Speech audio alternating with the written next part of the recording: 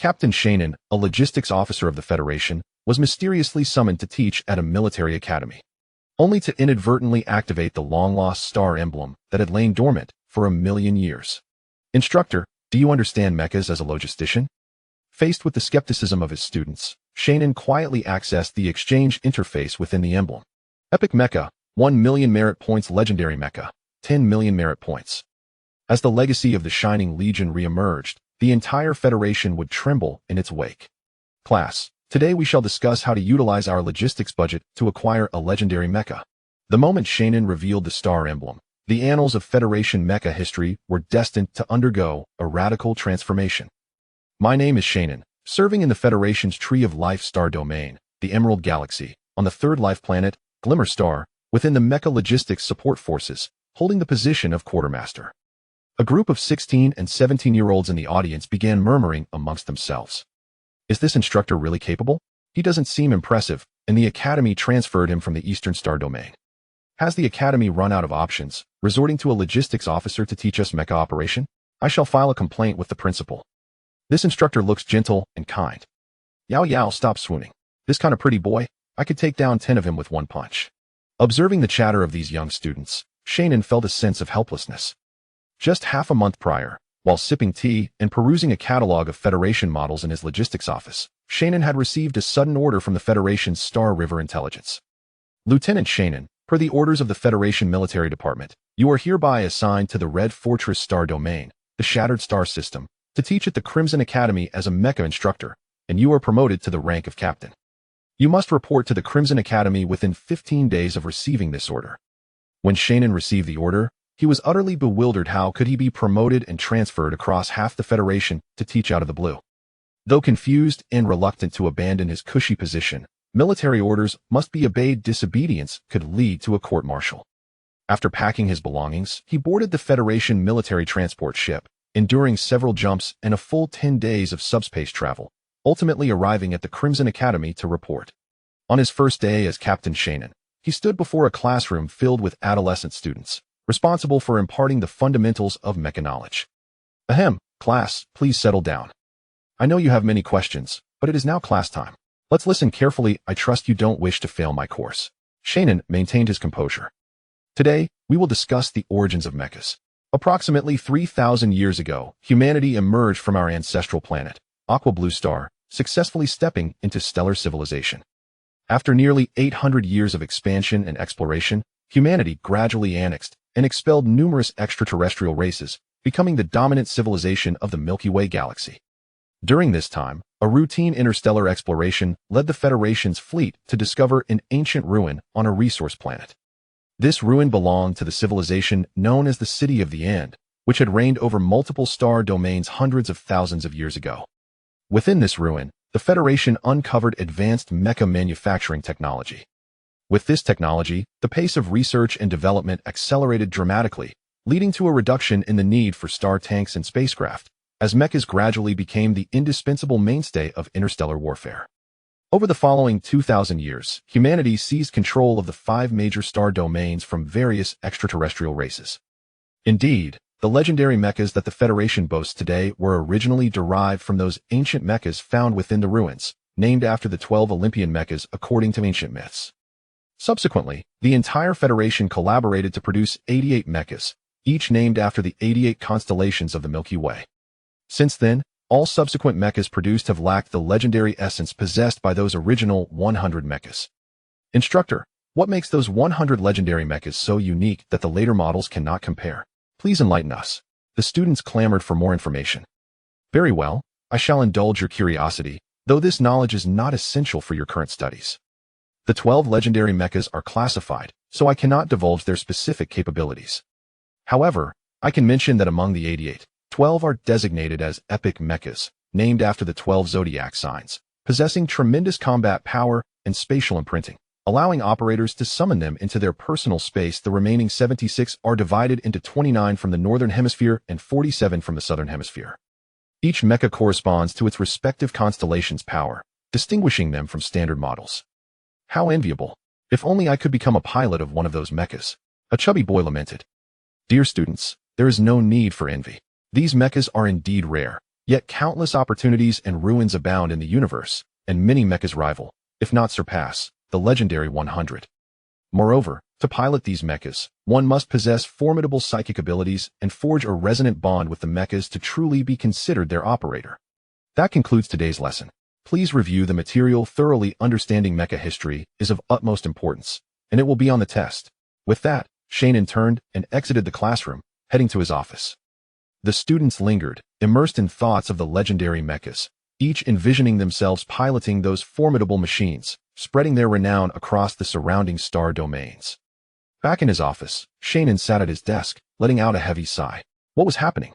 He had been enjoying a comfortable life in logistics, sipping tea and flipping through magazines.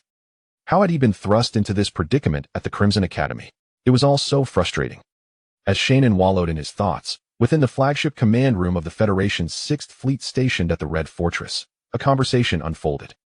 Report, General. We have successfully recalled all 32 remaining members of the 4th Fleet to the Red Fortress star domain, and they have been assigned to teach at various military academies across the star systems.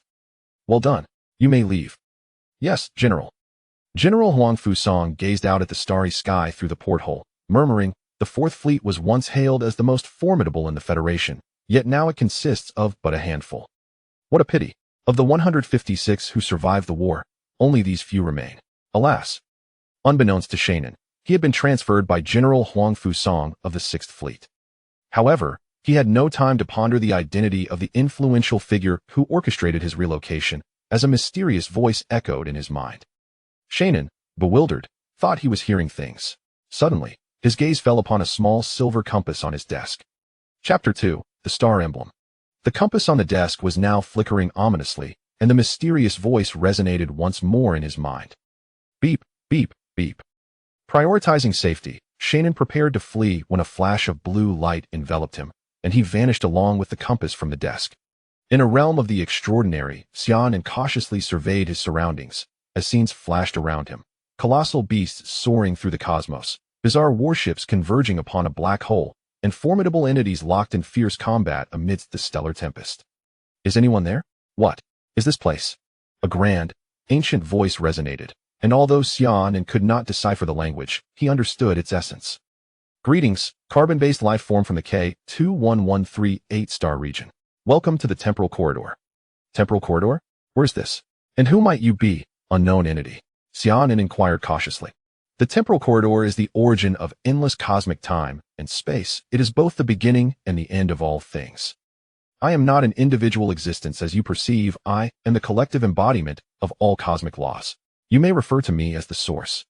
Your arrival here was merely a minor accident, yet consider it your fortune. We shall now conduct a brief test. Should you succeed, a reward shall be yours. The test begins now. A book radiating silver light slowly opened before Xia Nan. Please place your hands upon the revelation, it instructed. Obediently, Xia Nan placed his hands on the mysterious tome. As soon as his hands made contact with the enigmatic revelation, Xia Nan's consciousness transcended his corporeal form, plunging him into a wondrous state. Time was elusive. Was it a fleeting moment or an eternity? Gradually, Xia Nan regained his senses. The revelation emitted a strange, alluring pulse, enticing him with an offer to become the supreme being of this starry expanse. All he had to do was sacrifice the entire human race to attain unparalleled power. Though the prospect of becoming a formidable force was tempting, Xia Nan's original intention in becoming a federal mech warrior was to protect humanity. He could not bring himself to commit such a cold-hearted atrocity. After being rebuffed, the revelation continued to exude its seductive aura, yet Xia Nan's unwavering conviction rendered it powerless. Ultimately, it expelled the unyielding Xia Nan from the realm of his mind. Upon witnessing Xia Nan awaken, the source's voice echoed once more. I am pleased that you have remained steadfast in your convictions and not easily swayed. You may now receive the reward I bestow upon you. 3 blind boxes materialized before Xia Nan, aligned in a row. You may select one as your reward, but remember, this opportunity is singular. Gazing at the 3 gleaming boxes, Xia Nan scratched his head in confusion. The identical exteriors offered no clues, and each box shimmered with the glow of legendary treasures within. Finally, he closed his eyes and, relying on instinct, pointed to the center box. I choose this one. As he spoke, the other 2 boxes vanished in a flurry of light, and the central box dimmed. A magnificent badge floated before Xia Nan. He reached out and grasped it, examining it closely. The badge gleamed in silver gray, with a blue gem at its center, intricately carved to reflect a constellation of stars. Very well, it is time for you to return. In an instant, Xia Nan found himself dazed at his desk, as an inexplicable force erased the memory of the recent events from his mind. Feeling a peculiar sensation in his right hand, a mechanical voice suddenly echoed in his ear. Ding. Identified a compatible carbon-based life form initiating source binding. Binding complete. Greetings, successor of the Shining Legion. I am the Legion's intelligence core, stars. Shall we commence with the initiation trial? No, I will not begin, Xia Nan replied, his expression one of bewilderment. Following a cordial exchange, he finally grasped the significance of the Stars badge. It turned out that the Stars badge was once the emblem of the Shining Legion's commander. Only those who possessed it could command the Legion's fleet and resources. Through the Stars narration, Xia Nan learned of the Shining Legion's illustrious history. In the Age of Legions, 1,000,000 years ago, the Shining Legion was one of the 5 great legions, controlling vast territories across hundreds of star systems, their name echoing throughout the cosmos. However, a cataclysmic war led to the disappearance of the 5 legions, marking the end of an era. As he listened to the account, vivid images of the past flooded Xia Nan's mind. 5 legions dominating the universe, their fleets and warriors clashing in fiery battles. Stars, if I become your host, will I be able to inherit everything left behind by the Shining Legion? Xia Nan asked with hope, realizing this could be the key to seizing a formidable legacy. In the era of legions, Xia Nan, you would indeed have seamlessly taken control of the Shining Legion, as you would have been its commander. Upon hearing the Intelligence Corps' words, Xia Nan sensed impending trouble. As anticipated, Stars continued. However, the Shining Legion has perished, initiating the first emergency protocol. Only those meeting specific power standards may inherit the title of commander. Xia Nan, your current strength is far too feeble for the Legion. Not only can you not be called a commander, but within the Shining Legion, your capabilities would only classify you as basic combat power. Xia Nan could only exclaim in disbelief. He had been criticized by an intelligence corps. Am I to blame for my lack of strength? I too desire to be powerful and dominate the universe, but what use would I be to you with such limited abilities? What must I do to inherit the legacy of the Shining Legion? Xia Nan inquired, confident that Stars would offer more than mere critique. Participate in the Legion trial to elevate your rank within the Legion, thereby unlocking your access to resource exchange privileges. Resource exchange privileges? Xia Nan asked, puzzled. The Stars badge is not only a symbol of the Shining Legion's commander, it is also a key to the Legion's logistical warehouse. Understanding dawned upon Xia Nan this was akin to the resource exchange often depicted in novels. She comprehended the implications. Chapter 3.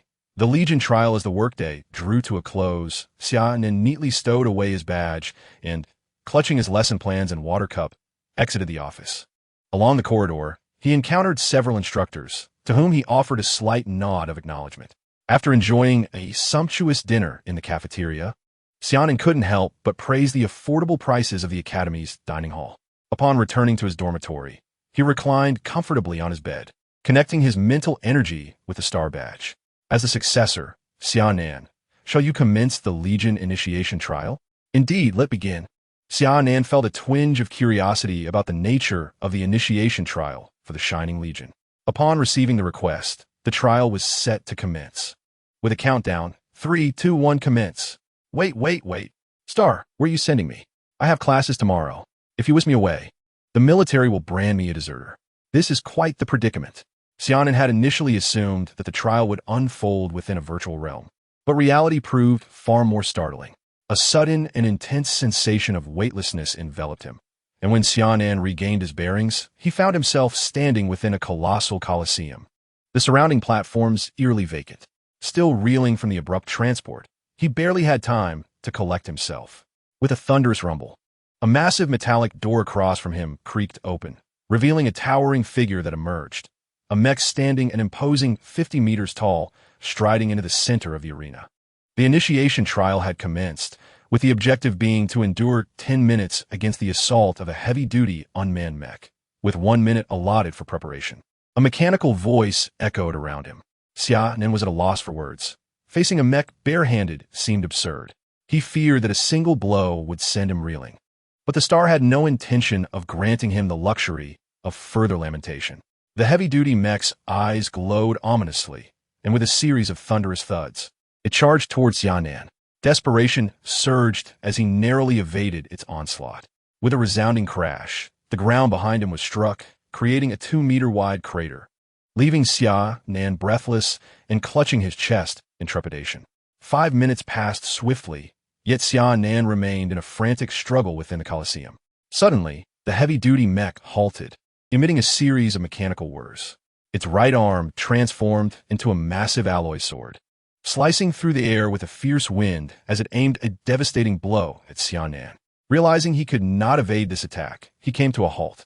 The colossal sword was halted just 2 meters before him by an invisible barrier. At that moment, Xia Nan's eyes shimmered with a ghostly white light, as he summoned his telekinetic powers with utmost intensity. Indeed, he would no longer feign modesty. A B-rank psychic should not be so easily subdued by a mere unmanned mech. With unseen telekinetic energy, Xia Nan levitated into the air, gaining a vantage point from which he evaded all of the mech's assaults. The mech's missile bay opened, launching 10 missiles towards him at breakneck speed. In response, Xia Nan harnessed his psychic abilities to conjure invisible energy projectiles, expertly targeting and neutralizing the incoming barrage. Immediately, a flash of white light illuminated the scene, and the formidable mecha's legs were severed by the psionic blade, crashing to the ground with only a feeble engine roar echoing in the silence. The trial was deemed successful, granting the aspirant, Xia Nan, the rank of private in the Shining Legion. Would you like to initiate the next stage of the trial? Listening to the monotonous mechanical voice, Xia Nan was at a loss for words. Was the new recruit trial truly this arduous? Were the soldiers of the era of the 5 great legions all muscle-bound warriors capable of battling mechas with sheer strength? Let us proceed. The second phase of the trial commenced, with the objective of piloting the training mecha to execute the designated maneuvers. The aspirant was given 1 minute to prepare. Due to Xia Nan's exceptional skills in mecha operation, he effortlessly performed maneuvers such as spinning movements and rapid deceleration, breezing through this phase with ease. The trial was successful, and he was awarded the rank of officer in the Shining Legion. Would you like to begin the next stage of the trial? Onward. The third phase of the trial began, with the objective of defeating or eliminating 3 Minotaurs. The aspirant had 1 minute to prepare. The scenery gradually blurred, and in the blink of an eye, the gladiatorial arena vanished, leaving Xia Nan standing in a dense forest. Where were the Minotaurs? Xia Nan pondered. Just as 3 Minotaur warriors, their eyes ablaze with a philosophical fervor, charged out from the thicket, panting heavily. With a deft sidestep, Xia Nan evaded the onslaught of 2 Minotaurs and wielded the plasma blade, striking at the 3rd Minotaur. A massive head soared into the sky, followed by a swift thrust that produced a piercing sound, only to be intercepted by 2 great axes. The remaining Minotaurs bellowed at Xia Nan, their mouths agape as flames erupted forth. Caught off guard, the mecha's chest armor glowed a fiery red from the scorching breath. Swiftly executing a spinning maneuver, he maneuvered behind the 2 Minotaurs, drawing a high-energy particle gun from his back and pressing it against one Minotaur's forehead, pulling the trigger and instantly decapitating the beast. In one fluid motion, the plasma blade cleaved the last Minotaur in twain. Xia Nan was overwhelmed with a desire to voice his grievances. The ability to breathe fire? What a bizarre phenomenon. Was this a demon king? The trial was successful, and he was awarded the rank of 2nd Lieutenant in the Shining Legion. With the preliminary trials concluded, Xia Nan had successfully passed, receiving the evaluation of an unremarkable, ordinary Legion Lieutenant.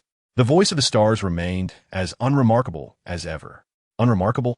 I question your judgment, stars. I handled that battle with such finesse. Surely, I deserve a commendable evaluation. Xia Nan, my assessments are based on the average strength rankings of the Legion. Your position is ranked 5,327,659 among lieutenants. Thus, a mediocre evaluation aligns with the criteria. 5 million? So I am truly that weak? Indeed, the top 100,000 lieutenants in the Shining Legion would equate to an A-class in your Federation's superpower levels. Only those who reach such strength can become leaders of a 10-man squad in the Shining Legion. As for the strength of the remaining Legion members, your power level does not warrant a detailed explanation. Then please provide a brief summary, Xia Nan requested. To put it simply, the dominators within your human federation, classified as SS-level superhumans, are roughly equivalent to the division leaders of the Legion. As for the 2 Legion commanders and the Chief of Staff, Their prowess has surpassed the upper limits of your strength ratings. How formidable is anyone above SS level? Xia Nan inquired, intrigued. A Legion commander possesses the ability to perform spatial leaps unaided by mechs, enduring the ravages of cosmic black holes. Chapter 4. First Exchange. Individual Physical Leap. Is this still personal? Xia Nan exclaimed in astonishment. Strictly speaking, Legion commanders are not human. They belong to the Velt tribe. Chuanqing replied earnestly. That's not what I meant. I was expressing that the strength of Legion commanders is exceedingly terrifying. Chuanqing, do you think I could ever attain such strength? After all, I am the sole successor of the Shining Legion, Xia Nan expressed with eager anticipation.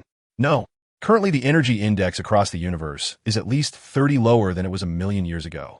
Achieving the rank of division leader, which corresponds to the Federation's SS level, is already the limit, unless one discovers a location abundant in energy to facilitate advancement. It is impossible for this region to give rise to a Legion commander-level powerhouse. Chuanqing doused Xia Nan's unrealistic aspirations with cold water. Well then, can you send me back now? I've been away for so long that I'm afraid the Academy will hold me accountable. Rest assured, only 3 hours have passed outside. Time flows 10 times slower in this trial space compared to the outside world. Upon returning, Xia Nan collected his thoughts and asked Chuanqing, now that I am a Legion lieutenant, I should be able to access the supplies in the logistics warehouse. Let me see the treasures of the Shining Legion. The military supply list has been displayed. Please select the items you wish to exchange. Xia Nan gazed at the virtual screen before him. Seraphim Michael Mech. Requires the position of division leader. Requires 500 million energy. Source energy potion. Requires the position of battalion leader. Requires 200 million energy. Shining X-type mech engine. Requires the position of squadron leader. Requires 1 million energy. Mech combat technique. Blue Aurora Slash. Requires the position of team leader. Requires 100,000 energy. Xia Nan looked at the military supply list, filled with desire, but regrettably noted the restrictions based on ranks. He was unable to make any exchanges, and he was also unaware of the specifics of the required energy. Adhering to the principle of inquiring when in doubt, Xia Nan humbly asked Chuanqing, what are the specific requirements for this energy? Can it be any type of energy? Would the energy crystal I have suffice? After a thorough scan by Chuanqing, it was confirmed that the energy crystal could be exchanged for Legion energy, with one standard crystal equating to a value of 10,000 energy. Xia Nan lamented the unscrupulousness of merchants. A single energy crystal could sustain the energy needs of a transport ship for a month. And this crystal was also essential for enhancing superhuman indices during training. In the midst of the interstellar battle, Xia Nan possessed 5 standard energy crystals. Rewards for his survival from the conflict, something he could scarcely afford. It seemed implausible to deplete the reserves of the glorious Legion. Without hesitation, Xia Nan directly infused 4 of the energy crystals, retaining 1 for his personal training. As he observed the energy value soaring to 40,000, a wave of anguish washed over him, leaving him breathless, while Xia Nan grappled with his financial woes. The students from his Mecha introductory class congregated in a private room at a grand hotel outside the academy.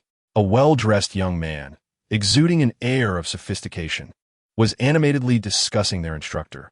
This afternoon, I had my father look into our new instructor, Xia Nan, and discovered that his background is far more intricate than he led us to believe. He revealed, "Come on, Rock, stop leaving us in suspense. Just spill it." Urged a girl with pink hair, her impatience palpable. "Can I revel in a bit of mystery?" All right, here goes." Rock dodged a paper towel that was tossed his way. Besides what he shared, I found out that he is a holder of the Silver Star Medal, a senior mecha pilot in the Federation, who has participated in numerous battles. My father mentioned that other details are confidential. The Silver Star Medal? ISNT that awarded for extraordinary feats in battle? Xia Nan looks so young. He hardly seems like someone who has seen the battlefield. Indeed. Don't senior mecha pilots have their own exclusive mechas? What could this be, Rock? Do you know? The pink-haired girl pressed. I'm afraid I don't. It wasn't team mentioned in the information, Alice. Regardless of the chatter amongst the students, Xia Nan remained blissfully unaware. He perused the military supply list repeatedly, finding the options for exchange disappointingly scant. Ultimately, he opted for a special version of the body enhancement potion from the Glorious Legion, having heard from Chuanqing that their foremost technology lay in physical enhancement. Confirm exchange for body enhancement potion? Confirm. A vial, glowing with a luminous sheen, landed in Xia Nan's palm. Is this the body enhancement potion? Should I consume it directly or inject it? He inquired. Consumption is sufficient, came the reply. Xia Nan raised the vial and downed its contents in one swift motion. A rush of warmth coursed through his body, but before he could fully comprehend the sensation, an intense pain gripped him, akin to his muscles being torn and bones crushed. Fortunately, this agony lasted but 5 fleeting minutes, removing his mask of suffering. He clenched his fist, feeling an invigorating surge of strength. While he might not be capable of obliterating a mecha with a single punch, he could certainly hold his own against one now. Chuanxing, why didn't you warn me that consuming this body enhancement potion would entail such torment? Xia Nan complained. Isn't it common knowledge? You humans often say that without sacrifice, there can be no gain. Chuanxing replied coolly. Your body has been enhanced tenfold, reaching the average level of the Legion, and further potency from enhancement potions will gradually continue to augment your physique. So this body enhancement potion is not a mere one-time use. It can indeed provide ongoing enhancement. Truly, this is the hallmark technology of the Shining Legion. Summer Nin expressed high praise for this. Excitedly, Summer Nin engaged in adaptive training within the dormitory, feeling the surge of immense power slowly becoming under his control. As if a ferocious beast resided within him, capable of tearing apart everything before him. Summer Nin resolved to visit the Academy's physical testing center to assess his current physical strength. Upon arriving at the testing center, he chose a machine tucked away in a corner and delivered a powerful punch. The machine swiftly displayed a specific energy index, 5,000. Elated, Summer Nin realized that his physical attributes had reached the mid-range of B grade, comparable to the superpowered individuals of the martial arts department. His previous weaknesses in this regard had been rectified. Henceforth, he wished to be called a hexagonal warrior. After completing the test, Summer Nin stealthily exited the testing center, and in a buoyant mood, decided to treat himself to a delightful barbecue on the street outside the academy. Chapter 5. Awakening of Superpowers the following day. Summer Nin arrived at the classroom, feeling invigorated. Observing the noisy little rascals below, a sly smile crept across his face. Today, he would let them witness the ruthlessness of their instructor.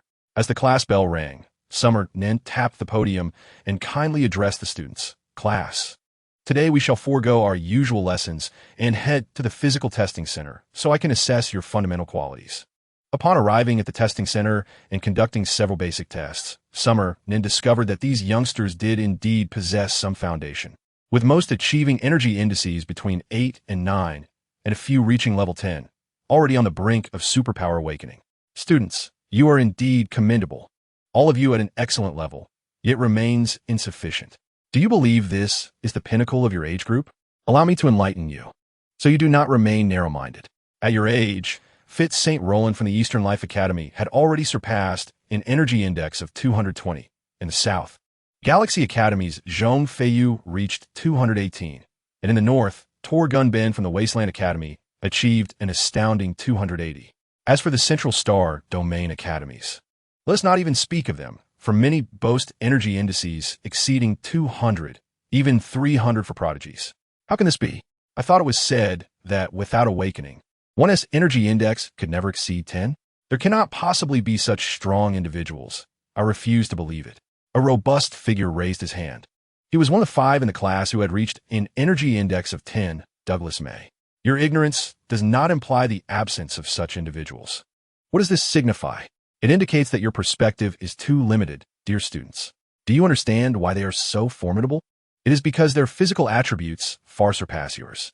Their superpower index may only be 10, yet their physical energy levels have reached the rank of non-commissioned officers, categorizing them as superpower class C.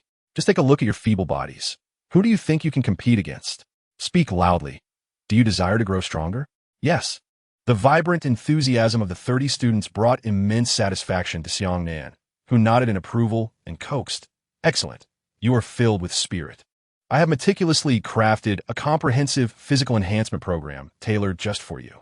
Are you prepared? We are ready. Then, let us commence with the first training exercise, a simple warm-up by running 2 laps around the academy. Xia Nan stated casually. Are you trying to kill us, Instructor? Are you hoping to exhaust me to inherit my 200 magic web coins? One student exclaimed. Indeed, Instructor, do you have any idea how vast the academy is?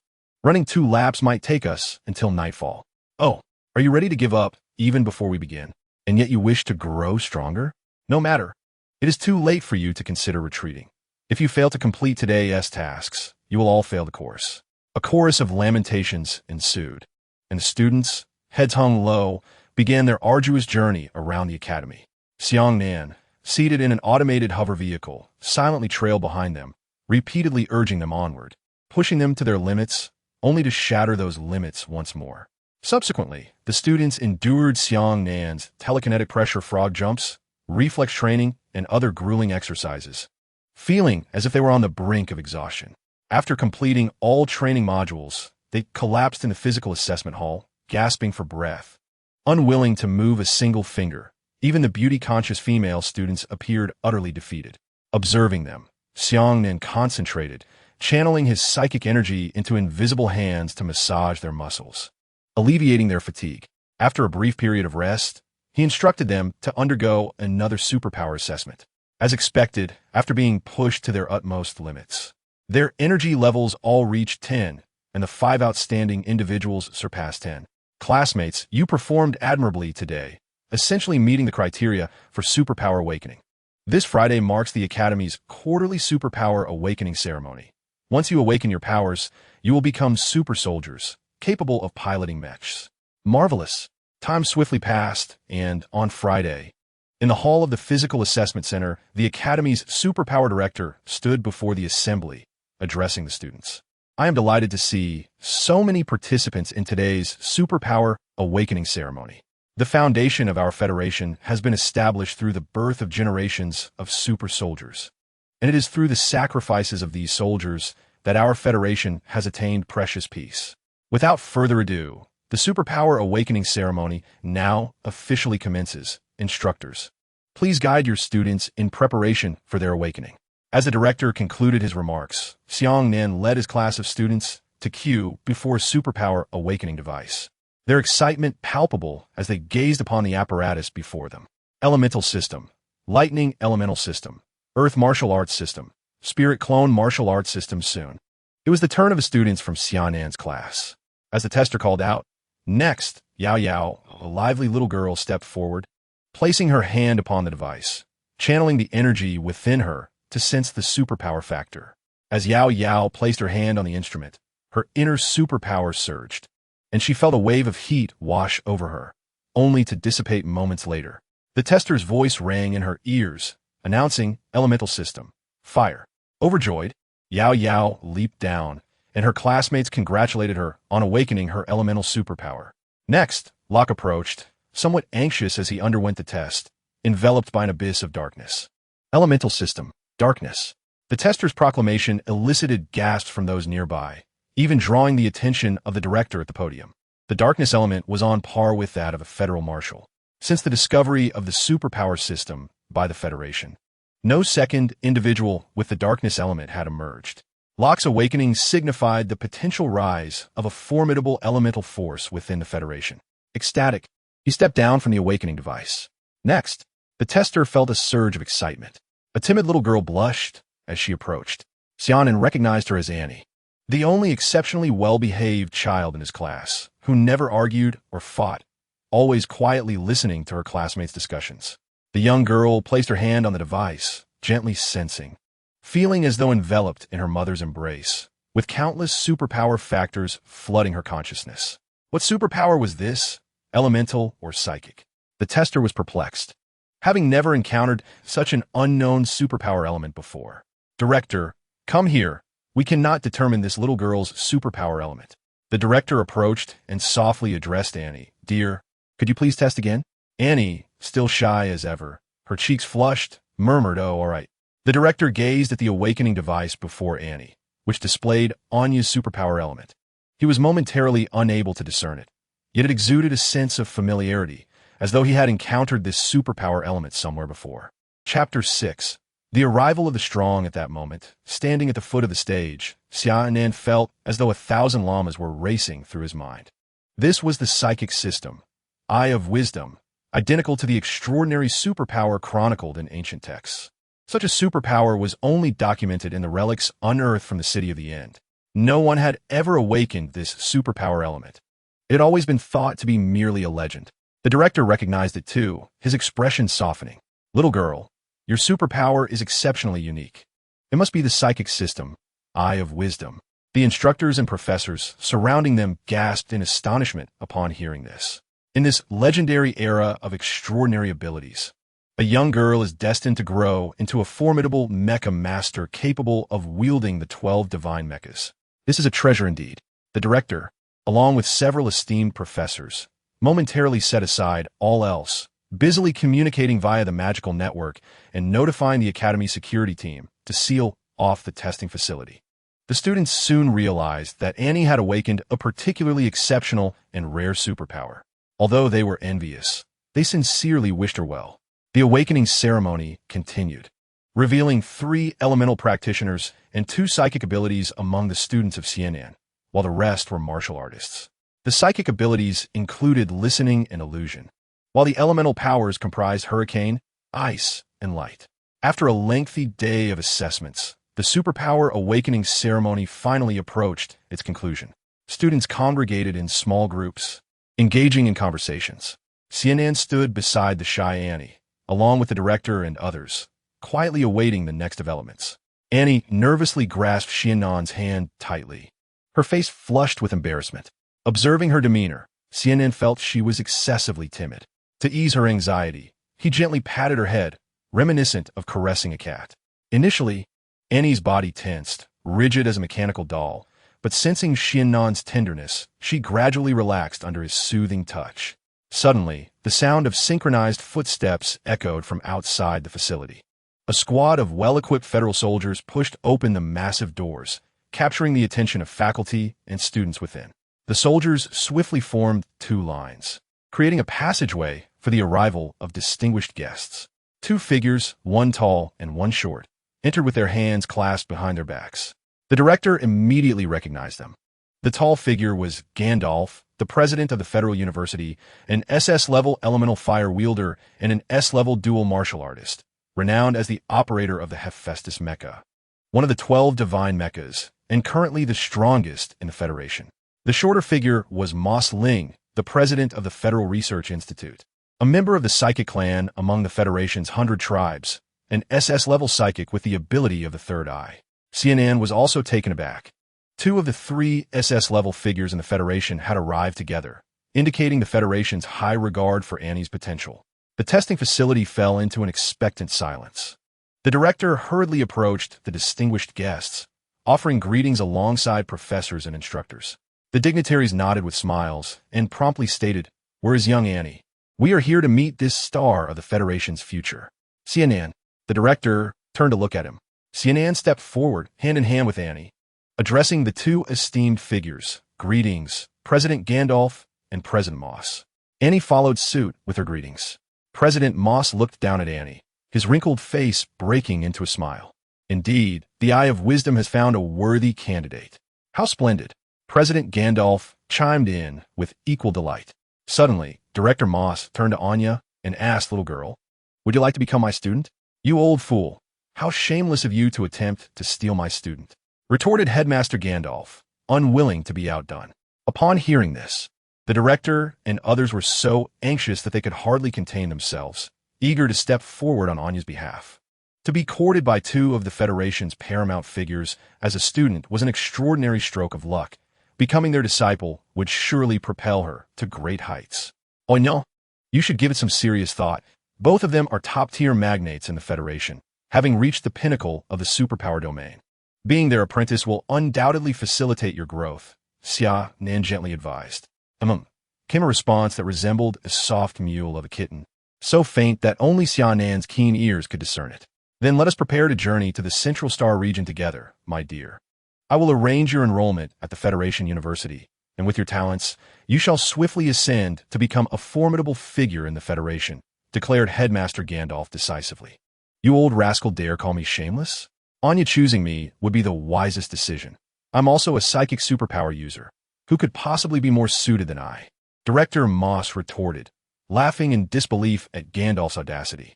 "Let us cease this quarrel. Why not both of us old fellows serve as Anya's instructors? Proposed Headmaster Gandalf. After pondering for a moment, Director Moss concurred with Gandalf's suggestion, seemingly sensing the affable aura of the two elder statesmen before her. Anya acquiesced to their request to take her under their wings. It appears there is another young one awakening dark elements. I shall inquire on behalf of that old codger. Ox, whether he wishes to take him as his apprentice, Gandalf remarked. At that moment, the director beckoned to Locke, who was standing bewildered at the edge of the crowd. He approached, visibly nervous in the presence of the two Federation dignitaries. Gandalf reiterated his inquiry regarding Locke's willingness, and Locke excitedly agreed. Subsequently, the two magnates departed with their entourage, granting Locke and Anya a day to bid farewell to their families. As they would embark for the Central Star Region Federation University the following morning. The next day, the classmates organized a farewell banquet for Anya and Locke. They gathered to sip drinks and sing songs, each offering their heartfelt blessings. Locke, don't forget us when you reach the Federation University. Indeed, we are an unbreakable trio. Anya, cheer up. Don't be so shy in the future. Be brave. Anya, we will come to visit you at the Federation University, so don't ignore us. Each earnest phrase brought tears to Anya and Locke's eyes, and soon the others were also misty-eyed. On the day of their departure, Xia Nan led the classmates and the parents of Anya and Locke to see them off. Amused by the emotional scene, Xia Nan thought it rather humorous. After all, they were merely going to the Federation University and would return. Why all these tears? Cheer up, he encouraged. Director Moss, Headmaster Gandalf, wishing you a safe journey. Xia Nan waved goodbye. Principal Gandalf erupted in a brilliant blaze as flames coalesced into a colossal elemental giant, enveloping the group within its fiery embrace. Following this, a deafening sonic boom resonated through the air, and the fiery giant ascended rapidly, breaking free from the planet's gravitational pull and soaring into the vastness of outer space. They were set to directly land on the warships awaiting in the outer reaches of the Conquest Star. The flagship, class vessel, initiated its sequence, and with a flash of blue light, the ship vanished from the starlit expanse. Chapter 7. The Magic Network Training. It had been over half a month since Locke and his companion departed, and the trainees had largely mastered the foundational controls of their mechs. In the Magic Network, the Mech Training Center, Xia Nan's image materialized before the students. Classmates, you have now become half-mech warriors. It is time to evaluate the fruits of your training over the past weeks. Please create an account in the Mech Alliance using your identification codes and engage in combat training. Finally, we can experience the Mech Alliance, exclaimed the chubby Wong Ran, bubbling with excitement. I heard from my brother that the Mech Alliance was developed collaboratively by the Communications Giant Goose Factory and the Federal Research Institute. It encompasses nearly all mech models available on the market, and one can even design their own mechs within it. The students quickly created their accounts, and Xia Nan, observing the array of peculiar usernames adorning their heads, felt an urge to cover his face and depart. Names like Starry Fairy of the Galaxy, Death Like the Wind, and Soul-Cutting Heart were somewhat juvenile, yet still acceptable. However, Wong Ran's chosen name, a Pound of Oligarch, made Xia Nan wonder if it was a name any sane person could conceive. As the competitors took to the stage to announce their names, one confidently declared, I am the Galactic Warrior, while Wong Ran proclaimed, I'm a Pound of Oligarch, a scene that could only be described as socially mortifying. Xia Nan reminisced about his own innocent days when he had chosen a straightforward and unassuming name, Nan Xia. How much simpler and clearer it had been. Soon, these overly enthusiastic novices embarked on their journey within the Mech Alliance. Xia Nan noted that most opted for one-on-one battles, with a few selecting three-person team matches, while only the chubby Wong Ran chose a five-person team confrontation. Curious, Xia Nan watched as Wong Ran entered his match. Welcome to the Mech Alliance. The arena is randomly set in a swamp. Teleportation commencing. Wong Ran and his four randomly matched teammates materialized onto the battlefield. I'm a Black Iron Tier 1. Everyone, follow my lead, and we will secure victory, announced a teammate in the communication channel, identified as 1000 Blades, a seasoned Black Iron veteran.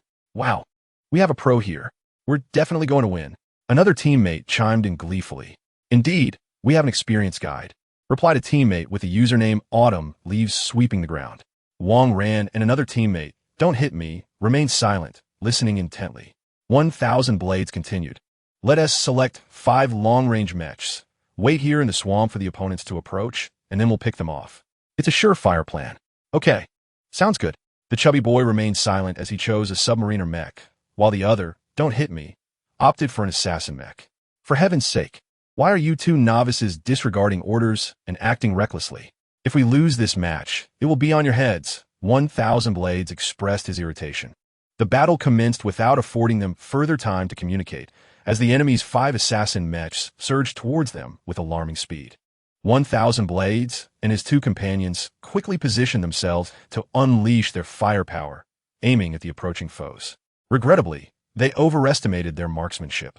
Aside from 1,000 Blades landing a hit on one of the mechs, inflicting minor damage, the other 2 missed entirely. In an instant, the 5 assassin mechs reached the opposite bank of the marsh and began to unleash a barrage of attacks on 1,000 Blades and his companions, leading to their swift elimination from the battlefield. Damn it, these 5 are undoubtedly a coordinated team, 1,000 Blades fumed. With the odds now 5-2, the chances of victory for the chubby boy, Wang Ran, and his team appeared bleak. A sudden crackle of electricity pierced the air as the previously damaged assassin mech was destroyed. It was then revealed that Don't Hit Me had skillfully maneuvered his assassin mech, wielding an arc blade to execute a backstab on it. The remaining 4 enemy mechs immediately charged towards Don't Hit Me, encircling him for a relentless assault. Amidst the onslaught, Don't Hit Me danced gracefully like a waltz, artfully evading attack after attack, and with a swift motion of his arc blade, he obliterated yet another mech. Oh, a waltz. It appears that Don't Hit Me might be a seasoned player using a secondary account for amusement, Xia Nan remarked, observing the agility of Don't Hit Me.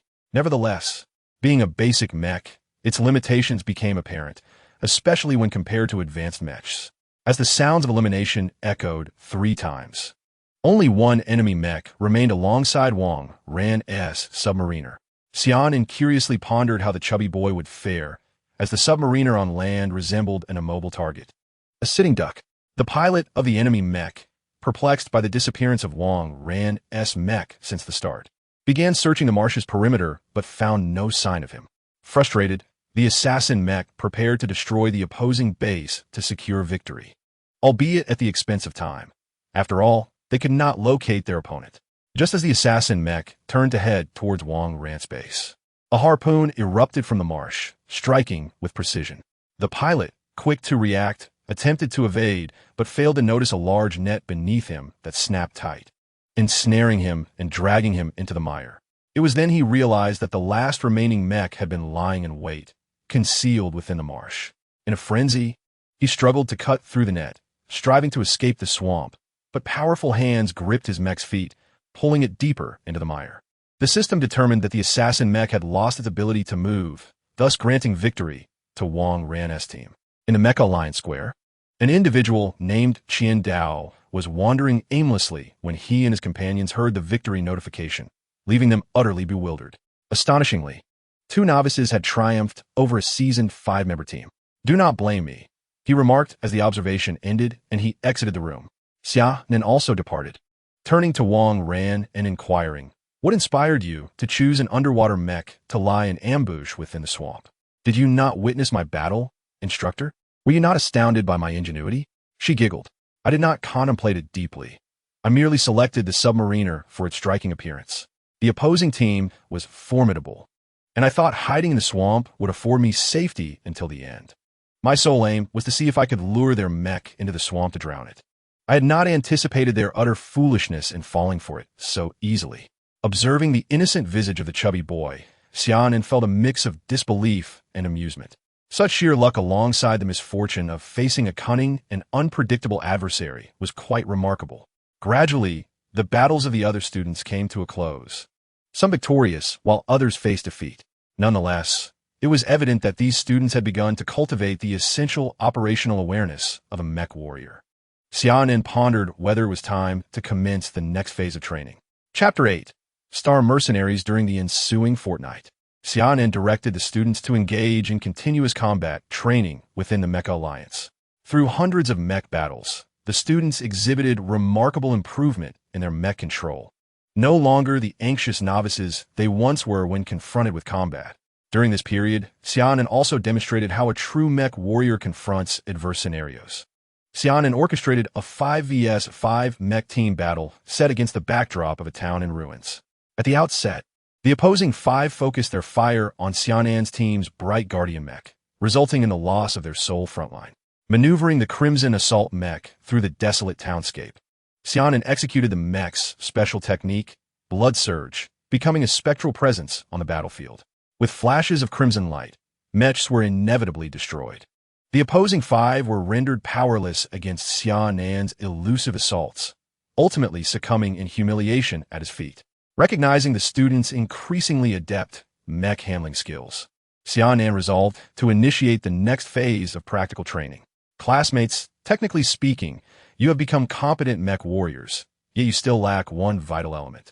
Instructor, what is that element? The students queried from the audience. A measure of blood and fire's testing, Xia Nan replied coldly. However, there is no need for anxiety. I will not expose you to high-risk missions directly, nor would the Academy or the Federation permit such actions, he clarified, observing the apprehensive expressions of the students below. Subsequently, I applied for a month of practical training with the Academy, hoping to prepare you all for a rigorous experience. Since it is a real-world scenario, casualties are an inevitable reality. As he spoke, Xia Nan produced a stack of death waiver forms.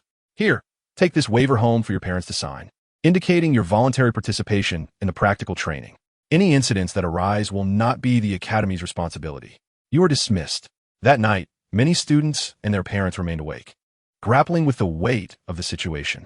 They had previously envisioned the honor of becoming Mecha warriors, merely patrolling the city and combating ordinary criminals, never considering that their children would face the harrowing trials of life and death.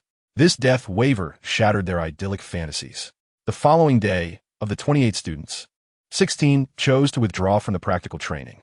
Some were dissuaded by their parents, while others confronted their own fears of mortality. Xia Nan was indifferent to their decisions. After all, to become a competent mecha pilot, one must confront this hurdle. Surmount it, and you may become a glorious mecha warrior. Falter, and it is wiser to pursue a safer profession. Xia Nan tucked away the waiver and remarked, there are more withdrawals than I had anticipated. I will ask once more, is there anyone else who wishes to withdraw? Please consider this carefully. Do not treat your lives lightly. Not everyone is suited to be a mecha warrior. Indeed, the federal mecha warriors have consistently faced a high casualty rate among the various military branches. You are still young, with many opportunities ahead. Do not follow blindly. The glamorous mecha warriors you see in the federal news have endured countless trials of death. After a moment of silence, for more students raised their hands to withdraw from the training. Very well, since no one else is withdrawing, I shall lead you on this perilous journey, Xia Nan said, casting a harsh gaze upon the 8 young individuals before him. He then guided them toward the school gate. The director stood quietly at the corner of the stairs, watching Xia Nan's retreating figure.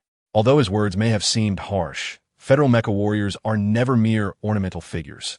None have escaped the brutal tests of their profession. They are forged from blood and fire.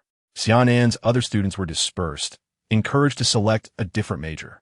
These children lacked the fearless spirit necessary to become mecha warriors. Understood, Director, a female teacher promptly replied. Before a building rich with technological ambience, Xia Nan and the 8 students entered the hall of the Interstellar Mercenary Alliance. The hall was bustling with mercenaries from various star regions of the Federation, engaged in conversation or perusing the task bulletin board. Among the crowd, there were even interstellar mercenaries from beyond the Federation's borders. The students curiously surveyed their surroundings as Xia Nan thoughtfully explained. The Interstellar Mercenary Alliance is a neutral entity operating throughout the cosmos, with offices established on the principal planets of every civilized race. You need not be astonished by any peculiar beings you encounter here, as this is the norm within the Alliance. Here, you can accept a wide array of missions, ranging from assisting law enforcement in apprehending criminals and serving as bodyguards for the affluent, to exploring planets, expanding star territories, and even engaging in interstellar warfare. All of this can be found within the Interstellar Mercenary Alliance. Now, my dear students, proceed to register as interstellar mercenaries while I select the targets for your practical training. Upon hearing this, the students eagerly dashed towards the mercenary registration window, where a burly, bearded mercenary let out a whistle at the sight of the young recruits. Ah, little ones, have you weaned yet? You certainly don't seem like the type to be interstellar mercenaries, he jested, flexing an arm as thick as a tree trunk while raising an eyebrow at the 8 students. Unable to resist the burly mercenary's taunts, the chubby Wong Ran retorted, "Uncle, we are here to be interstellar mercenaries, not to sell ourselves in a hotel. What need have we for such a muscular physique? Are you relying on those muscles to please wealthy women, hoping they leave you a glowing review? Haha, Kevin, it turns out you're a gigolo. After all these years, I never knew," chimed in a bespectacled middle-aged mercenary beside him. "Get lost, Ral. Do you believe I would allow you to exploit my vulnerabilities?" Kevin shot back. "Damn it, Kevin, you brute. Are you truly trying to have your cake and eat it too? That has quite the taste. Oh, just stay away from me. I fear your affliction might be contagious," Ral said as he stepped aside. The surrounding mercenaries erupted into laughter. Before long, the 8 students successfully registered as official mercenaries of the Interstellar Mercenary Alliance. At this juncture, Xia Nan had also meticulously selected suitable practical training tasks for them and rejoined the group. Chapter 9. Encounter with Space Pirates. I have sent you the details of your mission. This time, you are to explore a resource planet in search of the whereabouts of ethereal energy crystal mines. Now, please review the specifics for yourselves and prepare to gather at the Academy entrance this afternoon. I shall escort you to the mission site. Xia Nan clapped his hands, signaling the students to disperse. A crimson battleship sailed through the starry expanse, emblazoned with the insignia of the Crimson Academy. Xia Nan had procured a small transport vessel from the Academy and was now en route to Resource Planet C-1568 with the 8 students. The objective was straightforward: to investigate whether ethereal energy crystal deposits existed on planet C-1568, as long as we can confirm the presence of the target. Our mission would be accomplished, allowing for a leisurely return. However, I must emphasize that planet C-1568 lies beyond the federal territory, within a neutral star domain. It is highly likely that danger lurks here. Thus, I have requested 8 Red Guardian mechs from the Academy for your use. I hope you will successfully complete your mission, and I shall await your triumphant return aboard the transport vessel. As we approach the target planet, we will arrive at the designated landing site in 15 minutes. Please prepare for descent, announced the voice of the transport ship's AI. Everyone, proceed to the landing bay and prepare the mechs, urged Xia Nan to the cadets. We have reached the designated airspace. The landing bay is now open. You may begin your descent. The mech engines roared to life, and the searing flames streaked across the sky as the 8 mechs transformed into shooting stars, soaring towards the mission area for reconnaissance. The 8 cadets, experiencing their first genuine piloting of mechs, were filled with exhilaration. Incredible! The real mechs are undeniably different from those used in the virtual network, exclaimed the chubby Wong Ran with delight. Indeed, the Red Guardian is the signature mech of our Crimson Fortress star domain, its performance only surpassed by those elite models. Came the voice of Yao over the comms. Let us remain cautious. The instructor mentioned that this area is a neutral zone, often frequented by space pirates. A cool voice interjected. Understood, Sister Sherry, they replied. Meanwhile, 500 kilometers away in a secluded mountain hideout, an ear-piercing alarm suddenly blared from a concealed base. Boss, we've detected 8 mechs 500 kilometers east of our base. Let us investigate who they are, said the scar-faced pirate leader, clutching a beautiful human woman while his right hand roamed inappropriately over her. It appears to be the Federation's Red Guardian mechs. Do you think the Federation has discovered us and intends to eradicate us? Nervously inquired a subordinate operating the scanning radar. They are unlikely to be Federation forces. If they were, they would have obliterated us with a single shot. It seems more like those Academy kids are on a mission, the pirate's second-in-command pondered. Let them be. As long as they're not here to find us, they can do as they please. Let the music play on. Let the revelry continue, the pirate leader declared, indulging in drink and feasting, watching the women from various races dance before him. A frail figure quietly crawled out from the ground, reaching the control room door, cautiously opening it to find it empty. The pirates were lost in their debauchery. The figure swiftly pressed the signal transmission button and hurriedly returned to the hall, blending into the crowd. Charles' mech received an unusual signal, devoid of any substantial content.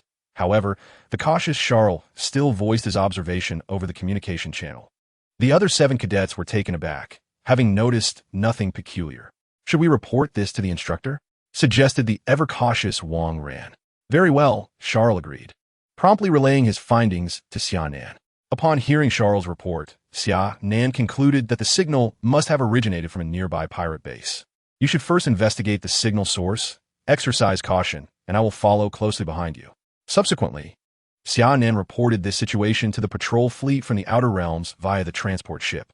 Wang Ran and his team of 8 mechas flew directly toward the signal source. The alarm blared once more, prompting the space pirates to rush to the central control room. Boss, those 8 mechas are heading our way. What should we do? The pirate leader, adjusting his trousers, growled menacingly. Damn it, they've discovered us. We must eliminate them. Afterward, we shall retreat to Base 2. The band of pirates charged out of their base, with cosmic fighters and interstellar tanks soaring into the sky to intercept Wang Ran and his team. The pirate leader led his 10 mecha warriors into the fray, ascending rapidly. Yao Yao, upon seeing a multitude of red markers on her mecha radar, exclaimed, "Wow, everyone be careful. There are many targets approaching from a distance of 1,000 meters."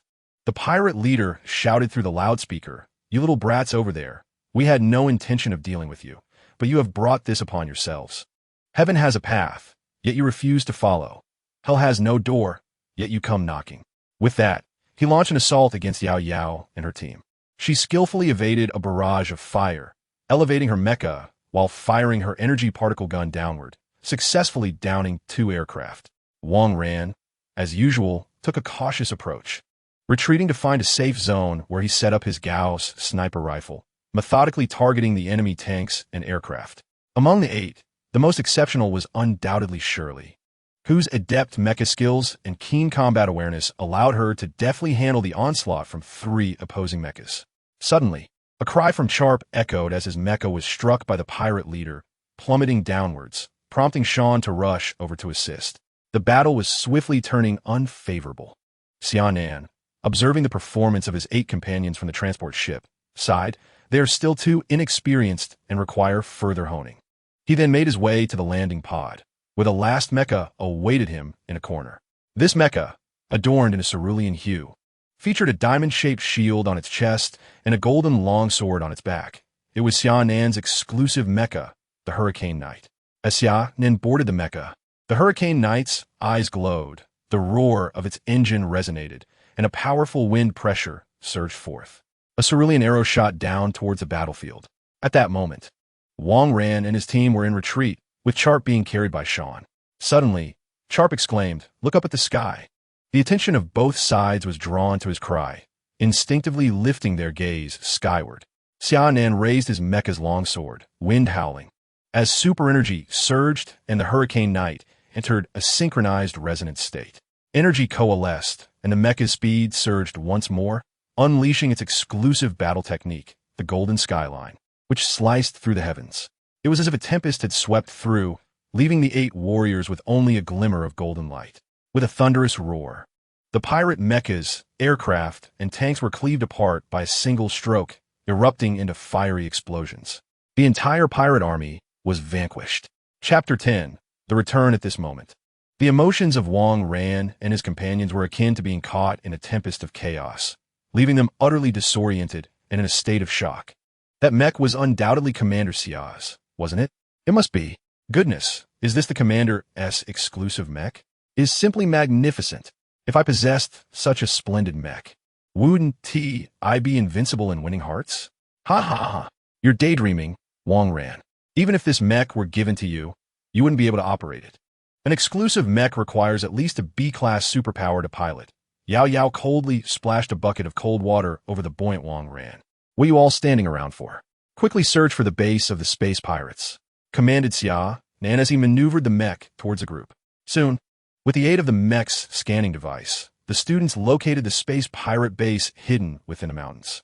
Xia Nan raised his hand and unleashed an energy cannon against the metallic gate of the base, which crumbled under a cloud of dust. The 8 swiftly infiltrated the base and subdued the few pirates left behind. Under Xia Nan's interrogation, the pirates led him and the group to a grand hall. As the fully automated metallic door opened, a scene reminiscent of hell on Earth unfolded before their eyes. Hundreds of ragged women, some even entirely unclothed, huddled in various corners of the hall. Upon noticing the arrival of Xia Nan and the others, some women were filled with elation, while others appeared numb, their eyes devoid of emotion. At that moment, one woman rushed forward, crying out, "Finally, someone has come. Ooh, this is wonderful." Through Xia Nan's inquiries, the source of a mysterious signal was unveiled. It was this resilient woman who had discreetly sent out the distress signal during the pirates' grand feast. 2 months prior, a human woman named Eve had been aboard an interstellar travel ship that was hijacked by this band of pirates in a nearby asteroid belt, 15 light-years away. The cargo and female passengers were plundered and brought here, while the remaining crew and male passengers were ruthlessly slaughtered, their corpses and the ship reduced to cosmic dust by cannon fire. The other women abducted shared similar harrowing tales. The longest held among them had been trapped here for nearly 2 years, while the shortest had endured for over a month. Stripped of dignity, they had become mere playthings for the pirates. With the arrival of Xia Nan and his companions, these women were finally liberated from their hellish existence. As Xia Nan gazed upon the scene before him, a heavy weight settled in his heart. Though their lives were spared, the psychological scars inflicted upon these women were profound. He pondered whether they would ever escape the torment of such painful memories. Yao Yao and Sherry among the 8 could not help but weep for the women, while the male students clenched their fists, their anger surging.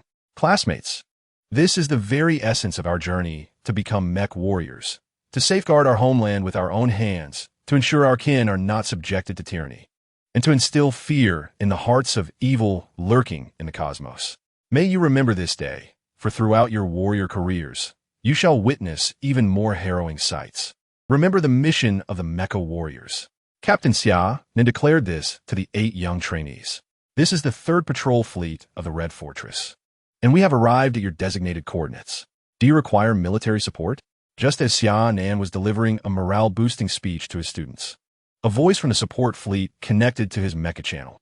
No military support is needed. However, there are approximately 200 civilians who have been victimized by star pirates.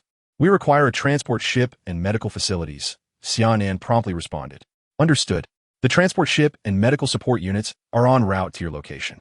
10 minutes later, a multitude of medical robots and personnel descended for the transport ship to assist the unfortunate women in dire circumstances.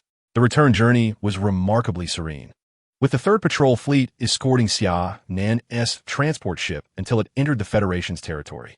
Within the confines of the transport vessel, Xia Nan sensed a heavy atmosphere and spoke up. What troubles you? Take heart. As Mecha warriors, encountering such events is quite commonplace during missions. Moreover, we successfully rescued these civilians. More often than not, merciless star pirates leave us with nothing but bodies. The fact that we could save these lives is a fortunate surprise. What will you do when you face even more brutal scenes on the battlefield? He added before heading to the lounge, leaving the 8 trainees space to ponder. Cheer up. At least we saved them. The chubby Wong Ran broke the silence. Indeed, the instructor is right. This vast cosmos operates on the principle of the survival of the fittest. Only by growing stronger can we better protect those we cherish, came the chorus of agreement from the group. Gradually, the lively spirit returned to the 8 of them as they began discussing the distribution of their spoils. Xia Nan stood outside the door, listening with a slight smile, pleased at their resilient spirits. After a jump, the transport ship drew closer to the Star of Conquest, marking the imminent conclusion of their month-long practical training.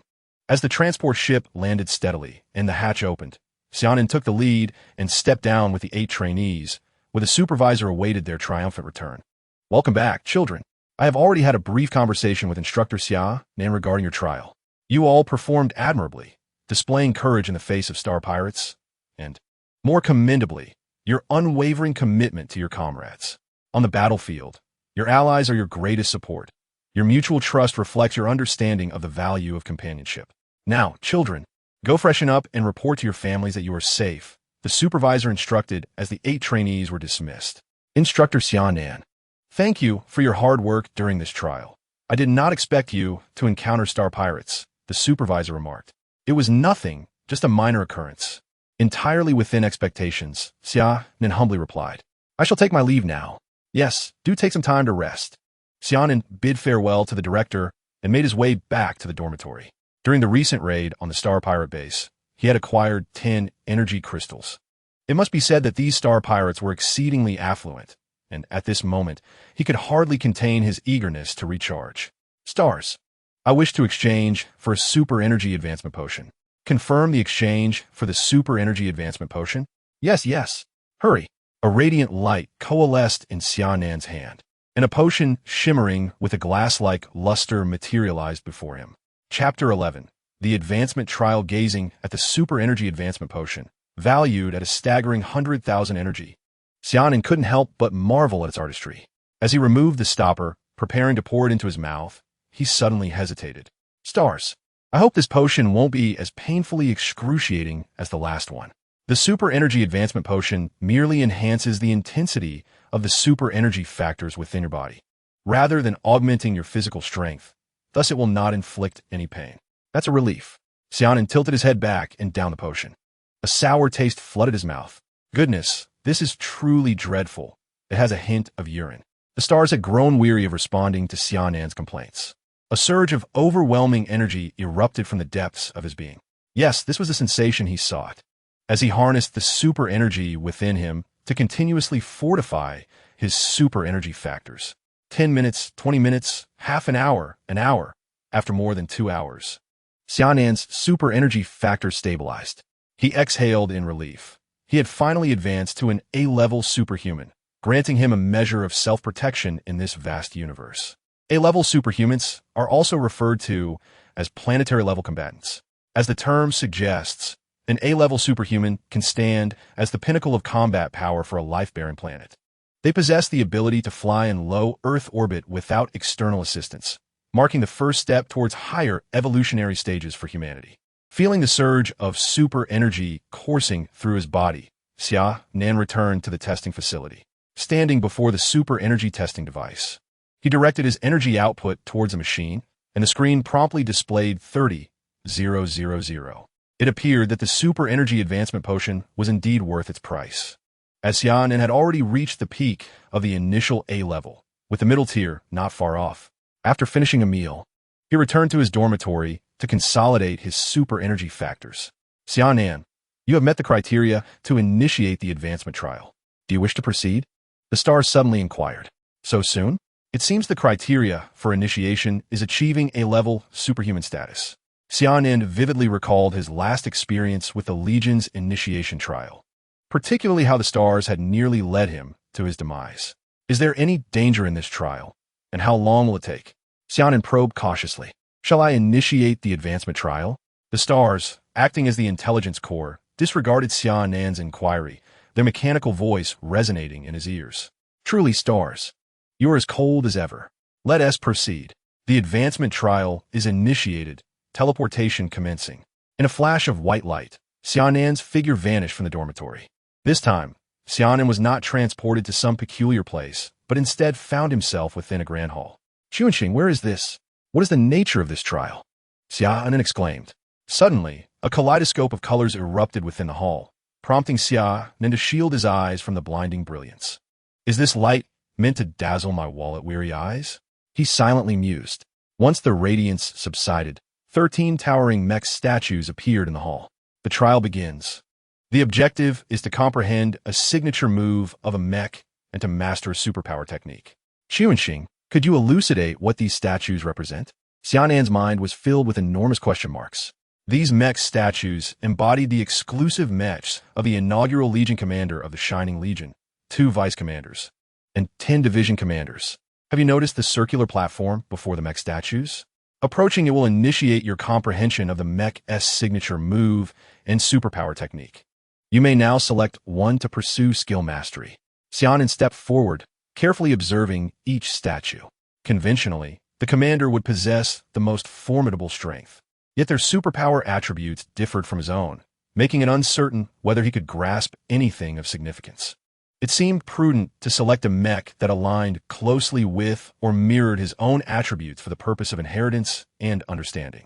Resolving this in his mind, Xia Nan approached the statue of a vice commander on his left, whose superpower, mental telekinesis, aligned harmoniously with his own. Standing upon the circular platform before the statue, Xia Nan's consciousness plunged into a realm of peculiar wonder. Before him stood an elegant male of the Dark Star race, demonstrating a telekinetic technique. The intangible telekinetic force coalesced into a spiraling spear, hurtling through the void. In the distance, a grotesque biological warship, adorned with an array of writhing tendrils, burst apart as if it were an overinflated balloon, distorting and exploding into fragments. The Dark Star Man turned to Xia Nan, offering a faint smile, uttering ancient syllables in the language of the primordial cosmos. This technique that shattered the warship echoed repeatedly in Xia Nan's mind, and gradually he discerned that the crux of the technique lay in the word spiral. For it was the rapid rotational force generated by this spiral momentum that distorted and tore apart the biological warship. Before Xia Nan could delve further into his thoughts, the Dark Star Man piloted the mech toward the colossal biological war star, dodging countless projectiles and tendrils. The mech evaded all attacks with subtle movements, its spear radiating a resplendent starry light, akin to a meteor streaking across the heavens. Surrounding the biological war star, numerous beams of light converged, enveloping the star in a radiant cage. As the light faded, the biological war star crumbled into ruins. Xia Nan gazed upon this spectacle in awe, never having fathomed that a mech could achieve such prowess. The disparity in size between the mech and the war star was staggering, akin to a single droplet facing an expansive ocean. Standing motionless on the circular platform, Xia Nan mirrored the statue before him, his eyes closed in rapt contemplation. With a deep exhale, Xia Nan supported himself on his knees, beads of sweat dampening his garments. How formidable, truly formidable. Congratulations, trial taker Xia Nan. You have successfully passed the advanced trial. You have completed all trials of the Shining Legion, and thus are granted the position of squad leader and the rank of major. The voice of the stars resonated timely. Huh, has he passed all trials just like that? Aren't there still several ranks and positions above? What about the items in the supply depot I was supposed to exchange? Stars, are you jesting with me? Xia Nan found himself bewildered. Xia Nan, the advanced trial primarily serves to assess the trial taker's comprehension. These 13 statues have existed since the inception of the Shining Legion, and every successive high-ranking officer has derived a unique mech-killing technique and extraordinary power from these statues, qualifying them for high command. Failing the advanced trial bears no significant consequence. It merely indicates a lack of potential to ascend to high command within the Legion. Xia Nan, you have passed the advanced trial. Henceforth, as long as your strength meets the requisite standards, you will automatically obtain corresponding ranks and positions, the stars elucidated. Chapter 12. Urgent mission, take me back, Xia Nan requested while savoring the 2 techniques he had just acquired, as he urged the stars to transport him back to his dormitory. As Xia Nan's figure coalesced in the dormitory, he marveled at the advanced dimensional information transfer. Each experience of this technology left him in awe. The Shining Legion not only possessed immense strength, but also boasted advanced technological prowess. If the Federation had such teleportation technology, life would be far more convenient. The extraordinary technique he had learned from the Hall of Inheritance was a psychic maneuver known as spiral force, capable of manifesting his mental energy in a state of rapid rotation, accompanied by effects of tearing and gathering. As for the mech-killing technique, he was not yet able to wield it. That technique required a high level of resonance and synchronization between the mech and the pilot to fully infuse the extraordinary power into the mech, achieving a state of unity. This technique bore a simple name, cage. Indeed, it was that unadorned. Xia Nan longed to master the cage technique, but alas, it remained beyond his reach for now.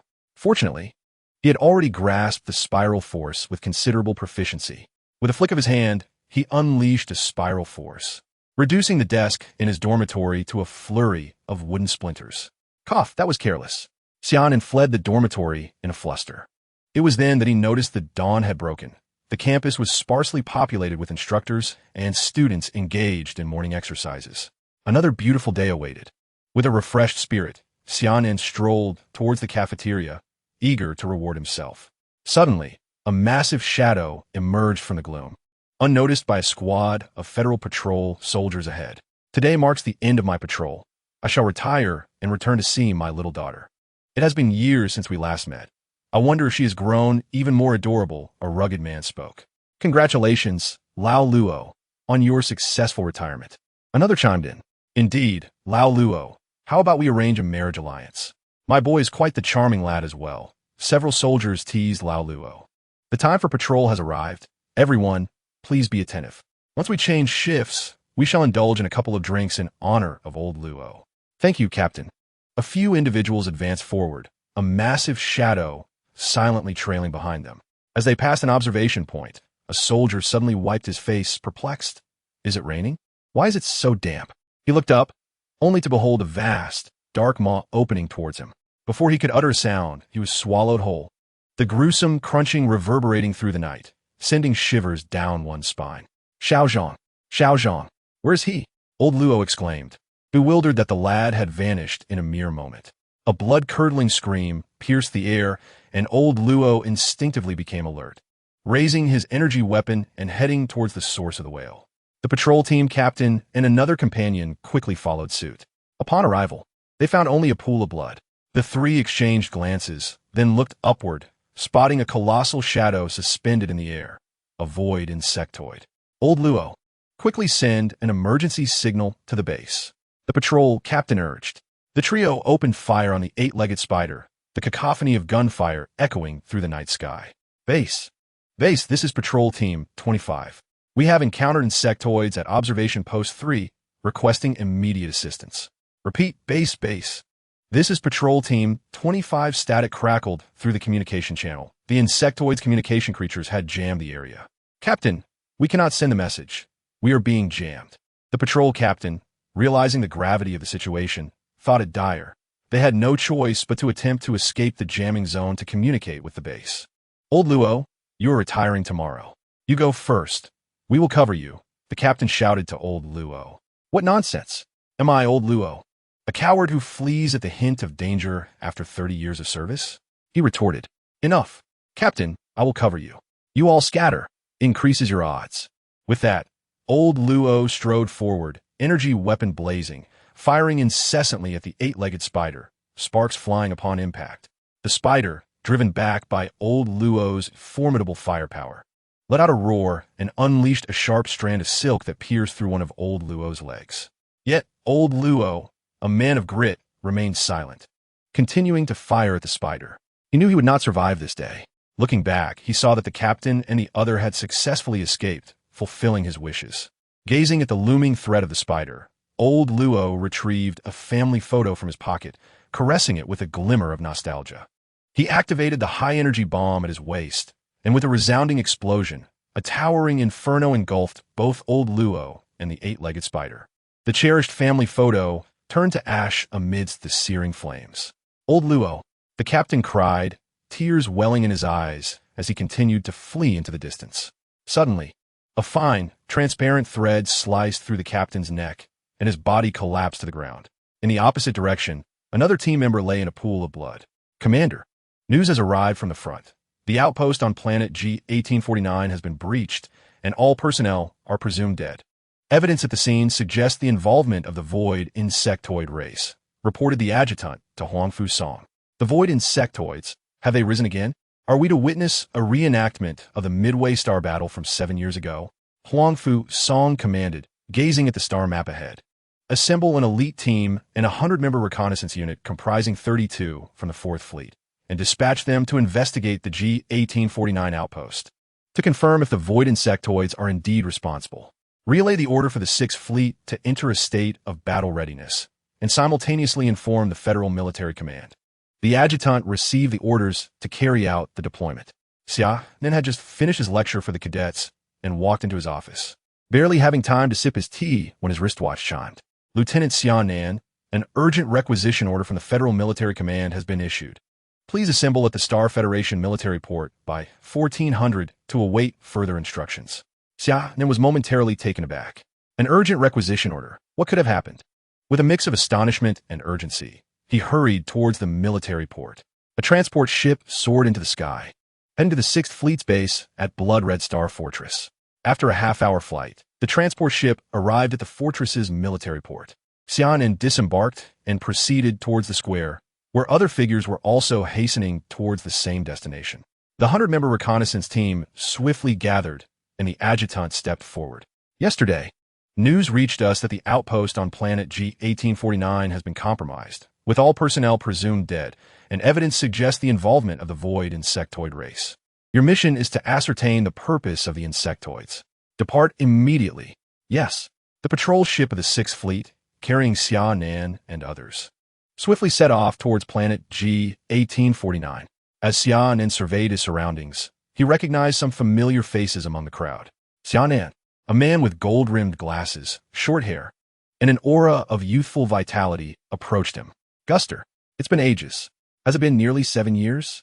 I heard you were appointed as the captain of a patrol ship in the Central Star region. What brings you to the 6th Fleet? Xia Nan embraced him warmly.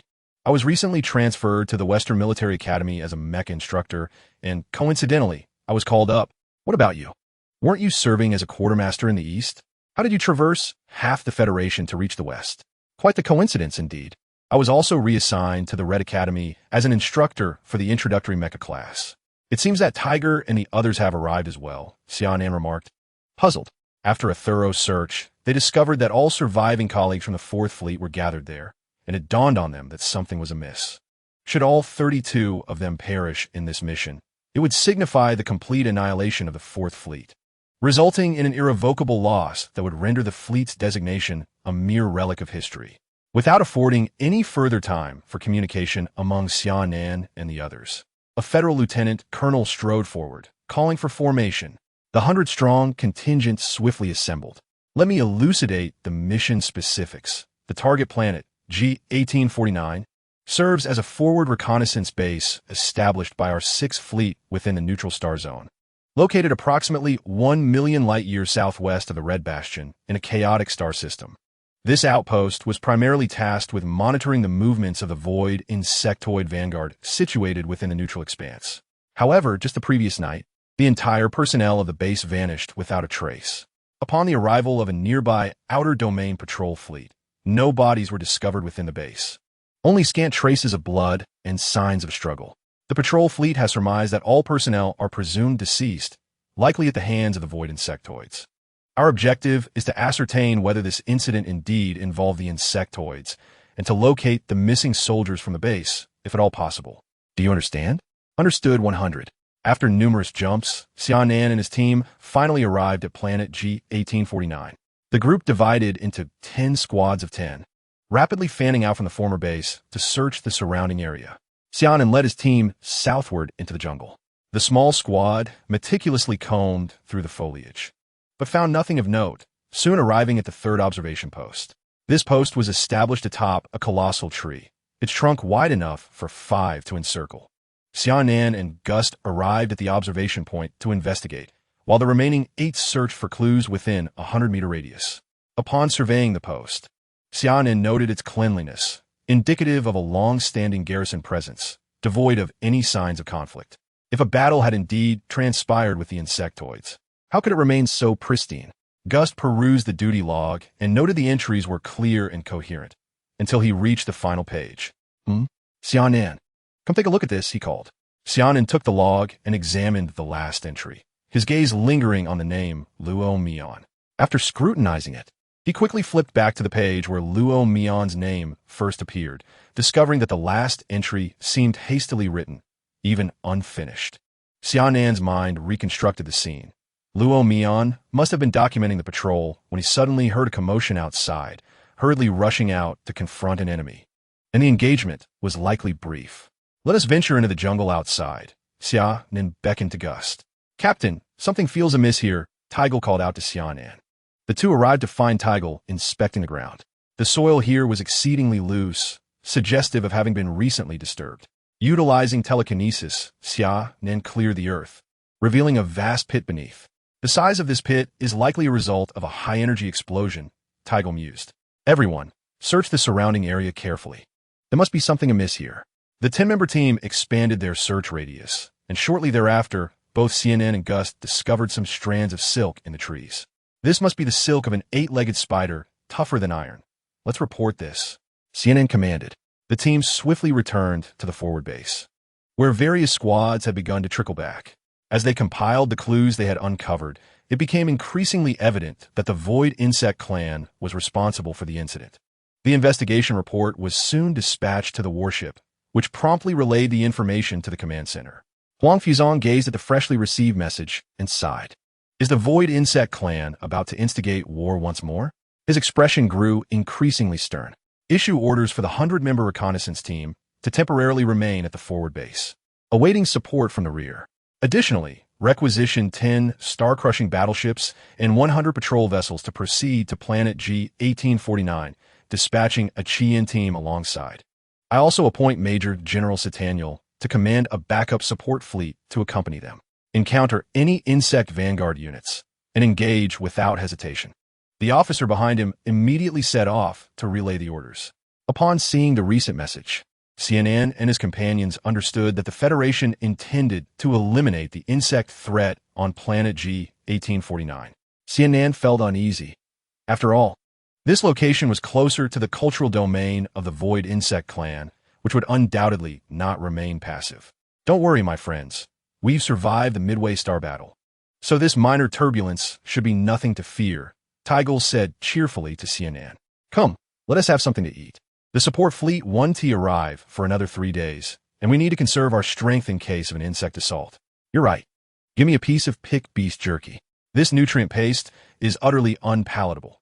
The Federation could at least improve the flavor, Xia Nan replied, reaching into Tygel's supplies. 2 days swiftly passed, and only 5 hours remained until the arrival of the support fleet. Everyone prepared for evacuation, packing their belongings. The leader of the reconnaissance team sent a communication request to the patrol ship in outer space, and the connection was established. Number 1, this is the reconnaissance team. We are prepared for handover. May we proceed with our withdrawal? Reconnaissance team, this is number 1. Please hold on. We are en route to the forward base and expect to land in 10 minutes. Blast it, what is that? Get out of the way. Oh no, the shield energy is below 5. It's about to be breached. Hearing the frantic cries over the communication channel, the personnel at the base felt a foreboding sense of dread. Chapter 14. The Insect Clan Strikes Boom. The group burst from the base, gazing skyward at a fireball plummeting like a meteor. Number 1, respond if you hear me. I repeat, Number 1, respond. The leader of the reconnaissance team continued to call out to the patrol ship, but alas, the channel fell silent. It seems that the patrol ship has come under attack, likely by the insectoid creatures. Everyone, prepare for battle. The restrictions on the mechs have been lifted. A group of individuals dashed towards the base's warehouse to ready their mechs for combat. Xia Nan and Guster exchanged glances, sharing a silent smile. We are about to fight side by side once more. Indeed, ever since the Midway Star campaign, I have felt as if I were rusting away. This time, I am determined to indulge in the thrill of battle and revel in the carnage, exclaimed Tiger with enthusiasm. Upon boarding the mech, Xia Nan entered a state of profound calm, as the mech's engine emitted a soft hum. 100 mechs stood silently in the base square, while the reconnaissance team gazed intently at the distant horizon. Suddenly, the ground trembled ominously, and a wave of black surged towards the base, as countless void insects charged like a tidal wave. The mech's optics ignited with intensity, ready for combat. With a resounding battle cry, the 100 mechs raised their long-range weapons, unleashing a barrage of luminous projectiles towards the approaching swarm of insects. With a resounding pop, a thorned insect had its head obliterated by a searing particle beam. A scaled beetle was reduced to fragments by several beams, and an 8-legged spider was torn apart in a cloud of crimson mist. The insectoid horde, undeterred, retaliated with hundreds of magma worms launching explosive projectiles towards the base, leaving the surroundings cratered and devastated. This is dire. The enemy possesses magma worms, making long-range combat exceedingly disadvantageous for us. We can no longer rely on the base for defense. We must charge forth and engage them in close quarters. Seizing any opportunity to break through, the reconnaissance team leader commanded over the communication channel while firing. Before the next wave of magma worm bombardment arrives, we must break away from the base. Once safe, we will find a way to regroup. For now, prepare yourselves, 10 men to a team, ready to break through. Another barrage of magma projectiles whistled through the air. Charge! The 100 mechs surged forth from the base, executing a myriad of combat techniques that swiftly cleared a large area of insects, increasing their chances of escape. Xia Nan led the charge, guiding Guster and the others towards the southern jungle of the base. The Hurricane Knight mech transformed into a verdant spear, crushing the insectoid adversaries in its path into fine dust. The hurricane judgment unleashed a colossal blade of wind, transforming the pursuing insects into a rain of blood. As they plunged into the jungle, the natural barriers of the foliage impeded much of the insect pursuit. Where did all these insects come from? When we arrived, we conducted a high-energy scan of the entire G-1849. How did these high-energy magma worms evade radar detection? This is utterly perplexing, muttered Guster.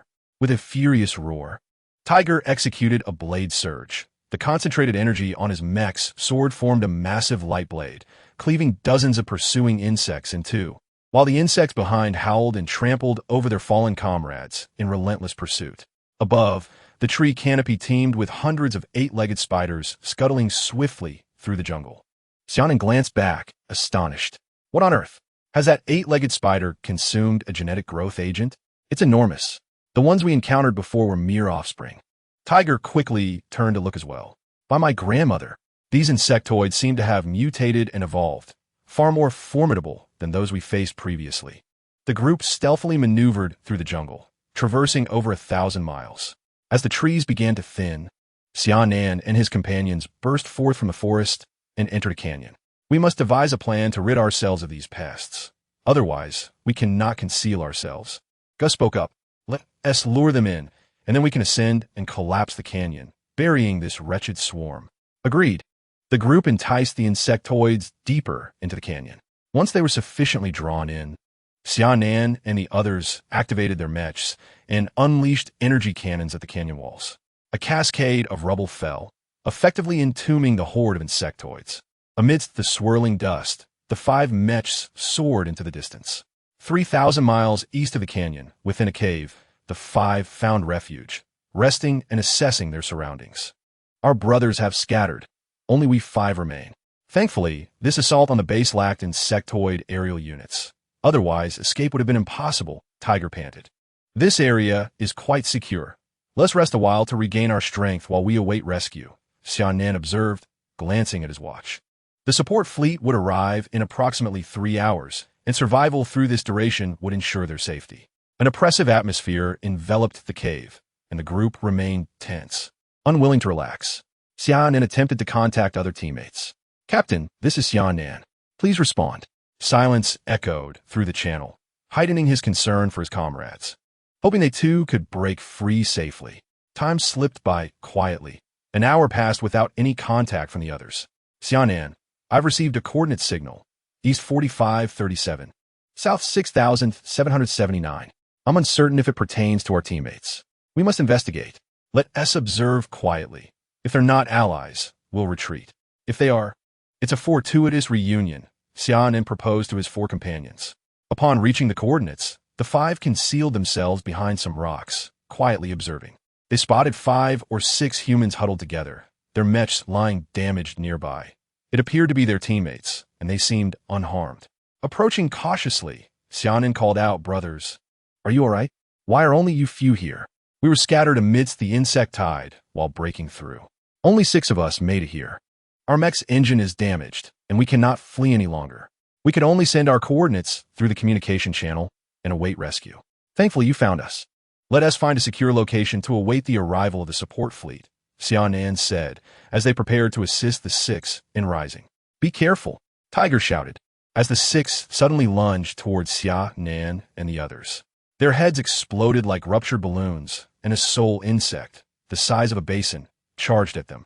Xia Nan reacted swiftly, channeling his psychokinetic energy into a heavy strike that obliterated one of the soul insects with a resounding crash. Gust and Tegel deftly evaded the insect's ambush. The other 2, however, were slightly slower and fell prey to the parasitic grip of the soul insects. Yet, being formidable warriors, they concentrated their remaining supernatural energy and detonated their own hearts before complete mental subjugation could occur. The trio remained vigilant, a sense of dread washing over them. Cursed be the traps of the insectoid race. We must retreat. They swiftly boarded their mechas, preparing to flee.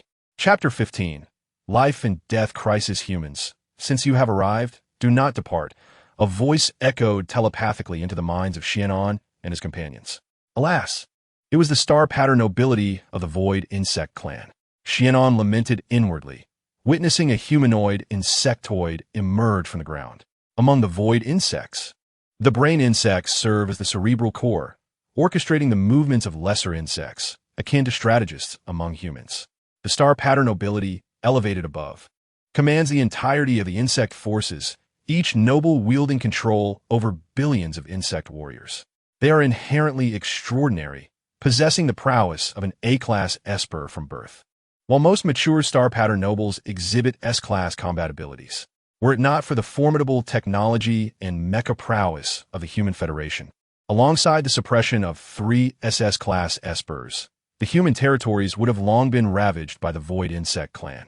As Xia Nan stared at the approaching star pattern noble, memories of that fateful night 7 years prior flooded back. On that night, much like today, a massive invasion of insects overwhelmed the base. Countless human warriors fought valiantly against the insect tide, transforming the Midway Star into a scene of carnage. The entire Fourth Fleet engaged in a brutal struggle, surrounded by an uncountable horde of void insects, whether ordinary mecha warriors or fleet vessels. The Battle of Midway Star persisted for 35 days, annihilating 2 major insect legions, totaling 100 billion insect warriors, and claiming the lives of 5 star pattern nobles. Nearly all members of the Fourth Fleet, from the common soldiers to the fleet commander, perished, leaving only 156 survivors when reinforcements finally arrived. After that battle, the Midway Star vanished from this expanse of the cosmos. Xia Nan, one of the fortunate survivors, could still hear the echoes of his comrades' cries and the cacophony of battle, with relentless artillery illuminating the night sky. The star pattern noble approached Xia Nan and his companions, akin to a cat toying with a mouse, regarding them with mocking eyes.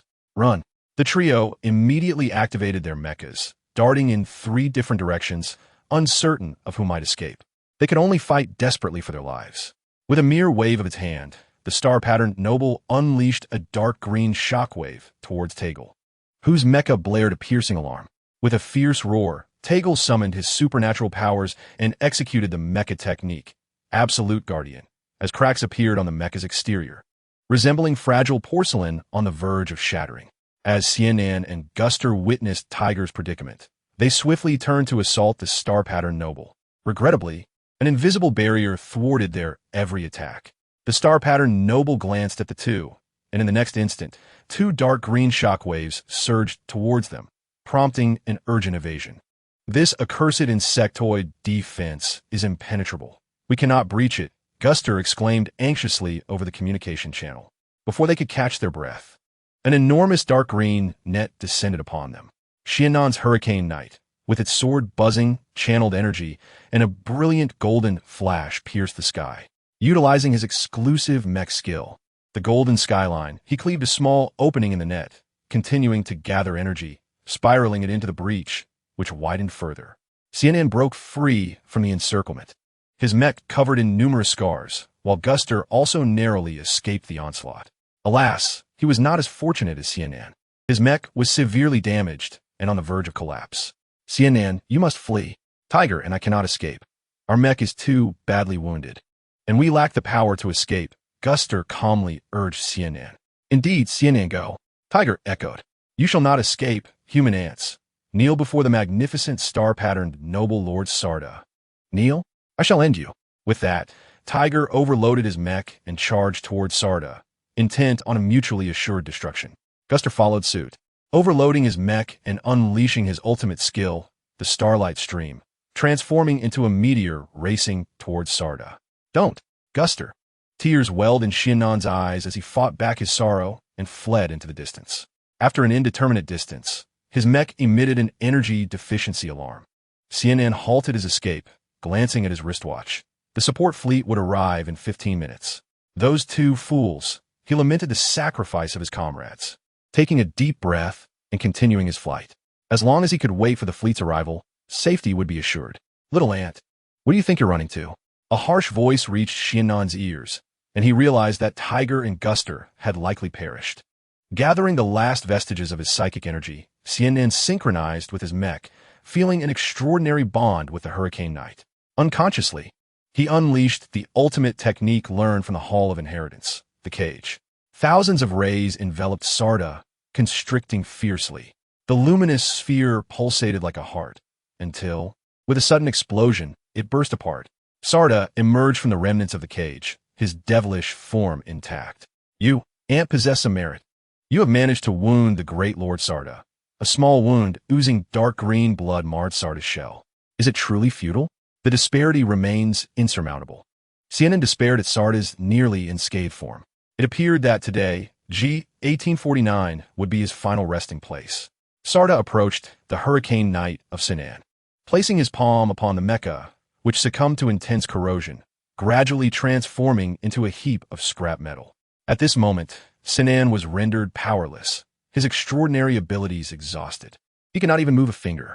Sarda gazed down upon Xia Nan, a cruel smile creeping across his terrifying visage. I shall transform you into my most devoted slave, to prey upon more of humanity's blood and flesh. As Xia Nan beheld the dark, insectoid hands of Sarda descending upon his face, he scoffed, "Come forth, you insectoid wretch." Yet those hands ultimately enveloped his countenance, an eerie, ink-green energy flowing from Sarda to Xia Nan. At that moment, the stellar emblem upon Xia Nan's chest emitted a faint glow, which gradually intensified, enveloping Sarda in sacred light. Sarda, as if besieged by a potent corrosive, emitted wisps of white smoke, howling in agony. "Damn you, Ant. What have you done?" The brilliance of the stellar emblem surged forth, causing Xia Nan to squint against the radiance. Sarda was reduced to ashes, dissipating in this nameless expanse. Xia Nan narrowly escaped disaster, expressing his gratitude. "Stellar, thank you for saving me. You are the heir of the Legion. Protecting you is my duty," came the voice of the stellar mechanism. Yet Xia Nan detected a hint of weakness within. Chapter 16. The arrival of reinforcements. "Stellar, are you all right?" Xia Nan inquired anxiously. "I am fine, merely drained of energy," replied the stellar emblem, upon which a fissure appeared. "Stellar, do not deceive me. You are cracked." Xia Nan dismissed the claims of the stellar mechanism. "I have merely overextended the emblem's power. Henceforth, I may not be able to accompany you." "What are you saying, Stellar?" Though Xia Nan had not known the stellar mechanism for long, their time together had fostered some affection. Now, faced with its predicament, he felt a profound anxiety. "Is there any way to save you? You are the intellect of the Shining Legion." "Xia Nan, listen to me. My existence is to select a successor for the Shining Legion.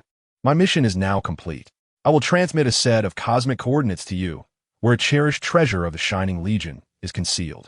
Retrieve this treasure and let the name of the Shining reignite the starry skies." With that, the stellar emblem shattered into dust, carried away by a fleeting breeze. "Stellar." Xia Nan fought back tears, his vacant gaze fixed upon the heavens. Unbeknownst to him, a tiny speck of light had entered his chest, resonating with the rhythm of his heartbeat. The air was filled with the thunderous sounds of cannon fire, with streaks of meteors and beams of energy illuminating the sky, signifying that the support fleet was engaged in fierce combat with the insectoid forces from beyond. 15 minutes prior, Xia Nan had been locked in battle with Sarda. The support fleet had arrived ahead of schedule, but was met with an assault from the insectoid armada in outer space, with both sides locked in a stalemate. "Commander, we are under attack by the void insectoids. Shall we request reinforcements?" The aide inquired. A command was issued to the reserve fleet stationed in the rear, summoning them to promptly advance and obliterate the Zerg fleet. The commander of this fleet, Federal General Sataniel, dispatched his aide to relay the orders. "Yes, Commander." Upon receiving the directive, the reserve fleet, situated 5 light-years behind G-1849, swiftly embarked, entering hyperspace, and soon joined the cosmic battlefield. The Zerg found themselves encircled, ferociously launching suicidal attacks against the Federal fleet. Unfazed, the Federal vessels unleashed a symphony of fire and fury, as their cannons and battle mechs wove a poignant tale of blood and valor across the starlit expanse. Ultimately, the disappearance of the Zerg fleet commander, the noble Salda, plunged the Zerg forces into disarray, rendering them leaderless and subject to relentless annihilation by the Federal fleet. Under the command of the brain insect, only the soldiers on the periphery managed to narrowly escape the Federal onslaught, while even a Zerg mother nest was destroyed in this confrontation. Following the expulsion of the Zerg fleet, General Sataniel immediately ordered a rescue operation for the Federal soldiers stranded on planet G-1849. A small patrol vessel gradually approached the coordinates of Xia Nan. As he listened to the hum of the ship's engines above, Xia Nan regained his focus. Federal Lieutenant Xia Nan, please remain stationary and prepare for deep genetic scanning. A beam of light swept from above Xia Nan's head down to his feet, repeating this motion 5 times. Lieutenant Xia Nan, welcome back. Commander Walker of Patrol Vessel W65894 extends greetings on behalf of all crew members. Xia Nan sat aboard the patrol ship, en route to the flagship in the vastness of space. Lieutenant Xia Nan, it is a pleasure to see you return safely, General Sataniel remarked, a hint of a smile gracing his features as he gazed at the young officer. General, did the others return as well? Xia Nan inquired eagerly. Unfortunately, I must inform you that only 5 members of the exploration team made it back. The remaining 4 were consumed by the Zerg, while their lives are intact. Their minds have been irrevocably affected, rendering them unable to speak. You, however, have endured only minor injuries. Upon hearing this, Xia Nan's expression darkened. His comrades had perished.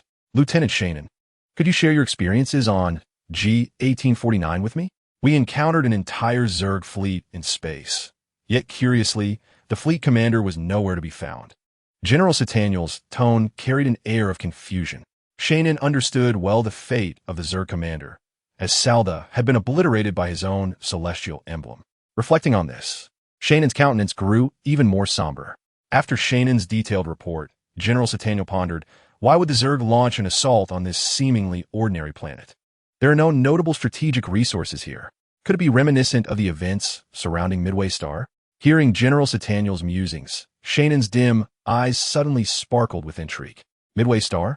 What truly transpired there, Commander? He could not help but ask.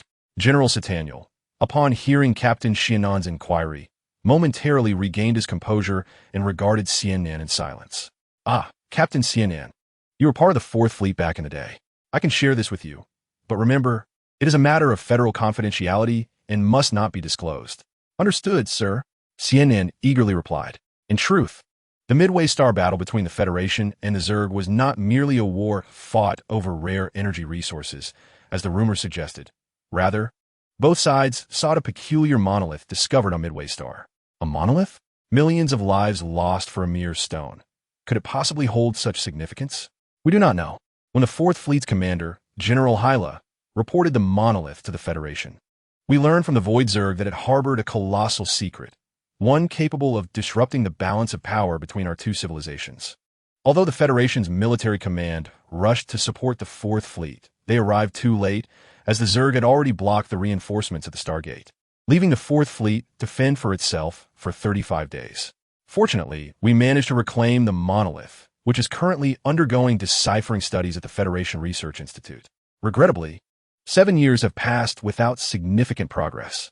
The conflict occurring on planet G-1849 bears a striking resemblance to the Midway Star battle, leading me to suspect that the Zerg are searching for something of great importance on this planet.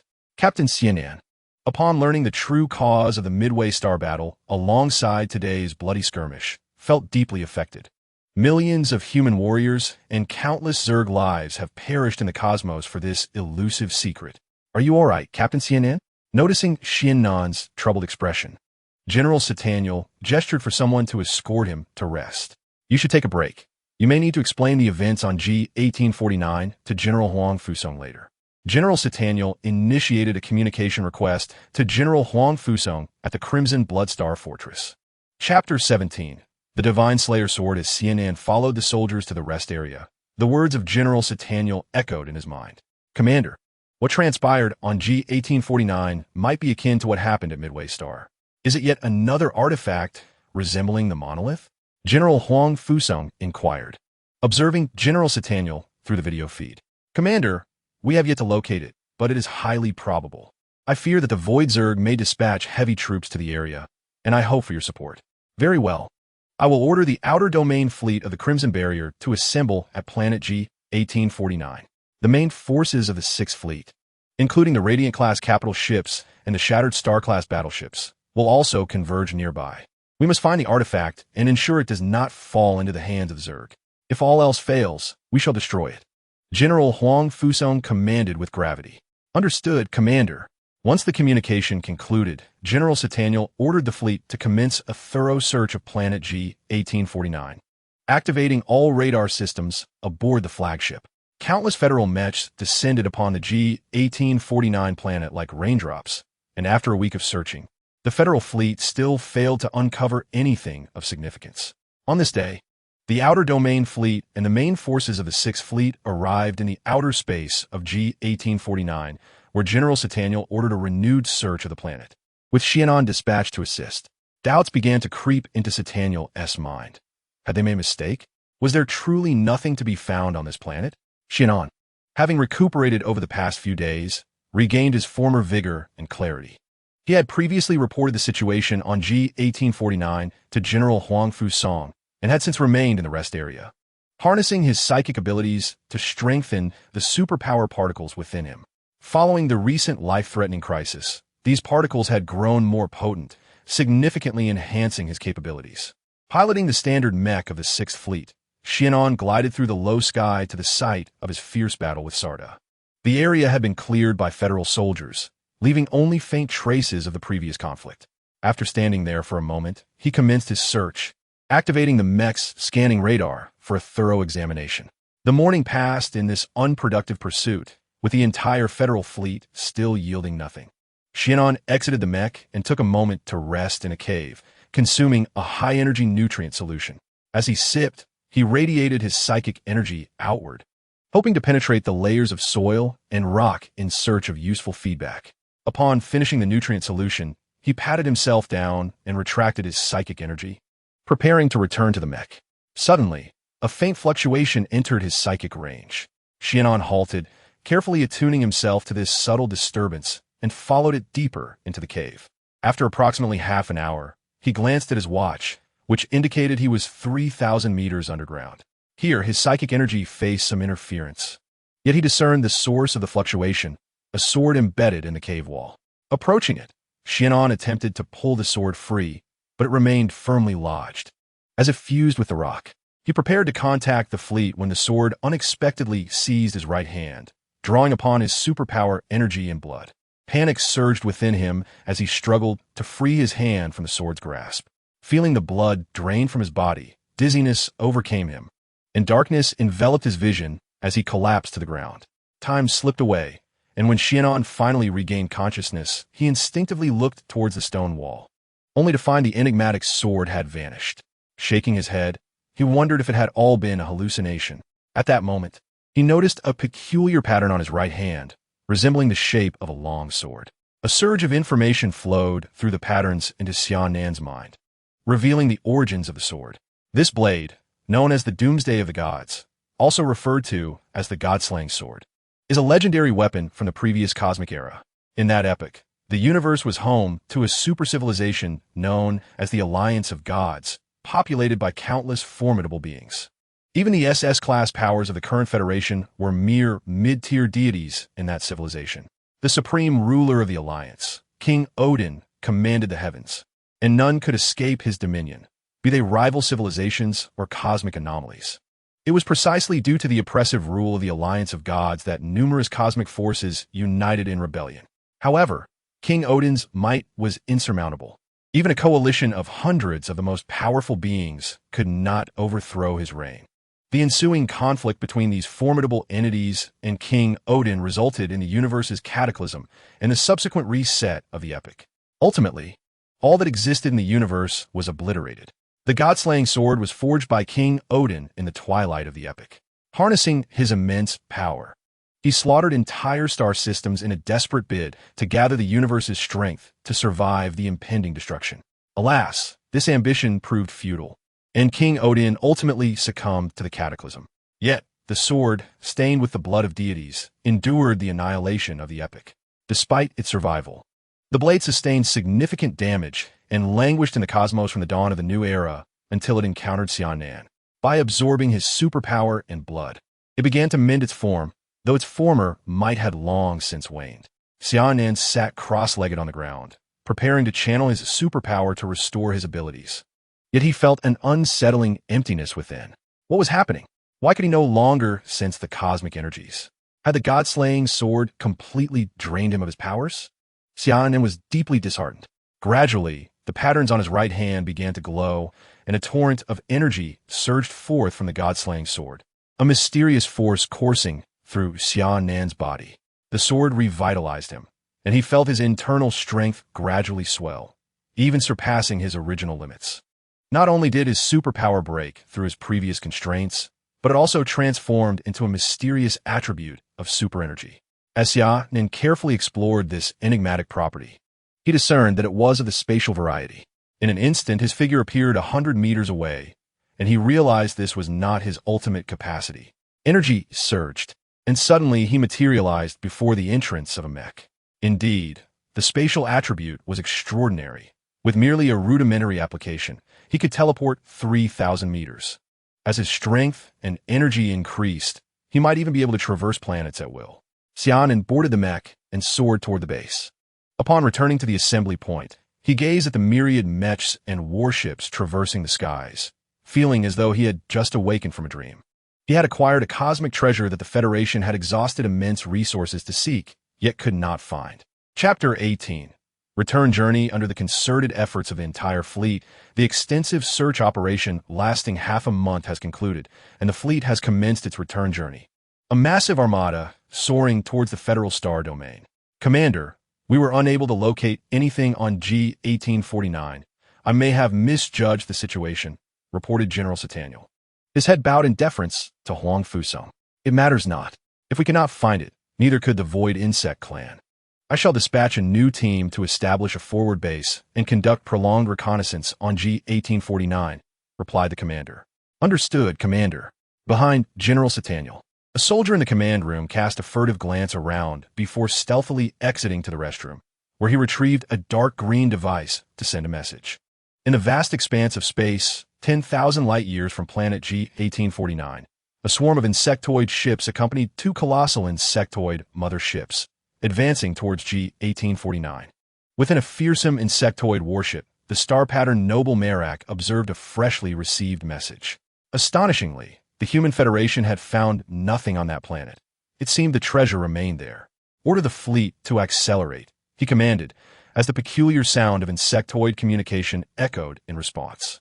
A brilliant leap of light flickered, and the insectoid fleet arrived at planet G-1849, swarming like locusts and scouring every nook and cranny of the planet in their relentless pursuit. Naturally, they found nothing, oblivious to the fact that this treasure artifact had already been claimed by an ordinary mech warrior of the human race. Damn it, where could it gone?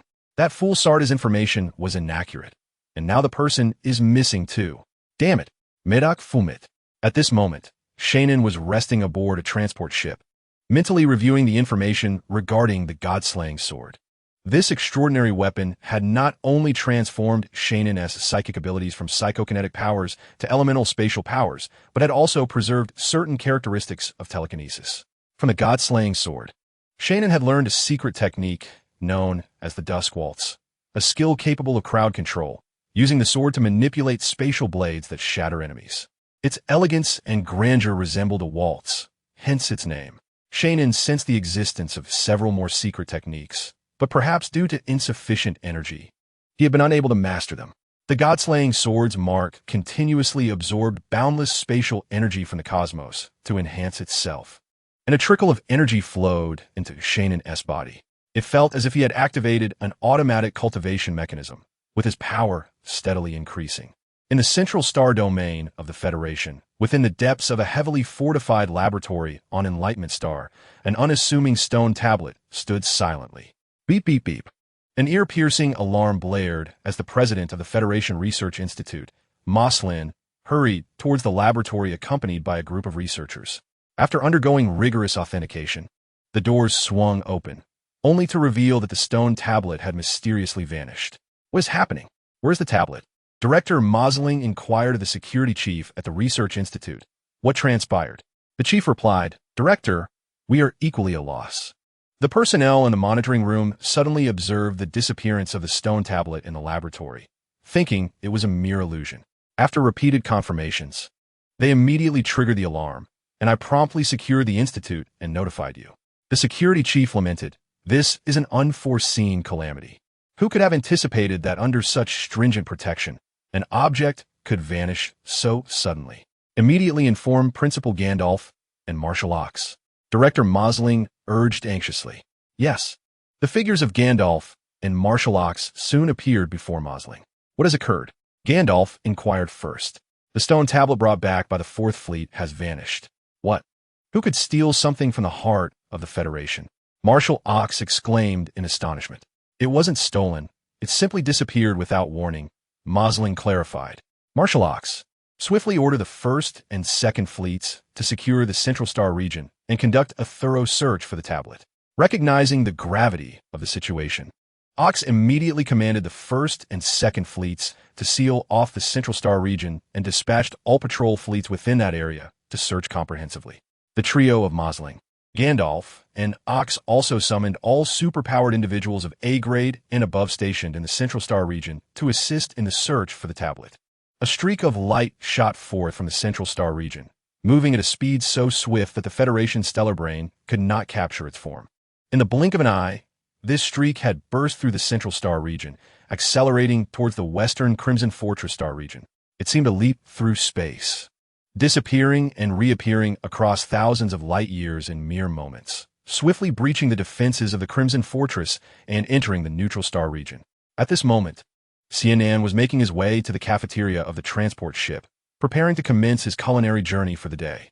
A bit of this pica beast stir-fried cauliflower, some of this Xinjiang vegetable, a flamingo leg, and finally a bowl of soup, Xia Nan ordered at the window.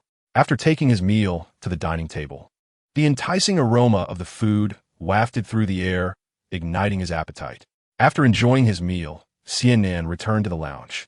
As the fleet was soon to return to the Federation's territories, a massive fleet was making its way towards the stargates situated between the Neutral Star region and the Federation's Crimson Fortress Star region when a streak of light brushed past the fleet unnoticed, soaring into the depths of space. At Enlightenment Star, in the Federation Research Institute, Mosling and the others reconvened. We have not located the object. What about you? Marshal Ox inquired. Nothing, came the reply. This poses a significant issue. We can only investigate discreetly. The Central Star region cannot remain sealed for too long, or else the Federation will face grave turmoil, Marshal Ox lamented. This mysterious stone tablet evidently does not belong to our Federation, Principal Gandalf remarked with a sense of resignation. Fortunately, we have deciphered part of the inscription. Otherwise, we would be at a considerable loss. Director Mosling expressed his relief.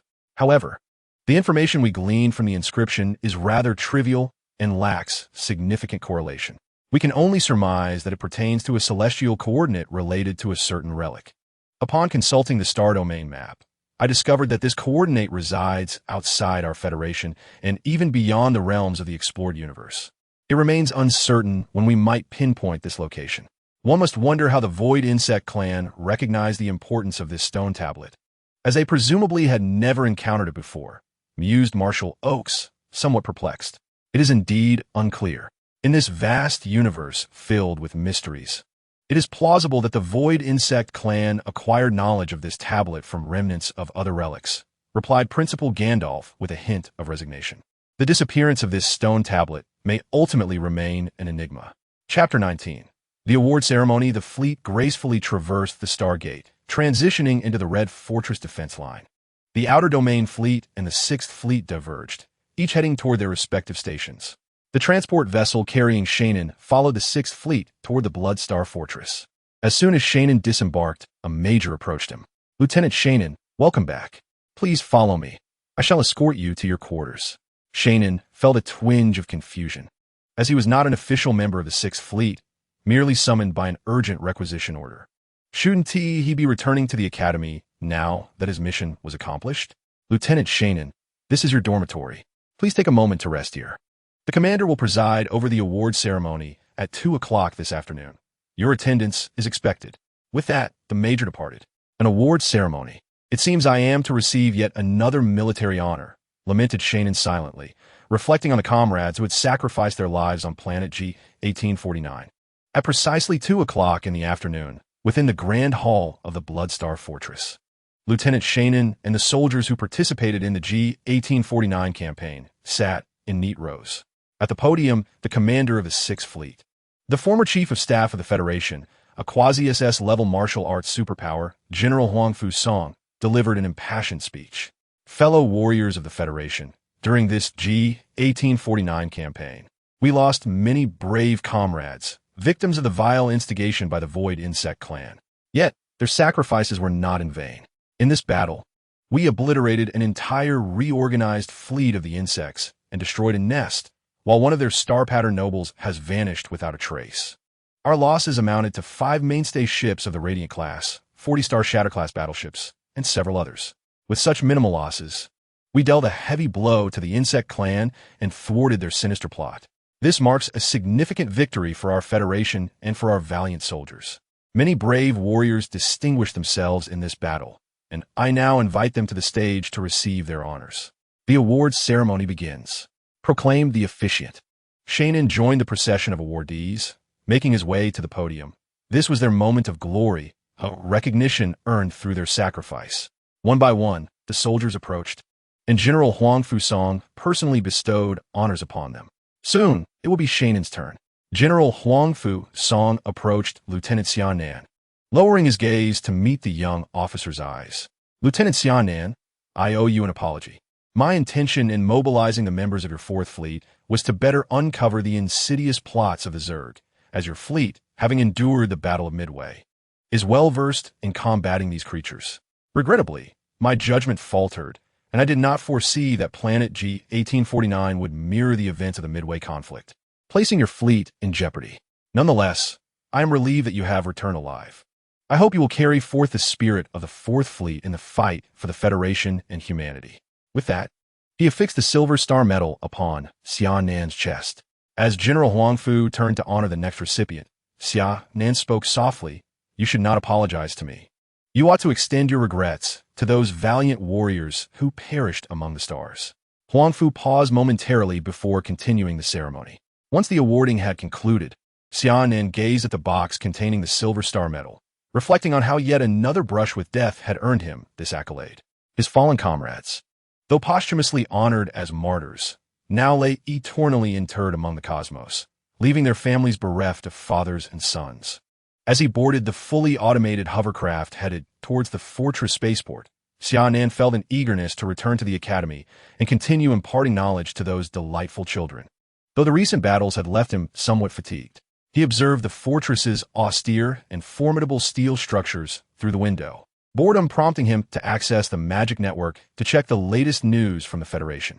The top headline announced a resounding victory of the 6th Fleet against the Zerg in the neutral star domain. As he scrolled further, Xia Nan was taken aback. The central star domain of the Federation has been under lockdown for 10 hours. What could have transpired? While Xia Nan pondered the implications of the news, the hovercraft unexpectedly altered its course, veering away from the spaceport. After half an hour, he disengaged from the magic network and peered outside. Wait, is this not the route to the airport? Is there a malfunction with the hovercraft? The vehicle sped towards a particular direction, ultimately halting at the entrance of a clandestine base. Xia Nan regarded General Huang Fusong, whose expression appeared rather grim. Exiting the vehicle, he saluted, "Greetings, General." Huang Fu returned the gesture, stating, "Lieutenant Xia Nan, I have some matters I wish to discuss with you." Xia Nan replied, "What is it, General? You brought me here. How could I refuse?" The general continued, "I am aware that you harbor some misunderstandings towards me, which I can comprehend. But please understand that I did not intend for you to face death, nor did I wish for you to serve as bait. It is solely due to the 4th Fleet's extensive combat experience against the Void Insectoid that, prior to your involvement, our reconnaissance team found scarcely any useful clues on planet G1849. However, upon your arrival, you adeptly uncovered evidence of the Void Insectoid's assault on our forward base, which truly exemplifies the professionalism of your esteemed fleet. As a federal mech warrior, it is our destiny to perish among the stars. Yet we yearn for a death that bears meaning." Summer Nan expressed with fervor, "I understand, yet some matters must remain undisclosed. I hope you can comprehend this." "I understand," Summer Nan replied, a hint of melancholy in his voice. "I summoned you not only to resolve the lingering discord between you and the federal military, but more importantly, to address the destruction of your exclusive mech during the G1849 campaign. In recognition of your valor, the federal military has decided to grant you a reward. Captain Summer Nan, by order of the federal military, In acknowledgement of your courageous combat and dedication to the Federation, you are hereby awarded the rank of Major, along with the opportunity to undergo trials for the Southern Cross Mech of the South Sky 47. Major Xia Nan, I sense that your extraordinary abilities have reached an impressive A-rank pinnacle. You stand a significant chance of succeeding in the trials for the Southern Cross Mech. I encourage you to strive diligently and become a new generation of Constellation Mech warriors for the Federation. It has been over 5 centuries since a new pilot has emerged for the Southern Cross Mech. I hope you can restore its former glory. Xia Nan looked earnestly at Huang Fu Song and declared, "The galaxy endures, and humanity shall persist."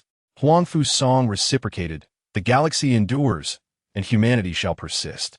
Chapter 20. Return to the Academy after departing from the secret base. Xia Nan successfully boarded the transport ship bound for Journey Star. As he gazed out the porthole at the vast expanse of stars, he was filled with reflection. This expedition to G 1849 had been a harrowing escape. He had uncovered the secrets of the Midway Star campaign and acquired a legendary weapon from the bygone era, the Sword of Godslaying, along with a Silver Star medal. The transport ship accelerated, and the crimson planet below gradually shrank into a mere dust. A flash of light signaled the ship's transition into jump status. Following a brief tremor, the transport ship exited the jump state, and Journey Star lay just ahead. Upon returning to the Crimson Academy, he did so without disturbing anyone. No one was privy to his undertakings or the challenges he faced. Like countless mech warriors before him, he remained an anonymous hero in this mission. Once back in his dormitory, Xia Nan exhaled deeply, finally able to release the tension that had gripped him. He perused the magical net communications, checking for any messages that may have been sent during his absence. Out of 99 notifications, aside from few advertisements, the remainder consisted of messages from faculty and fellow students. After sending a group message to assure them of his safety, he turned his attention to the coordinates left to him by the stars, which concealed the treasures of the Shining Legion. Xia Nan activated the star map, inputting the coordinates, and discovered that the enigmatic location lay within the Federal Central Star Domain on a desolate planet situated in the northern sector of the region. It appeared that he would require some time before he could retrieve this treasure, especially since his mech had been obliterated, significantly diminishing his self-defense capabilities. Thus, it was prudent to navigate this period with caution.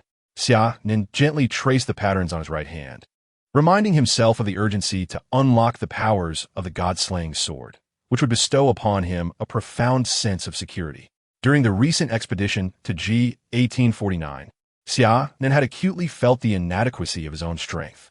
Early the next morning, Xia Nan, impeccably dressed in military attire, entered the classroom and was greeted by the familiar faces of his 8 companions, causing a slight smile to curve his lips.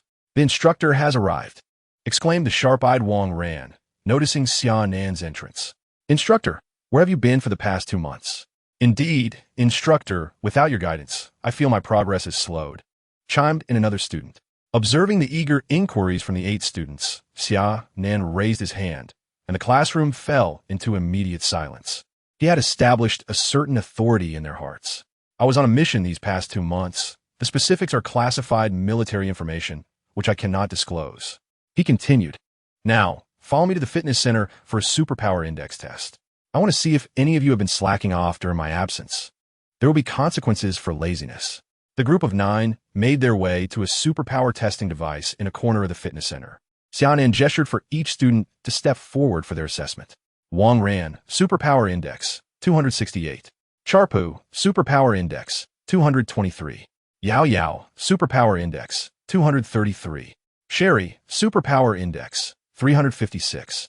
Once all 8 had completed their tests, Xia Nan reviewed the results and was pleased to see that all had exceeded an index of 200, with Sherry, the class leader, standing out with a remarkable score of 356. Xia Nan was thoroughly impressed by their dedication. "Excellent, everyone. You have truly impressed me. You are no longer mere frogs at the bottom of a well, but now have the opportunity to compete with the talents of other star domains. I hope you will continue to maintain this momentum and not become complacent. As a reward for your diligence, I have prepared a set of mech combat techniques to teach you today," Xia Nan announced with a smile. "Mech combat technique? Is it the one you used last time? The incredibly cool one?" Wang Ran replied with his usual enthusiasm. "What mech combat techniques will you be teaching us, instructor?" Even the typically composed Sherry expressed her anticipation. You will find out soon enough. For now, let's head to the Mech Alliance, where I will demonstrate a 1vs1 solo competition for you, Xia Nan replied, before entering the Mech Alliance of the Magical Network. In the 1vs1 solo competition arena, Xia Nan selected a commonly used entry-level mech, the Galaxy Sword Guardian. The 8 companions eagerly transitioned into spectator mode, filled with anticipation. As the countdown concluded, Xia Nan and his opponent entered the arena. Opposing him was a formidable advanced mech. The Earth Barbarian Bear, renowned throughout the desolate northern star seas of the Federation for its exceptional defensive capabilities. Its robust armor was infamous for withstanding assaults that would render ordinary mechs helpless. In stark contrast, Xia Nan had chosen the Star River Sword Guardian, a fragile assassin-type mech, which stood as insubstantial as a piece of paper before the Earth Barbarian Bear, vulnerable to the slightest touch. The pilot of the opposing mech, upon seeing Xia Nan's choice, felt a surge of indignation. How audacious to select such a delicate machine in a high-stakes match. Surely he would make Xia Nan kneel and sing conquest. Without hesitation, Xia Nan charged forward as soon as the Earth Barbarian Bear revealed itself, the engines of his mech roaring with power. The Earth Barbarian Bear's pilot was momentarily taken aback by Xia Nan's reckless approach. How could such a fragile mech dare to charge? A lesson in humility was in order.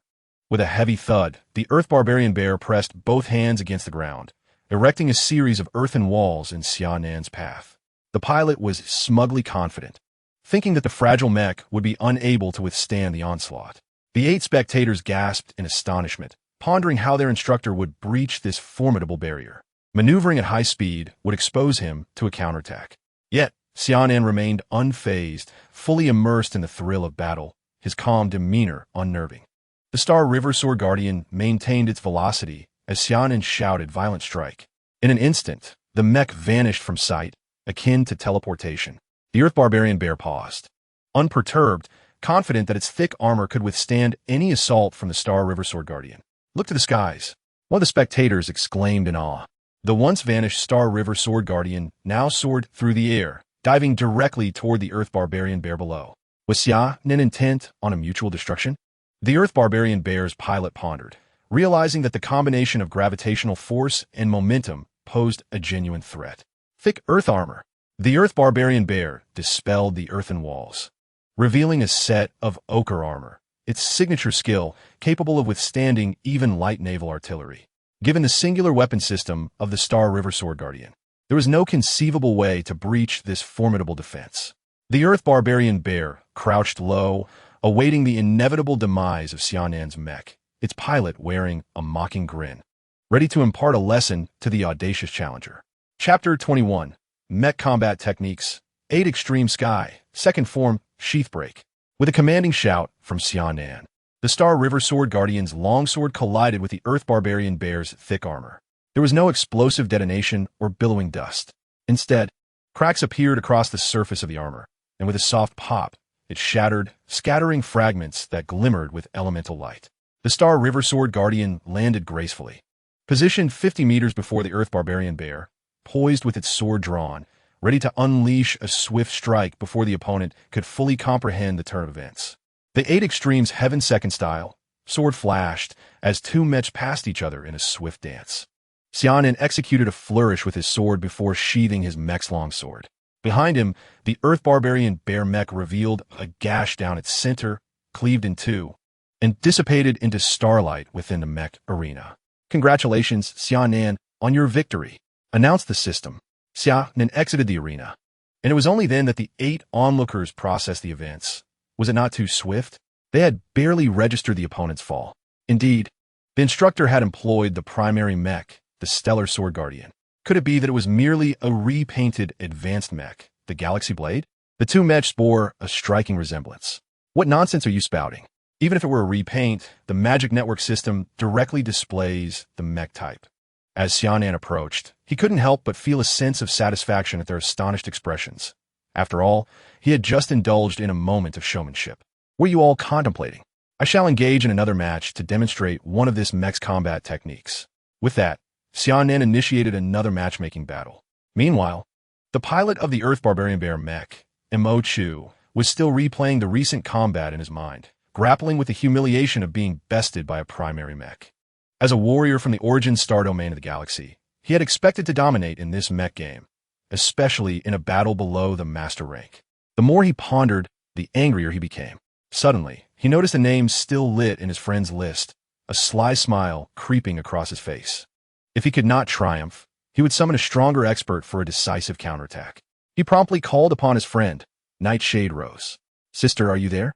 Help! I was just obliterated by a master in the mech arena. Isn't it normal to be defeated?" She replied, "No, sister, let me explain. I was annihilated by someone using the Stellar Sword Guardian against my Earth Barbarian Bear in a luxurious villa within the Federal University campus in the Central Star region. A tall and striking woman, exuding both grace and confidence, stood up from the sofa. Her sharp, beautiful eyes gleamed with intensity. "Oh, you were destroyed by a primary mech? That indeed shows some skill." "Of course, I'm a legitimate federal mech warrior," he retorted. "Sister, you didn't see how arrogant that person was. It was utterly intolerable. You dare to deceive me?" The astute woman was well aware of her brother's temperament, yet she was determined to teach the pilot of the Stellar Sword Guardian a lesson. "Wait for me. I'm heading to the mech arena to challenge him now." Xia Nan, having waited for approximately 3 minutes without finding an opponent, began to feel a bit disheartened. Was there truly such a scarcity of competitors for 1v1 matches today? Just then, a system notification chimed in. "Nightshade Rose has challenged you to a 1v1 mech arena match." Upon seeing this message, Xia Nan thought, how serendipitous, just as one feels drowsy. A pillow is provided. Without a moment's hesitation, I accepted the challenge and, with a flash of white light, entered the Mecha arena. The 8 small ones and Mo Chushin also joined in spectating. As I gazed upon the black mecha before me, its ebony shell adorned with exquisite rose patterns, I noticed the slender mecha daggers at its waist, clearly indicating that this was an assassin-type mecha. I was somewhat taken aback. Such flamboyance suggested that the pilot must be female. Nevertheless, it mattered not who it was. My goal was simply to obliterate the opponent. I had never been one to show mercy. Mo Qiangwei, observing me from across the arena, chose a standard mecha from the Star Domain Patrol, the Imperial Guardian, and felt a surge of anger. Before her Dark Knight, Rose, this primitive mecha could hardly graze the hem of her attire. As the countdown concluded, the match commenced.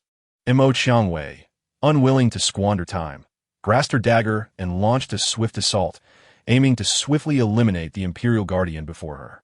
I watched as the Dark Knight, Rose, charged toward me.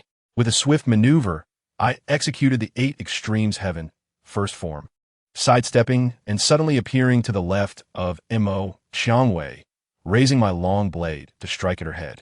Momentarily taken aback by my sudden disappearance, Mo Qiangwei, a seasoned mecha warrior and instructor from the Federal University, quickly regained her composure, crossing her daggers to parry my descending blade. In the blink of an eye, an explosion of cold light erupted as the mecha technique Rose Bloom enveloped the Imperial Guardian. I had not anticipated the prowess of the Dark Knight Rose. Engaging in fierce combat with the 8 Extremes Heaven second form, our blades clashed repeatedly, sparks flying as we exchanged dozens of blows, with me successfully blocking her attacks. In the spirit of reciprocity, I unleashed the 8 Extremes Heaven third form, launching the Imperial Guardian into the air to summon a colossal rock infused with earth elements, crashing it down upon the Dark Knight Rose. At this moment, Mo Qiangwei could no longer underestimate me. With a serious expression, she maneuvered her mecha to retreat swiftly, evading my assault. Although she managed to dodge in time, the shield surrounding her mecha trembled under the impact of the falling debris. Breathing heavily within her cockpit, she realized that she had suffered some losses during our exchanges. Who was this pilot with such sharp skills? With both swords in hand, the Dark Knight Rose prepared her ultimate technique, Rose Funeral. The 2 daggers, now akin to flying swords, surrounded the Imperial Guardian, while Mo Qiangwei brandished a hidden dagger, forming a deadly rose with the 3 blades.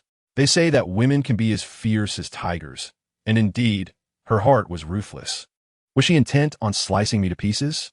I reflected within my cockpit and resolved to send her on her way. Executing the 8 Extremes Heaven seventh form, the Imperial Guardian spun rapidly, spiraling towards the oncoming Dark Knight Rose.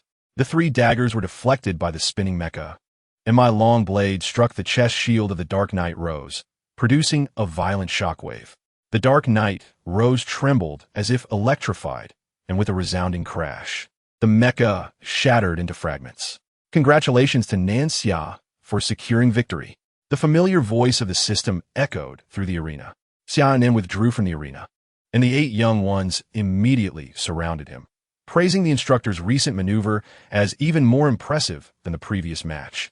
The opposing mech's attacks were effortlessly deflected, and with a single strike, the entire mech was obliterated. Well, you've witnessed this set of mech combat techniques. Would you like to learn? Xia Nan interrupted their flattery. Of course we want to. They chorused in unison. Let us proceed to the mech training ground, where I shall teach you this combat technique. Mo Qiangwei exited the mech arena, her expression a complex mix of emotions as she realized she had been defeated by a mere entry-level mech. Who exactly is this Nan Xia? How come I have never heard of him? Chapter 22. Mercenary Mission. Hey, sister, are you all right? Mo Chu asked apprehensively, observing Mo Qiangwei standing in silence. Sister, you were just careless. Otherwise, you would have surely crushed this Nan Xia. You are the most outstanding young leader of the Mo family, the youngest senior mech warrior in the Federation, a lecturer at the Federation University, and one of the top 10 beautiful mech engineers in the Federation. How could you possibly lose to such an unknown individual? Mo Chu's survival instinct was quite strong at that moment. Be quiet. Find out who this Nan Xia is. Such exceptional mech skills cannot belong to an insignificant person. Mo Qiangwei's cold voice commanded. Mo Chu, startled, immediately patted his chest and vowed, I will ensure the task is completed. With that, he exited the magic network to investigate Xia Nan's identity. Mo Qiangwei also logged off the network. Within the luxurious villa of the Federation University, a pair of elegantly clad legs and black stockings glided past. Mo Qiangwei took a cup of coffee, gently sipped it, her eyes harboring a flicker of burning determination. After several days of practice, the 8 young ones finally mastered the techniques of the 8th level heaven, specifically the sheath break and violent strike. Xia Nan led the group back to the Interstellar Mercenary Alliance's office hall. Hello, I would like to take on this sea-level task. Task number 1569875 confirmed. This mission involved escorting a shipment of minerals from the Xingdong Chamber of Commerce to the Southern Origin Galaxy, with a considerable time span. As per usual protocol, you have 1 day to prepare. We will gather at the starport tomorrow. You are dismissed. Early the next morning, Xia Nan met with the representatives of the Xingdong Chamber of Commerce to finalize the travel route. Soon, everything was in place, and 3 massive civilian transport ships soared into the vastness of the starry sky. Surely, for this escort mission, you will serve as the captain, organizing and distributing tasks. I will only intervene if you make a significant error. Understood? At that moment, within one of the transport ships, Xia Nan was assigning practical tasks to the 8 young ones. Understood. Surely, proving her capability as the class leader, promptly arranged the security assignments for everyone. For this escort mission, Xia Nan had requested 8 giant guardian mechs from the academy, as these defensive mechs would greatly enhance their protective efforts. The transport fleet navigated towards the transition stargate, traversing a staggering distance of hundreds of thousands of light years in an instant. After 5 hours of transition flight, the fleet emerged slowly from the stargate of their origin. Due to the peculiarities of the Milky Way galaxy, the subsequent journey would not permit further transition travel, necessitating a subspace flight that would last approximately 15 days to reach their destination, Diamond Star. The head of the Xingdong Commerce Association approached Xia Nan and said, Mr. Xia, we have arrived in the star domain of our origin. The cargo we are transporting is exceedingly valuable. We hope you and your team will take great care. Of course, Xia Nan replied. The 10-day voyage passed peacefully, as the fleet was granted entry into the Milky Way after registering with the patrol fleet outside the galaxy. The head of the Xingdong Commerce Association, gazing upon the imminent arrival at their destination, finally released the tension that had gripped him during the journey. The 8 diminutive companions aboard the transport ship also relaxed, reassured by the safety of the Milky Way, unlike the perilous encounters with space pirates in other galaxies. Unfortunately, fate had other plans. The transport fleet encountered an attack by space marauders. Alarms blared, and the anxious head of the Xingdong Commerce Association rushed over, exclaiming, Mr. Xia, we are under attack by roving space pirates. Please ensure the safety of our transport ship. Do not worry. My team and I will guarantee your safety, Xia Nan assured while monitoring the ship's scanning radar. 5 small pirate vessels appeared, indicating a modestly sized band of marauders. The 8 companions should be capable of handling them. Xia Nan immediately instructed Sherry and the others. All right, it is now your turn. Remember to repel the pirate fleet while ensuring your own safety. The 8, led by Sherry, promptly boarded their mechs and soared into the vastness of space towards the 5 small pirate ships. Observing the 8 coordinate their battle formation with precision through the radar, Xia Nan nodded slightly and turned to the head of the Xingdong Commerce Association, saying, maintain distance from the fleet, be vigilant in evasion, and fully activate the energy shields while we await my team to drive off the pirates. The head of the Xingdong Commerce Association hastily relayed Xia Nan's directives to the fleet. The pirate fleet, having noticed the approaching mechs, commanded their own mech squad to engage and redirected their cannons towards them. Energy beams whizzed past, and Charlie, filled with excitement, remarked, Captain, we finally get to have a real fight this time. Wang Ran and Sean echoed his enthusiasm. Captain Sherry, however, remained composed as she directed. Everyone spread out and form a defensive formation, prepared to engage the enemy mechs and be wary of their main cannon attacks. The 8 operators skillfully dispersed. Wang Ran faced 2 enemy mechs and activated the energy shield of his guardian mech, withstanding the enemy's long-range fire as energy beams rippled across the shield. He accelerated towards the 2 foes, and with a sweep of his mech's giant sword, one enemy mech erupted into a dazzling display of fireworks, while a swift return strike decapitated the other, obliterating it completely. Shirley, with her adept mech piloting skills, maneuvered the cumbersome giant guardian mech with the agility of an assassin-type mech, deftly evading enemy attacks. The colossal sword of the mech parried a barrage from a naval cannon, and with the execution of the 8th level Heaven 2 technique, she struck decisively, causing both enemy mechs to explode. In the distance, Sean and his companions also dispatched their respective foes. Among them, Yao Yao skillfully shattered the shield of a distant pirate ship with her mech's sniper rifle, leaving the space marauders awestruck by the prowess of the 8. In a state of panic, they fled into the void, disregarding the remaining mechs. The battle concluded swiftly, and the 8 returned to the transport ship to report to Xia Nan. The transport fleet continued its journey toward the target planet, Diamond Star. Within the ship's cabin, Xia Nan commended the exceptional mech capabilities of the 8 while also highlighting areas for improvement in their teamwork during combat. As a squad of 8, with both ranged and melee capabilities, you must coordinate your efforts rather than fight independently. The adversaries you faced this time were weaker. However, should you encounter foes of equal or greater strength, such tactics may lead to your downfall. Collaborative combat not only ensures your safety, but also enables you to triumph over stronger enemies. I hope to see your continuous improvement. Understood, Instructor. The 8 responded in unison. Chapter 23. Encounter. Since their encounter with the space pirates, the subsequent journey progressed without incident, leading them smoothly to Diamond Star. Upon arrival at Diamond Star's spaceport, the 8 gazed in awe at the planet before them. Diamond Star was indeed thriving. As the largest trading planet in the galaxy, it held a significant reputation within the Federation. The soil of Diamond Star contained over 70 diamond composition, making it sparkle like a dazzling gem in the cosmos. On Diamond Star, one could procure many rare goods not commonly found within the Federation. The Elven and Star Spirit races, allies of the Federation, also maintained trading posts on this vibrant planet. After bidding farewell to the Xingdong Commerce Association, Xia Nan led the 8 toward the Interstellar Mercenary Alliance's hall to finalize the certification of their recent mission. Exiting the Mercenary Alliance, Xia Nan reviewed the rewards for their task and invited the group to indulge in a feast at the renowned Galaxy Star Hotel. Hooray! I have always wanted to dine at Galaxy Star, but the branch at our previous destination was far too expensive, Yao Yao exclaimed eagerly. At that moment, Wang Ran, the chubby one, was already shedding tears of excitement. Even the typically aloof squad leader, Shirley, displayed a hint of anticipation. As the foremost chain hotel in the Federation, Galaxy Star Hotel had branches across numerous star systems, and even the allied territories surrounding the Federation. It was renowned for its claim that nothing was beyond their culinary capabilities, offering an array of delectable dishes inspired by the wonders of the cosmos. A group of 9 individuals arrived at the Galaxy Star Hotel, where the opulent edifice soared into the heavens. The hotel lobby bustled with patrons, all engaged in dining and socializing.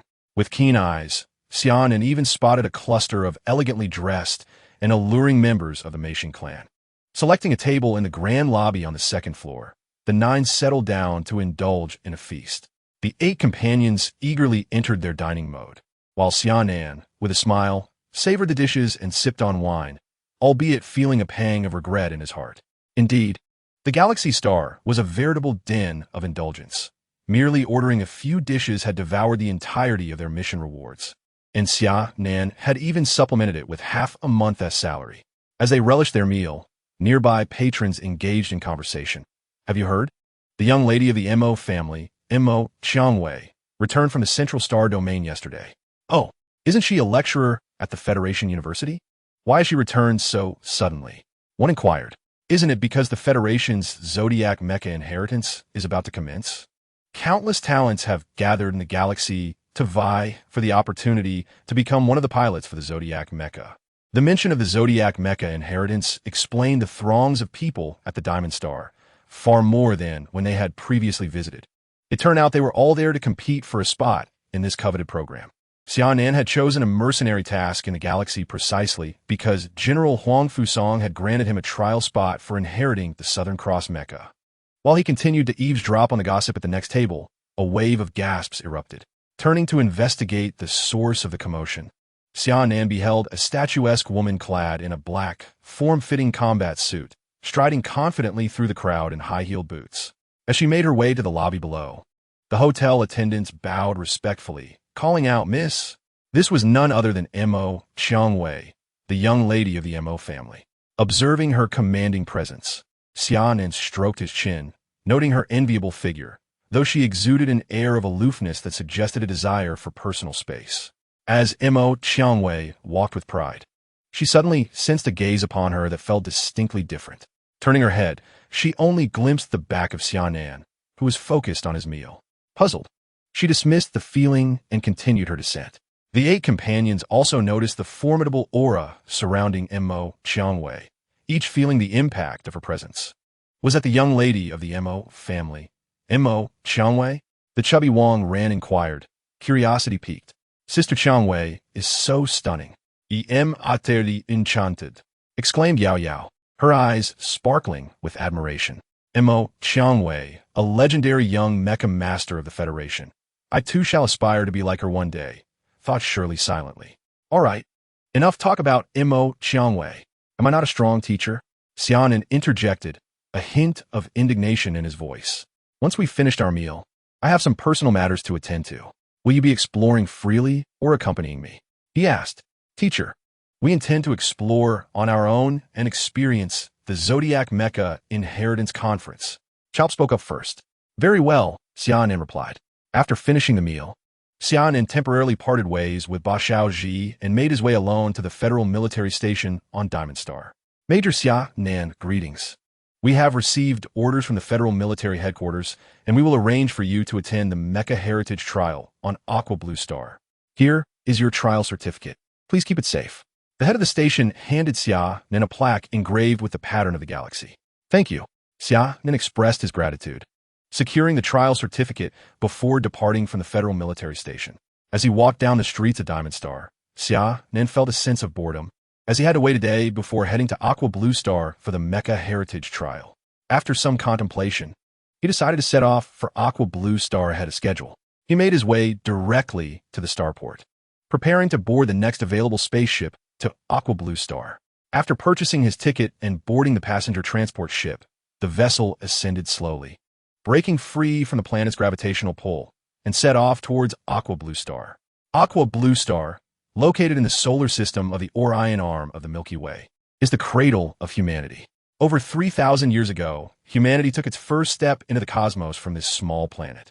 Now, with the expansion of the Federation's territory and the relocation of various centers to the Central Star Domain, Aqua Blue Star has lost its former prosperity. Presently, the population pressure on Aqua Blue Star has significantly diminished, and it exists merely as a tourist destination within galactic civilization. Nevertheless, Aqua Blue Star holds a unique significance as the birthplace of the Federation's constellation mechas. The upcoming Constellation Mecha Heritage Conference will attract countless outstanding figures from the Federation, ushering in a wave of prosperity for Aqua Blue Star. The distance between Aqua Blue Star and Diamond Star is remarkably short, merely around 5,000 light-years. After a 2-hour journey through subspace, Aqua Blue Star came into view. Gazing at the beautiful planet before him, Xia Nan felt his spirits lift. 10 years prior, he had enlisted in the military from this azure planet, joining the ranks of the Federation's glorious Mecha warriors. A decade later, this wandering soul had finally returned to his hometown. Chapter 24. A gathering of heroes upon exiting the starport of Aqua Blue Star. Xia Nan made his way with familiarity to Yinjing City. He stood before an old orphanage, gazing silently at the dilapidated entrance. The walls of the orphanage were overrun with climbing ivy, marred by peeling paint. This place had been Xia Nan's home for a full decade. He recalled the moment, at the age of 6, when he was informed by officials from the Federation that the transport ship carrying his parents had met with disaster. Overcome with despair, he found that relatives avoided him, seeing him as a burden. Ultimately, he was sent to this Hope orphanage, where the kind-hearted director, an elderly woman, insisted he call her Grandma Wang. When Xia Nan first arrived, he was engulfed in sorrow, struggling to connect with the other children at the orphanage. It was Grandma Wang's gentle guidance that gradually helped him emerge from his grief. Now, a decade had passed since he left the orphanage, and everything had changed beyond recognition. The Hope Welfare Institute, though not markedly altered since bygone days, now stands as a mere dilapidated edifice, inhabited only by memories of those who once resided within its walls. Xia Nan lingered outside the entrance for an extended period, quietly reflecting on the decade he spent here. With a heavy heart, he turned away, leaving behind cherished recollections within the crumbling institution.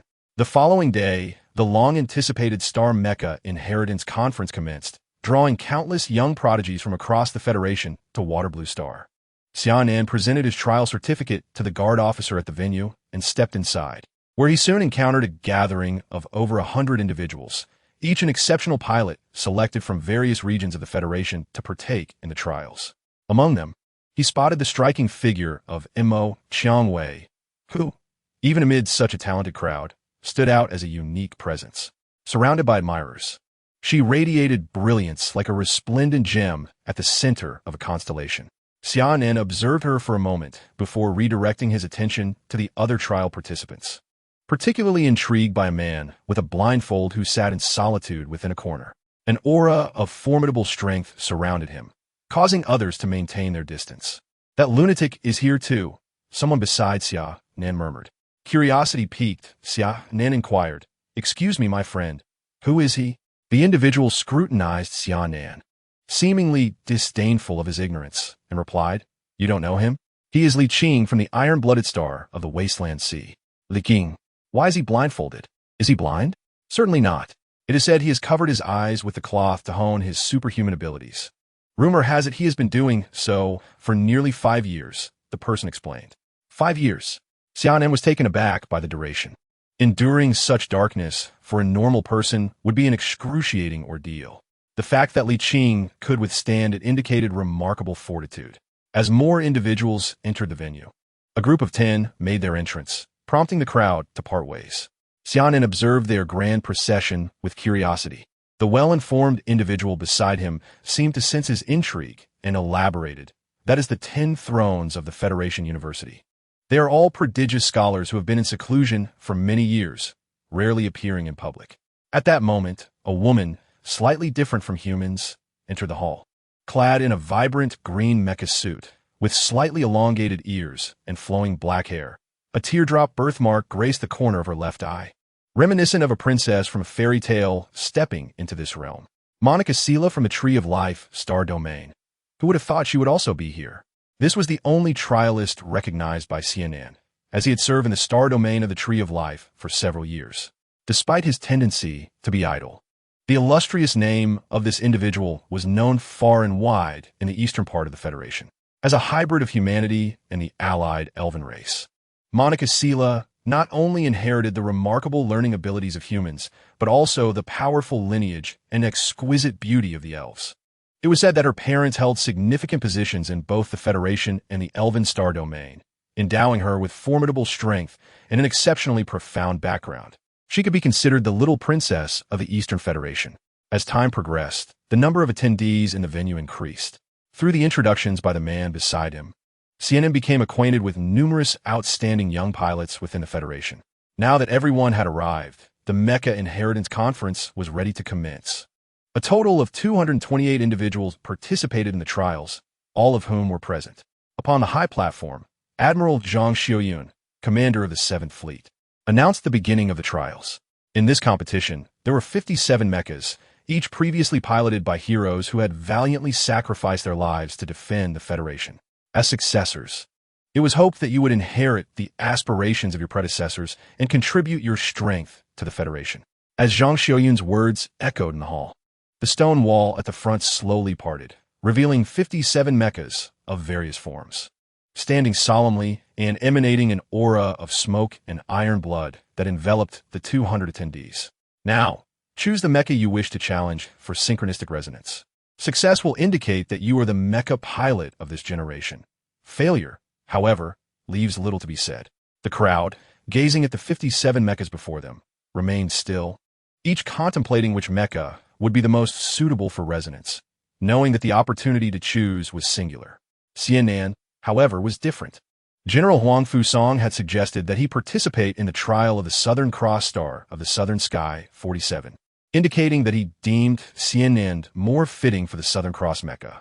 Thus, Xia Nan felt it prudent to heed the General's advice. At that moment, among the participants, Mo Qiangwei, Li Qing, Monica Sila, and the 10 Thrones of the Federal University took the lead towards their chosen mechas for the resonance trial. Xia Nan also moved forward with the crowd, purposefully heading toward the Southern Cross mecha. The trials proceeded at varying paces. Mo Qiangwei, Li Qing, and others, standing before their selected mechas, felt their supernatural energies surging. Their eyes closed as they successfully entered into a state of synchronous resonance with the mechas.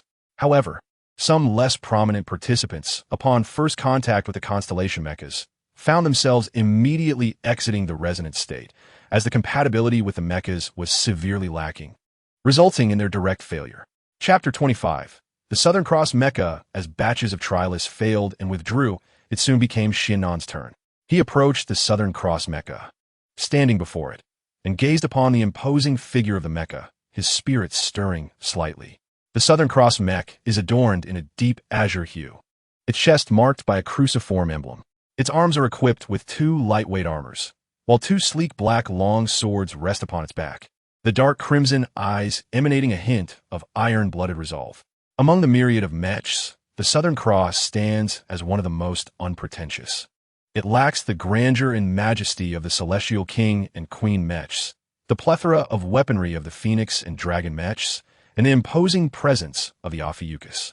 It stands silently, its 2 long swords representing its entirety, akin to a reclusive hero from ancient legends, modest and reserved. The Southern Cross, representing the Southern Cross constellation, is the smallest among the 88 constellations of the Milky Way, nestled between Centaurus and Musca. Beneath it lies a pitch-black star cluster, symbolizing a flicker of hope within the galaxy. Since its inception by the Federation, the Southern Cross mech has been piloted by 3 renowned mech warriors, each a celebrated figure in the Federation. They may not have been the strongest, yet their actions consistently imbued their comrades with hope amid the interstellar wars. The phrase "a single spark can start a prairie fire" encapsulates its essence perfectly. Xia Nan's entire being was suffused with superpower, nearing the upper limits of an A-class esper, as his mental energy surged into the Southern Cross mech, causing its dark red eyes to glimmer faintly. Xia Nan and the Southern Cross entered a state of synchronous resonance, as his consciousness seemed to delve into the mech's memories. From the moment of its creation by the Federation, through countless arduous battles, enduring severe damage, and vanquishing innumerable extraterrestrial foes, these vivid recollections flashed before Xia Nan like a cinematic reel. Each battle memory transformed into nourishment for Xia Nan's piloting skills. It felt as though he were personally navigating the Southern Cross mech, engaging in clashes with countless extraterrestrial beings, mech warriors, cosmic battleships, and colossal beasts of the stars. These experiences deepened the bond between Xia Nan and the Southern Cross mech, until the scenes before him morphed into an unfamiliar expanse of starry sky. Xia Nan understood this was the transmission of the mech's ultimate technique. Before him stood the battle-scarred Southern Cross mech amidst the cosmos, facing a formidable flagship of the void insectoid race. A relentless tide of insectoid warriors surged forth from the vessel, its main cannon primed and ready, heralding an imminent clash. The flagship's main cannon unleashed a massive, dark green energy beam, obliterating asteroids and meteor belts in its wake. In the face of such formidable power, the Southern Cross mech crossed its long swords before its chest, channeling its kinetic energy to the utmost limit as a blue light gradually manifested on the blades. With a sweeping motion, the long swords conjured a colossal cross-shaped light slash to meet the oncoming green beam. The cannon's energy diverged around the Southern Cross mech, which remained unscathed by the onslaught. In the face of the encroaching swarm of insectoid forces, the Southern Cross mech advanced rather than retreated. Its engines, pushed to their utmost limits, ignited two trails of azure flames as it surged forward. The insect army before the mech was utterly incapable of halting its progress within moments. The Southern Cross mech had drawn near to the enemy warship.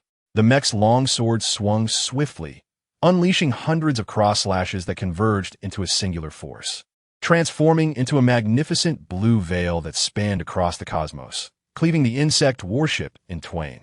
The resplendent blue curtain, accompanied by the fiery explosion of the shattered warship, manifested before the Southern Cross mech as an exquisite tapestry. The vision of inheritance bestowed upon Xia Nan by the mech concluded, awakening him to the realization that this technique was known as the Deep Blue Judgment. In the outside world, several mechs resonated profoundly with the challengers before them, erupting in radiant brilliance. The eyes of the mechs gleamed as if they were titanic beings awakening to welcome a new generation of pilots. Before Mo Qiangwei, the luxurious patterns on the Cassiopeia mech's exterior materialized, and a violet light emanated from the crown atop its head, directed towards her. Li Qing's martial immortal mech also displayed a billowing cape, shimmering with light, as a sanguine beam shot forth from its spear. The Virgo mech before Monica Sela was encircled by floating chains, resembling serpents in motion, as a pink light radiated from the gem embedded in its chest towards her. Observing the phenomena surrounding each mech, General Zhang Xiuyun on the podium could not suppress a smile. The Federation's core combat power was on the brink of significant enhancement. Yet, the Southern Cross mech before Xia Nan exhibited no apparent anomalies, remaining silently steadfast. Upon opening his eyes and gazing at the Southern Cross mech, Xia Nan felt an overwhelming sense of familiarity surge through his veins, a sensation unlike any he had experienced before. He perceived the Southern Cross mech as a reflection of himself, each movement resonating deeply within him. This epitomized the pinnacle of harmony between man and machine, a seamless union. At this moment, the challengers in the venue had concluded their synchronous resonance with the various constellation mechs. A total of 39 mechs had found their compatible pilots, with Xia Nan being notably absent from this number. It was a source of joy that this mech inheritance conference could welcome 39 new constellation mech warriors to the Federation, their presence signifying a substantial enhancement of the Federation's combat capabilities. For those who did not pass the trial, there was no need to despair. The inability to resonate may have been due to a misalignment with the chosen mech. This does not reflect a deficiency in your abilities compared to others. You will have another opportunity to become constellation mech warriors in the future. General Zhang Xiuyun extended his congratulations and encouragement to the challengers below, urging the new generation of constellation mech warriors to deepen their resonant connection with their mechs and swiftly attain the inheritance of their mech's ultimate techniques. After concluding his remarks, Zhang Xiuyun dismissed the participants, marking the successful end of the inheritance conference. One by one, the trialists exited the venue, and the air outside resonated with jubilant cheers as the crowd celebrated the new generation of constellation mecha warriors.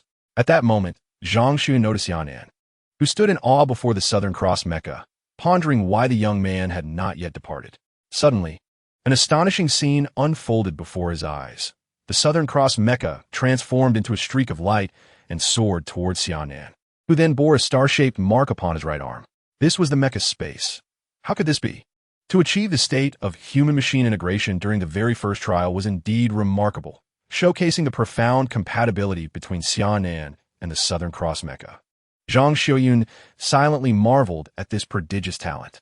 However, as a seasoned general of the Federation, he had encountered countless extraordinary occurrences and merely shook his head in amazement before leaving the venue. Chapter 26. The Galactic Arena. Xia Nan quietly exited the conference hall and soon found the 8 little ones peering curiously outside. He approached them and asked, "Did you come to witness the Mecha Inheritance Conference?" "Instructor, you're here too. Are you also here for the Mecha Inheritance Conference?" Yao Yao inquired. "Something like that," Xia Nan replied. The 8 little ones remained oblivious to the fact that Xia Nan was also a participant in the conference. Nor did they know that their instructor was now a Constellation Mecha warrior. The crowd behind them remained lively as Xia Nan led the 8 little ones away from the venue. Since it's a rare visit to Water Blue Star, let me show you some of its unique features. With that, Xia Nan guided them towards the night market in Yinjing City. The array of delectable street foods dazzled the 8 little ones. Come try the delicious grilled squid, freshly made pastries, candied hawthorn. Wow, this is absolutely scrumptious. I want another serving of this crayfish. I'll have 2 more portions of fried noodles, exclaimed Wang Ran, his mouth glistening with oil. Everything here is exclusive to Water Blue Star. Today, feel free to order whatever you like. It's my treat, Xia Nan generously declared, prompting excited cheers from the 8 little ones. As Xia Nan savored a skewer of barbecued meat, he reminisced about his childhood when his parents were still alive, eagerly anticipating their visits to the night market for street food. Each trip to the market felt like a festive occasion to him. Since the tragic incident involving his parents and his subsequent placement in an orphanage, Xia Nan had not returned to the Yinjing night market for many years. It remained just as he remembered, imbued with the vibrant essence of life, and the flavors of the street food were reminiscent of his past. A perfectly grilled meat skewer was presented before him, pulling Xia Nan from his nostalgic reverie. "Instructor, you must try this lamb kidney. It's exceptionally fragrant," Charpu exclaimed, his mouth full of food, speaking indistinctly. With a smile, Xia Nan accepted the skewer from Charpu and joined in their culinary celebration. The following day, he drove them to the renowned Galactic Arena of Water Blue Star, celebrated throughout the Federation. The Galactic Arena stands as a hallowed sanctuary of glory for countless federal warriors. Several current generals of the federal military have once been bestowed with the honor of the Combat Star within this esteemed arena, a pinnacle of recognition symbolizing invincibility in the realm of super abilities. Its essence is derived from a cosmic treasure acquired by the Federation. In their exploration of the ruins of the City of the End, the Federation uncovered not only a wealth of technological marvels and 12 original mechas, but also a towering artifact. After a century of rigorous research, the Federation Academy has determined that this remarkable treasure was utilized by the civilization of the City of the End to select elite super beings. Those who achieve consecutive victories in the ultimate combat arena are granted the opportunity to receive this treasure, allowing them to elevate their super abilities. While the exterior of the Galactic Arena resembles an ordinary tower, its interior is an architectural wonder, employing advanced spatial folding technology divided into 100 expansive layers. Each layer boasts a main competition stage accompanied by thousands of auxiliary platforms. Only by securing 20 consecutive victories on each level can one challenge the master of that layer. The victor automatically claims the title of master, and only the masters of each layer may participate in the ultimate combat arena. Achieving 100 consecutive victories in this final arena grants one the title of Combat Star of the Galactic Arena, along with unparalleled glory and rewards. "Wow, so many people!" exclaimed the 8 little ones in awe. "Look over there," Wang Ran shouted, pointing towards one of the competition stages. There, 2 combatants were engaged in an intense battle, culminating in one figure collapsing while the other emerged victorious. The triumphant figure exuded an imposing aura, imbued with a hint of gallantry. It was none other than the illustrious Miss M.O. Chiangwei of the M.O. family. "All right, you may all explore freely and observe the super prodigies from across the Federation," said Xia Nan as he made his way to the registration desk, intent on testing his skills in a few matches. The 8 little ones dispersed to watch the contest that piqued their interest. After registering, Xia Nan received a number plate marked 11111, causing his expression to twitch. Was it a jest about his single status? Before long, Xia Nan's wristwatch buzzed with his match arrangements. Following the guidance of his number plate, he approached a platform, already occupied by a familiar figure. To his surprise, it was Mo Qiangwei. Xia Nan glanced down at the match information to confirm that there was no mistake. With a sigh, he stepped onto the stage. Xia Nan was somewhat reluctant to battle Mo Qiangwei, as he found the daughter of such a prominent family to be rather troublesome. Yet, avoidance was not in his nature. Upon seeing her opponent, the poised yet ruggedly handsome man radiating a military aura, Mo Qiangwei acknowledged him with a nod. Xia Nan returned her gesture with a smile. As a virtual countdown concluded, the duel commenced. Xia Nan chose not to attack immediately, believing it was gentlemanly to await his opponent's move. However, Mo Qiangwei was unperturbed by such niceties. As the countdown ended, a torrent of super energy transformed into a whirlwind of blades, hurtling towards Xia Nan. She aimed for a swift resolution, seeking to eliminate him in one decisive strike. Xia Nan gazed at the onslaught of wind blades, a faint smile gracing his lips as his eyes glimmered with phosphorescence. An invisible shield encased him securely.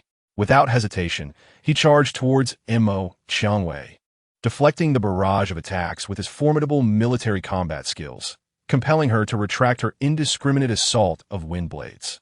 The ethereal gusts, infused with her elemental prowess, allowed Mo Qiangwei to dodge gracefully around the arena. As an elemental superhuman, close combat was not her forte.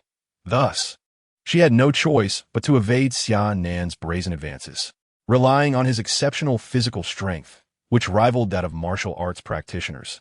Xia Nan's seemingly ordinary military techniques pressured Mo Qiangwei, rendering her somewhat flustered. Nevertheless, she was no ordinary adversary. Creating distance between them, she unleashed a wind elemental projectile that struck Xia Nan, propelling him to the edge of the arena. The shield before him bore cracks, a testament to Mo Qiangwei's profound abilities.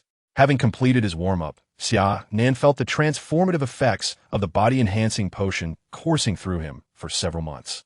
His physique had become remarkably formidable, now capable of executing certain martial arts skills. He assumed a ready stance, initiating the 8 extremities Heavenly One technique, and in an instant, vanished from Mo Qiangwei's sight. Reacting swiftly, she employed her wind element to evade, causing Xia Nan's attack to miss its mark. Unfazed by his unsuccessful probing attack, Xia Nan continued his relentless onslaught, each disappearance placing immense pressure on Mo Qiangwei. She had never envisioned being so flustered by his aggressive maneuvers. Chapter 27. Night blooming Rose. Mo Qiangwei found herself beleaguered by Xia Nan's elusive strikes, her internal reserves of superhuman energy dwindling rapidly. This wave of offensive had drained Xia Nan significantly as well. After all, he was not a true martial arts superhuman, lacking the innate strength characteristic of that discipline. His offensive maneuvers were propelled by his own superhuman energy, which, although exhausting, paled in comparison to Mo Qiangwei's strain due to his more substantial reserves. Furthermore, he benefited from the energy provided by the Sword of Godslayer, endowing him with a considerable surplus of superhuman power. After narrowly evading another of Xia Nan's attacks, Monta Qiangwei punted lightly. Her opponent exhibited exceptional martial prowess and combat reflexes, leaving her consistently on the defensive. To turn the tide, she needed to create distance. Evaluating the battlefield's dynamics, Mo Qiangwei resolved to employ a kite-flying strategy against Xia Nan. Wind elements coalesced behind her, forming a pair of wings that lifted her high above the arena. Once airborne, she adjusted her stance, manipulating 4 tornadoes to encircle Xia Nan. The combined forces of these whirlwinds gradually decelerating his rapid movements. Faced with Mo Qiangwei's counteroffensive, Xia Nan found himself in a quandary. Although the new space-type superpower offered comprehensive offensive and defensive capabilities, its unique elemental nature hindered his ability to wield it effectively in combat. The potential for collateral damage with high-powered spatial skills rendered him somewhat constrained. With the activation of spatial skills, Xia Nan departed from the confines of the wind cage. Utilizing the 8 extremes heaven technique to traverse the void, he combined the spatial barrier with a powerful leap, allowing himself to hover effortlessly in midair. Xia Nan launched a fierce assault towards Mo Qiangwei once more. The wind elements surrounding her rapidly coalesced, transforming from a pale azure to a hint of black. In an instant, Mo Qiangwei succumbed to darkness, her wild wind elements coiling around her like a black dragon. Observing her formidable display, Xia Nan opted for a temporary retreat. Inwardly musing, indeed, she hails from a prestigious family. Only the elite can afford the evolutionary serums costing billions of federal coins. Now, shrouded in darkness, Mo Qiangwei appeared as a tempestuous sorceress, her black dragon wreaking havoc and forcing Xia Nan into a relentless retreat. Her explosive emergence captured the attention of several onlookers, drawing a crowd to the arena, and the 8 companions hastened to join. "It's the instructor battling Mo Qiangwei," exclaimed Shirley. "Sister Qiangwei is incredible. That wind dragon is so wild," Yao Yao exclaimed in admiration. "Is the instructor all right?" Wang Ran and Charpu expressed their concerns. Among the spectators, Li Qing, blindfolded, silently observed the fierce clash, acknowledging Mo Qiangwei as a formidable opponent. A glance around the crowd revealed prominent figures, including Monica Sela and other leaders of the federal youth, intently watching Mo Qiangwei in the arena. With a burst of energy, Xia Nan executed the 8 Extremes Heaven Technique, Meteor Strike, transforming into a shooting star that collided with Mo Qiangwei in midair, sending her crashing onto the stage. Gasps of disbelief erupted from the crowd. Compared to the well-known Mo Qiangwei, Xia Nan was an obscure figure. No one anticipated that such an underdog could triumph over her. "Incredible!" cheered the 8 companions in support of Xia Nan. Yet, the battle was far from over. Mo Qiangwei rose from the ground, her pride ignited by the humiliation of being subdued. The wind elements on the stage intensified, creating a suffocating pressure as the relentless wind blades assaulted the protective barrier with a crackling sound. Xia Nan stood at a corner of the stage, his expression grave. Indeed, the reputation of Mo Qiangwei was well-deserved. She was a true prodigy of the Federation. His meteor strike, a powerful move, had failed to subdue her, instead fueling her determination. Mo Qiangwei had completely unleashed her fury, unwilling to accept defeat. "Black Knight, rose," she declared, as a rose formed from exquisitely compressed wind elements gradually bloomed in the arena, presenting a scene of chaotic beauty that momentarily entranced the spectators below. "So beautiful," murmured Yao Yao and Shirley among the 8 companions. At that moment, Xia Nan, positioned at the center of the rose, enveloped himself in 4 or 5 layers of spatial shields. As he concentrated his powers into his right index and middle fingers, he vanished into the heart of the flower. The spectators beneath the arena beheld a scene of both somberness and exquisite beauty. As a glimmer of gold flashed amidst the crimson roses, the petals shattered, and the elemental winds on the battlefield gradually settled, revealing the delicate form of Mo Qiangwei, who lay gracefully on the ground. The golden skyline loomed above. It was only then that a deep male voice resonated in the ears of the crowd. "Contestant 11111 is victorious." The cold, unyielding announcer declared Xia Nan's triumph. Xia Nan stepped down from the stage, and the audience, now awakened, erupted in a chorus of cheers, celebrating the spectacular duel between Xia Nan and Mo Qiangwei. Among the throng, Li Qing and others fixated on Xia Nan's silhouette, their eyes ablaze with ambition, as if each yearned for the opportunity to engage in battle with him. Sean marveled at Xia Nan's approach, exclaiming, "Instructor, you just defeated Mo Qiangwei." Douglas, who was typically reticent, ventured to ask, "Instructor, can I become as strong as you?" The 8 young ones surrounded Xia Nan, chattering incessantly with questions. Xia Nan smiled in response. All right. It was merely defeating Mo Qiangwei once. There's no need for pride. Train diligently, and you shall surpass me in the future." With that, he beckoned the group to prepare to leave the arena. "Wait," Mo Qiangwei, having regained consciousness, called out with fervor, "Who are you? How come I have never heard of you in the Federation?" "Xia Nan, a mere Mecha warrior of the Federation," he replied nonchalantly. "I will remember you. I will surely defeat you," Mo Qiangwei declared resolutely, her gaze fixed firmly on Xia Nan's departing figure. He offered no further words, merely waved goodbye as he and the 8 young ones exited the galactic arena. Having always been the favored jewel of her elders and a prodigy in the eyes of her peers and instructors, this defeat shattered Mo Qiangwei's pride, yet fortified her resolve to grow stronger.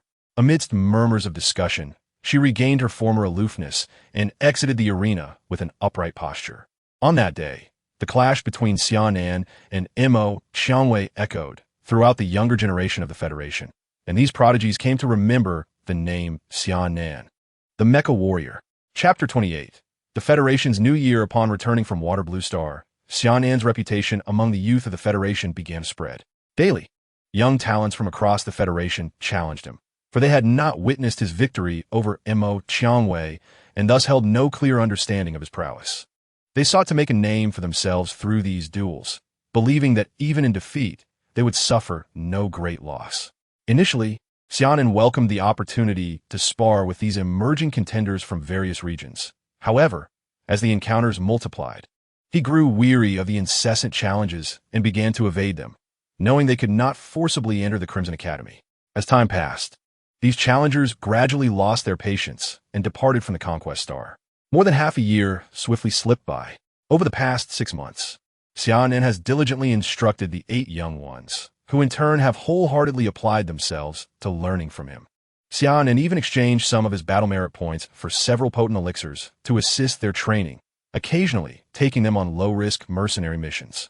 After half a year of rigorous training, the prowess of the 8 has transformed dramatically. Each of them has surpassed an extraordinary energy index of 700 points, reaching the advanced C grade. Their skills in mecha piloting and combat techniques have undergone a qualitative leap. They have mastered the 4th form of the 8 Extremes Heaven combat technique, and all 8 have successfully passed the Federation's novice mecha pilot examination, now rightfully recognized as Federation Mecha Warriors. Due to the dual effects of the exclusive body-enhancing elixir from the Shining Legion and the Godslayer's Sword, Xia Nan himself has achieved the pinnacle of a grade in both physical and extraordinary abilities. Last month, he tested his powers, revealing both his extraordinary and physical indices to be a staggering 999 points, merely a step away from becoming an S-grade extraordinary being. With a deeper understanding of his extraordinary elemental powers, he is poised to break through and become a formidable force in the Federation. However, the spatial element remains an enigma. Despite reaching the limits of A-grade, Xia Nan has struggled to transcend this barrier into S-grade. Nevertheless, his recent training has enhanced his grasp of spatial elements.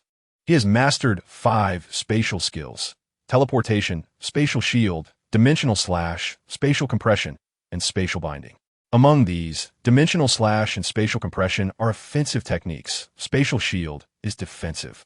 Spatial binding is a control skill, and teleportation serves as a displacement technique, providing a comprehensive arsenal for both attack and evasion.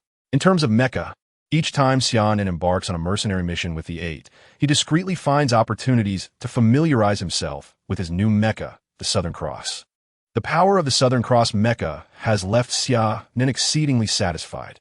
Although it lacks long-range energy weapons, its melee capabilities have reached near perfection. During one mission, he stealthily evaded the 8 and encountered a small fleet of space pirates on a desolate planet. Piloting the Southern Cross, he concluded the skirmish in a mere 10 minutes.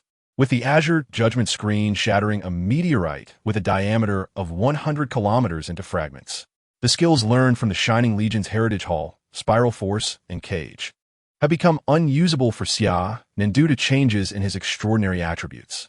However, thanks to the enhancement provided by the Godslayer's Sword, these skills have been transformed into spatial compression and spatial binding, aligning with Xia Nan's spatial attributes. Fortunately, the Godslayer's Sword has proven invaluable, allowing him to adapt these 2 skills. Otherwise, he would have only grasped dimensional slash over the past 6 months. Dear classmates, in just 2 days, the Federation New Year will arrive. Throughout this past year, you have undergone significant growth. You are no longer the inexperienced novices I encountered when I first took command. You have evolved into true Federal Mech Warriors, now poised for a brighter future. I hope you continue to forge ahead on the path of strength. After bestowing my blessings upon the 8 trainees, Xia Nan dismissed them, allowing them to return home for the holiday. The new year in the Federation coincides with that of the Water Blue Star era, where families gather to partake in a festive reunion dinner, enjoying the New Year's programs broadcasted on the Magic Network and savoring a harmonious evening. On this New Year's Day, the 5 major star regions of the Federation were infused with a vibrant celebratory spirit. Even the distant neutral star regions and their colonial planets resonated with laughter and joy. Xia Nan, watching the New Year's address from the President of the Federal Congress on the Magic Network, grew weary and exited the platform.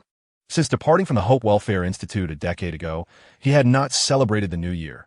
Each year, he either spent it alone in solitude or, like countless soldiers of the Federation, remained steadfast at his post, safeguarding the tranquility of the Federation. It appeared that this year, once again, he would be alone. Lying on his dormitory bed, Xia Nan closed his eyes in boredom. Suddenly, a series of knocks echoed at the door. He turned over, got out of bed, and opened it, inquiring, "Who is it?" Upon opening the door, he was greeted by the 8 trainees, each carrying various packages. In unison, they exclaimed, "Instructor, Happy New Year!" Xia Nan was taken aback, but smiled, softly replying, "Happy New Year! It seems I shall not be alone this year." "Instructor, these are New Year gifts prepared by my parents. They express their gratitude for your guidance." Sharp spoke first. "Instructor, my grandmother made some delectable marinated delicacies." Yao Yao raised her package high. Xia Nan, looking at the 8 before him, smiled as he accepted their gifts. "I have not prepared anything for you." "It feels rather awkward to accept your gifts," he admitted. "Your guidance is the greatest gift to us," replied class leader Shirley. "Reciprocation is only polite. Allow me to treat you to a meal." "It has been quite some time since I dined with anyone during the new year," Xia Nan proposed, leading the 8 to the Galactic Star's conquest branch. "Thank you all," he murmured softly while walking ahead, a tear glistening in his eye. "For you have alleviated my solitude." At the Galactic Star Hotel, Xia Nan ordered an abundant feast. The group joyfully indulged in the meal, filling the air with laughter. During the festivities, the chubby Wang Ran, indulging in alcoholic beverages, became quite inebriated and insisted on shedding his shirt to dance, despite their attempts to restrain him. Fortunately, Xia Nan intervened in time to halt his foolishness. Otherwise, Wang Ran would surely face social embarrassment upon regaining his senses. After their meal at the Galactic Star Hotel, Xia Nan and the 8 trainees ventured to a KTV to sing. There, Wang Ran surprised everyone with his impressive singing voice, revealing a talent unexpected from his usual jovial demeanor. After their performance, riding the wave of enthusiasm, Xia Nan engaged the 8 in several rounds of Mecha Alliance, allowing them to experience the thrill of seamless gameplay. Xia Nan, for the first time in a decade, experienced a genuine new year. Chapter 29, Parting Ways After the New Year. Everything returned to its usual rhythm. Xia Nan's training of the 8 students became increasingly rigorous, guiding them as they continuously undertook new missions. Under Xia Nan's stringent tutelage, the 8 students flourished rapidly. One day, 3 months later, class leader Shirley successfully surpassed the threshold of 999, achieving a score of 1001 and entering the ranks of B-class superpowered individuals. In the ensuing months, the remaining 7 students, benefiting from the Academy's resources, also broke through to become B-class superpowered beings. In June of the year 3682 of the Federation, it marked the graduation season. Starting this month, the students would gradually depart from the Academy to formally enter Federation society. Upon graduation, they faced 3 potential paths. The first option was to join the Federation's military, becoming a valiant soldier. The second was to step into society, contributing their talents across various sectors. The final path, available only to the most exceptional students, involved receiving invitations from prestigious universities in the Central Star domain to pursue further studies in advanced knowledge. Graduating from university would afford them a superior starting point, allowing them to enlist directly as officers rather than beginning as privates and gradually accumulating military achievements. On this day, Xia Nan stood before the podium, delivering the final lesson to his 8 students. After the class, he tidied up his belongings and, smiling, gazed at the first batch of students he had personally nurtured. "Well, starting tomorrow, you will no longer have to endure my incessant ramblings. You are ready to graduate from the Academy. Instructor, we will miss you." Shirley, usually aloof, was the first to speak up today. "Indeed, Instructor, could you stay with us a little longer?" "Instructor, sobi. Will we be able to see you again?" Wang Ran, the most vivacious of the group, unexpectedly retreated to a corner, quietly wiping away tears. "You have all matured. From now on, you are adults. You must shoulder responsibilities and bear hope. The Federation needs you. You are its future. Why are you still being so sentimental?" Xia Nan feigned irritation. "Moreover, after graduation, it's not as if you want to see me again. You can always reach out to me through the magic net when you have time. Don't you want to acknowledge me as your teacher? Now, let us discuss your plans," Xia Nan interrupted the emotional exchange among the 8. I presume you have all received invitations from various esteemed universities. Have you decided which university to attend? Instructor, I have received an invitation from the Federation University. I wish to continue my studies and eventually become an excellent battleship commander. Shirley stated resolutely. That's wonderful. Shirley, you must strive hard. Perhaps one day I shall have to address you as commander, Xia Nan replied with a smile. And what about the rest of you? Instructor, Shirley and I plan to attend Federation University together, but I aspire to become a doctor. Camille expressed her intentions to Xia Nan. Instructor, Sean and Sharp have received an invitation from the Federal Mecha Academy, and we're preparing to further our studies in mecha combat, aspiring to fight on the front lines as mecha warriors, just like you. Douglas proclaimed with great ambition. I am ready to accept the invitation from the Federal Mecha Academy, as I wish to become an exceptional mecha designer, crafting a super mecha that rivals even the Constellation Mecha. The last among the 8, the well-bred Clara, spoke up. Yeah, what about you? Instructor, my family has arranged for me to attend the Royal Academy of the Fire Spirit Clan, hoping that I will become a powerful Esper. The Fire Spirit Clan? It is not too far from the federal territory, and their communications are interconnected with our federal magic network. Yao, your Esper ability is Fire Elemental. You will indeed receive the best training at the Royal Academy of Fire Spirits. I wish you all the best. After speaking, Xia Nan turned to the chubby Wang Ran, who had been wiping his tears since the beginning. Instructor, I am preparing to go to the Federal Military Academy. I want to become a Federal Special Mecha Warrior and return to the Crimson Fortress Star Domain to join the 6th Fleet. The Federal Military Academy is located in the Central Star Domain, closest to the Wasteland Star Sea, where space pirates roam freely. The Academy often uses those pirates as trial subjects, which is quite perilous. Can you withstand it? Xia Nan teased. I can. Wang Ran replied resolutely. That is good. Believe in yourself. You are my students, trained by Xia Nan. How could you possibly be inferior to others? When you enter your respective academies, do not let me down. Instructor, we will certainly make you proud and ensure everyone remembers us as your finest students. Xia Nan looked at the 8 with renewed vigor and nodded. Once you enter university, you will face geniuses from various star domains of the Federation. You will encounter many opportunities and crises. Remember to forge friendships and maintain caution and vigilance in unfamiliar environments, for there will be no mentors to safeguard you in university. Now off you go. When you leave for the Journey Star, I will see you off. Xia Nan waved away the 8. A month swiftly passed, and the 8 prepared to report to their respective universities. At the starport of Journey Star, Xia Nan embraced each of them, offering final words of advice. Watching them tearfully board different starships, as the ships took off along various routes towards their target planets, Xia Nan gazed at the departing vessels and wished. May your futures be bright and prosperous. After bidding farewell to the 8, Xia Nan felt a sense of emptiness. Having devoted so much time to teaching, he had grown deeply attached to them, and though reluctant, he hoped for their brighter futures.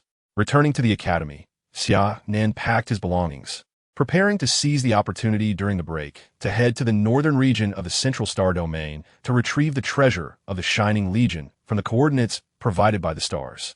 The following day, Xia Nan, bearing a parcel filled with essential supplies, made his way to the stellar port of the Conquest Star, where he procured a ticket to the northern region of the Central Star Domain, specifically to Klee Star. Klee Star is the life-bearing planet closest to the designated coordinate planet on the stellar map.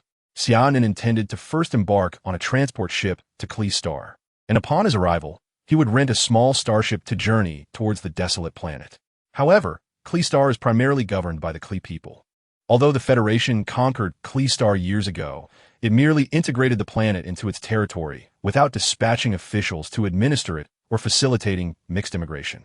Consequently, Klee Star has preserved the customs and appearance of centuries past, remaining an autonomous planet. Chapter 30. Klee Star from an external perspective. Klee Star presents a verdant landscape interspersed with 8 azure rivers, the lifeblood of the planet. Due to its unique environment, high-tech products and modern architecture are remarkably scarce.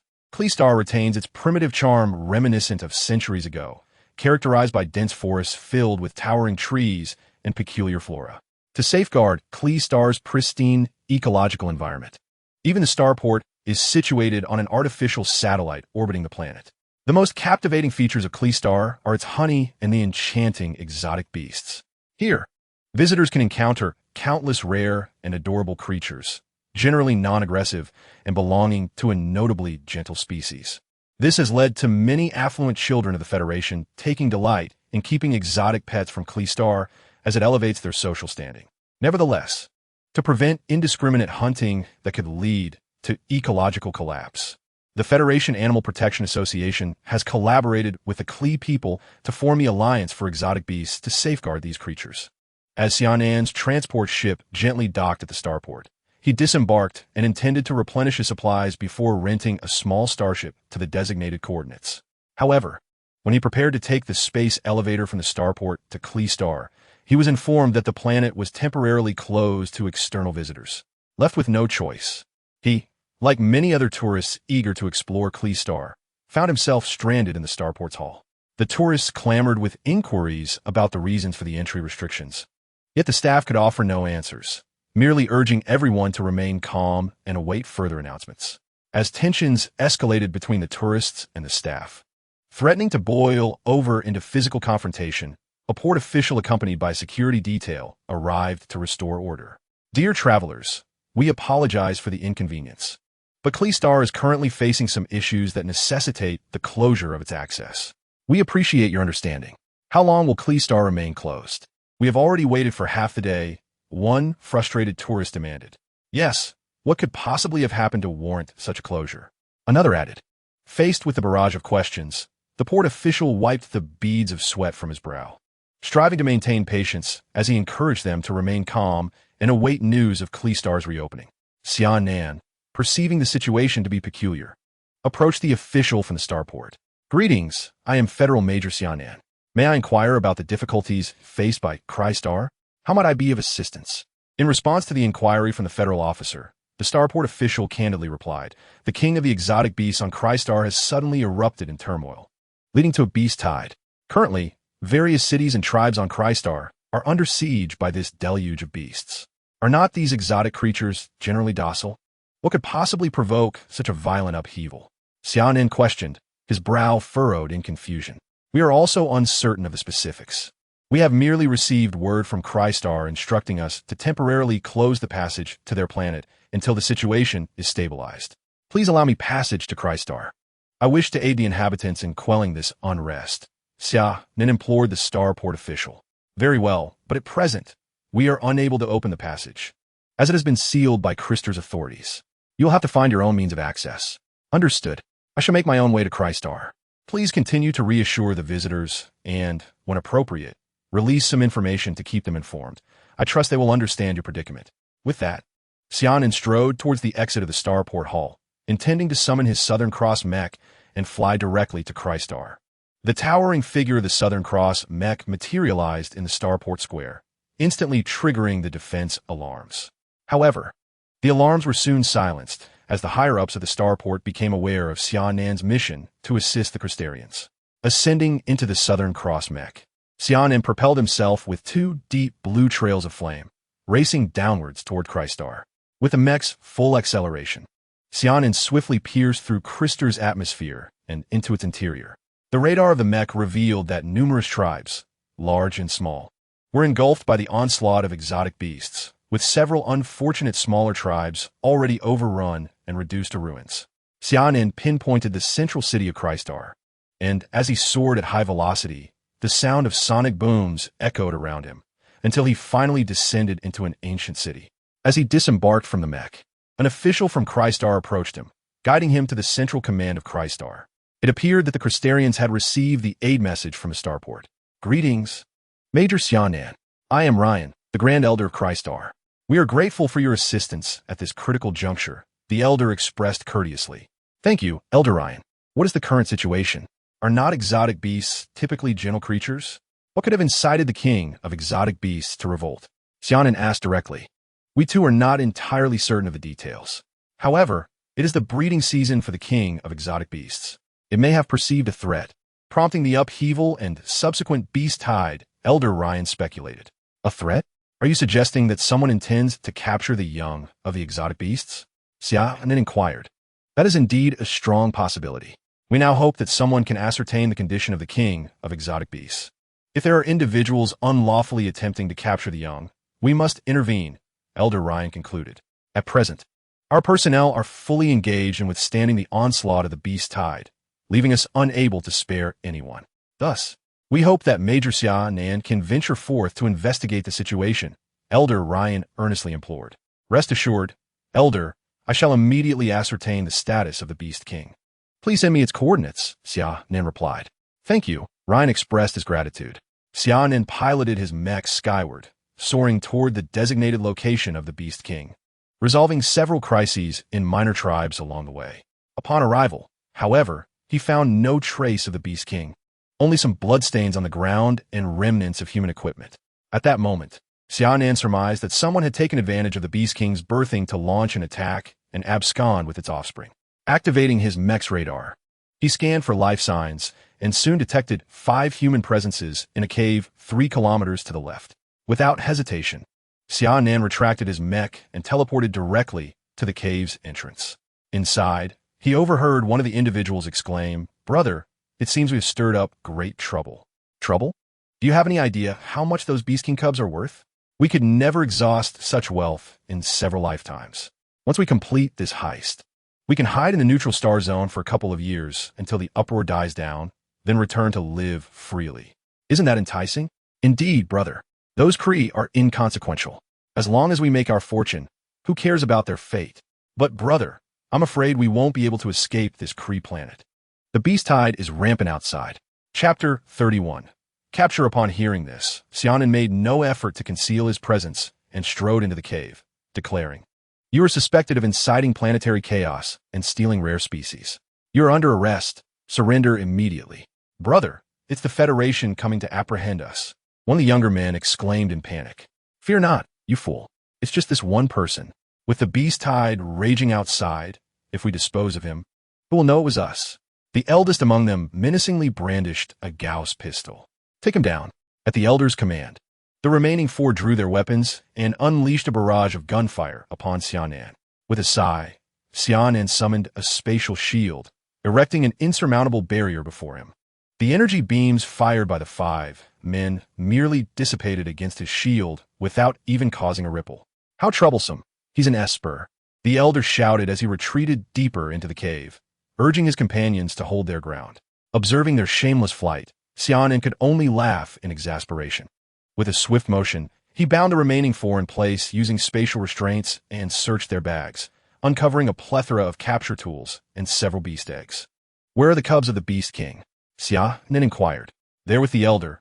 He hid them deep within the cave," the timid 5th member promptly replied. "How could you betray your brother?" The 2nd elder approached. "But he betrayed us first," came the retort. "That is a valid point," Xia Nan thought, gazing at the quartet of bumbling thieves with disdain.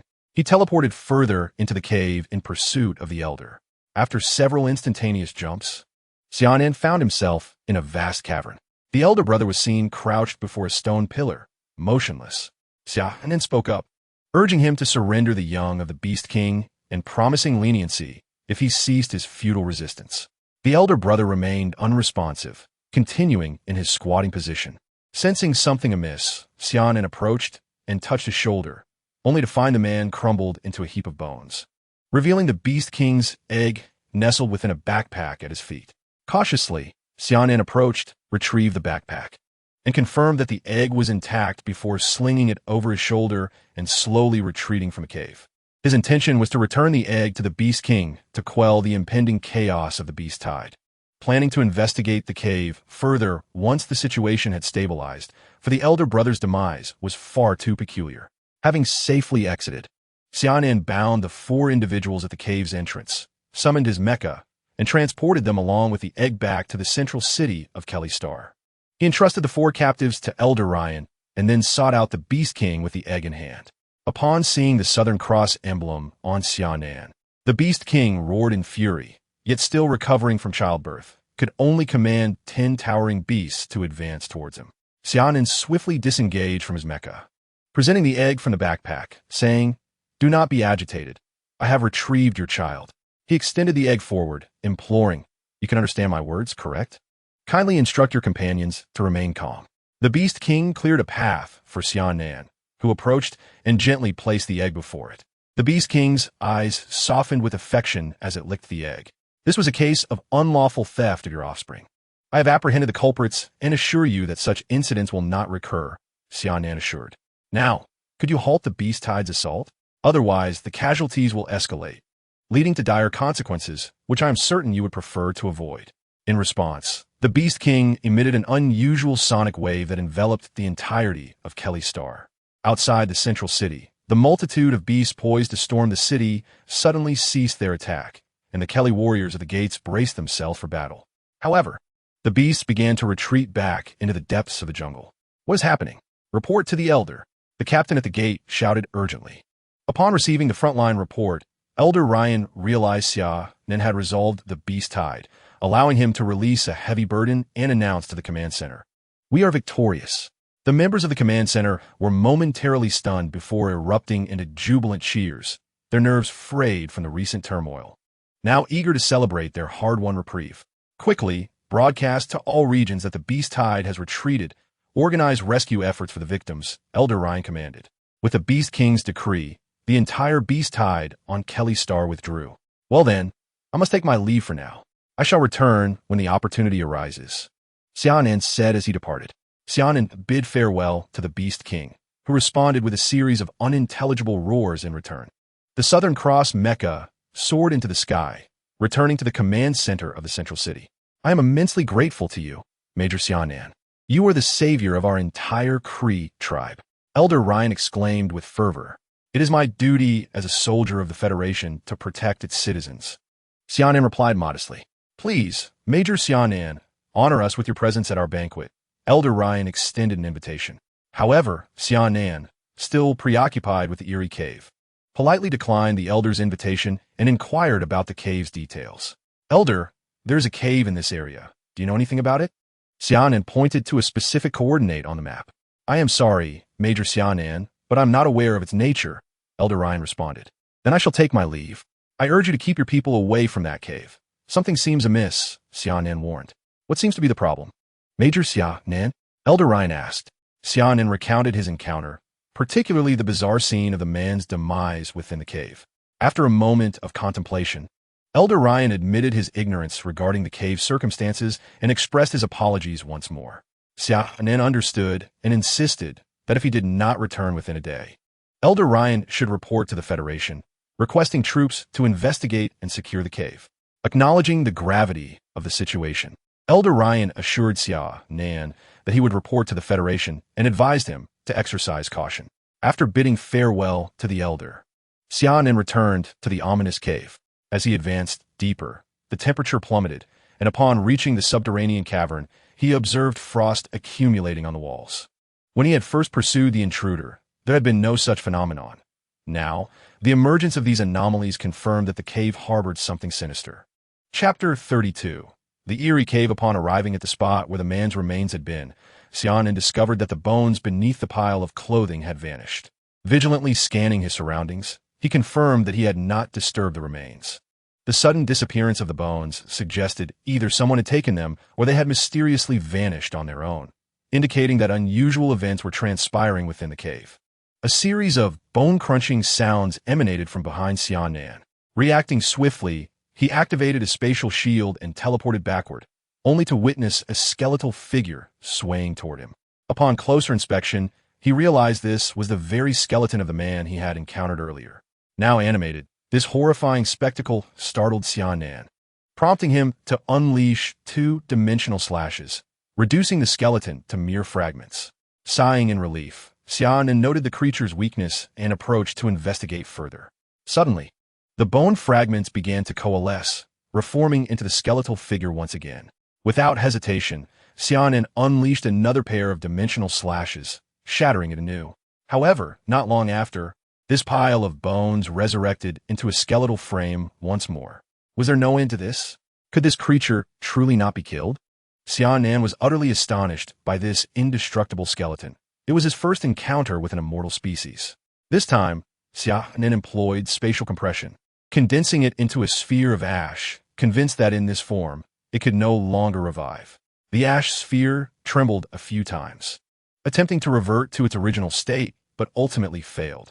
Finally, a wisp of black mist emanated from the ash sphere, and it ceased to move.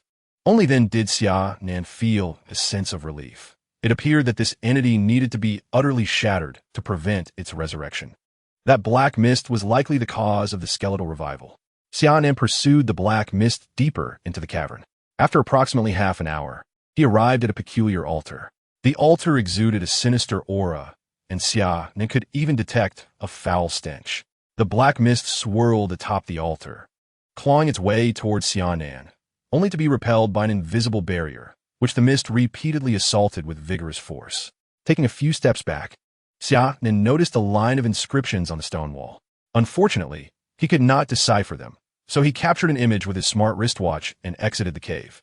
As Xia Nan departed, the black mist atop the altar gradually subsided. If one did not examine closely, the myriad cracks adorning the barrier would go unnoticed, indicating that it was on the verge of shattering.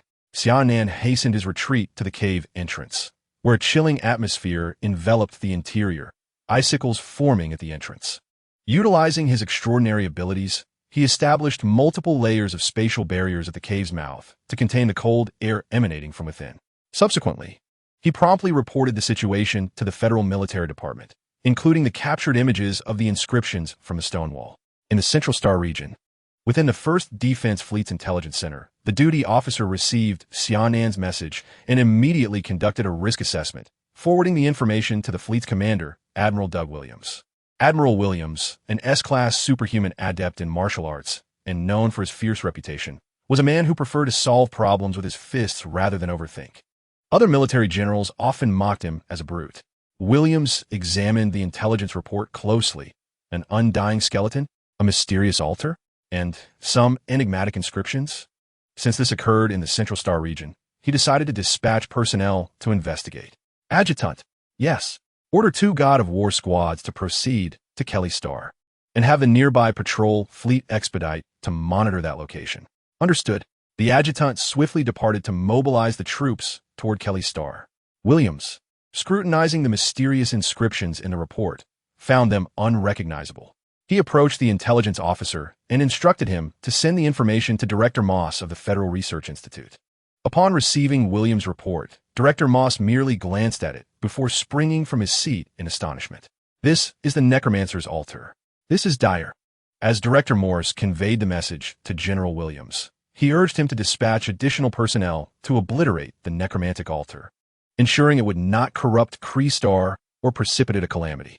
Upon receiving the message, General Williams promptly sent forth a fleet to Kree Star, preempting the situation from escalating further. Meanwhile, as General Williams mobilized his forces, a violent transformation occurred within the cave before Xia Nan.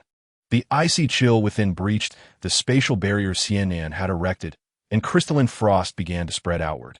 While attempting to halt the encroachment of the ice crystals, Xia Nan communicated with Elder Ryan to evacuate the nearby residents. Fortunately, the spread of the ice was not rapid, granting Elder Ryan ample time to facilitate the evacuation. A thunderous roar echoed as the Beast King, accompanied by his minions, approached the cave's vicinity. The Beast King roared at the cave, his voice tinged with deep trepidation. You must urge the nearby beasts to vacate this area, and you should leave as well. Danger is imminent, Xia Nan urged anxiously. The Beast King, understanding the gravity of the situation, led his underlings to disperse the creatures in the vicinity. Xia Nan's gaze remained fixed on the cave entrance as the chilling frost abruptly receded, signaling the impending clash. Indeed, a torrent of sinister black mist erupted from the cave, followed by the thunderous sound of marching feet. Skeletal figures surged forth from the cave, lunging toward Xia Nan, drawn by the scent of fresh flesh. Xia Nan unleashed dimensional slashes, reducing the advancing skeletons to mere fragments. The cave seemed inexhaustible, continuously spewing forth skeletons until the entrance was thickly carpeted with bone powder. Utilizing spatial compression, Xia Nan attempted to block the cave's mouth with the accumulated bone powder. However, it was a futile endeavor, as the compressed mass was gradually pushed out inch by the relentless skeletal horde within. At that moment, 30 mech engines streaked across the sky, heralding the arrival of the First Fleet's War God Squad. Upon arrival, the War God Squad initiated a saturation assault on the cave, forcing the skeleton's back. The skeletal remains on the ground trembled, threatening to reanimate. Only by turning them to dust can we prevent their resurrection. Xia Nan shouted. The squad leader, upon hearing this, swiftly altered their strategy. A fire element Esper stepped forward, unleashing a conflagration that reduced the fragments of bone to ash, while simultaneously erecting a firewall at the cave's entrance. The skeletons within appeared to fear the flames, hesitating behind the barrier. Chapter 33. Natural Disaster and the Undead. Finally, Xia Nan could take a moment to breathe. Your timing is impeccable. Had these ghastly entities breached the surface, it would have spelled great trouble, he expressed, still haunted by the undead skeletons. Major Xia Nan, we will now take command of the battlefield. Please rest at the rear, the war god squad leader instructed. Very well, but I fear your numbers may be insufficient. Are there no additional reinforcements from the military? Xia Nan inquired. I cannot say. I'm only aware of my orders to execute the mission. All right then. Xia Nan retreated to a distance of 800 meters, thus providing the war god squad with ample space for combat. Yet, an unsettling premonition lingered within him. An intuition that something truly terrifying was about to transpire. The war god squad, renowned as the elite mech team of the First Fleet, demonstrated impeccable coordination between its two sub-teams of 30, unleashing a relentless barrage of firepower and skills without wasting a single moment of combat opportunity, steadily repelling the skeletal army within the cavern. Gradually, the war god squad gained control over the battlefield, forcing the skeletal forces to retreat deeper into the cave, systematically cornering them into an immense underground cavern. As the 30 members of the war god squad entered the cavern, even they, the creme de la creme of warriors, could not suppress a gasp of chill. The entire cavern was densely packed with white bones, resembling a veritable hell of skeletons. The eerie sound of bones grinding against one another echoed incessantly in the ears of the soldiers. Nevertheless, the war god squad executed their tactics with unwavering steadiness, swiftly clearing the cavern until the ground was thickly layered with bone dust. The captain signaled to continue their advance. Suddenly, an inexplicable whirlwind of bones surged forth, transforming the bone dust on the ground into a swirling vortex that gradually coalesced into a colossal figure. What on earth is that? One team member exclaimed in shock. A towering skeletal giant, over 80 meters tall, loomed before the war god squad, casting a daunting shadow over their hearts. Retreat, the captain commanded decisively, and the two sub-teams withdrew in an orderly fashion into the passageway. The massive skeletal figure raised its colossal bone sword and swung it down towards the war god squad. Dodge!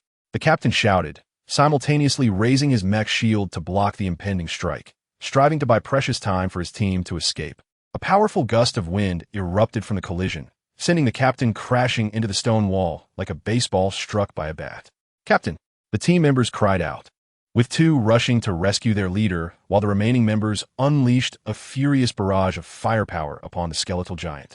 But the energy weapon beams left no mark upon its form. The team's psychic abilities seemed to merely tickle the colossal figure, with only a few fire element psychics managing to inflict insignificant damage. Despair settled over them as they began to retreat, the giant raising its sword once more to sweep across the war god squad. The cavern's unique environment severely restricted the squad's mobility, forcing them into a disorganized flight. Ultimately, after sustaining heavy damage to 6 mechs, the war god squad managed to withdraw from the cavern, hastily making their way outside to call for support from the fleet in outer space, intending to launch a comprehensive strike on the area. Outside the cave, Xia Nan listened to the thunderous sounds emanating from within, feeling the tremors beneath his feet, understanding that a fierce battle was underway between the war god squad and the skeletal army. Suddenly, the sound of mech footsteps echoed from the cavern, and Xia Nan caught sight of the beleaguered war god squad, bewildered and uncertain of what had transpired. As Major Xia Nan prepared to depart, a formidable entity emerged from within, prompting a call for fleet-wide bombardment. The vice captain urgently shouted for Xia Nan to vacate the area. Suddenly, the ground before Xia Nan fissured, and a skeletal figure burst forth from the crack. A bloodthirsty glow emanated from its skull, enveloping Xia Nan, who felt as if his very blood had congealed. This aura was malevolent beyond measure, a sworn enemy to all living beings. A flicker of light ignited in Xia Nan's chest, rousing him from his stupor. Regaining his senses as if awakening from a dream, he swiftly retreated, summoning the Southern Cross mech to his aid, from which two mech swords slowly emerged from his back. The skeletal giant swung its colossal sword towards Xia Nan, who skillfully evaded the strike, creating a massive pit in the ground. With a technique known as the Eighth Pole Heaven's second form, he unsheathed his dual swords, cleaving through the air to pierce the skeletal giant's skull, creating two deep indentations. Utilizing the Eighth Pole Heaven's sixth form, the Southern Cross mech gathered fiery elements, transforming the area into a searing inferno. The skeletal giant howled, its bloodthirsty gaze intensifying, launching bone spears that forced Xia Nan to retreat. Members of the War God Squad emerged from the cave, forming ranks to engage the skeletal giant, thereby distracting it and allowing Xia Nan to unleash his full might. Not to disappoint the War God Squad's goodwill, Xia Nan executed the Eighth Pole Heaven's seventh form, delivering a crushing blow to the giant's chest, sending shockwaves throughout its form. As he retreated, a fissure appeared on the giant's chest, gradually spreading across its entire body. With a resounding crack, the skeletal giant disintegrated into fragments, reduced to ash within the realm of flames. A collective sigh of relief escaped the lips of Xia Nan and the members of the War God Squad. This is the War God Squad, requesting the cancellation of bombardment. Repeat, this is the War God Squad, requesting the cancellation of bombardment. They communicated to the fleet in outer space. Major Xia Nan, the situation within this cave remains unclear. We were unable to locate the altar you mentioned before being severely impacted by this giant. Currently, our captain and 6 brothers are gravely injured. We intend to await further support before exploring the altar's location to ensure its complete destruction. We kindly ask for your assistance in defending our position.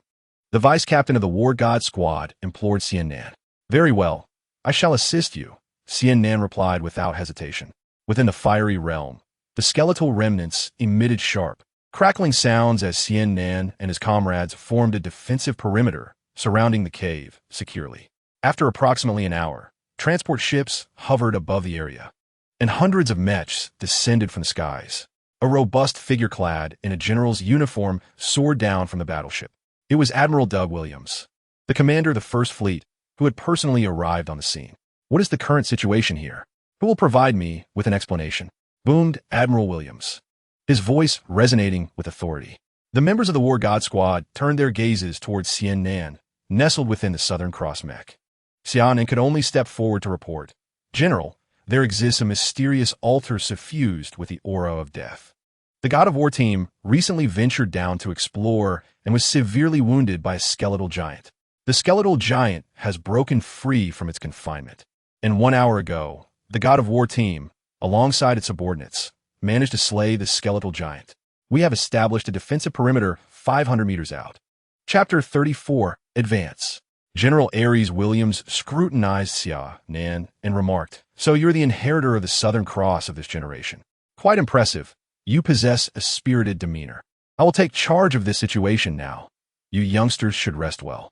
Team 1 and Team 2 shall accompany me down, while the rest spread out to maintain vigilance against the lurking skeletal soldiers. Williams issued his command without hesitation. Xia Nan, can you hold on?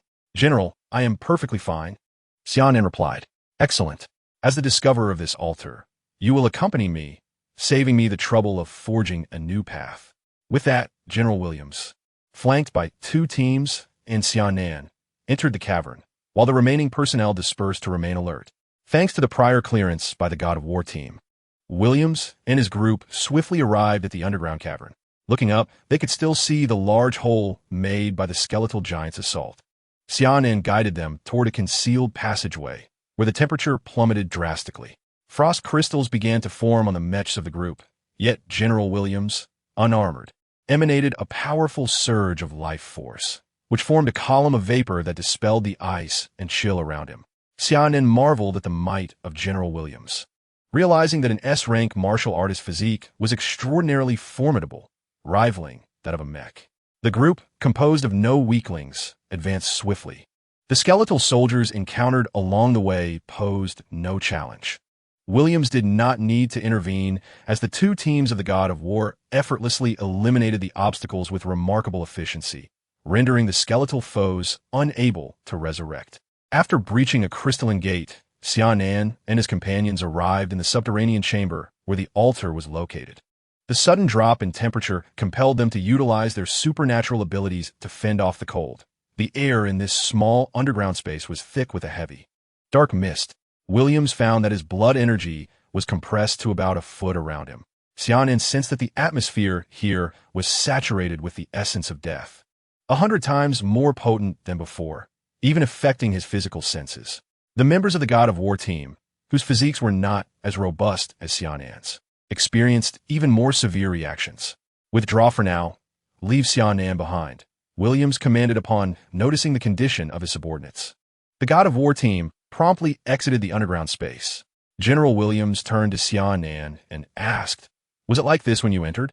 "Not at all, General. It is far worse now. There was an invisible barrier isolating the altar when I first arrived," Xia Nan replied candidly. "It seems this altar was originally sealed. Now that it has been unbound, it must be destroyed." As he spoke, General Williams swung his fist, unleashing a fierce gust that materialized into a column of air, crashing dramatically onto the altar, sending shards of stone and clouds of dust spiraling into the air.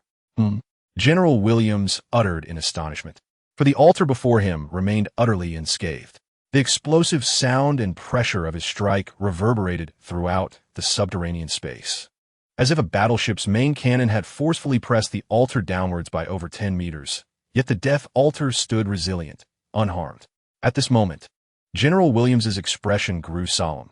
He had exerted 80% of his strength, enough to obliterate a main battleship with such a punch. Yet this altar had withstood his blow without a scratch. Suddenly, the black mist in the underground space receded, all absorbed by the altar. A rhythmic thumping, reminiscent of a heartbeat, emanated from the altar. As it pulsed, Xia Nan felt his own heart synchronize with its rhythm, accompanied by waves of sharp pain. A powerful roar shattered the eerie cadence, and Xia Nan took several deep breaths. The rhythmic sounds from the altar intensified, and General Williams summoned every ounce of his blood energy, enveloped in his crimson armor. Alternating between his shattering fist and tiger fist, he struck furiously, yet the death altar remained impervious, protected by a thin veil of energy. The blood energy radiating from General Williams ignited the entire subterranean space, forcing Xia Nan to continually retreat until he reached the tunnel entrance. With a crack, the death altar fissured, releasing an overwhelmingly malevolent aura that staggered General Williams. "Fall back," he shouted to Xia Nan. At that moment, Xia Nan felt a chilling sense of peril. The South Cross mech transformed into a blue streak, plunging towards the ground. An explosion erupted behind him, and the powerful gust propelled Xia Nan towards the earth. On the surface, the War God team felt the ground tremble violently as mechs ascended, watching the terrain convulse and collapse. Xia Nan finally burst through to the surface, glancing back to witness a massive sinkhole forming below. The tremors persisted, as General Williams engaged in a fierce battle underground with the entity that had emerged from the death altar. A figure shot forth from the sinkhole. It was General Williams.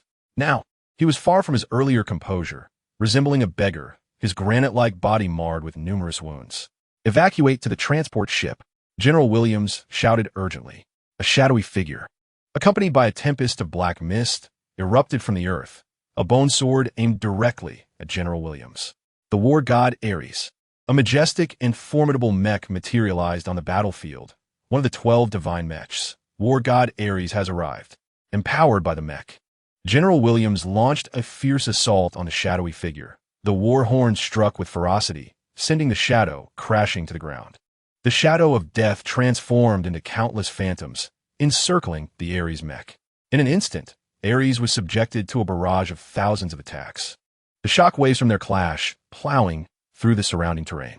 This was the first time Xia Nan witnessed the combat of the Federation's 12 divine mechs up close, and he was profoundly captivated by Ares' presence.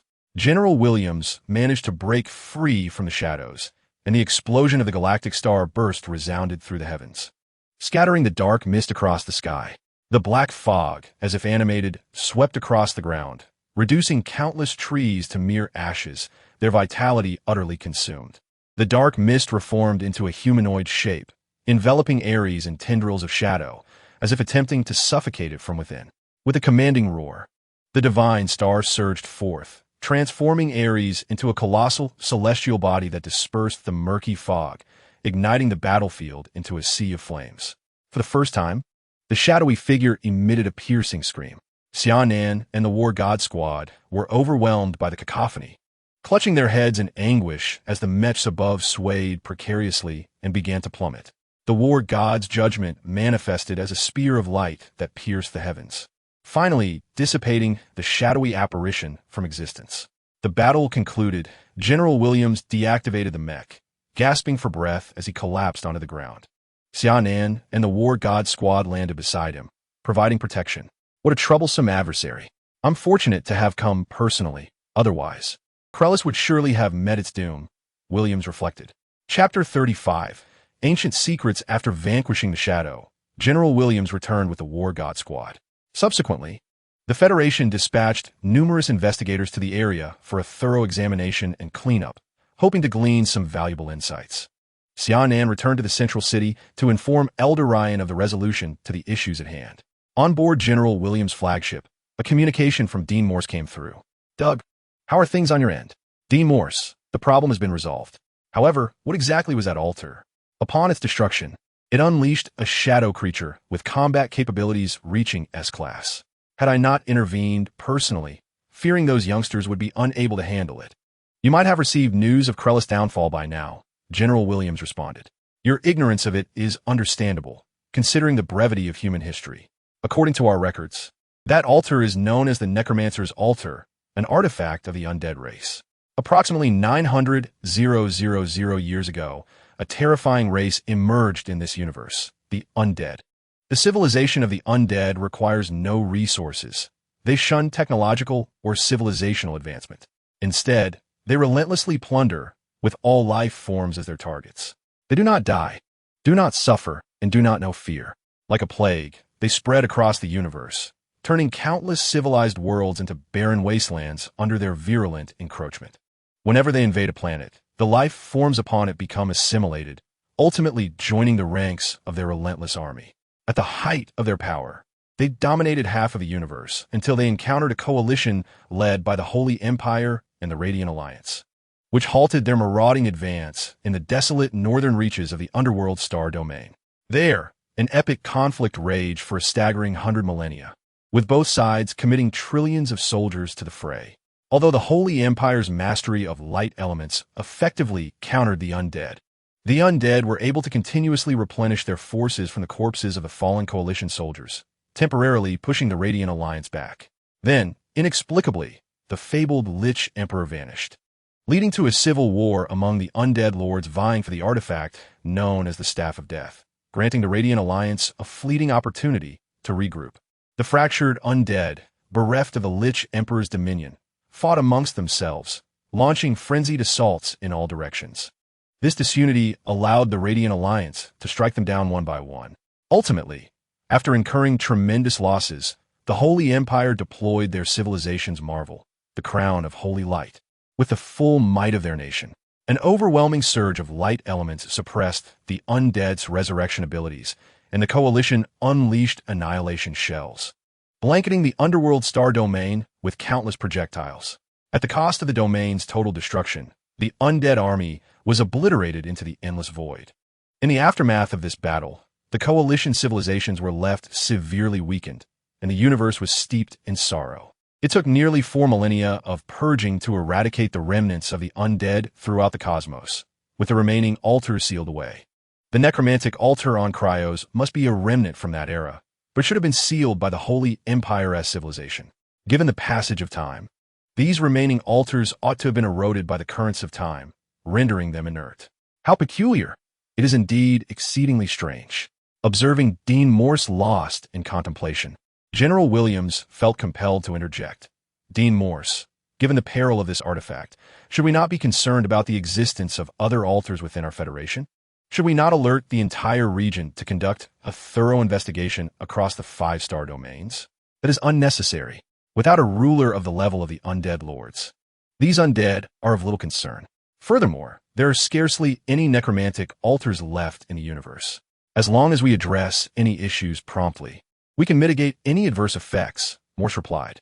Doug, you must take time to recuperate and avoid the encroaching influence of the undead forces on your body. There's no need for concern, Dean. It's merely a minor injury, General Williams responded dismissively. Do not underestimate it, Doug.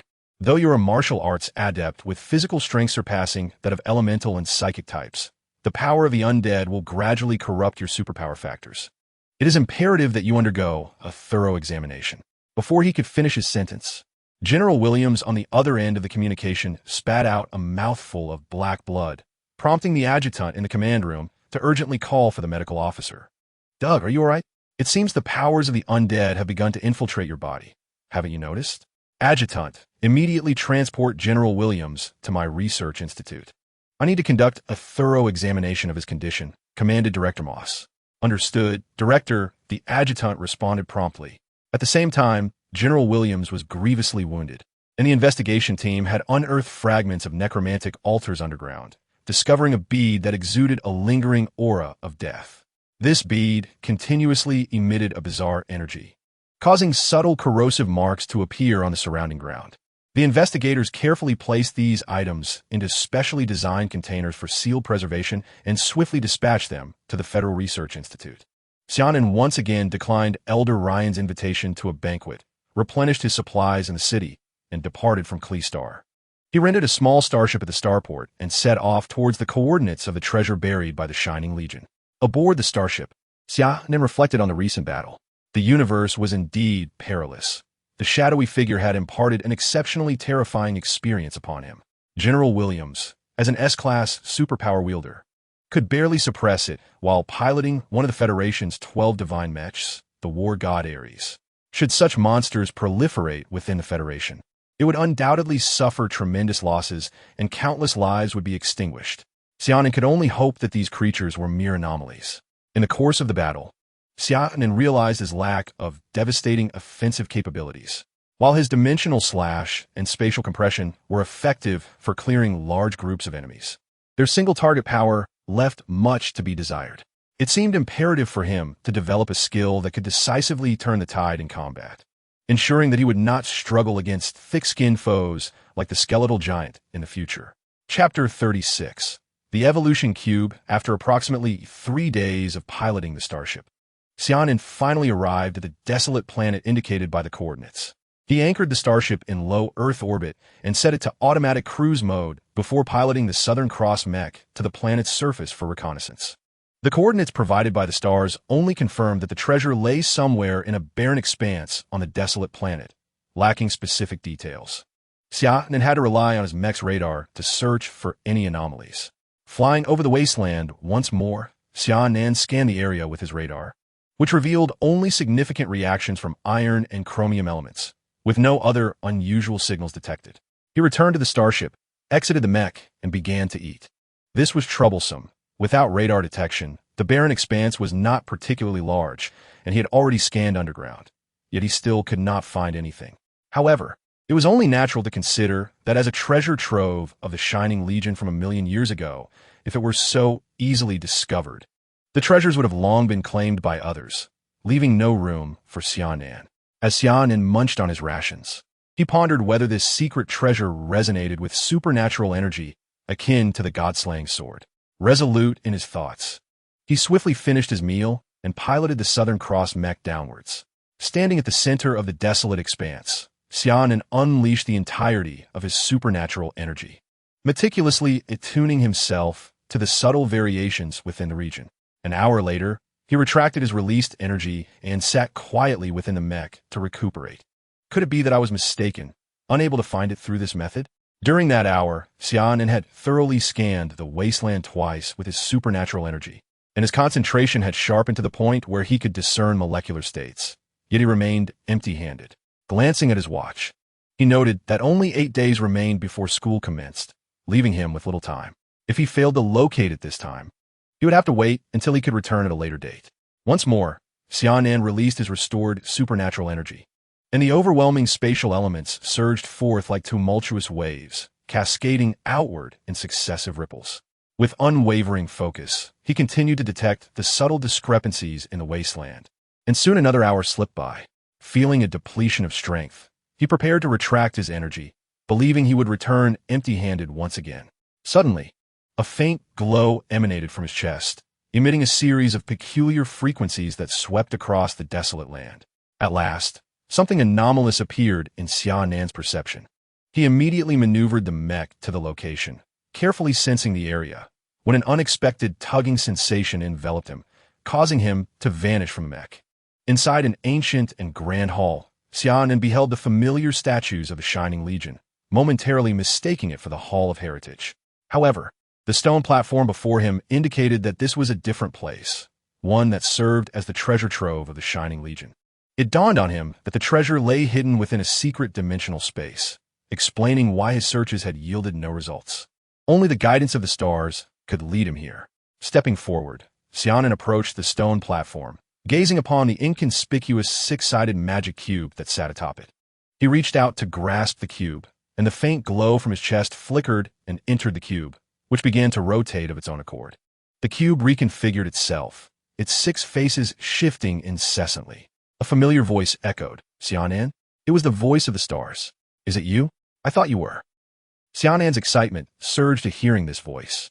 "Indeed, my energy was initially depleted, but your intense mental fluctuations allowed a sliver of my consciousness to enter your body and temporarily enter a state of dormancy. It is only upon your discovery of the evolution cube that I can awaken from this slumber. Stars, it is truly wonderful that you can awaken. Is this the evolution that serves as the secret treasure of the Shining Legion? What purpose does it hold?" Xia Nan inquired. The evolution cube was obtained by the first-generation leader of the Shining Legion from a cosmic relic. It grants the ability to bestow a non-living entity with a singular opportunity for transcendental evolution. However, this treasured artifact possesses a significant drawback. Once utilized, it necessitates an exceedingly long duration to accumulate energy, resulting in an extensive cooldown period. Since acquiring this artifact from the first-generation Legion commander, the entire Legion has only employed it once. I have just reactivated this precious item, and now, Xia Nan, you may select a non-living entity for sublimation and evolution. After pondering the only non-living objects in his possession, an exquisite wristwatch and the Southern Cross Mecha, Xia Nan resolved not to squander this invaluable opportunity on a mere timepiece. He chose instead to elevate the Southern Cross Mecha. With the evolution cube in hand, Xia Nan departed from the treasure site and materialized within the Southern Cross Mecha. "Stars, how should I utilize the evolution cube?" Xia Nan inquired.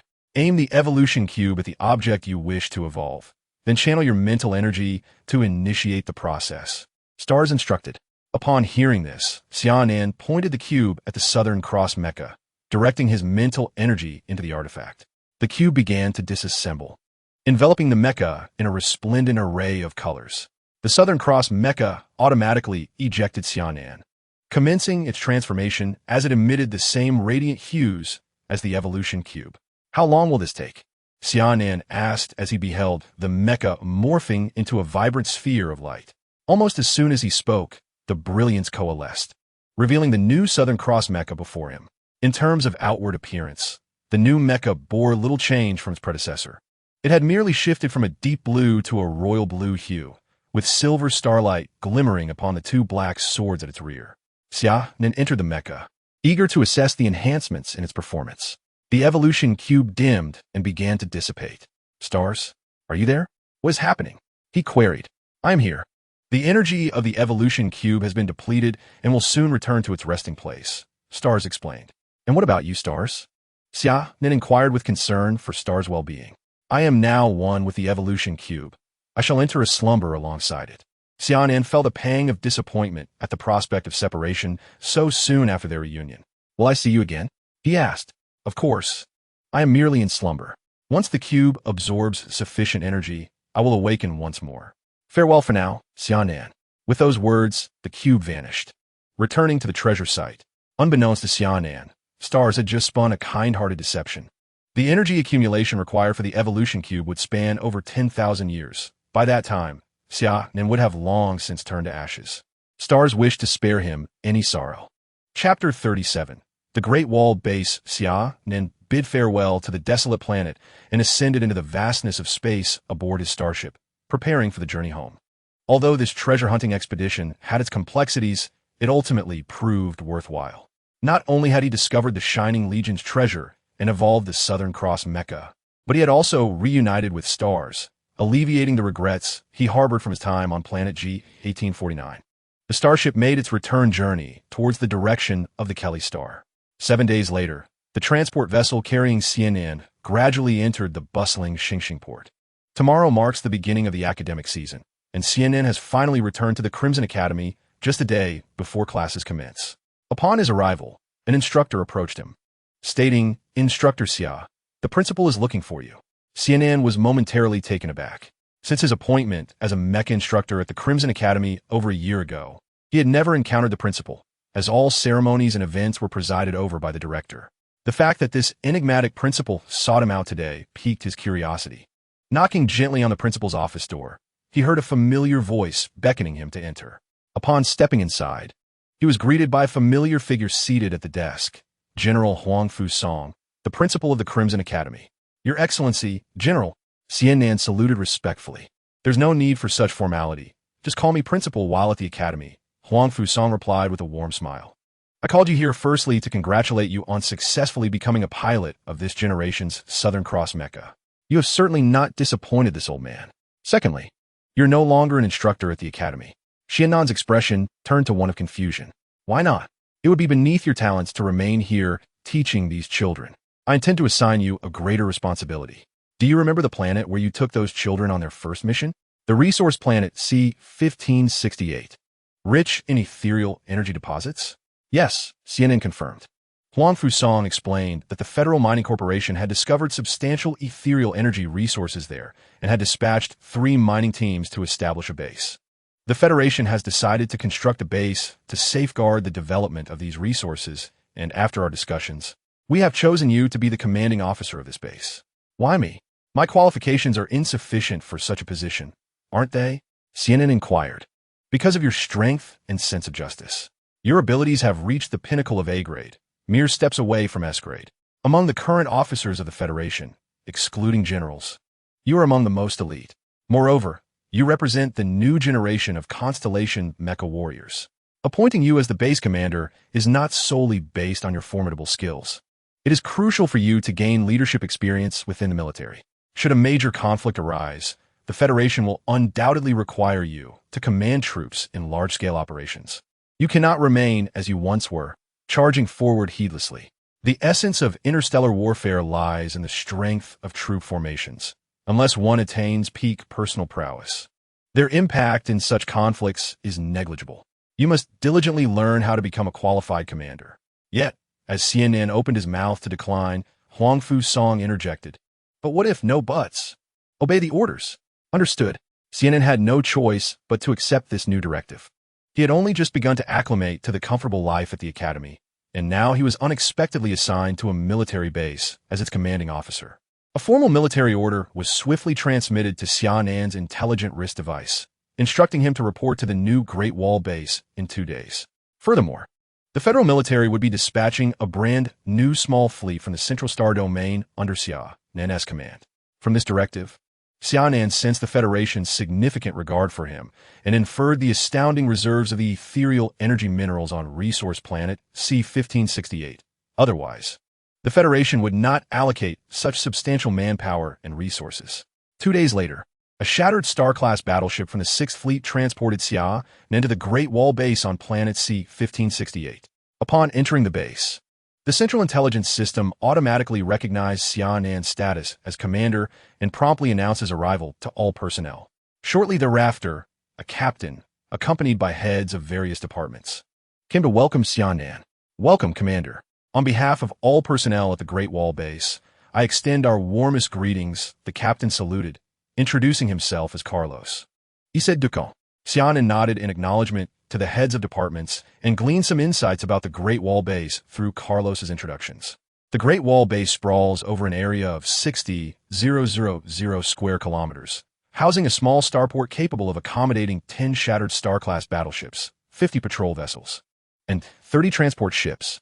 It features a mecha storage facility that can house 800 mechas, with maintenance facilities located underground. The base is equipped with 2 000 defensive laser cannons, and 200 armored personnel carriers. Additionally, it boasts a 5-story office building, 2 large dining halls, and 10 barracks for soldiers, among other amenities. Though Xia Nan paid little heed to the rest. Currently, the base is staffed by 6,000 soldiers, including 300 mecha warriors, representing a complete squadron of mecha soldiers. The fleet dispatched by the military had yet to arrive, with reports indicating it would reach the Great Wall base in 5 days. All right, you may disperse and return to your respective posts. There is no need to accompany me any longer, Xia Nan instructed as he proceeded towards the office building. Dismissing the department heads. Upon entering his office, Xia Nan inquired of his aide, Carlos, is there anything the base currently lacks? Please let me know if there is anything I can address with the military. Carlos replied earnestly, Commander, I believe we are in need of additional reconnaissance satellites. Please elaborate. Xia Nan prompted. Our Great Wall base is primarily tasked with safeguarding the mining operations of the Federal Mining Company, located 30 kilometers away. However, our current facilities can only deploy 5 to 10 patrol teams for intensive surveillance within a 100-kilometer radius, leaving us unable to monitor farther areas. Consequently, we cannot ascertain whether any enemies lie beyond our radar scanning range, nor can we implement appropriate defensive measures, which is detrimental to our security. Your point is valid. I shall arrange for the Federation to send us some reconnaissance satellites. Xia Nan concurred. If there is nothing further, you may return to your duties. Understood, Commander. Carlos acknowledged. Exiting Xia Nan's office. Once Carlos departed, Xia Nan logged into the base's central intelligence system to review the true details of this mission. Prior to his departure, General Huang Fusong had advised Xia Nan to examine the mission's contents upon arriving at the base. The task description indicated that apart from overseeing the Great Wall base on planet C-1568, Xia Nan was also responsible for supervising the entire facility to ensure that no officers or personnel from mining companies were engaged in the smuggling of ethereal ore. Furthermore, once the fleet from the Central Star Domain arrived, Xia Nan would be tasked with hunting down and eliminating the space pirates lurking on the planets surrounding C-1568. Chapter 38. The Shining Fleet. As Xia Nan perused the mission brief, he felt an overwhelming sense of pressure. He had anticipated that his role as the base commander would simply involve managing the base and ensuring the safety of the mining operations. However, he was confronted with a multitude of additional responsibilities. After reviewing the mission brief, Xia Nan connected with the Federation's galactic intelligence through the base's AI. He intended to examine the resume of his aide, Carlos, as he was personally impressed by Carlos's keen intellect and competence. If there were no issues, Xia Nan planned to utilize him extensively as a key asset in his future endeavors. Carlos hailed from the Tree of Life star domain, specifically the Keltara system on planet Prant. He graduated from the Federation Military Academy in the class of 3675, specializing in Mecha Special Operations Command. He had served in the 6th Fleet's Crimson Flame Special Mecha Battalion, holding the position of squad leader, and had participated in numerous outer domain patrol missions, personally destroying 76 pirate mechas and 2 small starships. He was also a recipient of the Purple Star Medal. Upon reviewing Carlos's impressive resume, Xia Nan recognized that his aide was indeed a formidable talent. The commendation from the president of the Federation Military Academy further endeared Carlos to Xia Nan, highlighting his calm demeanor in the face of adversity, his strategic acumen, and his exceptional capabilities, a rare gem in the realm of talent. Xia Nan resolved to recruit this highly acclaimed young officer. In the following days, accompanied by Carlos, he meticulously toured the entire base's facilities. He also organized a grand parade, introducing the new base commander to the over 6,000 personnel stationed there. On this particular day, just after returning from an inspection of the mining site 30 kilometers away, Xia Nan witnessed a fleet descending gracefully into the base's starport. The special fleet dispatch from the Central Star Domain had finally arrived. Xia Nan swiftly drove his vehicle toward the starport. Upon arrival, he observed the soldiers of the fleet lined up in perfect formation on the starport square, awaiting his inspection. As Xia Nan approached, he saluted and addressed the assembly. Welcome to the Great Wall Base. It is our honor to host you. A synchronized chant erupted from the ranks of soldiers before him. I have received orders from the Federation Military Department that this fleet shall henceforth serve as my direct command. I have the authority to assign you a designation. From this moment forward, your fleet shall be known as the Shining Fleet. I hope you will strive to become the strongest fleet in the Federation and the shining star of humanity. At last, Xia Nan could fulfill the aspirations of the stars, reigniting the name of shining across the cosmos. While the fleet was currently modest, it was destined to grow into a towering force. Shining, shining. With Xia Nan's words resonating in the air, thousands of officers and soldiers called out the name of Shining in unison. On this day, a legendary fleet was born in the annals of the Federation's history. Welcome. As you are newcomers, take some time to familiarize yourselves with the base, and then rest well. For tomorrow we shall embark on a mission together. Commander Xia Nan ordered the fleet personnel to disperse.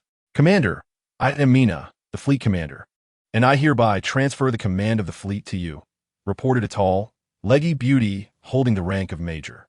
Thank you, Major Mina. I am currently preoccupied with numerous affairs, so I entrust you with the command of the Shining Fleet.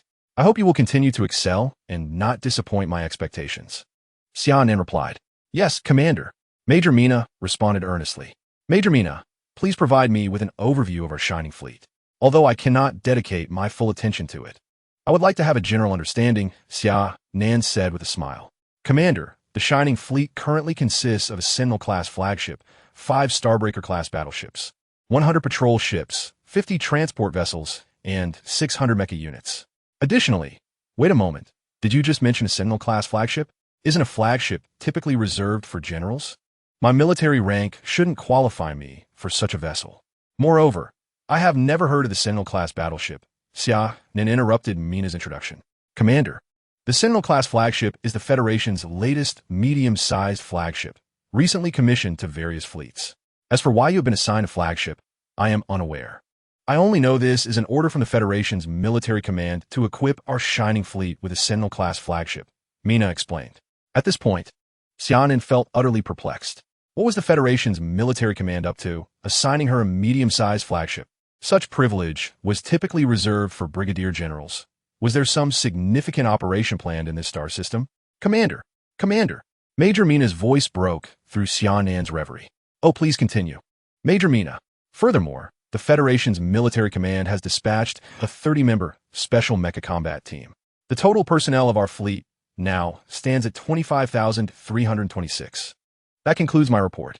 Mina finished her introduction and awaited Xia Nan's instructions in silence. Mina, you may go and rest. Please draft a patrol schedule for me. Once I review it, you can arrange for the fleet to conduct daily patrols within the star system. Xia Nan instructed Major Mina, still pondering the intentions behind the Federation's actions. Enough of this. I shall inquire directly with General Huangfu Song. That will clarify everything, Xia Nan thought, as she returned to her office at the base and activated the intelligence terminal to send a communication to General Huangfu Song, stationed far away at the Blood Red Fortress. The communication was quickly established. Major Xia Nan, is there something urgent that prompted your message? General Huangfu Song inquired. General, I would like to understand why the Federation's military command has assigned me a Sentinel-class flagship, especially since the composition of the fleet exceeds that of a typical small fleet. Xia Nan asked eagerly. Ah, so that is the matter, Huangfu Song said, gesturing for the surrounding soldiers to leave the command room. The Federal Army is preparing to establish a defensive line in the galaxy where planet C-1568 is located, in anticipation of a potential assault from the void insectoid species. The strategic position of planet C-1568 is pivotal, as this resource-rich world harbors a substantial reserve of ethereal minerals, constituting nearly 30% of the Federal West's total stockpile. Thus, it is evident why you have been assigned a battleship of exceptional specifications. Now, my dear, remain steadfast on C-1568, safeguarding this crucial line for the Federation, while also striving to break through the A-class superpower threshold and enter the realm of S-class. Otherwise, safeguarding this line will prove exceedingly perilous. Should you have any further requests, do not hesitate to express them. I shall ensure your needs are met, generously stated General Huangfu Song.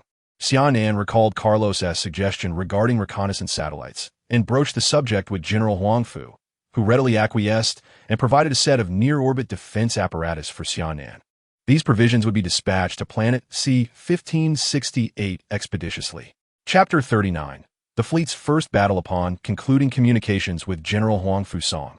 Xia Nan was astounded by the Federal Army's arrangements, realizing he occupied such a significant position. This revelation weighed heavily upon him. Xia Nan examined the galaxy defense schematic sent by General Huangfu, scrutinizing it intently. He discerned that the entire defensive line formed a curved arc, composed of bases spread across dozens of resource planets within the galaxy.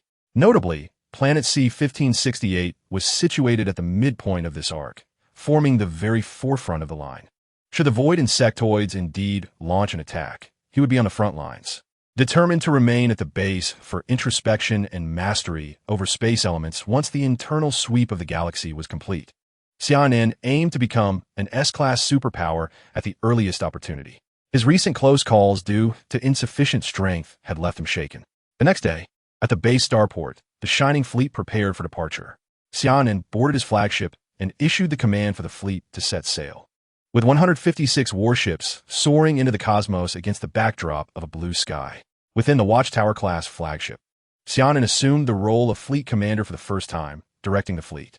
Mina, divide the fleet into 5 groups to conduct a thorough search of this galaxy and eliminate all potential threats. Major Mina, upon receiving the command, instructed a Starbreaker-class battleship to lead, supported by 20 patrol ships, each group equipped with 2 mech squads totaling 60 personnel, centered around planet C-1568. They proceeded to scan in 5 divergent directions. Upon detecting any hostile targets, the mech squads were to be dispatched for eradication, and should fierce resistance be encountered, the Starbreaker-class battleship was authorized to engage in combat to eliminate the adversary. Swiftly, the 5 fleets dispersed into the surrounding expanse. Xia Nan's flagship remained centrally positioned above planet C-1568, accompanied by 50 transport vessels carrying the remaining 10 mech squads and a special mech squad codenamed Nightwatch, providing protection around the flagship. As time progressed, the 5 fleet divisions promptly located hidden pirate bases scattered across various planets, with each mech squad rapidly deploying to the planetary surfaces to neutralize the threats.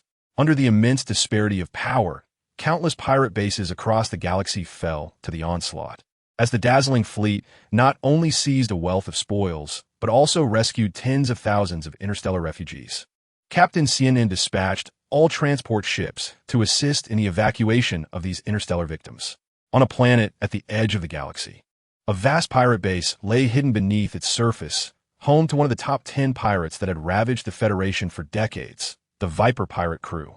Brother, there's a Federation fleet currently sweeping through the pirate bases in this sector, seemingly intent on cleansing the entire area, reported a pirate to the one-eyed leader. Our affiliated pirate crews have suffered heavy losses, with over 30 groups annihilated by the Federation fleet. What shall we do? The one-eyed pirate, Snek the Viper, was the leader of the Viper pirate crew. Once an independent mercenary, he had thrived within the Federation, utilizing his A-rank peak superpower to complete numerous daunting tasks, gaining a modest reputation in the mercenary circles. However, his insatiable lust and greed led him to commit heinous acts. During a protective mission, he violated and brutally assaulted a governor's family member, seizing a substantial cache of rare energy ores from the protected target. Upon the exposure of his misdeeds, he became a wanted fugitive throughout the Federation. Despite his vices, Snek was remarkably cunning. Through years of mercenary experience, he evaded multiple encirclements by Federation forces, ultimately escaping their territory to a neutral star domain. Upon his escape, Snek sold the energy ores on the interstellar black market, amassing significant wealth, which he used to recruit a band of ruthless pirates, thereby establishing the Viper pirate crew. Over the decades since its inception, the Viper pirate crew frequently raided within Federation borders and ambushed Federation trade fleets in the neutral star domain, expanding their influence exponentially and becoming a thorn in the side of many Federation merchants. As Snek listened to his subordinate's report, he pondered the current situation and the identity of the fleet as commander. Brother, we have learned that this fleet is led by a Federation major who has only recently arrived in this sector. We are unaware of his capabilities. However, the fleet's composition is formidable. It includes an unknown flagship, 5 asteroid-class battleships, 100 patrol vessels, 50 transport ships, and 600 mechs. Beyond that, we lack further intelligence, replied the strategist, Brad. Such military strength cannot be underestimated, Snek declared. Transmit my orders for all surviving pirate crews to assemble here. We shall eliminate this fleet and demonstrate that this galaxy is under the dominion of the Vipers." With that, the pirates within the base erupted in cheers, anticipating yet another exhilarating hunt. After a fortnight of relentless purging, the majority of the pirate bases had been eradicated, leaving only a handful of pirate factions fleeing towards the fringes of the star system.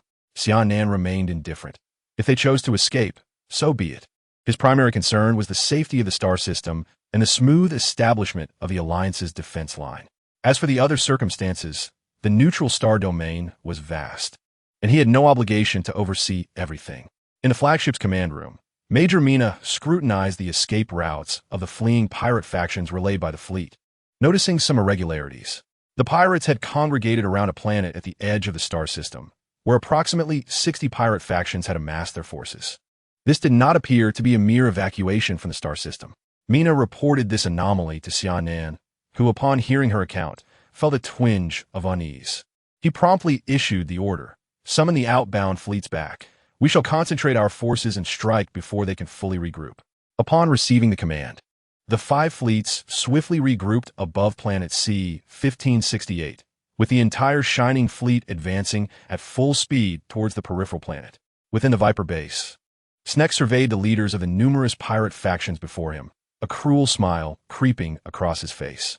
"Ladies and gentlemen, the Federation fleet is here to annihilate us. We have no escape. I have summoned you all to Viper Star to ensure our survival. I now ask you to heed my command. Assemble all our starships, and we shall execute a grand coup. We will obliterate this fleet, seize their warships, and claim this star system as our own. We can leverage the Federation's vessels to secure even greater benefits. Do you understand? But Snek, we may not be able to overcome the Federation fleet. Our priority should be to escape this star system and flee to a more distant location where the Federation cannot pursue us. There's no need for a head-on confrontation." One pirate leader interjected. "Escape? Why should we flee? Only the feeble run away." With that, Snek lunged at the dissenting leader, crushing him with a brutal grip. The leader disintegrated into a splatter of blood, leaving the surrounding commanders splattered with gore. Yet, none dared to voice their discontent, intimidated by Snek's ruthless methods. "Now, is there anyone else who disagrees?" Snek's bloodthirsty gaze swept across the remaining leaders, who all lowered their heads, unwilling to meet his eyes. Satisfied, Snek smirked. "Now, gather your subordinates at once and prepare for battle." The leaders of the various pirate factions, feeling as though they had been granted reprieve, hurriedly rushed out to assemble their men. As Xia Nan's Shining Fleet drew closer to Viper Star, he noticed the multitude of small vessels blocking the sky above the planet and furrowed his brow slightly. It was evident that the enemy was prepared for battle. Through the public channel of the warships, Xia Nan issued a proclamation. "Withdraw from this star system now, and I shall spare you from total annihilation. However, if you do not leave, only death awaits you." Upon hearing Xia Nan's ultimatum, the pirates remained unmoved. A hearty laugh resonated through the public channel. "The diminutive federal major dared to think he could escape from me, Viper Snake. I have slain countless federal majors before. Surrender now, and I can offer you a more dignified demise. Otherwise, I shall make you experience a fate worse than death." Viper Snake. Gasps filled the ranks of the Shining Fleet. This was the notorious leader of one of the Federation's top 10 star pirate gangs. "Prepare for battle." Xia Nan interrupted the astonished murmurs. 5 stellar-class battleships aligned in formation, while over 100 patrol ships arranged themselves into a 3-dimensional attack formation, launching an assault on the opposing pirate fleet. Countless beams of light surged toward the pirate armada, erupting into bursts of deadly fireworks amidst their ranks. "Counterattack! Eliminate them!" Snake's frantic voice echoed among his crew. An unrelenting barrage of cannon fire rained down upon the Shining Fleet. The battleships activated their energy shields to full power. "Stay alert and evade. Charge the main cannons and prepare the mech squads for combat," Mina commanded with composure, and Xia Nan nodded in silent approval at her self-assured demeanor. A volley of cannonballs combined with energy beams struck the fleet's shields, causing even Xia Nan's flagship to tremble under the intense bombardment. Main cannons charged. Fire! The main cannons of the 5 stellar-class battleships unleashed a series of azure beams, striking the densely packed pirate ships. A vacuum formed in the pirate fleet as explosions ensued. triggering a chain reaction of catastrophic detonations among the surrounding vessels. This strike inflicted severe losses upon the pirates. At that moment, the pirates began to waver. But Snake would not allow retreat. He ordered, advance with all forces, deploy all mechs, and engage them in close combat. Their main cannons are cooling down and cannot attack. Upon hearing this, the pirates' morale surged once more, and they roared as they piloted their ships and mechs forward. Xia Nan prepared to exit the cabin and join the fray. But Mina halted him. "Commander, please wait. The Watch-class flagship still has a strategic weapon at its disposal." "Oh, what weapon?" Xia Nan inquired, intrigued. "Commander, please observe. The Federation's latest technology, the ultra-particle annihilation cannon." With that, Mina commanded the flagship's main cannon to fire. A colossal dark energy sphere hurtled toward the pirate ships and mechs. Upon contact with the first pirate vessel, it suddenly collapsed inward, then erupted, transforming thousands of surrounding pirate ships and mechs into cosmic dust. Xia Nan was astonished by the power of the ultra-particle annihilation cannon. It rivaled the full-force strike of an S-class mech pilot. Furthermore, this weapon could be fired multiple times, making it akin to a pseudo-S-class powerhouse. The destructive potential of the ultra-particle annihilation cannon was comparable to the might of his own ultimate technique. Indeed, cosmic warfare remained dominated by such devastating weaponry. The star pirates across the battlefield were now engulfed in despair, having forgotten their fear of Snake, their only desire being to escape this realm of death. The remaining mechs and warships desperately fled toward the outer reaches of the galaxy. The entire fleet launched an assault, leaving no one behind. Mina issued the command for a full-scale offensive. The sounds of artillery and death once again became the prevailing symphony of the starry sky. Observing this scene, Snake realized that his decades of scheming had come to ruin. The armament and firepower of the Federation fleet far surpassed his own. The firepower of the star pirates was utterly inadequate to contend with the well-equipped Federation fleet. Snake quietly retreated from the central battlefield, heading towards Viper Star, where the wealth he had amassed over the years awaited him. With this fortune, he could swiftly raise another crew. As the tide of battle began to shift towards defeat, Xia Nan piloted the evolved Southern Cross mech onto the battlefield, eager to test the enhanced capabilities of his new machine. Blue figures darted across the battlefield, and with each appearance, a star pirate mech or warship erupted into fiery explosions. Xia Nan relentlessly eliminated the star pirates, feeling an increasing synergy with the new Southern Cross mech. A sensation of unspoken exhilaration coursing through him. Deep blue judgment. A splendid azure light swept across the battlefield, obliterating hundreds of mechs, prompting the star pirates to hastily distance themselves from this formidable adversary. Xia Nan, emboldened by the chaos, felt an intuitive urge to experiment with a technique he had never employed before. The Dusk Waltz, learned from the Godslayer's sword. The mark of the Godslayer's sword glowed upon his right hand, an unusual energy merging with Xia Nan's psychic abilities and flowing into the Southern Cross mech. A melodious song resonated in the ears of all present on the battlefield, and shimmering lights coalesced upon the twin swords of the Southern Cross mech. As Xia Nan swung the blades, they danced through the battlefield, transforming the arena into his personal stage, as if all other conflicts had frozen in time. The battle had ceased, and both sides regained their senses, only to witness a surreal starlight filling the air. With a resounding crack, a star pirate mech was cleaved in two, bursting into a blossom of flames. With this explosion, Pandora's box was opened, and one by one, the star pirates' warships and mechs detonated. The battlefield was left in ruins, the star pirates reduced to dust, as Xia Nan's Dusk Waltz sent them all to their graves. Xia Nan finally grasped the magnitude of this technique, realizing it surpassed the power of an ordinary S-class psychic. The members of the Shining Fleet were left in awe of this display, while Mina gazed at the cerulean figure in the sky, murmuring, "Is this the strength of the constellation mech warriors?" Upon returning to the flagship, Xia Nan informed Mina, "The Viper Snake has escaped to the planet below. Seal off this planet and instruct the Night Watch team to capture him." Mina, snapping out of her astonishment, immediately relayed Xia Nan's orders, and the Night Watch team mobilized. 30 pitch-black Night Watcher mechas soared toward the Viper Star below. Chapter 40. Viper Snake. Xia Nan awaited news from the Night Watcher squad aboard the flagship, reflecting on the recent battle. The fierce confrontation had underscored the prevailing dominance of fleets in interstellar warfare. Warships epitomize humanity's technological prowess and serve as a paragon of collective strength that could rival, if not surpass, individual might. With a population in the trillions, humanity boasted merely a few 100,000 A-class superhumans, and the S-class, including reclusive predecessors, numbered fewer than 1,000. The SS-class superhumans were even rarer, with only Marshal Oakley, Dean Moss, and Principal Gandalf representing the entire Federation. Even accounting for the solitary Martial Master residing in the neutral star domain, the count barely reached 4. In contrast, warships could be produced in endless supply by the Federation's shipyards, given sufficient materials. Each vessel required the command of as few as a dozen or as many as several thousand individuals. The majority of these operators were ordinary soldiers or low-tier superhumans, who comprised the bulk of the Federation's military. Humanity had never thrived in the cosmos as a race reliant on individual prowess. Devoid of the innate transcendence of the elven race, the numerous SS-class champions of the star spirits, or the robust physiques of the void insect species, humanity nevertheless claimed dominion over 5 star domains, successfully repelling the void insect race on numerous occasions. In this region, human civilization stood among the elite. What was the foundation of humanity's success?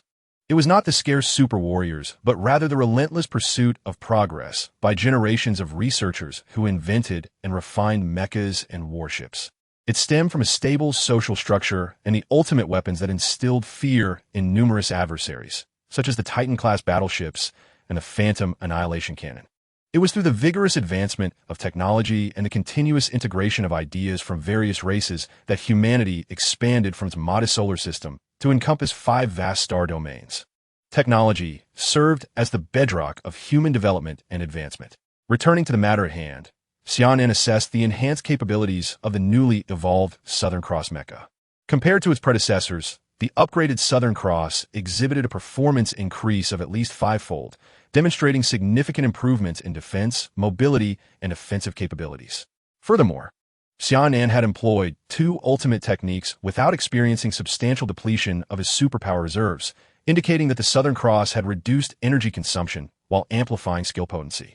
Sneak has been successfully captured. The voice of the Night Watcher squad crackled through the communication channel.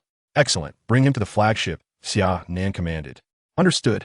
Soon, Sneak, ragged and disheveled, was escorted aboard the flagship by 2 Night Watcher warriors. Xia Nan scrutinized the notorious space pirate, infamous within the Federation, and remarked, "So you are the Viper Snake, one of the top 10 wanted space pirates in the Federation? You do not possess 3 heads and 6 arms. What makes you so audacious as to confront the Federation fleet head-on?" Snake looked at Xia Nan with a contemptuous smile. "You little brat, if it weren't for the fleet's firepower, I could easily annihilate you." Xia Nan smiled, but remained silent. The fleet returned to base, with all patrol ships dispatched to eradicate the remaining space pirates. Understood. Mina responded, commanding the fleet to return. The 2-month campaign against the space pirates concluded flawlessly. In this battle, over 400 pirate groups, including the Viper pirate group, were eradicated, yielding spoils valued at over 2 billion Federation credits and rescuing more than 200,000 interstellar refugees, predominantly humans, along with some indigenous extraterrestrial beings from neutral star regions. However, none of this concerned Xia Nan. According to Federation wartime regulations, the sea spoils would be submitted to the Federation, and the military would allocate corresponding merit points as rewards.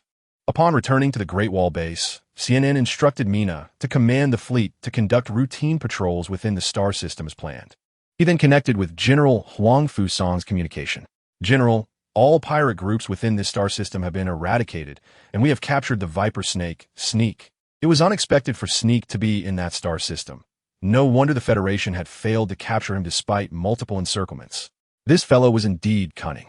You performed well in this operation. The military's merit points will be distributed soon. It seems you're on the verge of another promotion," Huang Fusang jested. "General, I hope you can send someone promptly. I rescued over 200,000 refugees from the pirates, and the food supplies at the base will only last them about 5 days." "Understood," Huang Fusang replied, ending the communication and instructing his fleet to head to C-1568 to receive the batch of interstellar refugees. After reporting the results of the operation, Xia Nan proceeded to the prison within the base. he needed to attend to Sneak properly. Upon entering the prison, he found Sneak seated in a restraint chair, wearing superpower-constraining handcuffs. Xia Nan opened the cell door and stepped inside, addressing Sneak. "Sneak, your actions are sufficient under Federation law to warrant multiple death sentences. As an A-class superpower user, why do you refuse to serve the Federation and instead indulge in personal desires to commit crimes?" Sneak disdainfully scoffed, "You know nothing.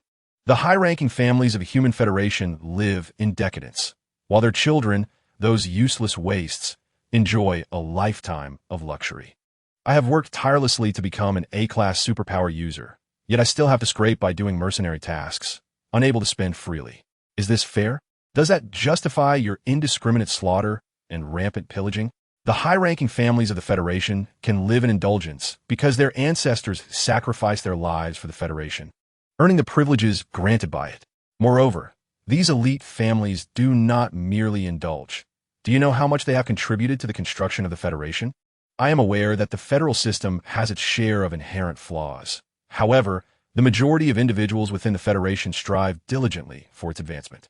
One cannot harbor resentment towards wealth due to the actions of a few. Your current predicament is entirely a consequence of your own insatiable desires. You have failed to exercise control over your cravings."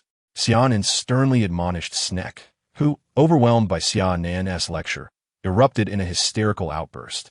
Xia Nan shook his head and stepped out of the cell, but Sneck suddenly called out to him, "Wait." Xia Nan turned back. "What more do you wish to say? Do you know why I chose that remote planet as my base?" Sneck inquired. "How could I possibly know your thoughts? Moreover, I have no interest in your little secrets." Xia Nan replied, exiting the cell and closing the door behind him. Chapter 41. The Relic of the Viper Legion. There is a relic on that distant planet, and I know its precise location, Sneck shouted. Upon hearing this, Xia Nan's interest was piqued. He turned to Sneck and asked, "Speak then, what relic? How did you come to know of it?" At that moment, Sneck began to play coy, stating, "Unless you agree to one condition, I will not divulge the information." "Do you wish for me to release you? That is a foolish notion.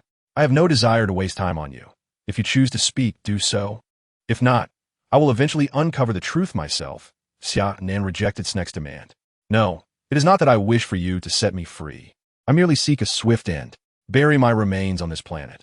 I do not wish to return to the Federation for trial, nor do I want to face the disdainful faces of the elite." After a moment's contemplation, Xia Nan acquiesced to his request. "Speak." "The relic is called the Viper Relic.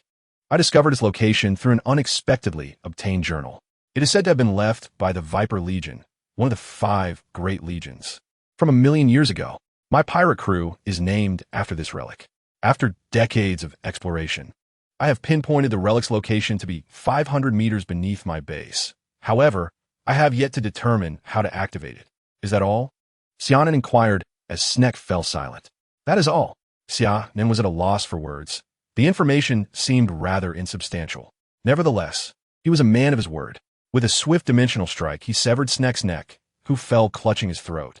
Xia Nan gazed at Sneck's lifeless body and sighed, "Dust to dust, earth to earth. I hope that in your next life, you may rise to become a person of respect." Xia Nan instructed the guards to bury Sneck's body outside the base. Upon returning to his office, Xia Nan felt a sense of frustration. Knowing the location of the Viper Relic without understanding how to activate it was of little use.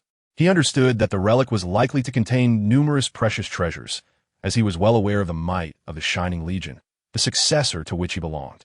Given that the Viper Legion was its equal, the treasures within its relic could only be imagined. Xia Nan prepared to venture into the field to observe the relic. Boarding a patrol ship from the fleet, he arrived at the pirate base on Viper Star. Upon entering the base, he discovered it had been entirely stripped by soldiers. Xia Nan proceeded to the secret passage mentioned by Snake, traversing its depths until he stood before an ancient, grand door. Clearly, this was the relic of the Viper Legion. As he meticulously examined the door, he could sense its profound history. However, despite his efforts, he could find no mechanism to unlock the relic. Left with no choice, Xia Nan returned to the Great Wall base. The communication with General Huang Fusong was re-established. "What do you want this time? You seem to contact me every few days. Don't you realize I have numerous military duties to attend to?" General Huang lamented. "My apologies, General, but I have something of great importance to report," Xia Nan replied. Equally exasperated, "Spit it out quickly." "I'm quite busy," the general urged. I have interrogated Snake, and, according to him, there exists a relic from the Viper Legion on the planet where he was hiding. A relic of the Viper Legion? Are you sure he isn't deceiving you? General Huang Fu questioned, skepticism evident in his voice. I have verified it on site, and indeed there is a relic. However, I cannot confirm if it belongs to the Viper Legion. I hope you can send professionals to validate this, Xia Nan explained. Very well. I will dispatch a team immediately. If the relic proves genuine, you will have accomplished something significant, General Huang Fu concluded. Thank you, General. Farewell. Xia Nan saluted before disconnecting the communication. 2 days later, the transport fleet sent by General Huang Fu finally arrived, bringing 6 months' worth of rations and the promised reconnaissance satellites to the Great Wall Base. After a brief respite, they also transported over 200,000 stranded interstellar refugees back to the Federation. Xia Nan finally breathed a sigh of relief. The recent influx of refugees had strained the food supplies at the base, and he feared that a delay of just a day or two could have left everyone without sustenance. Another day passed, and at last, the Federal Archaeological Team, dispatched by General Huang Fu, arrived. Professor Huang, greetings. Thank you for your hard work on the journey. I've arranged for accommodations. Please take some time to rest. I prepared a welcoming banquet for you this evening. Xia Nan courteously greeted the team. Director Xia, there's no need for such formalities. Let's head directly to the relic. As archaeologists, our primary interest lies in examining it, and I trust you understand, Professor Huang, a traditional scholar, replied straightforwardly. Very well. Let us depart, Xia Nan said as he led Professor Huang and his team aboard the flagship, setting course for Viper Star. In the subterranean chambers of the pirate base on Viper Star, Professor Huang and his colleagues retrieved an array of sophisticated instruments. Beginning their scanning and analysis of the ancient door, Xia Nan stood idly by, observing these professionals as they diligently studied the relic. After approximately 4 to 5 hours, Xia Nan, leaning against the stone wall, was on the verge of slumber. A sudden gasp jolted him awake. What happened? Commander Xia, we have confirmed that this relic indeed belongs to the Viper Legion from 1,000,000 years ago, Professor Huang explained, his face still tinged with a flush of excitement. So, how do we activate this relic? Xia Nan, being straightforward, asked directly. According to our investigations, this relic requires a special token for activation. Upon hearing this, Xia Nan felt a sense of hopelessness regarding the relic's activation. However, due to the passage of time, the seal on the relic was nearing its expiration. In about 1.5 years, it would automatically activate. Professor Huang's heavy breathing stirred Xia Nan's emotions. So, we don't need to search for the activation token. We merely need to wait quietly, correct? Xia Nan inquired, somewhat uncertain.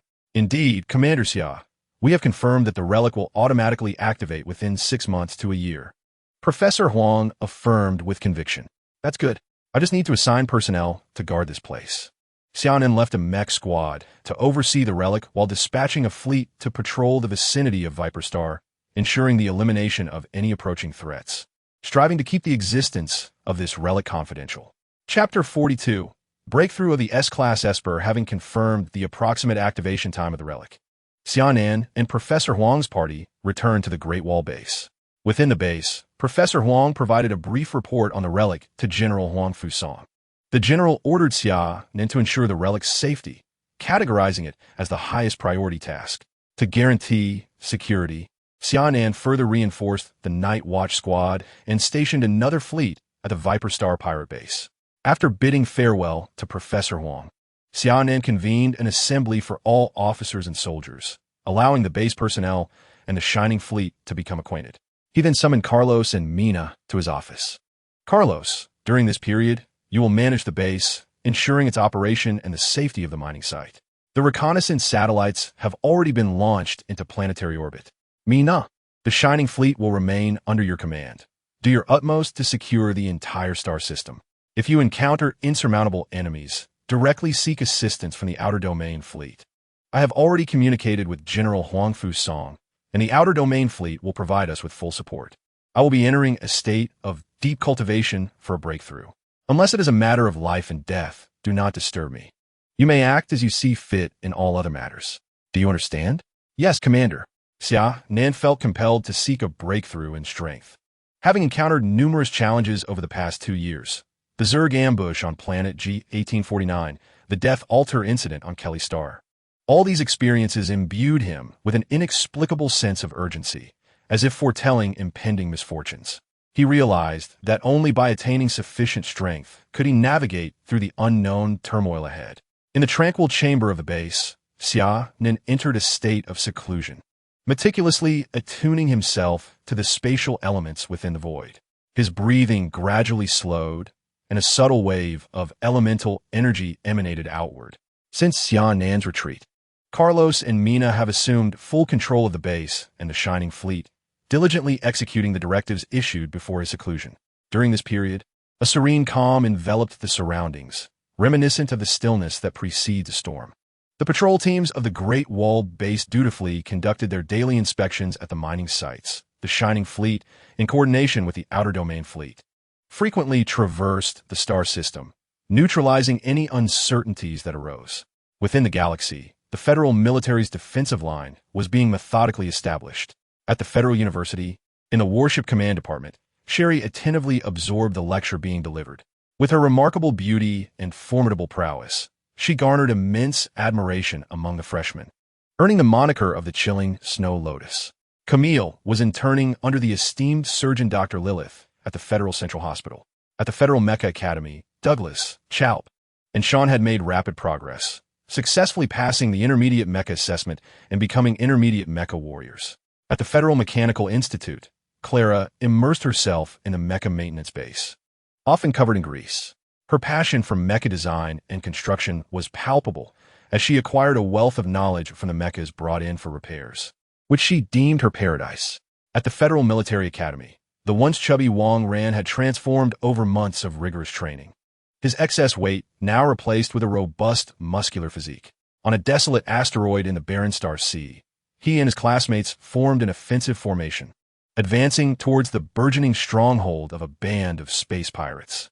Far away at the Fire Spirit Royal Academy, Yao Yao had undergone the most significant transformation among her companions. Once the innocent and naive girl, she had blossomed into a statuesque flame queen. Her family had invested considerable resources in her development, and she herself had excelled, experiencing a second awakening of her superpower, significantly enhancing her sensitivity and control over fire elements, with her superpower index reaching an impressive 3,864 points. Within the Federation, crises erupted at the Death Altar in the Southern Origin Land and the Eastern Life Tree, Star Domain. Fortunately, both incidents occurred on desolate planets, swiftly suppressed by the station's 7th and 5th fleets, preventing widespread escalation. General Huang Fusong of the Bloodstar Fortress had been keeping a watchful eye on Xia Nan, recently pondering why the young man had become unusually compliant, no longer seeking him out. As the days passed, Xia Nan had been in seclusion for an entire year. Sustained solely by absorbing the energy from the void, his physique had withered to that of a mere skeleton, appearing almost like a specter at first glance. Countless spatial elements, shimmering with silver luminescence, swirled around him, slowly permeating his being. At this moment, within the realm of Xia Nan's consciousness, he was relentlessly breaking the shackles that bound him. After a year of profound reflection and intense struggle, the formidable restraints confining him were on the verge of collapse. Xia Nan transformed his mental energy into a spiraling spear, striking fiercely against the shackles. Once, twice, 10 times, 100 times, 1,000 times, crack. A fissure appeared upon the surface of the restraints. With each impact from Xia Nan, the crack widened until, with a resounding explosion, the shackles finally shattered. Xia Nan stepped into the domain of S-class superhumans. As the elemental forces of the void seemed to respond to his call, swirling frantically around him, his body became a voracious energy black hole, greedily consuming all forms of energy.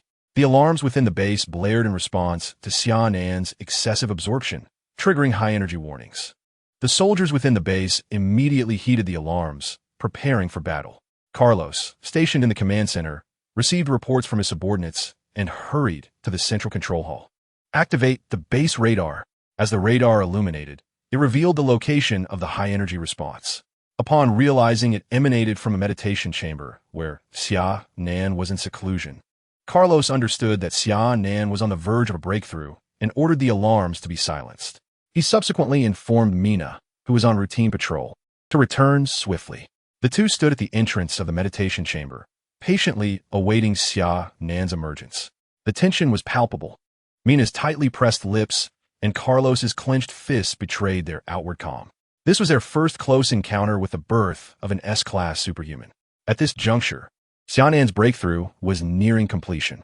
The gathering of elemental forces in the void began to slow, and the superpower particles within him approached saturation. A substantial wave of pressure swept across the Great Wall base, causing weaker soldiers to collapse, and even Mina and Carlos instinctively stepped back from the chamber door. Xia Nan's once emaciated figure swelled, as if infused with air. Upon exiting the meditation chamber, he was greeted by the starlit sky and the sight of Mina and Carlos, to whom he offered a faint smile. Long time no see. Chapter 43. The ruins shall open all personnel at the Great Wall base and the Shining Fleet, except for those on duty, gather in the base cafeteria to celebrate Xia Nan's ascension to S-class superhuman. S-class superhumans are regarded as the pinnacle of combat prowess within the Federation, standing above millions in both strength and status. Their leader at the Great Wall base had achieved this esteemed rank, and they took great pride in belonging to the same lineage of formidable beings. They rejoiced in their connection to the elite S-class powers.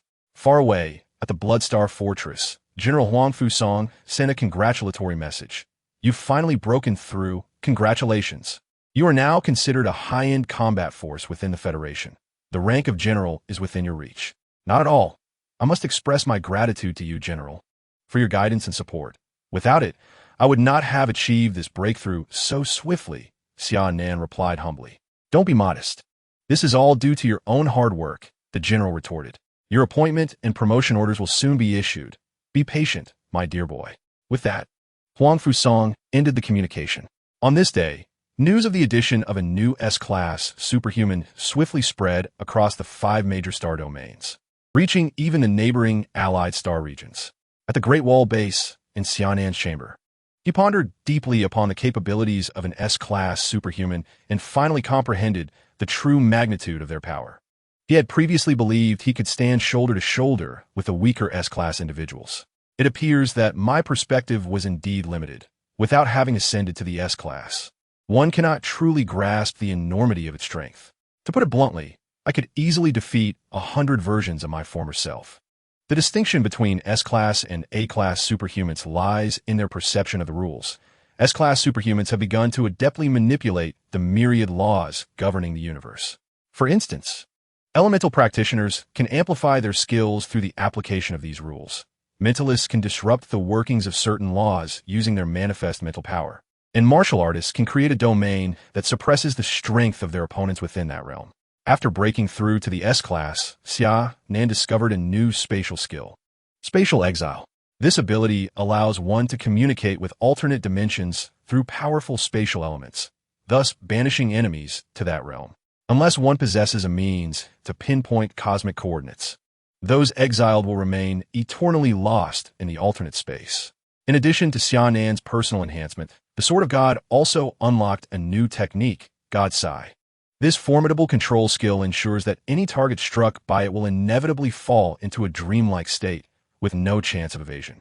During battle, should an enemy be affected by this God Sai, even a brief moment of disorientation would render the outcome of the confrontation unmistakable. Just as Xia Nan reveled in his newfound prowess, the Serpent Star ruins began to tremble with a rhythmic intensity. The Night Watch team stationed there promptly reported the situation to the Great Wall base. Xia Nan rushed to the central control room, inquiring, "What has transpired at the Serpent ruins?" "Commander, the Serpent base began shaking 10 minutes ago, and signs of damage have appeared on the ruins entrance. My subordinates suspect that the ruins are about to open," reported the team leader of the Night Watch. "At last, the moment has arrived. Order the entire fleet to proceed to the Serpent Star and secure the surrounding area, while also notifying the external fleets to send reinforcements for the defense of the star system," Xia Nan commanded systematically. He had anticipated this day ever since Professor Huang made his assessment a year prior. Fortunately, it was not during his retreat that this event unfolded. That was a stroke of luck amidst misfortune. Report to General Huang Fusong and the Federation, informing them that the ruins are on the verge of opening. With that, Xia Nan boarded the flagship named Shining, a Sentinel-class vessel, leading the fleet to establish a defensive perimeter near Serpent Star ensuring safety until the Federation's forces arrived.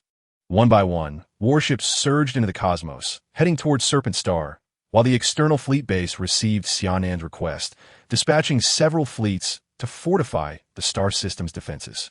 At the same time, General Huang Fusong received news of the activation of the Summer South ruins and promptly dispatched 2 of his subordinate squads of Crimson Flame Mecha units to Viper Star.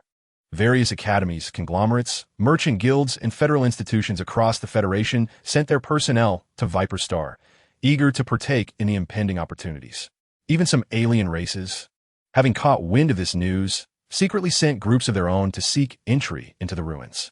The entire Federation was swept into a tide of fervent anticipation.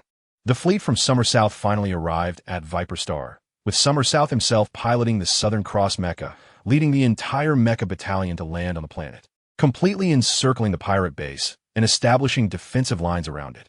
This state of heightened alert pervaded the fleet. Institutions such as the Federal University, the Federal Mecha Academy, and the Federal Military Academy summoned their most outstanding students, guided by their instructors, to explore the ruins on Viper Star. The allied civilizations of the Fire Spirit clan, the Elves, and the Star Spirits also dispatched a team of young elites to venture to Viper Star. Countless fleets of various shapes traversed the Crimson Fortress defense line, passing through the Stargate into neutral space, heading towards Viper Star. A foreign warship exploded into a fireball, crashing onto the surface of Viper Star. Over the past month, Summer South's Shining Fleet had repelled and destroyed over 100 foreign fleets attempting to take advantage of the chaos, though the Shining Fleet itself sustained some damage. With 1 star-shattering battleship and 30 patrol vessels rendered incapacitated and forced to land on Viper Star. Fortunately, timely support from external fleets helped the Shining Fleet fend off several waves of enemies. Summer South gazed at the towering beam of light, somewhat speechless, a month prior. He had established a defensive line here, only for the ruins to erupt the next day, turning the entire pirate base into ruins, necessitating a retreat of 2 kilometers to re-establish the line. Subsequently, a massive beam of light shot forth from the ruins, resembling a beacon in the cosmos, illuminating the starry sky. This beam attracted numerous opportunistic alien groups and pirate factions from the neutral zone, resulting in continuous skirmishes for the Shining Fleet, which had not ceased for an entire month. With a swift motion, Summer South obliterated an invading alien mecha, muttering in frustration, "These aliens charge in like mad dogs. Do they not realize that even if they gain something, they cannot retain it? They keep rushing in. Do they not know the meaning of death?"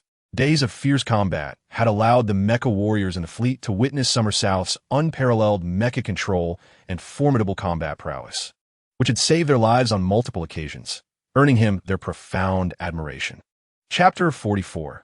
The talents of all regions, a fleet marked with the insignia of the Federation emerged from subspace. Summer South knew that the Federation forces had finally arrived. As a fleet of warships drew near to the Viper Star, a multitude of landing crafts and mechas were released into the sky, casting a shadow over the entire expanse of the celestial sphere. The once brilliant sky above the ruins was suddenly enveloped in darkness. Xia Nan gazed upward at this magnificent spectacle, marveling at the sheer number of arrivals. In the ensuing days, numerous fleets continued to converge around Viper Star, transforming the starry sky into a tapestry of warships. The elite descending from these vessels formed themselves into myriad groups, establishing makeshift bases around the ruins.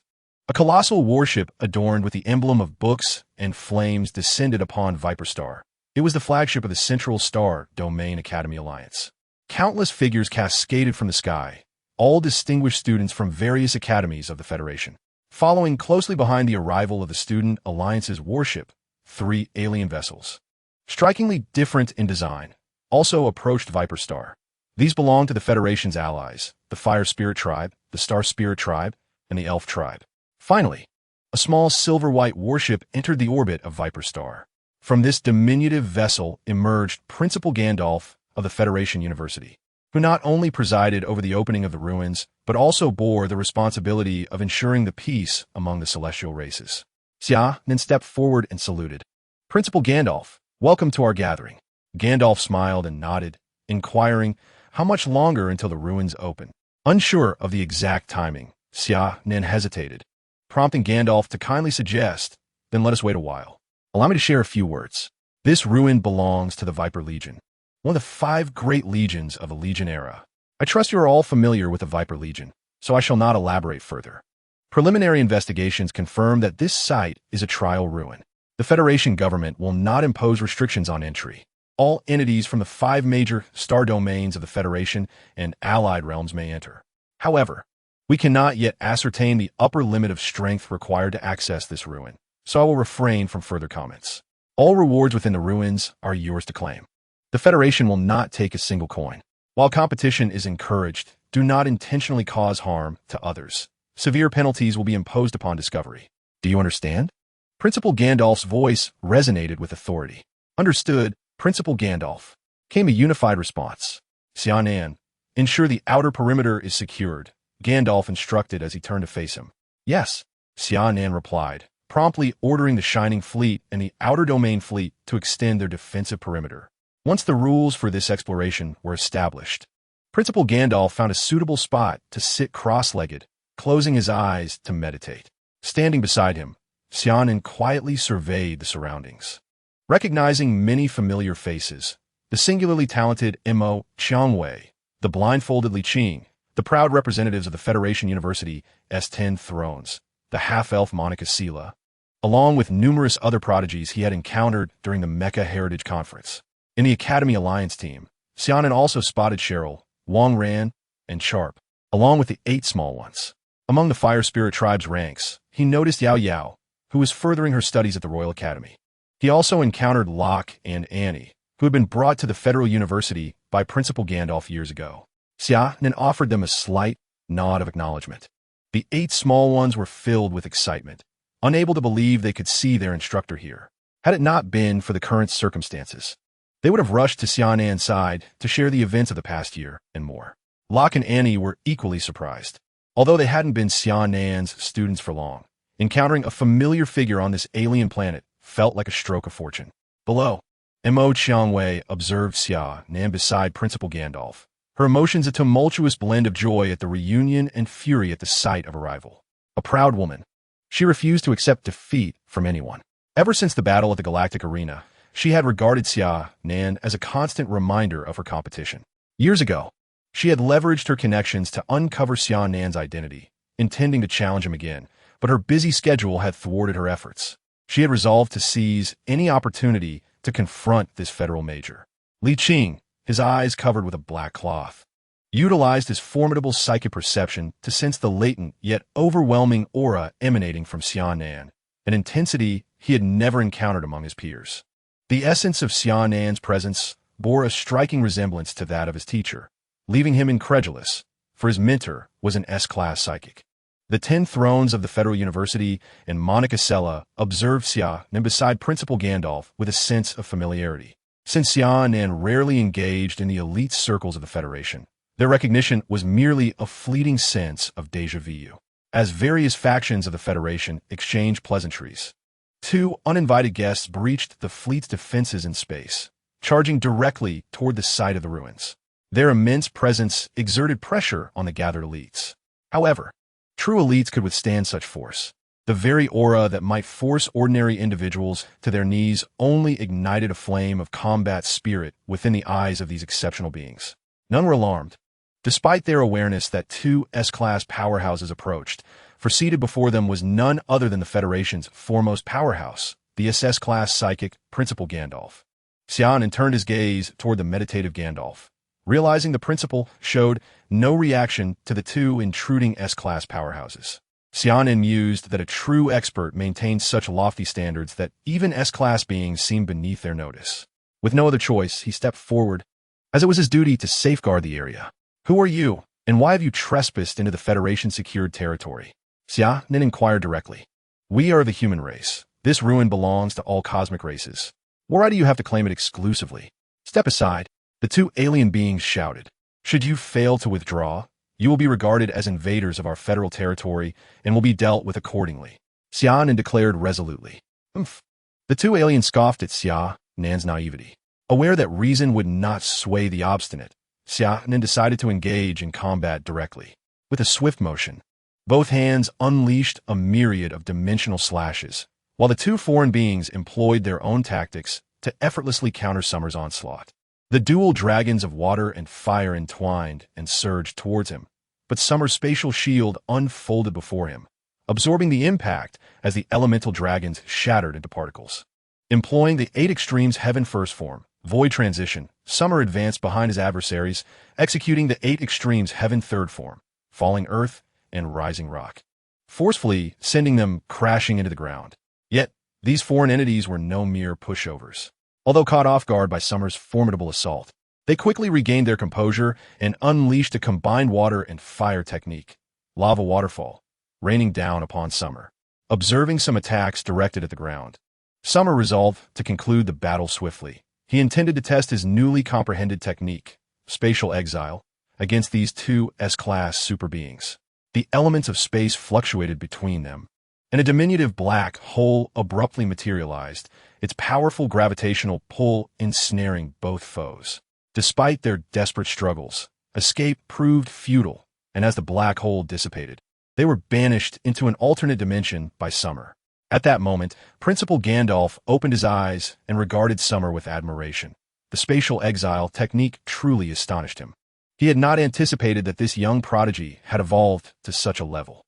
Initially, he merely sought to gauge the prowess of the newly minted S-class Summer, but was instead met with a remarkable surprise. As the luminous pillar at the ruins began to crumble, a colossal dimensional gate emerged before them. There was no time to marvel at Summer's strength. The Viper Serpent ruins were of utmost priority. Chapter 45. Entering the ruins. Someone shouted charge, and the elite individuals from both the Federation and the Alliance surged into the dimensional gate. Moments later. The area was devoid of all but the members of the defensive fleet, Summer, and Principal Gandalf. Gandalf turned to Summer and inquired, "Aren't you coming in?" Summer scratched his head and replied earnestly, "I have a mission to uphold. Ensuring the safety of this ruin is my duty. Do you think the Federation sent me for any other purpose? Go ahead. This ruin's energy limit should be at the initial S-class level. With me here, is there anything you need to worry about?" Gandalf gestured for Summer to enter the ruins as well. "Then, I shall proceed. Thank you for holding the fort, Principal." With that, Summer transformed into a streak of light and dashed into the dimensional gate. Upon entering, he was met with a wave of dizziness. His body feeling slightly heavy, Gandalf had been correct. The energy limit of this ruin was indeed at the initial S-class threshold. Soaring through the air, he gazed into the distance. The place he had entered appeared to be a dense forest, devoid of any other presence, suggesting that the dimensional gate randomly teleported individuals into the ruins. In the far distance, he could vaguely discern a vast complex of structures. This must be the core of the Viper Serpent ruins. After orienting himself, he set his course toward the architectural ensemble, traversing through a marshland. Shirley and her 2 classmates ventured cautiously, having just endured an attack from a swamp monster. Although they managed to repel the creature, they did not vanquish it. Now, they resembled startled birds, every rustle of leaves or whisper of wind igniting their trepidation. "This ruin is perilous beyond belief. It is surely not a place meant for us." One of the girls trembled like a frightened rabbit.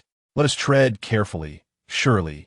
Our misfortunes cannot persist indefinitely," her companion reassured her.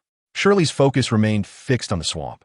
She sensed a pair of unseen eyes watching them intently. Suddenly, a tank-sized swamp spider erupted from the murky waters, lunging at the trio. Prepared, Shirley raised her hand, unleashing 2 icy spears that sent the spider shrieking in agony. A venomous spray erupted towards them, but Shirley conjured an ice wall before her. The corrosive liquid splattered against the ice, creating a multitude of pockmarks. "Attack!" Shirley cried out, and at last, the other 2 girls mustered their courage, unleashing a barrage of ice spears, wind blades, and fireballs upon the swamp spider. Ultimately, the creature could withstand no more. Green ichor flowed freely from its wounds until, with one final explosive icy blast from Shirley, it was reduced to fragments. We must hasten to exit the swamp. Though weary, the trio dared not linger. This march was fraught with peril. On a snowy mountain, Li Qing gazed into the distance. Behind him lay numerous snow giants sprawled haphazardly. Upon entering the ruins, Li Qing had been transported to the summit of this mountain. He began his descent, encountering the assault of these snow giants, swiftly dispatching them with ease. He needed to reach the central structure as soon as possible, for he understood that it was the ultimate arena for the trials ahead. Footprints marked the snow, leading down towards the base of the mountain. In the ruins of a city, Mo Xiangwei concealed herself within a towering building, while outside, a colossal python, as tall as a skyscraper, flicked its tongue, slithering past her hiding spot. Just moments before, Mo Xiangwei had entered the ruins from the surrounding grassland, only to encounter this massive serpent. She cautiously launched a few wind blades. The sound of clashing echoed as they struck the creature's scales, sparking briefly. Realizing this foe was beyond her capability, she prepared to flee. However, the python, enraged by her provocation, lashed out with its tail, creating a powerful gust that inflicted significant internal injuries upon her. Fortunately, the complex terrain of the ruins allowed her to evade the serpent's onslaught, but she dared not expose herself again. The ruins possessed a strange restrictive force.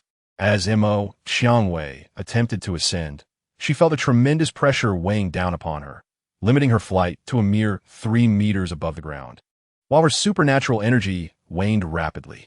Reluctantly, she abandoned the notion of flying and continued her journey on foot. In the desert region, Wang Ran and Yao Yao were fortunate enough to be transported to this place. Within 20 minutes of traversing the desert, Wang Ran encountered Yao Yao, and the two decided to journey together towards the edge of the desert. "I'm dying of thirst, you know," Yao Yao complained. "I'm not fat anymore," Wang Ran retorted. "Let us keep walking. My intuition tells me there's an oasis ahead. I'll trust you this once, but if your intuition proves faulty, don't blame me for hitting you," Yao Yao warned, raising her tiny fist in a playful display of defiance. The two continued their cautious advance across the sands. Meanwhile, various skirmishes unfolded throughout the ruins, all converging towards the architectural complex at the center. After more than 5 hours of flight, Xia Nan finally arrived above the structures. The energy expended in this ruin was tenfold that of flying outside, and he felt a growing fatigue. The architectural style was strikingly familiar to Xia Nan. It was none other than the illustrious Hall of Heritage that the star had led him to. Why does this Viper Legion ruin also possess a Hall of Heritage? Was that architectural style common in that era? Is it suitable for two opposing factions to share such similar designs? Xia Nan had numerous grievances brewing within him. He descended onto the plaza before the Hall of Heritage, where his heightened perception detected numerous treasures within the ruins. However, at his current level of power, he felt little inclination towards them. With a sense of purpose, Xia Nan approached the imposing, closed doors of the hall and pushed with all his strength. But they remained unmoved. Upon closer inspection, he noticed 7 holes on the door. It seemed that these openings needed to be filled to unlock it. Yet, what could possibly fill these voids? Xia Nan was utterly perplexed. In truth, the ruin required one to tackle challenges in various regions, defeating the guardian bosses to obtain gems from each area. Collecting all 7 gems would grant access to the hall. This ruin was designed to test the combat capabilities of Legion soldiers in diverse environments. Regardless of who entered, they would need to confront the challenges step by step. Given the age of the ruin, its suppressive force might not be as strong as it once was, yet it should still be able to restrain a low-tier S-class Esper. It had not anticipated the arrival of someone like Xia Nan, who, leveraging his extraordinary reserve of psychic energy, had flown directly to the Hall of Heritage after 5 hours. Now he found himself at a loss. He had just attempted to forcibly breach the door, but even his most potent skills left not a scratch on it, leading him to exclaim in disbelief at the apparent impossibility of the situation. Xia Nan sat cross-legged in the plaza, awaiting the arrival of others who had entered the ruin, reasoning that with enough people, they might collectively discover a way to access the Hall of Heritage. Chapter 46. The Swamp Demon's Stench in the Marshlands. Sherry and her 2 companions arrived at the heart of the swamp. Here, they found a gathering of over 100 individuals, engaged in fervent discussion. A female student approached and inquired, "What are you discussing? Why are you all gathered here instead of simply leaving the swamp?" A fellow student from the Federal Academy Alliance began to elucidate, "It is not that we wish to linger here. Rather, the path ahead is obstructed."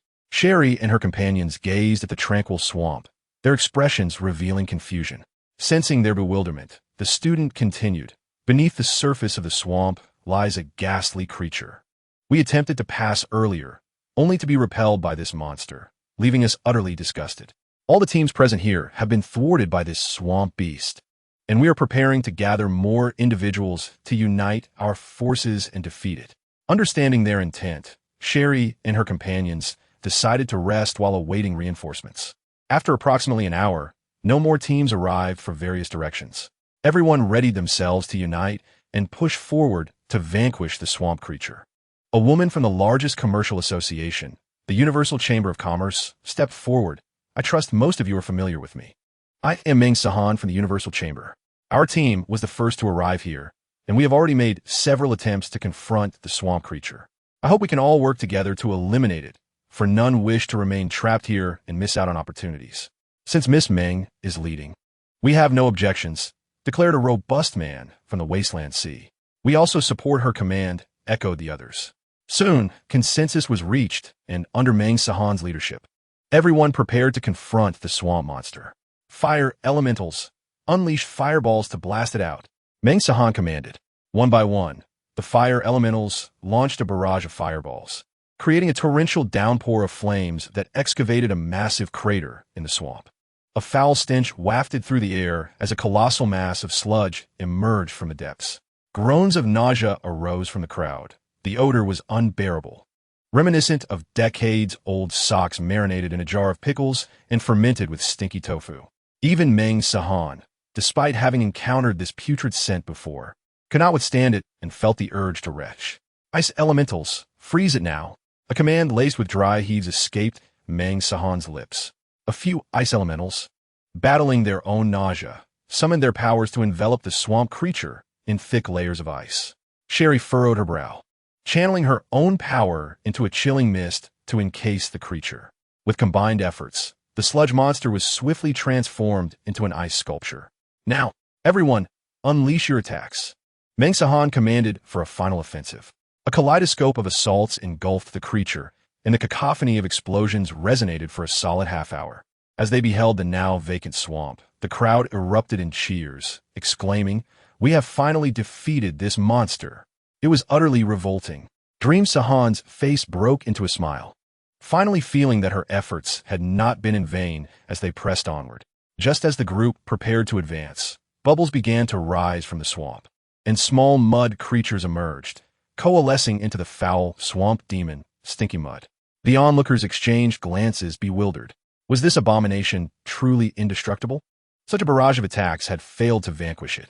A sense of despair began to creep in. Battling this creature was a torment both physical and psychological. Xia Nan was at a loss, having just witnessed the creature's demise. How could it have returned? Unperturbed by the thoughts of the group, Stinky Mud expanded and contracted ominously. A student who had previously fought it shouted, "Get back," and quickly retreated. Alas, it was too late. Stinky Mud transformed into a bomb, exploding with a resounding bang, splattering the group with its putrid sludge. The stench overwhelmed them. They were nearly driven to madness by Stinky Mud's antics, and this self-destructive attack was particularly maddening. Once again, Stinky Mud resurrected in the swamp, launching a biochemical assault upon the group. Xia Nan commanded her companions to strike it down once more. This cannot continue. This creature keeps reviving. We must devise a strategy to shake it off, someone suggested. That won't work. It will follow you relentlessly and cannot be evaded, another countered. Stinky Mud once again coalesced into a form that elicited their collective disdain. We shall strike it down one more time. If this fails, we will reconsider our approach. Everyone's powers are dwindling. Xia Nan finally urged her comrades to launch another attack. A torrent of assaults enveloped Stinky Mud, this time with greater intensity, obliterating much of the swampy filth in elemental fury. Stinky Mud vanished from their sight once more. Breathing heavily, the group fixed their gaze upon the swamp. 10 minutes passed, then 20, and still, Stinky Mud did not revive. They dared to hope it was truly defeated. Suddenly, a massive shadow leapt up behind them, and that familiar foul odor assaulted their senses once more.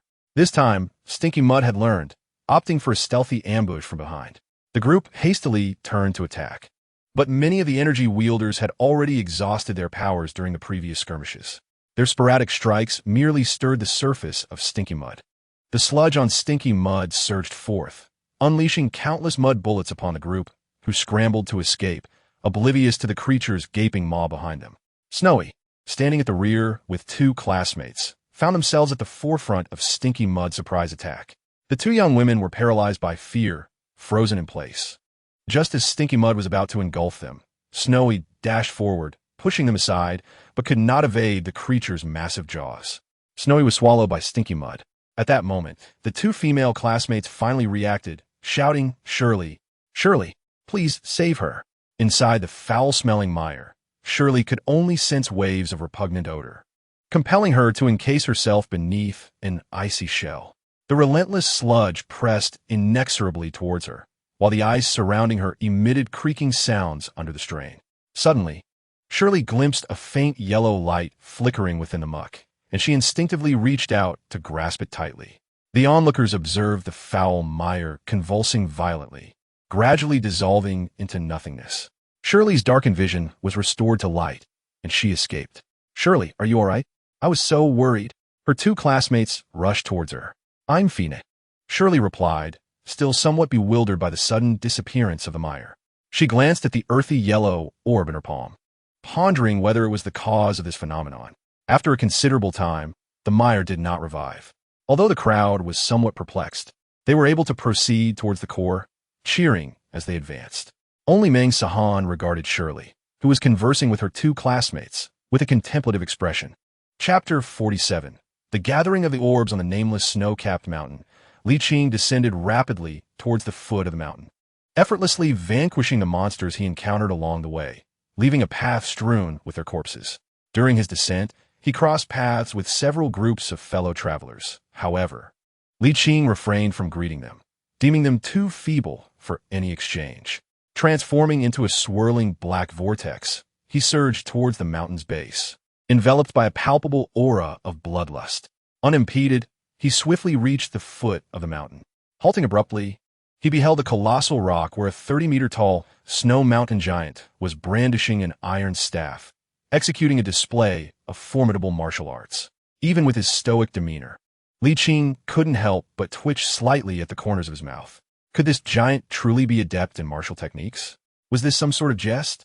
Upon noticing Li Qing, the giant retracted the iron staff, leaping down to stand before him, beckoning with a curled finger in a blatant act of provocation. Li Qing, sensing the giant's movements, speculated that the creature might actually be a human in disguise. Was it truly capable of such taunting? With his full combat prowess unleashed, a blood-red dragon formed around him, his aura reaching its zenith. With a resounding crash, a massive crater was left in the snow as Li Qing's figure appeared before the giant, delivering a powerful punch to its abdomen. The giant, taken aback by the immense impact, staggered backward, rubbing its belly and growling. "This little one is quite formidable," employing the serpent's staff technique. A flurry of staff shadows enveloped Li Qing. Like a graceful dragon, he navigated through the openings between the shadows, seizing the opportune moment to execute an iron mountain tackle, toppling the giant to the ground. Li Qing unleashed a flurry of punches towards the colossal ape, his speed astonishing, resembling a machine gun firing relentlessly against the beast's chest. For a moment, the giant ape could only muster enough strength to defend itself against Li Qing's onslaught. However, the Snow Mountain giant ape soon rallied, evading Li Qing's attacks and letting out a thunderous roar. Just as Li Qing prepared to resume his assault, the ape unexpectedly produced a white flag from seemingly nowhere, gently waving it in surrender. Li Qing was taken aback. This creature exhibited an unexpected degree of humanity, even knowing to raise a white flag. "Can you understand my words?" he inquired. The giant ape nodded its enormous head. "Why did you obstruct my path?" Li Qing pressed further. The ape took up a metal rod and inscribed upon the snowy ground, "This is a trial." "A trial? What does that entail?" Li Qing asked, curiosity piqued. The ape continued to write, "Unclear. I only know that those who defeat me can obtain a proof of passage." Upon finishing, it produced a white orb from its possession and handed it to Li Qing. Examining the orb closely, Li Qing found nothing particularly remarkable and inquired, "What purpose does this orb serve?" The giant ape merely shook its head and spread its hands in uncertainty. "Well then, you are quite the clueless creature," Li Qing remarked. "I must continue my journey." With that, he attempted to step past the giant ape. In an agile leap, the giant ape once again blocked Li Qing's path. "What do you want? Haven't you had enough of my fists?" Li Qing glared at the creature, The ape shook its head vigorously and wrote with the iron rod, "Take me with you. It is far too dull here." Li Qing was perplexed. "Aren't you the guardian of this area? Can you simply leave?" The ape continued to scribble. "There are many guardians here. My absence will not be missed. Please, take me with you." Seeing the giant ape's pitiful expression sent a shiver down Li Qing's spine. "Fine, you may accompany me, but do not cause trouble, or you shall be sent away." He agreed to the ape's request, establishing a few ground rules. The giant ape beamed with a husky-like grin, picked up the iron rod, and followed in Li Qing's footsteps, finally escaping this desolate place. In the desert, Wang Ran and Yao Yao were fleeing for their lives, pursued relentlessly by a fearsome desert scorpion. Half an hour earlier, they had stumbled upon an oasis, a much-needed respite for their parched throats. After quenching their thirst, Wang Ran suggested exploring the surroundings for food, to which Yao Yao acquiesced. As they cautiously explored the oasis, they soon discovered a nest at its edge, within which lay a golden orb radiating a dazzling brilliance. "This must be a treasure," Wang Ran whispered excitedly. "Perhaps," Yao Yao replied uncertainly. "I shall retrieve it," Wang Ran declared, cautiously approaching the nest, and to his relief, nothing unusual occurred. He swiftly seized the precious orb and fled, when suddenly the ground heaved, and a colossal desert scorpion emerged from beneath, locking its gaze upon Wang Ran, who clutched the orb. In a flash, the scorpion's tail struck out. "Be careful," Yao Yao exclaimed, conjuring fire elements in her hands, launching fireballs to intercept the scorpion's attack. "Run!" Wang Ran narrowly evaded an energy blast from the desert scorpion and dashed towards the direction from which he came. Yao Yao hastily followed suit, and the two found themselves ensnared in an endless pursuit by the relentless desert scorpion. On the grassland, a majestic lion brandished its claws, unleashing a flurry of wind blades towards the hundreds of adversaries before it, resulting in a fierce conflict between the two factions. Amidst the ruins of the city, Mo Qiangwei had been entangled with the towering giant python for quite some time, but at last she discovered an opportunity to elude its perceptive gaze. Cautiously, she navigated through the debris, when suddenly a faint blue light emanated from a nearby building. With utmost care, Mo Qiangwei approached the source of the glow. Climbing over a wall, she discerned that the blue light was emanating from a deep azure orb. She secured the orb in her possession, preparing to withdraw from the ruins. On the other side of the city, the giant python sensed the theft of the orb and immediately twisted its colossal form, surging towards its location. Eyes in the ruins fixated on the departing figure of the giant python, whispering to one another that it had finally left, urging the trial participants, who had been forced into hiding, to flee the area. As time slipped away, Xia Nan had regained his peak condition, seated in the center of the square, awaiting the arrival of the main contingent. At last, a massive figure strode into the square. It was the giant ape accompanied by Li Qing. Li Qing, blindfolded, stood upon the giant ape's shoulder and instantly spotted Xia Nan in the center of the square. "Let us take a moment to rest," Xia Nan suggested. Li Qing said nothing, simply finding a spot in the square with the giant ape to sit and recuperate. Another disheveled figure burst into the square.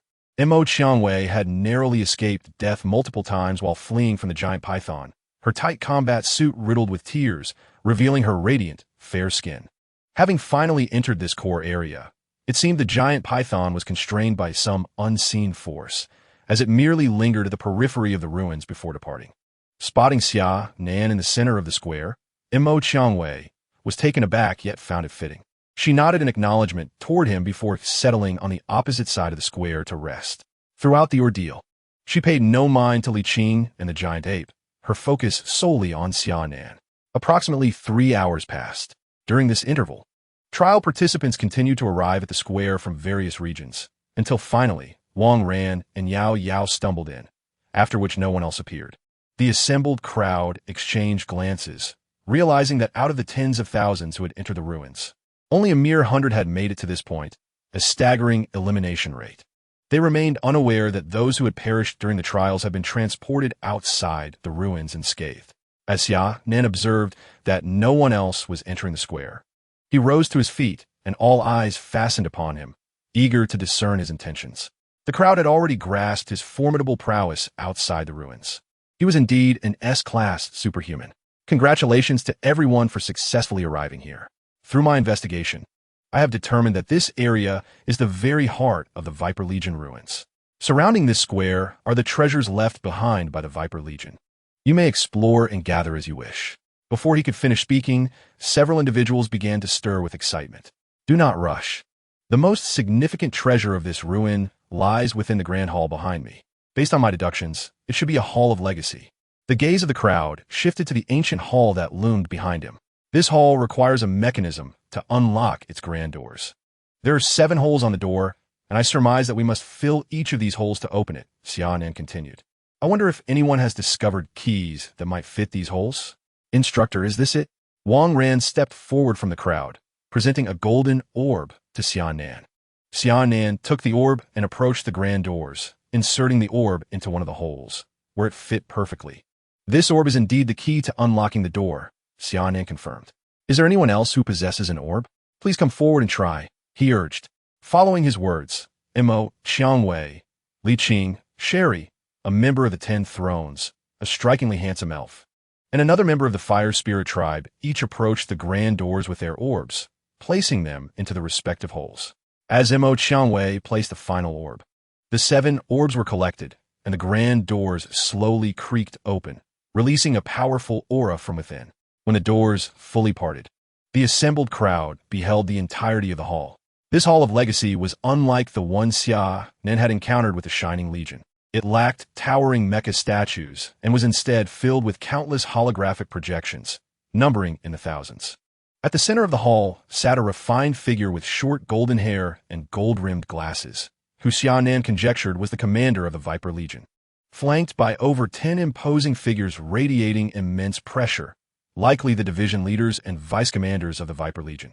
From this, one could infer that the high-end combat capabilities of the Viper Legion were somewhat superior to those of the Shining Legion, given the presence of several division leaders.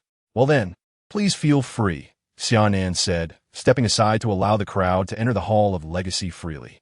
In the square, the throng wasted no time, surging into the hall in a frenzy, each selecting their desired legacy. The 8 little ones finally found an opportunity to converse with Xia Nan. Previously, the crowd had been too vast for them to express their closeness to him. But now, as everyone sought their legacies within the hall, they felt emboldened. Xia Nan gazed at the 8 small figures and the others, feeling a sense of disbelief. Among the individuals who entered the ruins, their strength was considered to be of moderate level, yet they had all arrived at this Hall of Heritage without exception. Rock, Annie, it has been quite some time. How have you fared at the Federation University?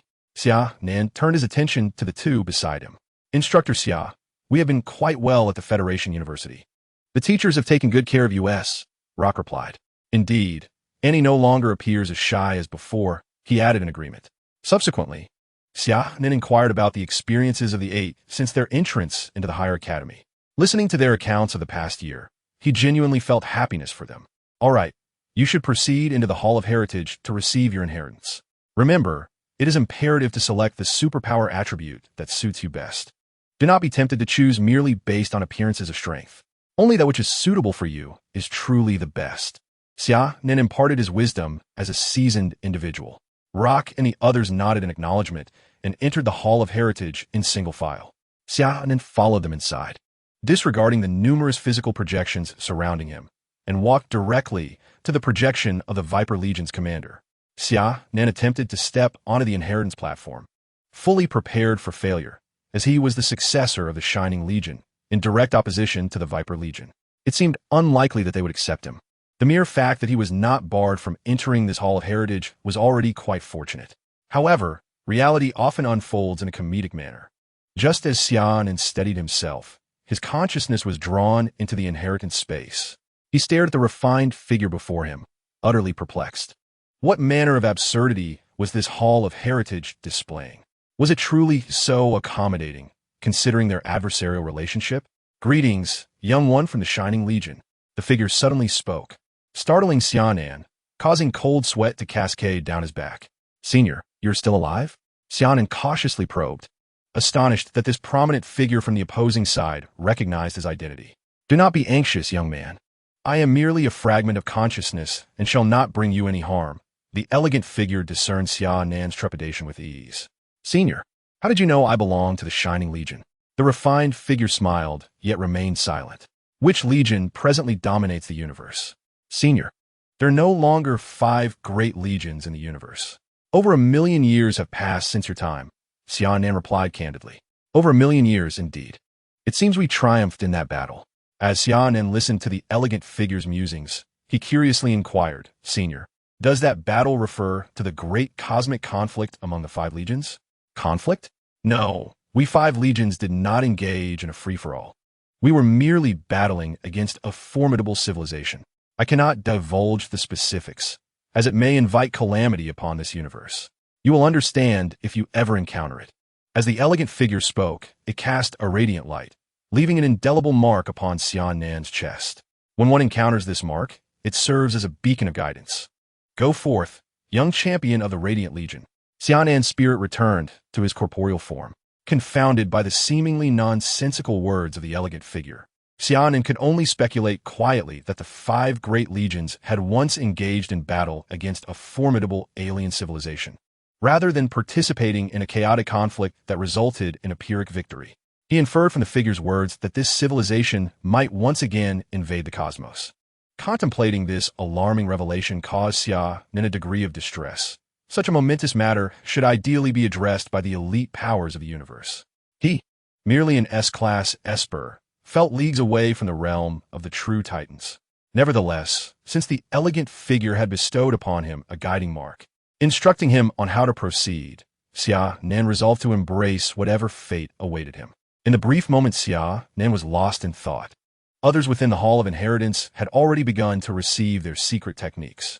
Mo Qiangwei, filled with excitement, clenched her fists so tightly that her delicate, jade-like fingers turned pale, betraying her fervor.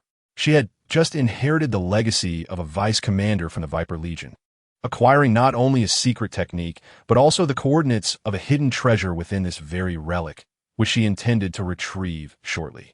Li Qing, too, had inherited the legacy of a branch commander, his aura growing denser, subtly resembling a resounding golden bell.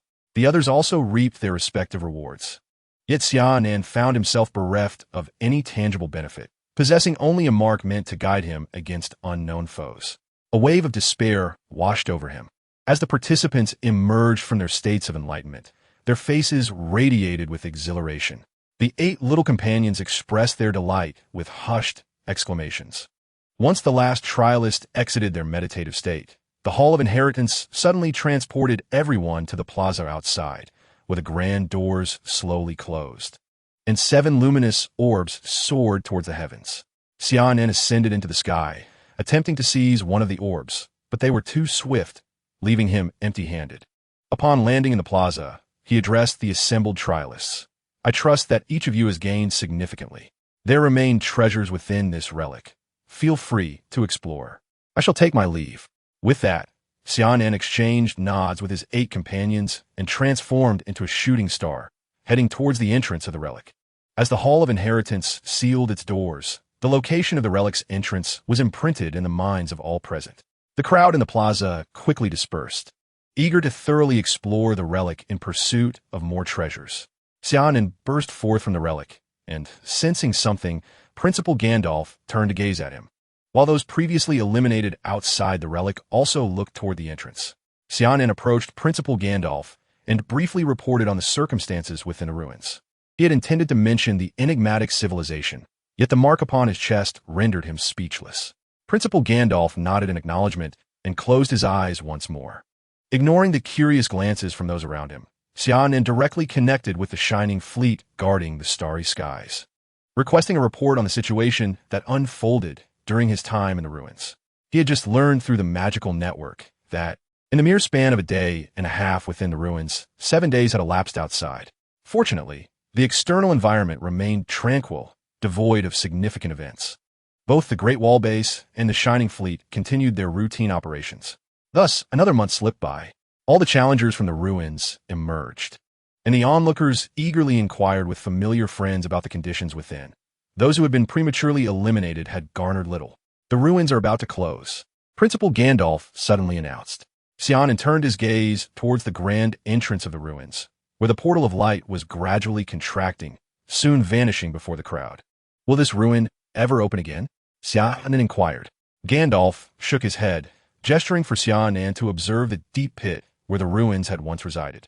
To his dismay, the structures within the pit had inexplicably vanished, indicating that he would not have another opportunity to explore these ruins, leaving him intensely curious about the unknown civilization. Chapter 49. Ambush. With the closure of the ruins, challengers from various star domains began their return journey, and one by one, warships departed from the Viper Star domain, sunlight once again gracing the earth. Wang Ran and others bid farewell to Xia Nan with tears in their eyes. Wang Ran assured him that upon graduating from the Federal Military Academy, he would apply to serve at Xia Nan's Great Wall Base. Xia Nan smiled as he watched the 8 of them board their warship and leave Viper Star. Mo Qiangwei gazed at Xia Nan with a conflicted expression. Her purpose for coming to Viper Star was twofold: to participate in the trials of the Viper Legion ruins and to confront the man who had defeated her twice. Through Xia Nan's martial prowess, she had discovered that he was indeed the same Nan Xia who had bested her in the Mecha Alliance, defeating her in her 2 proudest domains. Today was supposed to be her opportunity for vindication, yet the harsh reality struck her deeply. Despite her arduous training over the past year, achieving significant advancements in both the psychic and mecha fields, the man before her had progressed even further, having ascended to the ranks of S-class psychics, now among the elite in the Federation. This revelation left her profoundly disheartened. Mo Qiangwei stepped before Xia Nan. He felt a twinge of annoyance. What was this woman scheming? He dreaded encounters with such deeply connected and beautiful women, for one could never know when they might take offense, leading a throng of their supporters to trouble him. 3 years hence, in the galactic arena, we shall settle this. With that declaration, Mo Qiangwei raised her head high and boarded her warship, departing. Xia Nan gazed at the proud and upright figure of Mo Qiangwei, utterly bewildered. Why had it suddenly come to a duel in the galactic arena? Was it truly necessary to be so meticulous over a single defeat? Shaking his head in bemusement, Xia Nan found that his thoughts were far removed from such trivial matters. Ever since he had received intelligence from the Viper Legion commander regarding an unknown civilization's formidable adversary, a profound sense of urgency had surged within him. During the era of legions, the 5 major legions had been immensely powerful, yet, even when their forces united, they had only managed to achieve a Pyrrhic victory against that enigmatic civilization. In comparison to their might, his current strength seemed but a mere droplet of water amidst the vast expanse of the galaxy. The warships from the outer realms of Viper Star had finally departed. Xia Nan issued commands for the entire Shining Fleet to prepare for their return. The personnel stationed on Viper Star were also evacuated, as there was no longer a necessity to maintain a presence there. Soon, the fleet was fully assembled. Xia Nan boarded his flagship and issued the order to return. The Shining Fleet, along with the supporting outer realm ships, entered a state of hyperspace navigation, departing from the starry expanse. Shortly after the fleet's departure, a transition beam suddenly appeared above Viper Star, revealing a star-patterned noble of the void insect race before the deep pit of the Viper Legion's ruins. Damn it, I've arrived too late. This star-patterned noble was none other than Merak, who had previously appeared on planet G-1849 and had been on a quest for the elusive artifact that had vanished from there. It had scoured nearly half of the neutral star domain, but had found nothing. Recently, it had received word that the artifact would surface on this planet within the same star system. It had immediately piloted its warship through a series of jumps. Had it not been for the proximity to the Human Federation, fearing the gathering of armies could spark an unnecessary war, it would have commanded its fleet to scour the star system extensively. Now, with the artifact's aura just having departed from this planet, how could it not feel vexed, being merely a step away? Oh, Merak uttered in surprise, as the artifact in its possession indicated that the treasure was not far from its current location, and it could easily catch up. The transition beam flickered. Merak's warship pursued the direction in which Xia Nan had departed. As the Shining Fleet emerged from hyperspace, Xia Nan bid farewell to the commander of the Outer Realm Fleet and continued towards the Great Wall Base on planet C-1568. While navigating through a small asteroid belt, the flagship's radar suddenly blared an alarm, indicating that a transition gate had opened around the fleet. Mina, with her considerable experience, expertly directed the fleet to adopt a defensive formation, with all weaponry aimed toward the opening of the transition gate. A transition gate opened approximately 5 000 kilometers to the left front of the fleet, and before the communications officer could issue an inquiry, a dark green beam shot toward one of the fleet's fragment-class battleships. Insects. Xia Nan immediately recognized the assault as an attack by the Zerg. Enemy attack. Activate the energy shield at full power, Mecha commanded with unwavering composure. A dark green beam struck the battleship's port side, creating ripples across the energy shield. Report damage status. Shield energy loss at 65, the hull remains intact. Just a single shot had compromised 65 of the energy shield of a fragment-class battleship. What is this? Gasps echoed throughout the vessel. Before them loomed a bizarre, dark green biological battleship, its form reminiscent of a cockroach with octopus-like tentacles, both uncanny and unsettling. Fire. Mecha ordered, initiating the offensive. The entire fleet unleashed a barrage of artillery, countless beams converging upon the peculiar Zerg vessel. The energy shield enveloping the Zerg battleship faltered in less than 10 seconds, and its right wing's biological armor suffered severe damage. Large swathes of biological tissue carbonized and flaking away.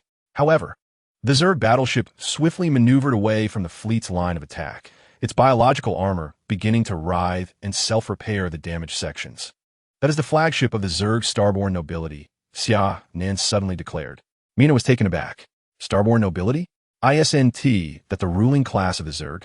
They typically travel with an entire fleet for protection. How could one appear here alone? This region is near human territory. Do they not fear being stranded? Mecha's mind was awash with questions. It was her first encounter with the flagship of the Zerg starborn nobility, her knowledge limited to what she had read in reports. So the treasure is here among the humans. How cunning. They even disseminated false information. A jarring voice echoed through the public channel. Treasure? What treasure? Xia Nan was momentarily taken aback. Cunning humans. Hand over the artifact you obtained from G-1849. Otherwise, today marks your demise. It has been far too long since I have tasted human flesh, and I am quite eager. Xia Nan then realized that this starborn nobility was in search of the Godslayer's sword. But how did it ascertain the location of the Godslayer's sword? He had possessed it for some time now, and the Federation was oblivious, not to mention that he had recently met with Principal Gandalf, who had also been unaware. How had the Zerg discovered it? Chapter 50. The ruin of Star. Xia Nan chose to ignore Malik's taunts. Engaging in conversation would only confirm that the Godslayer's sword was indeed in his possession, akin to admitting to having buried silver. Change course, continue firing. Xia Nan commanded calmly. The entire fleet's artillery once again blanketed the sector of space where the Zerg battleship resided. Malik, in a fit of rage, ordered his ship to evade the onslaught. It was still struck by several energy beams, further compromising its biological armor. Suddenly, an eerie ripple emanated from the warship of Mecha, a secret weapon meticulously designed by the Zerg to counter the Prometheus-class flagship of the Human Federation. Once struck by this wave, the entire vessel would be rendered incapacitated, reduced to mere scrap in the cosmos. The alert alarms of the shining fleet's ships blared incessantly. In an instant, the control panel in the command room fell into disarray. The ship's artillery ceased firing, and both shields and propulsion dissipated, leaving the entire warship enveloped in silence. This is the flagship. All vessels, report your status. Hello. I repeat, this is the flagship. All vessels, report your status. The ship's communicator tirelessly endeavored to establish contact with the fleet, yet the communication channels were eerily silent. Report. We have lost contact with the fleet. Xia Nan, lost in thought, stroked his chin. You all remain on standby. I shall confront this Zerg star-spawn noble. With that, he strode towards the command room exit. Commander, it is far too perilous for you to go alone. Let the Night Watch team accompany you. Mecha halted emphatically. No need. Their mechs should be inoperative now. Xia Nan waved dismissively and departed alone. Outside the warship, amidst the starry expanse, the cerulean silhouette of the Southern Cross mech stood resolute against the cosmos. Within the Zerg warship, Melarac's visage, clad in blue armor, grinned malevolently, finally come forth. The treasures upon him glimmered wildly, indicating that the human within the mech possessed the coveted artifact. Melarac's figure vanished within the confines of the warship, only to have a dark green silhouette materialize, standing opposite the Southern Cross mech in the heavens. Zerg Starspawn Noble, how did you ascertain that the artifact is in my possession? Xia Nan inquired, curiosity piqued. At present, the shining fleet lay in a state of complete paralysis, unseen and unheard, and Xia Nan felt no trepidation regarding the potential exposure of his secret concerning the sword of God-slaying. He merely needed to eliminate the Zerg before him. Lowly human, I am the illustrious noble Melarak of the Star Spawn. I have sought you for nearly 2 years. You truly excel at hiding, little insect. You ask how I know the artifact is in your grasp? In light of your imminent fate as my meal, I shall reveal it to you. With that, Melarak produced a gem from his possession. The moment the gem appeared, the markings of the sword of God-slaying on Xia Nan's right hand began to radiate a blinding luminescence. Xia Nan could sense the sword's insatiable hunger for the gem, akin to a famished individual yearning for sustenance after days of deprivation. Gulme, today, we shall battle and determine our fates. Xia Nan's voice resonated through the mech, directly reaching Melarak's ears. Ha ha ha, human blood, meet your end. Melarak transformed into a dark green meteor, hurtling toward the Southern Cross mech. Brilliant sparks erupted in the boundless expanse of stars. Had it not been for the vacuum of space, the thunderous roars would have reverberated throughout the cosmos. The Southern Cross mech wielded twin blood-red blades, each enveloped in a layer of spatial energy. In an instant, it unleashed a flurry of strikes, leaving behind numerous scars upon the thick carapace of Merak. As Merak and Xia Nan distanced themselves, a wound on the former's sinister visage dripped with green blood. Extending a long tongue from its maw, Merak licked the wound, drawing the blood into its belly. You, pitiful human, have provoked my ire by daring to harm the noble star pattern aristocrat, Lord Merak. I shall confine you to the 10,000 insect star, where you will endlessly suffer the torment of 1,000 creatures gnawing at your flesh. With a flick of its right hand, a peculiar longsword emerged from the warship, the Abyssal Touch, Merak's weapon. Any being struck by this sword would plunge into an endless abyss, unable to escape or find solace in death. The eerie blade transformed into tendrils that ensnared the Southern Cross mech. Xia Nan struggled to escape, yet these strange tendrils seemed indomitable. The twin swords in Xia Nan's grasp danced like a radiant light, severing many of the tendrils. However, they continuously regenerated, tightening their grip until the Southern Cross mech was cocooned in a green chrysalis, immobilized. Channeling her S-level psychic energy, Xia Nan resonated with the spatial elements, executing a spatial leap to evade Merak's onslaught. Truly, the Star Pattern aristocracy was an extraordinary species, their bizarre powers not to be underestimated. Oh, you managed to evade my lethal strike, Merak remarked, taken aback by Xia Nan's unexpected agility. Abyssal Devour. The longsword in Merak's hand cleaved a rift in the void, a potent suction drawing the Southern Cross mech ever closer. This technique bore a resemblance to his spatial banishment, Xia Nan mused, while simultaneously employing her own spatial expulsion. 2 miniature black holes wreaked havoc across the starry expanse, their insatiable pull drawing in meteors from the asteroid belt, while the ships of the dazzling fleet were inexorably drawn towards these voids. Observing the unfavorable turn of events, Xia Nan decided to cease holding back, having initially intended to interrogate this insectoid foe further. The familiar blue luminescence of the deep blue judgment illuminated the entire cosmos. Medak, unwilling to confront this mech's ultimate technique head-on, retreated hastily. Unfortunately, the insectoid warship behind him did not share such fortune, reduced to fragments by Xia Nan's strike. With a furious hiss, Merak unleashed a barrage of dark green sword energy, slicing through the air toward the Southern Cross mech. In response, Xia Nan sent forth arcs of blue sword light, colliding with the emerald blades in a cacophony of sound. The two engaged in a fierce melee, exchanging thousands of blows in mere moments. As the mech's sword clashed violently with the Abyssal Touch once more, they separated again. Merak gasped for breath, astonished by the tenacity of this human insect. Never before had he encountered such a formidable opponent since his inception. As a noble star pattern aristocrat, the highest ruler beneath the insect emperor, how could he allow this lowly human to hinder him so? As these thoughts crossed his mind, Melrak's form began to morph, the once ominous silhouette fading into obscurity. An indescribable monstrosity emerged amidst the stars, its colossal maw generating an immense gravitational pull, devouring a planet located tens of thousands of kilometers away. Xia Nan gazed in astonishment at the creature before him. having never witnessed the liberation state of a star pattern noble. The last foe he had vanquished, Sarda, had been obliterated by the star emblem directly. Had Sarda not been so careless, failing to anticipate that Summer Nin possessed the emblem capable of annihilating it, the inhabitants of planet G-1849 would have faced utter devastation, along with the Sixth Fleet and the Outer Realm Armada, suffering monumental losses. With both Meteor Strike and Deep Blue Judgment unleashed simultaneously, a single tentacle of the monstrous Melrak was severed, yet it remained undeterred, continuing its relentless consumption of nearby planets. As it feasted, its size swelled, gradually transforming into a behemoth that blotted out the heavens. In comparison, Summer Nan's Southern Cross mech appeared no larger than a mere ant.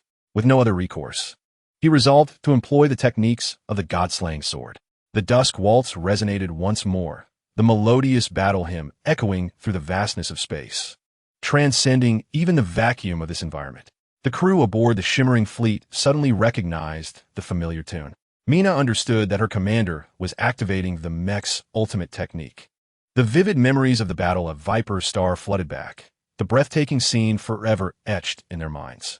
A cacophony of explosions erupted upon Melrak's monstrous body, blooming into crimson blossoms. The creature's form shattered into fragments, scattering across the cosmos. Summer Nin exhaled a long sigh of relief, finally having dealt with this insectoid menace. A radiant gem caught his eye within Melrak's remains. Commanding his mech, he drew the gem into his grasp, soon holding it aloft. Upon inspecting the gem, he found nothing particularly remarkable about it. All right, I'll give it to you," the god-slaying sword urged like a ravenous child, persistently urging Summer Nan to relinquish the gem. He brought the stone close to the intricate patterns on the back of his right hand, where the sword resided. A brilliant light enveloped them, revealing the true form of the god-slaying sword. The ancient blade remained unchanged, save for the addition of a dazzling, multicolored gem at the hilt. It was the very gem he had just acquired. The god-slaying sword imparted a message into Summer Nan's mind. It revealed that this gem had always been an integral part of the sword. During the epic's rebirth, the god-slaying sword had sustained grave injuries, causing the gem to detach and drift through the cosmos for eons, until the sword fell into Summer Nan's hands and the gem found its way into Melrak's possession. Today they had finally reunited, amplifying the sword's might and granting Summer Nan a new, secret technique. As Xia Nan was immersed in the information conveyed by the sword of Godslayer, a small fragment of Melrak's shattered corpse, exuding a dark aura, gradually coalesced, leading to Melrak's resurrection. A flicker of ghostly light flashed by, causing the mechanized longsword in Xia Nan's grasp to be dislodged. Instantly alert, Xia Nan realized, despite his momentary distraction, he could not have been entirely oblivious to the looming threat. He had been struck before he could even react to the initial assault. Another ghostly flash zipped past, and this time, Xia Nan, fully focused, managed to catch sight of a peculiar figure, evading it with a deft sidestep. Upon recognizing the silhouette, Xia Nan was taken aback. Impossible. He had just vanquished it, and the mech radar had shown no signs of life. How could Melrak possibly return? Cloaked in swirling blackness, Melrak now resembled a demon from the abyss, silently launching attacks on the Southern Cross mech. The swift onslaught forced Xia Nan into a defensive stance, revealing numerous scars upon the mech's armor. Inside, the damage reports continued to escalate, and Xia Nan felt a pang of urgency. If this continued, the Southern Cross mech would be dismantled by Melrak. He braced himself for another of Melrak's assaults, and the only mech sword in his possession began to show signs of cracking. This resurrected Melrak was exceedingly strange, a stark contrast to its former self. Sensing Xia Nan's precarious situation, the sword of Godslayer emitted a surge of energy, infusing the Southern Cross mech, while another sword, suspended in the starry expanse, was summoned and sped toward him. The two black swords merged into one, transforming under the sword of Godslayer's energy into a legendary blade of similar design. The judgment of the gods, the dirge of dusk, once more revealed its grandeur in this era. With an instinctive understanding, Xia Nan unleashed a new secret technique, the falling stars. A blade of light, once wielded to slay deities, traversed the entire star system, propelling the ships of the fleet backward by 3,000 kilometers.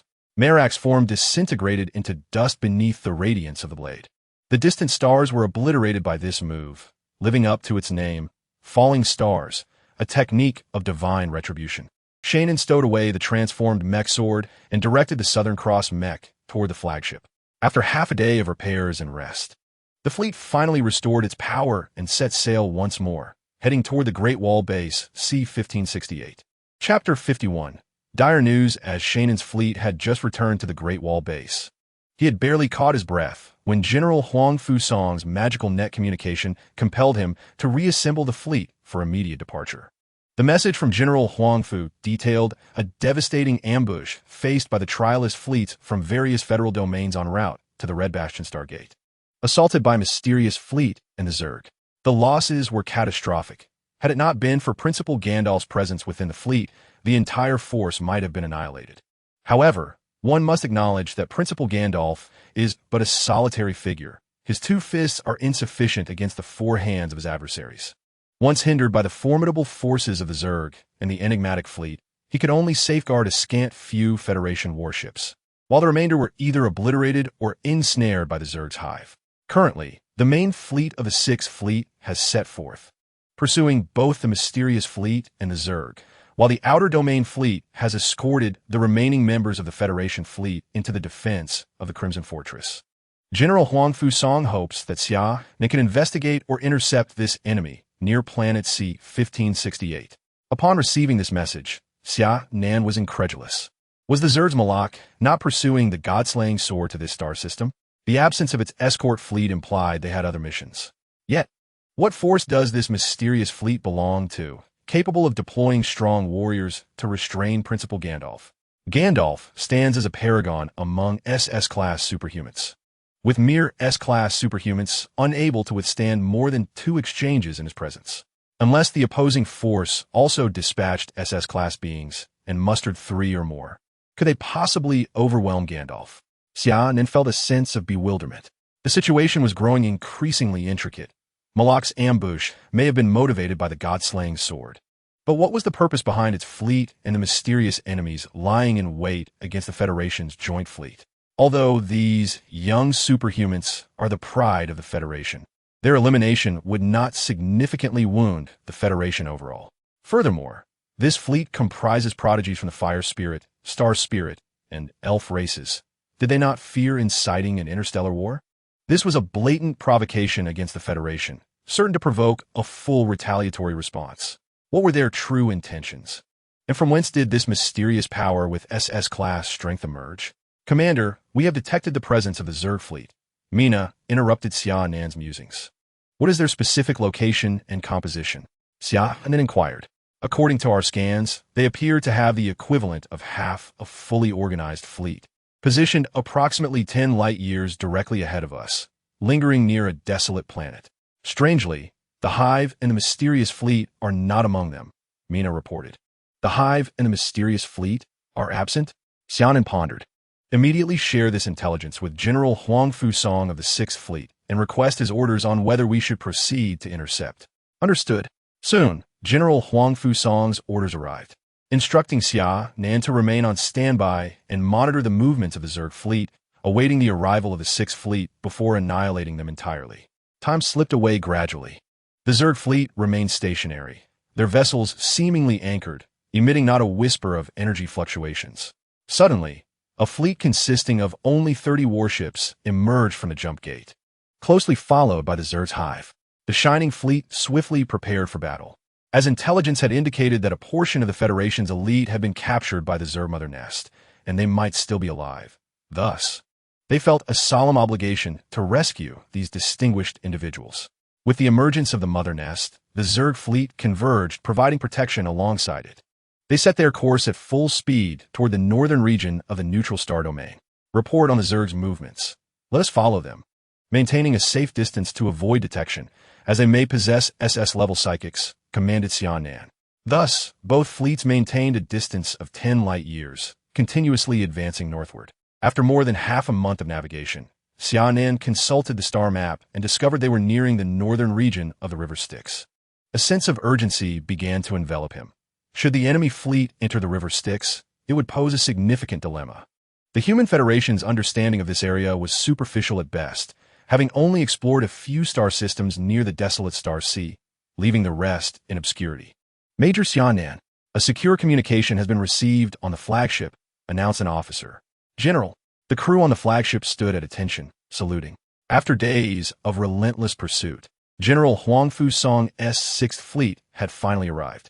General, the enemy is about to enter the river Styx. Should we initiate an attack? Inquired Xia Nan. Let us wait and see what their intentions are, came an aged voice through the communication channel. Principal Gandalf. Xia Nan recognized the weariness in Gandalf's voice.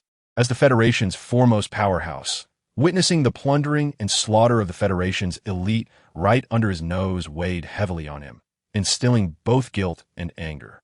The Federation's warships lay in silent vigil among the stars, covertly monitoring the Zerg fleet's movements. Up ahead, the mysterious fleet suddenly detached from the Zerg fleet, veering northwest toward the river Styx, while the Zerg began to head west, seemingly returning to their civilized star domain. Xia Nan, lead your main fleet and the outer domain fleet to pursue the Zerg. Principal Gandalf, and I shall follow the mysterious fleet, Huangfu Song decisively declared, splitting their forces. Xia Nan, ensure the complete annihilation of the Zerg. Those elite individuals must be rescued if possible, but if not, understood. Xia Nan's heart grew heavy. He comprehended Huangfu Song's implication. If circumstances were dire, those elites would tragically become sacrifices. Those who invade our territory shall be eradicated. The Federation fleet parted ways. Xia Nan commanded the Shining Fleet and the Outer Domain Fleet to annihilate the Zerg, while the 6th Fleet ventured into the enigmatic river Styx. After a relentless pursuit lasting half a day, Xia Nan's fleet finally caught up with the Zerg fleet. Attention all fleets. Engage with full force against the Zerg fleet, but exercise caution to avoid the Zerg mother nest. Thousands of warships unleashed their firepower, illuminating the starry expanse with brilliant energy beams. In the distance, several pirate fleets on nearby planets hastily retreated from the battlefield, fearful of being caught in the crossfire. Before the Zerg fleet, a verdant energy shield deflected the majority of the bombardment. However, some stray fires still erupted within the fleet, obliterating several Zerg warships. Unyielding, the Zerg launched a counterattack. The bioparticle cannons of their warships and a barrage of starry Zerg swarmed towards the Xia Nan fleet's domain. From the distant Zerg hive, millions of starry Zerg emerged, blotting out the heavens and causing the stars to tremble. The relentless onslaught of the Zerg battered against the fleet's shield, creating ripples as the shield's energy levels diminished. 5. Then 7. Commander, the Zerg are using these expendable units to wear down our shield energy, Mina reported to Xia Nan. Deploy all mech warriors. With the orders given, hundreds of thousands of mech warriors surged forth from the thousands of warships, transforming into a torrent of steel that systematically annihilated the Zerg fodder in the cosmos. The battle raged fiercely, with warships plummeting and mechs meeting their demise with every passing moment. The Zerg tide visibly waned, their reserves within the hive dwindling. The conflict reached a fever pitch as the Zerg's elite forces joined the fray, while hundreds of A-class superpowered beings from the Federation piloted mechs to engage in close-quarters combat with the Zerg. This annihilation campaign endured for 8 grueling days. Continuous warfare, with no respite, left the expanse of the cosmos littered with shattered warships, mechs, and remnants of the Zerg. As the final Zerg warship fell, dismembered by the mech warriors, only a colossal hive remained on the battlefield. Upon entering the hive to search for surviving Federation elites, Xia Nan commanded the mech warriors to traverse the passages within. The remaining warships and mechs encircled the hive. Xia Nan's gaze remained fixed on the flagship screen. Report, this is Team 1. No survivors found. Report, this is Team 5. No survivors found. Report, this is Team 126. No survivors found. The atmosphere within the flagship grew increasingly somber. Report, this is Team 1566. Target identified. Presumed survivors detected. A flicker of a smile graced Xia Nan's face upon receiving this communication, as they had finally managed to rescue some Federation elites. Escort them out. He ordered Team 1566 to extract the surviving captured personnel from the hive. Suddenly, a tremendous explosion reverberated through the communication channel. Team 1566, what has occurred? Please respond. Repeat. Team 1566, what has transpired? Please respond. Silence lingered in the communication channel, broken only by a sinister static. Cough. Report. This is Team 1566. Target has mutated. It is Zerg. They are not human. Team 1566, retreat. Exit the hive. All personnel, heed the command.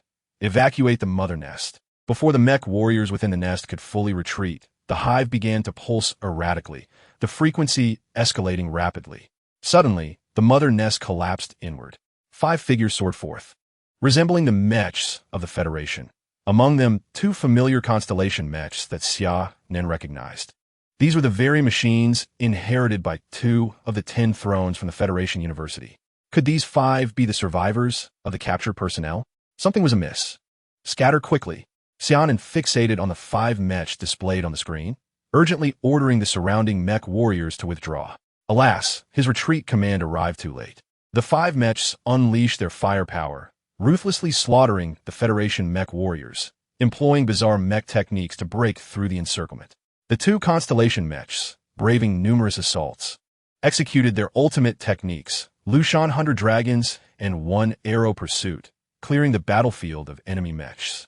2 unsuspecting warships were pierced by energy arrows, disintegrating into fiery debris. Xia Nan could no longer remain passive. The strange transformation of these 5 mechs had rendered them increasingly formidable, with the 2 constellation mechs reaching S-class status. The Southern Cross mechs soared from the flagship, transforming into a blue meteor as it charged into the fray. The mech's sword struck heavily, cleaving the Tianlong mech, then swiftly blocking the Tianjin mech's assault. The surrounding Night Watch squadron joined the battle, collaborating with Xia Nan amidst the chaos. The Federation mechs and warships formed a circle around them, resembling an ancient coliseum, spectating the clash. 8 Extremes Heaven. First form, Thousand Eye Spiral Slash. An icy wheel froze 1 mech, while 8 Extremes Heaven, second form, Blade Flash, pierced another, reducing it to fragments at the hands of the surrounding Night Watch squadron. Spatial Exile banished 1 mech to a different dimension, and Spatial Compression mercilessly crushed another into a metallic sphere. In an instant, only the 2 constellation mechs remained, and Xia Nan and his allies struggled to subdue them. Despite their inexplicable changes, it was evident they could still harness the power of the constellations to enhance their mechs. Xia Nan found himself strained in a 1-against-2 scenario, as the Night Watch squadron withdrew from the central battlefield, wary of hindering him. "Hey, what are you 2 doing? Cease your assault," Xia Nan shouted through the public channel, attempting to reach the 2 within their mechs as he parried their attacks. However, the pair showed no response, continuing their relentless onslaught. Sparks flew amidst the fierce engagement between the 3. Xia Nan fended off their combined strikes, retreating into the distance. The Sword of Godslayer charged, gathering super energy. Empowered by the Constellation Force, with an unstoppable strike, he unleashed Golden Skyline. The dazzling brilliance compelled the onlookers to avert their gaze momentarily. The 2 constellation mechs fell before Xia Nan's might, reduced to scrap metal, leading to the permanent removal of the Tianlong and Tianjin mechs from the ranks of the 88 constellation mechs. Spatial confinement imprisoned the 2 individuals within the mech cockpit, as Xia Nan escorted them back to the flagship. Fire. Upon seeing Xia Nan's return, Mina simultaneously commanded the destruction of the Zerg mother nest. An unrelenting barrage of artillery reduced the nest to mere fragments. Inside the warship's confinement chamber, Xia Nan gazed at the 2, his expression vacant and devoid of vitality. "What has happened to them?" Xia Nan inquired of the nearby medic. "Our medical department has determined that they are no longer human. Their genetic composition has increasingly aligned with that of the Zerg." "The Zerg? Are you suggesting they have been transformed into Zerg?" "In a physical sense, yes. They have become Zerg." "Damn it." Xia Nan slammed his fist against the wall of the confinement chamber, enraged by the Zerg's audacity to convert his fellow humans into their kind, an utter desecration and affront. "Grant them deliverance." With fury, Xia Nan exited the confinement chamber. "All hands, return to base." With the mission accomplished, Xia Nan commanded the entire fleet to head back. He needed to alert the Federation about the Zerg's genetic modification scheme, raising awareness among the Federation. After more than 10 days of jump navigation, the fleet finally returned to the Crimson Fortress star domain. Xia Nan's flagship docked at the starport of Bloodstar Fortress, and he disembarked, making his way directly to the fleet command headquarters. Upon arriving, he discovered that General Huang Fusong and Principal Gandalf had yet to return to the Federation territory, leaving only General Sataniel stationed at the command center. After reporting the circumstances encountered at the Zerg mother nest, General Sataniel immediately recognized the gravity of the situation and personally reported to the Federation Military Department. Xia Nan spent the following days resting at Bloodstar Fortress, awaiting a response from the Federation military and government. However, a shocking message that reverberated throughout the 5 major star domains arrived on Xia Nan's smart wristwatch. General Huangfu Song has fallen. Chapter 52. A dire situation. Upon receiving this news, Xia Nan was so astounded that the teacup in his hand fell to the ground unnoticed. How could this be? Wasn't General Huangfu Song leading the 6th Fleet alongside Principal Gandalf in pursuit of that mysterious fleet? How could he have suddenly perished? Even if an SS-class powerhouse had intervened, they could at most restrain Principal Gandalf. The 6th Fleet was more than capable of annihilating them.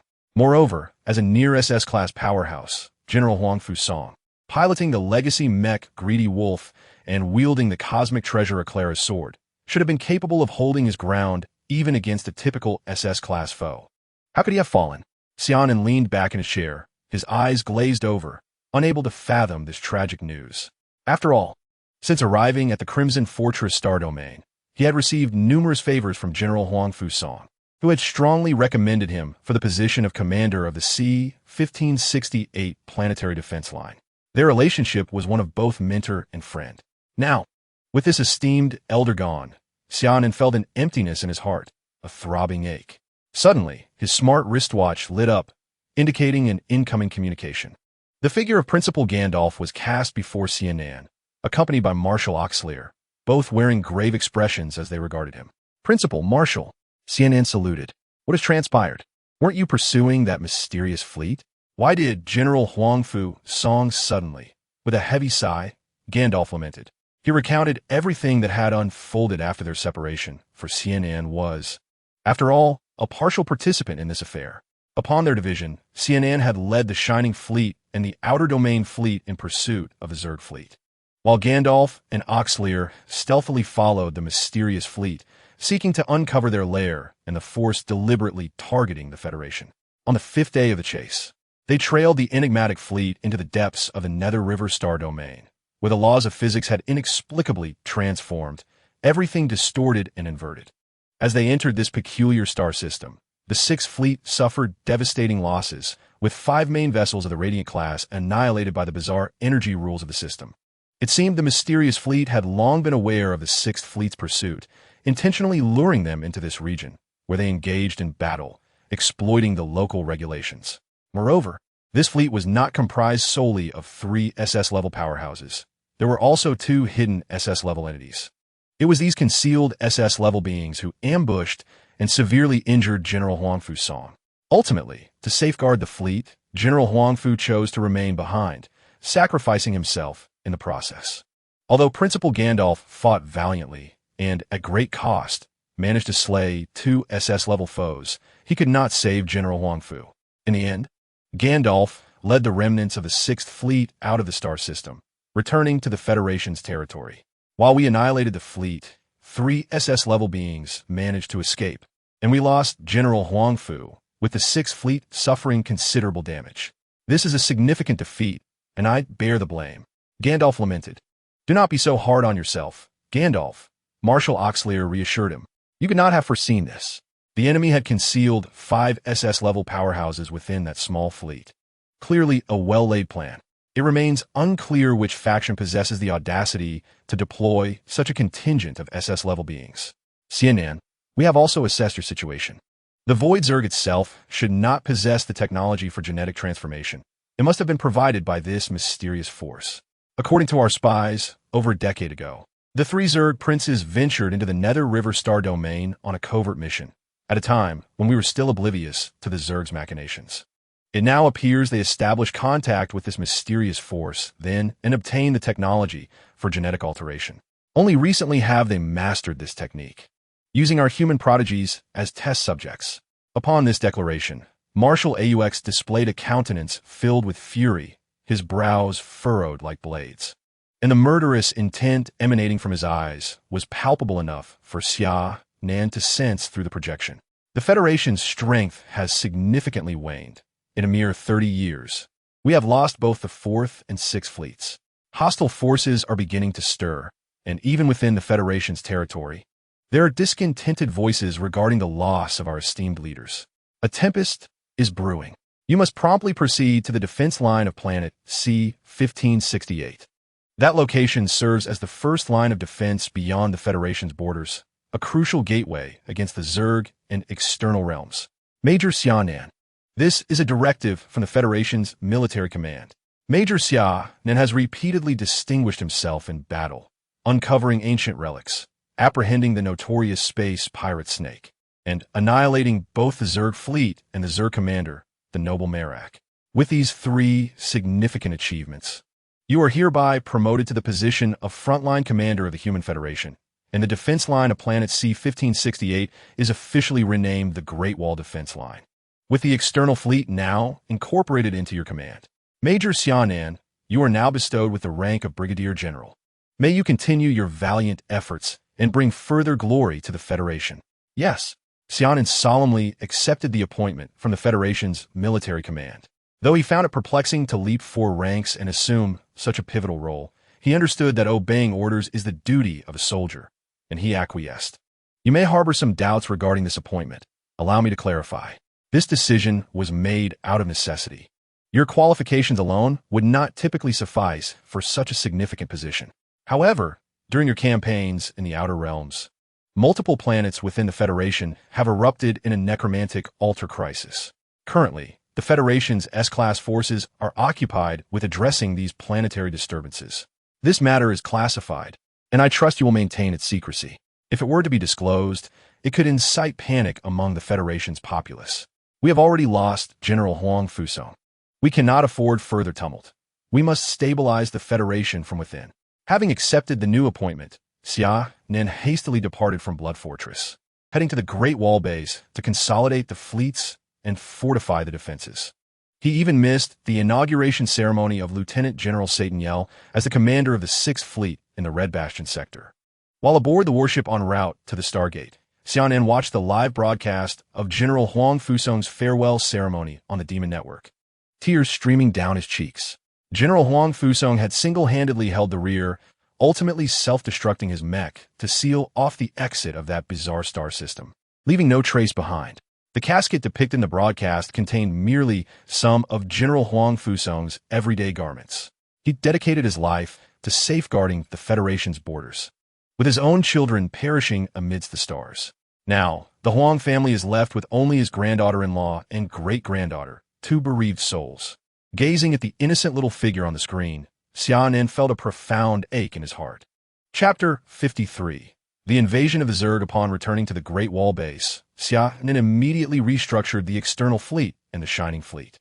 He disbanded and reorganized the 2 fleets, eliminating units unsuitable for combat, directing them to return to the Federation's territory as garrison forces to replenish the losses of the 6th Fleet. The restructured Radiant Fleet comprises a single Sentinel-class flagship, 15 Dawn-class capital ships, 150 Starbreaker-class battleships, 3,000 patrol vessels, 500 transport ships, and 300,000 mecha aircraft. The new Radiant Fleet now possesses approximately 70 to 80% of the Federal main fleet's combat strength, with only minor discrepancies at the apex of its capabilities. Xia Nan has also deployed Guardian orbital defense cannons across numerous planets along the Great Wall defense line, significantly bolstering the strength of the fortifications. In the ensuing months, Xia Nan has diligently led the fleet in patrolling several nearby star systems, striving to ensure the security of the defense line and remaining vigilant against potential Zerg incursions and the return of that enigmatic force. However, both the Zerg and the mysterious power have yet to reveal themselves, and everything appears eerily tranquil. Xia Nan senses the stillness typical before storm. With the Human Federation's strength severely diminished, the Void Zerg will undoubtedly seize this opportune moment, dispatching fleets to probe the Federation's response. Once they ascertain the Federation's inability to resist, they will surely reignite the interstellar conflict. Thus, this delicate calm has persisted for over 3 months. On planet G-1849, at the outpost base, following the recent Zerg assault, a new outpost has been established in a more concealed location, deep within the belly of a great mountain. The latest life detection radar is operating at full power, scanning for any Zerg movements in the vicinity. Is there any development? The base commander inquired. Ever since the news of General Huang Pusong's sacrifice reached the Federation, the Frontline Command has issued orders to closely monitor Zerg activities.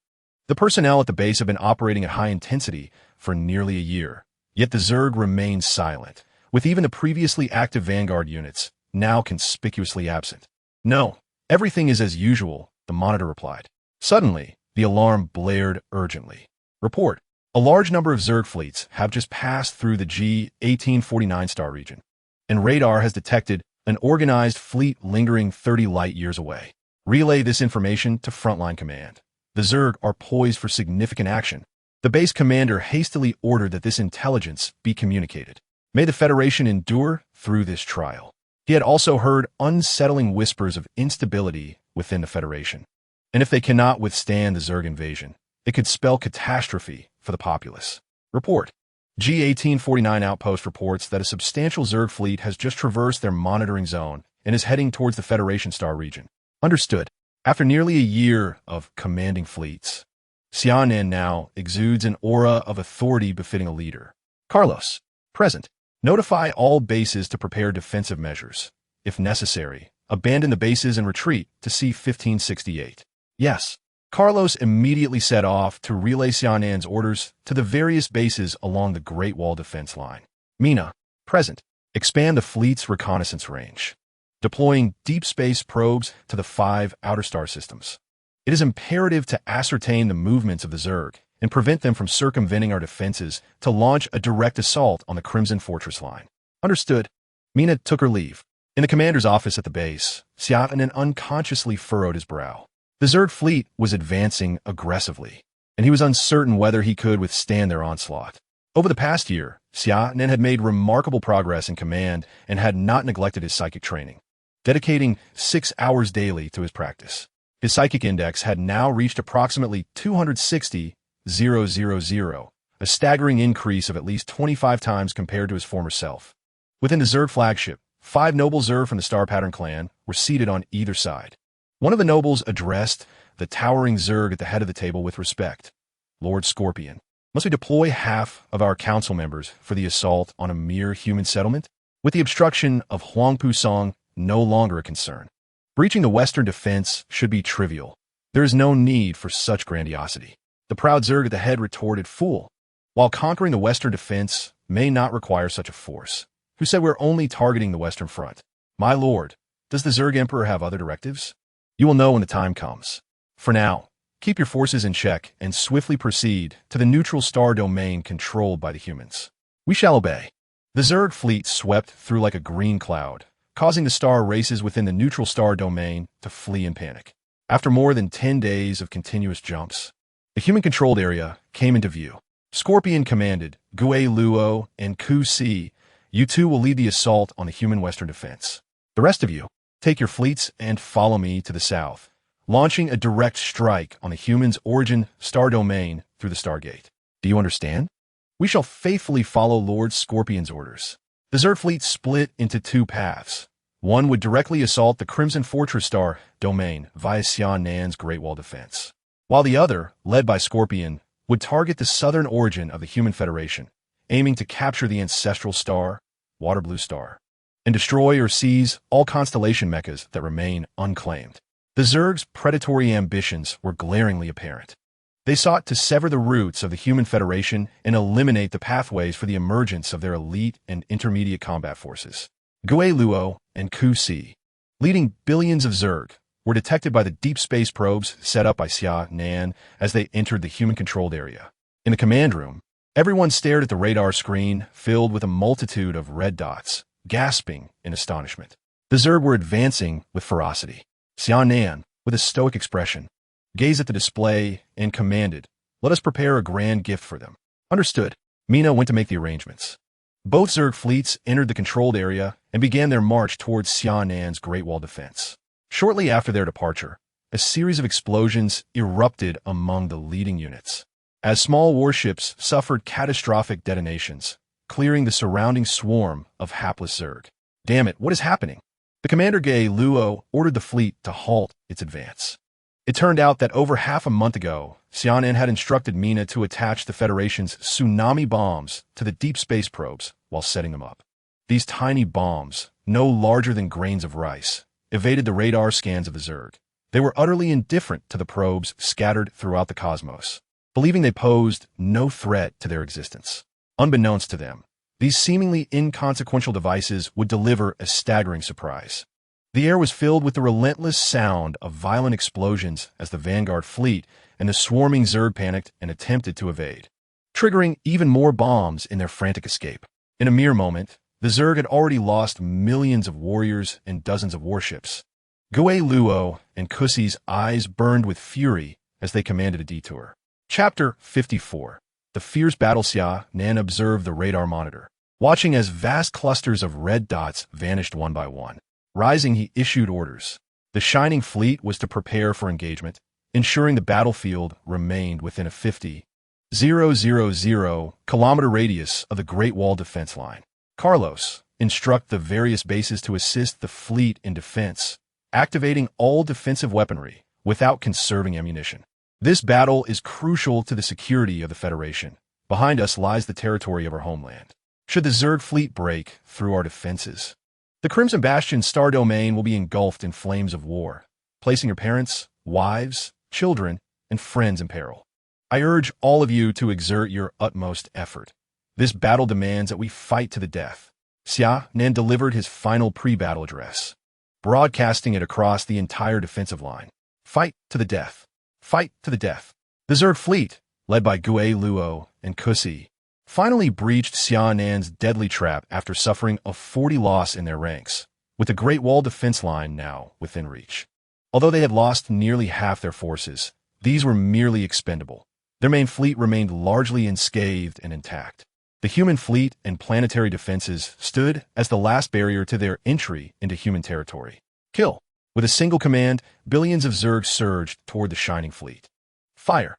The close-range orbital defense cannons from various bases opened fire first, unleashing massive beams of energy that swept into the dense swarm of Zerg, annihilating entire areas in an instant. Despite the relentless extermination of the Zerg, their numbers were simply overwhelming. For every fallen Zerg, another rushed forth to take its place. The front line was continuously compressed, gradually drawing nearer to the Great Wall defense line. 2 Zerg hives advanced, shielded by the fleet and countless Zerg warriors, instilling a sense of oppression among the crew. Only the ceaseless bombardment of the battleships and their armored suits offered them a modicum of solace. All battleships charged their main cannons, preparing to fire. The super particle annihilation cannon was ready. Inside the flagship, Mina calmly issued commands. This was her first time participating in such an intense interstellar war. Yet at this moment, she felt an unexpected tranquility within. Fire. The battleships, fully charged, unleashed their main cannons, momentarily halting the advance of the Zerg. The two forces found themselves locked in a stalemate, 45,000 kilometers from the front lines.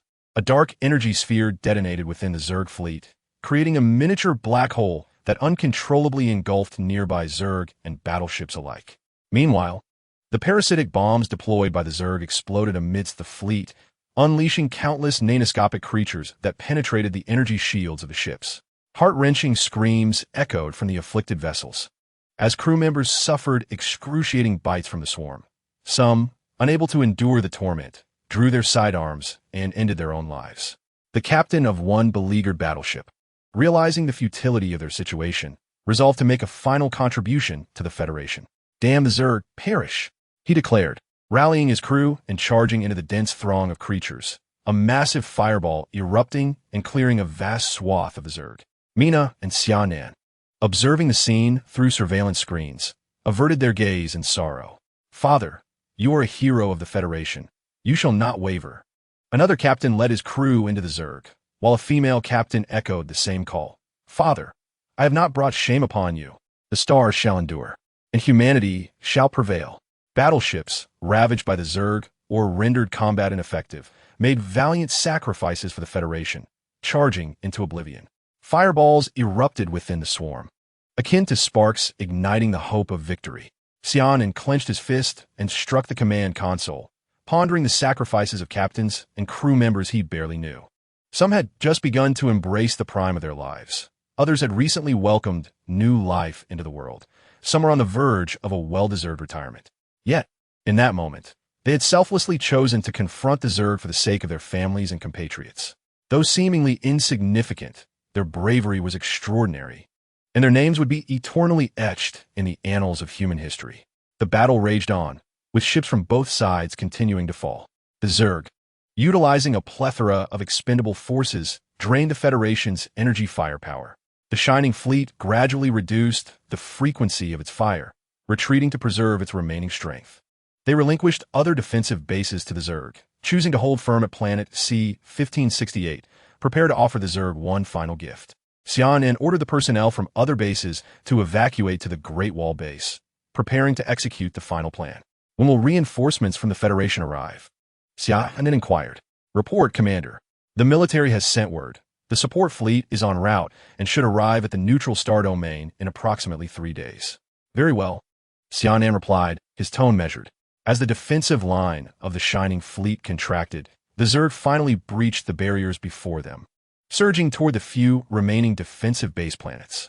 Within the Zerg fleet, the agents Lo and Kuz exchanged knowing smiles.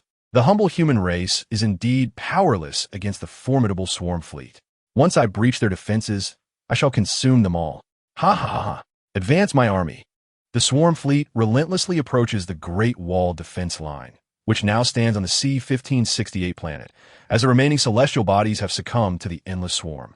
The fleet has encircled them within the outer space of planet C-1568. Execute the plan. Xia Nan's cold voice echoed like a chilling wind from the depths of hell. The mutual destruction plan is initiated. Several defensive base planets began collapsing inward, each one detonating in a cataclysmic explosion, reducing everything on them to mere dust. No! Gue Luo and Ku Si screamed in agony. The human race is so fiercely resolute, resorting to the destruction of their own planets, all while mocking their adversaries, only to unwittingly fall into their trap. The energy waves from the explosions of over a dozen planets swept across the surrounding void. The swarm fleet's encirclement shielding planet C-1568 from much of the blast force, rendering the residual energy waves ineffective against the planet. The numbers of the swarm and the human fleet finally reached a precarious balance, with the cannon fodder nearly obliterated. Now, the swarm could only compete with the humans in terms of sheer strength. The decisive battle commenced. Xia Nan commanded the entire army to strike. He, along with numerous mech warriors from a base, soared into the cosmic battlefield, aiming to bolster the morale of his troops. A brutal melee was imminent. Chapter 55. Surrounded on all sides, the Southern Cross mech transformed into a brilliant blue meteor, plunging into the swarm fleet. Wielding the sword of Godslayer, arcs of cerulean light surged outward, effortlessly tearing through the biological armor of the swarm ships, as if it were mere paper, causing them to plummet into the void. Hundreds of thousands of mech warriors valiantly charged into the swarm. The engines roared, the mechs howled, and the cold blades of the mechs became stained with the searing blood of the swarm. Sparks from the mechs and the blood of the swarm blossomed against the starry backdrop, a poignant and mournful spectacle. The deep blue judgment struck at the flagship of the swarm, cleaving through its energy shield and biological armor in a single stroke, sending Gue Luo tumbling to the ground within. In a fit of rage, it surged out of the battleship, charging towards Xia Nan. Ku Si had no choice but to follow, for intelligence indicated that this human had slain Merak, and Gue Luo's strength was comparable to Merak's. Together, they might stand a chance against him. Two peculiar mechs burst forth from the flagship, unleashing twin beams of green light towards Xia Nan, who remained wholly focused on assaulting the flagship, oblivious to their attack. The flagship's biological armor finally succumbed to Xia Nan's relentless onslaught, shattering under the meteoric strike of his 8 extremes, 8 forms. Teleportation whisked Xia Nan away from the reach of Gue Luo and Ku Si's assault. Their fury intensified. Not only had they failed to slay Xia Nan, but they had also allowed him to obliterate their flagship. With the crash of the Zerg flagship, the morale of the Federal mech warriors soared, filled with pride for their formidable and valiant commander, their anticipation for victory intensifying. The mech engines roared to full power, igniting yet another round of fierce combat.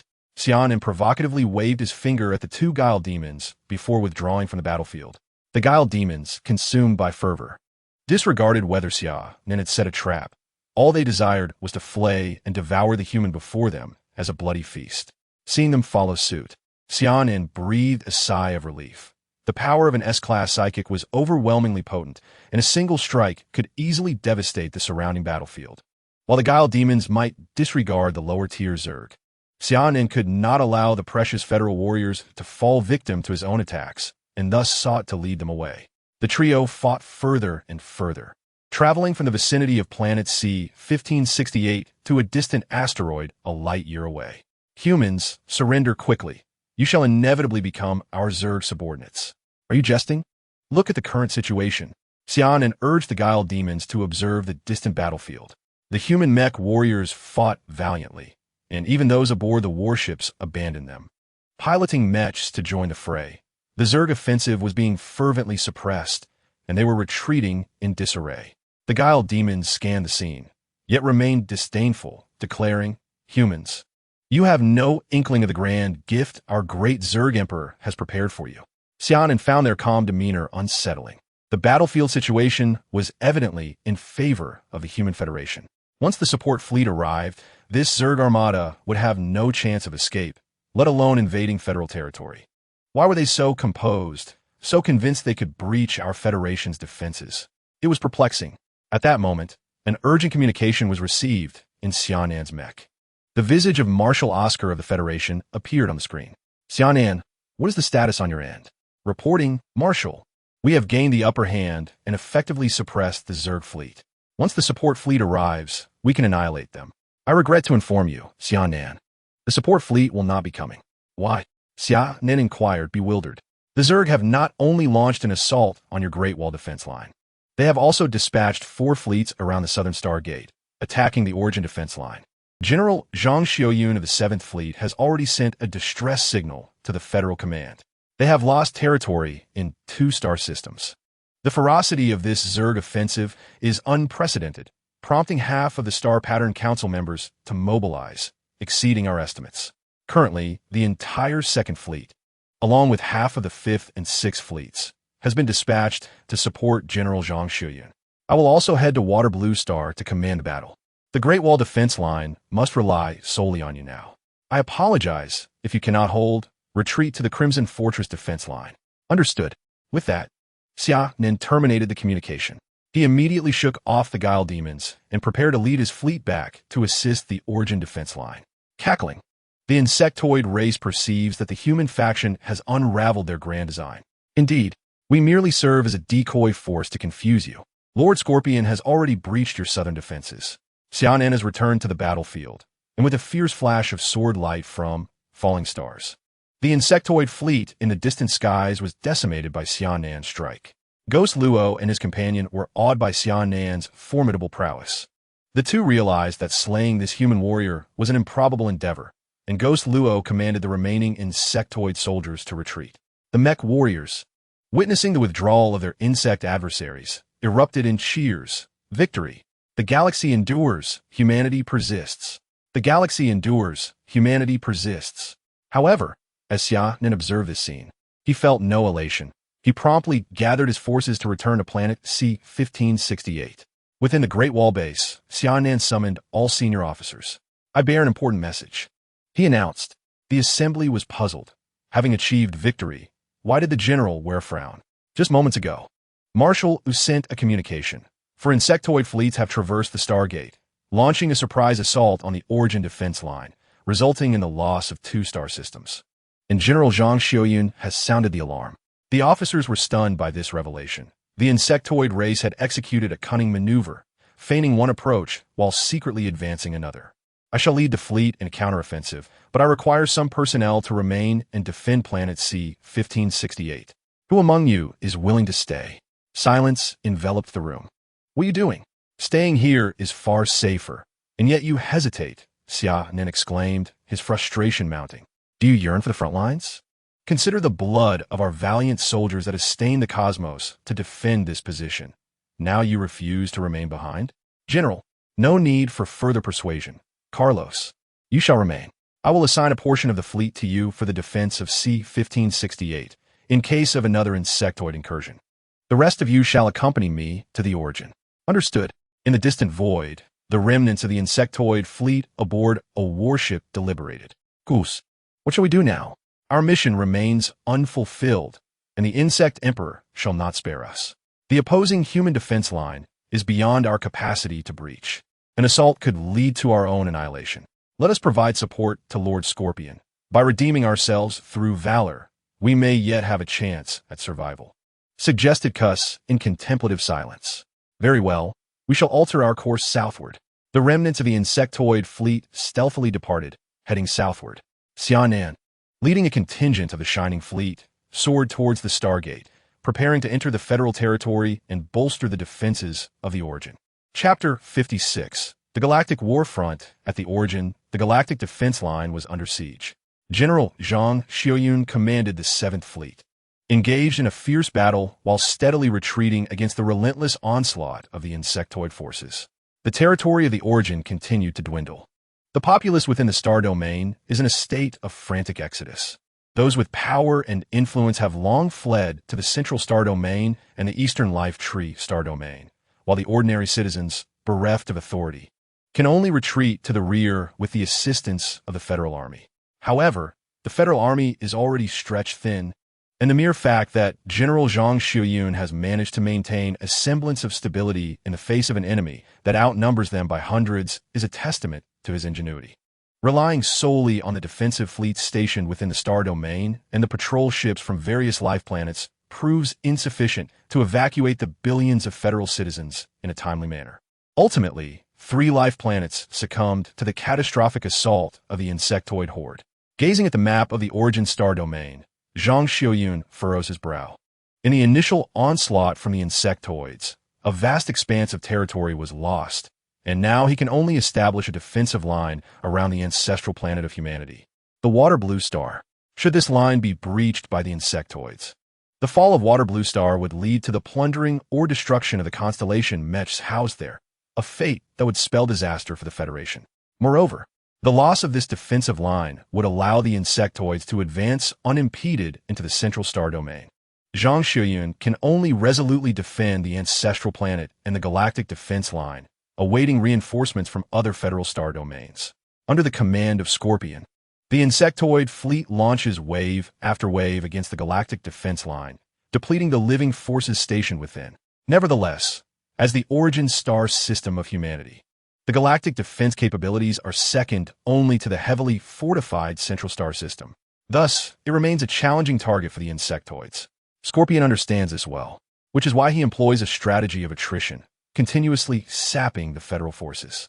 Securing the galactic system would equate to seizing half of the human federation. My lord, our forces have already suffered a 10% loss. Should we continue the assault, or bypass the galactic system to conquer other star systems first? Continue the attack. They are merely low-grade artillery. Depleting human strength is their very purpose for existence. Scorpion coldly replies. Understood. The insectoid fleet persists in its desperate onslaught. With each passing moment, countless starborn insectoids are reduced to cosmic dust. Within the human defense line, at the forward base, numerous mech warriors stand ready, poised for close combat as soon as the insectoids breach the planet's defenses. An Aurora-class flagship finds itself surrounded by a swarm of insects, and its shield energy depletes instantaneously. The captain has no choice but to initiate the self-destruct sequence, ensuring mutual destruction with the enemy. Are we going to die? Murmurs a young warrior. What is there to fear? As soldiers, we exist to demonstrate our worth in moments like this. An older warrior chides, stroking his stubbled chin. Fear not. If death is to come, let it be us old dogs who lead the charge. You young pup can simply watch us wreak havoc, ha. Another major officer responds with a calm demeanor. Military songs echo as blades circle, vowing to extinguish the enemy at the Jade Pass. We only know to die for our country on the battlefield. There is no need for our bodies to be wrapped in horsehide, the base's chief of staff recites softly, quoting a poem from the ancient Xia kingdom of the Water Blue Star era, perfectly fitting for the occasion. Inside the command room, how long until the support fleet arrives? What is the situation in the west? Zhang Xiaoyun inquired of his adjutant, remaining vigilant amidst the unfolding battle. General, the 2nd Fleet will reach the outskirts of the galaxy in 2 days, while the 5th and 6th Fleets will require an additional 5 days for their arrival. As for the Western Front, according to reports from the federal military, our forces have achieved a significant victory. General Xia Nan has led his fleet to inflict heavy losses on 2 enemy swarms, which have since retreated. Xia Nan? Is he not the lad who acquired the Southern Cross Mecha legacy a few years ago? Zhang Xiaoyun mused. It is remarkable that the once promising mech warrior has now grown capable of standing on his own. Huang Fusong, that old fellow, certainly had an eye for talent. Alas, he departed too soon. We old warriors are destined to fade into obscurity. Mentioning Huang Fusong brought a wave of nostalgia to Zhang Xiaoyun, as the loss of his old friend weighed heavily on those who had fought alongside him for decades. At the Red Fortress defense line, the reinforcement fleet led by Xia Nan had just traversed the Star Gate into federal territory. Brigadier Xia Nan, congratulations on your resounding victory over the insectoid forces. General Satan, what is the current situation? Alas, it is hard to articulate. Currently, more than half of the Origin starfield has fallen into the hands of the insects. General Zhang Xiaoyun is holding the line in the galaxy, but his endurance will not last much longer. General Satan, please prepare my supplies. I shall set sail at once to support General Zhang. Fear not. 2 days of intense combat had elapsed, and the insectoid forces fatigue tactics began to take effect. The prolonged high-intensity fighting had severely diminished the combat effectiveness of the federal soldiers, and just yesterday alone, 8 life-bearing planets were lost. Fortunately, the evacuation was timely, sparing the federal populace on those worlds from harm. However, the remaining planets in the rear were overflowing with refugees, leading to a severe shortage of resources, skyrocketing prices, and multiple small-scale conflicts erupting over the scramble for supplies. If this persists, the galactic defense line might collapse before the rear planets succumb. Listening to the adjutant's report, Zhang Xiaoyun felt a throbbing headache. Just then, an encrypted communication was received in the command room. General Zhang Xiaoyun, Marshal. Upon recognizing the voice, Zhang Xiaoyun straightened, saluting. The Second Fleet has entered the galaxy. We shall soon join the fray. Please hold out for 2 more hours. Understood. This was the first piece of good news Zhang Xiaoyun had received in a month. Reinforcements had finally arrived. 2 hours later, the Second Fleet reached the defense line and swiftly joined the battle, momentarily stalling the ferocious assault of the insectoid forces, plunging both sides back into a state of stalemate. However, the numerical disadvantage of the Federal Fleet compelled Marshal to maintain a defensive posture, unable to mount a counterattack. Oh, the reinforcements of humanity have arrived? You shall still be unable to withstand the might of our insectoid army, Scorpion proclaimed confidently. Scorpion, you should be wary. I sense the presence of among the incoming forces. The Federal Marshal, Pluto, you say? Your Highness, as long as you can hold off the Ox. Our fleet remains capable of breaching the human fleet and advancing deep into their central star domain, Scorpion implored. We shall fend off the Ox for you. You need only to command the fleet with peace of mind, came the assurance from the Zerg Prince in the shadows. In this invasion, the Zerg Queen overtly dispatched 6 star-pattern nobles along with their fleets, while covertly sending the Soul Devourer Prince and the Mind Master Prince, the latter being the one who had just advised Scorpion. These 2 SS-level powerhouses were intended to restrain the SS-level psychics of the Human Federation. Among the expedition fleet, only Commander Scorpion was privy to this information. The other 5 star-pattern nobles remained oblivious. The conflict between the Federation and the Zerg escalated, with the Federation's defensive lines contracting severely after relinquishing 2 star systems. Finally, the reinforcement from the 5th and 6th fleets arrived. Chapter 57. The pinnacle of martial arts, the combined forces of 3 fleets under Marshal Ox prepared to launch a counterattack. The soldiers of the Federation rekindled their fighting spirit, having endured over a month of relentless retreats against the Zerg's overwhelming pressure, resulting in significant territorial losses. Not only was Zhang Xiaoyun anxious, but the soldiers harbored a growing fury, now finally poised to unleash it. With soaring battle intent, they momentarily repelled the Zerg's advances, pushing back thousands of miles of territory. Fisklaus, Zhang Xiaoyun, you 2 shall join me in battle. We will carve a path for our Federation warriors.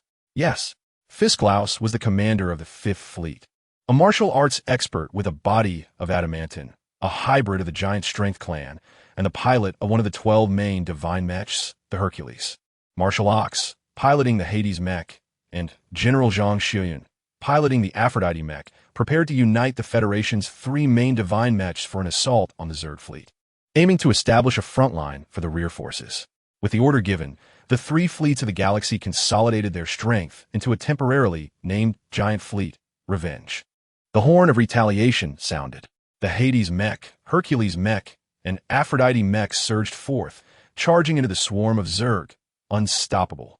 The Night Ruler consumed and dissolved a multitude of Zerg, as the black shroud spread like a plague, relentlessly infecting the vast Zerg horde, causing waves of them to vanish without a trace. The mental control of the Aphrodite mech incited a mass rebellion among the Zerg on board their ships, causing them to fire upon their own fleet in a frenzy, plunging the swarm into chaos. The Hercules mech epitomized brute strength, with General Fisk delivering devastating punches to enemy ships, and a single kick unleashing energy blades that cleared the surrounding Zerg. Scorpion watched the devastation wrought by the three main divine mechs amidst the Zerg fleet, his cold compound eyes glinting with a hint of malevolence. Mocha, leading your close guard, set forth to confront the human Zhang Xiuyun and his companions. After they took their leave, Xia respectfully bowed to the two princes shrouded in darkness, beseeching them to intercept the human. Although silence enveloped the darkened space, Xia understood that the two esteemed princes had already departed.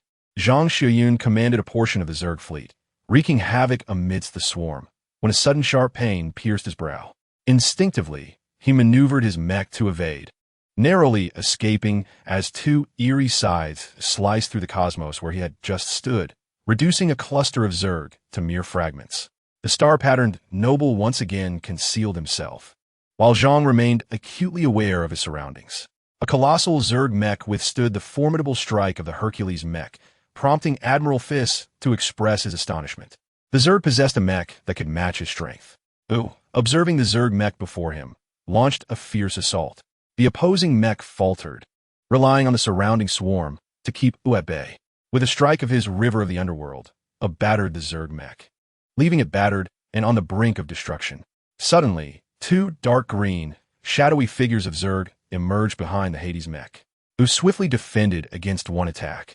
Yet the other struck true, leaving a deep scar on the left shoulder of the Hades mech. Soul Devourer, Mind Wrecker, you two have arrived. Scoffed as he recognized the two Zerg nobles. Today marks your downfall. The king of the underworld should reside in hell, replied Soul Devourer. Words are futile. Those who dare invade the human federation must pay a bloody price. With that, Admiral engaged in a fierce melee with the two princes. The battlefield abruptly divided into three factions. The SS-level clash between Admiral and the two princes, the chaotic struggle involving Fisk, Zhang Xiuyun, and the three star-pattern nobles, and the bloody confrontation between the human Federation fleet and the Zerg fleet commanded by Xia. Among these factions, while Admiral could firmly suppress one of the princes, the combined strength of the two princes momentarily placed him at a disadvantage. Although not lethal, he found himself unable to escape. The skirmish between Fisk, Zhang Xiuyun, and the three star-pattern nobles was decidedly unfavorable. These nobles represented the pinnacle of combat power within the Zerg Council, vastly surpassing the likes of Malak, Kusi, and Gue Luo that Xia Nan had previously encountered. Fisk and Zhang could only rely on the formidable capabilities of their main god mechs to endure. As for the battlefield between the fleets, it devolved into a stalemate, despite the Federation's smaller numbers. Their superior technology and firepower allowed them to stand toe-to-toe with the Zerg fleet. The conflict had transformed into a meat grinder, with all combatants forgetting life and death as the mech warriors unleashed their full might. The situation on the battlefield gradually tilted unfavorably for the Human Federation. Ox managed to extricate himself from the onslaught of the two princes and was preparing to temporarily retreat to reorganize his defenses. He sent a message requesting the arrival of Dean Morse or Headmaster Gandalf from the Central Star Domain to the battlefield, as only their presence could offer a glimmer of victory. However, the two princes, Shurhun and Mineo, discerned Ox's intentions and charged forward once more, resulting in a fierce melee among the three. In the distant starry expanse, a crimson streak of light swept swiftly across the heavens. The sanguine energy surrounding this luminescent trail reduced everything in its path to mere dust. As the light began to fade, a figure of formidable presence emerged upon the battlefield. The aura of martial prowess coalesced into a colossal dragon, traversing the cosmos and obliterating nearly half of the insectoid Fleet S warships. This martial dragon, Having decimated the insect fleet, maintained its momentum and surged towards the two insectoid princes engaged in the assault on Ox, sending them staggering backward with a powerful shockwave. The princes exchanged solemn glances, their expressions grave as they beheld the imposing figure. What brings you here? Ox exclaimed in disbelief. You still remain as weak as ever. Ox, such a trifling insect race has ensnared you in this predicament, Wiyue retorted with disdain. With a flick of his wrist, he unleashed the 8 extremities Sky 6 forms to incinerate the battlefield. Flames of martial energy erupted, enveloping the entire expanse of stars. The insect fleet, upon contact with this explosive fire, erupted into chaos. Scyther was compelled to order a retreat from the battlefield. At that moment, the entire battlefield fell into an uneasy stillness. Both sides instinctively separating, gazing across the sea of fiery stars. Wiyue regarded the insect fleet coolly, stating, "Retreat or perish." These 4 simple words plunged the insect fleet into silence. As Scyther felt for the first time the overwhelming power of an individual capable of swaying the tides of an interstellar war. Shurhun and Mineo exchanged knowing glances and temporarily withdrew to their flagship. "My lord, what shall we do?" Scyther's ambitious spirit was crushed. The might of Wiyue was despairing. "We shall sacrifice 4 insect mother nests and deploy the ultimate weapon. If we fail, we shall retreat," Shurhun decisively concluded. Scyther immediately set about preparing to unleash the insect race's ultimate weapon, the corruption light, a device designed to corrode and infect the entire starry expanse, turning all into putrid gas, an environment even the insects could not survive, an ultimate weapon capable of annihilating an entire star domain. The 4 insect mother nests and thousands of warships began to maneuver in a bizarre formation, while Wiyue observed quietly, making no move. The mother nest began to swell dramatically, with the energy from the thousands of warships fully channeling into them. As a beam of light from Scyther's flagship illuminated the 4 nests, they transformed into green mist, dispersing outward. The insect fleet, upon the emergence of the green fog, began to retreat hastily. Wiyue gazed disdainfully at the cloud, drifting towards the Federation fleet, muttering, "Flashy yet insubstantial. Overlord." A thunderous roar erupted. The mech suit enveloped him, embodying the zenith of martial prowess. The 8 extremities star Overlord Wiyue re-emerged in the cosmos. The Overlord Mecha wielded the cosmic treasure, the divine demon splitting spear, as martial energy enveloped the surroundings. With an overwhelming force, Wiyue compelled the various elemental energies of the universe to coalesce, transforming into a resplendent spectrum of light that condensed upon the divine demon splitting spear. The 8 extremes celestial final style unleashed the godly dragon slash, a colossal strike traversing the starry expanse, its vibrant brilliance both magnificent and lethal. Dissolving the green mist as the ultimate weapon of the insectoid race proved utterly ineffective. Wiyue single-handedly turned the tide of battle. Retreat, retreat, retreat. The soul-devouring prince and his companions were struck with terror. Chapter 58. Pursuit. Having driven back the insect race, Wiyue departed from the galaxy, with none knowing his destination. 50 years prior, upon breaking through to SS rank, he had left the Federation for the outer star systems, where he trained in a peculiar stellar system in the south. This system comprised 8 small planets, each with an environment utterly inhospitable to human life. The average person could hardly survive more than 24 hours on any of these worlds, rendering it a realm of death in the eyes of many civilizations within the southern star domain. It was not until Wiyue's arrival 50 years ago that he undertook grueling training across the 8 planets, ultimately surpassing the limits of human capability and creating the extreme martial arts combat technique, the 8 Extremes Celestial. He named this star system the 8 Extreme Star and issued a challenge to the entire cosmos. This declaration attracted formidable challengers from across the universe. Over 30 years, countless strong opponents fell before Wiyue, who maintained an unblemished record, earning the title of the supreme martial artist among numerous civilizations. Marshal Oaks observed the insect fleet in retreat and immediately commanded the entire army to pursue. Having witnessed the slaughter of hundreds of billions of federal citizens and the destruction of numerous star systems, Oaks could not let them escape. He was determined to annihilate this fleet entirely. Only then could he find solace for the fallen federal soldiers and the spirits of billions of lost citizens.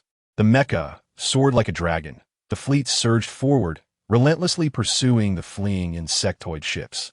Inside the flagship of the insect race, the soul-devouring prince, the demon brain, and Scorpion were left in a stupor, unable to fathom how the meticulously planned ambush by their emperor had been thwarted by an unexpected individual. The might of Wuyue had cast a profound shadow over them. How could such a powerful entity exist within the Human Federation, yet remain unmentioned by their spies? Your Highness, who was that person just now? Scorpion asked, still shaken. The soul-devouring prince and the demon brain shook their heads, indicating their ignorance. Both had sustained significant internal injuries from the collision with Wuyue's martial energy, damaging their insect cores. My lord, our expedition has failed. The Emperor will not spare us. What should we do? A noble from the star pattern asked, trembling. This is an act beyond our control. The emergence of this human powerhouse was unforeseen. And the Emperor should understand, Scorpion remarked, though it was clear to him that the Emperor's cruelty was unforgiving. This failure would undoubtedly require someone to bear the blame. The esteemed star pattern nobles of the Parliament are likely to be devoured by His Majesty the Insect Emperor, and I may also face severe penalties. However, the Emperor still requires my presence, ensuring that my life remains unthreatened. Enough of these thoughts. I shall advocate for your clemency. We must hastily escape the territories of the Human Federation. Otherwise, without the Emperor's punishment, we shall be eradicated by those wretched humans. Command the fleet to advance at full speed. Let all the guardian insectoids hold the rear and engage the pursuing human fleets. The civilization of the insect race has always adhered to the law of the jungle, where the weak are devoured by the strong. The lesser insectoids are mere, mindless creatures, easily disposable by the likes of Xia and his fellow star pattern nobles. The remaining 30 million guardian insectoids detached from the fleet, initiating their assault against the advancing Federation vessels under the control of the brain insects. Meanwhile, Xia and his cohort led the scant 500 biological warships into a state of transition, steering towards the Stargate. They must swiftly traverse the Stargate to circumvent the neutral star domain and return to the insect civilization. After days of relentless navigation, Xia Nan finally crossed myriad light years to reach the Milky Way.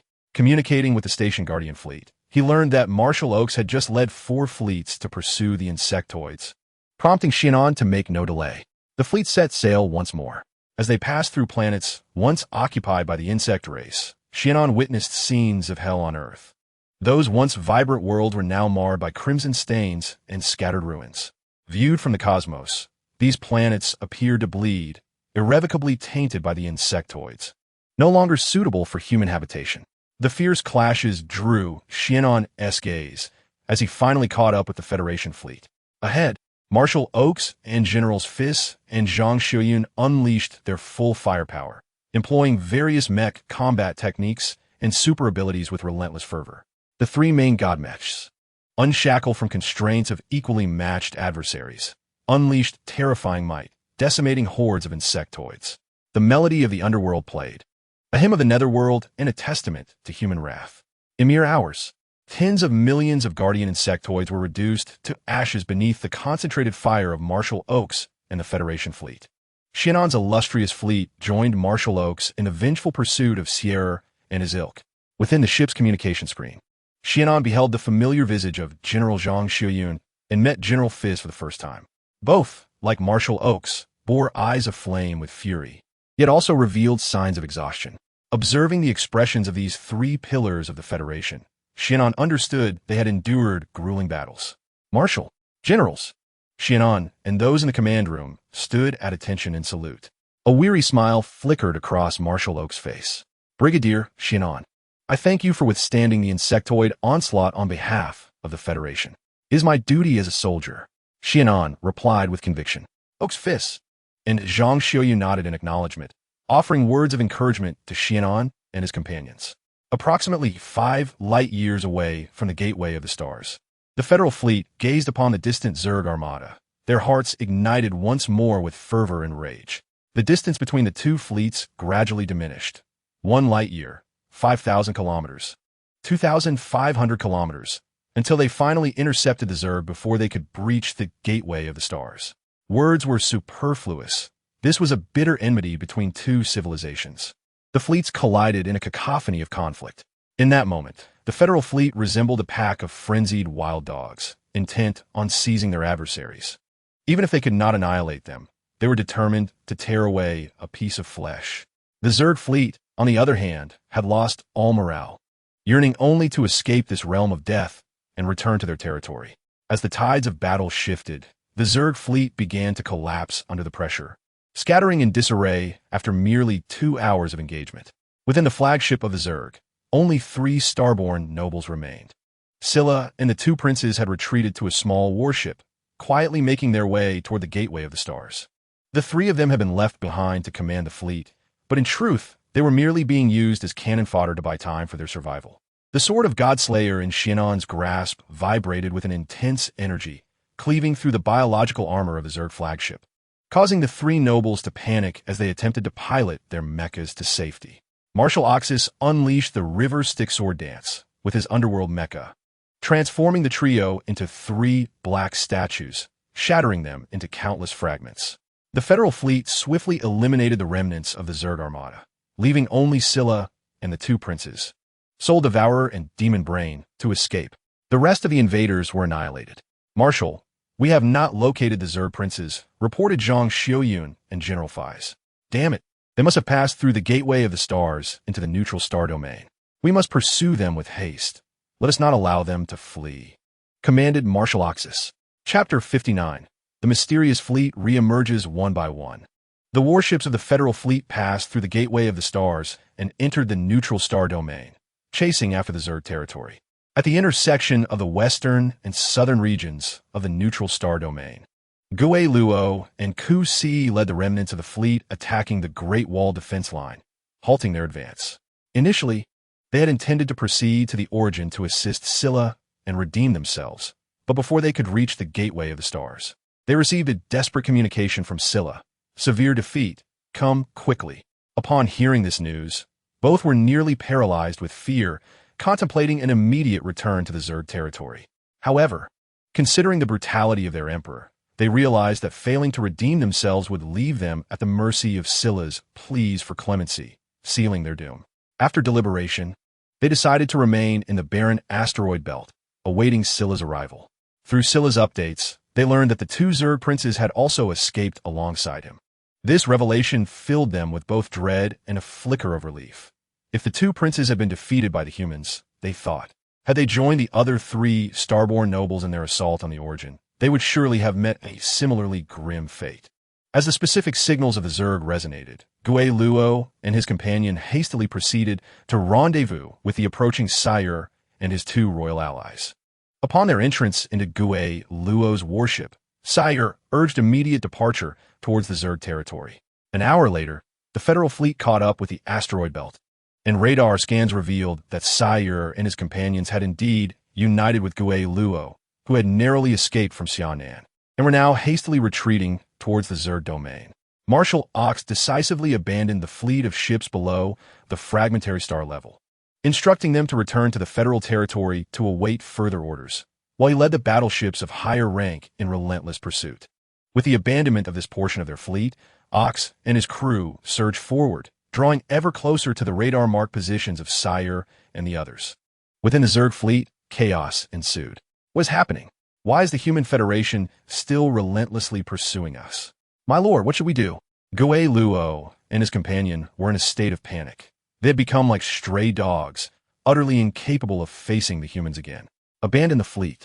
We shall proceed lightened, increasing the speed of our warships. Channel all remaining energy into this flagship, overload the engines, and once we shake off the human fleet, we will find a planet to hide and return to the Zerg territory after a while. Sire, a cunning strategist of the Zerg, swiftly made the most advantageous decision. Gui Luo forcibly commanded the remaining ships to transfer their energy to his flagship. The engines began to overload, and their speed surged, leaving the Zerg fleet far behind.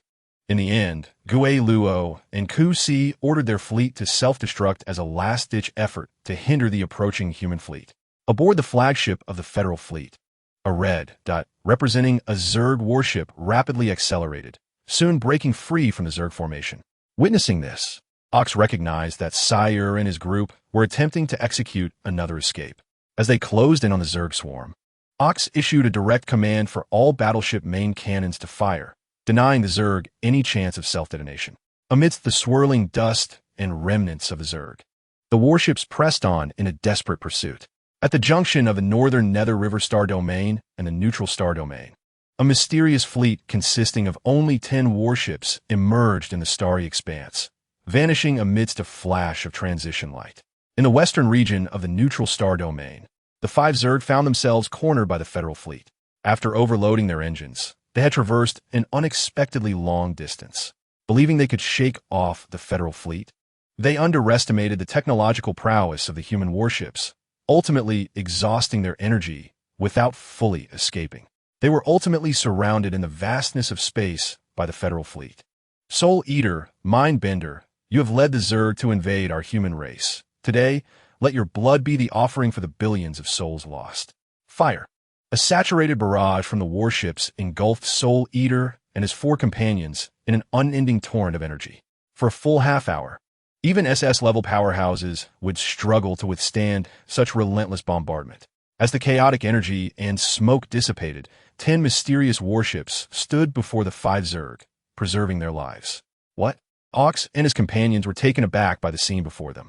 Upon sighting the vessels, Xia Nan immediately recognized them as identical models to the mysterious warships they had encountered previously, likely belonging to the enigmatic force responsible for the demise of General Huangpu Song. Marshal, these are the very ships of the mysterious fleet we encountered. They're the ones who caused General Huangpu Song's death. It appears we are in grave trouble. Ox reflected, acutely aware of the vast technological disparity between the Federation and this enigmatic power. If this mysterious fleet were to protect the 5 members of the Bug Clan, it would be exceedingly difficult to bring the likes of Prince Shirhan to justice today. A peculiar wave emanated from the lead warship. A voice resonated within Xia Nan and his companion's vessel, declaring, "We are allies of the Holy Clan. Dare to obstruct us, and you shall perish." The language spoken was not one of the universal tongues, but rather an entirely unfamiliar dialect, yet Xia Nan and his comrades understood its meaning. The mysterious warships facilitated the boarding of the 5 members of the Bug Clan, their engines exuding silvery flames as they prepared to depart amidst the encirclement of the Federation fleet. The onlookers from the Federation fixated on them with a vengeful intensity, wishing they could slay their foes with mere glances. The indignity of witnessing their enemies being forcibly taken away, while feeling utterly powerless to intervene, was unbearable. At that moment, one of the mysterious warships erupted in a violent explosion. Ox and his companions were jolted into alertness. "You despicable cowards! You ambushed me and now wish to leave unscathed? Do you not regard me, Wu Yu, with any respect?" A blood-red figure burst forth from the fiery wreckage of the exploded ship. Wu Yu, piloting the tyrant mech, navigated effortlessly between the warships as if traversing open terrain. With a swift motion, he cleaved through one vessel, causing several others to scatter in retreat. "Human, you dare provoke the Holy Clan?" Came a dissonant wave from the lead mysterious warship. "Holy Clan? Bah, merely a group of contemptible scoundrels. Prepare to meet your end," Wu Yu retorted as he charged towards them once more. It turned out that prior to the assault on Principal Gandalf, Wu Yu had already been attacked by this very force on the 8 Extreme Star. However, he had repelled them with his formidable strength, leaving only a handful of ships to flee. Known for his fiery temperament, he could not tolerate such provocations, and thus sought vengeance. He relentlessly pursued these mysterious warships across the cosmos. His encounter with the Bug Clan invasion was merely serendipitous during his pursuit, and he effortlessly dealt with the pests on behalf of the Federation. Just moments ago, having dispatched several enemy vessels in a nearby star system, he sensed the familiar presence of the mysterious ships. Without hesitation, he approached and explosively obliterated one of the vessels with his overwhelming might. Chapter 60. Secrets of the Holy Clan. At this juncture, the warships, self-identifying as the Holy Clan, found themselves as powerless in the face of Wu Yu as the Federation did. Under the onslaught of Wu Yu's god-slaying spear, they were reduced to cosmic debris. The tyrant mech hovered majestically, confronting the last remaining ship directly. The fear reflected in the eyes of the Saint Race Man and the 5 insectoid beings could not be concealed. The Saint Raceman had never anticipated encountering such a formidable and domineering force in this remote star region. The blood-red light of the ghostly god-cleaving spear, wielded by the war tyrant Mecha, coalesced as he prepared to send this group of treacherous ambushers on their way. Wait, Wu Yue. Marshal Oaks halted his attack. What do you intend to do, Oaks? Wu Yue's gaze radiated a terrifying authority. We need to capture that man who claims to be of the Saint race. His presence in this star domain surely harbors ulterior motives, and we must ascertain the true intentions of their civilization. The Federation must be prepared. After a moment of contemplation, Wu Yue acquiesced. The war tyrant Mecha sheathed its spear, while the fierce aura of martial prowess surged through, resulting in the demise of everyone aboard the Saint race warship, save for the man himself. Thus, the insectoid expedition fleet, once a formidable force, met its complete annihilation. They could never have envisioned such a dramatic defeat, as what should have been a certain victory was ensnared by their enigmatic ally. The root of their failure lay in the fact that the Saint race had provoked a madman whom they themselves could not contend with, leading him right to their doorstep. With the battle concluded, Oaks and the others exited their vessel to approach the Saint race warship, intent on capturing the enigmatic man. Xia Nan flew directly before Wu Yue, exclaiming with excitement, "Master Wu Yue!" Wu Yue regarded the Southern Cross Mecha before him with confusion. "Who are you?" "Master Wu Yue, it is I, Xia Nan. I once sought your guidance on martial arts at 8 Extreme Star. Ah, so it is you, young lad. I never imagined you would attain S-class prowess. Quite impressive, though you remain rather weak." Xia Nan was momentarily taken aback. In the eyes of his master Wu Yue, no one seemed formidable. Even Marshal Oaks, who also held SS-class strength, appeared insignificant. Before long, the unconscious Saint Raceman was captured by Oaks and his companions from the warship. To prevent his escape, Oaks and the others each placed 3 seals within him using their extraordinary abilities. Upon returning to the Federation warship, Wu Yue and the 5 others stared at the Saint Raceman in a confinement chamber. Scans from the ship's instruments revealed that his genetic composition bore a striking resemblance to that of humans. With a pain groan, the Saint Raceman regained consciousness. Gazing at the 5 before him, he shouted with a facade of bravado, "Release me at once. Do you not know who I am? You are inviting disaster upon your civilization." Wu Yue's temper flared once more as he seized the Saint Raceman's shoulder, his overwhelming martial energy surging through like a steel blade, wreaking havoc within the man's body. The anguished cries of the Saint Raceman echoed, evoking tears from listeners and sorrow from bystanders. "You still resist after falling into our hands. It seems you require a lesson," Wu Yue scoffed disdainfully. Subsequently, Marshal Ikes employed his dark elements to impart the chilling cruelty of his moniker, the King of the Underworld, upon the man of the Holy Race. Various forms of torment were inflicted upon him, and ultimately, he could no longer withstand such excruciating punishment, revealing his origins and the intentions of their civilization. It was revealed that their civilization was known as the Radiant Empire, a remnant formed from the ruins of the Holy Empire over 900,000 years ago. Their ancestors had once surrendered to a necromancer during a conflict with the undead race, becoming traitors. This act of betrayal had plunged the Holy Empire Alliance into dire straits during that tumultuous period. After the undead race was eradicated and sealed by the Holy Empire Alliance, they lived in perpetual fear, hiding in a secluded star system, anxious that the Holy Empire would seek retribution. However, after vanquishing the undead race, the various civilizations of the Alliance were gravely weakened and focused on recuperation, rendering the traitorous faction unnoticed. As time progressed, civilizations rose and fell. The once mighty Holy Empire became but a relic of history, while these traitors remained discreetly ensconced within their concealed star system, evading the conflicts that plagued the cosmos.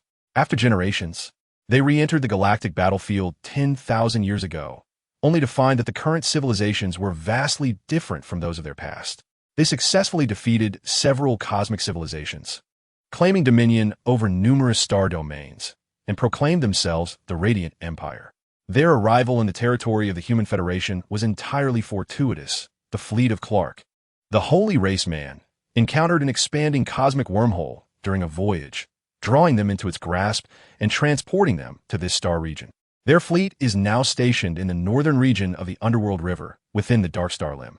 Their assaults on Wuyue and Gandalf were merely attempts to gauge the strength of the top-tier warriors in this star domain, serving as a basis for determining their capacity to dominate this territory. The Worm Emperor of the insect race was captured during one of their probing incursions in the Underworld River, ultimately bargaining his survival with the treasures of his civilization, thereby securing his role as their partner in devising plans to conquer the myriad civilizations of this star region. Due to the ancient enmity between the Federation and the insect race, the Worm Emperor sought to strike first at the Federation, thus instigating the attacks by the Holy Race. Upon receiving Clark's information, Marshal Ikes and his companions concluded that the Radiant Empire posed no immediate threat to the Federation. Their concern lay solely with Clark's fleet. A collective sigh of relief emanated from the group, for the might of the Radiant Empire was formidable. Even united, the Federation and its allied races might struggle to contend with them. With the crisis averted, they naturally relaxed their previously tense demeanor. "How powerful is your commander?" Wuyue suddenly inquired. Clark gazed at Wuyue, a trace of fear lingering in his expression, and tremulously remarked that their strengths were not vastly different, though he was uncertain of the specifics, as the commander seldom took action. Upon hearing this, Wuyue's eyes sparkled with anticipation. He had shattered the so-called limit of 10 million in superpower index a decade ago, and he estimated that his current index had reached approximately 50 million. Yet, he found himself unable to transcend the SS rank. He could distinctly sense a metaphorical shackle within this universe, firmly locking the door to ascendance beyond SS rank. He yearned to engage with formidable beings from other star regions, seeking to ascertain whether it was possible to breach this shackle. Chapter 61. Departure. 5 years have elapsed since the cosmic war between the insectoid species and the Federation.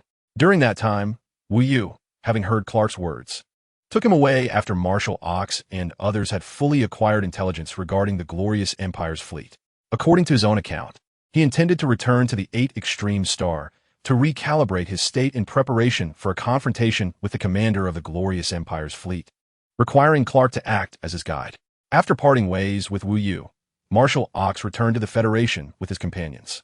The Glorious Empire's warship was dispatched to the Federation Research Institute for decryption, as the Federation aspired to glean advanced technology from the vessel to bolster its own strength. During this conflict, Xia Nan had achieved remarkable success by thwarting the invasion of the insectoid's Western fleet, earning him a significant commendation from the Federation's military, officially elevating him to the rank of Brigadier General, successfully ascending the ranks of high-ranking military officials within the Federation. The surviving members of a shining fleet were also duly recognized by the Federation's military, receiving promotions commensurate with their contributions. Mina ascended to the rank of colonel, while Carlos achieved the rank of lieutenant colonel. Following that battle, the various civilizations in the region acknowledged the formidable power of the Federation, conceding its sovereignty over the neutral star domain. Consequently, the Federation expanded its territory, stretching from the Red Fortress Star region to the Great Wall defense line, resulting in a reconfiguration of the Western territories, with numerous star systems within the neutral star domain being designated as the Great Wall Star region. Xia Nan was appointed as the commander of the Western defense line, becoming a regional governor. The former Red Star Fortress was dismantled, and General Sataniel was promoted to a full general, taking a position within the Federation's military as chief of staff. The remnants of the 6th Fleet were fully incorporated into Xia Nan's Shining Fleet, finally forming a fleet with a complete Federation structure. The Southern Origin Star region had suffered contamination from the insectoids, leading to the abandonment of numerous life-bearing planets. Many Federation citizens were displaced and relocated to the Great Wall Star region, becoming the first batch of Federation residents there. The galactic competition, originally scheduled for 2 years ago, was also canceled, thus terminating the 3-year agreement between Xia Nan and Mo Qiangwei. The previous year, Mo Qiangwei and the 8 companions, under the protection of Principal Gandalf, had evaded capture and annihilation by the insectoids and the Glorious Empire's fleet. After the Federation faced the insectoid invasion, they had hoped to enlist and resist the external threat. However, being far from the Central Star region, they received news of the Federation's resounding victory before they could successfully enlist. It has been heard that Xia Nan has achieved remarkable military accomplishments in this campaign, now standing as a prominent figure within the Federation. Mo Qiangwei's lingering resentment from their past defeat has long dissipated, replaced by a subtle, ineffable affection for Xia Nan. Over the past 5 years, the Federation has experienced rapid development, striving to mend the wounds inflicted by the Zerg, gradually restoring its strength. Various fleets within the military are actively preparing for battle, enhancing their capabilities to confront the impending conflict with the glorious Empire's fleet. During this period, the Zerg have fallen into a state of silence, their diminished power forcing them to contract their defenses, relinquishing vast star systems once under their control in the neutral star domain, even abandoning one of their own cultural star domains. They remain huddled within their 3 star domains, ever vigilant against the potential retaliation from the Human Federation. The glorious Empire's fleet has also ceased its previous covert operations targeting SS-level powerhouses, likely fearing the emergence of another formidable figure akin to Wu Yu. A year ago, a team led by Director Moss of the Federation Research Institute finally deciphered the technology of a glorious Empire warship, utilizing this newfound knowledge to produce a new generation of Federation warships. The inaugural vessels of this generation were first deployed within Xia Nan's Radiant Fleet and the Third Fleet of the Desolate Star Sea. On that day, Xia Nan beheld the new warships on planet C-1568, now known as the Great Wall Star Fortress. These new vessels, smaller in size, boast enhanced firepower and thicker shields, making them more adept at executing various missions. The new warships are categorized into 3 conventional classes: the Expedition-class capital ship, the Star Chaser-class battleship, and the Glimmer-class patrol ship. Xia Nan's flagship has also undergone modifications to enhance its performance through the integration of new technologies. With the introduction of these new warships, the Federation experienced a significant surplus in military personnel. For the betterment of the Federation, these soldiers voluntarily withdrew from military service. The Federation, in turn, honored their contributions by providing them with positions in various planetary security departments. This reduction in military expenditure has allowed for accelerated development across all sectors within the Federation, with this year's growth surpassing the cumulative total of the previous 4 years. Over the past 5 years, aside from his appearance during the new warship's commissioning, Xia Nan has remained secluded within the Great Wall base, diligently honing his skills. His psychic abilities have seen tremendous enhancement, reaching an extraordinary index of approximately 700,000, placing him in the latter stages of S-class strength. The Southern Cross Mecha, after numerous battles, has rapidly absorbed the residual evolutionary energy from the evolution cube, surpassing the performance of the Federation's Zodiac 12 mechas, now merely a step away from the pinnacle of divine mechas. As 5 fleeting years have passed, the pains of the past have gradually been soothed by the passage of time. On this day, a resounding shout echoed across the Federation's territory. Wu Yu of the 8 Extremes Star has emerged from his seclusion, accompanied by the Saint Clans Clark, prepared to engage in a climactic battle against the commander of the glorious Empire. Marshal Oaks has summoned Xia Nan's Radiant Fleet to rendezvous with the Third Fleet of the Desolate Star Sea, preparing to join forces with Wu Yu for a decisive confrontation in the northern Dark Star arm of the Underworld River Star domain against the glorious Empire's fleet. The Second Fleet has taken over the Shining Fleet, temporarily stationed in the Great Wall Star region.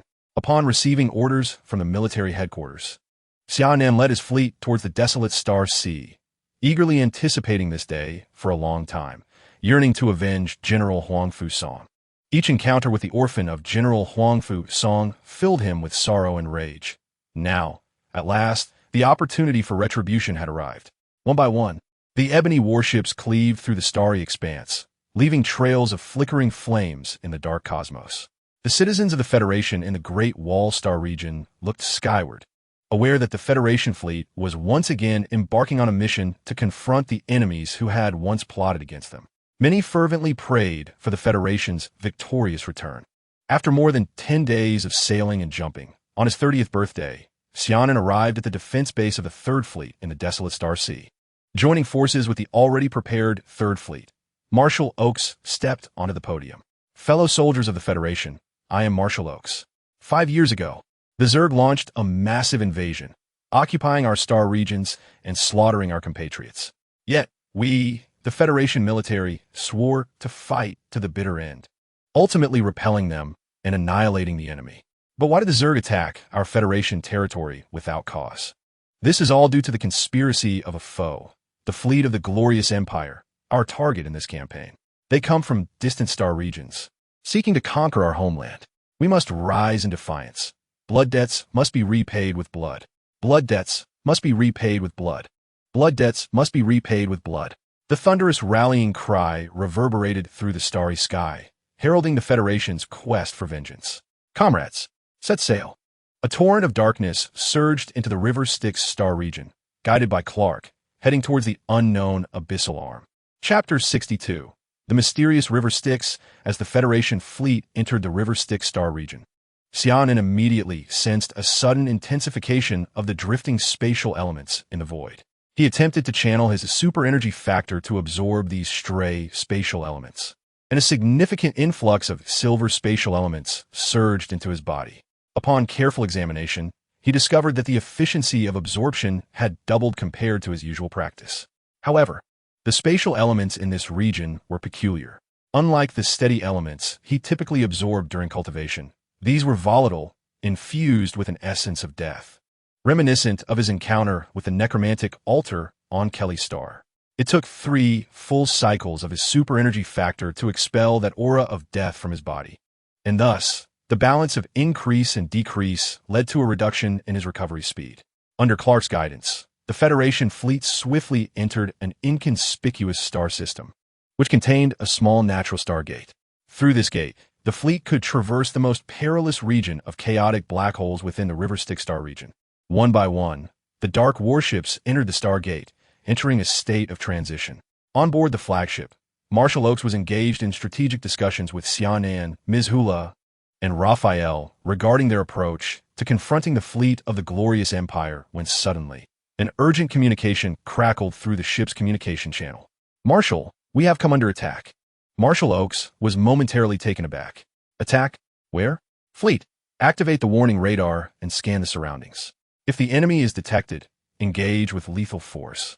The entire fleet immediately transitioned into a state of alert. The radar screen remained eerily silent, devoid of any activity. "Report to the Marshal. The enemy has infiltrated our battleship." Have you identified the enemy?" Oaks inquired urgently, his gaze fixed on the radar, which continued to display a calm and tranquil sea. "Number 3563. Do you read me?" "Repeat. Number 3563, please respond." The communications officer called out to the recently attacked battleship, but received no reply. Oaks and his companions furrowed their brows in concern. The absence of any sign of the enemy, coupled with the loss of a federal soldier aboard one of their warships, instilled a sense of unease within Oaks. Several S-level superhumans released their powers, attempting to locate the unknown enemy through elemental resonance in the void. Alas, their efforts proved futile. Even Wu Yu, who had been meditating, expanded his martial domain. "What's the situation? Any discoveries?" Marshal Oaks inquired. Wu Yu shook his head in silence. In a corner, Clark trembled uncontrollably, as if afflicted by Parkinson's disease. The others in the command room noticed his distress. Wu Yu, with an imposing aura, conjured a massive hand of martial energy to draw him closer. "Do you know something?" he demanded, his gaze laced with menace. They're coming. They're coming again. We must leave this place, quickly, or we will all perish." Clark shouted in a near breakdown. "What exactly are they?" Marshal Oaks asked, while simultaneously ordering the fleet to hasten towards the star gate to vacate the star system. Though unaware of the enemy's identity, he deemed caution within the River of Hades' star domain prudent, avoiding unnecessary losses to the fleet. "They are demons. You cannot see or touch them. They are phantoms." Clark babbled incoherently. Wu Yu bellowed. "Is this some sort of trickery on your part?" "Teacher Wu Yu, he likely speaks the truth. He may not even understand what those things are," Xia Nan interjected, preventing Wu Yu from unleashing his furious fist.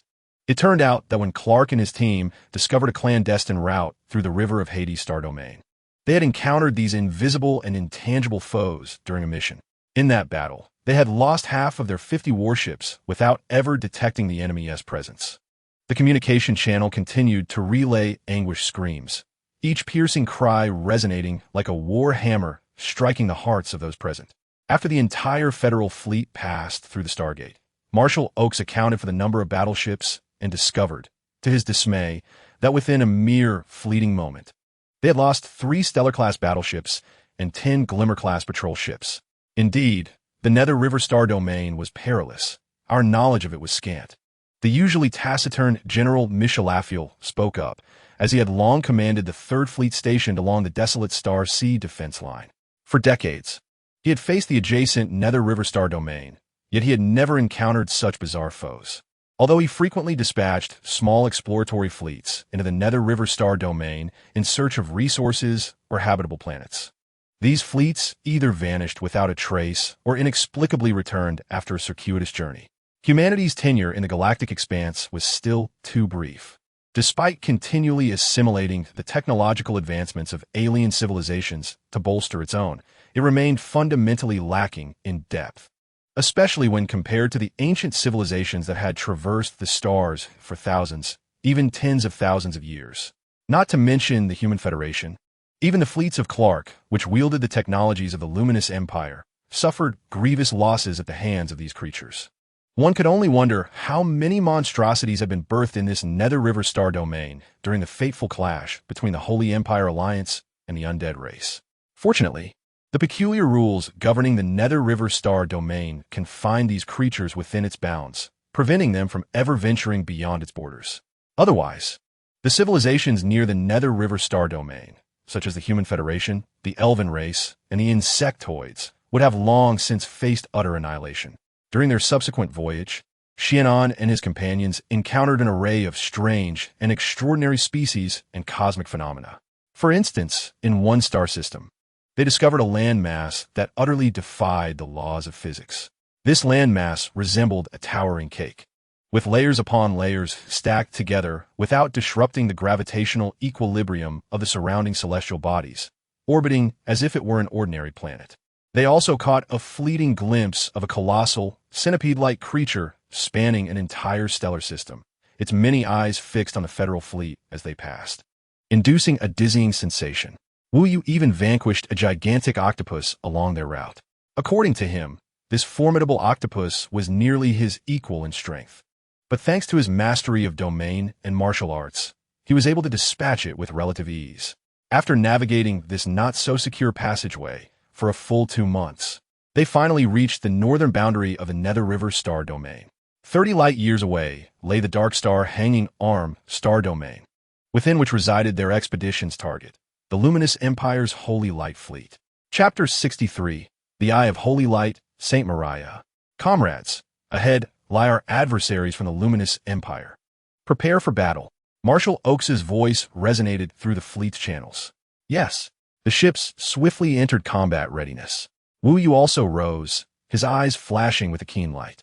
He sensed a presence within the star system ahead that rivaled his own, a formidable being who, like him, had brushed against the precipice of ascendance.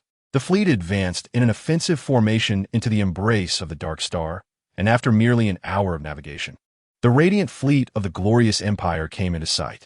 In the distance, the glorious fleet had already arranged its formation, awaiting the arrival of these unwelcome guests. The impending clash between the two forces was palpable. Enough. You are of no further use, Wu Yu declared, seizing Clark, with a surge of martial energy coursing through his being. No, no, no. You promised to release me once I led you to the fleet. How can you be so untrustworthy? Clark exclaimed in terror. Oaks, Xia Nan, and the others merely observed in silence. Naive, Wu Yu's martial energy erupted, and in an instant, Clark was obliterated. A band of despicable invaders still dared to cling to life. What else could that be but naivete? Consider the interstellar war instigated by these culprits, resulting in the demise of billions of humanity, forcing countless others into exile. Spare them? For what reason? The spirits of those billions would not permit it. I shall meet their commander, Wu Yu asserted, donning his mech armor and soaring from the flagship. The tyrant mech stood majestically between the two fleets. Pointing the spectral spear forward, Wu Yu called out across all channels, "Strong ones of the glorious empire, come forth to battle." From the opposing fleet, a figure enveloped in a white luminescence emerged, standing defiantly against the tyrant mech amidst the void. As the radiance dissipated, the true form of the figure was revealed. It was a mech exuding elegance, adorned in platinum hues, featuring an emblem of a closed eye, wielding a dark golden long spear, and with 3 pairs of gilded wings gently fluttering behind it, akin to a celestial seraph descending to the mortal realm. Who are you? I sense the aura of slaughter upon you, a slaughterer of my kin. A melodious voice echoed from within the mech. The crew aboard the flagship was momentarily taken aback. This statement was articulated in the familiar universal language of the Federation, despite the fact that Clark had been unable to communicate in their cosmic tongue, relying instead on their telepathic transmission devices. How could this fleet commander possess knowledge of the universal language in this star sector? A seed of doubt was sown in their minds. Wu Yu, however, was unperturbed by such ponderings. His sole purpose here was to engage in combat with a formidable foe and discover an opportunity to transcend to SS rank. Other matters were of no concern to him. The realm of martial arts unfolded, and the mingling of blood energy and martial force coalesced into a crimson beam that pierced the starry expanse. 8 extremes. 8 forms, meteoric assault. The tyrant mech surged forth at superluminal speed, cloaked in a dense armor of scarlet energy, charging towards the mech of the glorious empire. That angelic mech was no pushover either. It too unleashed its domain of sacred light, with its 3 pairs of gilded wings shielding its chest, absorbing the brunt of the tyrant mech's fierce strike. The angelic mech was propelled backward for nearly 100 kilometers, gathering energy in its long spear to unleash the holy light barrage, puncturing the blood energy shield of the tyrant mech with deep craters. Interesting. Wu Yu chuckled softly within the confines of the tyrant mech. In the hands of the mechanized warrior, the ethereal spear whirled with ferocity, forcefully gathering the elements around it to create a colossal wave of slashing energy that traversed the starry expanse. Behind the angelic mech, 3 pairs of gilded wings shattered, forming a hexagram in the air, while a vast array of holy light coalesced before the mech, manifesting as a shield that firmly blocked the oncoming wave from the tyrant mech, preventing any advance. You are the sinner. May you endure the scorching wrath of the sun.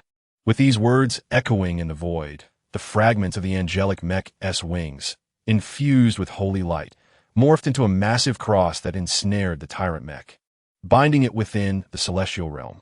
Pointing the mech's lance skyward, a radiant sphere of light, as searing as a star, materialized above the tyrant mech.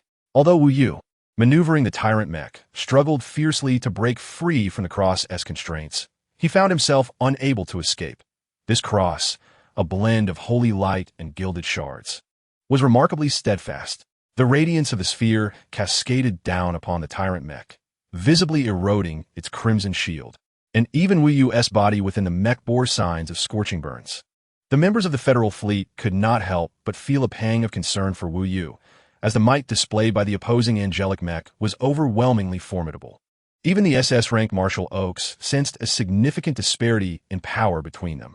As time elapsed, the surface of Wu Yu's body within the tyrant mech became charred, and the crimson shield was entirely dissolved, seemingly on the brink of being obliterated by the radiant sphere. Cracks began to emerge on Wu Yu's exterior. Yet, the surging essence of martial spirit reignited, and the blood-red shield re-emerged, gradually transforming into a golden-red hue. With a thunderous crash, the cross shattered, liberating the tyrant mech from its bondage. Wu Yu emerged unscathed within, having undergone a transformative trial by fire through the intense energy. His physique was now stronger, his vigor more potent. He was indeed a martial enthusiast who thrived in battle. With a decisive strike of 8 extremes, first form, thunderous kick, the tyrant mech closed the distance. 8 extremes, sixth form, inferno domain, merged the realm of fiery flames with the domain of martial arts, resurrecting a hell's cape of molten lava amidst the stars. In a state of perfect synchronization, Wu Yu and the mech became one, embodying the spirit, energy, and essence in peerless breakthrough.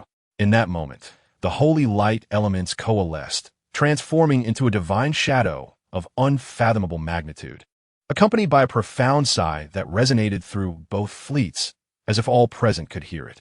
Suddenly, the eye insignia on the angelic mech opened wide, unleashing an extraordinarily sharp beam towards the charging tyrant mech. The energies of both sides clashed, maintaining a delicate balance.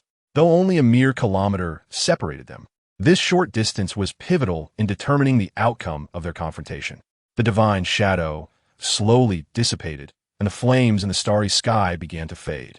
Ultimately, the two forces collided. A blinding brilliance erupted, The entire expanse of the starry sky was saturated with explosive energy and shimmering hues of gold and silver. Within the ranks of the Federation fleet, the personnel were unable to discern the battlefield through the warship's projections.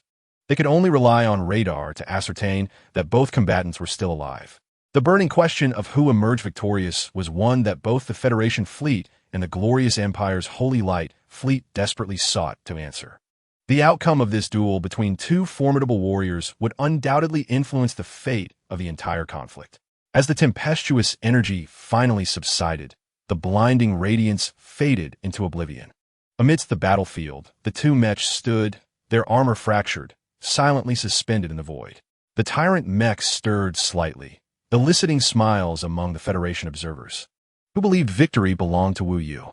Yet, before their cheers could erupt, the opposing angel mech also began to move. Both mechs transformed into scintillating motes of light. As Wu Yu and the commander from the opposing side stood poised in the air. You are a true powerhouse, worthy of knowing my name, as a champion of humanity. I am Saint Mariah, the Eye of Holy Light from the royal family of the glorious Empire. Chapter 64. The battle rages on. Having spoken, the wings of radiant energy coalesced behind Saint Mariah, gently flapping as she soared back to the flagship of the Holy Light fleet like an arrow. Wu Yu too transformed into a crimson streak, retreating into the Federation fleet. Wu Yu, Marshal Oaks, and others rushed forward to greet him.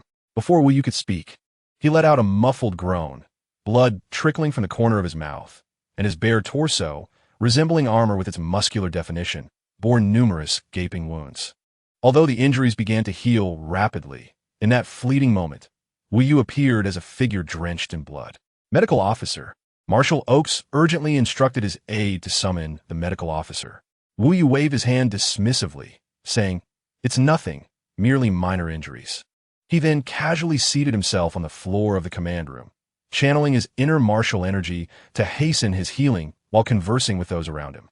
That girl, Saint Mariah, is indeed formidable on par with me. I suspect her superpower index may surpass my own. However, as an elemental-type superpower user, she must have sustained injuries more severe than mine. Meanwhile, Saint Mariah entered the flagship, where the officers of the Holy Light fleet stood with bowed heads, respectfully awaiting her command.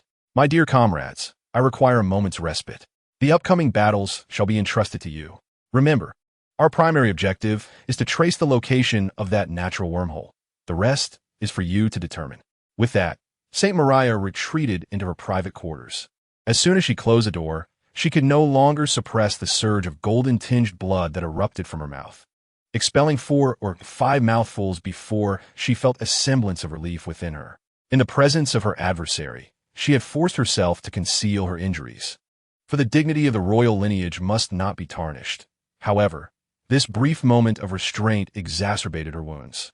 Wu Yu's final move, the unparalleled breakthrough, had inflicted significant internal damage upon her, as the elemental type, despite its capacity to strengthen the body upon reaching SS level, still paled in comparison to the martial prowess exhibited by Wu Yu. Fortunately, my sacred light energy possesses a degree of healing capability. Otherwise, our fleet would have been compelled to retreat. In the absence of equivalent forces to restrain them, the formidable human warriors could directly sway the outcome of the battle. Wu Yu, take a moment to recuperate. We shall handle the rest. The extermination of these adversaries has always been the primary objective of our Federation's military. All troops, heed my command. Advance. The engines of the Federation fleet's 2 battle groups began to roar, as blue flames propelled this vengeful armada toward the Sacred Light fleet. Activate energy shields. Deploy reflective armor. Charge the main cannons. Commands were issued in an orderly fashion from the command room. An intricate energy shield, reminiscent of a tortoise shell, flickered around the Federation fleet, a product of the modifications made after analyzing the technological advancements of the Radiant Empire's warships. With its layered stress dispersion design and innovative energy system, the turtle shell shield surpassed the energy protection systems of the Radiant Empire's fleet. As an established mainstay of the Radiant Empire, the Sacred Light fleet responded swiftly. Although a third of its combat power had been dispatched by Lord Sacred Light to seek and confirm the return of information regarding the wormhole to the Empire, even 2/3 of its strength should suffice to confront this seemingly inferior human faction. However, upon the onset of hostilities. The commanders of the Sacred Light Fleet quickly realized they had underestimated their adversaries. The weapon systems of these ominous black ships bore an uncanny resemblance to their own. Unbeknownst to them, a traitor named Clark had emerged among their ranks. In a bid for survival, had willingly deactivated the inner protective systems of the captured warship, thereby granting the Federation's Research Institute the opportunity to decipher their technological secrets. Otherwise, any contact with the core technology of the warship would have triggered its self-destruction. They paid dearly for their underestimation. Hundreds of frontline warships were obliterated amidst the Federation fleet's concentrated energy beams. Nevertheless, the command of the Sacred Light Fleet promptly adjusted its combat strategy, shifting from an offensive to a defensive posture. Energy shields were shared among the warships, forming a vast protective barrier that left the Federation fleet at a standstill. The energy emitted by the Federation vessels merely created faint ripples against the formidable shield. Breaching it or inflicting significant damage proved to be an insurmountable challenge. With the main cannons fully charged, the order was given to fire. As the command resonated, energy beams converged upon the shield. The immense shield rapidly contracted, akin to an elastic balloon. The energy beams surged forward, clashing against the shield's apex, ultimately shattering into a cascade of starlit fragments less than 100 meters from the flagship of the Sacred Light Fleet. The resultant energy shockwave obliterated a nearby asteroid into mere debris. How could this be? Marshal Oxus exclaimed in disbelief within the flagship. The main cannon attack represented the fleet's most formidable strike. Not even we use unparalleled, unmatched destruction could rival the overwhelming might of this simultaneous barrage. The Radiant fleet remarkably withstood the powerful strike unscathed. However, unbeknownst to the Federation, this resilience came at a significant cost. They had diverted all their energy into the warship's energy shields, resulting in a fleet immobilized, akin to an inert iron turtle, helplessly enduring the assault. The battlefield dynamics suddenly shifted into a precarious stalemate. The Federation fleet ceased its bombardment, recognizing that futile attacks would merely squander their limited energy reserves. Meanwhile, the Radiant fleet, while maintaining their energy shields, found themselves unable to counterattack. The cosmic battlefield fell silent, save for the faint glimmer of energy shields signaling mutual vigilance. Marshal, what should we do now? We cannot breach the enemy's shields. Zhang Xiaoyun broke the stillness of the command room. Wait, Marshal Oakes replied calmly. This scenario resembled their previous encounter when they faced the Clark rescue of the Zerg. They too were unable to penetrate the enemy's defenses. However, the absence of an offensive from the opposing fleet suggested that this formidable shield surely possessed certain limitations. They could only bide their time until the enemy's energy dwindled, prompting the eventual dissolution of the united shield. Marshal Oakes's gaze shifted to the corner where Major General Xia Nan sat, seemingly lost in thought since the appearance of Commander St. Miria of the Radiant Fleet. Xia Nan, Marshal Oakes called out sharply. Yet, Xia Nan remained in a daze, his eyes vacant. Xia Nan, the Marshal's tone grew more forceful. Finally, Xia Nan snapped back to reality, standing at attention. Yes, Marshal, what is wrong with you? We are currently engaged in battle, and you are distracted. This is a dereliction of duty. Marshal, Xia Nan replied, his expression troubled. We are soldiers, Xia Nan. Speak plainly. Do not mince words, Oakes retorted, his disappointment evident. Just say what you have to say, urged General Zhang Xiaoyun. Very well, Xia Nan sighed. I know that St. Miria. Chapter 65. Sister what? What did you just say? Oakes questioned, incredulous. I said I know St. Miria. At this revelation, everyone in the command room turned to regard Xia Nan. Even Wu Yu, who had been meditating, opened his eyes to fixate intently on Xia Nan. How do you know the commander of the glorious Empire fleet? Marshal Oakes asked urgently. Has the glorious Empire infiltrated the Federation long before? He was well aware of Xia Nan's background. Any connection to the enemy would preclude him from promoting Xia Nan to command the defenses of the Great Wall Star domain. Upon reflecting on this, the gaze of Marshal Oakes toward Xia Nan revealed a hint of skepticism. Xia Nan, seemingly oblivious to the shift in Oakes' expression, continued unabated. She might be my sister. My sister? Oakes exclaimed. Were you not sent to the Hope Welfare Institute in Yinjing City, Water Blue Star, at the tender age of 6? Where could you possibly have found a sister? According to the Federation's records, you had only one sister who succumbed to a terminal illness long ago. Is that not so? Indeed, She is my sister, Xia Nan. How can you be certain she is your sister? You were only 4 or 5 years old at the time, and your sister was merely 16. After all these years, do you still recall her visage? Even if she bears a resemblance to her former self. The cosmos is teeming with similar faces. Could it not be a case of mistaken identity? That is not possible. She must be my sister, Xia Nan asserted with conviction. My parents' notes indicated that my sister did not perish. Although she suffered from a terminal illness, the Star Spirit clan possessed the means to cure her genetic disorder. However, due to the exorbitant cost of the medication, my parents opted to place her in cryogenic suspension at home, tirelessly working to amass the funds for her treatment. They would visit us each week, but one day, my sister's cryogenic chamber mysteriously vanished, leaving behind only a flame insignia. My parents encountered a spaceship disaster while searching for her. Just moments ago, when Saint Miriah appeared, I noticed the flame insignia upon her chest, a remnant from our home. And she wore the 4-leaf clover bracelet our parents gifted us. Additionally, she bore a scar on her right hand, a mark left by my sister when she endured a burn from the stove while protecting me, a foolish child at the time. Though I cannot fathom why she has not removed that scar, it is unlikely anyone would go to such lengths to impersonate my sister. Having concluded her fervent declaration, Xia Nan's excitement gradually subsided. Even if she were indeed her sister, she was now Saint Miriah of the Radiant Empire, a formidable adversary of the Federation fleet. What transpired over these years? Xia Nan cradled her head in her hands, raking through her hair in exasperation. Upon hearing Xia Nan's account, Marshal Oaks and the others fell into deep contemplation. Indeed, while a mere resemblance could lead to mistaken identity, the multitude of coinciding details, some known only to those closest, rendered such a mistake unlikely. Could it be that this Saint Miriah is truly Xia Nan's long-lost sister, Xia Lin? As the members of the Federation fleet were left astounded by Xia Nan's revelation, the missing segment of the Holy Light fleet finally located the wormhole that had transported them to this star domain.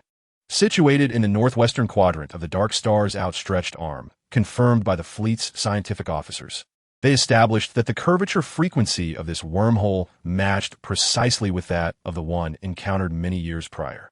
The commander of the fleet hastily dispatched a communication to the flagship. What? You have discovered a wormhole? Is it true? Splendid. The commander of the Holy Light fleet immediately made his way to the lounge of Saint Miriah. After pressing the communication button at the entrance, he bowed his head in silence, waiting for Saint Miriah's summons. The door to the lounge swung open, revealing the silhouette of Saint Miriah. What is it? Her tone remained cold, betraying no hint of her grievous injuries. My lady, we have located the wormhole. We can return to the Empire. The commander suppressed his excitement. Very well. Assemble the fleet and return to the Empire. With those words, the lounge door closed with a mechanical whir. Yes. The commander kept his head bowed, respectfully waiting until the door had fully shut before daring to depart. Relay the order. Assemble the fleet. We are returning to the Empire. The soldiers of the Holy Light fleet felt a surge of excitement, undeterred by the formidable enemy before them, their longing for home overpowering all else. They had been out of contact with the Empire for over 6 long years, uncertain of how their families fared, wondering if their little ones had learned to call them father. Had their wives perhaps remarried? Marshal, the opposing fleet is retreating, the aide in the command room reminded. As AUX and his comrades gazed at the projection of the battleships, they witnessed the Holy Light fleet retracting its turtle shell shield and maintaining formation as they departed from the starry expanse. Order the fleet to pursue. Au commanded. Yes.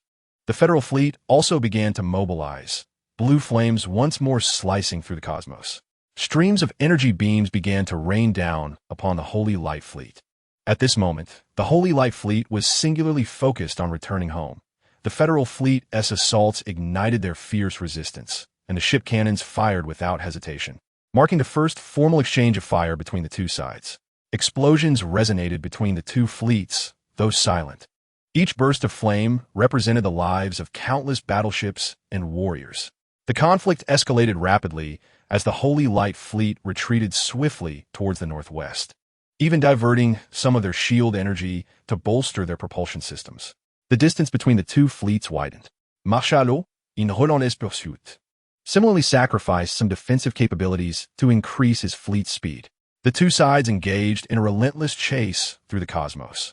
obliterating asteroids and tearing apart the primordial celestial beasts of the dark star with their cannon fire. After several days of entanglement, the Holy Light Fleet finally reunited with the remaining ships, instantly boosting their strength and initiating a counterattack against the Federal fleet, which suffered an immediate increase in casualties. Marshal, we have detected a natural wormhole in the starry expanse ahead. Their goal must be this wormhole. Could it lead to their stronghold, the glorious Empire? Marshal Aux pondered with uncertainty. The Holy Light Fleet began to retreat in an orderly fashion towards the wormhole. Do not let them escape. Intensify the assault. The artillery fire of the Alliance fleet intensified as hundreds of thousands of mechas soared through the starry expanse, launching an assault on the Radiant Light Fleet. Marshal Aux and his companions personally engaged in battle to intercept the enemy. Various mecha ultimate techniques blossomed across the cosmos. The sunlight blaze of Mythical-Grade solar god Apollo Mecha radiated an overwhelming brilliance, causing dozens of warships from the Radiant Light Fleet to disintegrate under its light. Mental manipulation saw General Zhang Shuyun once again commandeering their warships to engage in self-inflicted carnage. The Gate of Hades, opened by Marshal Aux's Mecha, Hades, unleashed a portal to death upon the Radiant Light Fleet. From the flagship of the Radiant Light Fleet, several figures emerged, their formidable warriors arriving to confront Marshal Aux and his allies. Chapter 66. Into the wormhole, Xia Nan's Dusk Waltz resonated once more, slicing through several warships. The Deep Blue Judgment brought forth an invitation to hell for two S-rank warriors of the Radiant Light Fleet. Suddenly, a blinding light emanated from the flagship. As the elements of holy light coalesced, and a massive hexagram swept away numerous attacks from the Federation fleet. Aux and his companions were forced to separate from the strong warriors of the Radiant Light Fleet. Retreat, commanded Saint Maria. Big Sister. Xia Nan desperately shouted through the public channel. Saint Maria furrowed her brow slightly, questioning the actions of this human. With a flick of her hand, she unleashed a wave of light. Xia Nan utilized her sword as a shield, bracing against the strike with all her might, and cried out again, "Sister Xia Lin." "It's me, Xia Nan." Saint Maria's body trembled. The name Xia Lin and Xia Nan resonated deeply within her. She felt a sharp pain in her mind, and the stability of the hexagram began to falter, with breaches appearing under the onslaught of the Federation fleet, plunging the Radiant Light Fleet into further peril. Gritting her teeth against the pain, Saint Maria increased the output of her psychic energy, stabilizing the hexagram, though a trickle of golden blood escaped from the corner of her mouth. Gradually, the Radiant Light Fleet retreated into the wormhole. Although a portion of their fleet was lost, the majority managed to withdraw safely. Outside the wormhole, Saint Maria and the high-ranking warriors of the Radiant Light Fleet maintained their defenses, awaiting the evacuation of the remaining warships before they could return. Meanwhile, Marshal Aux's and the Federation forces continued to thwart the Radiant Light Fleet's escape. Even the recuperating Wu Yu joined the fray, unleashing powerful slashes towards Saint Maria and her companions, causing cracks to appear upon the hexagram, threatening to shatter it completely. With a cannon blast from Mythical-Grade solar god Apollo Mecha striking the hexagram, the final straw had been drawn. The hexagram fractured, and the members of the Radiant Light Fleet, severely injured, fled into the wormhole, leaving the remaining warships to fend for themselves. What now? The Federation forces exchanged glances, staring at the wormhole before them. They surmised it likely led to the domain of the glorious Empire, but dared not pursue. Yet they were unwilling to let the Radiant Light Fleet escape unchallenged. Marshal Aux ordered the fleet to fire upon the wormhole. Yet the energy beams that entered provided no insight into the circumstances within. "Marshal, the wormhole is on the verge of vanishing," reported the fleet observer. Indeed, the wormhole before them began to contract. "Retreat." Marshal Aux reluctantly commanded the withdrawal. This expedition had somewhat fizzled out, although they had driven away the Holy Light Fleet. No, it would not be accurate to say they were driven away, as the enemy had retreated voluntarily. They had fallen short of achieving the strategic objectives of this mission. The mech warriors began to ascend towards the fleet, preparing to return home. However, Xia Nan remained steadfast, his expression a tumultuous blend of emotions as he gazed at the distant wormhole. His face shifted from confusion to relief, and, suddenly, a resolute determination filled his eyes as he piloted the Southern Cross mech towards the vanishing wormhole. "Xia Nan, what are you doing? Come back." You are acting independently and defying military orders. Xia Nan severed the communication channel, resolutely plunging into the wormhole. The desire to uncover the fate of his sister, Xia Nan, was overpowering. Since the age of 5, he had lost his close family, and over the years, a profound sense of loneliness had lingered deep within him. His years of military service, whether in battle against enemies or camaraderie with comrades, had not filled this void of solitude. It was only when he encountered Wang Ran and his fellow trainees that he felt a semblance of warmth akin to family. This time, he wished to act recklessly, to abandon restraint. Behind him, Marshal Okays gazed silently at the dissipating wormhole for a long while. Let's depart. Ultimately, he led the fleet back, determined to bring the spoils of this expedition back to the Federation. The unclaimed Dark Star sector also required military presence for occupation and development. Upon entering the wormhole, Xia Nan felt as if he were caught in a blender, swirling chaotically. The sensation of piloting the mech into the wormhole was entirely different from his experiences aboard the battleship. The rampant spatial energy within the wormhole incessantly battered the Southern Cross mech. As a space-affiliated, superpowered individual, Xia Nan sensed that the spatial elements here were hundreds of times more potent than those outside. These violent energies seemed to sense Xia Nan within the mech, intensifying their onslaught. Some energy infiltrated the mech, penetrating into Xia Nan's very being. This perilous allure compelled Xia Nan to fully concentrate on harnessing his superpower to absorb the energy. Otherwise, he risked being overwhelmed by it at any moment. The natural wormhole appeared interminable. The Southern Cross mech and Xia Nan himself were enveloped by an overwhelming torrent of spatial energy, rendering him unable to perceive or control his own body. He could only repeatedly channel his superpowers to navigate the influx of energy. If one were to measure Xia Nan's superpower index at this moment, they would discover it rapidly escalating. 70W, 72W, 75W, 80W, 90W. Soon, Xia Nan's superpower index was forcibly propelled to the S-class limit of 999,999, yet the external spatial energy continued to surge into his body unrelentingly. To ascend from an S-class superpower to SS-class, one must comprehend the awakened elemental powers within oneself, thereby gaining the ability to manipulate certain laws and establish a personal domain. Currently, Xia Nan's grasp of spatial elements remains rather superficial, rendering him unprepared for such an elevation. The surging energy within him grew increasingly uncontrollable, crashing about violently, eliciting an involuntary groan from Xia Nan as cracks formed upon his surface, with blood seeping from his orifices and wounds. If this trend continued, he would soon succumb to blood loss or be obliterated by the explosive forces of spatial energy. Xia Nan's consciousness gradually descended into darkness. In the external world, the Southern Cross mech could no longer withstand the ferocious elemental tempest, suffering damage to its joints, with sparks flying. Even the most resilient armor began to erode under the onslaught of energy. In no time, the Southern Cross mech lay in ruin, its internal components laid bare. Save for the cockpit, which remained intact, steadfastly safeguarding the pilot, Xia Nan. Within the mech, Xia Nan's condition deteriorated further. His limbs were torn, and beneath the shredded muscle, his bones were starkly visible.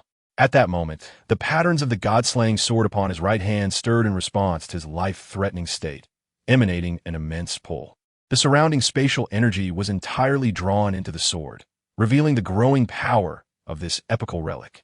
Waves of mysterious energy surged from the patterns on his hand, and as this energy coursed through him, Xia Nan's wounds began to mend, albeit slowly, staving off the encroachment of death. As this energy coursed throughout his body, a radiant and colorful tattoo resembling the god-slaying sword emerged on Xia Nan's skin. Chapter 1. Severe Injury and Amnesia. The tattoo of the divine sword glowed, resonating with the superpower elements within Xia Nan, and under the guidance of the god-slaying sword, these elements gradually merged within him. Had Xia Nan retained any awareness at this moment, he would have realized that the immense superpower energy that once filled him had dissipated entirely, along with the signature superpower element of superhuman. Ultimately, the Southern Cross mech could not withstand the boundless spatial storm within the wormhole. Countless shattered components were obliterated by the torrent of energy, leaving only a fragment faintly bearing the insignia of the Legion, still radiating a blue aura. This fragment, alongside the god-slaying sword, greedily absorbed the spatial energy within the wormhole. Xia Nan, under the protection of both, drifted within the wormhole for an indeterminate duration. By all accounts, he should have reached the other end of the wormhole, the star domain of the glorious empire. However, the sudden spatial storm altered his journey in ways unknown. A powerful suction force erupted, propelling Xia Nan out of the wormhole and into a grove of trees. The tattoo of the god-slaying sword gradually faded, and while his injuries had largely healed, his appearance remained hauntingly grotesque. Only the fragment of the Southern Cross mech, resting upon Xia Nan's chest, emitted a faint blue glow, warding off the serpents, insects, and rodents from within the forest, silently guarding him. "Father, there's a light." A voice of astonishment echoed from the woods. Moments later, two figures, one large and one small, approached Xia Nan. By the time they arrived, the Southern Cross mech fragment had quietly seeped into Xia Nan's chest like flowing water, leaving behind a mark resembling a constellation badge before vanishing into oblivion. "Father, what happened to this uncle? Why is he lying on the ground?" inquired the small figure. "Lingdang. This uncle must have encountered an attack," the taller figure gently explained while calling out to Xia Nan. Brother. Yet, Xia Nan remained with his eyes tightly shut, oblivious to the world around him. "Lingdang, please return and call for Grandpa Physician. We will take this uncle home," the taller figure urged. Little Lingdang bounced back, while Xiao Yun carried Xia Nan towards their home. At Xiao Yun's residence, several people had gathered around Xia Nan's bedside. "Old Keen, how is this young man? Speak up. We've been waiting here for ages." "He hasn't passed away, has he?" Old Keen, the physician tending to Xia Nan's injuries, retorted. "Old Xia, you know nothing. Who is the physician here, you or I?" While responding, he meticulously cleaned Xia Nan's wounds, applied ointment, and bandaged them. It was the first time he had seen someone so gravely injured still exhibiting vital signs. Upon entering Xiao Yun's home, he was taken aback by Xia Nan's condition. His body was marred with wounds, every inch of skin bearing the marks of trauma, blood flowing from every orifice, suggesting a grim fate. However, upon commencing treatment, Old Keen realized that the injuries were merely superficial. They appeared alarming, but did not pose a mortal threat. "Xiao Yun, where did you find this person? Do you know if he is good or bad?" inquired the village chief, Xia Changhua. I don't think this brother looks like a bad person." Xiao Yun scratched his head, uncertain of the man's character, as he had only focused on saving him. "Alas, the youth is still naive. We shall inquire once he awakens," said Xia Changhua, turning to Old Keen. "Old fellow, how long until he regains consciousness?" "It's hard to say. I estimate he won't wake for at least 10 days to half a month, although he has mainly superficial wounds. The significant blood loss necessitates a period of recovery," replied Old Keen. "Very well, Xiao Yun, you shall care for him for now. The village will provide you with supplies and provisions for these days." With that, the old village chief, Xia Changhua, departed from Xiao Yun's home. After applying the final dressing, Old Keen reiterated his instructions to Xiao Yun and then left alongside the onlookers. At that moment, only Xiao Yun and his daughter, Ling Dang, remained with the gravely injured Xia Nan, who lay on the bed like a mummy, while Ling Dang gazed at him with wide, curious eyes. "All right, it's time for you to return to bed. Otherwise, when your mother comes back tomorrow, I shall have to inform her," Xiao Yun declared as he gently lifted his daughter and escorted her back to her room. The little belle, protesting with all her might, was reluctant to go to sleep. The following day, Xiao Yun's wife returned from her family home. Upon encountering Xia Nan, she was taken aback, momentarily believing that her husband had unearthed an ancient corpse from a grave. After a thorough explanation from Xiao Yun, while she grumbled about him bringing a stranger into their home, she ultimately praised his heroic act of saving a life. At that moment, Xia Nan felt as though he were trapped in a dream, a cacophony of memories swirling chaotically in his mind. Names such as the Federal Five Domains, the Void Insect Clan, Imo Xiangwei, General Huangfu Song, and Wang Ren echoed incessantly in his thoughts. A myriad of images flickered before his eyes, with elements of warships, mechs, and superpowers perpetually occupying his vision. Finally, one particular scene materialized before him. A woman with 6 wings, resembling an angel, regurgitating blood as she retreated into a wormhole. He too charged forward into the void, reaching out to her, exclaiming, "Sister, sister." Suddenly, Xia Nan jolted awake. Hearing the commotion within the room, Xiao Yun and his family hurried inside. Quickly call the village chief and the others. Xiao Yun urged his wife while keeping a vigilant eye on Xia Nan. Brother, are you all right? Huh? Xia Nan gazed at the man before him, perplexed by the unfamiliar words. You are from a foreign land, right? Xiao Yun remarked as he produced a pill and mimicked the act of swallowing it. Understanding his cue, Xia Nan took the pill and swallowed it whole. Brother? Xiao Yun inquired once more. This time, Xia Nan comprehended the question and nodded in response. What is your name, and where do you come from? I am Xia Nan, he replied, adjusting to the newfound linguistic ability bestowed by the pill, albeit with an odd accent. Struggling to recall his name. Only fragmented memories flitted across his mind, leaving him utterly bewildered. Brother, what is your surname? The village chief, Lao Sunzhong, and the old physician, Lao Kuei, arrived at Xiao Yun's home. I've forgotten, Xia Nan said softly, tapping his head. Then where do you hail from? The village chief inquired further. I do not know, came the same vague reply. The village chief posed several more questions, yet Xia Nan remained at a loss for answers. Has he lost his memory? The village chief whispered to physician Kuei. It appears so. His brain must have suffered significant trauma. You witnessed the blood gushing from his orifices when he arrived. That was a clear external sign of head injury, Lao Kuei stated with conviction. Chapter 2. The hundred-eyed spider. The village chief, Xia Chambua, stroked his beard thoughtfully before returning to Xia Nan's bedside. Young brother, since you share my surname, you may call me uncle. You do not seem to be a malicious person. Therefore, you may remain in the village from now on. Xia Nan nodded, addressing him as Uncle Xia. Is your health improving?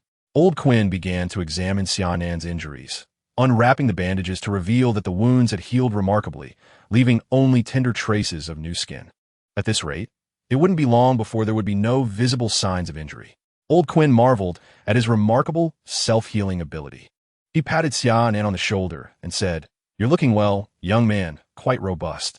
That's good to hear, responded the village elder, who organized a modest recovery feast at Xiao Yun's home to both celebrate Xia Nan's recovery from his severe injuries and to welcome him into their village.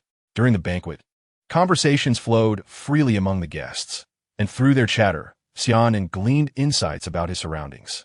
He learned that they resided in a small village near the star-filled city of Jiawu Star. However, most specifics eluded them, as none had ventured beyond this planet to grasp the broader universe. After the feast, Xia Nan accompanied the village elder back to his home, where he would temporarily reside.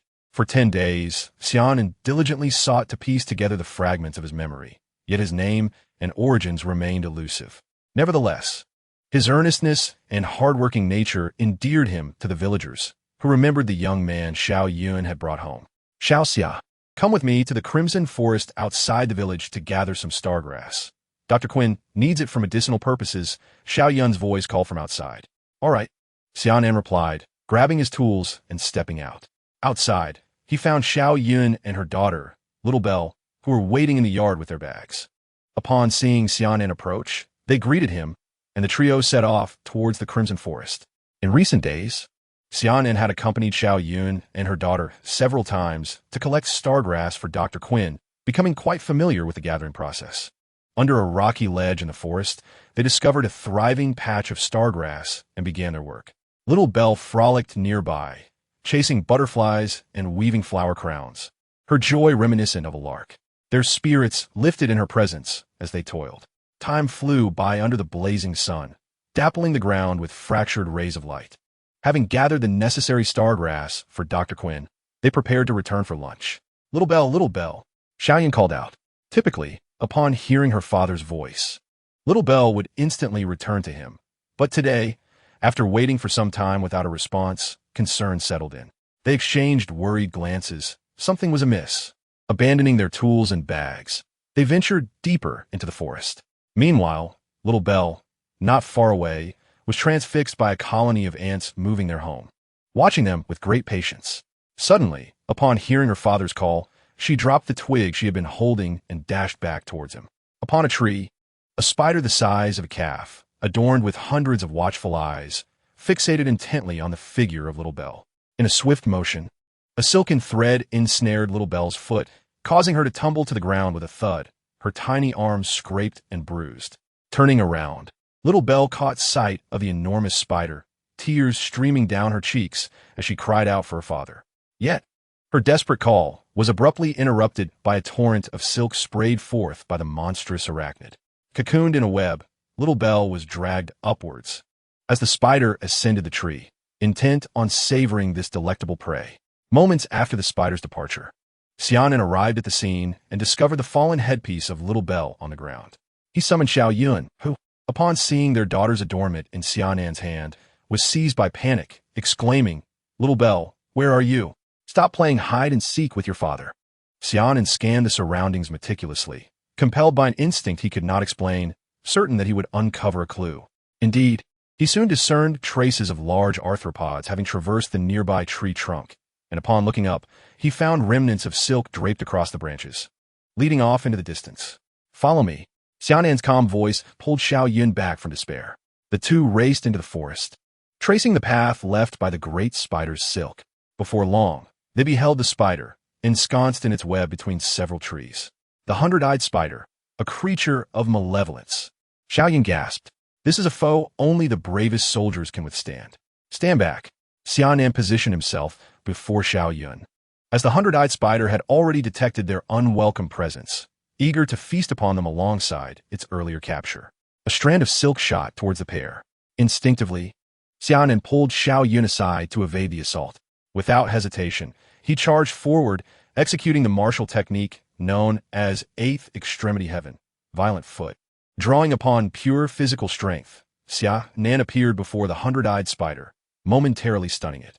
Yet, in an instant, a deluge of silk was unleashed, cascading down like a trap. With a swift rotation, Xia Nan employed Eighth Extremity Heaven, Blade Storm, slicing through the silken prison. Then, with fingers poised in a precise stance, he maneuvered past the spider, creating a gaping wound from which foul, green ichor flowed profusely. With a roar, yet another massive hundred-eyed spider emerged from the thicket. Xia Nan, refusing to grant this new adversary an opportunity to retaliate, unleashed a flurry of attacks, blade sheath, and sword flash, rendering the spider blind, before it plummeted to the ground with a resounding thud. The enormous multi-eyed spider that had arrived witnessed the demise of its companion, and, consumed by fury, advanced towards Xia Nan. Its 8 legs moved with astonishing speed, the razor-sharp limbs glinting ominously as they lunged at Xia Nan. He swiftly retreated, severing the web into fragments, causing the cocoon containing the little Belle to plummet to the ground. Xia Nan retrieved the cocoon and returned to Xiao Yun, deftly slicing it open with 2 fingers of his left hand to reveal the little Belle within, which he handed over to Xiao Yun. Stunned, Xiao Yun accepted his daughter, still grappling with the fluidity and swiftness of Xia Nan's actions. Everything had transpired in the blink of an eye. Turning to confront the newly arrived multi-eyed spider, Xia Nan's heart was as tranquil as still water. No enemy could escape his blade, and no strike could falter. With a radiant burst, Xia Nan transformed into a streak of light, colliding with the multi-eyed spider. Before it could react, it lay severed in 2 upon the ground. Xia Nan flicked the blood from his fingers and turned to leave. Chapter 3. Armored Warriors? Mecha Warriors? Even as he followed Xia Nan back to their herb-gathering location, Xiao Yun remained in a state of profound shock. "Xia, what have you done?" He found himself at a loss for words, astonished that the young brother he had rescued from the woods possessed such formidable power. That was a creature, the multi-eyed spider, that only an armored warrior could defeat. In mere minutes, Xia Nan had vanquished 2 of them solely through his own strength, far surpassing the armored warriors within Xingye City. After gathering their belongings, Xiao Yun cradled little Belle and returned to the village, arriving at Dr. Quinn's clinic. Old Quinn examined the little Belle and remarked, "She is fine, merely frightened to the point of fainting as a protective response. Once I treat her abrasions, you may take her home.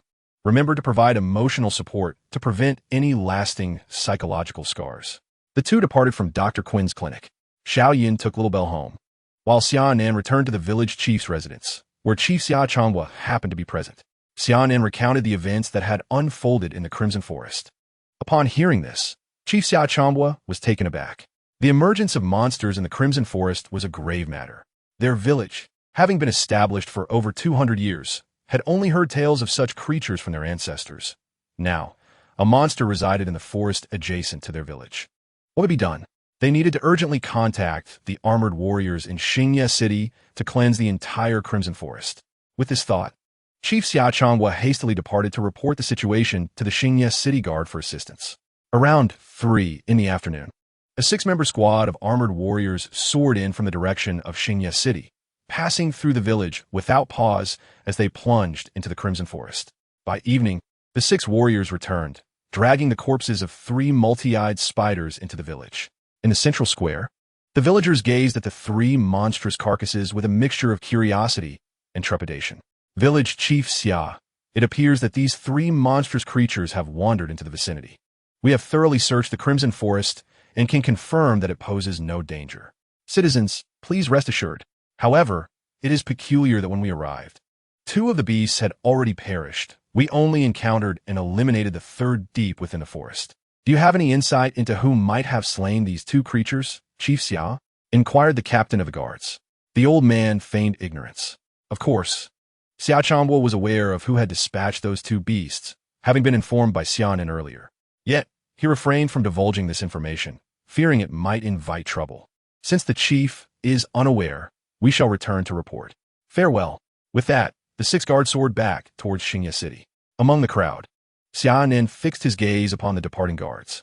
Beside him, Xiao Yun noticed Xia Nan's expression and patted him on the shoulder, saying, "Are you envious of them? The guards are extraordinary individuals, each possessing unique abilities. We ordinary folk can only admire from afar." Suddenly, he recalled that the person beside him was no ordinary character either. Earlier that morning, Xia Nan had effortlessly dispatched 2 monstrous creatures with his bare hands. This prowess could very well surpass that of the guards. Could it be that Xia Nan is also a guard? At this moment, Xia Nan was oblivious to Xiao Yun's words. His mind was flooded with a memory of a magnificent starry sky, where a cerulean mech charged toward a swarm of monsters, leaving behind only their remnants in the wake of a brilliant blue light. Guards? Mech warriors? Xia Nan murmured to himself. Xia Nan, what did you say? Xiao Yun inquired upon hearing his muttering. It's nothing. Let us return and check on Xiao Lingdang. Very well. The 2 departed for Xiao Yun's home. The sight of the guards from Xia City had evoked some memories within Xia Nan. Were these guards not the mech warriors from his recollections? Surely. He too must have been a mech warrior, but where was his mech? Beneath his clothing, the starry patterns on Xia Nan's chest glimmered faintly. That evening, upon returning home, Xia Nan found village Chief Xia Changbo seated in the living room, surrounded by a sea of cigarette butts, indicating he had been waiting for quite some time. Upon seeing Xia Nan, Xia Changbo took a deep drag and said, Xia Nan, come, let's have a talk. Very well. Xia Nan took a seat beside him. Xia Nan, you mentioned earlier that you were the one who dispatched those 2 monstrous creatures, correct? Indeed, Brother Xiao Yun was also present, as they had taken Xiao Lingdang. Xia Nan replied candidly. Hearing Xia Nan once again acknowledge his role in slaying the beasts, Xia Changwa was now convinced of Xia Nan's extraordinary background. Xia Nan, I suspect that you may have once been a guard yourself, perhaps having encountered some misfortune that led you to us. Indeed. Xia Nan nodded. Xia Changwa, observing the knowing expression on Xia Nan's face, queried, Have you regained your memories, Xia Nan? Not fully recovered, but merely reminded of certain events upon seeing that group of soldiers. Well, Xiao Xia, now that you have regained a fragment of your memory, it is certain that you will remember everything in due time. Xia Changwa felt a surge of joy at Xia Nan's recovery. All right, Xiao Xia, you should rest early, he said, before finishing his cigarette and returning indoors. The presence of a soldier in their village significantly enhanced their safety. With a heart full of excitement, Xia Changbo extinguished the lights and retired for the night, with no further conversation. The following morning, Xia Nan brought some snacks and visited Xiao Lingdang at Xiao Yun's home. Inside, the atmosphere was lively again, with Xiao Lingdang's cheerful laughter ringing out, seemingly unaffected by the previous day's events. She remained the joyful lark she always was. Xia Nan knocked on the door, and when Xiao Yun opened it and saw Xia Nan, she exclaimed, Xiao Xia has come. Xiao Lingdang has been eagerly expressing her gratitude to her uncle Xia. Brother Xiao, has Xiao Lingdang been feeling better? Xia Nan inquired, handing over the snacks. Much better, Xiao Yun replied, calling out to the room. Look who has arrived, Xiao Lingdang. Upon seeing Xia Nan enter, Xiao Lingdang sprang up from her bed, and Xia Nan joyfully caught the delightful little sprite. The room was once again filled with laughter and merriment. In the subsequent days, tranquility returned to the village. Village Chief Xia had recently procured a set of defensive equipment from Xia City, preparing against any potential future monster attacks. The previous day's incident had not disrupted the villagers' daily lives. Everything continued as usual day by day. Until one day, 10 squads of soldiers arrived from the direction of Xia City, led by a captain from the Jiao Star military, who summoned Village Chief Xia Changbo. Chapter 4. The Rise of the Monster Tide. Greetings, Village Chief. I am Captain Luo Lan from the 3rd Garrison of Jiao. I apologize for the intrusion, but I am here to convey an order from the Xia City Council. According to the predictions from the Monster Forecast Bureau, there is a high likelihood of a monster tide emerging around Xia City soon. Surrounding villages and towns are required to seek refuge in Xia City, where our military will organize forces to mount a defense. Captain Luo Lan succinctly communicated the council's order to Xia Changbo before departing with his team. The 10 squads needed to gather intelligence on the impending monster tide, leaving no time for delay. Immediately, Village Chief Xia Changbo summoned the villagers to announce the evacuation order from the Xia City Council, urging everyone to prepare and head toward Xia City. Although Xia Changbo was uncertain about the nature of the monster tide, the council's grave concern indicated it must be a significant disaster. He could only hope that their village would remain unscathed after the tide had passed. The villagers dispersed in a flurry, hastily returning home to pack their belongings, ensuring to take valuable items to minimize their losses. Xia Nan stood behind Village Chief Xia Changbo and asked, "Uncle Xia, what exactly is a monster tide?" Xia Changbo stroked his graying beard and shook his head, indicating that he too was unaware. Could it be that the monsters are about to assault Xia City? Xia Nan pondered. What monsters? Have new ones appeared? Xia Changbo inquired anxiously upon hearing Xia Nan's words. Yes, in the past few days, I have encountered several monsters in the Vermilion Forest. They seem to be fleeing from something, Xia Nan replied candidly. All right, Xia, you should also prepare yourself. Dealing with the monster tide is the military's responsibility. As ordinary citizens, we should hasten to Xia City for refuge. With that, Xia Changbo returned home to pack his belongings. He felt a pang of regret for the state-of-the-art massage chair he had purchased in Xia City just last month. It was an exquisite comfort, and he feared that after this monster tide, his costly purchase would be lost to him. The villagers swiftly gathered their belongings, each carrying large and small bundles as they boarded the maglev transport vehicles heading toward Xia City. Xia Nan accompanied the village chief, Xia Changbo, on this journey. It was his first visit to Xia City. Although he had heard much about the city from the villagers, he had never set foot in it before. The reasons were twofold. Firstly, he lacked the funds, and secondly, he was uncertain of what he would do there, preferring instead to live a stable life in his small village. In less than half an hour of rapid travel on the maglev, Xia Nan and the others arrived at Xia City. At the city gate, municipal staff were assisting individuals from surrounding towns with their accommodation arrangements. The city hall had already designated a special living area for the refugees, allowing them to register and settle in with ease. Xia Nan and the others formed an orderly line, cooperating with the city hall staff to provide their information. The staff worked efficiently, and soon it was their turn. They were the last batch of refugees. As the line advanced, only a few dozen from the village remained at the entrance. Xia Nan stood at the end of the queue. Suddenly, a shrill alarm pierced the air, causing panic among the crowd at the city gate. A lieutenant officer descended from the protective walls, urging everyone to remain calm. Under his guidance, the crowd swiftly entered Xia City. The entrance was sealed by a series of heavy alloy gates, 6 layers in total, firmly barricading the passage. The surface of the protective wall shimmered with high-energy currents resembling birdsong, as armored soldiers stood vigilant with energy rifles aimed ahead. 500 meters ahead, the ground began to shift, revealing a trap-laden river stretching 300 meters wide before the assembled crowd. Further in the distance, automated firepower bunkers emerged from the ground. At the heart of Xia City, the ethereal energy defense tower operated at full capacity, enveloping the city in a dark blue luminescence. This was the city's most formidable protective mechanism, and its breach would signify the fall of Xia City. Across the meticulously leveled ground within the city, energy sniper array turrets were positioned, while in an encampment beneath the walls, valiant soldiers stood ready for battle, fully equipped and poised to engage. In the distant expanse, over 40 figures came into view of the guards atop the city walls. Open the gates, Captain Luo Lan's voice resonated through the communication channel. The 6 alloy gates swung open, and the armored soldiers streamed in, their battle gear marred by the smoke of war, unmistakably indicating they had just emerged from a fierce confrontation. Captain Luo Lan, report the situation, a colonel approached him. Sir, we have observed a massive exodus of monsters fleeing towards Xingye City from the end of Days Mountains, estimated to arrive within an hour. We attempted to penetrate the mountains to uncover the source of their retreat, but were met with assaults from aerial creatures. Suffering the loss of over 10 comrades before being forced to withdraw, Captain Luo Lan replied weakly. Captain Luo Lan, please take some time to rest.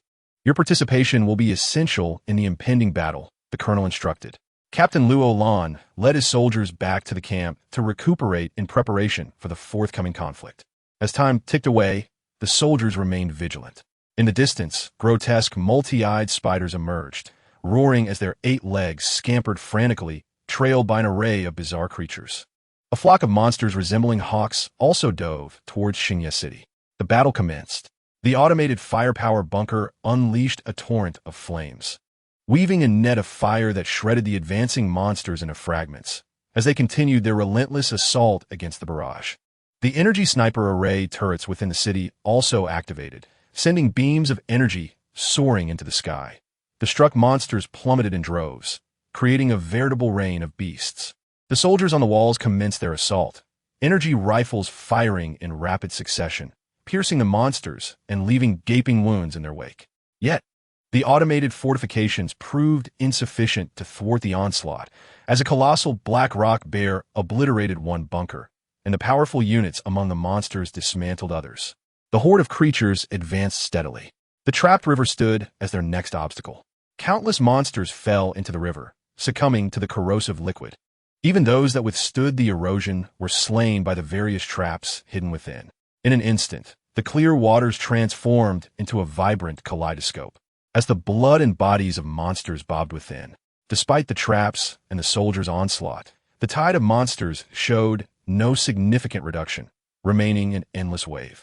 Ultimately, the frenzied creatures managed to fill the trapped river with their fallen, paving the way for the subsequent horde to approach the city walls. Armored soldiers, prepare for battle. Chapter 5, Summer's Assault. With the command from the defensive commander, the soldiers within the walls activated their armor, engines igniting in flames, and surged forth through the portal of the ethereal protection tower, joining the fray. Their arrival momentarily stifled the monster's momentum. The energy saber sliced through the body of a lizard-like creature, cleaving it in two as it fell to the ground, convulsing slightly before being trampled into a pulp by the advancing horde. A fiery energy cannon struck a black rock giant bear, which, adhering to the principle of abundant fur but weak flames, transformed into a flaming beast. Despite its thick hide and substantial flesh, the bear writhed in agony as the flames seared its body, frantically attacking the surrounding creatures. Weaker foes were crushed to dust beneath its powerful blows, and, ultimately, the giant bear was burned alive, leaving behind a peculiar aroma of roasted meat wafting through the battlefield, oddly enticing. In the sky, the flock of hawk-like creatures, having suffered significant losses, ceased their assault on the ethereal shield. With a piercing screech from their leader, they spread their wings and ascended back to the heights, temporarily alleviating the offensive crisis above Starry Sky City. However, the situation on the ground remained dire, as numerous creatures had breached the defenders' lines and collided with the city walls, being electrocuted into charred remains. A colossal elephant creature crashed into the wall, causing the entire defensive structure to tremble violently, raising doubts about its integrity. High-energy currents, striking its thick skin, left only dark scorch marks, having minimal effect. A resounding crash echoed as the outer gate of the city was dented severely. The creatures relentlessly battered the gate, the grating sound of metal under pressure filling the air. After more than 20 minutes, one of the gates finally succumbed to the strain and collapsed with a thunderous roar. 4th and 5th Battalions deploy. Aerial reserves, prepare. The commander remained calm, issuing orders with unwavering judgment, undeterred by the unfolding chaos. A fresh wave of defenders surged from within Starry Sky City, fortuitously situated between two towering mountains, allowing the creatures to assault only from one side of the walls. Otherwise, the city would find itself besieged on all fronts, with forces stretched thin. 3,000 soldiers formed in attacking formation at the forefront of the walls, methodically suppressing the creature's onslaught, gradually pushing them back 500 meters from the walls. A thunderous roar erupted from the rear of the creatures as a four-legged beast, standing upright with the head of a tiger, charged forward. Those blocking its path were sent flying, meeting their demise. Tiger roar beast. Block it.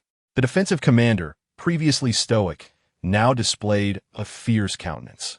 2 squads of soldiers rushed to intercept the beast, forming a barrier with 12 alloy shields that combined into a formidable dragon-scale shield.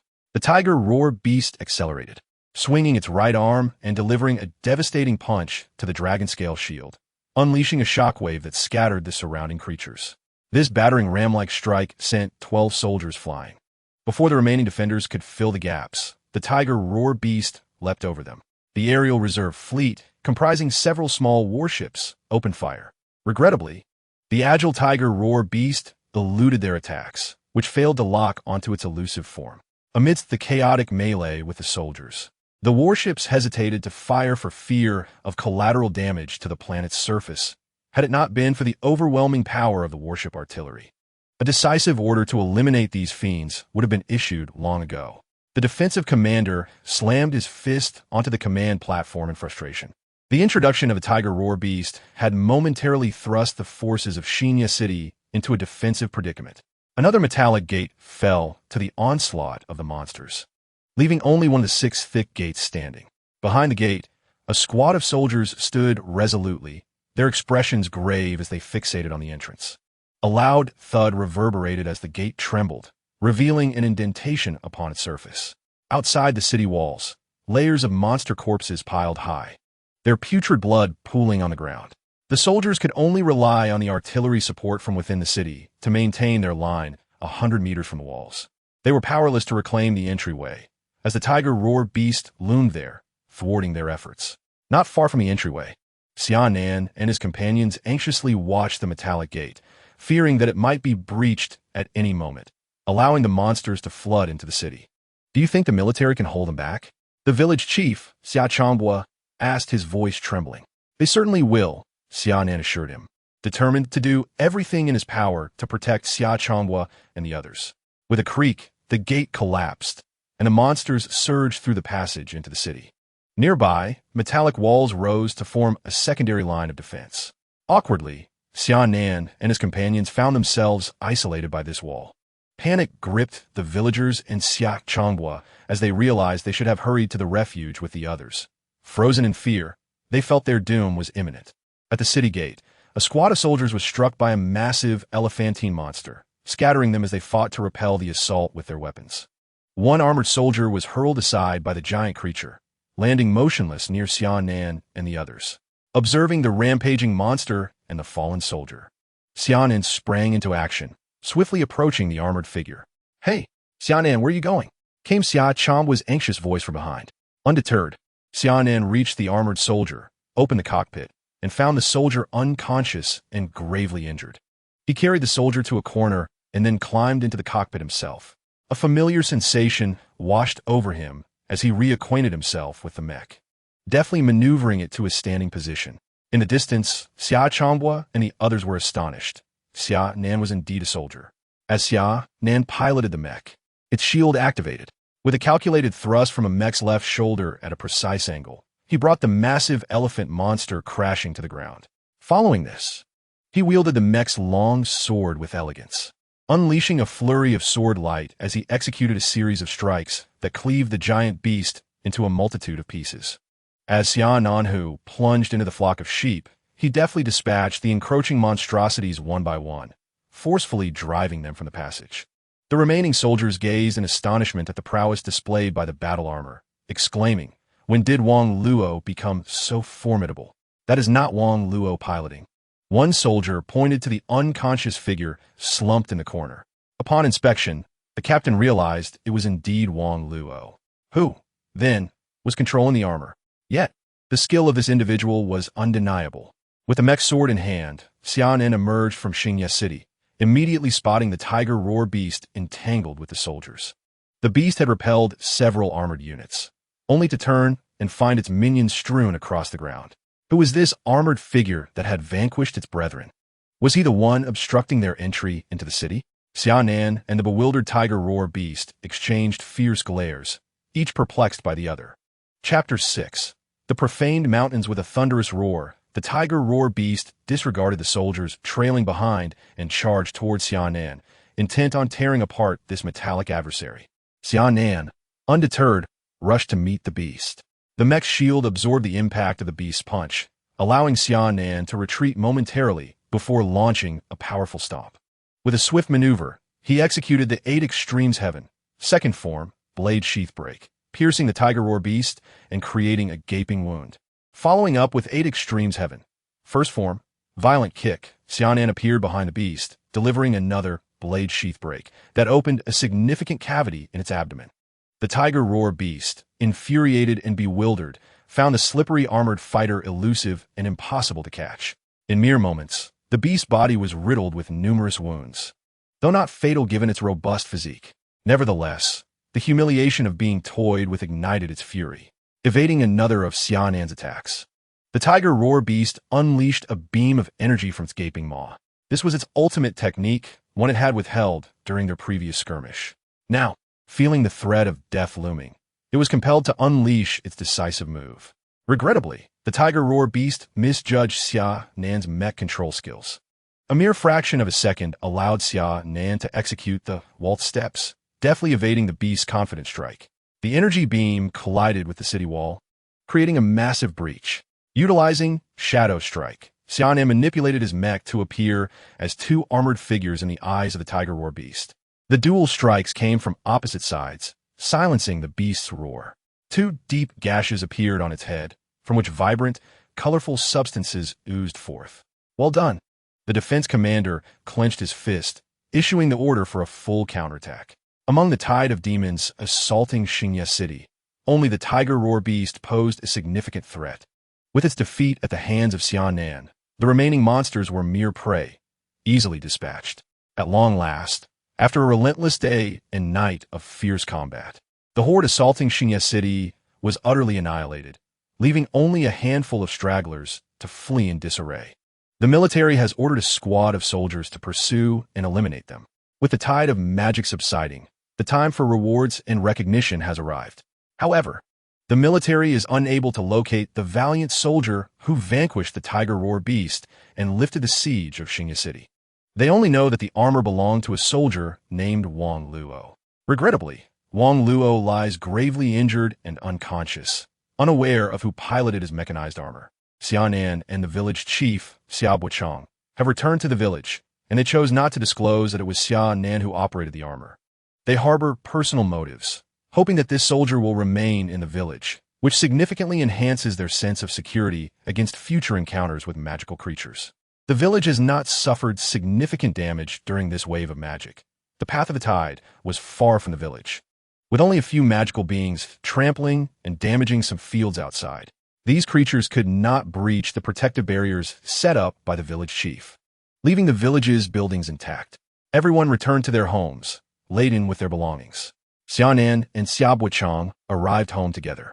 Xia Buchang said nothing, merely patting Xia Nan on the shoulder before attending to village affairs. After a few days of initial busyness, the village fell back into its usual tranquility. During this time, Xia Nan has been striving to recollect his past, yet whenever he attempts to recall significant events, a mysterious force obstructs his memories. Unbeknownst to him, this is the seal set by the god-slaying sword within his mind, designed to prevent him from succumbing to the overwhelming spatial energy that could render him foolish. Only as his physical abilities subtly enhance will the memories within his mind gradually be released. Sitting in the courtyard basking in the sun, Xia Nan finds himself alone. As Xiao Yun and his wife have taken their daughter, Xiao Ling, back to her maternal home, leaving him without anyone to converse with. Mechanized armors soar above him, heading into the distance. Xia Nan understands that these armors are venturing into the desecrated mountains to seek the source of the magical tide. Days prior, at least a faction of the tide had surged towards Xia City, while the majority assailed other cities near the desecrated mountains. Now that the tide has receded, Numerous reconnaissance teams from the military and several cities have gathered within the desecrated mountains, intent on uncovering the source of the incident. Otherwise, they cannot ensure that another magical tide will not occur. In the afternoon, a squad of soldiers descended upon the village for resupply, and their conversation piqued Xia Nan's interest. Word has it that the military has identified the source of this magical tide. What caused it? One soldier inquired. It is said that a massive underground labyrinth has emerged within the desecrated mountains, harboring an object that emanates immense energy, which frightened the magical creatures away, thus triggering the tide. That must be a treasure, another soldier remarked. Indeed, yet that treasure is beyond our reach. The military has already dispatched personnel to explore the labyrinth, but those who enter merely wander around aimlessly before inexplicably re-emerging, failing to find an exit. Very well. We must return to report. The squad leader interrupted the idle chatter of his team. 6 armored soldiers soared into the sky. A labyrinth? Treasures? A relic, perhaps? Xia Nan had already confirmed from his recovered memories that this was indeed a relic. It appeared to be an exploratory site, devoid of significant peril. Xia Nan felt a profound interest in this relic. However, he was acutely aware that it was currently under the jurisdiction of the military of Jiawu Star, making legitimate entry improbable. He contemplated the feasibility of clandestinely visiting it after some time. 5 days passed. The news of the labyrinth and treasures had spread far and wide. Everyone was aware that within the profaned mountain range lay a labyrinth, rumored to contain treasures. Yet, no one could gain entry. The military had dispatched no less than 1,000 personnel, and several cities had sent many others to explore, but alas, they could only traverse a few circles within. The exploration had stagnated, and the Jiawu Star military could not allow the relic to remain abandoned. Thus, they resorted to issuing an exploration decree, permitting civilian forces to enter and explore. The hope was that a fortunate individual might penetrate the labyrinth, decipher its mechanisms, and obtain the treasures within. The issuance of this exploration decree ignited a fervor of exploration within the profaned mountain range. Hundreds of thousands flocked from all directions, erecting tents and similar structures around a labyrinth's vicinity, with individuals entering daily to explore. To date, no one had managed to unravel the labyrinth's secrets or acquire any treasures. After several days of gathering information, Xia Nan left a letter for Xia Changhua and set off for the profaned mountain range. After hitching a ride for a better part of the day, he arrived at the relic's entrance. There, upon an unknown metallic stele, were inscribed 4 grand characters, City of the End. This was a relic belonging to the City of the End.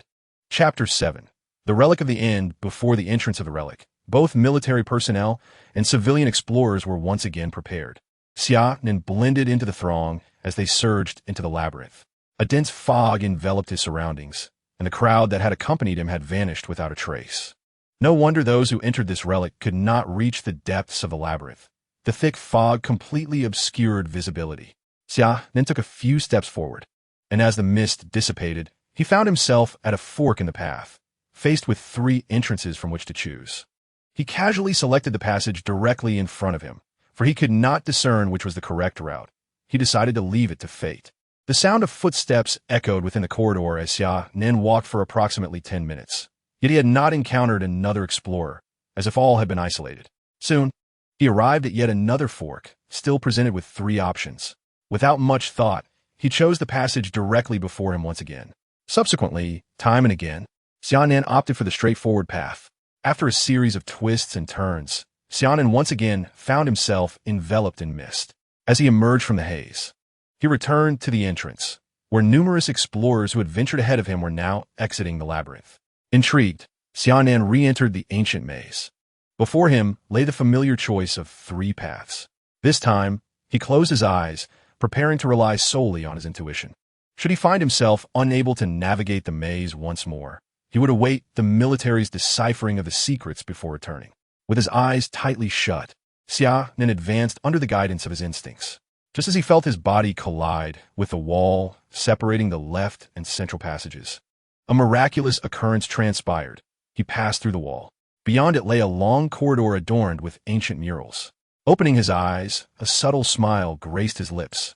He knew he had chosen wisely by following his intuition. Tapping the wall behind him, he heard a dull echo, confirming that this maze could only progress forward. With no turning back, Xia Nan's figure continued onward, stepping into the darkness. Meanwhile, in the distant capital of the Radiant Empire, Star Saint Light. Within a highly confidential laboratory beneath the palace, Saint Maria lay dormant in a stasis pod. Dozens of researchers from the Radiant Empire were conducting examinations on the form within. What is the status? Why does this body still exhibit slight mental fluctuations? An energy being, observing through a screen, fixated on the body in a laboratory. Your Highness, it is possible that the mental prowess of this body is inherently too potent, with some residual energy remaining. However, after more than 20 years of modification, it should pose no threat and will effectively support your power, said a humble figure beside the energy being. This figure, bowing his head, was Gerino Man, the chief researcher of the Radiant Empire. His laboratory primarily focused on creating compatible bodies for members of the Radiant race. After centuries of experimentation, he had successfully crafted hundreds of suitable forms for the Radiant lineage. This particular body had been seized over 20 years ago from Human Federation. Its formidable spiritual energy had led to genetic defects, yet it was precisely this strength that made it compatible with a supreme member of the Radiant royalty. Deeper within the laboratory lay a vast chamber filled with numerous stasis pods, each containing experimental subjects acquired from across the cosmos. These subjects included not only members of the Federation, but also elves, star spirits, ancient tower races, and even several juvenile insectoid nobility. The technology that enabled the forcible modification of other races by the insectoids had originated from this very laboratory. Xia Nan's sister had also been abducted by them, destined to serve as a vessel for a member of the Radiant royalty. Her life had long since faded over 20 years ago, yet her extraordinary spiritual energy had allowed her to resonate with Xia Nan's call for her during the Battle of the Dark Star's Arm. Saint Mira ventured to the surface of the Dark Star Arm due to the influence of a natural wormhole. In truth, she had long been aware of the wormhole's location. Her presence at the Dark Star Arm was a deliberate test of the compatibility of her current vessel. She intentionally allowed Clark and others to provoke various SS-level powerhouses. Hasten to eliminate these influences. Our clan's secrets must remain concealed for the time being. This vessel holds great potential for me. Yes, Your Highness. Jerry Noman respectfully escorted the energy entity from the laboratory. Unbeknownst to many, the royal family of the Radiant Empire had been covertly usurped by the Holy Light clan. Over centuries of subtle manipulation, the entire empire remained oblivious to the fact that their nation had been claimed by a new master. Even those who might have discovered the truth had long since become mere experimental subjects. Xia Nan wandered through the darkness for an indeterminate span of time. Suddenly, light flooded his surroundings, leading him to an exit. As he stepped out of the passage, the brilliance dissipated, revealing a city brimming with technological marvels. Military and civilian explorers, who had been navigating the labyrinth, were abruptly teleported out. As they stood bewildered, the labyrinth transformed into a lengthy corridor. The crowd exchanged glances, questioning whether the labyrinth had been deciphered. "Charge!" someone shouted, and the civilian explorers surged toward the passage. The military commander acted decisively, ordering the exploration team to advance, entering the corridor ahead of the throng. At this moment, Xia Nan had already stepped into the enigmatic city. He sensed that the immense energy source responsible for the magical tide resided at the city's core. Since he had arrived before the others, he would claim the treasure without hesitation. Racing along the city's streets, Xia Nan hurried onward. 3 hours later, he arrived at the central grand library of the city. Upon entering the library, a wave of energy swept over him, and after 2 beeps, the library's defensive mechanisms were deactivated. The recent scan aimed to confirm whether Xia Nan was a foe of the civilization of the City of the End. Had his identity been deemed inappropriate, he would have faced the full force of the library's defenses. In its prime, the City of the End traversed the cosmos, and this library preserved an array of esoteric knowledge and advanced technology from across the universe. Scholars from various cosmic civilizations visited daily, and now, Xia Nan stood as the first visitor in countless millennia. The knowledge contained within this library would once again be unveiled to the diverse races of the universe. Xia Nan ascended the staircase, undeterred by the priceless tomes surrounding him, intent solely on discovering the nature of the treasure imbued with immense energy. At last, he reached the top floor of the library, where a single box lay quietly on the desk. Inside the box radiated a captivating energy, a bronze key. Chapter 8. The Dawn of Enlightenment. Mythical Mecha Xia Nan reached out for the key. The moment his fingers brushed against it, the astonishing energy flowed back into the key. Outside the ruins, the energy has dissipated. Has someone taken the treasure? The crowd buzzed with speculation. Xia Nan scrutinized the bronze key in his hand. Could it be the catalyst for the magical tide? Aside from the absence of energy, he detected no peculiarities. What, indeed, does this key unlock? Upon the desk lay not only the key, but also a journal.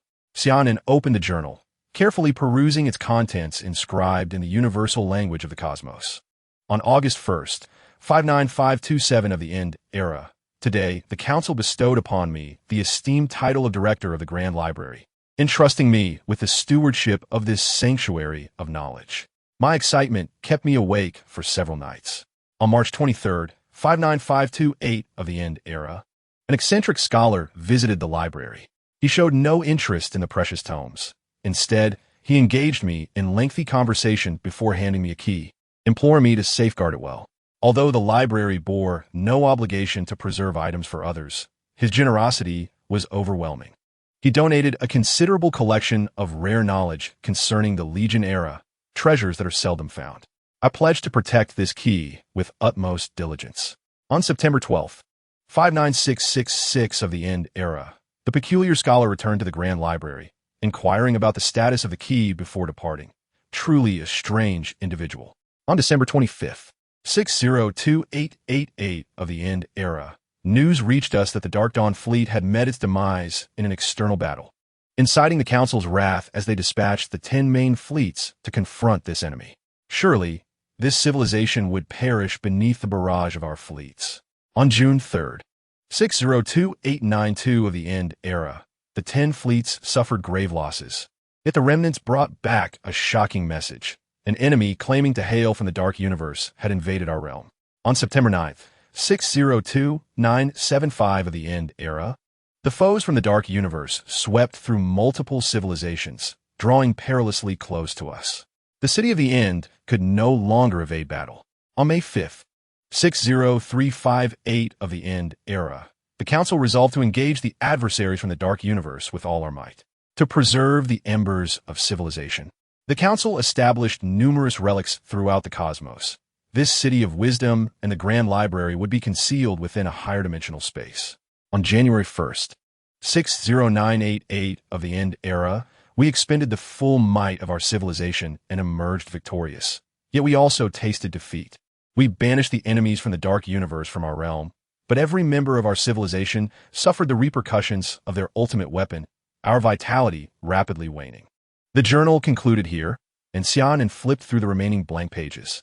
It appeared that this civilization, known as the City of the End, once stood as one of the cosmos' foremost powers, yet after the conflict with the adversaries from the Dark Universe, it had fallen into decline and oblivion, leaving behind numerous relics in this universe. This must be the City of Wisdom and the Grand Library referenced in the journal. Xia Nan closed his notebook, preparing to delve into knowledge and skills suited to his abilities. At that moment, the bronze key in his hand emitted a sharp aura, cutting into his palm and causing blood to flow profusely. The key absorbed Xia Nan's blood, its aura swelling with power, and that formidable energy fluctuation reemerged. Military explorers, just entering the city from the passage, hurriedly rushed towards his location. Xia Nan's form was shattered into streams of information, and a flash of white light enveloped him, causing him to vanish within the Grand Library. After experiencing a familiar sensation of weightlessness, Xia Nan found himself before a grand hall. Gazing at this seemingly familiar structure, memories surged within his mind. This hall was likely called the Hall of Heritage. The bronze key in Xia Nan's hand ceased to emit energy, and the wound on his palm healed unbeknownst to him. He stepped forward and inserted the key into the keyhole of the Hall of Heritage's grand door. The door slowly creaked open. As it did, the patterns of the star emblem on Xia Nan's chest shone brightly. Curiously, he looked down at the patterns adorning his chest, pondering their origin. As the door fully opened, the entirety of the Hall of Heritage came into view. In the center stood a jet-black mech, adorned with dark golden patterns across its chest. This mech bore no weapons. Behind it floated 5 orbs, each radiating a spectrum of colors. The luminescence emanating from Xia Nan's chest divided into 2 beams, one directed toward the mech, the other toward a metallic pedestal in front of it. As the light dissipated, a cube materialized atop the pedestal, while the 5 orbs surrounding the towering mech began to revolve around Xia Nan. A voice, hauntingly familiar to Xia Nan, resonated from the cube. Xia Nan, it has been a long time. The fragments of memory within his mind began to reassemble, and the space energy sealed by the god-slaying sword began to stir. The 5 orbs encircling Xia Nan emitted beams of light, enveloping him in their glow. With their assistance, the vast amounts of spatial energy within Xia Nan's body were rapidly absorbed, causing his physique to elevate at an astonishing rate. In that moment, Xia Nan experienced excruciating pain, yet the energy surging through him robbed him of the ability to even cry out. As the radiance gradually receded, Xia Nan, drenched in sweat and gasping for breath, looked at the cube and smiled. Chuanxing has been too long. His memories had finally returned in their entirety. Chuanxing, did you not fall into slumber alongside the cube? How is it that you appear here? That is a question for you, Chuanxing replied. The evolution cube left an evolution mark on your mech, which has been slowly releasing evolution energy. Not long ago, this mark suddenly began to channel a significant amount of spatial energy back into the cube. With the energy fully charged, I awakened. Just now, you activated the final sanctuary, and I, along with the evolution cube, was transported here. The final sanctuary? Is this also part of the Shining Legion? Xia Nan inquired, his curiosity piqued. Indeed, this is the final sanctuary of the Radiant Legion, a repository of the most formidable mechs in existence. The strongest mech? Xia Nan gazed upon the towering figure of the mech, pondering the significance of the 5 orbs before him. The golden orb, a treasure preserved by the successive commanders of the Legion, symbolizes the power of gold within the cosmos. The remaining 4 orbs each represent a distinct force, yet should they not reside in the hands of the leaders of the 4 other legions? How do they come to be here? The stars could not provide an answer to this conundrum. Xia Nan, swiftly activate this supreme mech. Your arrival here is guided by fate. You are the rightful master of this mech in this generation, urged the stars with palpable urgency. Xia Nan accessed the mech, and, following the stars' guidance, placed the evolution cube within its confines. With the energy emanating from the cube, the mech was awakened. A resonant hum filled the air as the mech's eyes ignited, and the intricate patterns on its chest shimmered with brilliance. It became clear that to activate this supreme mech, the energy from the evolution cube and the emblem of the stars were both essential for authentication, each indispensable. The beacon bestowed upon Xia Nan by the commander of the Viper Legion was reactivated, channeling into the blue orb among the 5. The orbs were embedded around the evolution cube within the mech. The golden and blue orbs radiated waves of energy, while the other 3 remained dim and lifeless. Xia Nan maneuvered the mech out of the Hall of Inheritance. Let's depart. As soon as the words left his lips, the Dawnbreaker mech vanished from sight amidst the resplendent light of dawn. Chapter 9. Departure outside the library of the ruins of the City of End. The Dawnbreaker mech appeared like a specter in the square. Xia Nan disengaged from the mech and re-entered the Grand Library. He needed to transcribe this invaluable knowledge, which could potentially spare the Federation thousands of years of technological and superhuman development. Guided by the stars, Xia Nan located the information interface within the library. Stars, I entrust this to you. Rest assured. In the control room of the library, a torrent of information surged as the stars rapidly assimilated the knowledge contained within the books. In the days before the fall of the City of End, visiting scholars could only peruse the physical tomes within the library, unable to access their electronic backups directly. Now, with the City of End in ruins and the library devoid of its master, only the defense systems remained operational. The stars effortlessly copied the electronic backups of these texts. Although the copying process was swift, the sheer volume of knowledge was overwhelming, as boundless as the smoke that fills the air. From the outside, the Grand Library appeared to rise merely 9 stories high. Yet within, it had been expanded through spatial technology, revealing a complexity far beyond its outward simplicity. Xia Nan, upon his initial entry, had overlooked the marvel of the library, but now, upon closer inspection, he noted that the rows of bookshelves extended into the distance, seemingly without end. Not far from the library, a sizable contingent of military soldiers swiftly approached the grand structure in armored vehicles. Xia Nan heard the commotion and urged, "How much longer until the stars align?" He had no desire to encounter these military personnel. Otherwise, the key would unwittingly reveal itself to them. Almost there. Ready. Let's go. With that, Xia Nan dashed towards the exit. The moment he burst out of the Grand Library, he summoned his mech, the Dawn of Dawn, narrowly avoiding the soldiers who flanked him on either side. What has passed by? One soldier inquired, puzzled. I think I saw a fleeting shadow. Another soldier responded uncertainly. The captain interrupted their exchange. Team 1, advance into the building ahead. Teams 2 and 3, establish a defensive line to protect Team 1 from any unforeseen events. He too had glimpsed a shadow dart by, but the immediate priority was to enter the building and ascertain the location of the artifact. That was close. He almost crossed paths with the military. Xia Nan maneuvered the Dawn of Dawn swiftly through the City of Wisdom, having successfully acquired the most coveted treasure within the ruins. There was no longer a need for exploration, lest he attract suspicion from others. Like a phantom of the night, he navigated the streets and soon reached the outskirts of the City of Wisdom, where the spatial protective barriers no longer constrained him. Activating the mech's jump device, he departed the ruins of the City of End.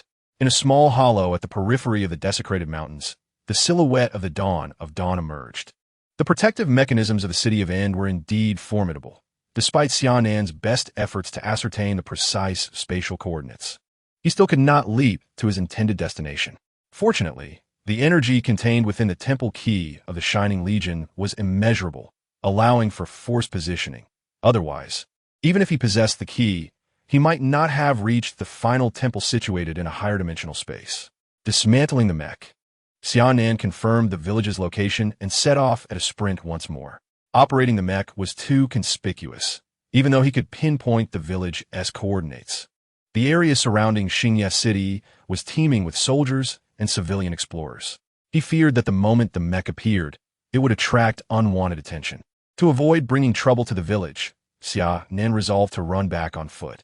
However, with his memories restored and the stars regained, his spirits were buoyed, rendering the arduous journey bearable. The scenery on either side rushed past as Xia Nan, supported by his formidable physical prowess, raced towards the village. In just about an hour, the outline of the village became distinctly visible, far quicker than his previous journey by vehicle.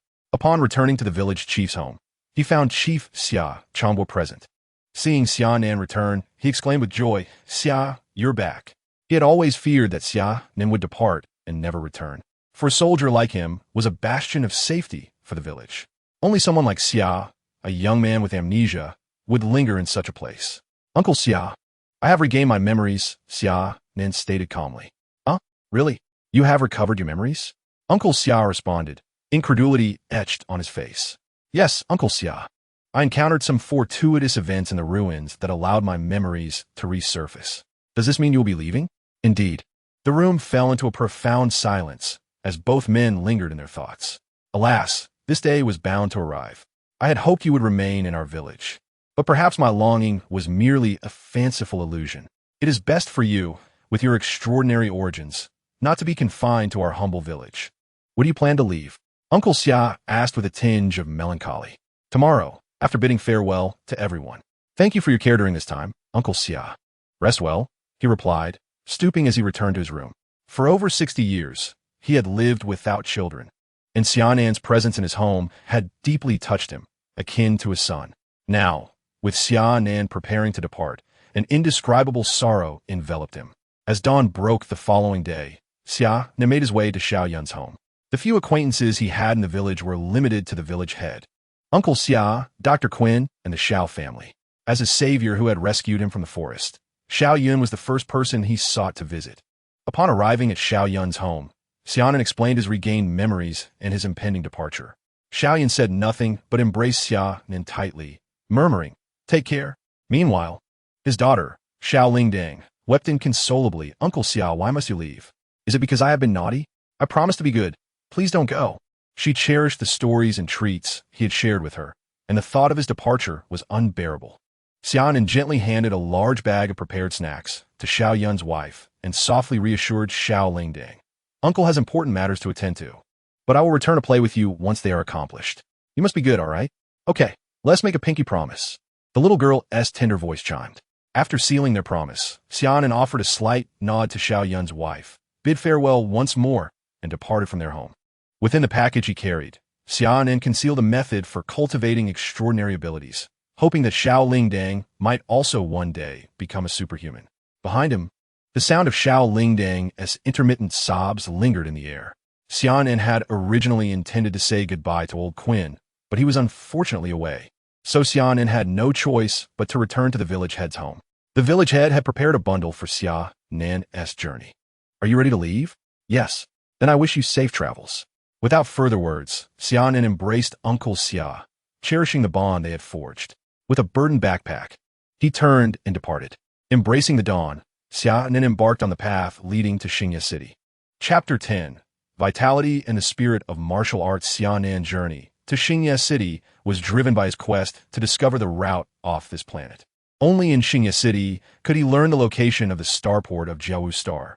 The information in the small village was far too insular, as the villagers had ventured no further than Xia City and were entirely oblivious to what a starport entailed. Not long after leaving the village, Xia Nan boarded a transport vehicle heading to Xia City. As he sat within the confines of the vehicle, he pondered his forthcoming journey and its objectives. This planet felt exceedingly foreign to him, starkly different from the domains of the Radiant Empire. It appeared that the recent spatial tempest had caused a deviation in the wormhole, transporting him to this unfamiliar world. Moreover, he was grappling with some troubling issues regarding his own body. The disappearance of the superpower particles within him marked the second time he had lost his abilities. Yet curiously, even without these powers, he was still able to operate the Dawnlight Mecha, which, under normal circumstances, should require a certain level of energy from the pilot. While Xia Nan was still mulling over his future aspirations, the transport arrived at Xia City. Upon arrival, he made his way to the city hall, for it was here that he could procure a star chart. After a series of inquiries, he finally located the city hall. There, he spent a modest sum to acquire a star chart, discovering that the star charts of Xia City were partially subsidized. The city hall actually encouraged the populace to explore the cosmos. However, the ordinary citizens lacked the funds to purchase tickets for starships, which explained why the city hall's star charts had gone unsold for years. Xia Nan had become the first customer in years among the residents of Xia City. Through the star chart, Xia Nan ascertained that he was currently situated in the extreme martial star domain within the Wuyu star system, on Jiawu Star. The extreme martial star domain lay at the southern border of the Celestial Federation. According to the chart, the Celestial Federation boasted an immensely vast territory, encompassing 37 star domains, solidifying its status as the preeminent power in the region. This was Xia Nan's first encounter with a civilization possessing such expansive dominion. Even the Radiant Empire could claim only a little over a dozen star domains, rendering it a mere junior in comparison. There was no need to even compare it to the Human Federation, as the disparity in strength was overwhelmingly vast. The Celestial Federation was a civilization thriving in martial arts, where the numbers of elemental and psychic superhumans paled in comparison to those of martial practitioners. No wonder most of the warriors Xia Nan encountered were martial arts superhumans. Amidst the onslaught of the magical tide, he had only glimpsed a few elemental superhumans. This was indeed a characteristic of their civilization. Inquiring with the City Hall staff about the location of the starport, he received a clear response. The starport was situated 3,000 kilometers northeast of Xia City.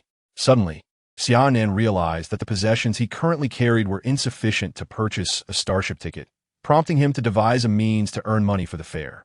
Xia Nan departed from the municipal hall and wandered aimlessly through Xia City, contemplating what he might do to earn enough money for a ticket to board a ship. Suddenly, a familiar structure came into view. Was that not the office of the Interstellar Mercenary Alliance? It seemed that Xia City also hosted a branch of this renowned organization. Indeed, one of the largest neutral entities in the cosmos.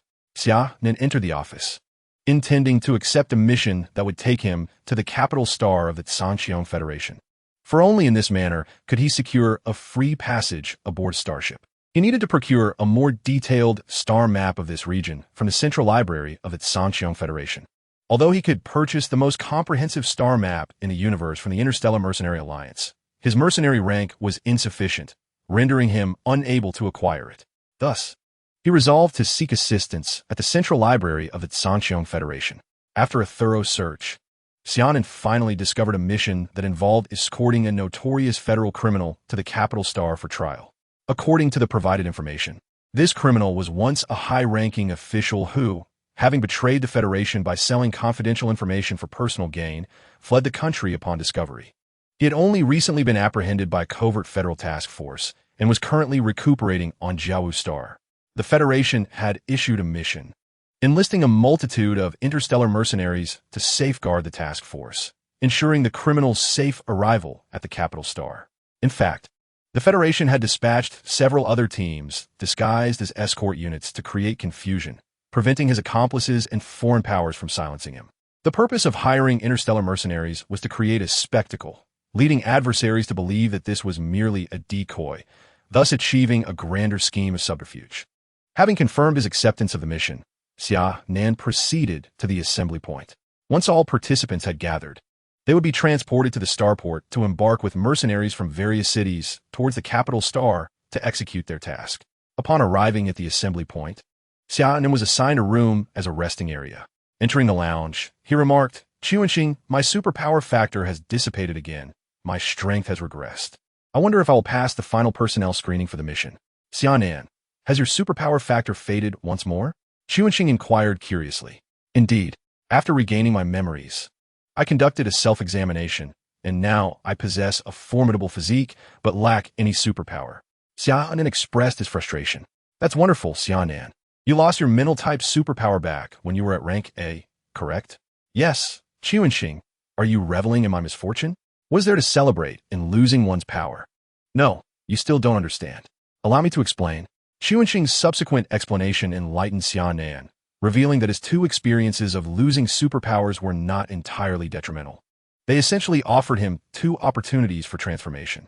Chuanxing had previously mentioned that in comparison to 1,000,000 years ago, the energy cap in this universe had diminished by 30, making the emergence of SS-level powers impossible, although this was not an absolute fact. In truth, it is not the reduction of energy limits that has hindered the emergence of super SS-level warriors, but rather the cataclysmic battle of the 5 Great Legions, which shattered the very fabric of the universe's energy rules. To this day, the cosmos remains unable to heal itself. Presently, there are but 2 paths to transcend the SS tier and become a true cosmic powerhouse. The first entails possessing extraordinary talent and forcibly resonating with the universal laws to achieve ascension. However, such prodigies have been exceedingly rare over the millennia. Xia Nan is self-aware, recognizing himself as merely an ordinary individual with some fortuitous encounters. This option is simply unrealistic for him. The second path involves cultivating the 3 realms of essence, energy, and spirit to achieve unity. An ancient civilization referred to this state as the gathering of 3 flowers. Here, the spiritual realm symbolizes the divine, the elemental realm represents energy, and the martial arts realm embodies essence. Xia Nan has already mastered the realms of spirit and energy. He now needs to cultivate the martial arts essence. Once he reaches the pinnacle of the SS level in martial arts, he stands a chance to unify essence, energy, and spirit, breaking through limitations to attain the Super SS tier. This simultaneous cultivation of the 3 realms requires fortuitous circumstances and carries significant risk, as not everyone possesses a relic like the God-slaying sword to repeatedly awaken and refine their abilities. Even in the era of ancient civilizations, where the cosmic laws were perfected, only those protected by Super SS-level warriors could undertake such simultaneous cultivation. Yet, how shall I awaken my martial arts superpower? My ability to harness spatial powers was bestowed by the God-slaying sword.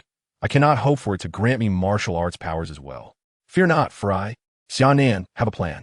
Have you forgotten what the Shining Legion is renowned for in the starry skies? The Shining Legion's greatest strength lies in its legacy of martial arts superpowers. During the era of the 5 Great Legions, the commander of the Shining Legion was the pinnacle of martial arts in the universe. You are now perfectly positioned to cultivate the martial arts superpower techniques of the Shining Legion, awakening your martial arts abilities with ease, given your current physique. Upon this declaration, a tome entitled Meteor Body Refinement Technique was transmitted into Xia Nan's mind. With unwavering focus, Xia Nan entered a state of cultivation. Only by surpassing the SS level can he fully unleash the capabilities of Mythic-Grade mechas. Press on. Chapter 11. Interstellar assassination, the meteor body refinement technique, seemed inherently suited to Xia Nan, as his progress in cultivation was remarkably swift. After a mere 10 minutes, he had awakened the martial arts superpower factor within him, generating the first wisp of martial energy. In truth, due to the modifications from the god-slaying sword and the vast spatial energy, Xia Nan already possessed a physique on par with SS-level martial arts superpowers. He just had yet to fully unlock his potential. Since the birth of that first wisp of martial energy, Xia Nan re-entered the ranks of D-level superpowers. The assembly signal resonated in the room. Xia Nan opened his eyes, clenched his fist, and felt the distinct differences between the martial arts, spiritual, and elemental realms. The essence of martial arts coursed through Xia Nan's body, and he could feel the vigorous flow of vitality within him. It was an exhilarating sensation. The meteor body refinement technique operated autonomously within Xia Nan, continuously refining the superpower factors. This extraordinary tome of the Shining Legion indeed proved itself remarkable, possessing the ability to slowly absorb cosmic energy from the surroundings, even during non-training periods, to enhance one's being. The title of the pinnacle of martial arts held by the Shining Legion was truly well-deserved. Xia Nan's recently awakened martial arts superpower was one of life enhancement, a form of superpower that touched upon the very rules of existence. This ability endowed Xia Nan with a vitality that set him apart from the ordinary. And as his superpower level ascended, it would significantly optimize the genetic sequences within him, propelling Xia Nan toward the evolution of a higher life form, while also granting him extraordinary recuperative abilities. Humanity was not inherently an extraordinary species. In terms of innate lifespan and capabilities, it lagged far behind numerous extraterrestrial races. Only through the awakening of superpowers and the continuous enhancement of abilities could humanity refine its genetics and empower successive generations. Compared to several millennia ago, modern humans were almost an entirely different breed from those who first ventured into the cosmos. As Xia Nan emerged from his quarters, he found the hall nearly filled. Under the guidance of the staff, he and his companions boarded a military maglev transport vehicle en route to the starport, preparing for departure. The speed of the military maglev was impressive. While Xia Nan observed his fellow travelers, the transport vehicle began to decelerate. The doors opened, revealing the starport of Jiawu Star before him. In the distance, mercenaries from various cities of Jiawu Star, summoned for the mission, presented a muscular and philosophical presence. Among them, Xia Nan appeared rather refined and handsome. It was no surprise that in a civilization thriving on martial prowess, everyone placed great emphasis on physical training and improvement. Suddenly, a squad of soldiers clad in pitch-black battle armor escorted a hovering prison pod into the starship. This must be the Shadow Guard team mentioned in the mission briefing. The mercenaries in the plaza marveled at the meticulous military bearing and superior equipment of the Shadow Guard. As they prepared to board, a staff member urged the mercenaries to embark upon the starship. The mission was about to commence. A total of 532 mercenaries from various cities of Jiawu Star entered the vessel. The starship ascended, soaring into the cosmos. Simultaneously, ships launched from various locations on Jiawu Star, all heading toward the capital star. Inside the starship, the mercenaries engaged in lively conversations, boasting about their past missions. Xia Nan paid little heed, his attention fixated on the Shadow Guard team at the front of the vessel. Their gear resembled that of Mecha suits, albeit significantly smaller, and the material appeared to be something other than metal. The members of the Shadow Guard paid no mind to the gazes and whispers of the onlookers, steadfastly guarding their escort target, resembling black stone sculptures. "Little brother, curious about those Shadow Guards, are you?" inquired a muscular man beside Xia Nan, adjusting his gold-rimmed glasses. "Who is this?" Xia Nan turned his head in response. Seemingly aware of Xia Nan's confusion, the robust man spoke up, "Greetings, young brother. I am Wang Mang, also hailing from Xingye City. It is a pleasure to meet you, Xia Nan." Xia Nan introduced himself in return, his curiosity piqued by the mention of the shadowy operatives. Wang Mang inquired once more, "Are you intrigued by these Dark Sentinels?" Xia Nan nodded slightly. "These operatives are the sharp blade of the Supreme Council of the Zhangqiang Federation, tasked with apprehending the most notorious criminals who threaten the interests of the Federation. They possess no names, only code names, and their battle armor is one of the technological marvels of the Zhangqiang Federation. This bio suit, a fusion of half-biological and half-metallic components, is derived from the genetic material of the cosmic creature known as the slime, cultivated and integrated through advanced techniques. This armor boasts defensive and offensive capabilities on par with traditional armaments, while its agility far surpasses that of conventional gear, devoid of energy constraints, thus allowing for an optimal synergy with the extraordinary abilities of its wearer. How do you know so much? Xia Nan queried, perplexed that such information, likely a state secret, was readily available to an interstellar mercenary. Wang Meng, anticipating this question, let out a hearty laugh. Such knowledge was purposefully disseminated by the Federation to instill fear in those malevolent individuals, deterring them from reckless actions. Xia Nan was taken aback, surprised by this revelation. Young brother, you are not from the Sangqiong Federation, are you? The muscular Wang Meng continued. This time, Xia Nan was genuinely astonished. Although not a citizen of the Sangqiong Federation, the appearance of a human race bore a striking resemblance to that of the Federation's inhabitants, making it nearly impossible for the average person to discern the difference. Had it been otherwise, he would have been recognized long ago during his time in the village. Do not be alarmed, my friend. Interstellar mercenaries come from all races. Our Sangqiong Federation hosts many mercenaries from across the cosmos. My unique ability allows me to discern a person's race, and you, young brother, likely belong to the same broad cosmic classification as us, making you akin to kin. Indeed, I hail from a realm known as the Galactic Federation, Xia Nan admitted, openly sharing his civilization in hopes of gleaning information about it from the robust Wang Meng. Unfortunately, Wang Meng stroked his stubbled chin and murmured, Galactic Federation? Where is that? I have not heard of it. Xia Nan realized from Wang Meng's response that the Galactic Federation must be quite distant from this star domain.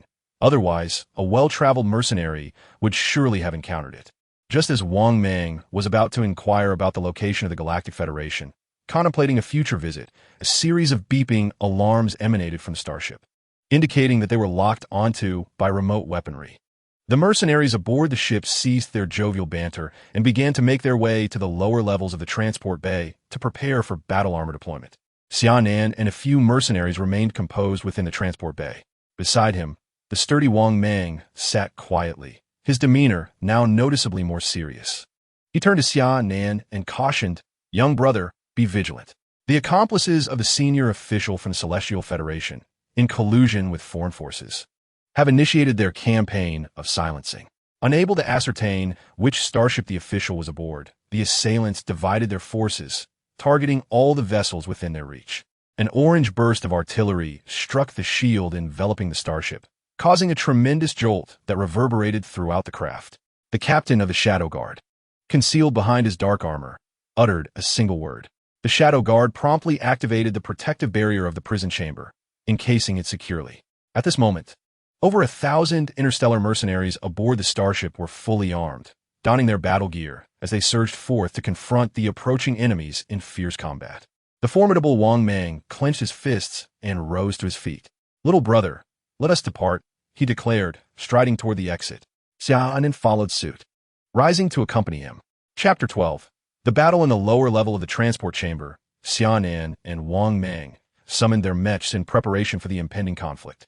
Wang Meng, clad in his battle armor, cast a glance at Xia Nan's towering dawnlight mech, narrowing his eyes slightly. Little brother, the energy output of your mech is quite remarkable. Such models are rare, reminiscent of the ones produced in the recent relics found within the Blasphemy Mountains of Jiawu Star. Xia Nan merely nodded in acknowledgement, choosing silence as he boarded his mech. As the engine roared to life, the sleek black silhouette surged into the cosmos. Wan Mang, Undo Do, chuckled softly. His nimble mech engaged the enemy with agility. With the addition of several advanced mech from the ranks of the mercenaries, the adversaries began to falter.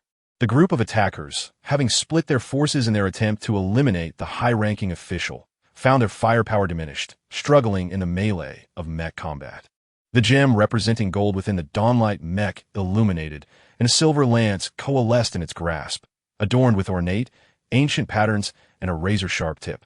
The dawnlight mech, wielding the lance like an ancient general breaking through enemy lines, charged headlong into the throng of opposing mechs, effortlessly dismantling one with a thrust and a sweep.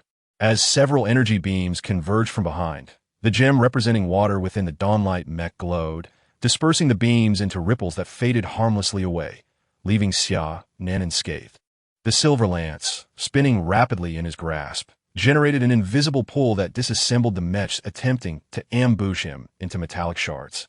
Not far off, Wang Mang's petite mech, adorned with fiery patterns, engaged in brutal combat among the enemy ranks. A flash of flame coursed through the air as Wang Mang delivered a punch that obliterated a mech's cockpit, reducing the pilot within to mere pulp. Surrounded by several mechs intent on encircling him, Wang Mang exhibited remarkable agility, evading their grasp with ease. Following a series of rapid maneuvers, he crushed another mech into metallic dust. As he withdrew, his mech's surface began to ripple, initiating repairs on the damage it had just sustained. In the distance, the enemy commander, seeing no hope of breaking through the blockade of mercenaries, ordered the warships to open fire without regard for their own soldiers caught in the melee. Fiery energy beams swept across the battlefield, melting several mechs from both sides amidst the starry expanse.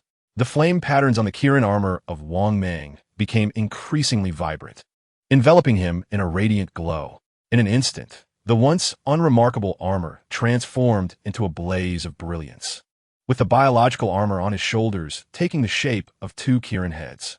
The martial energy fused with the armor, and from the mouths of the Kirin heads, energy coalesced, launching two energy projectiles directly toward the enemy warship's command room.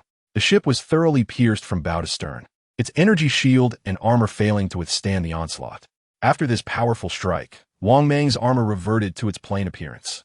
The enemy lost a warship, and the remaining vessels immediately altered their course to fire upon Wang Mang, intent on eliminating the most threatening target first. Following that impressive display of power, Wang Mang seemed to deflate, unable to mount an effective counterattack and forced to retreat in haste.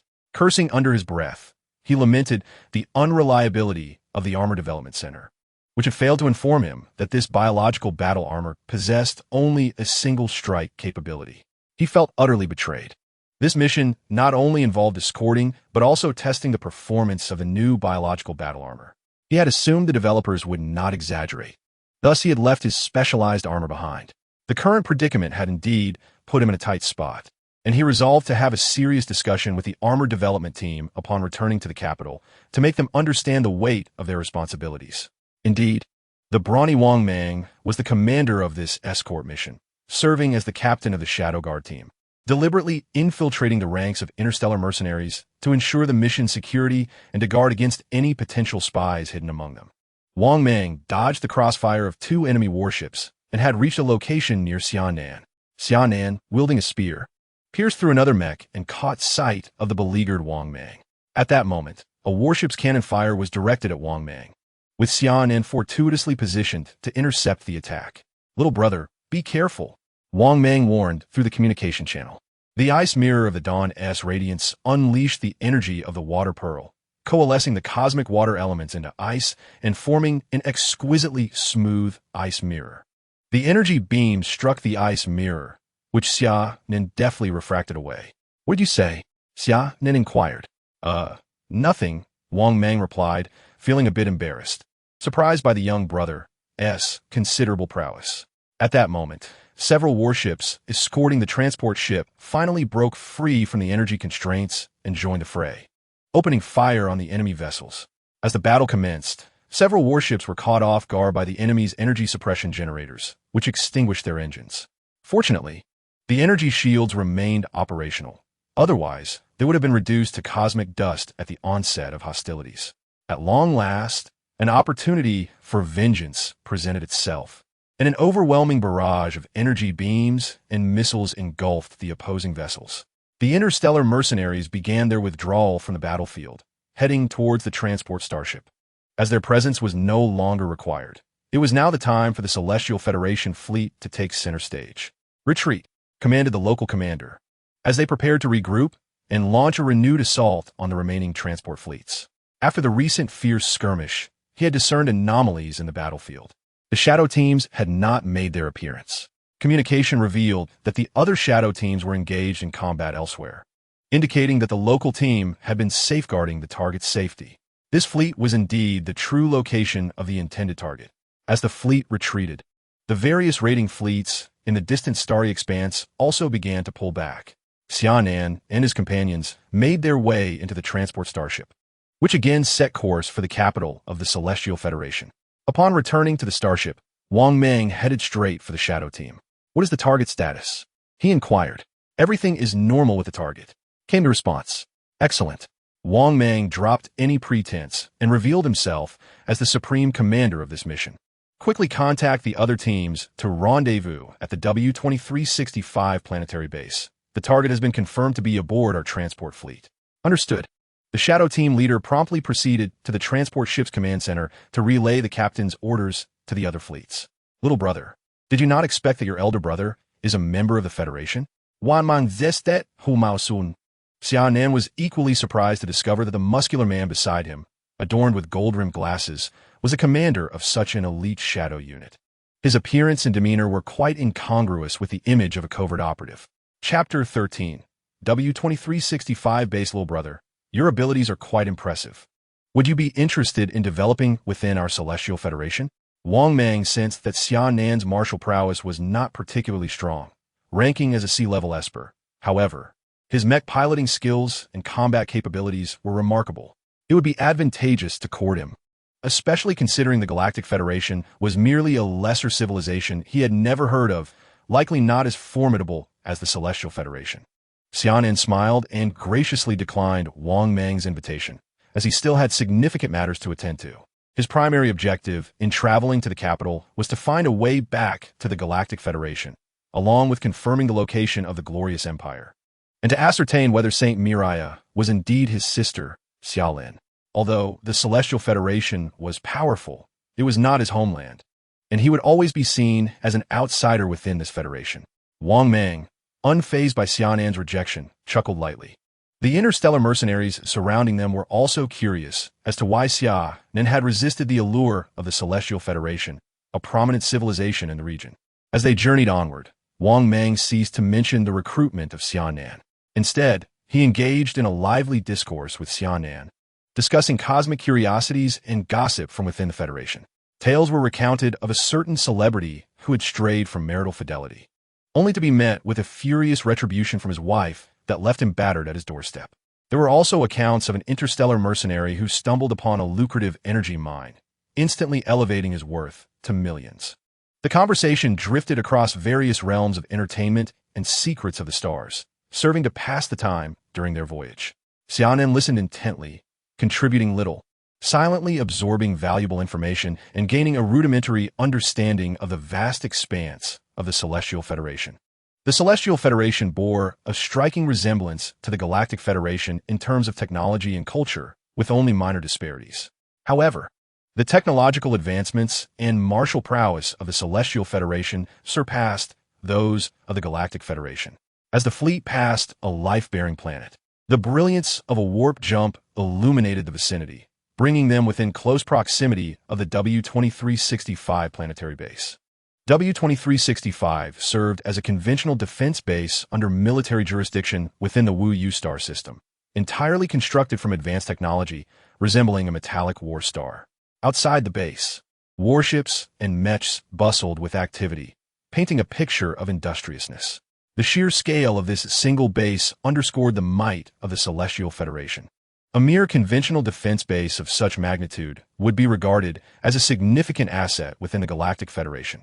The transport fleet gradually docked at the starport, and Wang Meng disembarked alone to liaise with the Federation Council and convene the remaining Shadow Guard teams. Meanwhile, Xia Nan and the other mercenaries remained aboard the transport ship, gazing through the porthole at the W-2365 base. At that moment, a striking pink warship was seen docking at another starport. Xia Nan, acting as a technological thief, sought to glean the planetary structure of this war star using the advanced scanning technology of the stars, which far surpassed the capabilities of the current era. The structural data was successfully replicated. However, the core energy apparatus that powered the war star could not be duplicated with the Federation's technological prowess. The stars had doused Xia Nan's enthusiasm with a dose of reality. Nonetheless, having a detailed structure was still beneficial, leaving the complexities of replication to the Federation's researchers. Xia Nan remained undeterred, finding the construction of such a war star to be an excellent reference for the Galactic Federation. Although he had previously instructed the stars to replicate a selection of texts from the Grand Library in the City of the End, time constraints had necessitated a focus on technological materials pertinent to the Celestial Federation, particularly those concerning the awakening of superhumans and the development of their powers. Other documents related to energy technology, biological technology, and genetic science were selectively omitted. Even if such materials were acquired, the Federation would struggle to implement them effectively. Mastering a single field of technology posed significant challenges. The ambition to develop multiple facets simultaneously was impractical, risking an overextension that could impede the Federation's technological advancement. The technology of the City of the End is primarily focused on the development of warships and mechas, neglecting advancements akin to those of battlestars. The might of the Lingxiao giant ship from the City of the End has far surpassed that of the battlestars. Wang Meng gathered the remaining Dark Guard squads and returned to the transport starship, where the fleet was resupplied and ready to embark once more. This time, the fleet was no longer a mere collection of a few small units. 12 Dark Guard squads united to form a formidable force of over 100 dark-clad warriors, exuding an air of solemnity and authority. Set sail. With a command, the fleet departed from the W-2365 planetary base. Shortly after their departure, a rose-colored warship ascended slowly from another starport, its trajectory astonishingly aligning with that of Wang Meng's fleet. Inside the rose-colored warship, a resolute man clad in silver combat attire inquired of the figure before him, "Miss, does the speaker know of your outing?" "Oh, Uncle Moo, I'm merely seeking a breath of fresh air. Who would dare to attack the daughter of the Federation's speaker within the confines of the Federation? Besides, you are here, an SS-level peak powerhouse," the rose-colored figure playfully responded, casting a charming glance at Mu Hanzhan. "Miss, should you encounter any danger, please retreat immediately," Mu Hanzhan replied, resigned. The speaker's daughter had always aspired to be an interstellar ranger, righting wrongs and vanquishing evil, yet her lack of strength had led her into peril on several occasions. Had it not been for Mu Hanzhan's protection, she would have been captured by space pirates multiple times. She embodied the classic case of ambition exceeding capability. Understood. The young lady, Yulioli, replied with a delightful demeanor. Meanwhile, the fleet led by Xia Nan was on the verge of leaving the Wuyu star system to enter the next jump point. Throughout the journey, Wang Meng remained vigilant, refraining from engaging in casual banter with Xia Nan. The fleet successfully entered the jump point. However, shortly after exiting the jump state, they were ambushed near a magnetic field. Thanks to the betrayal of high-ranking officials within the Azure Sky Federation, the route of this transport fleet had become transparent to the enemy. The enemy commander had already anticipated their course and deliberately selected this magnetic field as the ambush site, aiming to disrupt their communications and prevent them from seeking assistance from the nearby W-2365 base. Violent artillery fire struck Wang Meng and his crew like a thunderclap. "Evade the fire and counterattack," Wang Meng commanded. The entire fleet swiftly complied, adjusting their course to dodge enemy fire while forming a combat formation as both fleets engaged in fierce combat. The interstellar mercenaries were once again thrust into battle. Wang Meng led half of the Dark Guard squads out of the ship to fight, this time donning a high-grade military mech, as he dared not use the bio-armored suit again, choosing instead to embody a fleeting moment of masculinity. For Wang Meng, this was a source of humiliation. Chapter 14. The intruding speaker's daughter. As the combat intensified, the battlefield became a chaotic melee, with warships exchanging fire while mech warriors clashed with lethal intent. As the Dawnlight mech's gem illuminated, two azure-hued lunar gold wheels spun rapidly in its grasp. With a swift whoosh, two streaks of blue light erupted among the enemy ranks, cleaving their mechs in twain. The lunar gold wheels returned to the mech's hands, accelerating with remarkable speed before being hurled once more. Not a single adversary's mech could withstand the deadly arc of the lunar wheels as they scrambled to evade the lethal onslaught. Wan Meng, now donned in a new suit of armor, had shed the constraints of their previous skirmish. A martial aura enveloped him, amplifying his punches and kicks with immense power. Like a dragon diving into the sea, he forced the enemy mechs into retreat. The interstellar mercenaries regained the upper hand, witnessing the reckless foes attempting to ambush a federal fugitive crumble under pressure. The enemy commander, no longer concealing himself, dispatched a special operations team from an alien civilization to confront the mercenaries. As the hatch opened, a slew of mechs surged forth onto the battlefield. Unlike the humanoid mechs typical of many civilizations, these were beast-like mechs. Logically, one would expect such outdated designs to have been long relegated to the annals of history. Yet reality served a stark lesson to Wang Mang and his comrades. A falcon-shaped mech soared through the cosmos, its sharp claws seizing an interstellar mercenary's armor, and, with a brutal force, tearing it apart in midair. A python-shaped mech coiled around 3 armored units with lightning speed.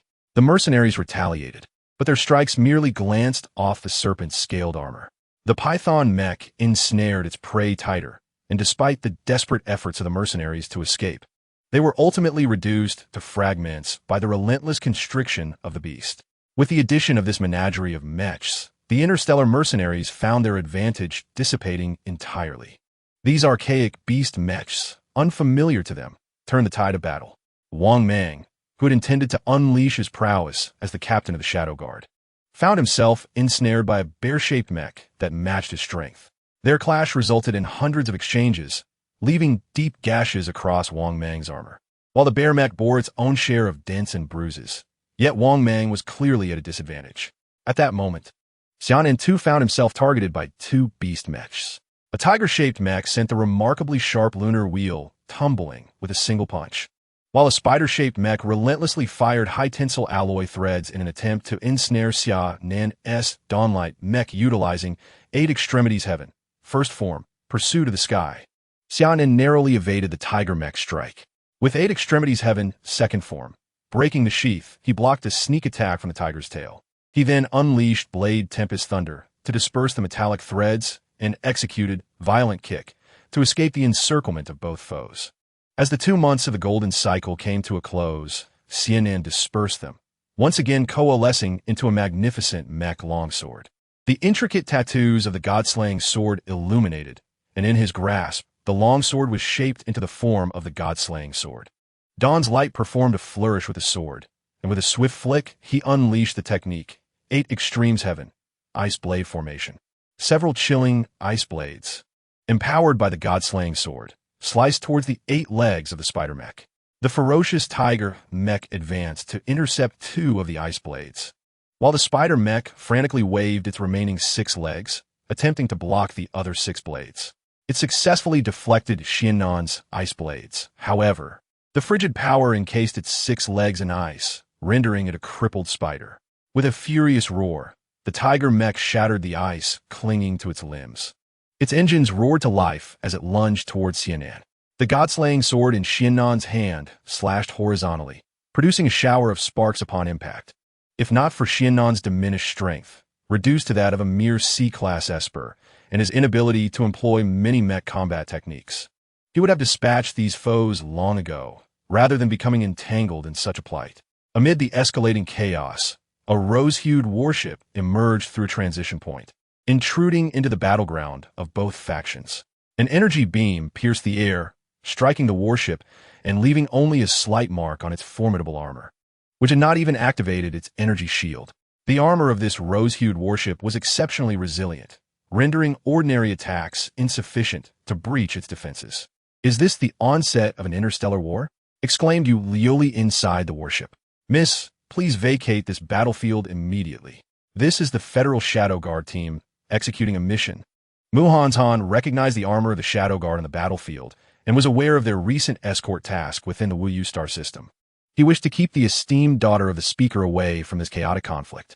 However, Yuli would not comply so easily. Seizing an opportunity when Han was momentarily distracted, she slipped to the warship's hatch, summoned her mech, and soared into the fray. "Miss." Han observed her figure outside the warship, helplessly following in pursuit, utilizing his SS-class peak strength to match her mech speed. "Uncle Mu, I'll be careful. You needn't worry about me," Yuli cooed playfully.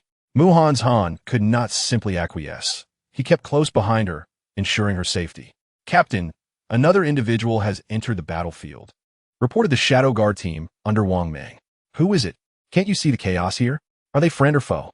Wang Mang dodged the giant paw of a bear-like mech, turning to look It was indeed the Federal SS-class powerhouse Mu Han's Han, the bodyguard of the Federal Speaker. What was he doing here? Upon noticing the mech beside Mu Han's Han, he pondered whether this was the Speaker's esteemed daughter. Wang Mang felt a headache coming on. This little ancestor was notorious for her penchant for excitement, despite her lack of prowess. Shadow Guard Team, designate 10 personnel to protect the Speaker's daughter, Wang Mang ordered, dispatching a portion of his team to safeguard Yu Lioli. No need for that. I will ensure the young lady's safety, came Mu Hanshan's resolute reply. The voice of Mu Hanshan resonated through the martial aura, penetrating the armor of Wang Mang's soldiers. With an SS-level powerhouse safeguarding him, Wang Mang dismissed his shadowy guards. The battle raged on. Yu Lioli focused her attention on the nearest beast-shaped mecha, firing a shot that went awry. The blast startled the operator within the mecha, prompting the foreign assassin to immediately lock onto Yu Lioli, unleashing a barrage of energy projectiles that sent her tumbling. Had it not been for the advanced technology of her mecha, those shots could have proven fatal. After a fierce confrontation, Xia Nan finally dispatched the spider mecha, thereby neutralizing the ferocious tiger mecha's combat capabilities. However, he was left severely drained of energy and could only retreat to the rear. It was then that he noticed the unexpected arrival of the Speaker's daughter. Observing her clumsy mecha, Xia Nan couldn't help but chuckle, wondering if she was merely delivering a meal to the enemy. Yet, the figure beside the mecha caused him to grow somber. Mu Hanshan exuded an aura rivaling that of Wu Yu, a true master who had reached the pinnacle of martial arts. Bang! Bang! Bang! Yu Lioli unleashed another flurry of fire, yet most of her attacks missed their mark. Frustrated, she yearned to engage in close combat, but Mu Hanshan interceded, preventing her reckless advance. Miss, it's time to retreat, he spoke with a calmness that made Yu Lioli realize the necessity of moderation. Reluctantly, she withdrew from the battlefield. It was time to put an end to this farce. Clad in his mecha, Mu Hanshan's formidable giant spirit mecha materialized against the starry backdrop, clearing a significant portion of the enemy mechs with a single punch. SS level. The enemy commander, witnessing Mu Hanshan's entry onto the battlefield, recognized the dire situation. Retreat. Inform the higher-ups of our failure, he commanded, consolidating his remaining forces while ordering his subordinates to evacuate the area and report to the influential figures above. Mu Hanshan refrained from further engagement. To him, they were mere ants. Whether to kill or spare them was inconsequential. Wang Mang and the shadowy team, along with the interstellar mercenaries, retreated to their starship. Wang Mang intended to express his gratitude to Mu Hanshan, but the latter was indifferent, escorting Yu Lioli back to the rose-hued battleship. The vessel swiftly departed, severing any connection with them. Wang Mang scratched his head and commanded, "Set sail." Chapter 15. Arrival at the capital star. Once the fleet had vacated the area, Wang Mang promptly sought assistance from a nearby base. Under the protection of the fleet stationed in the extreme Martial Star Domain, they successfully entered the Stargate leading to the Celestial Federation's Celestial Star Domain. Upon entering the Celestial Star Domain, the assassins would likely refrain from launching further assaults, as the entire region was safeguarded by the Federation's secret treasure, the Celestial Light. Any military action violating the Federation's regulations would be forcibly halted. Wang Mang and his companions finally breathed a sigh of relief.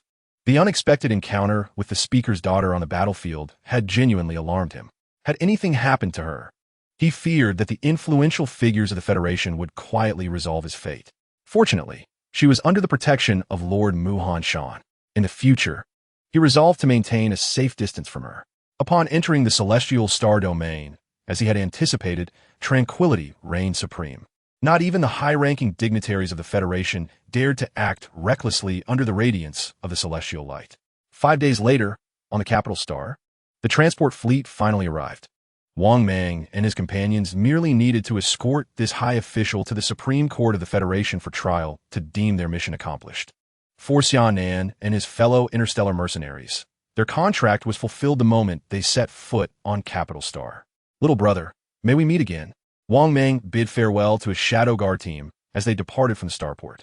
Xia Nan prepared to head to the mercenary hall to complete his task, needing to save precious time to consult the star maps at the Central Library of Capital Star. According to the laws of the Celestial Federation, non-residents were prohibited from staying on Capital Star for more than 24 hours, Violators would be expelled and forever barred from entering the celestial star domain again. After consulting the navigation robot, Xia Nan set off to hand over his mission at the mercenary hall. He successfully completed the task and received 2 energy crystals along with 2,000 mercenary points. After securing the energy crystals, he hurried to the central library. The central library of the Celestial Federation was a colossal sphere suspended in midair. Upon registering his identity, Xia Nan boarded a floating disc that transported him into the library. Ascending to the 2nd floor, the voice of the starry guide resonated, directing him to the location of the star maps within the library. Just in time, he seized the opportunity to inquire with the staff. Turn right, 2nd row of bookshelves, look for an information interface to download the star map data, the starry guide instructed. Following its guidance, Xia Nan arrived at the designated spot where a torrent of data streamed into the intelligence system of the starry guide. All set, Xia Nan. In less than 10 minutes, the starry guide completed the download of the star map data. Did you find the location of the Galactic Federation? Xia Nan asked eagerly, reflecting on how irrational his previous actions had been. Yet, he held no regrets, for it was the only pathway to uncover the fate of his sister. I'm afraid not, Xia Nan. The star map preserved by the Celestial Federation is indeed detailed, but we are still unable to locate the Galactic Federation. However, it does indicate the territory of the Radiant Empire, the starry guide replied. Hearing this, Xia Nan felt a surge of hope. The Radiant Empire could access the Dark Star Arm through a wormhole. If he could find that wormhole, he might have a chance to return to the Galactic Federation, especially since the Radiant Empire held information about his sister. It seemed that a journey to the Radiant Empire was imperative. Xia Nan returned to the Mercenary Union Service Hall, determined to find a mercenary task leading to the Radiant Empire to secure passage on a starship. Otherwise, given his current standing, he could not even afford to board a starship within the same star system. Esteemed Silver Star Mercenary, I regret to inform you that we do not have any tasks heading to the Radiant Empire. The clerk expressed apologetically. Are there any tasks in the vicinity of the Radiant Empire? Xia Nan inquired, refusing to lose hope. Please hold on, I'm checking for you. Indeed, there exists a mission within the vicinity of the Radiant Empire, specifically in the tidal star domain, which requires the delivery of a certain item to the pulsing star. Thus, this shall be the task at hand. Xia Nan accepted the responsibility of escorting the item, receiving a meticulously sealed box containing the object of his charge. The employer graciously provided a ticket aboard a long-distance starship bound for the tidal star domain. What Xia Nan coveted most was this complimentary passage. Without delay, he secured the item and made his way to the starport, eager to board the soonest departing vessel to the tidal star domain. Upon ascending the starship, Xia Nan was taken aback by the number of passengers present. The affluent denizens of the capital planet were indeed numerous. This modest ticket afforded Xia Nan the opportunity to traverse the entirety of the Celestial Federation. At that moment, a familiar figure entered the starship, none other than Captain Wang Mang of the Dark Guard. Wang Mang strode into the cabin, surveying the surroundings until his gaze landed upon Xia Nan seated comfortably. He approached directly, taking the seat beside him, and greeted, "Little brother, what a pleasure to see you again." Turning at the sound of his voice, Xia Nan inquired, "What brings you aboard this starship? Aren't you on a mission?" He was curious as to why this muscular man seemed to shadow his every move. "Little brother, what a question. I have completed my task. Is it not permissible for me to embark on a journey for leisure?" Xia Nan had no retort. "By the way, little brother, what is your purpose in the tidal star domain? Have you taken on another mercenary task?" "Yes," Xia Nan candidly acknowledged, feeling no need for subterfuge. "Brother Wang, do you know how one might gain entry into the Radiant Empire?" This marked Xia Nan's first proactive engagement with Wang Mang. "Oh, you wish to visit the Radiant Empire? They are currently rejecting all foreign visitors. Do you have some significant business there?" "Yes, I have a matter of great importance to attend to," Xia Nan replied. "Then your only option is to board a smuggling vessel to clandestinely cross over. Once we reach the tidal star domain, I shall elaborate. For now, let us rest," Wang Mang concluded, closing his eyes and drifting into slumber. Xia Nan refrained from pressing further. Wang Mang's willingness to share the method of entering the Radiant Empire was already quite generous, and there was no need to pry deeper. Wang Mang had promised to explain further upon their arrival at the tidal star domain, so Xia Nan understood the virtue of patience. As the long-distance starship set sail, the captain's voice resonated through the intercom, announcing, "This flight's destination is the pulsing star within the tidal star domain. with an estimated duration of 33 days. We kindly ask all passengers to prepare accordingly. This starship offers a variety of dining and entertainment options. Please feel free to indulge at your leisure. Gazing out at the capital planet, Xia Nan felt a swirl of emotions. On this journey to the Radiant Empire, he was determined to uncover the whereabouts of his sister, and his return to the Galactic Federation would hinge solely upon that spatial wormhole. With resolve, Xia Nan entered a meditative state, seizing the opportunity to enhance the martial energy within him during these 33 days, striving to restore his extraordinary abilities. The starship embarked on its journey through hyperspace, heading toward the Stargate. Chapter 16. The cosmic marvel of the tidal sea spirits. 33 days passed in the blink of an eye. During this time, Xia Nan devoted himself to rigorous training, astonishing even his companion, Wang Mang, with his relentless dedication. However, Xia Nan's fervent efforts bore fruit. Under the triple acceleration of the god-slaying sword, his superpower swiftly returned to the pinnacle of a B-level superhuman. Just yesterday, he made a decisive breakthrough, overcoming the A-level superhuman barrier and reclaiming his status as an A-level superhuman. Now, Xia Nan could wield most mech combat techniques through the Dawnlight Mecha, no longer feeling as constrained as in previous battles. At last, they arrived in the tidal star region. As soon as the starship entered this domain, Xia Nan sensed an extraordinary abundance of water elements, with the water gem greedily absorbing the stray water elements from the cosmos. Why is the concentration of water elements in the tidal star region so remarkable? Wan Mang Ponda Alao. Having visited this region several times, he noted that while it typically boasted a higher water element concentration than other star regions, this was unprecedented. Passengers of some prowess aboard the starship also sensed the anomaly, exchanging hushed whispers amongst themselves. A day later, the starship reached its destination, the pulsating star. Tomorrow at noon, I will introduce you to the renowned smuggler here. He will help you infiltrate the Radiant Empire's star domain, Wang Mang arranged before their departure. Thank you, Brother Wang, Xia Nan replied, expressing his gratitude with a smile, aware of the favor extended to him. The two parted ways at the starport. Xia Nan hurried to the interstellar mercenary outpost, completed his task, and sought rest at a nearby inn to prepare for the following day. The night passed in silence. The next day, Xia Nan arrived early at the agreed-upon location, only to find Wang Mang had already arrived before him. Brother Wang, Xia Nan called out from a distance. Little brother. Wang Mang greeted as he joined Xia Nan and led him to a tavern outside the starport, the smuggler's contact point.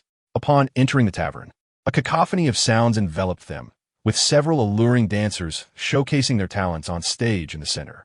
Under Wang Mang's guidance, they made their way directly to the bar.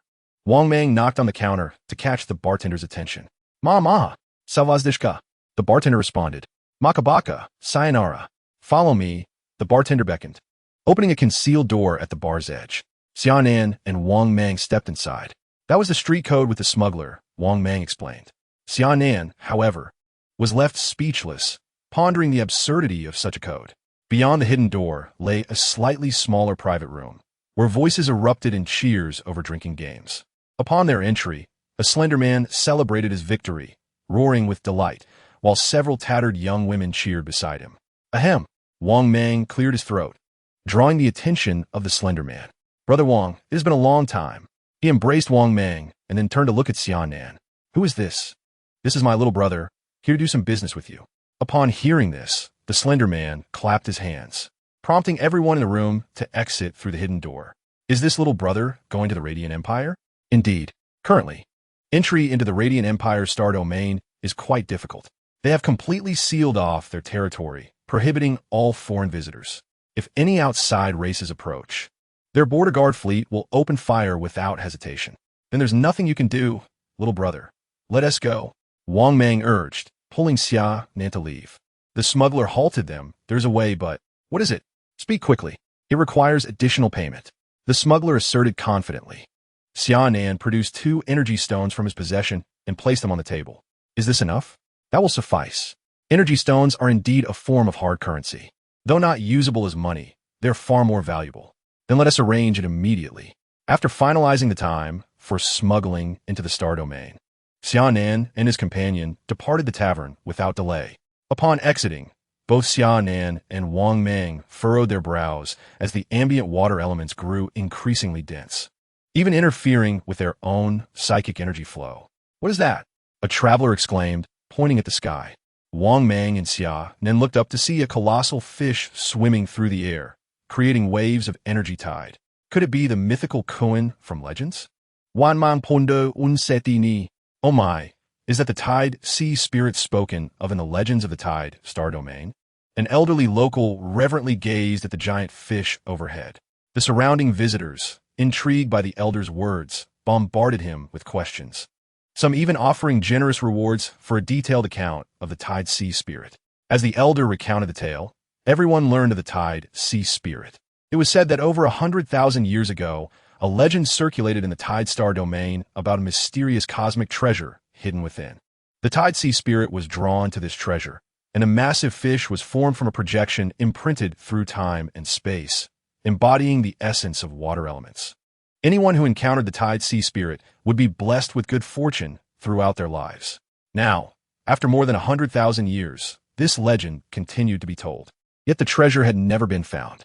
Xia Nan stared at the immense fish gliding through the sky, the water pearl within him trembling incessantly as it voraciously absorbed the water element energy, causing the tide sea spirit's projection to appear slightly distorted. Sensing something, Wang Meng turned to Xia Nan, feeling a sudden rush of water elements surging towards him, only for that sensation to vanish in the blink of an eye. Could it be that he was mistaken in his perception? Wang Meng could not help but question the accuracy of his senses. The water orb within the realm of Xia Nan has undergone a remarkable transformation. Compared to the neighboring gold orb, its brilliance has somewhat diminished, yet at a glance. It resembles a vast ocean, tumultuous and majestic. The power of the water orb has evolved. It now contains a profound essence, reminiscent of viscous mercury. The celestial marvel of the cosmic phenomenon, the tide sea spirit, gracefully departs, destined to roam the tidal star domain until it has traversed the entirety of the star realm before fading away, only to be drawn back by the allure of that enigmatic cosmic treasure, thus reappearing in the universe. "Let us proceed, Brother Wang." Xia Nan interrupted Wang Meng's contemplation. He intended to treat Wang Meng to a meal as a heartfelt gesture of gratitude for assisting him in discovering a means to enter the territory of the Radiant Empire. 4 days later, in accordance with the arrangements made by the underworld leader, Xia Nan boarded a scavenger ship bound for the borders of the Radiant Empire. The underworld leader had meticulously prepared everything. The scavenger vessel would linger at the border planet for half an hour, during which Xia Nan planned to infiltrate the Radiant Empire. Xia Nan was resolutely prepared to uncover the truth behind his sister's disappearance from years past. Chapter 17, Formidable Foes. The Abyssal Clan, a grand chapter.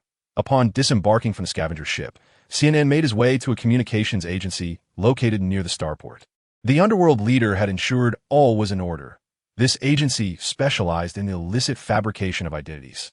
Xia Nan needed only to present himself to acquire the forged identification documents. Upon entering the agency, Xia Nan produced a gold coin, the token prepared by the underworld leader, and with a gentle flick of his finger, the coin landed steadily on the table, spinning incessantly.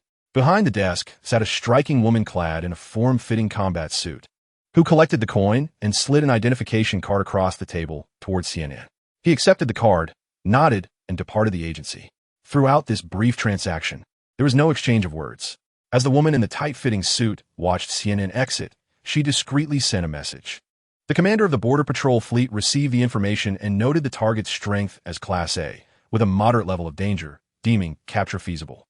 Unbeknownst to Xia Nan, just as he left the communications agency, he had been betrayed. The woman's true identity was an operative of the Radiant Empire's intelligence organization, Nightingale, tasked with intelligence gathering. Recently, the Imperial headquarters had issued orders for her to assist the border fleet in capturing certain superpowered individuals for transport to the Imperial capital, Holy Light Star. To avoid drawing the attention of neighboring civilizations, the Radiant Empire deliberately sealed the borders, yet opened smuggling routes, allowing foreign superpowered individuals to enter the Empire's territory through these illicit channels. Subsequently, the border fleet would apprehend these individuals as illegal immigrants smuggled in. Their disappearances would not raise alarms among various civilizations. The agency, specializing in forging identification documents, was, in fact, one of Nightingale's border outposts, with countless such outposts established throughout the borders of the Radiant Empire. The purpose of these outposts is to initially assess the capabilities of the smugglers, providing intelligence support for subsequent captures. The identity cards they produce are indeed authentic, allowing them to deceive seasoned visitors to the Radiant Empire. However, these identity cards are embedded with a covert tracking program. As long as these smugglers carry this identity card, their whereabouts become utterly transparent. After leaving the communications agency, Xia Nan hurried to the starport, intending to board a starship bound for the heart of the Radiant Empire's star domain, where he hoped to uncover information about his sister. The once self-proclaimed royal of the Radiant Empire, Saint Maria, suggested that the nobility congregated at the Empire's center. "Xia Nan, there's an issue with your identity card," the voice of Chuanxing suddenly interjected. "What issue?" "It has been implanted with a covert tracking program. As long as you carry it, you will be under constant surveillance." "Do those who forge documents also provide after-sales service? How could they embed a tracking program in this?" "Chuanxing, can you remove this program?" Xia Nan inquired. "Yes, 1 minute," Chuanxing replied succinctly. 1 minute later, the program was eradicated, and Xia Nan continued his journey to the starport. Shortly after Xia Nan's departure, a squadron of border patrol mechas from the Radiant Empire arrived at the location. "Damn it, the target's location has vanished." The squad leader, an A-grade superpower wielder, ordered his subordinates to disperse and search for Xia Nan's trace. "What?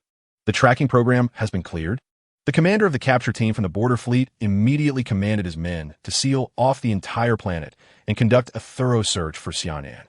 Unfortunately, they were a step too late. Before the lockdown, Xia Nan had already boarded a starship heading towards the Sanctuary star domain. It was indeed that identity card, more authentic than the real thing, that enabled Xia Nan to successfully purchase a ticket to the central star domain of the Empire. Perhaps the Nightingale organization had not anticipated that the information recorded on the hastily produced identity card would indicate his birthplace as the Sanctuary star domain, the very heart of the Empire. Now, having lost track of Xia Nan, they could no longer trace him through the identity card. As the information tracking was entirely managed by the Empire's star brain, accessible only with a unanimous vote from the 12 members of the Imperial Royal Council. Inadvertently, they had provided Xia Nan with a shortcut to infiltrate the Empire's core. "Chuanxing, did you say that after I left, the border fleet sealed off the planet and dispatched numerous soldiers to search it?" "Indeed. It seems the document forgers have some collusion with the Radiant Empire's officials. Thankfully, you detected that tracking program, or I would have fallen into their hands by now," Xia Nan remarked, somewhat shaken. "Xia Nan, do you sense something peculiar about this Radiant Empire?" "Yes, I do. The people I encountered on the border planet appeared rather lethargic. It was as if they were marionettes, devoid of any vitality." "Xia Nan, you must exercise caution," the stars cautioned. Xia Nan nodded slightly in response. Within the resplendent heart of the Empire, the Holy Light Star Palace, the familiar underground laboratory buzzed with fervor. Chief Researcher Xia Nan of the Radiant Empire was passionately directing a multitude of researchers as they manipulated a complex apparatus. Beside him stood Saint Maria, who had once again taken possession of Xia Nan's elder sister, Xia Lin's body. With the residual spiritual energy from this vessel completely purged, she was now capable of wielding power far greater than when she was suspended in the Abyss Star. "How much longer until activation?" Saint Maria inquired. "Soon. Very soon." Xia Nan, consumed by madness, was on the brink of making history, achieving what countless others had deemed impossible, opening a portal to the dark universe. The researchers of the Radiant Empire had finally calibrated the instrument, known as the Dark Energy Oscillator, which was pivotal to breaching the barriers of the dark universe. This device had been meticulously re-engineered from a rudimentary blueprint provided by the Holy Light royal family. As a scientist, it was undeniable that Xia Nan was a genuine genius. However, his relentless pursuit of knowledge had led him to abandon all ethical boundaries. Whatever piqued his interest, regardless of its moral implications, he pursued with unwavering zeal. It was precisely this indiscriminate approach that compelled the Holy Light royal family to appoint him to lead the development of the Dark Energy Oscillator. The Dark Energy Oscillator employed spatial resonance, augmented by a sample of dark energy provided by the Holy Light royal family, to identify the corresponding wave frequency of dark energy, thereby shattering the spatial barriers to create a passage. As the oscillator powered up, invisible ripples emanated outward, akin to waves drawing ever closer to the frequency of dark energy. With each passing moment, the oscillator's frequency intensified, and the very fabric of space within the experimental site began to fracture, resembling a shattered mirror, exuding an aura of destruction. A researcher, inadvertently tainted by this ominous essence, was instantly obliterated into a mist of blood. This horrifying spectacle sent the surrounding researchers scrambling for safety. Even Saint Maria, positioned at a distance, felt the influence of this destructive energy and took a cautious step back, aware that this force could annihilate her. Only Xia Nan, lost in his fervor, remained oblivious to the chaos, fixated on the control screen of the dark energy oscillator, where the wave frequency was steadily reaching its zenith. The oscillations emitted by the device began to exert a tangible effect on reality. Some of the weaker researchers were seen spitting blood, clutching their chests in agony. Several had collapsed, struggling to breathe, their protective gear proving utterly ineffectual. Success! Xia Nan roared triumphantly, elated and oblivious to the blood now seeping from his own mouth and nose. Saint Maria's gaze was riveted on the spatial fissure that loomed just ahead of the apparatus. From the crevice emerged a dark and profound aura, reminiscent of the abyss of hell, enticing the souls of living beings toward their inevitable descent. Who has awakened me? A strange and eerie sound reverberated through the layers of spatial barriers within the laboratory, where feeble researchers cried out in despair, their bodies swelling with grotesque bulges. Their skin ruptured, and from these grotesque protrusions emerged slick, sinuous tendrils that siphoned away their life force, causing them to grow increasingly robust. The air filled with anguished cries of as the researchers were drained by the very appendages that sprouted from their own bodies. Xia Nan, shielded by Saint Maria, managed to avoid mutation. However, a closer inspection would reveal a crimson eye irregularly rotating in the center of his forehead. The tendrils, having absorbed ample vitality, writhed across the ground, gradually coalescing into a bizarre creature resembling a grotesque octopus. Suddenly, the surface of the tendrils split open, revealing numerous purple eyes that fixated intently on the two remaining individuals. Great Elder, the vanguard of the Dark Abyss clan, Liliet, greets you. Saint Maria, or rather Liliet, knelt before the mysterious entity of the dark cosmic passage. Liliet, what brings you to awaken me? If it is not of urgent matter, then you shall become my sanguine feast. The sinister voice of the Great Elder of the Dark Abyss clan echoed ominously. Great Elder, we have successfully infiltrated a faction within this universe. 127 high-ranking sorcerers have now descended upon this realm. May I inquire when we shall commence the erosion plan? Liliet respectfully queried. Not sufficient. You must continue to infiltrate. Your current strength is utterly inadequate to shake the foundations of this universe. The Great Elder dismissed Liliet's proposal. Understood. A cry of anguish erupted from within the dark cosmic passage. Ah, the mongrels of the 5 legions. When I emerge, I shall not spare you. As the words faded, the dark cosmic passage faltered and dissipated, leaving behind a purple light that fell into Liliet's grasp, a ring that served as a token to control the mutated octopus creature. It became apparent that the Dark Abyss clan was a dark civilization residing within the dark universe, perpetually scheming to breach the cosmic barriers and transform this universe into their dominion, devouring all life forms within. Their incursions had commenced eons ago, long before they bore the name Dark Abyss, referring to themselves as the source of darkness. In contrast to the collective rules of the endless cosmos, known as the Source, formidable cosmic civilizations had consistently thwarted their attempts to invade, keeping them at bay beyond the spatial barricades. At the dawn of this new era, they once again sought to breach these barriers and invade this universe. However, at that time, a civilization of unparalleled strength, born countless epochs ago, known as the Xia Nan, reigned supreme over the cosmos, dividing it into 3 realms and 9 provinces. On the day of the Source of Darkness invasion, the ruler of the Xia Nan civilization, the Celestial Emperor, issued a decree to eradicate the demons. The 100 billion sword immortals wielded their blades across the starry expanse, their unparalleled sword energy traversing 1,000,000 light years. The The civilization of the Immortals unleashed trillions of troops upon the source of darkness, delivering a resounding blow. For the first time in countless eons of relentless conquest, they encountered such a formidable and tyrannical adversary. The entire clan of the Source of Darkness mobilized, and the cosmic barriers suffered extensive damage as both sides engaged in a protracted and epic battle at the edge of the universe. The pure Yang Sword ancestor, Lu Dongbin, wielded his pure Yang Sword, forcing the 12 demon generals of the Source of Darkness to flee in disarray. The great sage, Sun Wukong, brandished the Rui Jingu Bang, obliterating one of the 3 demon emperors, the Annihilation Demon Emperor, reducing him to ashes and eradicating him from existence. The Zhou star formation successfully repelled the endless onslaught of invaders, while the Heavenly Emperor commanded the ultimate weapon of the immortal civilization, the Lingxiao Palace, decisively shattering the elite forces of the Source of Darkness. Even the Dark Star Emperor, a manifestation of the very rules of the Source of Darkness, was severed at its roots by the Heavenly Emperor, rendering it incapable of resurrection. This protracted war lasted for a staggering 12,850,000,000 years, culminating in the total annihilation of the invading enemy by the immortal civilization.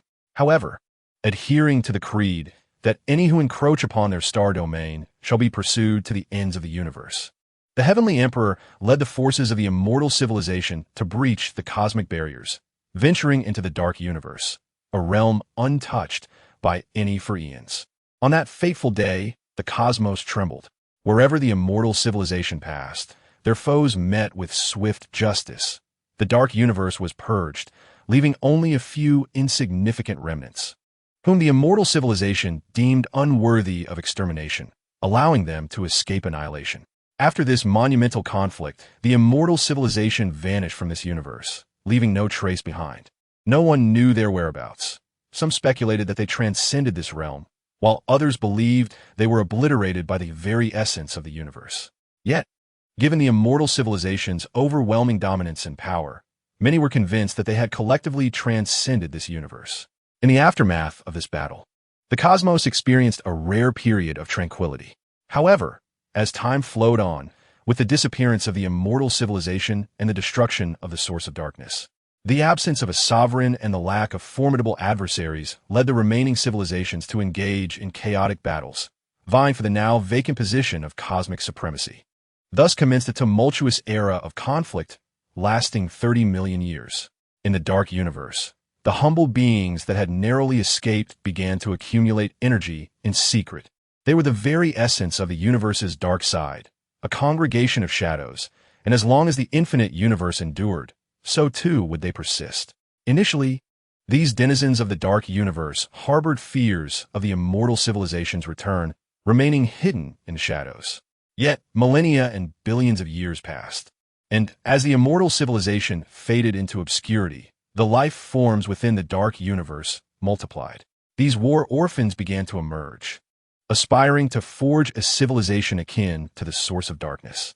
Regrettably, the immortal civilization had thoroughly obliterated everything, and these beings of the dark universe found it impossible to restore the grandeur of yore. After the civilization of the immortals vanished, the primordial universe gave rise to diverse developmental trajectories, flourishing in a myriad of forms, no longer dominated by the supremacy of individual might. Not every civilization could possess the inhuman physique and overwhelmingly powerful techniques of the immortals. Various technologies emerged as the predominant force of this cosmic era. Through endless ages of sedimentation, countless civilizations rose and fell, with the new waves relentlessly pursuing the old, until 1,000,000 years ago, when a universe coalesced into 5 formidable factions. These factions, self-styled as legions, included the Shining Legion, representing the pinnacle of martial prowess, the Viper Legion, embodying elemental superpowers, the Mist Legion, symbolizing psychic abilities, the Sky Pillar Legion, champions of advanced technology, and the Star Legion, guardians of arcane forces. Together, these 5 legions ushered in the era of legions. During the Legion era, minor skirmishes were incessant, with the possibility of interstellar war looming in every corner of the cosmos. Yet, they refrained from engaging in cataclysmic conflicts, fearing the devastation of the universe's sentient beings. The entire cosmos settled into a delicate equilibrium, devoid of a singular hegemonic power, achieving a balance among the five factions. As the Legion era drew to a close, a mysterious and formidable adversarial civilization infiltrated this universe. The five legions set aside their grievances and united in a concerted effort to confront this enemy, launching into fierce battles across the cosmos. This adversary was the newly formed civilization known as the Abyssal Tribe, remnants from the Dark Universe, who once again sounded the clarion call of war, driven by an innate mission to conquer this realm. Though the five legions were powerful, they did not possess the overwhelming strength of their predecessors, the Immortals, which could have allowed them to counterattack into the Dark Universe. Instead, they could only muster their utmost efforts to repel the advances of the Abyssal Tribe. Ultimately, they harnessed the energy of five orbs symbolizing the laws of the universe to summon a legendary weapon, the demon-slaying sword, inherited from the ancient civilization of the Immortals. This sword, wielded by the leader of the Shining Legion, amalgamated the powers of all five legions, slaying the king of the Abyssal Tribe and gravely injuring their elder. The five legions successfully expelled the adversaries from the Dark Universe, but wielding the demon-slaying sword came at steep cost. The leader of the Shining Legion perished, and the remaining leaders were gravely wounded. In the end, they sacrificed their lives to extract the total energy from the five orbs, using the demon-slaying sword as a conduit to seal the ruptured spatial barriers. The elder of the Abyssal Tribe was imprisoned within the demon-slaying sword, enduring relentless torment day after day, due to the excessive use of cosmic energy and the sealing of spatial barriers. The overall energy threshold of the universe diminished by 30%, and the laws exhibited slight imperfections. Consequently, transcending the SS rank to achieve the Super SS rank became an exceedingly arduous endeavor. Thus, the era of the five legions came to a close, and the universe once again entered a cycle of formation and dissolution, culminating in the era of the City of Finality, which began 533,000 years ago. In comparison to the era of the five great legions several 100,000 years ago, the universe has witnessed a remarkable shift, wherein the significance of technology has increasingly surpassed that of superpowers. Various interstellar civilizations have begun to prioritize diverse technologies, developing an array of war machines, while superhumans gradually assumed the role of mere operators of these technological weapons, relegated to the background. Nevertheless, those of the Super SS tier remain the pinnacle of cosmic strength, with only a scant few weapons capable of unleashing the full might of the Super SS rank. The Dark Abyss race has once again launched an incursion, this time altering their strategy by targeting weaker civilizations first, which has yielded them considerable early successes. This approach is necessitated by their previous heavy losses inflicted by the five great legions, leaving them without top-tier combatants. Were they at full strength, they would undoubtedly have pursued a more direct and aggressive offensive rather than resorting to stealthy subjugation tactics. They momentarily occupied half of the cosmic civilizations, leading them to believe they were on the brink of realizing their long-cherished ambition to engulf the entire boundless universe. Regrettably, the civilization of the City of the End provided them with an unexpected surprise. Within the City of the End, three exceptionally gifted individuals forcibly tapped into cosmic rules through their super abilities, transcending the barriers of rank to ascend to the Super SS tier.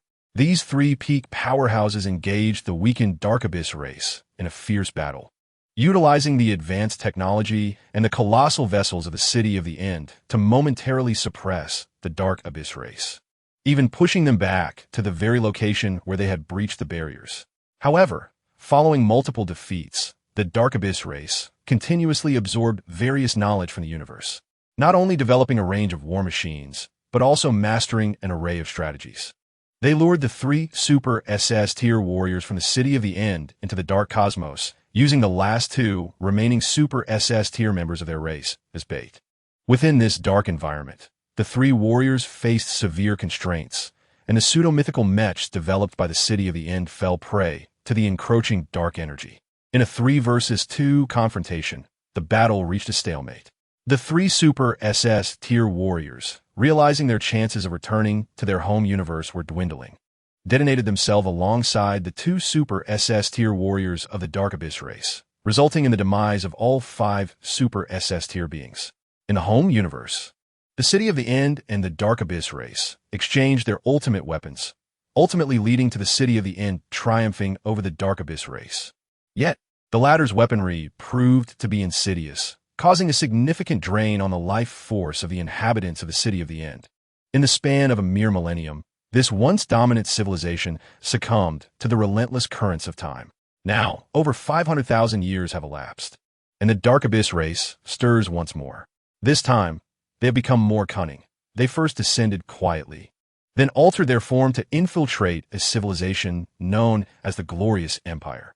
Subsequently, they assumed the guise of royalty from the Glorious Empire, capturing individuals from various races throughout the universe in search of bodies capable of accommodating their formidable powers. Master, is this the warrior from the great Dark Abyss race of the Dark Cosmos? Xia Nan gazed fervently at the grotesque octopus-like creature. This is merely a war monstrosity conjured by the Grand Elder. How can it be deemed a warrior of our Dark Abyss clan? Liliath scoffed disdainfully. My lord, may I procure some specimens for research? Xia Nan implored. With the control of her purple ring, Liliath commanded the grotesque octopus creature to sever one of its tentacles, which was adorned with numerous eyes. Xia Nan meticulously placed the severed appendage into a specially designed test tube. Meanwhile, the crimson eye embedded in his forehead continued to rove erratically. Yet he appeared oblivious to his own anomaly. As Liliath directed the purple ring at the hideous octopus, it vanished from sight. A miniature sculpture of the creature materialized upon the surface of the ring, signifying that the abominable octopus was now encased within it. As Liliath stepped out of the laboratory, she intended to issue orders for the Radiant Empire to intensify their efforts in capturing the superpowered individuals. The current number of experimental subjects was still insufficient, and the warriors of the Dark Abyss clan were inadequate for executing the Grand Corruption Plan. While departing, Liliath instructed, from now on, refer to me as Saint Mariah, understood? Yes, Your Highness Saint Mariah. Xia Nan bowed respectfully as he saw her off. The crimson eye on his forehead swelled with blood vessels, gradually spreading across his face. He seemed to feel an itch and scratched his cheek. After days of voyage aboard his starship, Xia Nan finally arrived at the central star domain of the Radiant Empire, the Sanctum Star Domain. Subsequently, he needed to acquire a permit to enter the core of the Radiant Empire, the Star of Sacred Light.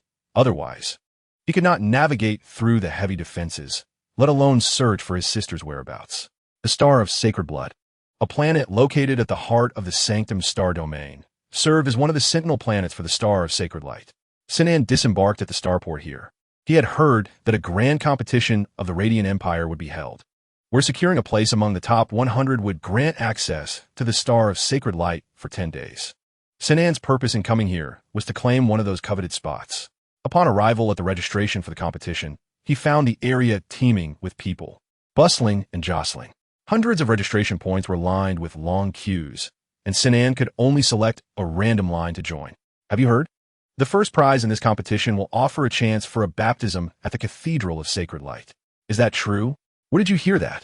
It's not mentioned in the competition rewards. I got it from my cousin's neighbor's uncle's grandson's friend. He works in the Sacred Light Palace, so it must be true, right? Another individual, perplexed, asked, Are you really not deceiving me? I promise, if it's not true, I'll cover your drinks this month. All right, I'll believe you this once. The Cathedral of Sacred Light? What is that place? He pondered, but then he dismissed it. It had no relevance to him. His primary objective was to enter the Star of Sacred Light and secure a position among the top 100. Other rewards were merely inconsequential.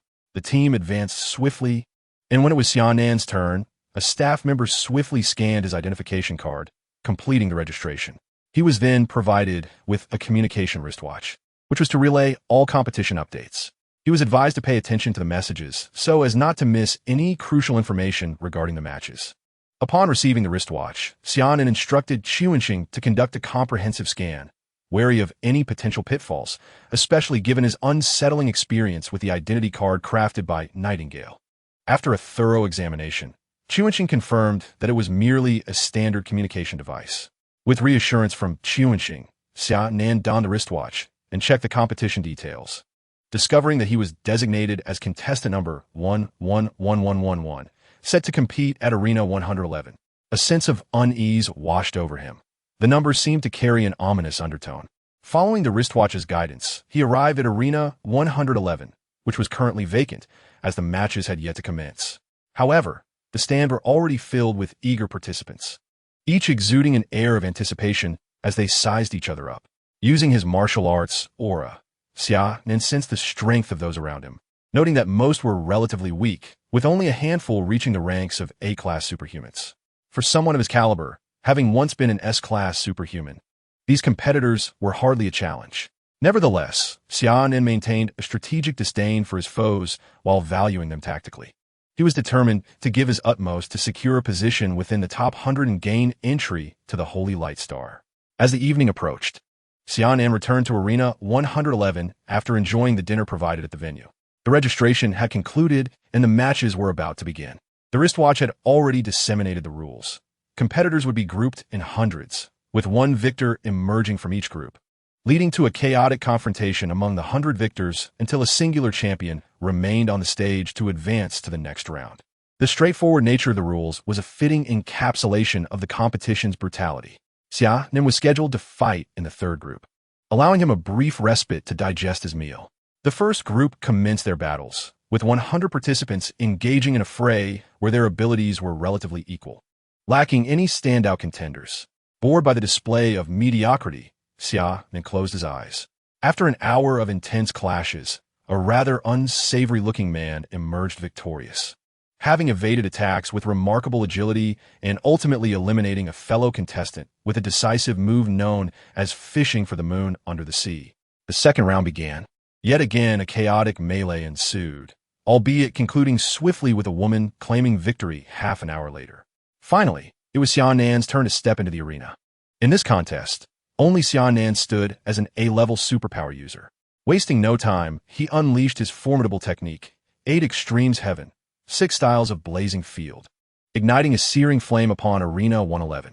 The remaining 99 participants were left shrieking in agony from the intense heat, while a young lady clad in scant attire found herself charred and disheveled, her face flushed with embarrassment. Xia Nan showed no mercy, following up with 8 Extremes Heaven, 3rd Style, Earth Cage Domain, which imposed an overwhelming gravitational force, compelling several contestants who were still bravely holding on to surrender by waving white flags. Once his combat techniques subsided, the arena returned to its usual state. This fierce battle concluded in a mere 3 minutes. The onlookers surrounding Arena 111 regarded Xia Nan with a mixture of awe and respect. Even a few A-level superpower users shook their heads in disbelief. Xia Nan's strength was indeed unexpected, prompting hopes of uniting to eliminate him in future rounds, lest they each find themselves outmatched by him. The competition continued, with each arena embroiled in relentless skirmishes. The preliminary rounds persisted from dusk until approximately 10 a.m. the following day. During this time, Xia Nan indulged in a late-night snack and breakfast, participating in a total of 9 matches. Aside from the final bout, which posed some challenges, he effortlessly triumphed in the preceding 8 encounters. The last match determined the ultimate victor of Arena 111, featuring 100 elite contestants who had emerged from previous rounds, among whom several A-level superpower users had already conspired to eliminate Xia Nan right from the onset. In this decisive battle, Xia Nan refrained from his earlier domineering tactics and instead showcased his adept evasion skills. The waltz steps, originally developed as a dodging technique for mechs, was seamlessly adapted by Xia Nan into his personal combat repertoire. He flitted through the throng like a butterfly, evading the attempts of several A-level superpower users to target him, leaving them bewildered and frustrated. Their attacks inadvertently struck several other participants, igniting the ire of the crowd who felt that, although they lacked the same strength, such an opportunity to retaliate was unjustly denied them. United, the contestants began to counterattack the A-level superpower users. From the corner of the arena, Xia Nan observed the scene of numerous participants besieging the A-level superpower users, a disdainful smile gracing his lips. They wished to play tactical games with him, unaware of his own tactical prowess. Despite the desperate resistance from the A-level superpower users, the disparity in their levels proved insurmountable, leading to their eventual elimination. Only 3 A-level superpower users remained on the field. Witnessing the exhausted and pale faces of the 3 men, Xia Nan felt a twinge of reluctance to employ overwhelming force. With a flash of speed, he executed violent foot, landing 3 swift punches that rendered them unconscious upon the arena, thus securing his ultimate victory. They likely never anticipated how swiftly they would transition from hunters to prey. The preliminary rounds concluded with a total of 200 arenas, identifying 200 victors. The next phase involved a draw for one-on-one elimination matches, where victors would advance and the defeated would be eliminated. It is ironic that one who confidently claimed to be among the top 100 would face elimination. Apologies, but it seems that misfortune is merely your own fate. Luck is indeed a facet of ability. As long as your prowess is unparalleled, you shall ascend and triumph continuously. After the lottery draw, Xia Nan found himself pitted against opponent number 99, a corpulent figure who exuded an air of formidable bulk. Observing his ample physique, Xia Nan surmised that his defensive capabilities must be exceptional. The flesh upon his belly rippled like waves when struck, rich yet unctuous. The rotund man noticed Xia Nan's gaze and offered a hearty grin. This amiable smile prompted Xia Nan to resolve to hold back slightly when the time came to confront him. The second round commenced, with Xia Nan being the first to step onto the stage alongside the hefty contender. The audience erupted in cheers, rallying for their favorite combatants, while some even began wagering on the outcome of the bout. However, Xia Nan had entirely focused his attention on his opponent. Initially misjudging the distance from the arena's edge, he now discerned that this behemoth possessed a superpower level at least at the pinnacle of A-class, though shy of S-class. Yet the difference was negligible. Xia Nan's own abilities had only recently stabilized around 70,000 in superpower index, leaving him with a deficit of nearly 30,000 compared to his adversary. Should he underestimate this fight, he might face dire consequences. The large man smiled gently at Xia Nan, making no overt moves. Yet Xia Nan felt a disorienting wave wash over him. To his chagrin, he realized that his opponent was a psychic superhuman, swiftly evading a psychic shockwave aimed at him. Xia Nan noticed a depression where he had just stood. The hefty man narrowed his eyes. This opening gambit had proven effective time and again. Yet it was the first instance in this competition where someone had so quickly evaded his mental interference. Suddenly, a brilliant light emanated from the man's eyes, and 9 identical figures materialized on the stage, psychic clones. This particular manifestation within psychic abilities was notably troublesome, as these clones, forged from potent mental energy, bore indistinguishable auras from the original, making it nearly impossible to discern the true body. Each clone possessed 80% of the original strength. Thus, Xia Nan found himself facing the daunting task of confronting 8 A-class superhumans simultaneously. Yet, Xia Nan remained unperturbed. Throughout his career, he had encountered numerous such scenarios where one must contend against multiple foes. The key lay in defeating the original. Once vanquished, the clones would dissipate. Armed with technological prowess, he thought, Starry, identify which one is the original. If he could not discern the truth through superhuman abilities, surely advanced technology could reveal the true form. The third clone on the left sent a directive to Xia Nan. With a burst of speed, he lunged toward that figure, raising his hand to unleash a devastating strike known as breaking the sheath, aimed squarely at the man's abdomen. This hefty mass of flesh was no mere facade. For an ordinary individual, Xia Nan's technique would undoubtedly leave a gaping wound. The portly figure obstructed Xia Nan's broken sheath, a critical point to note, as Xia Nan had now honed his skills in the martial arts domain, and this move encapsulated enough martial energy to penetrate gold and shatter stone. Xia Nan's fingers sank into the layers of fat on the man's abdomen, which quivered violently as if seized by a fit, effectively dissipating the force of the broken sheath. Xia Nan retreated.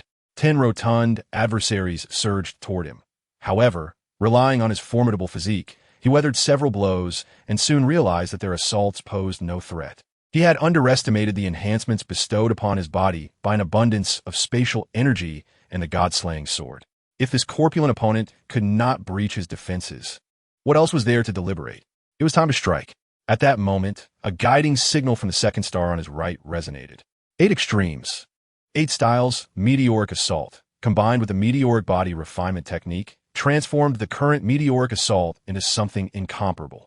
Under Xia Nan's command, it moved with the swiftness of thunder, colliding with the stout man, who, despite his bulk, attempted to absorb the impact but was woefully unprepared. The tremendous force propelled him off the stage, akin to a cannonball. and he plunged into a fountain pool within the venue with a resounding splash. The referee, number 111111, declared Xia Nan the victor.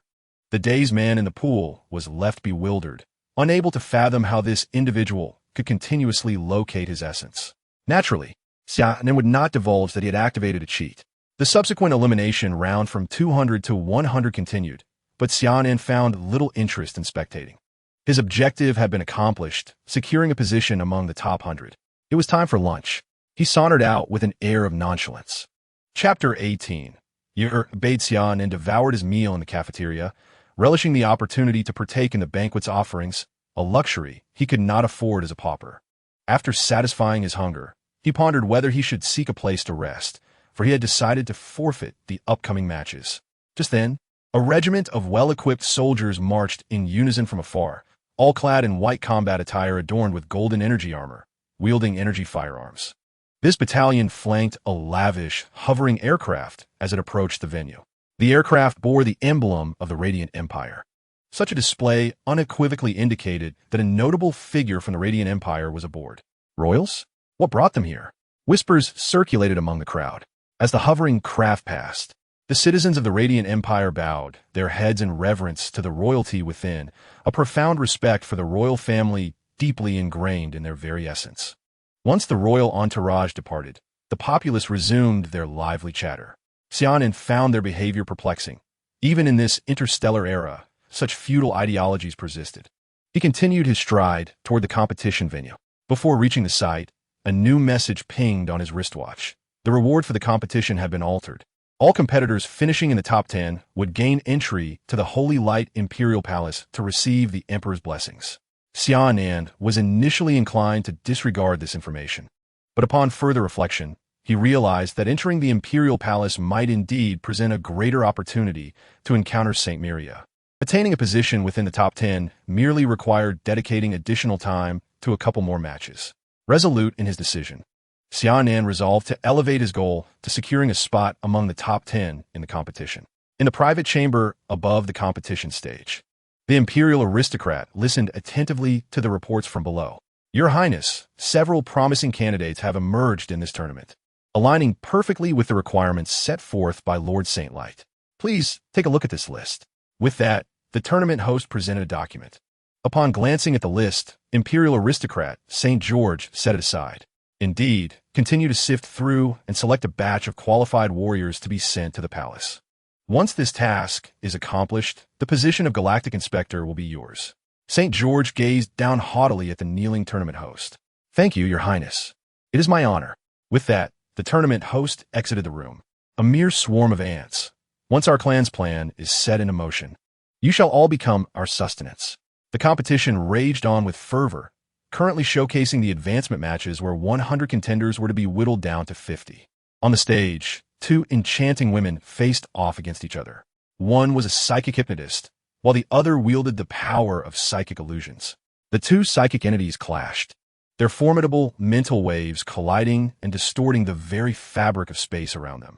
Both female competitors were evenly matched, but after a brief stalemate, they succumbed to each other's abilities. The woman clad in a crimson battle suit writhed in desperation, as if drowning. Meanwhile, her opponent, adorned in a blue battle suit, stood motionless on the stage, suddenly discarding her outer garments to reveal a snug inner bodysuit, her exquisite physique laid bare before the audience. A group of male competitors below gasped in astonishment, quickly erupting into raucous cheers, urging her to shed even more clothing. A flicker of struggle crossed the beautiful face of the woman in blue, as she appeared to attempt breaking free from her opponent's hypnotic grasp, yet ultimately fell just short. To avert any unsavory scenes, the referee intervened, disqualifying both contestants. As they were escorted off for medical attention, the crowd continued to roar in excitement. Soon, it was Xia Nan's turn to take the stage. As he ascended, he surveyed his opponent, a striking woman with an exceptionally voluptuous figure, clad in a form-fitting black battle suit and silver combat boots, the high heels gleaming with a chilling metallic sheen, akin to weapons of death. I am Yalbert. Do take it easy on me. Handsome, she purred flirtatiously at Xia Nan, casting him a sultry glance. Xia Nan offered no response. To him, there were no women, only adversaries, an unfeeling machine of combat. Observing his silence, Yalbert simply covered her mouth with a smile. And with that, the match commenced. Yalbert, shedding her previous alluring demeanor, summoned elemental energy into a long whip of ice, which danced in her hands like a serpentine creature, emitting a piercing sonic boom with a swift flick. Summer, his martial spirit surging, unleashed a torrent of crimson energy that enveloped him, manifesting an ancient suit of armor upon his form. With a powerful thrust, he created afterimages of himself. Advancing toward Yarida, she retaliated, her icy whip slicing through the air toward him, prompting Summer to evade hastily. The whip left an elongated trace upon the arena, a chill emanating from its path. With the technique, 8 extremities heaven, 5 forms of burning steps, Summer ignited his blood energy beneath him, leaving scorched marks upon the ground. The blinding light of his sword flash, struck toward Ovidua, who conjured a thick armor of ice to shield herself. With a crack, the ice shattered, and his elegant leg lashed out at Summer, her high-heeled boot glinting ominously. A significant tear marred his battle attire, the cold seeping into his skin. This marked the first time Summer faced an opponent capable of breaching his defenses. "Oh dear, how unfortunate. Your attire has been damaged," Yarabita's sultry voice chimed. Summer brushed his chest, the ice melting away as his awakened martial enhancement began to mend his wound visibly. He executed the Dragon Grasp, a skill learned from the Meteor Body Refinement Technique, as his martial energy coalesced into claws that ensnared Duh. Feigning distress, she exclaimed, "Oh, you're hurting me, dear brother. I can't bear it." In a flurry of snowflakes, her figure slipped from his grasp. Yet, the Dragon Grasp was not merely a single claw.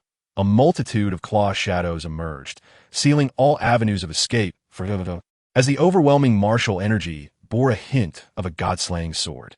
Her battle attire disintegrated, fragments swirling like butterflies in the air, revealing a silver ensemble beneath. She had donned 2 suits for battle. As Summer prepared to strike once more with breaking the sheath, suddenly signaled the referee to concede. Reluctantly, he redirected his attack, resulting in a deep crater approximately 5 meters in the arena surface. This forced alteration caused a momentary stagnation in the martial energy coursing through him, leaving Summer with a sense of disquiet. "Oh dear brother, how ruthless you are, tearing my clothes." Yarabida pouted playfully. Ignoring her, Summer maintained a stoic expression as he descended from the arena, aware that this woman had not exerted her full strength. His curiosity about her true intentions lingered. Behind him, a throng of admirers lavished praise upon her, laughter ringing out, while some female competitors whispered enviously of her cunning charm. Chapter 19. Entering the Radiant Star in the subsequent competition, Xia Nan meticulously observed each participant. At this stage of the contest, all remaining contestants were A-grade superhumans, among whom were formidable individuals who had reached the pinnacle of A-grade, having recently transitioned to martial arts. Xia Nan was still in the early stages of harnessing the martial energy, relying heavily on the Stellar Legion's inherited technique, the Meteor Body Refinement Art, and the combat skill he learned from Wu Yu, the 8 Extremes Heaven, to carve his path and vanquish numerous opponents. To the eyes of the experienced, Xia Nan's application of superpowers appeared exceedingly rudimentary, akin to the scribbles of a child. The 50 victors soon emerged. The following series of matches would take place in the Sky Mecha Arena, where participants were permitted to utilize their respective mechas, marking the commencement of the true competition. The Sky Mecha Arena, as its name implies, was constructed on an artificial satellite orbiting the Holy Blood Star. The entire arena was forged from chrome alloy, a material employed by the Glorious Empire to fabricate the ultimate weapon, the photon antimatter cannon. This alloy could withstand immense energy impacts, rendering its use for the arena somewhat extravagant. The opulence of the Glorious Empire was evident, and the Sky Mecha Arena was exceptionally sturdy. The event organizers dispatched the 50 victors to the Sky Mecha Arena via a special aircraft, while other spectators wishing to witness the competition had to make their own way to the venue. Within the Sky Mecha Arena, the silver-white circular dueling ground reflected the brilliance of the stars, radiating like another sun above the Holy Blood Star. As Xia Nan stepped into the arena, he felt the grandeur of the venue, rivaled only by the galactic arena of the Water Blue Star within the Galactic Federation. In the 50-25 elimination round, 25 duels were arranged to occur, simultaneously, aiming to determine the champions as swiftly as possible. This was a directive from the imperial royal family, specifically St. George, who was, in fact, acting upon the instructions of St. Maria from behind the scenes, urging him to expedite the entry of qualified test subjects into the palace. Familiar with mecha combat, Xia Nan thrived in this aspect. In truth, he preferred piloting a mecha and battling diverse opponents over becoming a transcendent superhuman capable of physical leaps.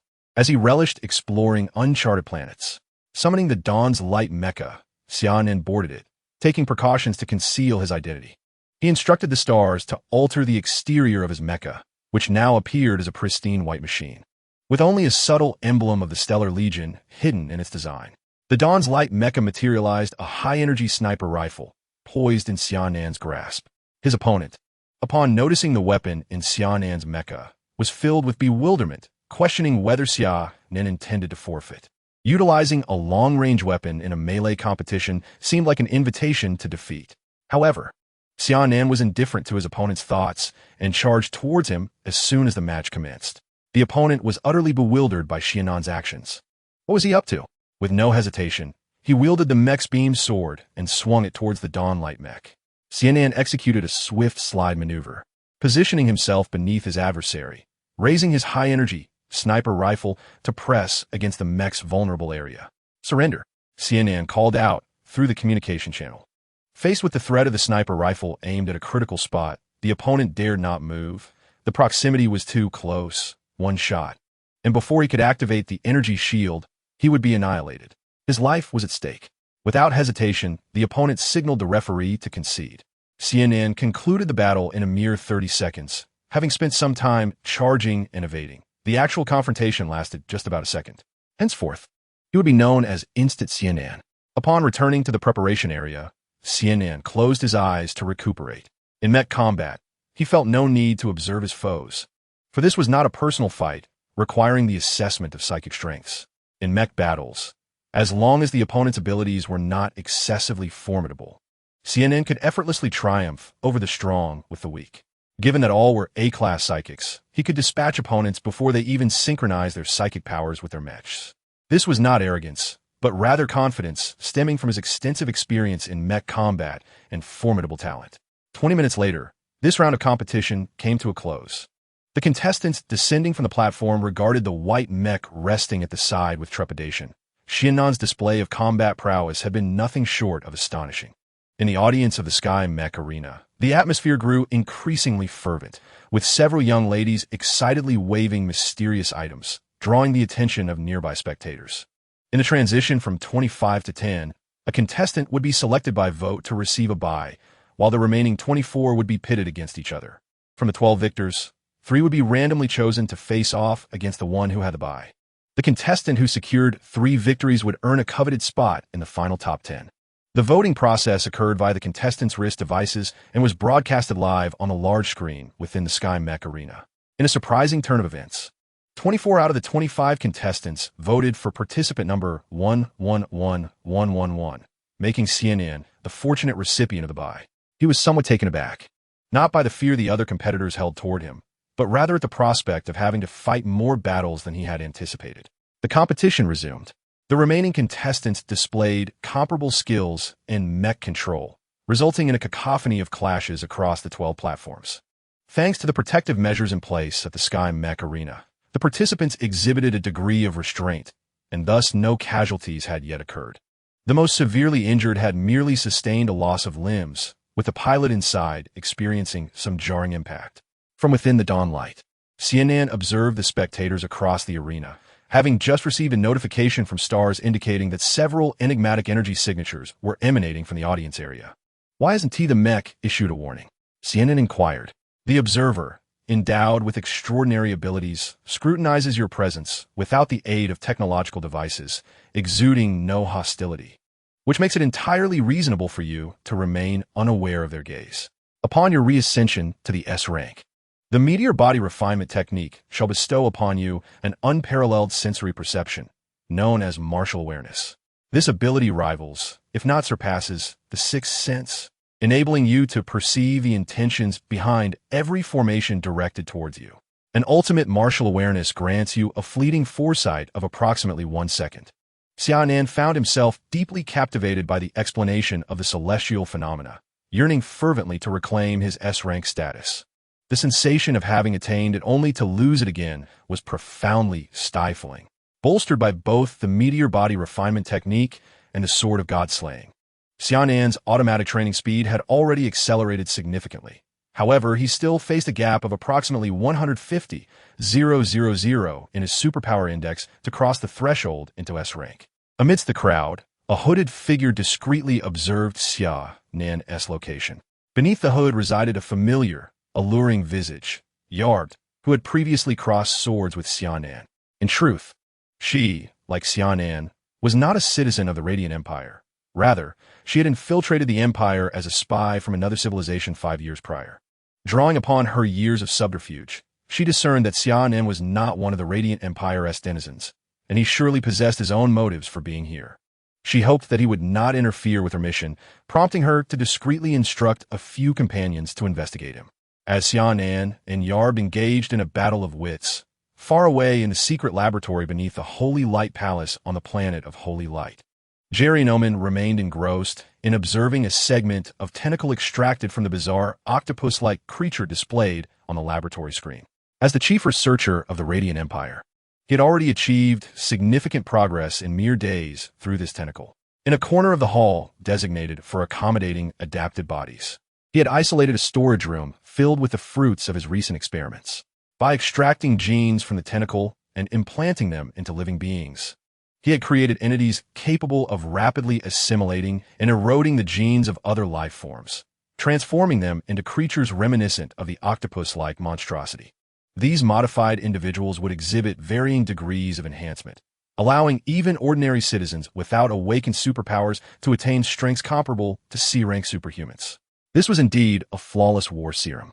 Jerry Noman's mind raced with visions of deploying this serum throughout the Imperial Star Domain, envisioning a transformation of all citizens into terrifying war beasts that would conquer the universe. The scarlet orb in the center of his forehead had spread veins of crimson throughout his body, and the sparse hair on his head had completely fallen away, leaving behind a grotesque pattern of blood vessels. A massive eye on the back of his head spun restlessly.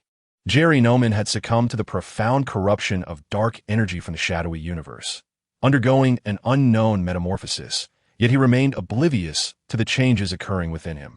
Now, let us return to the arena of aerial mech battles. The 12 victors have been determined, and 3 unfortunate competitors have been randomly selected to challenge Xia Nan. As Xia Nan glanced at the combat information on his wristwatch, he piloted the dawn of daybreak onto the stage. Through the mech's communication system, Xia Nan boldly declared, "You 3 may come at me together." The trio of contestants, incensed by his audacity, retorted, "How dare you underestimate us? Who do you think you are? Attempting to take us all on at once? We shall teach you a lesson."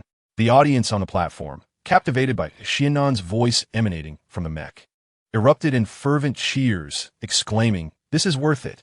Witnessing such arrogance in this competition has ignited our spirits." The crowd chanted Xia Nan's number, 111111, with fervor. Hearing their cheers from within the mech, Xia Nan felt a twitch at the corner of his mouth, sensing a slight offense. As the 3 opponents ascended the stage in their matches, the one in the middle extended a finger towards Xia Nan, shaking it slightly as a gesture of defiance. Unperturbed, Xia Nan resolved to make them regret their provocation. With the referee's signal, the battle for the final spot among the top 10 commenced. The dawn of daybreak raised its arm and unleashed 3 smoke grenades, a dense gray fog engulfing the arena, leaving the 3 competitors disoriented. Who in the world employs such foul tactics as smoke grenades in a competition? This is not a battlefield. The spectators, bewildered by Xia Nan's maneuver, found their view obscured by the thick mist, unable to discern the unfolding battle, only hearing the sounds of mechs colliding. Suddenly, one mech was hurled out from the fog by Xia Nan, its pitiful appearance heightening the audience's curiosity about the battle status. The eliminated mech had been reduced to a mere wreck. Its limbs and head were severed. The cockpit's armor was cleaved open, revealing the unfortunate contestant unconscious within. This was the consequence of his earlier provocation against Xia Nan. Another mech, named Meteor Assault, was sent crashing from the fog, colliding with the arena's shield before collapsing to the ground, steam rising from its body. It had just endured the alternating assaults of ice spiral slash and burning steps, resulting in its pilot losing consciousness under Xia Nan's relentless onslaught. As the fog gradually dissipated, the sounds of battle had faded for a while. However, the last mech remained stubbornly on the stage, leaving the audience curious as to whether Xia Nan, number 111111, would emerge victorious or if the remaining competitor would prevail. The referee ultimately declared Xia Nan the victor.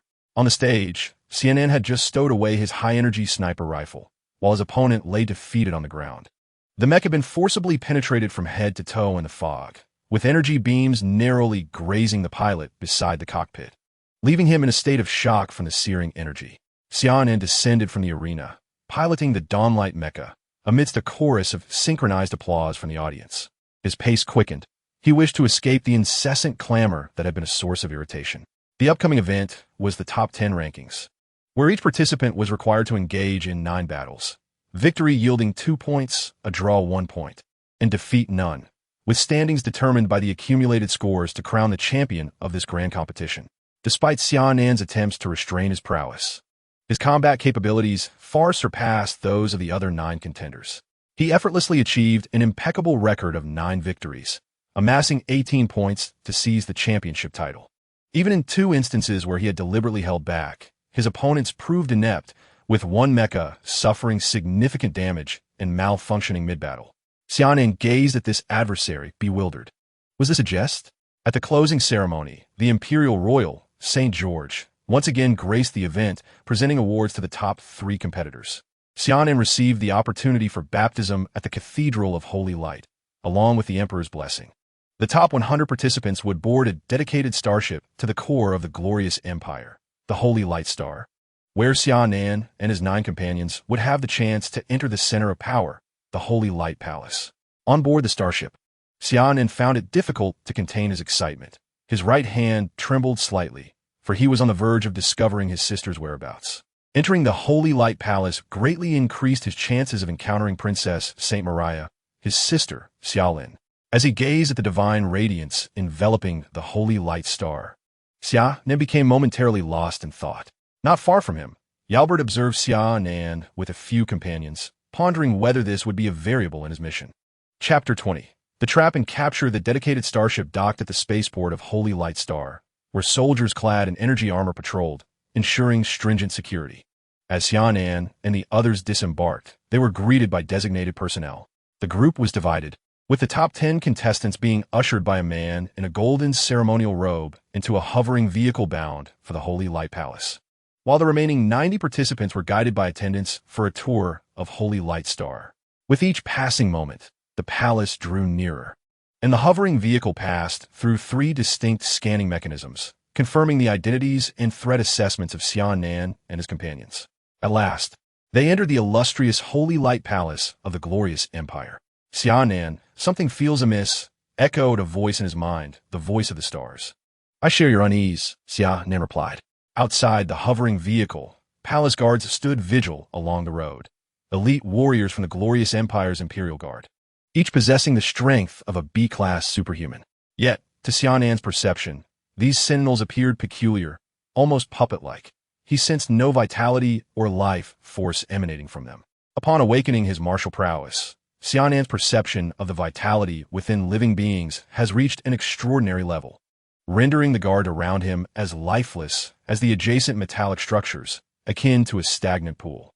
The remaining occupants within the hovering vehicle were engaged in animated conversation, reveling in their newfound camaraderie, basking in the glory bestowed upon them by the Holy Light Emperor, oblivious to the fact that they were, like butterflies ensnared in a spider's web, gradually stepping into the abyss. The hovering vehicle came to a halt before a grand hall within the palace, the true center of power in the glorious empire, known as the Hall of Holy Light. It is from this very place that all decrees of the glorious empire are deliberated by its high-ranking officials and subsequently ratified by the emperor. As Xia Nan and his companions disembarked, guided by a man clad in golden attire, they entered the Hall of Holy Light. Within the hall, seated upon the throne was the current emperor of the Holy Light Empire, Saint Seville, a towering figure radiating an aura of formidable authority. Exuding the presence of a powerhouse akin to his mentor, Master Wu Yu. Beside him stood a figure whom Xia Nan had long cherished in his thoughts, Saint Miria. His sister Xia Nan. What is happening? Xia Nan gazed at the familiar visage before him, yet the warmth of recognition had inexplicably faded. You are the talented youth of the glorious empire. May you bring honor to our nation in the future. Accept my blessing. With that, a nearby attendant presented the emperor's sword. Saint Seville gently tapped the sword upon the shoulders of Xia Nan and his companions, and soon the blessing ceremony concluded. 3 individuals were retained at the forefront, while the remaining 7 were ushered out of the hall by attendants. The celestial stars have been covertly monitoring the palace.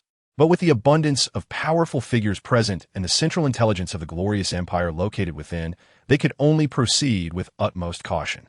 They continued to observe the 7 departing participants through the palace's surveillance systems. You 3 are the top contenders of this competition, the true prodigies of our glorious empire. What rewards do you desire? As long as they are reasonable, I shall grant them, be it treasures or status, Saint Seville proclaimed. I request to join the Holy Light Forbidden Army, to offer my service to your majesty, the individual in 3rd place expressed, visibly excited. Granted. Saint Seville responded to his request. Your majesty, I wish for a more powerful mech, the 2nd place contender requested, his own mech having sustained irreparable damage during the competition. Granted, I bestow upon you the revered Holy Flame Dragon mech from the Royal Armory. Thank you for your generosity, benevolent majesty. The 2nd place contender bowed in gratitude. And you? What is your request? Saint Seville turned his gaze towards Xia Nan, the champion of the competition. I wish to speak with Princess Saint Miria. Xia Nan pondered for a moment before articulating his desire directly. The 2nd and 3rd place contenders exchanged surprised glances with Xia Nan. The audacity of this individual is remarkable. Does he truly wish to court Her Highness, the Eye of the Holy Light, Saint Miria? Saint Seville paused, casting a discreet glance at Saint Miria, who granted him her consent. As you wish, he proclaimed. With that, Saint Seville returned to his throne, while the attendants led the 3 individuals away. Saint Miria followed suit, having already promised to engage in a meaningful conversation with the champion, Summer South. The vast expanse of the Holy Light Hall was left in silence, with only Saint Seville seated regally upon the throne, enveloped in an eerie stillness. Suddenly, his countenance twisted in a grimace, as if he were wrestling with some unseen force. Wretched insect, what are you doing? A thunderous voice reverberated within his mind. You shall not control me. Saint Seville enunciated with great effort, a trickle of golden blood seeping from his mouth due to the strain. The Abyssal clan had infiltrated this universe, targeting the royal family of the Radiant Empire. Under the command of the Vanguard officer, Liliet, the Holy Light royalty was systematically eroded and dominated. However, due to energy conflicts, although the Vanguard army of the Abyssal clan absorbed the power structure of the Holy Light royalty, their bodies were rendered damaged. Officer Liliet commanded the search for compatible vessels to house their energy, transforming them to resemble the Holy Light royalty, orchestrating a cunning deception. Summer South's sister, Xia, was exceptionally unique. She bore an uncanny resemblance to the true Saint Miria and possessed the ability to withstand Liliet's power. Despite being under the oppressive force of numerous powerful beings from the Abyssal clan, Saint Seville, owing to his formidable strength, had never relinquished his desire to break free from their control. After years of accumulation, he finally amassed the strength to retaliate, and the Abyssal warrior within him could no longer suppress him. Saint Seville felt a profound gratitude towards Summer South. It was his request that had drawn Saint Miria away. With the Abyssal officer no longer present, he could finally exert his full strength to break free from oppression. Should he vanquish the Abyssal warrior within, he would seize the opportunity to escape this dreadful prison, rallying his subjects to eradicate the invaders. Outside the Holy Light Hall, Summer South gazed upon the familiar visage before him, anxiously inquiring, "Your Highness, do you know Xia?" Upon hearing Summer South's question, Saint Miria shook her head with a frosty expression. "Sister," Summer South ventured to call out. Unfortunately, the saint offered no response. "What did you say?" Saint Miria countered. "Nothing. I merely remarked that your Highness bears a striking resemblance to my sister," Summer South replied dismissively, having concluded that the individual before him, who resembled his sister Xia, was not her at all. "Is there anything else you wish to discuss with me?" Saint Miria suddenly asked, a hint of urgency in her tone. "No, I'm grateful, Your Highness, for the opportunity to converse," he responded, Before Xia Nan could finish speaking, Saint Maria dashed into the Holy Light Palace. She had already received a distress call from the vanguard soldiers of the Abyssal clan within Saint Xavier. She must return to suppress Saint Xavier, otherwise, their insidious plan would be exposed. Xia Nan shook his head as he watched Saint Maria's departing figure. This encounter had thoroughly extinguished his hopes of reuniting with his sister. The familiar aura that once enveloped her had vanished. She was no longer his sister. His primary objective now was to find the path back to the Galactic Federation. A silent attendant approached Xia Nan, ready to guide him out of the Holy Light Palace. "Hurry, this is a trap." The urgent voice of Kun Xing echoed in Xia Nan's mind. It had been monitoring the 7 contestants who had left earlier, but they had not exited the palace at all. Instead, they had been led by the attendant into a secluded corner, where they were forcibly apprehended by the Imperial Guard. Xia Nan maintained a calm expression as he followed the attendant toward the palace exit. He declined the offer of a hovercar, feeling that confinement within the vehicle would hinder his ability to summon his mech for battle. He mentally prepared himself. He had to escape the palace and flee from Holy Light Star at the first opportunity. There were too many powerful individuals here, and any delay could cost him his life. As the palace gates drew nearer, Xia Nan found it curious that the adversaries had yet to make a move. Suddenly, a squad of mech warriors appeared at the entrance, their disciplined formation showcasing their elite prowess. Behind Xia Nan, another team of mech warriors blocked his path. "Kun Xing now?" Xia Nan summoned the Dawnlight mech, and Kun Xing forcefully disrupted all electronic devices within the palace, inciting chaos among the guards. The sword of Godslayer materialized in the mech's grasp, the orb of gold shimmering with brilliance, its sharp energy surging. No enemy would escape unscathed. With a swift motion, Xia Nan unleashed the mech's ultimate technique, the dazzling golden sword light cleaving through the ranks of mechs before him. With a burst of speed, he propelled himself toward the palace gates. 2 energy beams shot down from above, forcing Xia Nan to halt.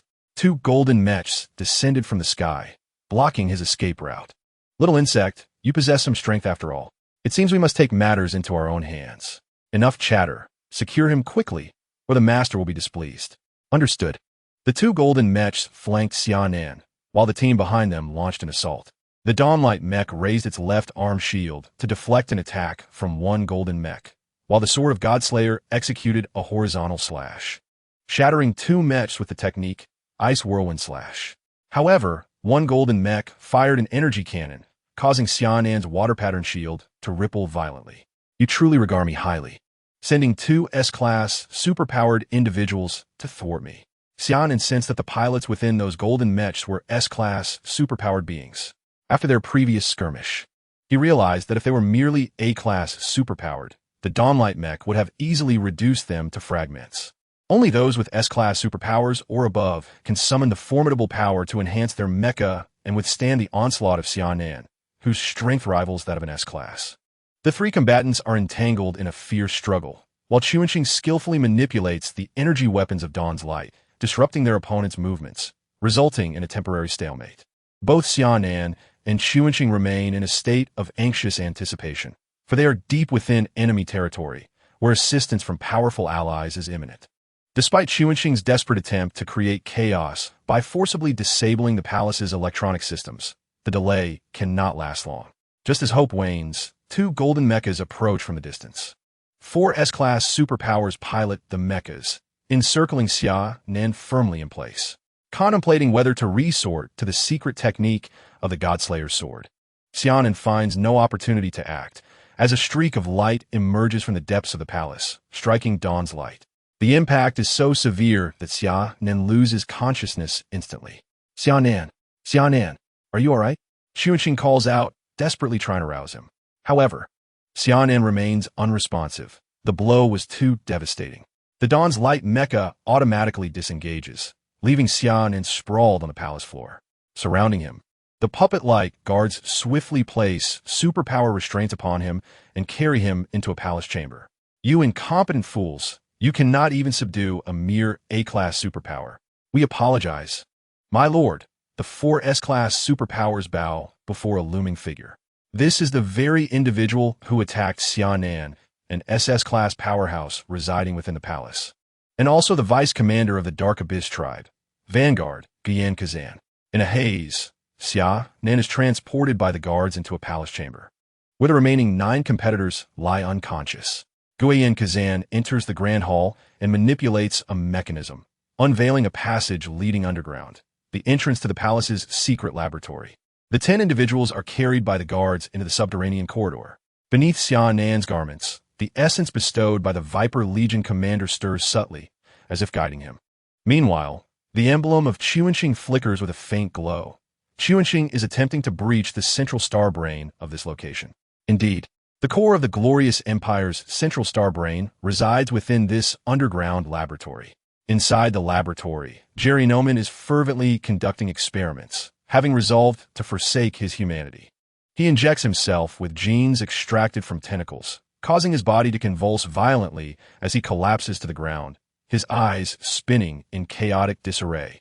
After a considerable time, footsteps echo in the chamber. Jerry Noman rises, taking a deep breath. The sensation of power is utterly exquisite, intoxicating him. At this moment, Jerry Noman is unrecognizable. Having transformed into a monstrous creature reminiscent of an octopus, his clothing dissolved by his own ichor, with scarlet eyes adorning his blood-red skin. In Jerry Norman's mouth lay a circle of serrated teeth. Ghost Kazan, having delivered Xia Nan and his companions to their confinement, made his way to the laboratory, momentarily taken aback by the sight of the mutated Jerry Norman. "What is this?" he inquired. "My lord, this is my new form. Isn't it splendid?" Jerry Norman licked his lips in a grotesque manner. Ghost Kazan paid him no heed, merely stating, "Do not delay our clan's plans." With that, he turned and departed from the laboratory. Jerry Norman's current appearance was indeed repulsive. He gazed at Kazan's retreating figure, a sinister smile creeping across his face. Chapter 21. General Huangfu's Song? Within the expansive hall of the laboratory, which housed numerous bodies, Xia Nan and his companions were confined within stasis pods. The superpower restraining handcuffs had been removed, and a soporific agent was continuously injected into the stasis pods. This concoction had been specially developed by Jerry Norman to control the various superhumans they had abducted. Even S-class peak superhumans could not resist the unrelenting infusion. But was Xia Nan merely an ordinary superhuman? He was a man of extraordinary treasures. The god-slaying sword within him gradually exerted its power, neutralizing the effects of the drug entering his body. At last, the celestial stars triumphed in the battle against the central brain of the Radiant Empire, temporarily sealing its authority and assuming control of the entire laboratory. The stasis pods in the experimental hall ceased their operation. The drug was expelled. Among the multitude of stasis pods, a few of the powerful individuals inside stirred, as if on the verge of awakening. With the aid of the god-slaying sword, Xia Nan swiftly regained consciousness. A mechanical sound echoed as the stasis pod opened under the celestial star's control. Xia Nan stumbled and fell to the ground, one hand bracing himself while the other clutched his chest, gasping for breath, a dull pain throbbing within. "Are you all right, Xia Nan?" The voice of the celestial stars resonated in his ears. "I'm fine." Xia Nan surveyed his surroundings, questioning his location. "This is a secret laboratory beneath the Palace of Sacred Light. According to the information I have gathered, it is a place where the Sacred Light royal family conducts biological modifications." Rising to his feet, Xia Nan examined the nearby stasis pods, noting that the remaining 9 from the competition were confined in the pod adjacent to his. Further afield, he discovered a variety of extraterrestrial races. Among these, he recognized familiar species, the void worms, the star spirits, and the elves. "Aren't these races from my own star domain?" Xia Nan pondered, filled with curiosity as he continued to investigate the other stasis pods. Suddenly, a voice from one of the stasis pods halted Xia Nan in his tracks. "Celestial stars, hurry! Open this stasis pod," he urged anxiously. Inside this pod lay a figure who was both a mentor and friend to Xia Nan. Supporting the fallen figure, Xia Nan gently shook him, calling out, "General Huangfu! General Huangfu!" The individual in question is none other than General Huangfu Song, who has been declared fallen by the Federation. In the past, during the enigmatic star system of the Underworld River, General Huangfu Song bravely held the rear for his fleet. Though he detonated his mech, he did not meet his demise, for he bore the cosmic treasure, the Sword of Akra, which safeguarded his life. Subsequently, General Huangfu was captured by the Holy Light Fleet of St. Milia and brought to this location. upon returning to the territory of the Radiant Empire. Saint Milia was preoccupied with her plans of encroachment, focusing her attention on the dark energy fluctuation device developed by Jerry Norman. This diversion allowed General Huangfu to narrowly escape being possessed by the Abyssal Clan from the Dark Universe. General Huangfu, what has happened to you? Xia Nan called out while inquiring about the condition of the esteemed general. He is unharmed. He merely succumbed to a state of coma due to an excessive intake of medication, the scanning device determined, indicating that he would soon awaken. At that moment, several researchers from nearby laboratories approached. Hearing their footsteps, Xia Nan quickly hoisted General Huangfu onto his back and concealed himself behind a stasis pod. As the footsteps drew nearer, two researchers engaged in conversation as they approached. Why has the medication in the stasis pod ceased? One researcher remarked, noticing something amiss. This is bad. Someone has escaped, exclaimed the other, spotting the open stasis pod. Sound alarm. Before they could retreat, Xia Nan had already maneuvered behind them. With a swift and silent motion, he snapped their necks, leaving the two researchers sprawled on the ground, their necks grotesquely contorted. Xia Nan then stuffed their bodies into the stasis pod and returned to General Huangfu. At this moment, General Huangfu's eyelids fluttered incessantly, and his fingers trembled slightly. Observing this, Xia Nan supported his body and infused him with martial energy to expedite the expulsion of the lingering medication. With a weak groan, General Huangfu opened his trembling eyelids. General! Xia Nan exclaimed in startled recognition.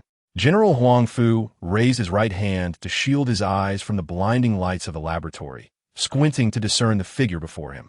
Xia Nan, what are you doing here? Am I not dead? His consciousness lingered on the memories of his self-detonation in the strange star system. General, you're not dead. When Headmaster Gandalf brought the news of your fall, we could hardly believe it.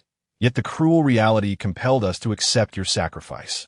Subsequently, Xia Nan recounted a brief narrative of the events following the general's rearguard action, as well as his own journey to this star domain. Having rested for a period, General Huangfu finally regained some strength, absorbing the stray energies from the void. He rose to his feet, and although Xia Nan extended a hand to assist him, he waved it away, stating, I am not so fragile as to require support. Xia Nan awkwardly retracted his hands from the air. So the current situation is that we find ourselves in the lair of the Radiant Empire, is it? Here, they have imprisoned various beings captured from across the universe, including several S-class superhumans. It seems the Radiant Empire has long been plotting a grand conspiracy, General Huangfu Song remarked wistfully. You claim to be searching for your sister? But isn't your sister deceased for over 20 years? Is this Saint Miria truly your sister? Have you mistaken her for someone else? She is not my sister. Xia Nan shook his head despondently. The familiar aura that once surrounded his sister was no longer present. Xia Nan, a large contingent of the Imperial Guard soldiers, is approaching. Xuanxing interrupted their conversation. The two researchers failed to return on time, triggering the laboratory security mechanisms, and the head of defense dispatched personnel to ascertain the situation. Meanwhile, several of those imprisoned within the stasis chambers had awakened, with a few regaining some of their strength, breaking free from their confinement. Xuanxing opened all stasis chambers. Xia Nan made a bold decision on the spot. He intended to use these individuals to draw the guard's attention, seizing the opportunity to escape with General Huangfu Song amidst the chaos. It would not be accurate to label Xia Nan as cold-blooded. By allowing Xuanxing to release them, he was granting them a chance at life, and now it was time for them to repay that debt. The individuals who escaped from the stasis chambers clashed with the approaching Imperial Guard soldiers. Chapter 22. Chaos. These escapees had not fully regained their strength, and like lambs to the slaughter, they were systematically taken down by the soldiers. Fortunately, it seemed the soldiers had orders not to kill them, merely inflicting severe injuries.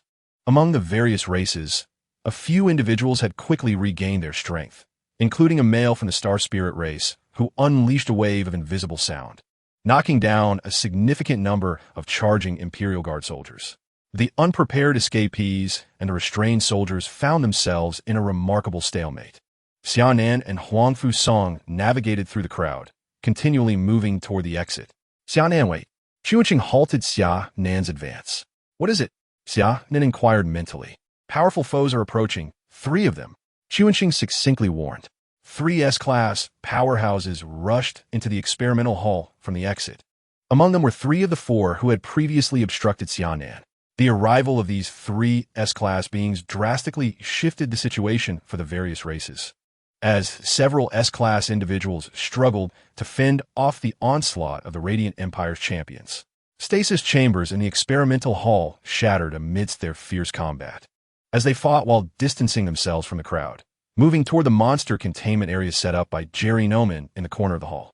In the upper main laboratory of the experimental hall, Jerry Noman was abruptly pulled from his experimental state due to the sudden turmoil, while the ghostly-eyed Kazan returned to this location. Dr. Norman, what has transpired here to trigger the underlying logic alarm? Ghost-eyed Kazan inquired directly, holding the laboratory head, Jerry Norman, accountable. There has been a minor issue. Jerry Norman, unfazed by Kazan's demeanor, operated the central control console with limbs that had transformed into octopus tentacles, leaving only a fleeting shadow. Oh, the laboratory's control has been temporarily usurped. Jerry continued his rapid typing. Ghost-Eye Kazan stood aside, arms crossed, observing coldly. He had long held disdain for Jerry Norman. Were it not for Norman's utility to the Abyssal Clan and the strict orders from Commander Lilia to avoid harming him, Kazan would have seen him entombed among the stars long ago. The chaos within the underground testing hall felt to Kazan like mere ants scurrying about, easily suppressed at his whim. Xia Nan, the laboratory's fundamental control has been activated. Someone is contesting its command. The stars urged Xia Nan and his companion to depart swiftly. At that moment, several S-level powerhouses had shattered the cage, confining the monstrous entities, awakening them from their slumber.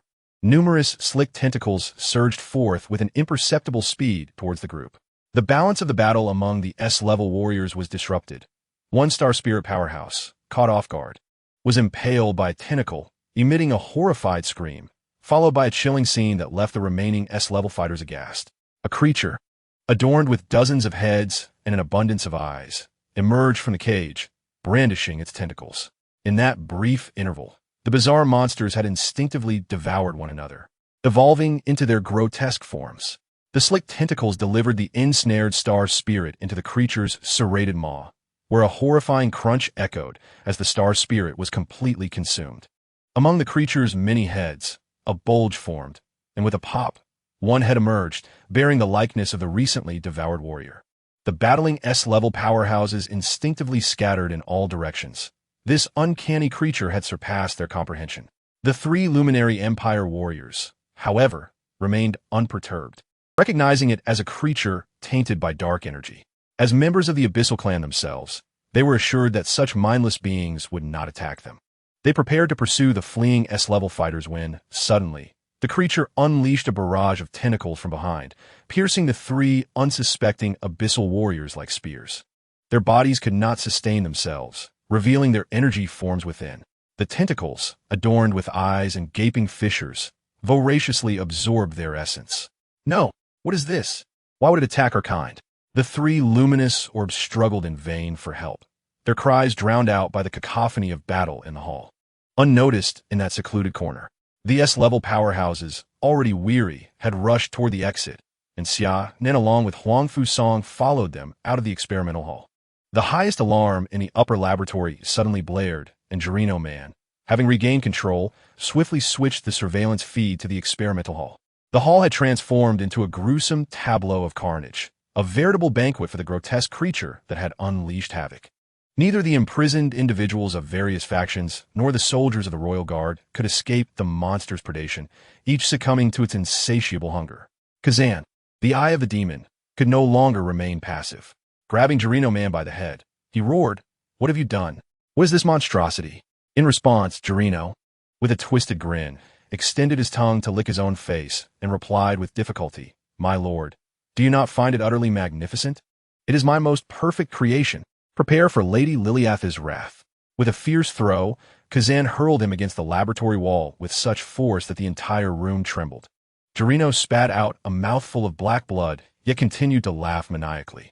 The crimson orb embedded in his forehead bulged ominously, as if it were about to detach itself from his skull. Gerino murmured to himself while fixating on Kazan's retreating figure. Soon, very soon, Kazan sped towards the underground experimental hall, determined to eliminate the creature. Failure to do so would leave him without an explanation for Lady Liliath regarding the demise of the test subjects. Xia Nan, take cover, the stars warned. Xia Nan pulled General Huangfu Song into a recess within the passage as several fleeing S-rank powerhouses collided with Kazan. Furious at the escapees, Kazan dispatched them with a single strike, reducing them to a mist of blood. As Xia Nan and General Huangfu Song narrowly evaded him, Kazan had no time to engage. For outside the laboratory, a mech squad awaited at the exit, sealing off their escape. This man is formidable, General Huangfu Song remarked. The duo continued their retreat through the passage. A violent shock wave emanated from below, causing Xia Nan and General Huangfu Song to sway unsteadily. Kazan had engaged the monstrous entity in fierce combat within the underground hall. Kazan unleashed the full extent of his SS-level prowess, enveloping the creature in an aura of dark energy. Yet, the creature remained unaffected, relentlessly assaulting Kazan. Nevertheless, as an SS-level pinnacle warrior, Kazan swiftly gained the upper hand after a few exchanges, shattering the creature's tentacles and pulverizing its numerous heads into fragments. With a resounding crash, the creature collapsed to the ground. Kazan surveyed the hellish scene in the laboratory, troubled by how he would explain this to Lady Liliath. The fallen creature began to surreptitiously absorb the blood and remnants scattered across the hall. Noticing its actions, Kazan unleashed another dark energy strike, intent on eradicating the abomination once and for all. However, two exceptionally thick tentacles rose to intercept his attack. The demon-eye Kazan found himself engulfed in anger, feeling compelled to disregard the consequences, even if it meant annihilating the entire laboratory and facing the wrath of Lady Liliath. He was determined to eradicate it entirely. At that moment, Saint Miria, who was engaged in a fierce struggle alongside several formidable members of the Abyssal clan to subdue the liberated Saint Emperor Seville, sensed the overwhelming power emanating from the depths of the palace where Kazan unleashed his fury, yet she could not extricate herself from her predicament. The grotesque creature voraciously consumed all flesh and blood within the experimental hall, its twisted tendrils intertwining in a chaotic dance, easily repelling Kazan's assaults with its abnormally thick appendages. Suddenly, the creature retracted its tentacles, morphing into a figure of unsettling beauty, a sanguine angel of flesh, its limbs transforming into 3 pairs of crimson wings. Wielding a lance forged from flesh, a flash of blood-red light illuminated the scene, grazing Kazan's left arm, where the wound festered with a spreading crimson energy. Kazan summoned dark energy to dispel this force, a power distinct yet reminiscent of the dark energy, stronger than the latter itself. The clash between the sanguine angel and Kazan was imminent. Meanwhile, Xia Nan and Huangfu Song had fled to the main laboratory, a crucial passage leading to the surface. Inside, Xia Nan observed the chaotic movement of Xia Nan's blood-red eyes. What manner of creature is this? Huangfu Song spat disdainfully. The marker on Xia Nan's chest, bestowed by the Viper Legion commander, was firmly locked onto Xia Nan, sensing the presence of an ancient adversary from the Abyssal universe. Why had the creature's proximity to both Kazan and Saint Miria failed to trigger this marker? It was because the creature no longer belonged to the Abyssal clan. Kazan and Miria's essence had been isolated within their bodies, their possession scheme having concealed the truth of their ruler's replacement from the entire Radiant Empire. The overwhelming aura of the Abyssal universe radiating from Xia Nan was profoundly unsettling to Xia Nan. Xia Nan fixated on Xia Nan's figure, marveling at its perfection. His crimson eye, nestled in the center of his forehead, pierced through to the vibrant life force within Xia Nan. That I fixated intently on Xia Nan's head. What is this? A resonance of the same soul as that little girl, Xia Nan mused aloud. What do you mean by the same soul resonance? Xia Nan inquired, perplexed. Ah, that little girl must be your kin, Xia Nan exclaimed with sudden fervor. What was her name again? His tentacles flailed about his head in agitation. Consulting his experimental records, he found it. Her name is Xia, from a civilization known as the Galactic Federation. As the name Xia escaped Xia Nan's lips, Xia Nan momentarily lost his composure. What did you say? Xia, what have you done to her? Xia Nan laughed maniacally. What have we done? Surely you must have met Lady Miria by now. Her corporeal form originated from a young girl named Xia. At that moment, Xia Nan finally comprehended why he regarded Saint Miria as his sister. It was, in fact, the body of his sister. This entity was a powerful experimental subject, yet she herself lacked the ability to harness that formidable energy. As he spoke, Jerry Norman manipulated the controls, retrieving a vial that emanated potent psychic waves. This vial contained the psychic energy extracted from Xia Nan, encompassing her entire mental essence. Upon seeing this vial, Xia Nan instinctively felt a profound sense of kinship. He recognized that this was indeed his sister. "What do you intend to do?" Xia Nan forced himself to remain composed. He had contemplated seizing the vial directly, but the peculiar individual before him, if one could still consider him human, might not be easily subdued with a single strike. Thus, he resolved to negotiate, attempting to procure the vial through a trade. "I require your flesh and genes." Jerry Norman greedily fixated on Xia Nan's body. "Very well." Xia Nan, resolute and succinct, transformed his blood into a blade and severed a portion of his flesh from his left arm, tossing it to Jerry Norman. In return, Jerry Norman faithfully handed over the vial to Xia Nan. Without uttering a word, Xia Nan accepted the vial and, alongside General Huang Fu Song, continued their escape. Jerry Norman made no attempt to hinder them. His focus was solely on the piece of flesh that Xia Nan had relinquished. Within the passage, Xia Nan secured the vial within the imprint of his mech, utilizing martial energy to staunch the flow of blood from his injured arm. The flesh at the wound began to writhe, rapidly healing itself. General Huang Fu Song remained silent, having refrained from intervening in Xia Nan's transaction with Jerry Norman. He understood that Xia Nan's actions were guided by his own rationale, and all he needed to do was place his trust in him. At the exit of the laboratory, a squad of mech warriors stood vigilant, encircling the Grand Hall. They had received orders to eliminate any escapees from the premises. At the exit, General Huang Fu, "Please take a moment to rest on the side." Xia Nan instructed Huang Fu Song to hold the line while he ventured forth to clear away the lesser adversaries. The Dawn's light mech made its appearance, and, as Xia Nan emerged, the mech squad immediately focused their fire upon him, unleashing a torrent of energy upon his ripple shield. Violent charge propelled him into the enemy mech formation, while Earth Enclosure forcibly suppressed them, preparing for a decisive strike to eliminate them all. "Detonate!"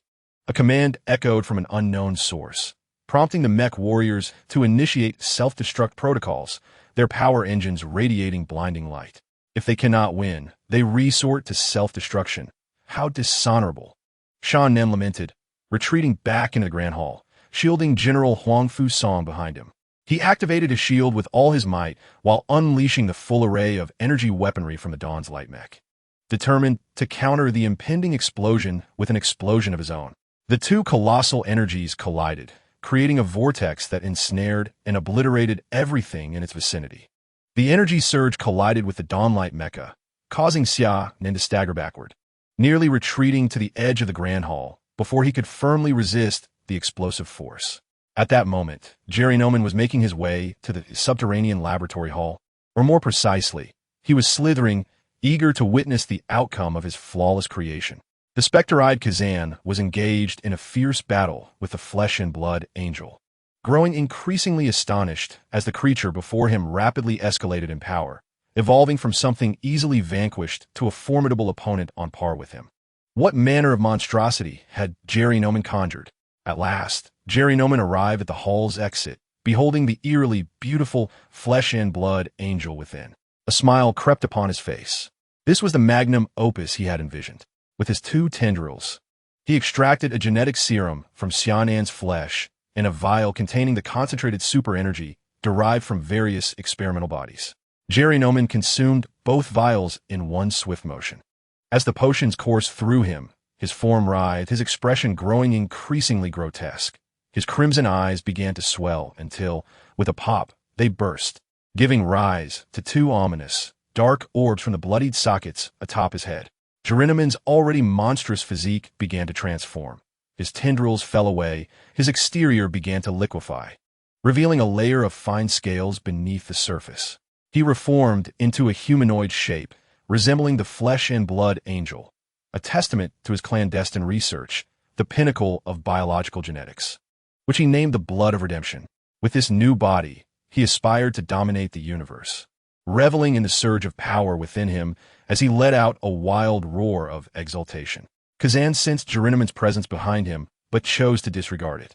Dark beams shot from Gerinaman's shadowy eyes, striking Xia, who was entangled with the flesh and blood angel. Taken by surprise, Xia suffered grievous injuries. Unable to fathom that this insignificant insect had harnessed such formidable strength. Gerinaman, what are you doing? Are you betraying our kin? Betrayal? I have never pledged allegiance to you. Such notions of betrayal are nonsensical. We merely utilize one another, Gerinaman retorted, unfurling his wings and instantly appearing before Xia. His scaled right hand pierced through Xan's form. Seizing the essence of the abyssal tribe within, greedily absorbing its energy while the flesh and blood angel stood guard respectfully nearby. You traitor! Lord Liliate will not let you go. Our kin will place you on the kill list. You are doomed. Xan's voice grew weaker, ultimately succumbing to Gerinaman's voracious appetite. From this day forth, the abyssal tribe shall become my sustenance. Gerinaman beckoned the flesh and blood angel to follow, intent on devouring the remaining members of the abyssal tribe within the palace. Meanwhile, Xia Nan and Huang Fusong had breached multiple defensive lines, perplexed at the apparent decline in the palace's protective forces. The blazing flames soared into the sky as the gates of the Sacred Light Palace were forcefully breached, and a battalion of mechanized warriors surged within. These warriors were familiar to Xia Nan. They belonged to the Shadow Guard of the Celestial Federation. Chapter 24. The fall of the Sacred Light Palace. The mechanized soldiers aimed their weapons at both Xia Nan and General Huang Fusong. You are not from the Radiant Empire? Inquired the leading captain of the Shadow Guard. No, we escaped from within the palace, Xia Nan hastily clarified, averting an unnecessary conflict.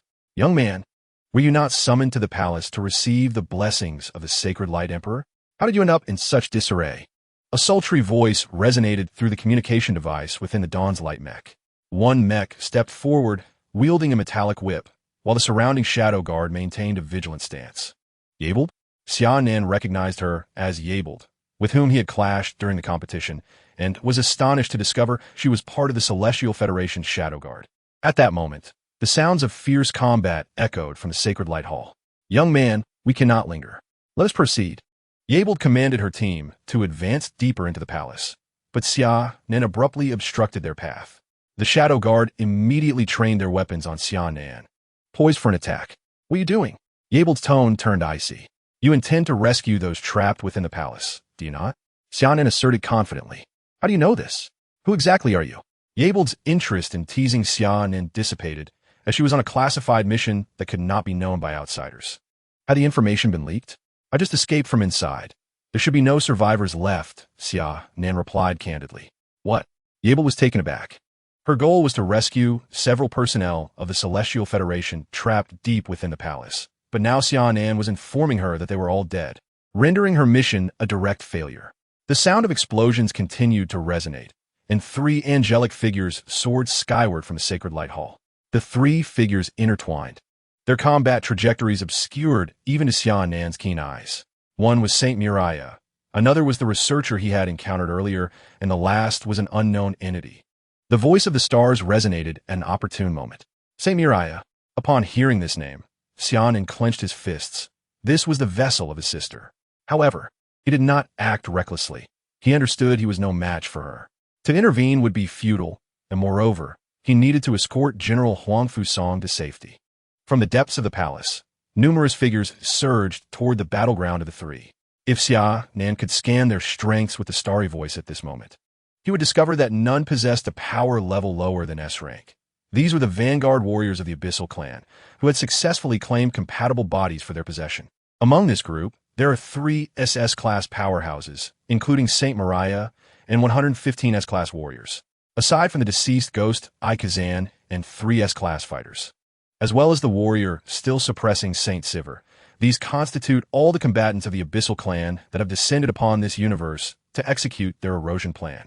The remaining members of the Abyssal Vanguard have yet to find suitable hosts for their possession, and are thus unable to engage in battle. Gerinaman, do you comprehend the gravity of your actions? How dare you betray our clan? You are but a dog of our lineage, yet you wish to devour your master. Dok, Yosai. No. You fail to grasp the truth. You are my prey, Gerinaman boldly declared. His dark eyes fixated on the essence of Liliat within the body of Saint Miriah. Attack, commanded Saint Miriah. and a total of 120 at least S-class warriors erupted into a fierce battle. The very fabric of space was rent asunder by their clash, with fissures of destruction spreading forth, and the holy light palace below was reduced to ruins. Their fierce confrontation even caused the entire holy light star to tremble, drawing the attention of its inhabitants, who remained unfazed, firmly believing in the prowess of their protectors to vanquish the intruders. The holy light star activated its defensive mechanisms, energy fields spreading from various nodes across the planet, enveloping it in a luminous barrier.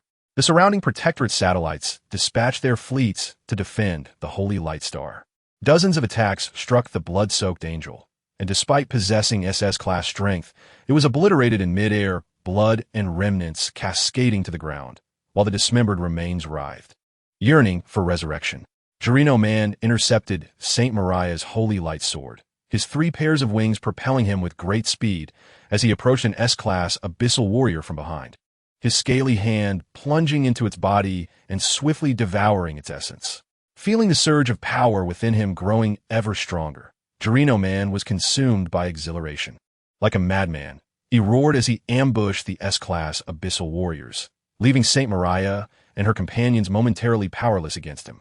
He drained another abyssal warrior, and at last, Saint Mariah seized the opportunity to ensnare him with holy light elements, while the others unleashed their ultimate techniques. Ultimately, Xia Nan could no longer withstand the onslaught, being shattered into fragments, scattered upon the ground. Just as Saint Mariah prepared to obliterate him completely, the remnants of those bodies vanished without a trace. Beneath the ruins of the Holy Light Palace, Xia Nan's body was undergoing reassembly, the remnants of the blood-soaked angel transforming into flesh energy, which he absorbed. He cleverly concealed himself in the chaos of the battlefield, where the rampant energy disrupted the perceptions of Saint Mariah and her allies, preventing them from detecting Xia Nan beneath the rubble. Once his body was fully reconstituted, having absorbed the blood-soaked angel's form, his strength ascended to a new pinnacle, reaching the threshold of breaking the limits, rendering him only slightly weaker than Saint Mariah. This formidable vitality was a gift bestowed upon him by the serum extracted from the blood genes of Xia Nan. Xia Nan harnessed his strength, his 3 pairs of mangled wings merging into a colossal set of fleshy appendages, resembling enormous hands. An SS-class warrior of the Abyssal clan approached the ruins, prompting Xia Nan to suppress his aura, watching as the warrior passed by. In an instant, he struck, his dark eyes emitting a lethal glare that injured the foe, while his wings ensnared him, followed by an insatiable consumption. This transpired in the blink of an eye, and before the surrounding abyssal warriors could react. Their SS-class comrade had been utterly drained by Xia Nan. Seeking death, Saint Mariah summoned her mech, the angelic mech unleashing its ultimate technique, the Judgment of the Sun. As the Holy Cross of Light locked onto Xia Nan, preparing to subject him to the scorching rays of the sun. Remarkably, Xia Nan severed his own wings to forcibly escape the Holy Cross's grasp, his shimmering form darting into the crowd, intent on devouring the abyssal warriors to augment his strength. Without a mech, he found himself at a significant disadvantage against Saint Mariah. Stand back. Saint Mariah discerned his intentions and commanded the others to retreat. Dozens of abyssal warriors withdrew in an orderly fashion, but Xia Nan would not let this opportunity for sustenance slip away. With determination, he braved the attacks from Saint Mariah and another SS-class warrior, swiftly closing in on the relatively weaker abyssal fighters. A chilling wail erupted from the ranks of the warriors. Ultimately, they could not escape Xia Nan's clutches and were consumed entirely. After feasting on these abyssal warriors, Xia Nan chose not to linger with Saint Mariah, setting his sights on devouring the formless abyssal beings hidden deep within the palace. At that moment, an unexpected event unfolded as the figure of the Holy Light Emperor, Saint Seville, broke free from the rubble, charging towards the SS-class abyssal warrior. His energy-laden fist struck the warrior's face with tremendous force, sending him flying. Temporarily suppressing the abyssal corruption within him, he resolved to avenge the years of his imprisonment. The invaders who had wreaked havoc in his palace would meet their demise. He summoned the mech, Holy Light Emperor, to confront Saint Mariah. Yet before he could act, the abyssal warriors within him began to rebel once more, struggling against the onslaught. He launched an attack on Saint Maria, his holy light sword slashing towards the angelic mech. At that moment, Saint Maria aimed to pursue Jerry Norman, unwilling to engage him. With a flicker of her purple ring, a bizarre creature from the dark cosmos materialized on the battlefield. The creature's presence intensified the surrounding dark energy, exacerbating the backlash from the abyssal warriors within Saint Seville. Unable to maintain his mech, he plummeted from the sky, clutching his head as he roared in anguish. Better dead than unfree. As the supreme ruler of a civilization, being controlled by outsiders was a profound humiliation. Unable to break free from their grasp, he resolved to take them down with him. He charged into the ruins of the Holy Light Palace, channeling all his energy into the energy veins beneath the palace. He aimed to detonate this energy, even if it meant burying the entire palace alongside him, determined to descend into the netherworld with the invaders who had trampled upon his royal dignity. The energy levels of the palace surged rapidly, and at the moment it reached its zenith, a blinding beam of white light erupted from the site of the Holy Light Palace, piercing even the energy field defenses of the Holy Light Star. Several fleets approaching through the starry sky witnessed this towering column of energy. As the radiance faded, a vast chasm appeared where the Holy Light Palace once stood, revealing endless spatial rifts that drew everything nearby into their depths. At the starport of Holy Light, the shadowy team and Xia Nan turned to gaze upon the site of the Holy Light Palace, awestruck by the celestial beam, and they heard Saint Xavier's chilling cry of better to die than to live in bondage. Within the colossal pit of the Holy Light Palace, Jeriniman's battered form was slowly regenerating. Not far from the palace, Saint Maria had disengaged from her angelic mech, her own surface marred by shocking fissures. She had never anticipated that Saint Xavier would choose to perish alongside her. It was a miscalculation. Now, she was the sole remnant of the invading vanguard in this universe. Her erosion plan a complete failure. She dreaded the punishment that awaited her upon the Elder's arrival. This body was no longer viable. Saint Maria, or rather the vanguard officer Liliot of the Abyssal clan, abandoned Shaylin's form and transformed into a sphere of light, soaring into the distance. She needed to seek out a new vessel capable of containing her powers. Chapter 25. Escape from Holy Light Star in the aftermath of the tremendous explosion. The residents of Holy Light Star emerged from their homes. Some hesitated, while others, driven by curiosity, made their way towards the Holy Light Palace. On the expansive streets, squads of mech warriors converged from all directions, as the palace had suffered a catastrophic blow, leaving the survival of any royal family members uncertain. According to protocol, the Grand Marshal of the Empire automatically assumed the highest leadership. The Marshal of the Glorious Empire's military ordered an assessment of the palace and the rescue of any surviving royal members, while also commanding the guarding fleets in outer space to dispatch personnel in a Holy Light Star for a comprehensive search of suspicious individuals. With the central brain of the Empire destroyed, its operational capacity had plummeted, allowing the Stellar Alliance to seize control of Holy Light Star's defense permissions, plunging the entire star into the surveillance of the Alliance. The Alliance was tasked with locating Saint Maria.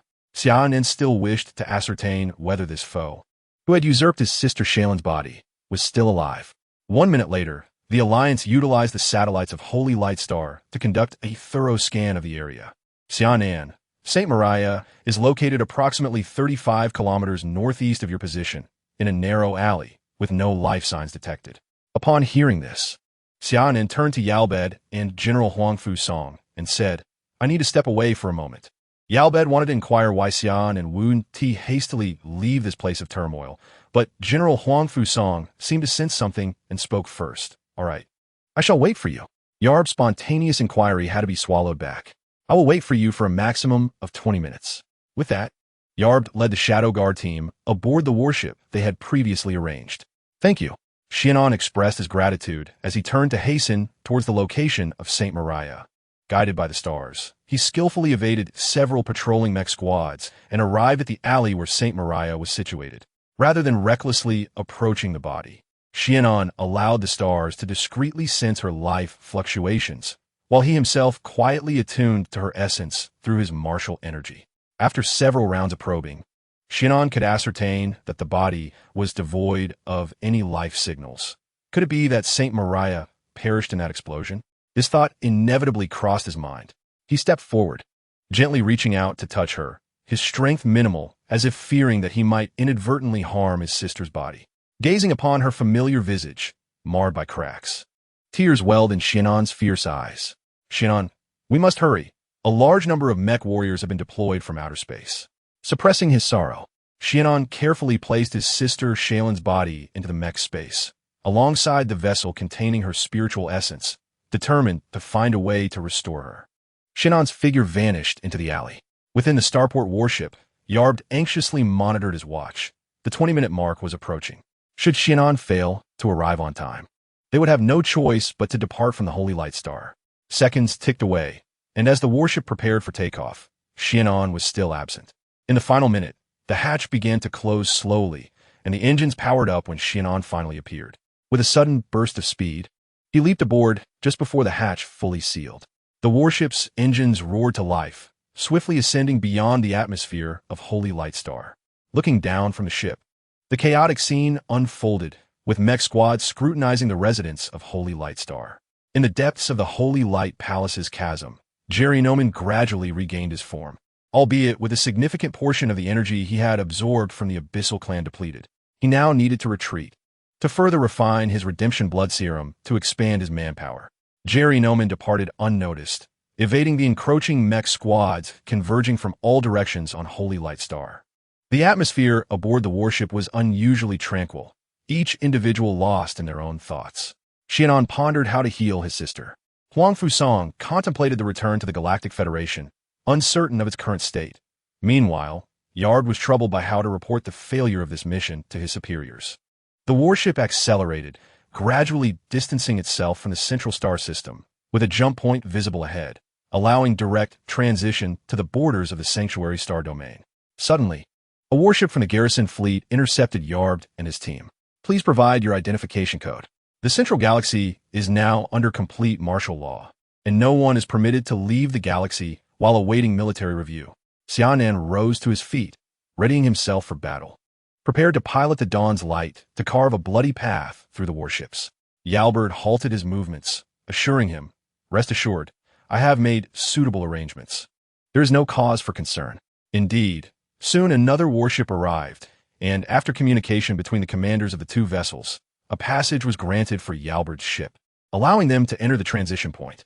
It turned out that Yalbert had already secured the cooperation of the higher-ups in the Sanctuary Star System's garrison fleet, enabling them to slightly ease the blockade of the Sanctuary Star System, turning a blind eye to their passage. For the high-ranking officer of the garrison fleet, this was merely a trivial matter. He could not have intercepted those noble starships anyway, and moreover, he stood to gain a substantial sum of money. Why not indulge in such an opportunity? As the warship emerged from the transition point, it departed the Sanctum Star region, continuing towards the borders of the Radiant Empire. Once they left the Radiant Empire's territory, they would no longer have to fear pursuit. The Celestial Federation had already mobilized 5 fully equipped fleet stationed not far from the Radiant Empire's borders, serving as a deterrent against their border fleets. "Xia Nan, do you know how to return to the Federation's star region?" General Huang Fusong suddenly inquired. "General, I have already grasped the situation regarding the wormhole leading back to the Dark Star Arm.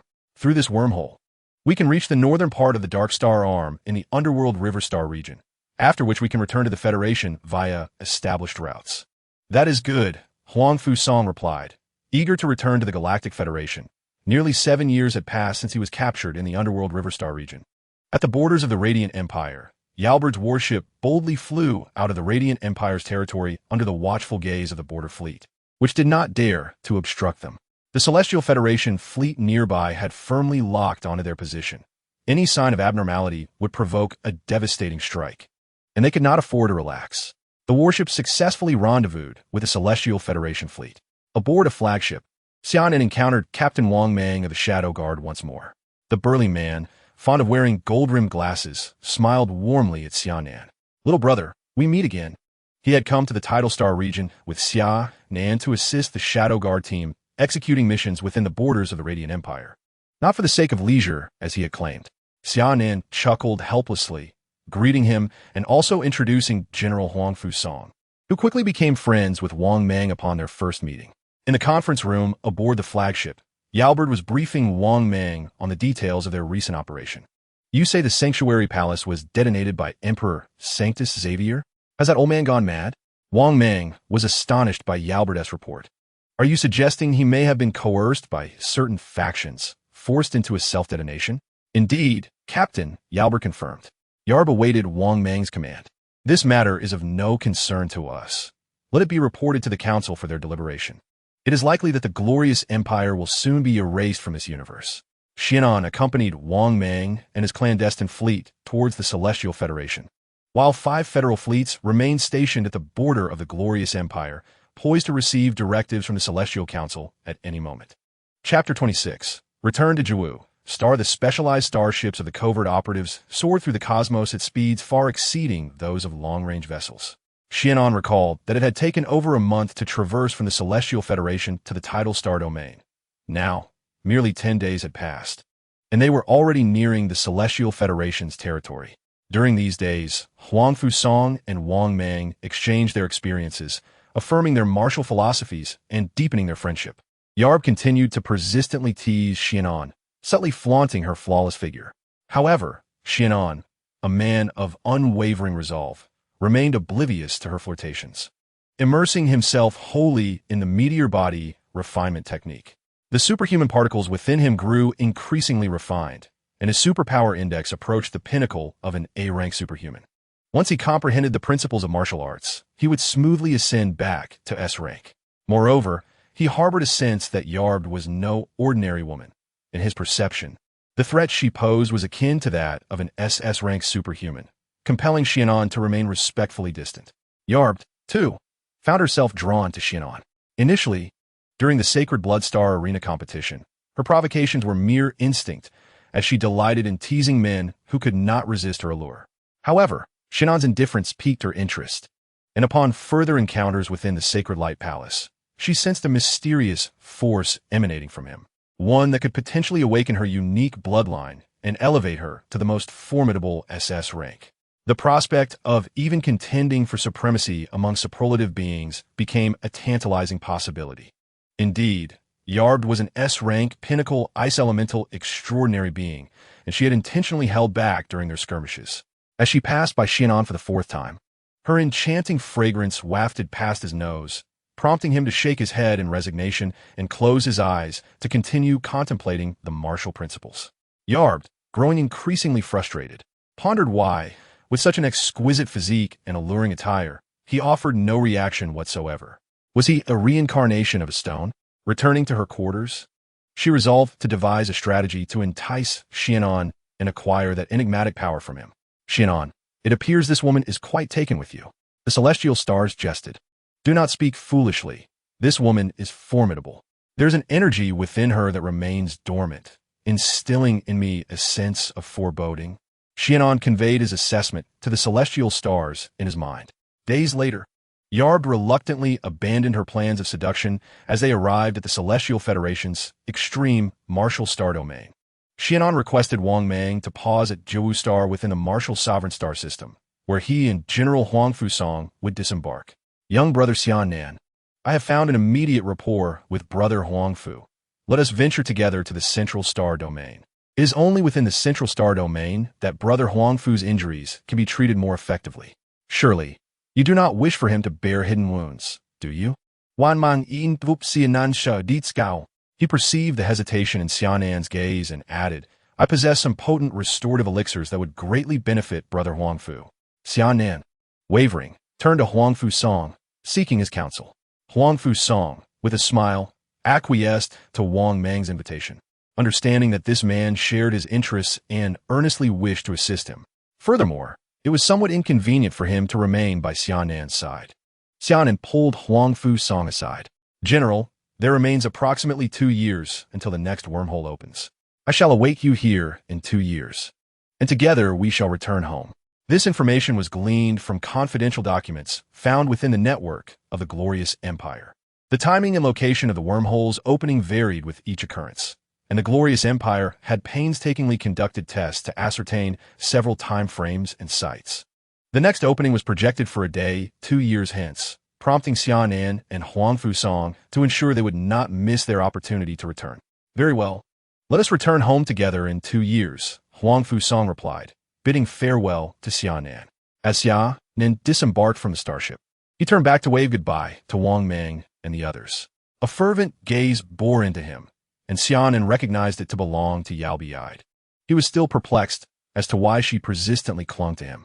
Within the starship, Yao Bi watched Xia Nan's figure with a glimmer of avarice in her eyes. The warship departed from the Jiaowu starport, shrinking into a mere speck against the vast sky.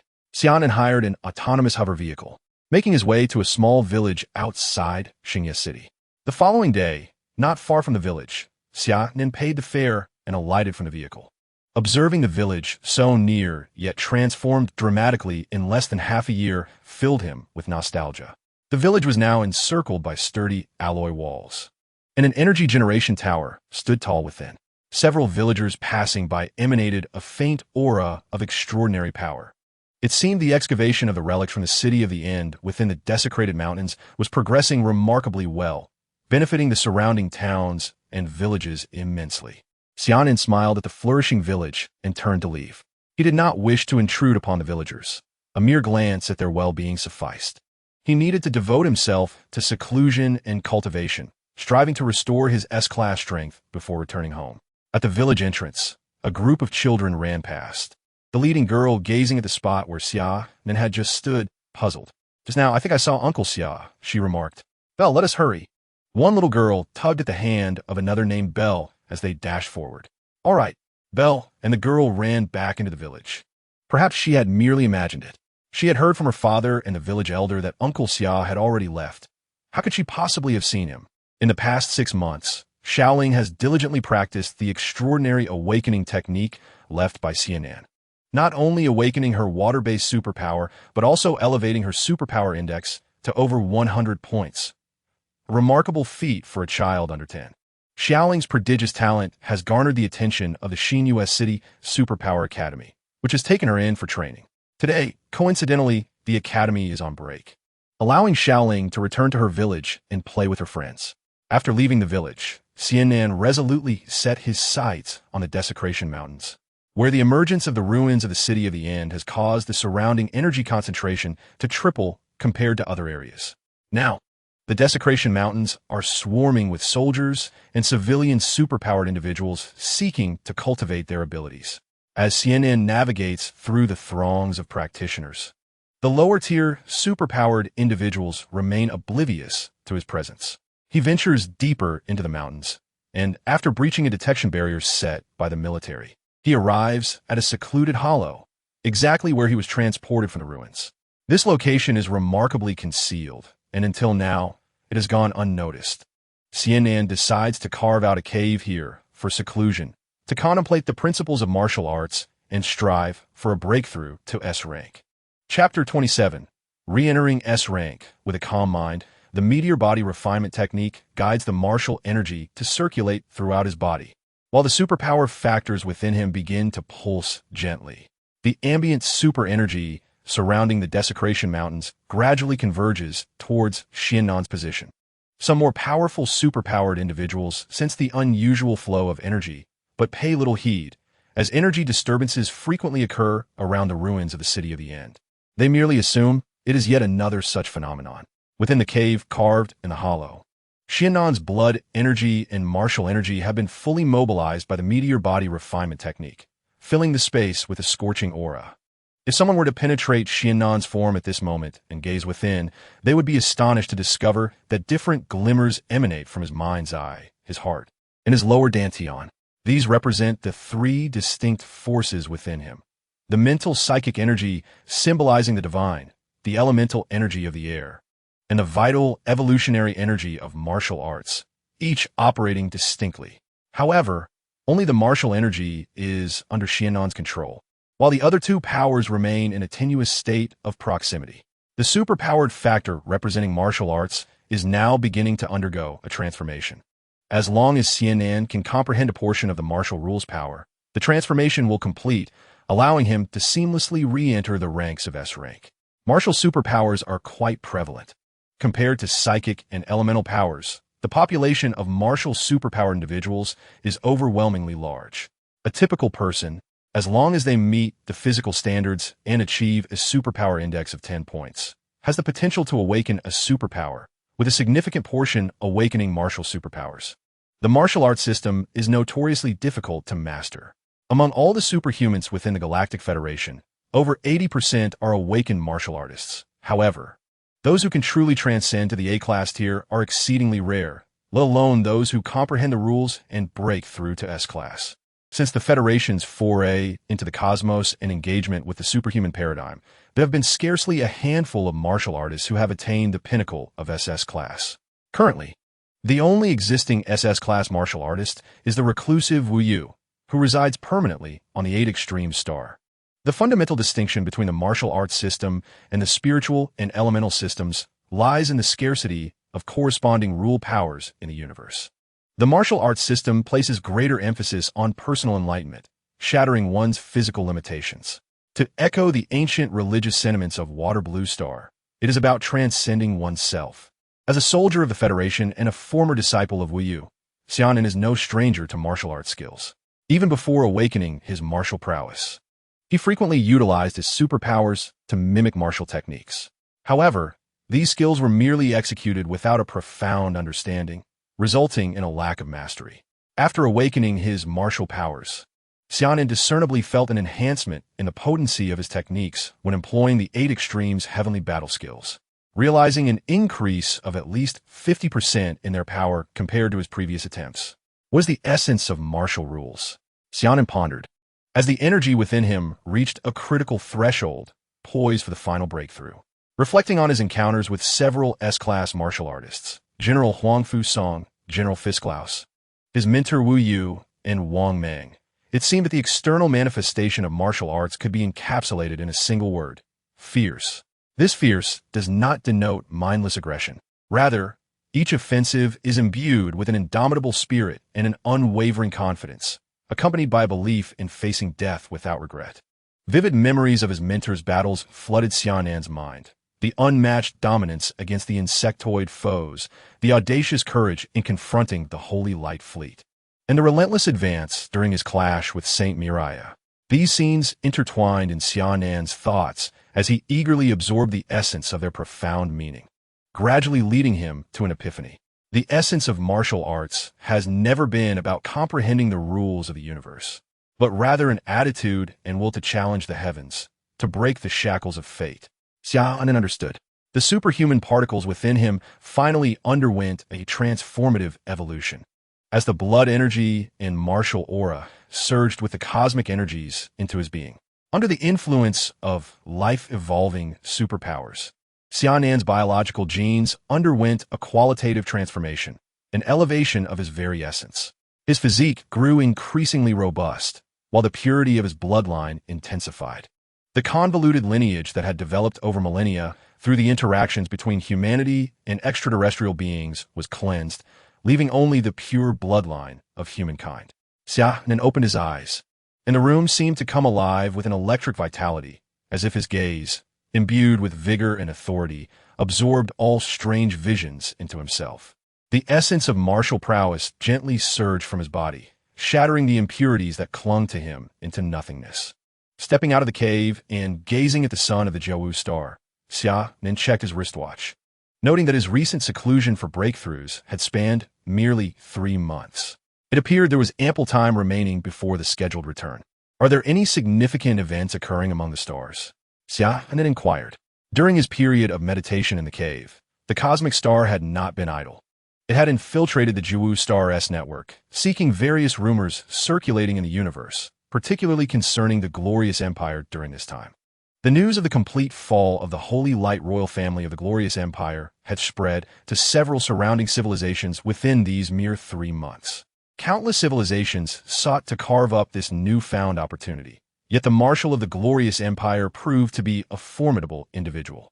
After arduous negotiations, he reached an agreement with several major civilizations, conceding 3-star domains in exchange for peace and averting invasions from these powers. Moreover, the Marshal reformed the governing structure of the Glorious Empire, transitioning from an imperial system to a federal one, distributing power to the federal parliament, and officially renaming the entity the Glorious Federation.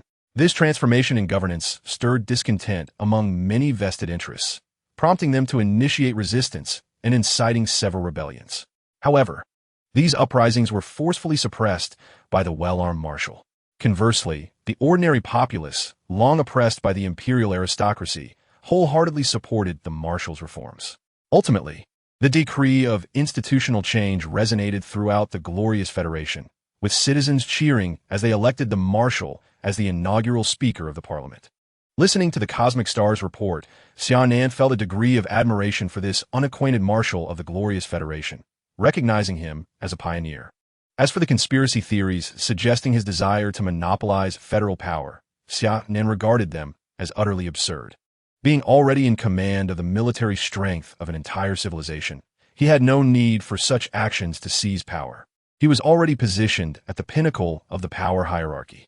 The Cosmic Star then relayed another piece of information regarding the ruins of the City of Endings, which piqued Xia Nan's interest. Within the ruins, a mysterious stone tablet had been excavated. Chapter 28. The reappearance of the mysterious stone tablet according to footage released by the Jiawu Star military. The unearthed stone tablet bore an uncanny resemblance to a tablet that had been lost by the Galactic Federation. Although Xia Nan had never witnessed the tablet within the Federation, he had encountered its imagery in the archives of the Starry Brain. After assuming command of the Great Wall Star Domain Fleet, his access to the Federation's secrets had been granted. With this elevated authority, Xia Nan had perused numerous confidential documents within the Federation, including the account of the bizarrely vanished stone tablet, which was believed to contain the celestial coordinates of a certain ruin. It remained uncertain whether the mysterious stone tablet unearthed from the ruins of the City of Endings also recorded the coordinates of a ruin. Rising to his feet, Xia Nan set off towards the ruins of the City of Endings, eager to witness the tablet with his own eyes. The enigmatic stone tablet remained steadfast within the ruins of the City of Twilight. It is not that the military of Jiawu Star wishes to refrain from transporting it to the Federal Center. Rather, the tablet is utterly immovable, as if it has fused with the very essence of the ruins themselves. Despite the military's countless attempts, it stands resolutely within the remnants. Reluctantly, the Jiawu military reported the situation to the Federation, which dispatched a team of ancient script decipherers to the site.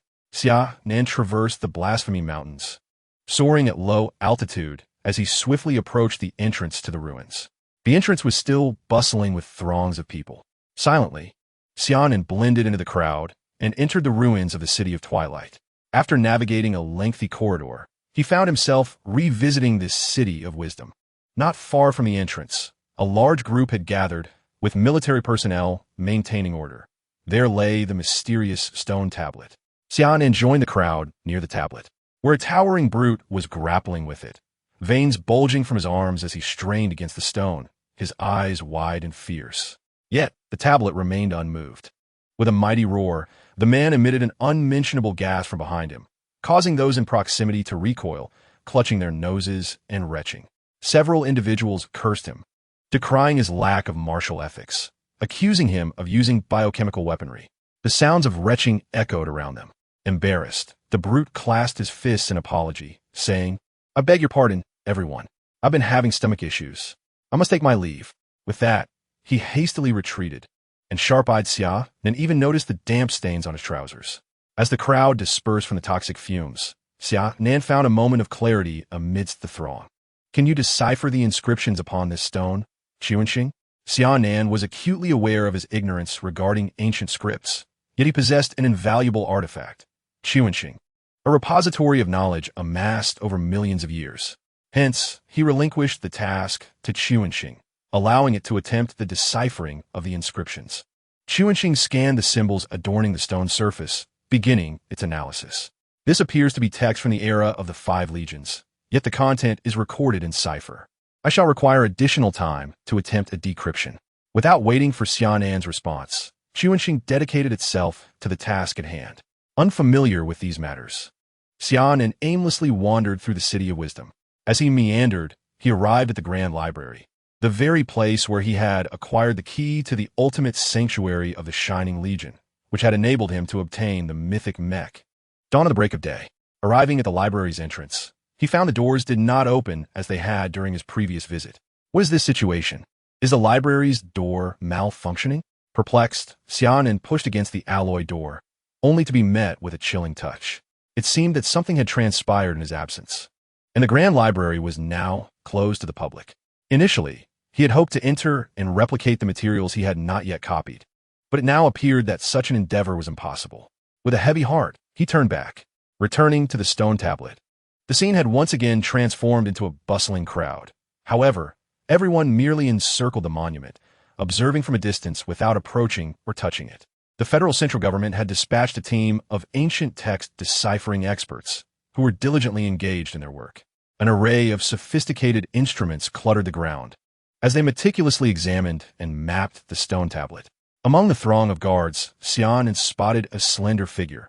It was the strikingly voluptuous dark guard, Xia. It seemed fate had conspired against him, as this woman appeared wherever he went. Xia Nan felt a wave of reluctance wash over him. He truly wished to avoid entanglements with someone harboring ulterior motives. Before he could extricate himself from the crowd, Xia, with her keen eyes, caught sight of him. With an alluring tone, she called out, "Little brother, why do you look like you want to flee the moment you see me? Did I do something wrong? I can change, just don't abandon me." Her flirtatious voice sent shivers down Xia Nan's spine. He wished to ignore her, yet the men surrounding them, previously captivated by Xia, seemed to have been bewitched, stepping forward to demand an apology from him on her behalf. Xia covered her mouth and stifled a laugh.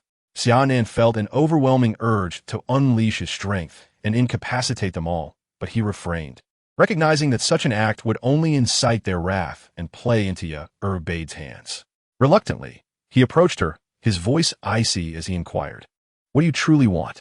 "Little brother, I've missed you," she replied, her words shattering the fragile hearts of the testosterone-fueled men around them, who longed to be the ones receiving such endearments from her. In truth, Xia Nan remained aloof, maintaining a vigilant stance towards Xia. Although he had regained his S-class strength, the sense of threat she posed had not diminished in the slightest. "I wish to borrow something from you." "What is it?" "I don't know." Her response elicited a chuckle from Xia Nan. How could she ask him to lend something without knowing what it was? Did he appear so naive? "I'm leaving. When you figured it out, come find me in Xia City." With that, Xia Nan departed, unimpeded by the onlookers, who remained entranced by Xia beauty. Xia City? Xia resumed her composed demeanor, continuing her duties as a guard. Within the passageway, Xia Nan had deciphered the information. It was a coordinate related to the Mist Legion, presumably located within the bounds of the Sky Horizon Federation. However, it remained uncertain whether this coordinate pointed to a relic. The voice of the stars resonated in Xia Nan's ears. "Thank you, stars." Xia Nan resolved to address the matter regarding Xia before heading towards the coordinates of the Mist Legion, his curiosity about the 5 great legions intensifying. Chapter 29. The Sword of God S. Slaying stirs in a small and near the outer city of Xingye. Xia Nan was diligently consolidating the superpower factor within his body. As the martial energy grew increasingly profound, the two energies, essence and spirit, were merging at an imperceptible pace. Suddenly, a series of knocks echoed through the air, prompting Xia Nan to pause his practice and allow the meteor body refinement technique to operate autonomously. He approached the door and opened it to reveal Xia, who appeared somewhat different today. Clad in a sharply tailored black uniform, her previously cascading waves of hair were gathered into a high ponytail, and she donned a pair of standard combat boots, exuding the efficiency of a soldier. "Please come in," Xia Nan invited, stepping aside to grant her entrance. He seated himself on the edge of the bed and, facing the chair occupied by Xia, inquired directly, "What exactly do you wish to borrow from me?" Instead of responding verbally, Xia retrieved a document from her bag. It detailed a compensation agreement, stipulating that Xia Nan could acquire a substantial quantity of energy crystals should he fulfill her requests. Xia Nan scrutinized the compensation amount, ensuring he had not misread. Could she truly offer such a quantity of energy crystals? Noticing the skepticism in Xia Nan's eyes, Xia stood, straightened her uniform, and formally introduced herself. "Allow me to present myself. My full name is Xia Ilex. I am the heir of the Ilex family, one of the 5 great golden families of the Celestial Federation. You may not have heard of the Ilex family, but you surely recognize our family's other moniker. We are known as the Wealth Scales." Wealth Scales? The name sounded strikingly familiar to Xia Nan, who suddenly recalled, incredulously asking, "Are you referring to the Wealth Scales family of the Cosmic Bank?" "Indeed, we are the Wealth Scales Ilex family," your Bade replied proudly. She certainly had reason to be proud. The Wealth Scales family was one of the founding families of the Cosmic Bank, currently one of the 12 directors overseeing the banking industry across the universe, thus controlling a staggering 70% of the universe's wealth. The 12 director families of the Cosmic Bank had long resided in the realm of legend, their identities shrouded in mystery, with only their epithets known to the outside world. "Jouw beides revelation left Xia Nan astounded." "Are you not afraid that I might expose your family secrets?" Xia Nan countered. The Cosmic Bank wielded immense wealth, and these 12 director families were ever the target of nefarious individuals across the universe. How could your Bade dare to disclose her background so openly before him? "You may certainly attempt to do so," your Bade replied, her demeanor unruffled as she regarded Xia Nan. "I know what you are implying, but our family has never feared external adversaries. To us, they are merely minor inconveniences.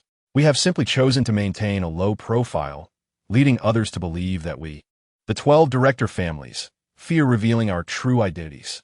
Xia Nan pondered the thought that the Electra family, without adequate military support, could not have maintained control over the colossal power of the Universal Bank throughout the ages in this Darwinian cosmos. With this realization, he inscribed his name upon the compensation document and left his genetic information. Such a substantial wealth should not be squandered. Being solitary, he possessed little that would warrant their concern. As for his life, if they truly sought to leverage it, it would not be a mere envoy from Yalbed who approached him, but legions of formidable warriors encircling him. For the Electra family, taking his life would be a trivial endeavor.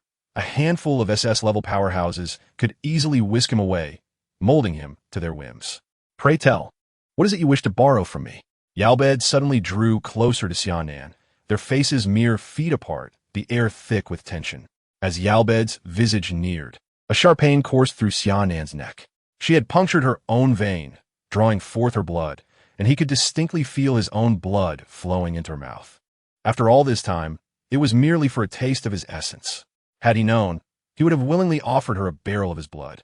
For one endowed with life-enhancing superpowers like Xia Nan, his hematopoietic function was remarkably potent. As long as he replenished his energy, he could continue to bleed indefinitely. Indeed, he could provide Yalbed with a complete transfusion if necessary.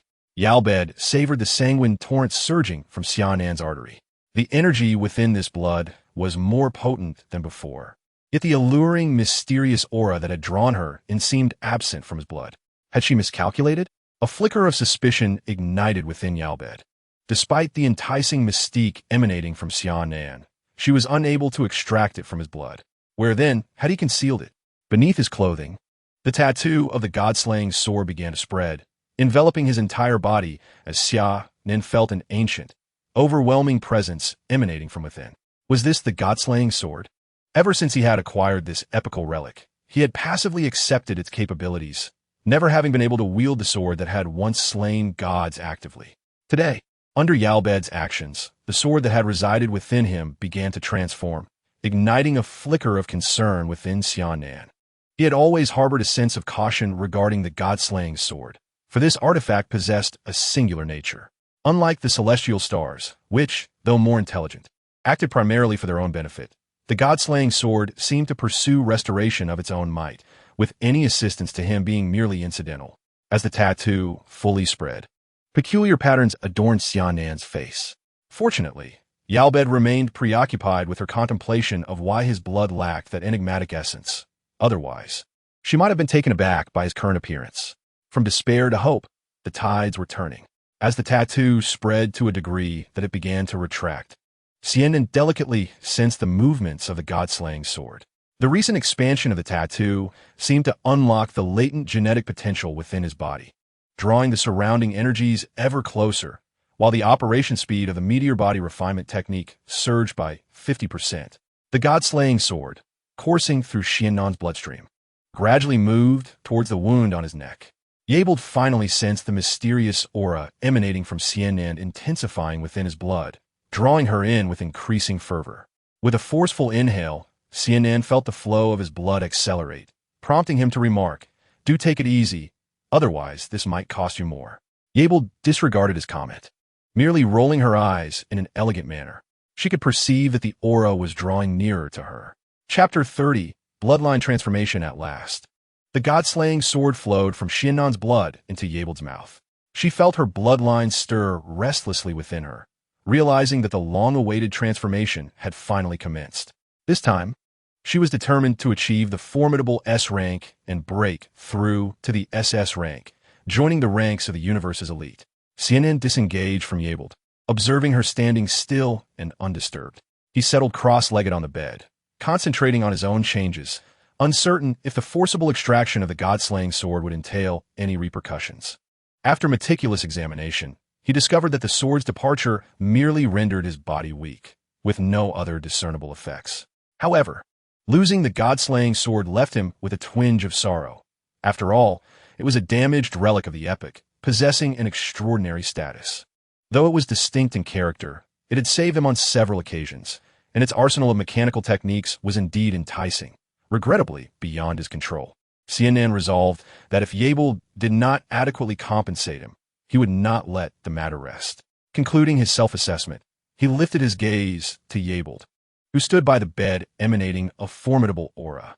This aura not only encompassed her own power, but also the familiar might of the god-slaying sword. At that moment, Yabeld felt as though her soul was being scorched in flames. Her entire being was engulfed in excruciating pain, as if a force was methodically crushing her bones, disrupting her meridians and refining her blood. The power within her bloodline was gradually being unleashed, evolving towards an elevated state. Drenched in sweat, Yabeld's uniform clung to her form, accentuating her exquisite physique. As a straight man, Xia Nan was oblivious to the beauty before him. He only perceived the escalating ferocity of the energy within Yabeld, the oppressive force bearing down on him to the point that he struggled to breathe. He instinctively activated the meteor body refinement technique to summon his superpowers and resistance to this overwhelming pressure. The furnishings within Xia Nan's room could no longer withstand the pressure exerted by Bade, shattering with a resounding bang. A nearby chair was crushed to splinters by this overwhelming force. Wooden shards flew chaotically towards Xia Nan, who conjured a barrier of martial energy to shield himself from the debris. At this moment, all the guests within the inn had evacuated, their astonished gazes fixed upon the establishment enveloped in an invisible aura, wondering where such a formidable presence had emerged from. The Night Regiment of Xia City dispatched a squadron to the modest inn. The captain of the squad felt the intangible force surrounding the building and was inwardly alarmed. Realizing this was a power beyond his reckoning, surpassing even his superiors. Within the small inn, Bade's transformation reached a critical juncture. The god-slaying sword incessantly unleashed its energy, and Bade gritted her teeth, acclimating to the tidal wave of energy surging through her veins.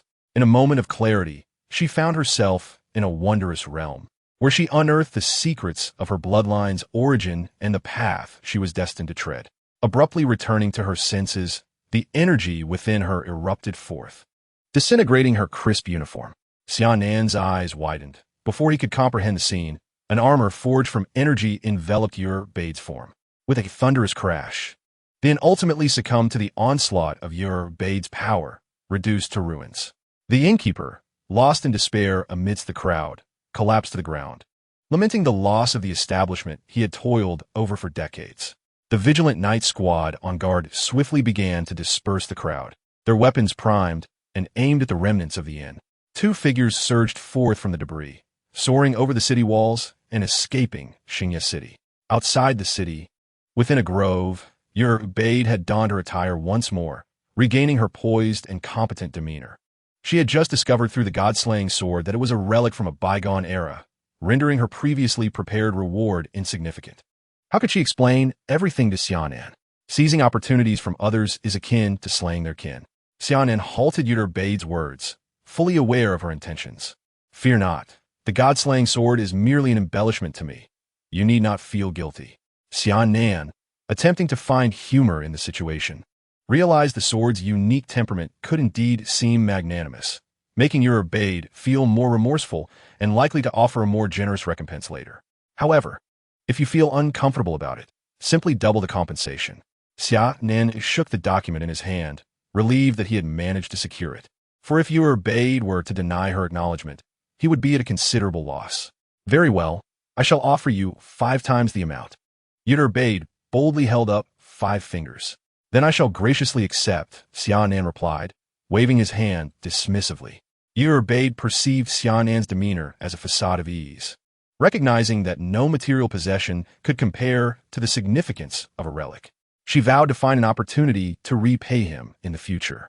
2 figures suddenly emerged behind Yalbed, bowing their heads respectfully. Miss, Lord Ilex requests your return. Xia Nan felt a surge of vigilance. He had not sensed their approach at all. Should they harbor ill intentions, he feared he would have no opportunity to resist. The wealth and power of the Wellscale family were indeed unfathomable, effortlessly dispatching 2 SS-level warriors to serve as Yalbed's guardians. Understood, Yalbed replied with haughty grace. Turning to face Xia Nan, she donned a more amiable expression. I shall take my leave now. Should you require assistance, do not hesitate to contact me. Here's my contact number. Yalbed sent her personal communication number to Xia Nan's wrist device and turned, departing with her 2 escorts. Wait, Xia Nan called out. What about the compensation? It will reach you shortly. Just wait, came Yalbed's light laughter from a distance. Xia Nan pondered, could this woman be toying with me? Upon returning to Xia City, Xia Nan noticed that the small inn had been thoroughly cleaned by a squad of armored soldiers. The innkeeper appeared to be engaged in a cheerful conversation with a man dressed in formal attire. It seemed that Yalbed's family had come to resolve the aftermath for her. Xia Nan sought out another inn nearby to stay in. Xia Nan, are you all right? Qiwenqing inquired with concern. It had always been aware of the presence of another occupant within Xia Nan, yet they had never communicated, as if the other occupant deemed it beneath them. Nevertheless, that occupant was indeed an immensely powerful treasure, even with Qiwenqing's extensive experience in the Shining Legion over the years. The artifact, known as the Sword of Godslaying, would rank among the top 5. Xia Nan must be feeling quite distressed over its loss. What could possibly be wrong with me? The Sword of Godslaying is indeed formidable, but what is meant to be will be, and what is not meant to be should not be forced. It did not drain all my energy, which is already a considerable fortune. Perhaps I might acquire an even stronger cosmic treasure in the future, Xia Nan replied nonchalantly. Seeing Xia Nan's demeanor, Qiwenqing refrained from further inquiries. Resolved instead to support Xia Nan diligently. Unlike those frivolous temptresses, it would remain eternally loyal to the commander of the Shining Legion. 3 days later, an exceedingly diminutive bio-warship arrived above Jiawu Star. Transforming its armor, the bio-warship descended to the ground, morphing into a land cruiser en route to Xia City. At the small inn where Xia Nan resided, he received a spatial storage box from the elegant butler of the Ilex family. This is the item the miss instructed me to deliver to you, Mr. Xia. I shall take my leave now. The butler executed a graceful bow and departed the inn. Xia Nan opened the storage box to find it neatly packed with standard-sized energy crystals. Without hesitation, he initiated a conversion, exchanging all these energy crystals at the Star Alliance. Xia Nan's energy index on the military supply list suddenly soared to 1.5 billion. He finally possessed sufficient energy to redeem the radiant items within the military supply depot. He intended to procure several items to ensure a safe passage for the impending expedition to the Mist Legion ruins. Chapter 31. Heeding the Call of Bloodlines. Lord of Eternal Frost in the distant Alexis star domain. Indeed, this region bears the name of the Airbede family. Central Fortress Star is a planet entirely owned by the Alexis family, a privilege bestowed upon them as one of the 5 founding families of the Celestial Federation. Here, the Alexis family reigns as the sovereign of the planet, beyond the reach of the laws governing the Celestial Federation. The planet retains its pristine visage, with over 90 of its surface covered in water, appearing from the cosmos as a resplendent sapphire. The remaining 10 of land area is scarcely occupied by structures. These edifices are relics collected over generations from various corners of the universe, encompassing technologically advanced mechanical cities and the grandiose, enigmatic stone castles, all meticulously preserved by the family. Orbiting the Fortress Star are 5 elemental generators strategically placed by the Alexis family. These generators not only serve as the foundation for activating elemental barriers, but also represent their ultimate trump card, as the amassed energy from all 5 can teleport the entire planet to a predetermined secure location. Several small fleets are stationed on the planets outside Fortress Star, each a private fleet under the sole command of the Alexis family patriarch. The planet's defenses are on par with those of the capital star of the Celestial Federation, showcasing the formidable legacy of the wealth-scale family. Within a splendidly ancient castle on Fortress Star, the patriarch of the Alexis family, Trist Alexis, along with the 8 esteemed elders, convened in the conference room. As a grand door swung open, Airbede entered, adorned in an elegant and dignified black gown, reminiscent of a proud black swan. After saluting the patriarch and the 8 elders, she took her place at the end of the conference table. "Now that everyone is present, let us commence the meeting," announced the eldest elder seated to the left. "Ire, has your bloodline truly awakened? To what extent?" Trist Alexis, her father and the patriarch, inquired with a voice resonant with authority. "Yes, father. Thanks to the assistance of a friend, my bloodline has fully awakened," Airbede explained, channeling the power within her veins. An aura of intense cold, imbued with a mysterious essence, began to radiate from her, enveloping the entire conference hall. A thick layer of frost formed upon the exquisite decorations and the conference table, as the temperature plummeted rapidly. Noticing the power emanating from Airbede's bloodline, Trist and the 8 elders exchanged glances, nodding in satisfaction. "Very well. Ire, please retract your power," Trist gently instructed his daughter. Upon hearing the words, Yabeld melted the solid ice, yet the temperature within the conference hall remained uncomfortably low. The 4th elder, seated to her right, lightly tapped the table, dispelling the cold that had enveloped the chamber. After a brief discussion, Trist and several elders reached a consensus, while Yabeld remained seated at the end of the table, quietly listening to their exchange. "Yabeld, after deliberation in the family council, we have decided to unlock the family treasury for you, allowing you to attempt the ultimate inheritance of our lineage." Yabeld accepted the council's decision with solemnity. Trist Ilix, accompanied by the 8 esteemed elders and Yabeld, descended into the depths of the ancient castle. Upon an archaic wall, they conducted a series of intricate validations. The ground parted, revealing a passageway, and the group of 10 proceeded further into the abyss. After approximately 10 minutes, a magnificent door loomed before them. Trist and the 8 elders exchanged nods and positioned themselves at designated spots. Several members produced keys from their garments and simultaneously inserted them into the keyholes of the grand door. The mechanisms began to whir, and the door slowly creaked open. Yabeld held her breath, her gaze fixated on the scene beyond the threshold. This was Yabeld's first revelation of such an enigmatic realm hidden beneath the castle. She had always been curious about the purpose of the key her father possessed. At last, the mystery was unveiled. "Very well, Yabeld, your trial begins now. We shall await your return here." Yabeld glanced at her father and the elders, who nodded encouragingly, their eyes filled with hope and expectation. She understood that her family had tirelessly sought throughout the cosmos for items that could awaken her bloodline, expending immense resources and efforts. Now, their hopes were on the verge of realization. Determined not to disappoint her family, Yabeld stepped through the door, the sound of her resolute footsteps echoing in the vast space. As Yabeld's figure gradually vanished beyond the door, the 2nd elder could not help but remark, "I wonder if young Yabeld will successfully pass the trial." A palpable tension hung in the air among them. Upon entering the door, Yabeld discovered an exceedingly ordinary stone passageway behind it, leading to a stone platform at its end. Approaching the platform, she observed an indentation shaped like a hand. Tenderly, she placed her delicate right hand upon the imprint. A sharp sting coursed through her fingers, and blood began to flow. Simultaneously, her bloodline power activated autonomously, and her lifeblood trickled over the stone surface, gradually revealing a mysterious pattern. At that moment, the god-slaying sword within her began to resist the stone platform's pull. Yabeld furrowed her brow as waves of excruciating pain surged through her body.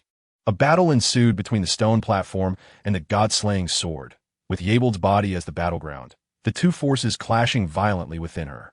As the two powers collided, blood began to seep from her mouth and nose, and her bloodline threatened to collapse. The moment felt simultaneously fleeting and eternal. Ultimately, the enigmatic stone platform held the upper hand, suppressing the god-slaying sword, while Eurybide's bloodline power flowed forth, illuminating the intricate patterns on the stone.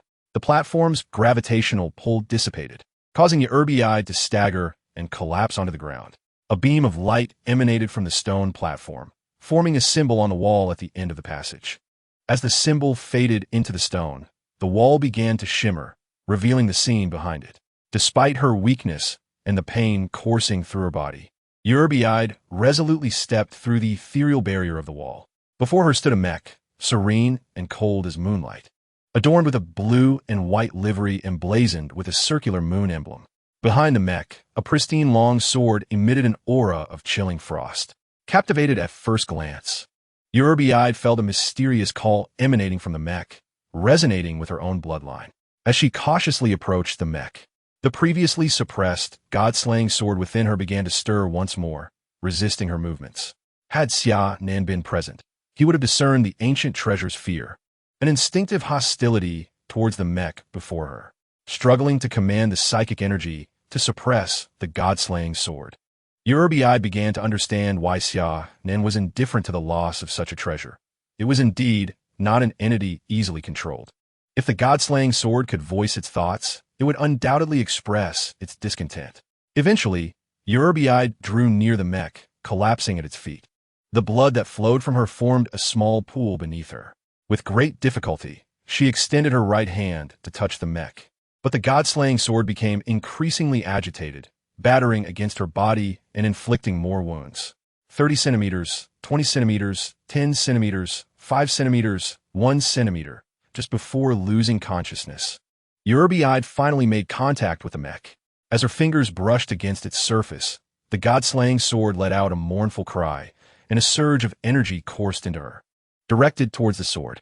Despite its desperate resistance, the energy enveloped the god-slaying sword, gradually dissolving it.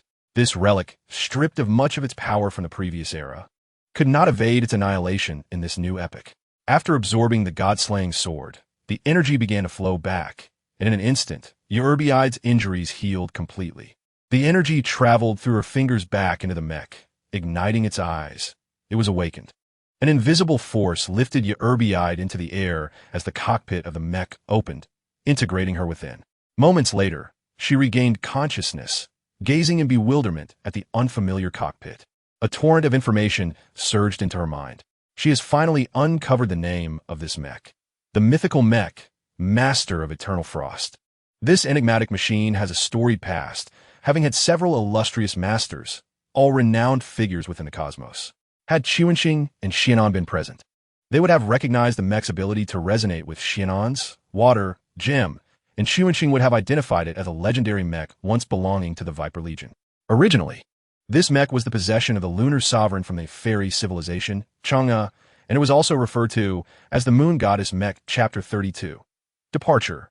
The ruins of the Mist Legion. Yarb reflects upon the information swirling in her mind, feeling a sense of relief that she successfully formed a bond with the master of Eternal Frost Mech.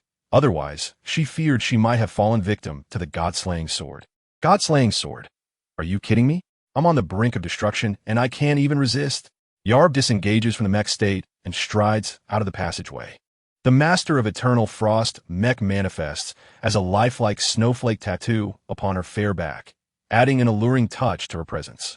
Outside the grand door, Treester and the others pace anxiously, peering into the chamber with a nervousness that surpasses even the moment of a child's birth. Their anxiety is understandable. Yarb's success in passing the trial and accepting the inheritance is crucial for the resurgence of their family.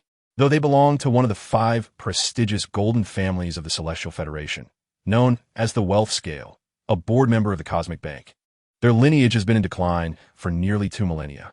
2,000 years ago, numerous SS-level peak experts from their family perished while exploring a mysterious cosmic relic, leaving them without any SS-level peak warriors since then. Although they still maintain some semblance of dignity through several SS-level experts, the facade of strength may crumble in the face of relentless challengers. Yarb stands out as the most gifted prodigy in their family over the past 2 millennia.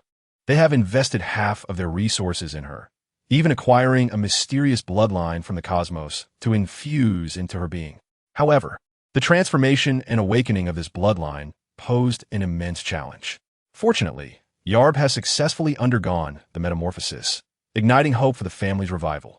They have placed all their aspirations upon her, and the potential dangers during her final inheritance weigh heavily on their minds. She is out. Elder 8 exclaims as Yarb's graceful figure emerges from the door.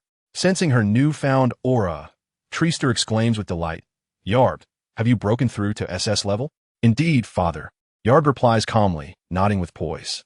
The process of inheriting the master of eternal frost mech has granted her profound insights through the trials of life and death, allowing her, already at the pinnacle of S level, to successfully transcend the barriers and ascend to SS level. Excellent. Our family's revival is within reach. The Grand Elder could hardly contain his excitement as he exclaimed, "The long-awaited 1,000 years have not been in vain. The future of our lineage is finally secured. Yara, do hasten to unveil the ultimate legacy of our family." Cretus and the 8 elders looked on with eager anticipation.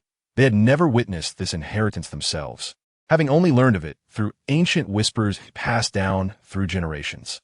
The 9 keys were also a part of the family's heritage. Today, they would finally have the opportunity to behold this ultimate legacy that had endured through the ages. Very well, Yara Bede promptly strode towards the secret chamber, closely followed by Cretus and the others. At the starport of Jimu, Xia Nan purchased a ticket to the Divine Martial Star Domain within the Overlord Star System and boarded the starship. The coordinates of the Relic of the Fog Legion inscribed on the stone tablet lay within the Overlord Star System. Just a few days prior, Xia Nan had exchanged some special potions provided by the Shining Legion's supply depot, including a source energy potion valued at 200 million energy units and 10 stealth potions, totaling an expenditure of 220 million energy units. The source energy potion was intended to rapidly elevate his superpower index, a coveted item Xia Nan had long desired but could not afford in the past. However, after receiving a compensation of energy crystals from the affluent Yara Bede, he had finally found himself in a more comfortable financial position. It would not be an exaggeration to say that he now indulged in luxury, even casually ordering 2 bowls of noodles and discarding one. The stealth potions were procured after Xia Nan learned of them from the stars. Only these 10 remained in the entire military supply depot.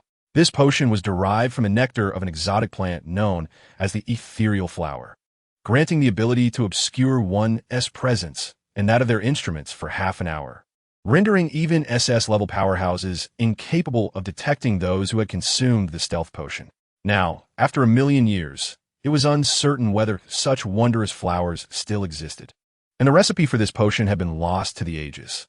Therefore, these were likely the last 10 stealth potions in the cosmos. According to the stars, the threshold for exchanging stealth potions was remarkably low.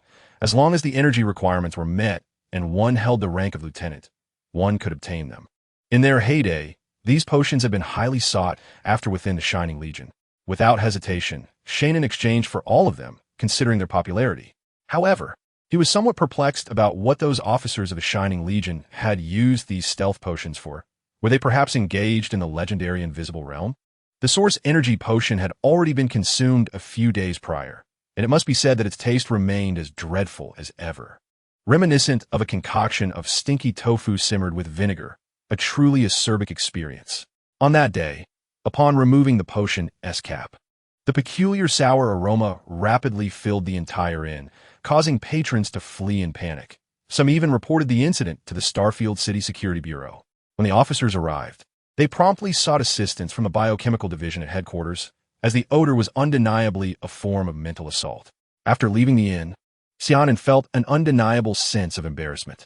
The entire establishment had been sealed off by the biohazard unit of Xingye City, likely resulting in substantial losses for the innkeeper, for whom Xia Nan could only silently offer prayers. Regaining his composure, he gazed out at the starry sky through the porthole. The starship had just completed a jump, departing from the extreme Martial Star Domain, and was now situated in the adjacent Tianwu Star Domain, an environment starkly different from the border territory of Extreme Martial. The interstellar route was bustling with starships coming and going, with patrol fleets from Tianwu Star Domain visible not far from their path. Renowned as the trade capital of the Zhangxiong Federation, Tianwu Star Domain accounted for nearly 1/3 of the Federation's trade volume. Much like the Diamond Star of the Galactic Federation, it was a hub for interstellar merchants from across the universe, who brought various local specialties for sale while distributing goods from the Zhangxiong Federation throughout the cosmos.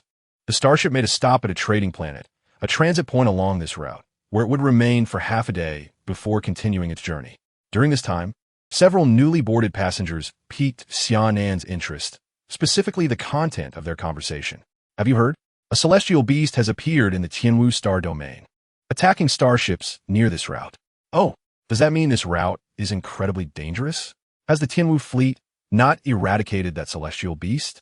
One passenger expressed concern. Dangerous? Where's the danger? I've heard that the celestial beast only steals food and does not harm people. The Tianwu fleet hasn't even caught sight of it yet. Reports have come from passengers aboard the attacked ships who glimpsed a shadow. Another passenger replied. Only stealing food? I can't believe there's a celestial beast that doesn't harm anyone. The first passenger remarked incredulously. Indeed, the food aboard those attacked starships was completely cleaned out, forcing them to dock at nearby planets for resupply. The second passenger confirmed. Xia Nan, intrigued by the celestial beast, resolved to seek an opportunity to encounter it himself. Chapter 33. The Celestial Beast? A cat? Passengers continued to come and go as the starship resumed its journey towards the Tianwu star domain. Shortly after setting sail, the number of vessels along the route suddenly diminished, and an announcement echoed through the ship. Attention, passengers. A celestial beast has been spotted in the area ahead. Please exercise caution. This was repeated for emphasis. Despite the warning, passengers remained engaged in their conversations, largely unconcerned about the celestial beast. A few daring female travelers even took out prepared delicacies, hoping to attract the greedy, celestial creature. Seated in his place, Xia Nan quietly dispersed his martial energy, gradually enveloping the entire starship within his perception. As the vessel continued its voyage, Xia Nan suddenly sensed a subtle disturbance in his martial energy, an almost imperceptible sensation. Unable to pinpoint the exact location, he could only surmise that the disturbance originated near the storage compartment of the starship. Under Xia Nan's perception, the location of the disturbance gradually approached the cabin. The celestial beast must be drawing nearer. The ship's defensive systems remained utterly silent, indicating that this creature's ability to evade technological surveillance was not mere fantasy. As the beast drew closer, 3 guards concealed among the passengers became aware of its presence, their expressions turning grave as they scrutinized their surroundings. A shadow darted past the cabin door, and in an instant, a nearby female passenger's food vanished, prompting her to scream before joyfully calling out. The shadow leaped around the cabin, and with each flicker, another passenger's food was snatched away. In mere moments, the travelers were left devoid of sustenance, save for a succulent steak preserved within a transparent, sealed box, an elaborate trap set by the ship's guards. This box had been custom-made to ensnare the celestial beast. Upon contact, it would activate an anti-energy device that siphoned the creature's energy, rendering it instantly weakened. The 3 guards rose from their seats and approached the box, while the other passengers also stood, eager to witness the nature of this celestial beast. The shadow flashed again, and the steak disappeared from the box, yet the beast remained concealed. What was happening? Had the anti-energy device malfunctioned? This question lingered in everyone's minds. Only Xia Nan, the sole S-class esper in the cabin, sensed the celestial beast, which was currently hiding beneath her seat, voraciously devouring the steak. Its energy signature had indeed diminished, suggesting the device had some effect. Was this the celestial beast that plagued this route, leaving the patrol fleet helpless? Akat. Xia Nan found herself questioning her perceptions. As the cabin remained quiet with no signs of the beast, passengers speculated that it had likely departed the ship, their disappointment palpable, while the 3 guards breathed a sigh of relief. At that moment, the troublesome celestial beast was in Xia Nan's grasp, scruffing its nape, mewing incessantly at her. Was this truly not a cat? Doubts resurfaced in Xia Nan's mind, but the constellation above provided her with clarity. This was a rare star eater, a creature destined to consume planets tainted by energy pollution, serving as a cosmic janitor. Xia Nan gazed at the image of the star eater projected onto her wristwatch, then looked down at the energy-drained, struggling creature before her. It was a far cry from the majestic figure depicted. It was far too small. This must be a mutated juvenile star eater. The stars themselves seem somewhat uncertain. This devourer of stars is exceedingly diminutive. Were it not for its genetic response mirroring that of the devourer, even the stars would hesitate to declare it as such. It remains unclear what ability this creature has manifested, for despite its playful rolling upon Xia Nan's lap, The surrounding travelers appear oblivious to its presence. Is this the transparent human star beast edition? Xia Nan idly teases this little creature, pondering why it had previously displayed unwavering defiance, yet now rests docilely on his lap. Seemingly satiated and asleep, as he strokes its silky fur, the tactile sensation is delightful, and the more he caresses it, the more he yearns to continue. The coordinates of the Mist Legion ruins lie within the realms of the Jiawu Star, the Desecration Mountain Range, and the City of the End. After several days of relentless effort, the deciphering squad of the Celestial Federation has successfully unraveled the mysteries inscribed upon the stone tablet, revealing a celestial coordinate. Upon verification, they promptly reported their findings to the Capital Star.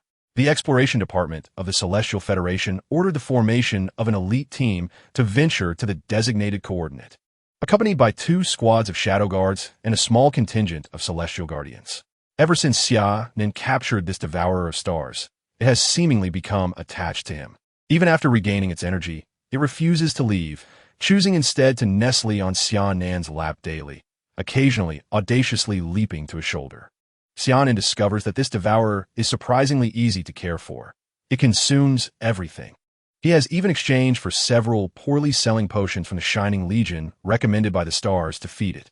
The creature welcomed them all, swallowing both the bottles and their contents, though it regarded Xia Nan with a slightly reproachful gaze, as if to accuse him of subjecting it to such unpalatable fare.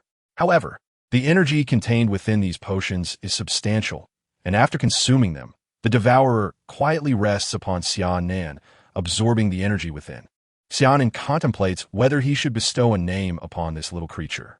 Initially, he assumed that such rare celestial beasts possessed inherited names, but he soon realized he had overthought it. This little one has no concept of names whatsoever. Reluctantly, for the sake of convenience, Xia Nan resolves to name it. After a friendly exchange, the infamous devourer of stars, Kola, has thus been christened, a name it finds disgraceful throughout its life, though it prefers not to bear such a title. Yet, the alternatives Xia Nan had proposed were hardly more appealing. Cat, Chomp, Star, Little Black, Little White. Are these truly fitting names for a creature of such stature? Even if it lacks an understanding of names, it can certainly discern the inadequacies of these monikers.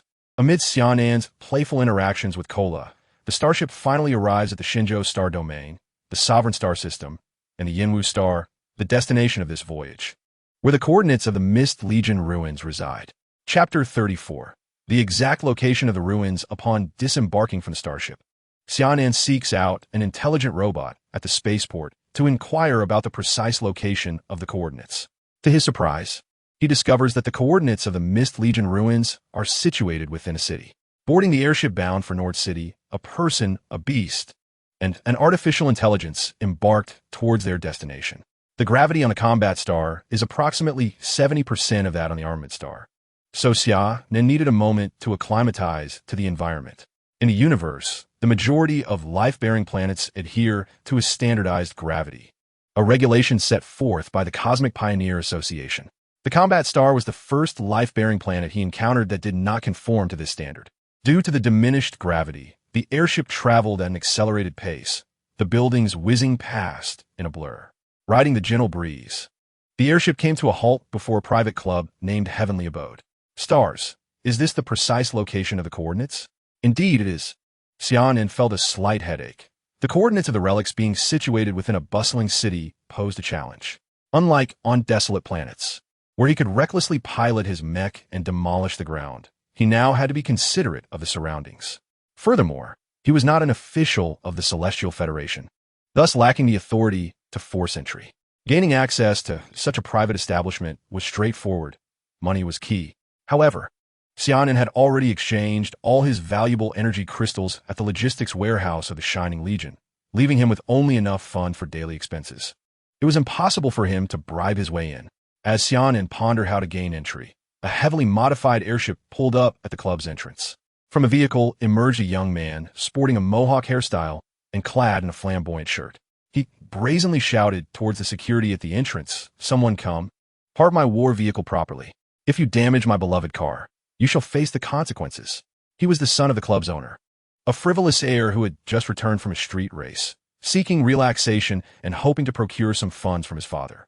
"Don't worry, young master," a security guard responded, receiving the keys thrown at him and expertly parking the airship in the designated spot. "Hey, you there, country bumpkin. Are you trying to enter this heavenly abode? Are you speaking to me?" Xia Nan asked, pointing to himself in confusion. "Yes, you. Do you wish to go inside?" The young man extracted a medicinal cigarette from his pocket, and a nearby security guard kindly lit it for him. He took a deep puff and exhaled a smoke ring. "Yes," Xia Nan replied honestly. "All right, today I am in a good mood, so I shall grant you the opportunity to witness the lifestyle of the upper echelon," the young man declared, striding towards the club, with Xia Nan hastily trailing behind. "Is my luck truly this extraordinary today? It seems like a pillow has arrived, just as I felt sleepy." Upon entering the club, Xia Nan could not help but marvel at its opulence. Although it lacked ostentatious gold and splendor, the interiors were adorned with precious cosmic minerals and relics, all of which he could recognize as being of considerable value. The owner of this establishment truly epitomized understated luxury. Dressed in a floral shirt, he approached the reception area of the club and gestured towards the manager inside, indicating Xia Nan.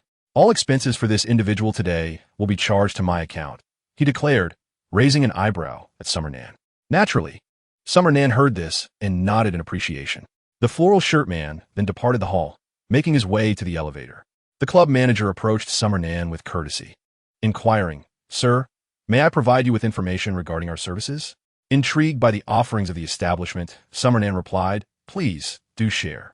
After the manager's explanation, Xia Nan understood that this venue was a highly reputable gathering place, devoid of any activities that might provoke unwelcome thoughts. However, he was somewhat curious about the intriguing concept of ice and fire and the helicopter experience. Nevertheless, he prioritized locating the ruins and politely declined the manager's arrangements. Opting to explore on his own, respecting Xia Nan's decision, the manager assigned a graceful young lady to accompany him, ensuring she could provide assistance and further introductions to the club. Following the guidance of the stars, Xia Nan ventured towards the back of the club, passing through a grand doorway and entering a courtyard. "Welcome to the fragrant courtyard, where we cultivate a collection of rare and exotic flowers from around the world. It is the finest place for relaxation within our establishment," the young lady remarked fittingly. Yet, Xia Nan continued his stride without pause, delving deeper into the premises. On the top floor of the club, a middle-aged man with graying temples was chastising the floral shirt man, berating him profusely. "Look at you, constantly stirring up trouble and neglecting your responsibilities. Today, you've brought another stranger into the club. Are you intent on squandering the legacy I built?" The floral shirt man stared blankly at the ground, dismissing his father's words as mere noise, letting them drift in one ear and out the other. Xia Nan arrived at the entrance of a private room and asked the accompanying young lady, "May I use this room?" "Of course, it would be our honor." Upon confirming that the room was unreserved, she guided Xia Nan inside. "I wish to rest. Please do not disturb me," he instructed the young lady as he stepped alone into the chamber, closing the door behind him. "Stars, where are the exact coordinates?" he inquired. Approximately 20 kilometers beneath this room came the response from the stars. Standing in the center of the room, Xia Nan activated the meteor body refinement technique, enveloping himself in martial energy as he descended rapidly. A hole approximately 1 meter in diameter appeared beneath him, and the soil of the training planet posed no hindrance. He successfully reached the designated location. However, as Xia Nan carefully sensed his surroundings within the rock layers, he discerned no anomalies. Could it be that the time for the ruins to activate had not yet arrived? Yet, the inscription on the stone tablet did not indicate that this ruin operated on a time-based mechanism. At that moment, the exploration team formed by the Celestial Federation swiftly arrived at the training planet, their fleet just docking at the starport. "Hurry, hurry," urged the squad leader, prompting the team to rush towards the Heavenly Realm Club. Xia Nan enhanced his martial arts perception, allowing him to sense everything within a 10-mile radius. The stellar entities also endeavored to locate the Mist Legion's relics in their own manner. After 10 minutes, Xia Nan had yet to discover the location. He summoned the Dawnlight Mecha, intending to amplify his psychic perception and employ the Mecha's radar for detection.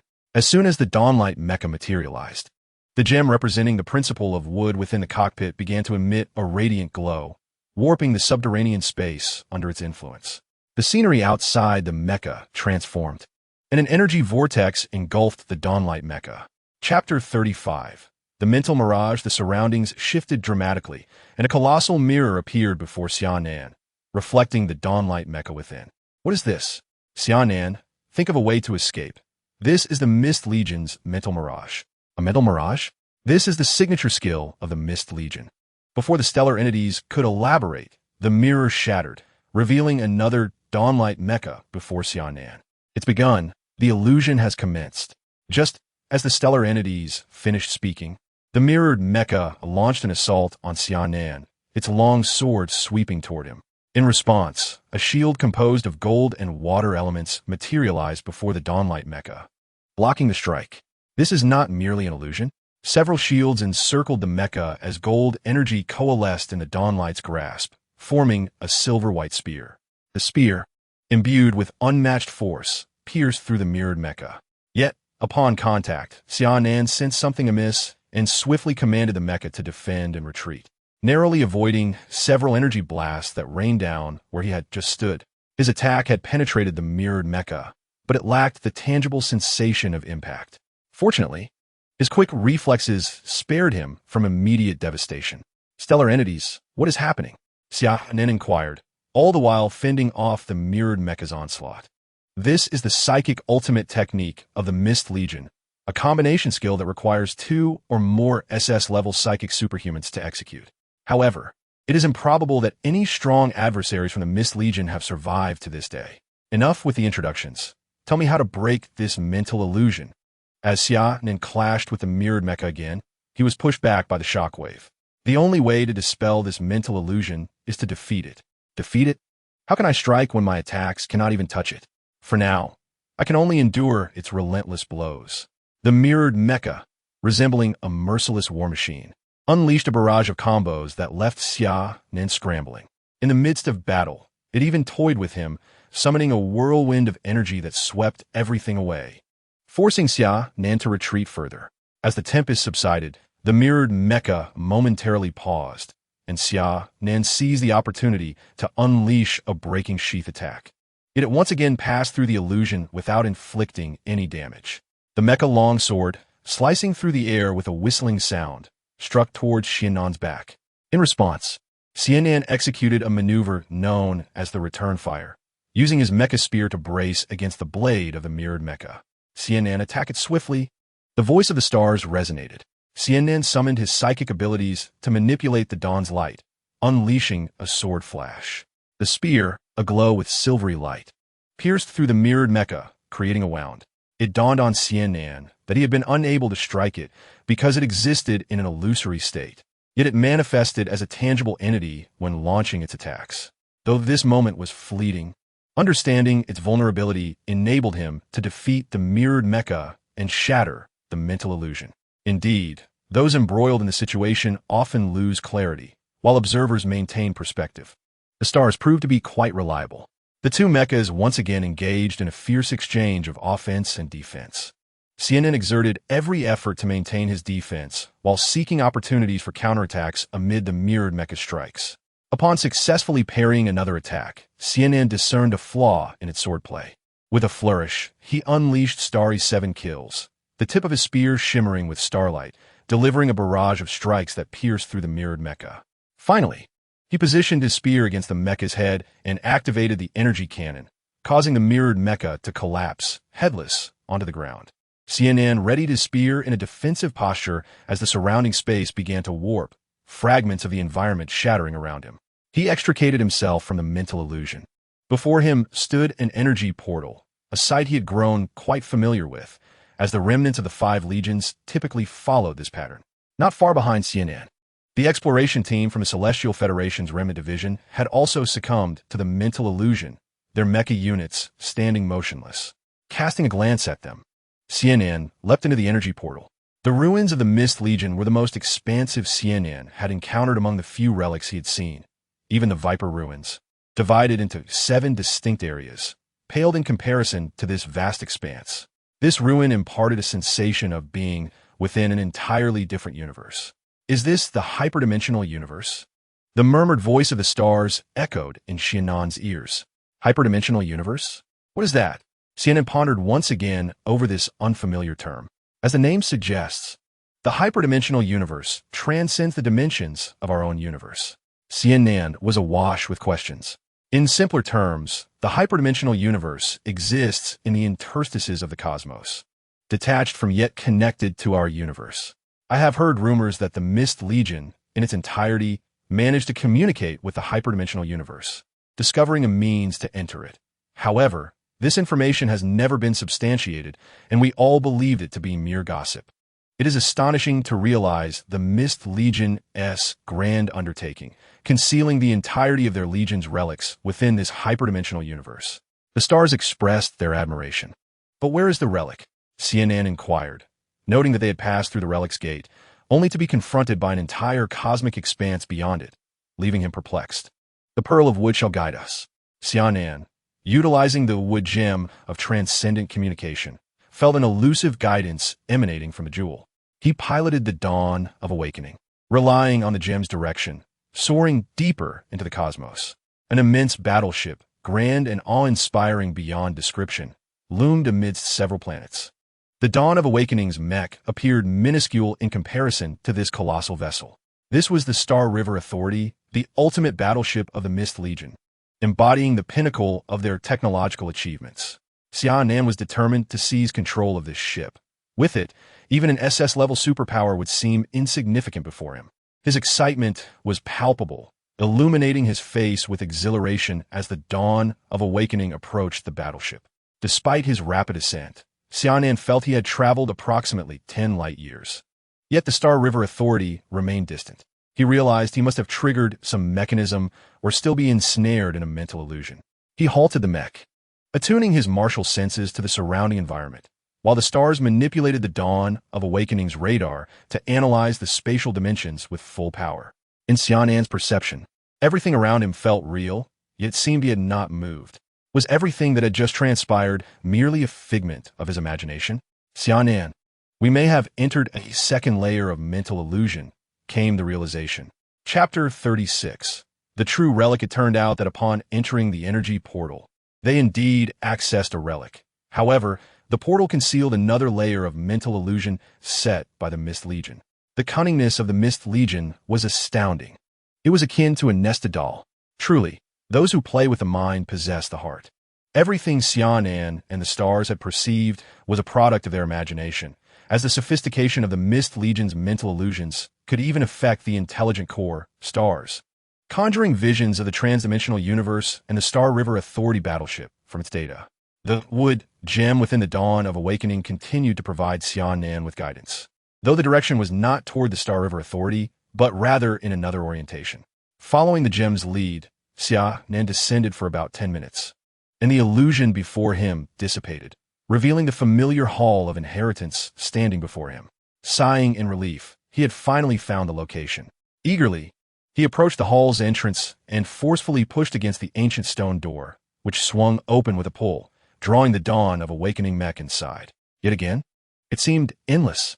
As the chaotic images and weightlessness subsided, a battleship lay quietly beneath Xia Nan in the starry expanse.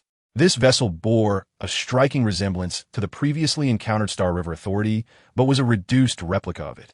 As the celestial voices faded, Xia Nan took the helm of his mech and propelled it directly towards the battleship, his patience for the analysis exhausted.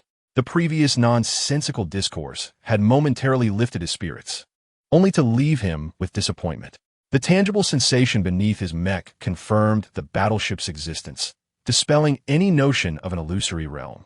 Upon disembarking from the mech, Xia Nan entered the vessel, which instantly activated, illuminating the passageway as if to warmly welcome him, a guest from an endless epoch. The sound of his armored boots echoed through the corridor, allowing him unhindered access within the impeccably pristine battleship, devoid of any remnants from the Fog Legion. Passing by the soldiers' quarters, he casually opened a door, revealing only a few dormant pods quietly nestled against the wall. Continuing his journey, he arrived at the command room, where all screens flickered to life, projecting a greeting before him. Greetings, fortunate inheritor. Welcome aboard the Star River Light. I am the battleship's intelligence core, Mistmoon. Following a thorough explanation from Mistmoon, Xia Nan successfully claimed command over the Star River Light. This battleship had been constructed concurrently with the Star River Scepter, serving as its sibling. Although it boasted the advanced technology of the Fog Legion, it lacked the formidable size and fire control systems of the Scepter. The swift incursion of the otherworldly civilization had precluded the installation of its weaponry before the Fog Legion launched into battle. Consequently, the Star River Light never participated in interstellar warfare, remaining dormant while its intelligence core, Mist Moon, endured a solitary existence for 1,000,000 years. From his mech storage, Xia Nan retrieved the treasure pearl of wood, inscribing his life mark and genetic information within the Star River Light, thereby designating it as his personal flagship. He initiated the battleship towards the relic's exit, where the stars of the Radiant Legion were engaging in amicable dialogue with the little brother of the Fog Legion, Mist Moon. Regrettably, the absence of the Fog Legion's legacy within this relic left Xia Nan a bit disappointed, for he had hoped to reawaken a Rule Pearl. The Fog Legion had a knack for crafting elaborate traps throughout the relic, which, while not lethal, could ensnare individuals until their superpowers were depleted. The most valuable asset within the relic was none other than the Star River Light, as it had originally been docked at this starport. With a velocity exceeding 10 times the speed of light, the Star River Light surged towards the exit. At that moment, the Celestial Federation's exploration team at the entrance of the relic finally emerged from the mental illusion, with several soldiers having exhausted their superpower reserves.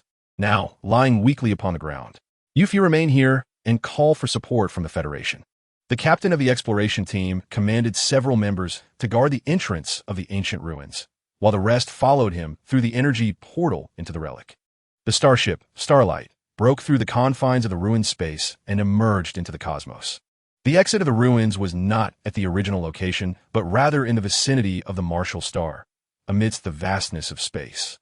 As soon as the warship materialized, it entered a cloaked state. Not far away lay the patrol fleet of the Dominator Galaxy. And should they discover the presence of the Starlight, it could lead to considerable misunderstandings. Upholding the principle of stealthily infiltrating without drawing attention, Xia Nan piloted the ship away from the Martial Star. The Starlight confirmed the interstellar coordinates of the Armor Star, plotted its course, and commenced its journey towards that destination. At the same time, at the border of the extreme Martial Star domain, Xia Nan had finally recovered from the injuries sustained during the recent battle. In a clandestine act, he devoured the entire crew of a small patrol fleet from the Holy Light Star, inciting chaos and garnering substantial attention from the military. Subsequently, he underwent a transformation and departed from the territory of the Radiant Empire, heading southward. In the tumultuous southern star domain lay a secret laboratory he had established years ago. It was there he intended to refine his redemptive blood and disseminate it throughout the universe. In the Elix star domain, Yalbed presented the formidable power of the Lord of Eternal Frost to her father and the 8 elders before boarding the family's exclusive warship bound for Armor Star.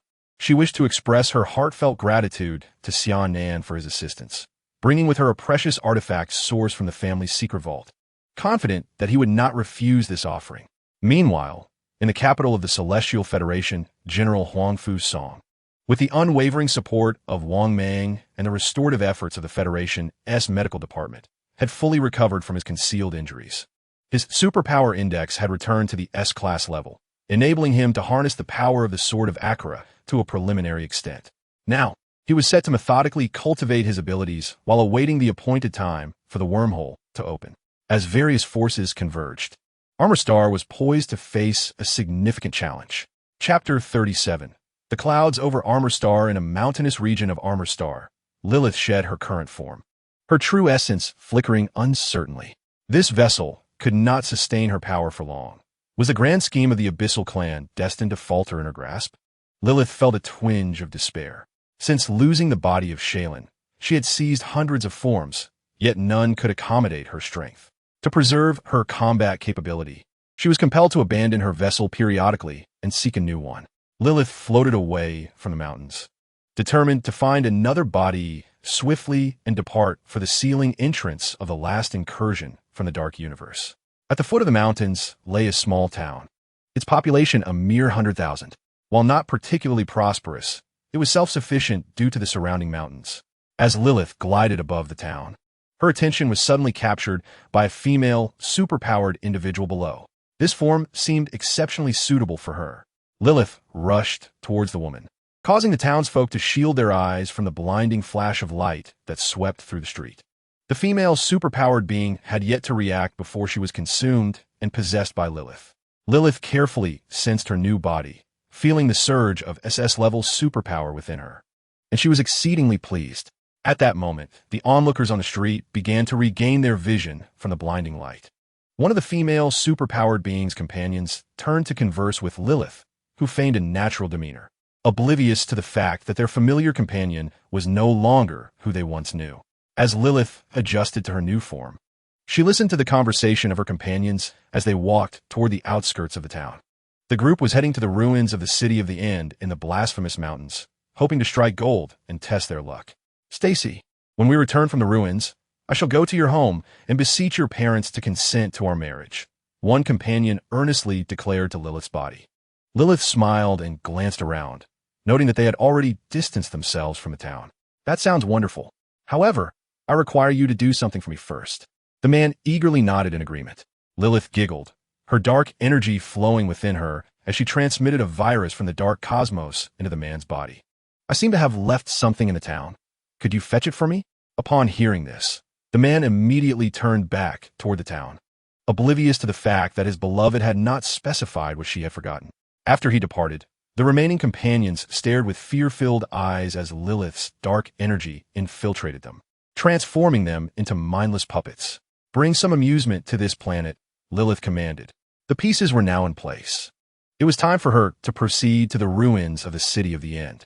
The civilization of the City of the End was renowned even in the Dark Cosmos, having thwarted the last invasion during the Dark Cosmic War, sealing it away with their own mechanisms. Within their ruins, there must be methods to decipher the seals and open dimensional pathways, even if such methods were absent. If she could destroy the ruins and weaken this universe's power, it would be a significant achievement for her Dark Abyss clan. Having confirmed her objective, Lilith set off towards the ruins. At the Star Harbor of the Armor Star, the exclusive warship of the Yalbed family gently descended. Yalbed emerged from it, followed closely by her devoted maid, who carried a tightly secured box containing the treasure she intended to gift to Xia Nan. A luxurious hovercar came to a halt before her. Yalbed opened the door and entered the vehicle, instructing the driver, "Let us depart." The opulent hovercar sped away into the distance. In the starry expanse, Xia Nan was still relishing the exhilarating experience aboard the light of the Galaxy warship, a true marvel of the Mist Legion's technology. Although it could not compare to the ultimate warship of the Mist Legion, the Galaxy Authority, its power was undeniably formidable. Unlike conventional methods of transitioning, the light of the Galaxy employed high-dimensional transitions, allowing it to cover distances comparable to those achievable through Stargate transitions. After numerous transitions, the battleship Starlight brought Xia Nan closer to the outer space of Jiawu Star. Half an hour later, Starlight descended at the starport, and Xia Nan stepped out of the vessel as Starlight ascended back into the sky, entering stealth mode. Glancing at his wristwatch, which had been programmed with spatial coordinates by the intelligent AI, Misty Moon, Xia Nan realized that he could summon the battleship, allowing it to pinpoint his location and directly leap to his vicinity, facilitating his boarding. It was akin to carrying a warship with him at all times.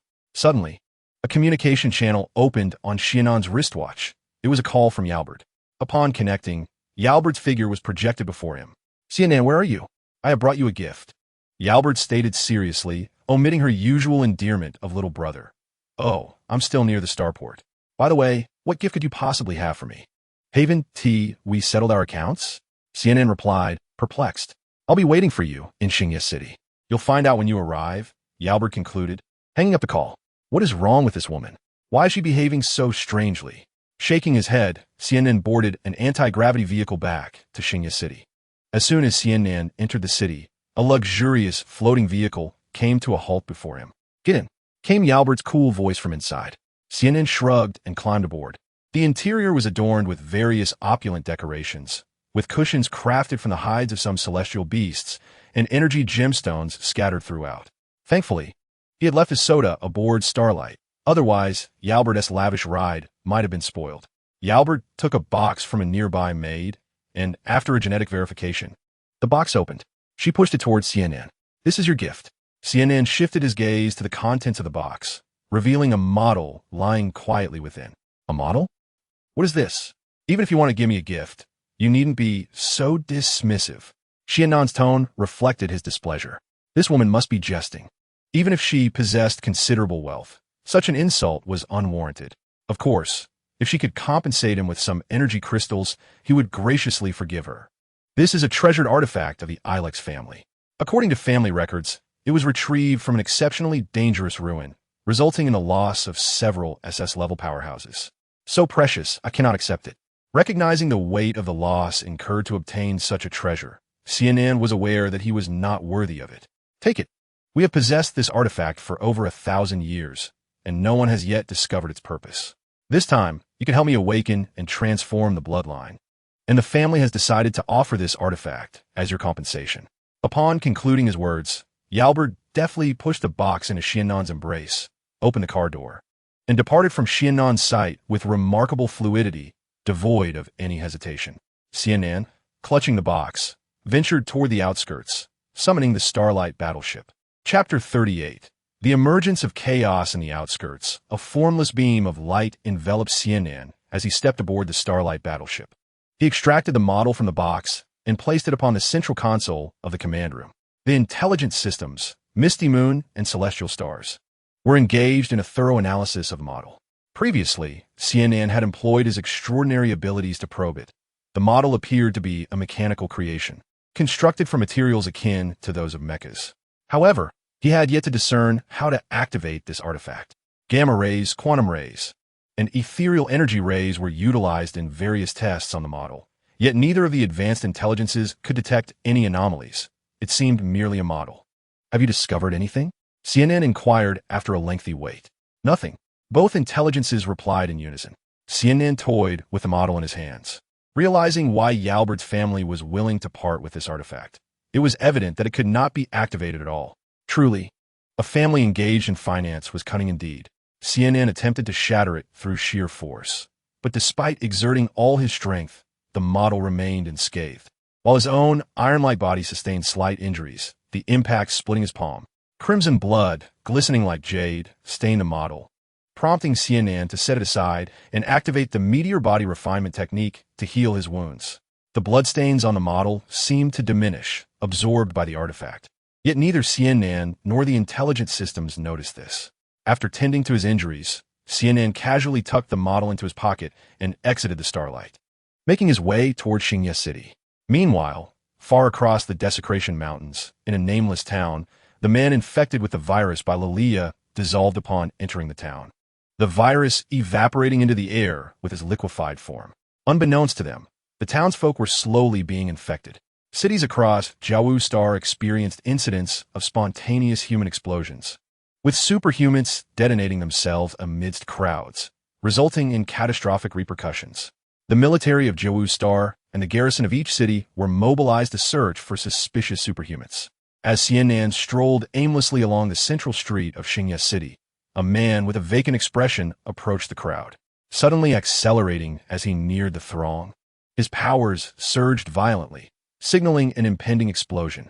The patrolling soldiers noticed this anomalous behavior and rushed to intercept him, shouting for the crowd to disperse.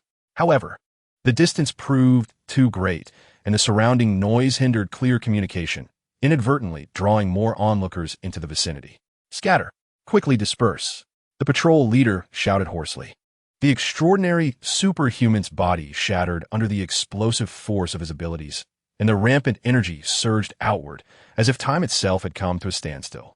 The expressions of terror on the faces of passers-by intertwined with the anxious urgency of the patrolling officers.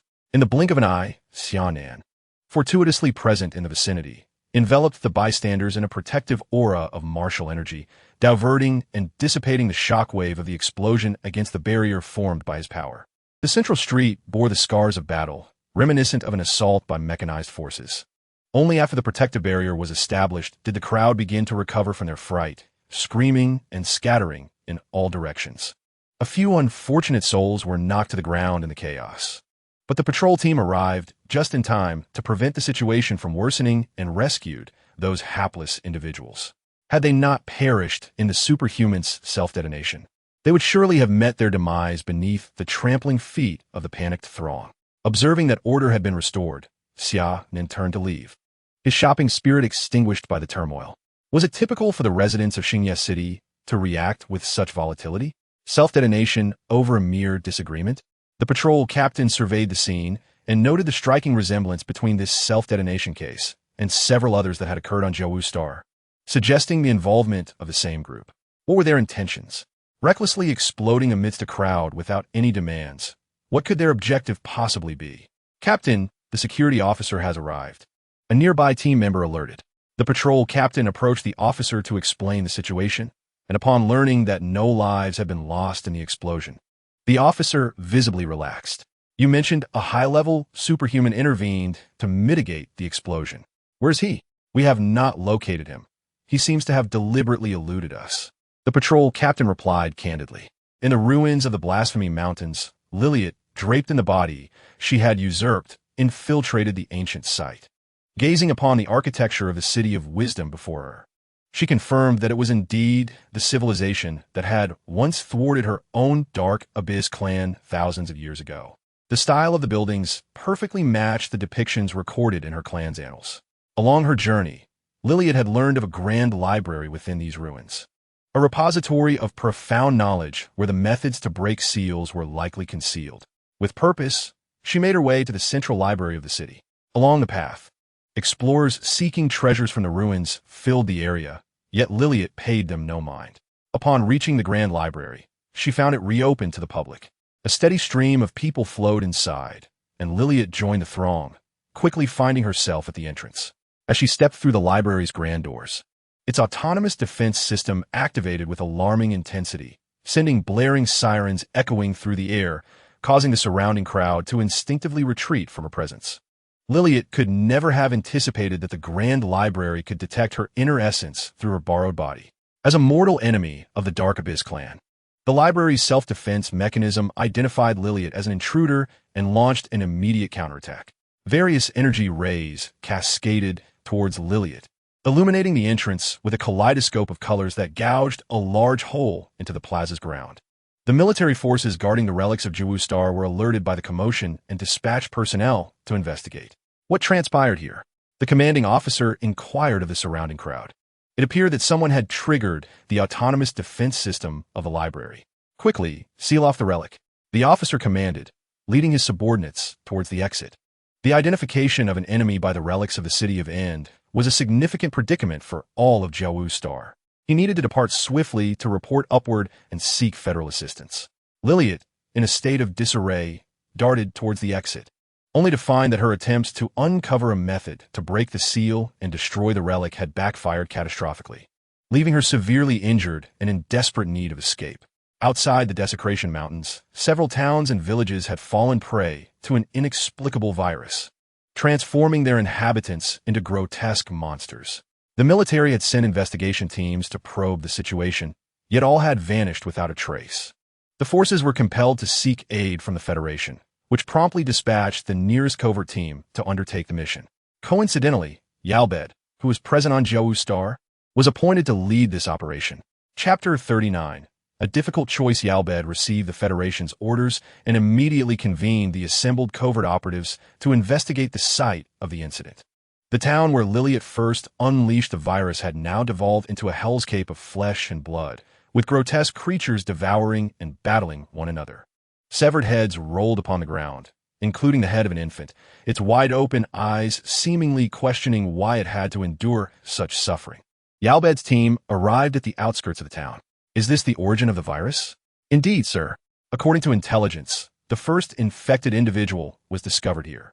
All personnel, prepare for combat and ready yourselves to enter, Yalbed ordered. The covert operatives donned their biological armor, and Yalbed summoned the Lord of Everfrost. Advance. The group entered the town, commencing their investigation. Upon entering, they were struck by the hellish scene that unfolded before them. As operatives accustomed to various infiltration and assassination missions, they had witnessed numerous horrors. Yet the sight of the town's gruesome tableau was unbearable. Damn it! Who is responsible for spreading this dreadful virus? One operative exclaimed in anger. Locate the source of the virus and collect data, Yalbed commanded, maintaining her composure despite her own fury. Identifying the virus's origin and gathering valuable data to enable the Federation to produce a vaccine and curb the virus's spread was paramount. They had to race against time.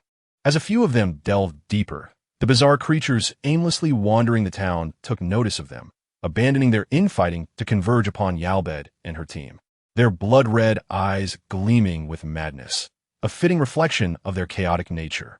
With a resounding blast, an energy cannon obliterated a significant portion of a monstrous creature, its death triggering a frenzy of scavenging among the surrounding beasts.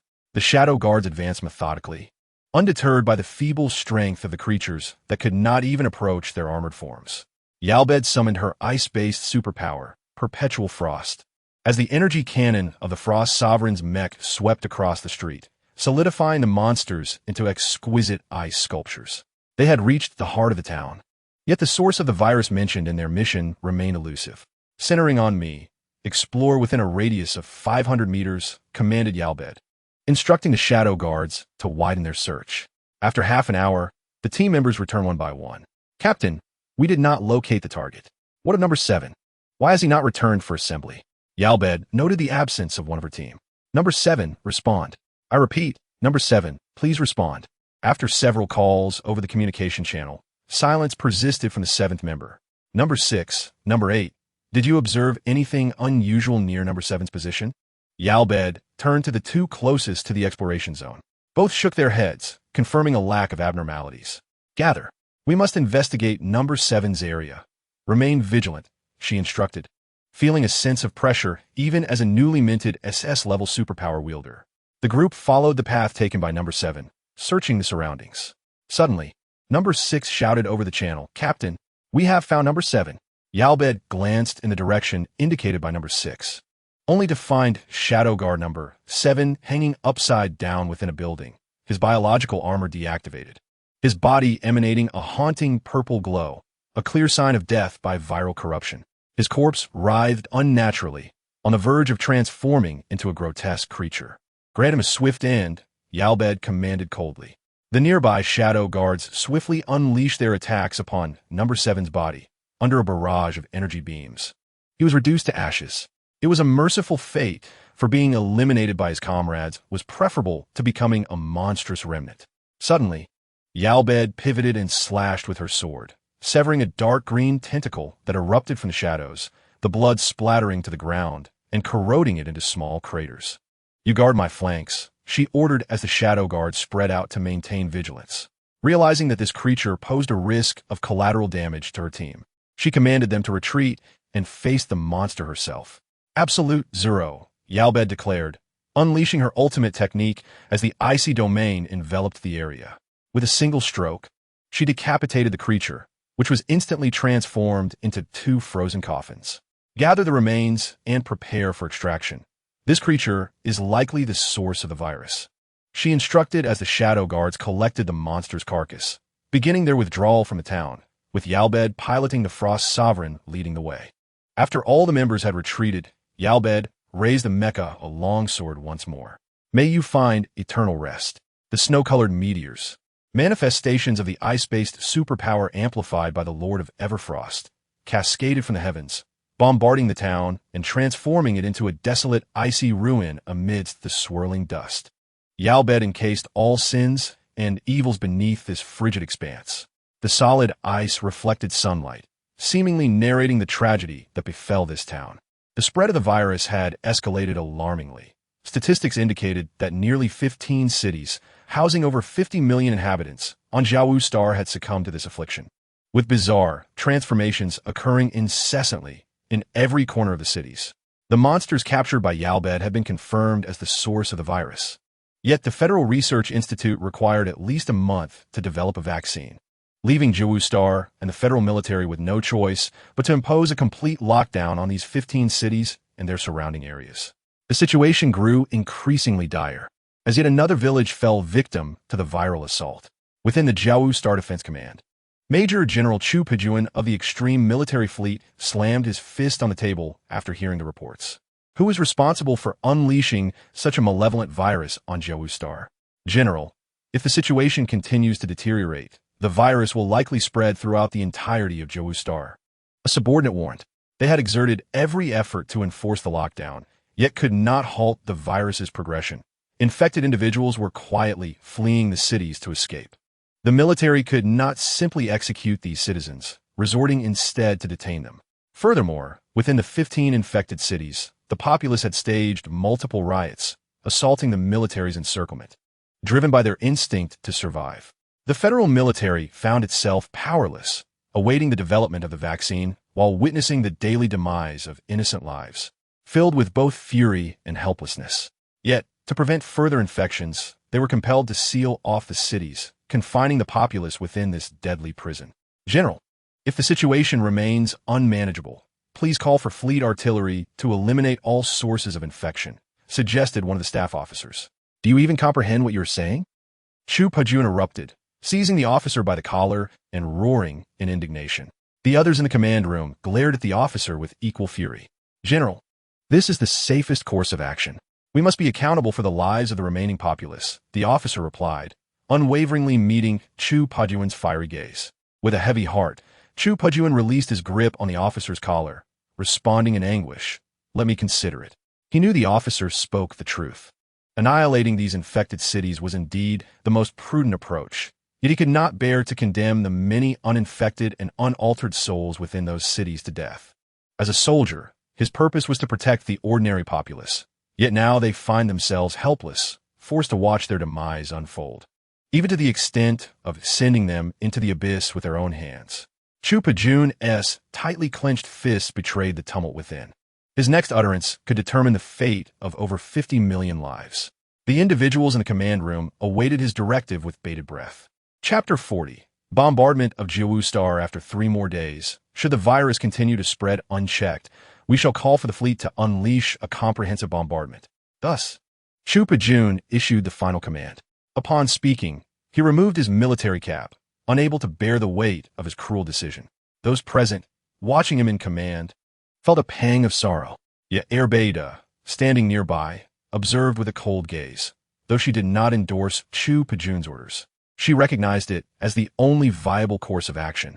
With his command given, the fleet in the outer space of Jiawu Star commenced their approach to the skies above 15 cities, gradually aligning their cannons towards the urban landscapes below, awaiting the signal to annihilate them in 3 days. The stealth vessel, Light of the Galaxy, hovered silently above one city. Is there no way to develop a vaccine against this virus? Xia Nan pondered, recalling that the infected bore a striking resemblance to the monstrosities he had encountered in the laboratory beneath the imperial palace of the glorious empire.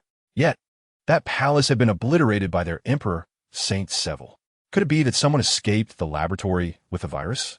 Upon scanning, Xia Nan discovered that the nature of these viruses did not belong to their universe. They were likely products of dark energy from the so-called dark universe. Developing a vaccine would require at least a fortnight, yet the civilians below may not endure that long. Xia Nan, the fleet of the Celestial Federation is moving above us. Are they preparing to attack the city? The AI brain, Misty Moon, projected a 3-dimensional strategic map, revealing the Celestial Federation's ships positioned over the 15 cities. Their cannons aimed at the vulnerable targets below. It appeared the Celestial Federation had also lost control over the virus's spread. This was likely their last resort. Xia Nan yearned to aid the innocent citizens of Jiawu Star, yet he was merely a mech warrior. His prowess lay in combat, while curing the virus was beyond his capabilities.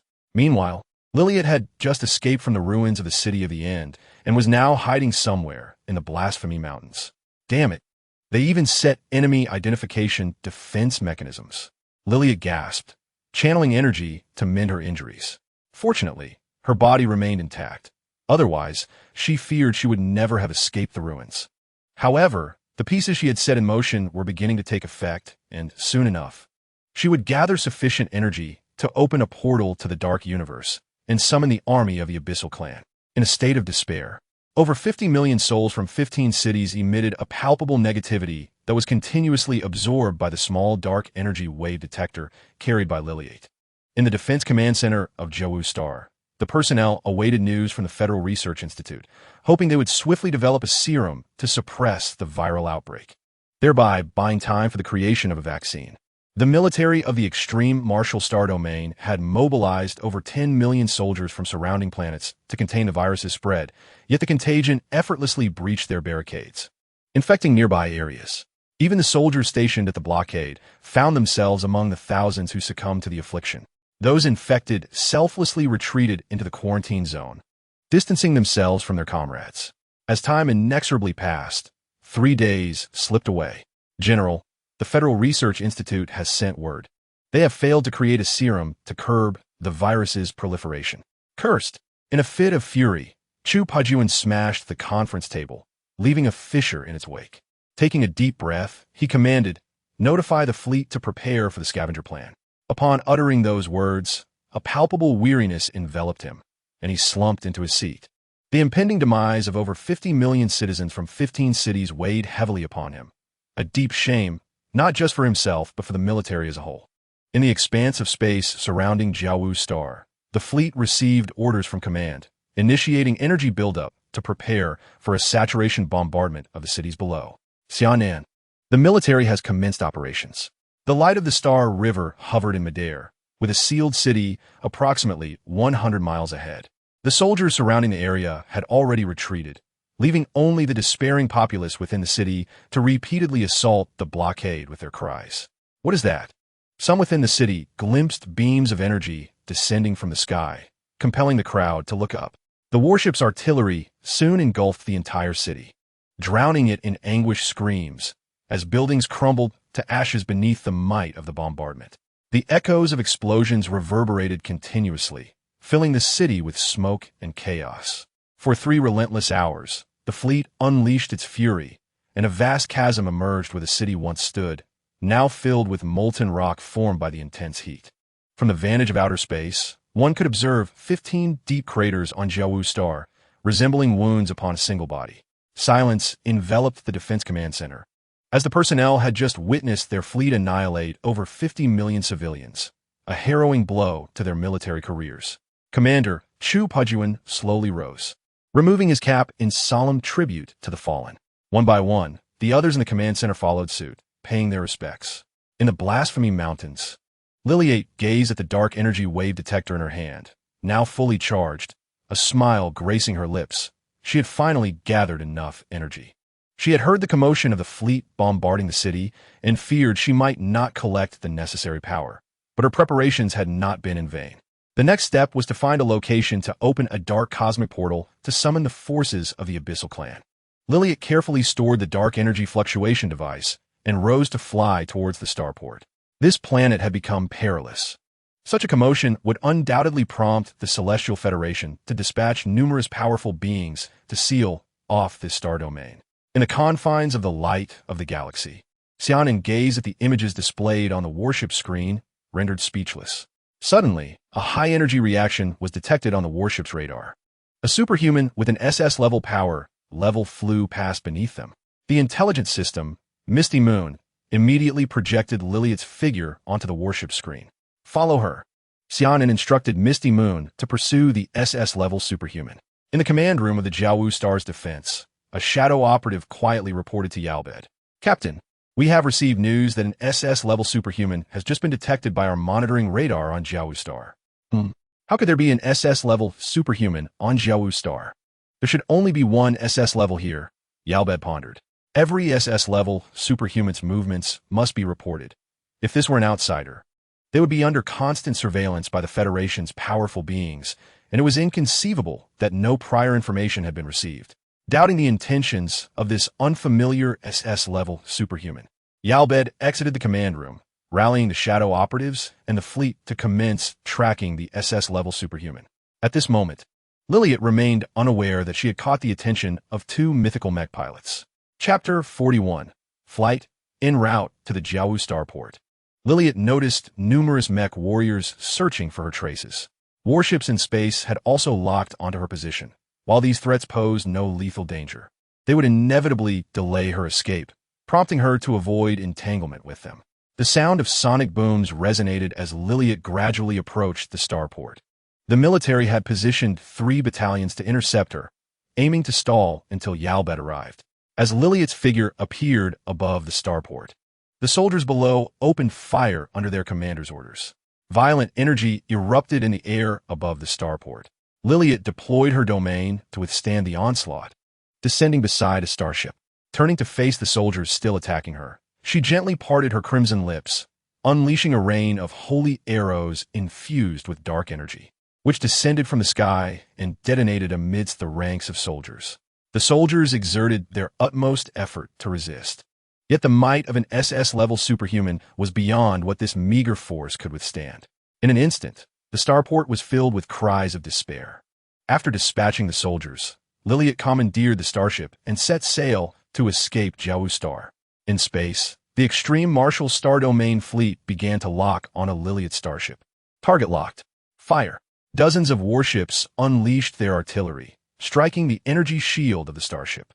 The shield faltered in less than 5 seconds, forcing Liliet to muster her heavily injured form to conjure a layer of holy light shield around the starship. The delicate shield granted her approximately 10 precious seconds, just enough time for Liliet to activate the starship's jump drive and depart from the vicinity of Jiawu Star. At that moment, the ships of the Light of the Galaxy and Yalbed, having just arrived, could only gaze in vain at the dissipating glow of the jump.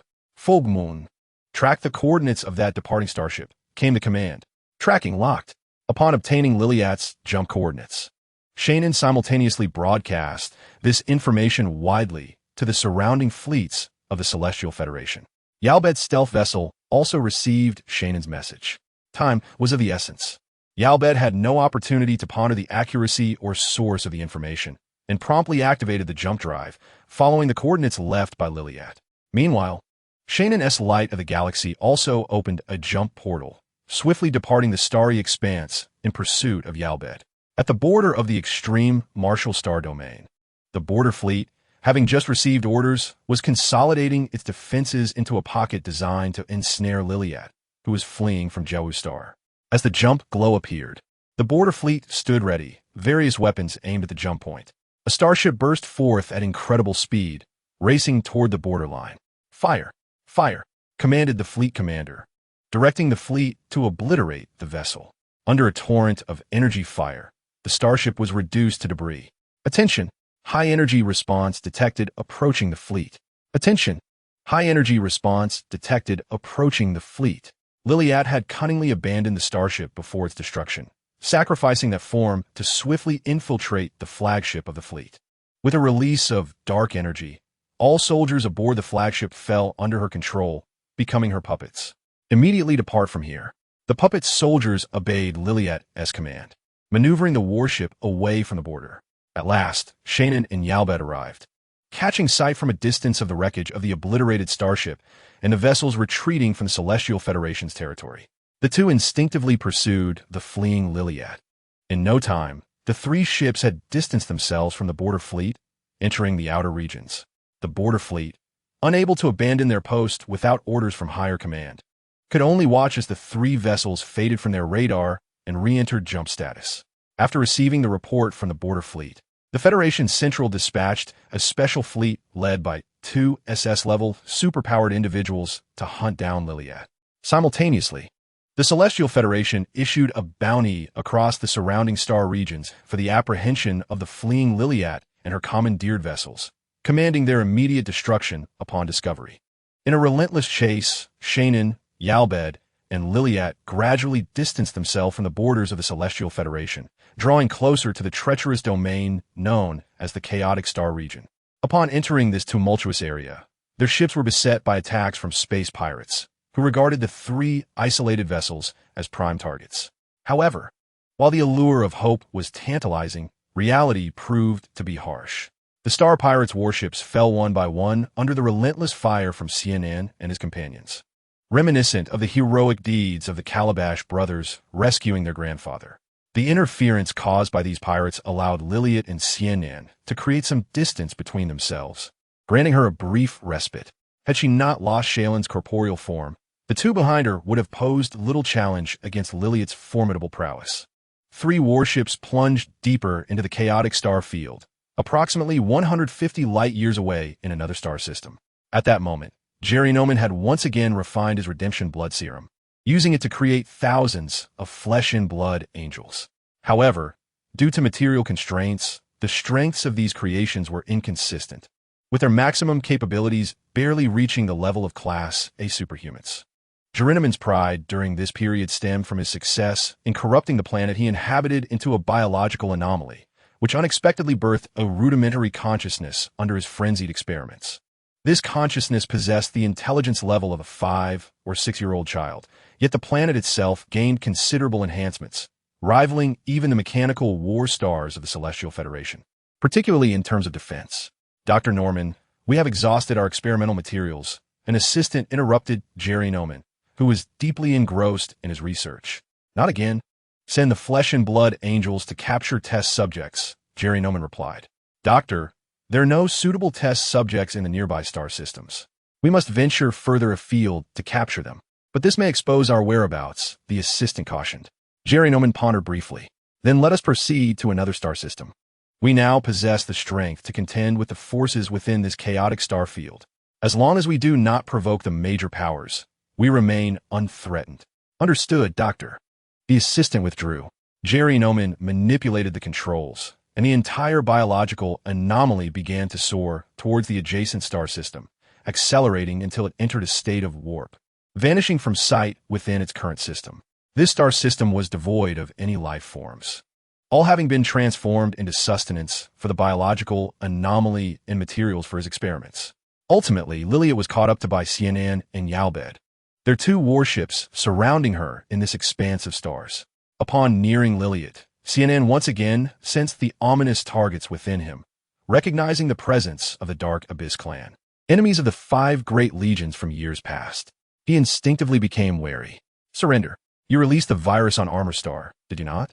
From within the darkened warship, Yalbed piloted the Frost Lord, emerging to hover before their vessel. Submit? That is out of the question. Our clan has never been composed of cowards. Since you refuse to surrender, then die, Yalbed declared coldly, summoning a colossal sword of ice that cleaved through the cosmos, effortlessly slicing the warship in half as if it were butter under a hot knife, leaving Liliet no time to activate her energy shield. Xia Nan gazed incredulously at Yalbed outside the battleship, pondering how, after such a brief absence, this woman had already ascended to the SS level. Xia Nan, that is the mythic mech, the Lord of Eternal Frost from the Viper Legion, Chuanxing interjected. Is this truly a mythic mech from the Viper Legion? Xia Nan murmured to himself. The disparity was astounding. Why did his own Dawn of Light, also a mythic mech, lack such formidable power?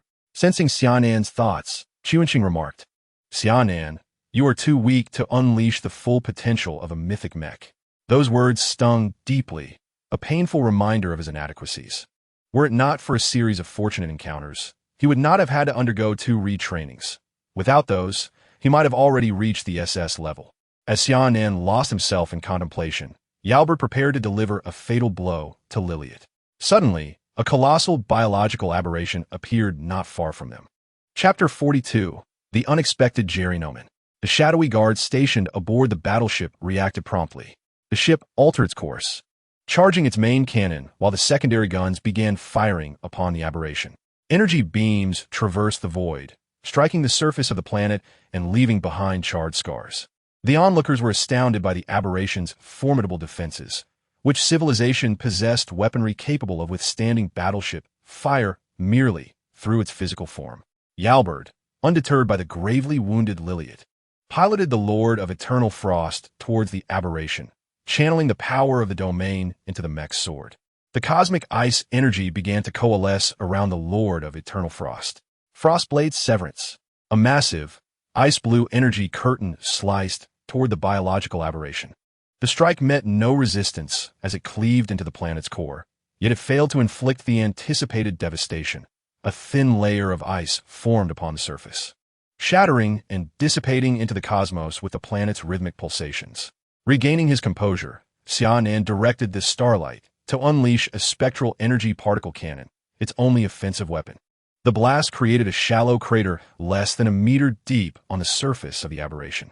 Seemingly enraged by the assault from Xia Nan and Yalbed, the aberration retaliated by launching biological corrosive missiles from its surface, enveloping the starry expanse in a tempest of projectiles. Damn, Xia Nan cursed, activating the triple shields of the starlight. Nearby, the shadowy battleship also engaged its shields while retreating from the attack range. The missiles descended rapidly, creating ripples in the ship's shields. It is said that this starlight, constructed with the same technology as the Starlight Authority, truly excelled in defense. The dense barrage of missiles merely breached the ship's first layer of energy shield. As the missiles descended in full force, Xia Nan observed through the warship screen that the covert operative's vessel had finally distanced itself from the area of attack, though its surface was now pockmarked and corroded, rendering it irreparable. Yarb, relying on her formidable strength and the capabilities of the Frost Sovereign, had encased herself within an ice coffin, evading this round of assault. To her astonishment, upon leaving the star system, she encountered such a prime specimen for experimentation. A chilling and eerie voice emanated from the biological anomaly. Why did it sound so familiar? It was that deranged researcher, Xia Nan, whom she had encountered beneath the palace of the Radiant Empire. Xia Nan recalled that it was this individual who had exchanged a piece of his own flesh for her sister's spiritual essence. How could he have survived that cataclysmic explosion? The ice coffin surrounding the Frost Sovereign began to crack, and Yarb emerged from her confinement. With a swift execution of absolute zero, she ensnared the entire biological anomaly in ice before Xia Nan could react, the extreme cold stifling the planet's biological activity. We must retreat. Yarb's voice echoed between the two warships. As an SS-class powerhouse, piloting a mythic mech, she could obliterate not just a planet but an entire star system, given sufficient time. However, she realized that this biological anomaly was impervious to her repeated assaults, and she understood that her options were temporarily limited. Xia Nan, not one to recklessly engage in a futile struggle with the planet, decided without much deliberation to pilot Starlight and evacuate the area. After they had retreated approximately 10 light years, they halted, as the pursuing fleet of the Azure Federation had also arrived, joining forces with two SS-class psionics stationed on their ships. Xia Nan and her companions set their course once more towards the celestial expanse of the biological anomaly, preparing to capture it. Upon reaching the site of their recent battle, only the wreckage of warships and shattered meteors floated aimlessly in the void. After Xia Nan and Yarb's withdrawal, Xia Nan did not pursue them, though mad. He was not foolish enough to chase an unknown SS-class powerhouse, especially if that figure was backed by a formidable civilization that could spell his doom. His grand design had yet to be realized, and he could not afford to provoke these civilizations prematurely. The ice layer enveloping the biological anomaly shattered once more, and Xia Nan prepared to depart in search of experimental materials. Suddenly, a familiar surge of energy was captured by the anomaly, and as he scrutinized the recognizable energy frequency curve, Xia Nan smiled. Wasn't this Lady Liliet? He unfurled his wings and soared from the anomaly to the wreck of Liliet's warship, discovering her flickering essence. Seizing her form in his grasp, he gazed at the unconscious Liliet and, with a twisted smile, remarked, "Oh dear, how disheveled you appear, Lady Liliet. Weren't you intent on crushing this insignificant insect?" He absorbed a hint of her energy, a look of ecstasy spreading across his face. This is the very sensation I crave." Xia Nan forcibly halted his absorption of Liliet, knowing he still needed her to continue exploiting the Dark Abyss race. Regarding the strength of the Elder of the Abyss clan, he has been observing for quite some time, indulging in a sensation that is irresistibly addictive, utterly delightful. Grasping the corporeal form of Lilith, Xia Nan returned to the biological Enigma star, which soon commenced its leap, departing from this expanse of starlight. Xia Nan and his companions narrowly missed him. Observing Xia Nan's absence from his original position, Xia Nan activated the light of the Star River to return to the armor star. Just as the pursuing fleet's warships were about to intercept Xia Nan, Yalbed intervened, allowing him to depart. Although she was unaware of the identity of those aboard the warship, she chose to let him go as long as he bore no hostility towards her side. The two SS-level powerhouses within the fleet also acquiesced to the wishes of the young lady of the Ilex family, refraining from opposing her actions. Lilith's trail vanished once more, yet the pursuit fleet continued their search for her, delving deeper into the chaotic star domain for any signs of her presence. Yalbed had completed her mission and rejoined the Dark Guards, preparing for the return journey. Within the biological Enigma star, Lilith gradually regained consciousness, discovering herself confined within a sealed container. She attempted to break free using dark energy, but the container seemed to absorb her power, nullifying her attacks. "Do not waste your energy, Lady Lilith. This is a specially crafted cage just for you. How do you like it?" Jerry Noman laughed maniacally beside her. Jerry Noman, you are courting death. Release me at once. Observing the defiant Lilith within the container, Jerry Noman merely replied cryptically, "You shall not feel this way for long," before departing. He needed to prepare to reopen the dark cosmic passage through Lilith once more, intent on voraciously siphoning the power of the Elder from the Abyss clan. Chapter 43. Devour. Jerry Noman navigated the biological enigma star deeper into the chaotic star domain, surrounded by black holes. The mutual attraction of several black holes created immense gravitational forces, causing rifts to appear in the fabric of space. This was a weak point in the cosmic barrier. Jerry Noman resolved to activate the dark energy wave generator here to communicate with the Elder of the Abyss clan residing in the dark universe, using Lilith as bait to lure him. Controlled by Jerinoman's technological means, Lilith was stripped of all senses save for sight.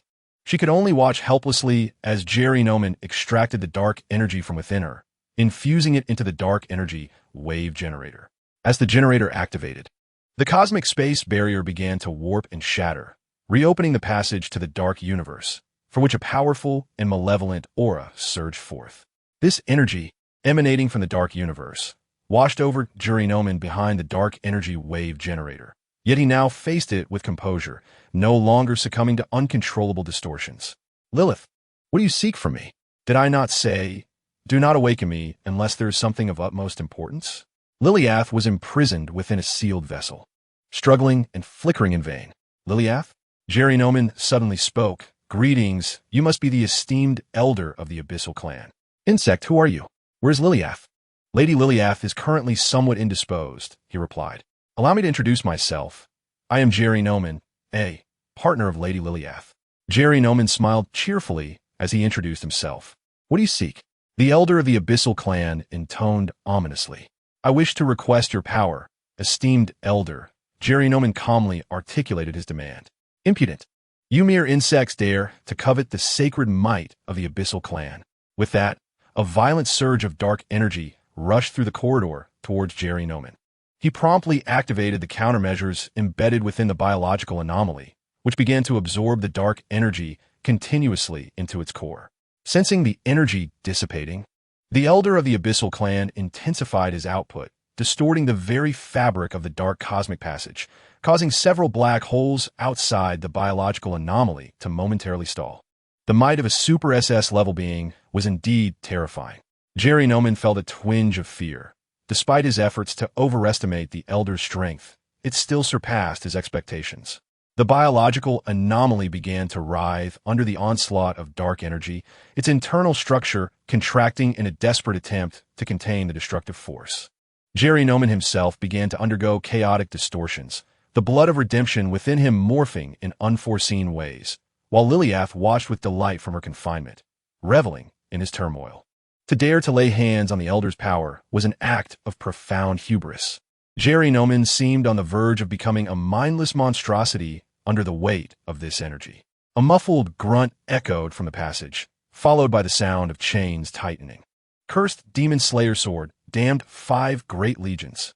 The Elder of the Abyssal clan roared, as the backlash from excessive energy release ensnared him tightly.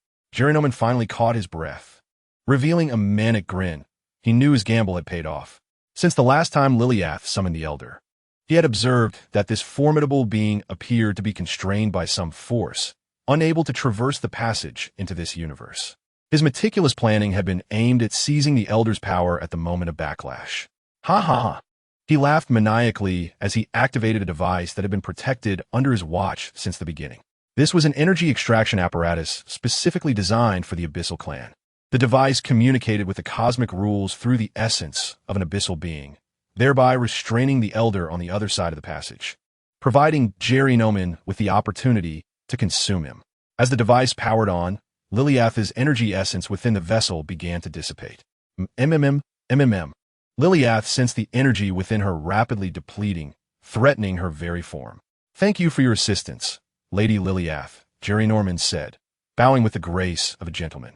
Ultimately, Liliath was completely dissolved by the device, and the cosmic laws, sensing the presence of the Abyssal clan, began to repel and suppress the Elder of the Abyss on the opposite side of the passage.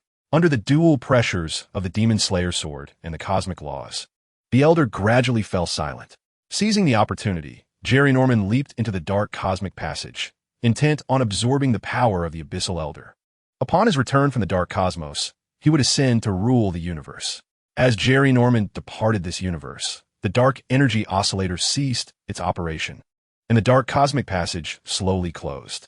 The starry sky stilled, with several black holes continuing their relentless tug-of-war, while the creatures within the ominous biological star had all succumbed to its hunger, beginning their evolution fueled by abundant dark energy. Simultaneously, as Jerry Norman entered the dark cosmos, Xia Nan and Yalbed returned to the Celestial Federation star domain. Yalbed headed directly back to the capital star, while Xia Nan returned to the starfield city of Jiawu Star. From that day forward, Xia Nan dedicated his days to practicing the meteoric body refinement technique, or discreetly mentoring Lil Bell. Following the viral incident, Jiawu Star had entered a period of recuperation. Thus, as the 2-year mark approached, it was time for their return home. The relentless training over the past 2 years had propelled Xia Nan's superpower index to soar, nearing 1 million, merely a stone's throw away from the SS level threshold. Huang Fusong sent a message indicating that he had departed from the capital star of the Celestial Federation 10 days prior and would soon arrive at Jiawu Star. Upon their reunion, they would journey to the star domain where the wormhole had manifested, awaiting the natural emergence of the wormhole. To ensure the precise location of the wormhole, Xia Nan had been utilizing the data obtained through the Radiant Empire for analysis and predictions over the past few days. Ultimately, it was determined that the wormhole's location should be at the boundary between the divine martial star domain of the Celestial Federation and the Outer Realms, with further verification required through on-site exploration. 5 days later, the starship carrying Huang Fusong landed at the starport of Jiawu Star. General, Xia Nan waved at Huang Fusong from a distance. With a commanding presence, Huang Fusong approached Xia Nan, taking a moment to assess the young man he hadn't seen in over 2 years. "You've surpassed me, young lad. Truly impressive." Xia Nan, feeling a bit bashful, scratched his head and replied, "Just lucky, just lucky." "General, shall we depart?" Indeed, the two boarded Xia Nan's light of the Star River, and the warship ascended silently into the void of space, departing without farewells, embarking on their solitary journey. Chapter 44. The Way Home Inside the Light of the Star River. Huang Fusong observed the warship with curiosity. With a knowing look, he remarked to Xia Nan, "You've done well, my boy. Where did you acquire such a ship? It far surpasses the Federation's flagship." Xia Nan did not conceal the truth, candidly revealing, "I acquired this from a relic." "Wu Yue, please elucidate to General Huang Fu," he instructed. "Understood, Commander." After listening to Wu Yue's introduction, General Huang Fusong could not help but envy Xia Nan's remarkable fortune. This technologically advanced battleship far surpassed any he had encountered during his 2 years in the Zhangqiang Federation, and the disparity with the ships of the Galactic Federation was even more pronounced. "General, how is your recovery progressing?" Xia Nan inquired with genuine concern for Huang Fusong's injuries. "Thanks to Brother Wang Mang, my wounds have healed remarkably well, and my strength has been completely restored. In fact, I may even be on the verge of a breakthrough. The threshold to SS level is within reach. Upon returning to the Federation, I will attempt to transcend to SS level." "Congratulations, General. You're not far from SS level yourself. How is your comprehension of the rules coming along? Have you decided on the domain you wish to condense?" As their conversation flowed, time slipped away rapidly. On a planet at the border of the Shenwu star domain, Xia Nan docked the battleship at the starport for final supplies. In 3 days, the wormhole would open, its location pinpointed to a star system approximately 75 light-years from the border. Xia Nan transported the procured supplies to the warehouse and returned to the command room of the battleship, where General Huang Fusong was seated cross-legged, contemplating the cosmic rules. For the past few days, whenever he had a moment, Huang Fusong engaged in psionic cultivation. According to the diagnostics from the light of the Galaxy battleship, his psionic index had reached an astonishing 998 points, just a fraction away from attaining the S level of perfection. For him, the most challenging aspect of breaking through to SS level was not the comprehension of the rules or the formation of a domain, but rather the energy breakthrough of the psionic index. His body was simply too aged, having long passed its prime, making the accumulation of psionic energy a significant hurdle. This issue has long posed a formidable challenge for the human race, The mediocrity at the genetic level results in a short lifespan. Although enhancing psionic strength can extend the lifespan of psionics, it still pales in comparison to those inherently extraordinary races. Had Xia Nan not experienced fortuitous encounters, he too would not have advanced so swiftly. His talent was unremarkable, merely an ordinary psionic. Respecting Huang Fu Song's meditation, Xia Nan piloted the light of the galaxy toward the location of the wormhole. 2 days later, the battleship had arrived at the target area, with calculations indicating that the wormhole would open within a 3,000-kilometer radius. Both Xia Nan and Huang Fu Song keenly monitored the ship's detection instruments, eagerly anticipating the activation of the wormhole. The atmosphere in the command room grew tense. With a resonant hum, a red dot appeared on the detection screen, signaling the wormhole's opening location. Set sail. Xia Nan commanded Wu Yue to navigate toward the wormhole. Both Huang Fu Song and Xia Nan felt a surge of excitement. After such a prolonged absence, they were finally on the brink of returning home. Huang Fu Song's hands trembled with anticipation. It had been nearly a decade since he had last set foot in the Federation. After 5 years of captivity and wandering in a foreign land, he profoundly yearned for his homeland and his great-granddaughter.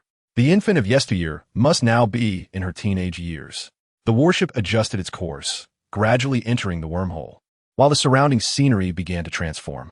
Planets, galaxies, and star fields elongated into beams of light, receding from either side of the vessel. He silently hoped not to encounter another space storm this time, haunted by the memories of the devastating tempest that had severely wounded him during his last passage through the wormhole. Inside the wormhole, streams of light danced about, accompanied by peculiar cosmic creatures that seemed to reside in an alternate dimensional space, oblivious to the warship passing by. According to the ship's internal time adjustments, after 7 days of navigation, the light of the Star River burst forth from the wormhole into an unfamiliar star field. Stars, ascertain our location, he commanded. After a brief period of positioning, the stars confirmed their location within the River Styx star field, approximately 100,000 light-years from the Dark Star Arm. How we deviate so far?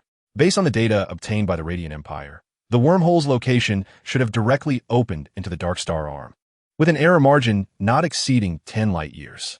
Now, they had crossed a distance of 100,000 light-years, which seemed exceedingly unreliable. However, they had no control over the natural opening of the wormhole and could only proceed dutifully towards the Dark Star Arm. Is this truly the River Styx star field? Huang Fu Song murmured as he gazed out at the starry expanse through the porthole. Years ago, he had ventured from the neutral star field into the River Styx, but had not delved far before falling into the trap set by the Holy Light Fleet, ultimately leading to the self-destruction of his mech and his subsequent capture. Indeed, General, we are currently within the River Styx star field, Xia Nan explained, having overheard Huang Fu Song's musings.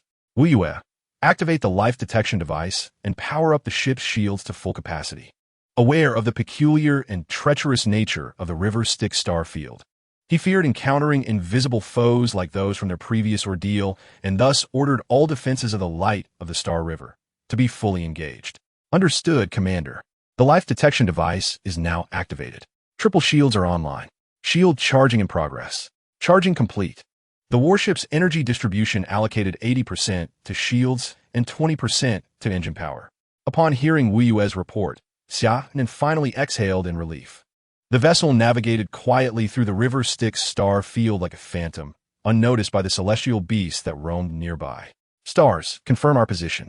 We are 20,000 light-years away from the Dark Star Arm. Good. After cautiously traversing 80,000 light-years, we have finally emerged from the depths of the River Styx star field, significantly reducing the danger. Suddenly, the scene outside the warship darkened, and the planets and stars in the sky vanished. Wu Yue, what is happening? Have we deviated from our course? Xia Nan immediately noticed the anomaly outside the window. No, we are still navigating along the established route. Xia Nan, what has transpired? Huang Fu Song has concluded his cultivation and inquiry. General, we may be facing some challenges. Do not rush. Assess the situation first. Huang Fu Song, having commanded fleets across the cosmos for decades, remained far more composed than Xia Nan. Wu Yu, deploy the reconnaissance satellites. Thousands of miniature satellites surged into the depths of space, transmitting images to the warship's screens, yet all remained shrouded in darkness. Chapter 45. Time reversal before Xia Nan and Huangfu Song could take further action. Darkness suddenly enveloped them. They found themselves amidst the cosmos. The galaxy's light warship vanished without a trace. Stars Wuyu. Xia Nan called upon the two intelligent systems, yet received no reply. What on earth is happening? How could they two S-class psionics be stealthily extracted from the warship? Even an SS-class psionic would find such a feat impossible. The starry expanse around them began to shift. A fleet of pristine warships and mechas formed in attacking formation, leading a myriad of vessels and machines towards the distant void where creatures resembling mythological dragons loomed. Their skeletal remains the only remnants of their former glory. Guarding these skeletal dragons was a colossal ship of bone, accompanied by a throng of spectral beings shrouded in gray mist. A fierce battle erupted in the cosmos. Mechas entangled with bone dragons, shards of bone scattered through the void. While mechas succumbed to the onslaught, civilizations propelled enormous extraterrestrial beasts into the fray against the skeletal fleet, colliding violently with the bone warships. The conflict grew increasingly brutal. A coalition of countless civilizations gradually began to overpower the skeletal armada, yet their fallen comrades rose anew from the gray mist, wielding weapons against their former allies. This was the battle of the undead that had transpired decades ago in the river of the underworld starfield. Xia Nan and Huangfu Song observed the ethereal phantoms of warships passing through them, realizing they were witnessing a historical conflict that had once ravaged the river of the underworld. The war raged on. As betrayal emerged within the coalition, their morale began to wane, gradually retreating their lines while the skeletal army pressed forward relentlessly. Suddenly, the coalition's ranks began to part, seemingly to make way for something monumental. A colossal planet, many times larger than a star, slowly entered the battlefield from behind the coalition. The white mechas and warships closely guarded it, their energies converging towards this immense sphere. The planet began to fissure, revealing a deep cannon that gradually formed, gathering boundless energy at its mouth, as if draining the very light from the entire cosmos. The skeletal fleet sensed the impending threat of this war machine, charging forward in waves towards the coalition, which fought valiantly to resist the onslaught of the undead. From the depths of despair, three imposing mechs, exuding an eerie aura of death, emerged behind the undead. These ancient yet magnificent machines served as the chariots of three spectral lords, intent on thwarting the coalition's weaponry. Yet, they arrived a moment too late. Blinding white light engulfed the entire starry expanse, forcing both Xia Nan and Huangfu Song to shield their eyes from the brilliance that threatened to dazzle them. After a prolonged interval, the onslaught from both factions ceased momentarily. As the radiance faded, the coalition and the undead resumed their fierce engagement. However, the undead's tactics of infinite resurrection and converting adversaries into allies proved futile. A stalemate ensued until, unexpectedly, the three spectral lords retreated from the battlefield. The remaining warships of the coalition unleashed their final barrage of black hole annihilation bombs, blanketing the vastness of space, stretching over millions of light years under the relentless assault. Before Xia Nan and Huangfu Song, the scene shifted once more. The war they had just witnessed was yet to unfold. The cosmic river lay tranquil. A figure, cloaked in white bone armor, materialized within this celestial realm, wielding a staff that parted the void to create a passage. After surveying his surroundings, he stepped into the portal alone. Only the staff remained, transforming into a stream of light that soared into the distance, captivating the attention of the two observers. The vision altered again, revealing the same starry sky. But this time the focus tightened, ultimately settling on a small village upon a distant planet. Inside a dilapidated hut, a boy afflicted with a congenital bone disease lay helpless, tended to by a woman of striking beauty, albeit marked by the trials of life. Outside, a group of strangers approached, peering through the drafty walls to glimpse the woman's grace. They exchanged lewd remarks, their faces twisting into grotesque grins before one of them kicked the door open. Ignoring the woman's pleas for mercy, they seized her and dragged her aside, tearing at her clothing while surrounding her, committing unspeakable acts before the terrified boy. Rage ignited within the boy's eyes, transforming his fear into a blazing fury, as if he wished to incinerate the assailants before him. With feeble cries, he reached out with his emaciated arms towards the corner of the hut. Just then, a cascade of black light descended from the cosmos, striking the boy. As the dark energy impacted, his skin began to peel away, his bones contorting until he donned a visage of complete bone armor. Sensing the boy's transformation, the men, now aware of the horror behind them, turned in panic, desperate to flee outside. But the boy rose suddenly, a staff materializing in his grasp. With a pointed gesture, darkness flared, and the men crumbled to ashes, dispersing into the ether. The boy, trembling, approached the wall where the woman lay, now lifeless from the cruelty she had endured. He knelt, cradling her body, seemingly questioning the heavens above.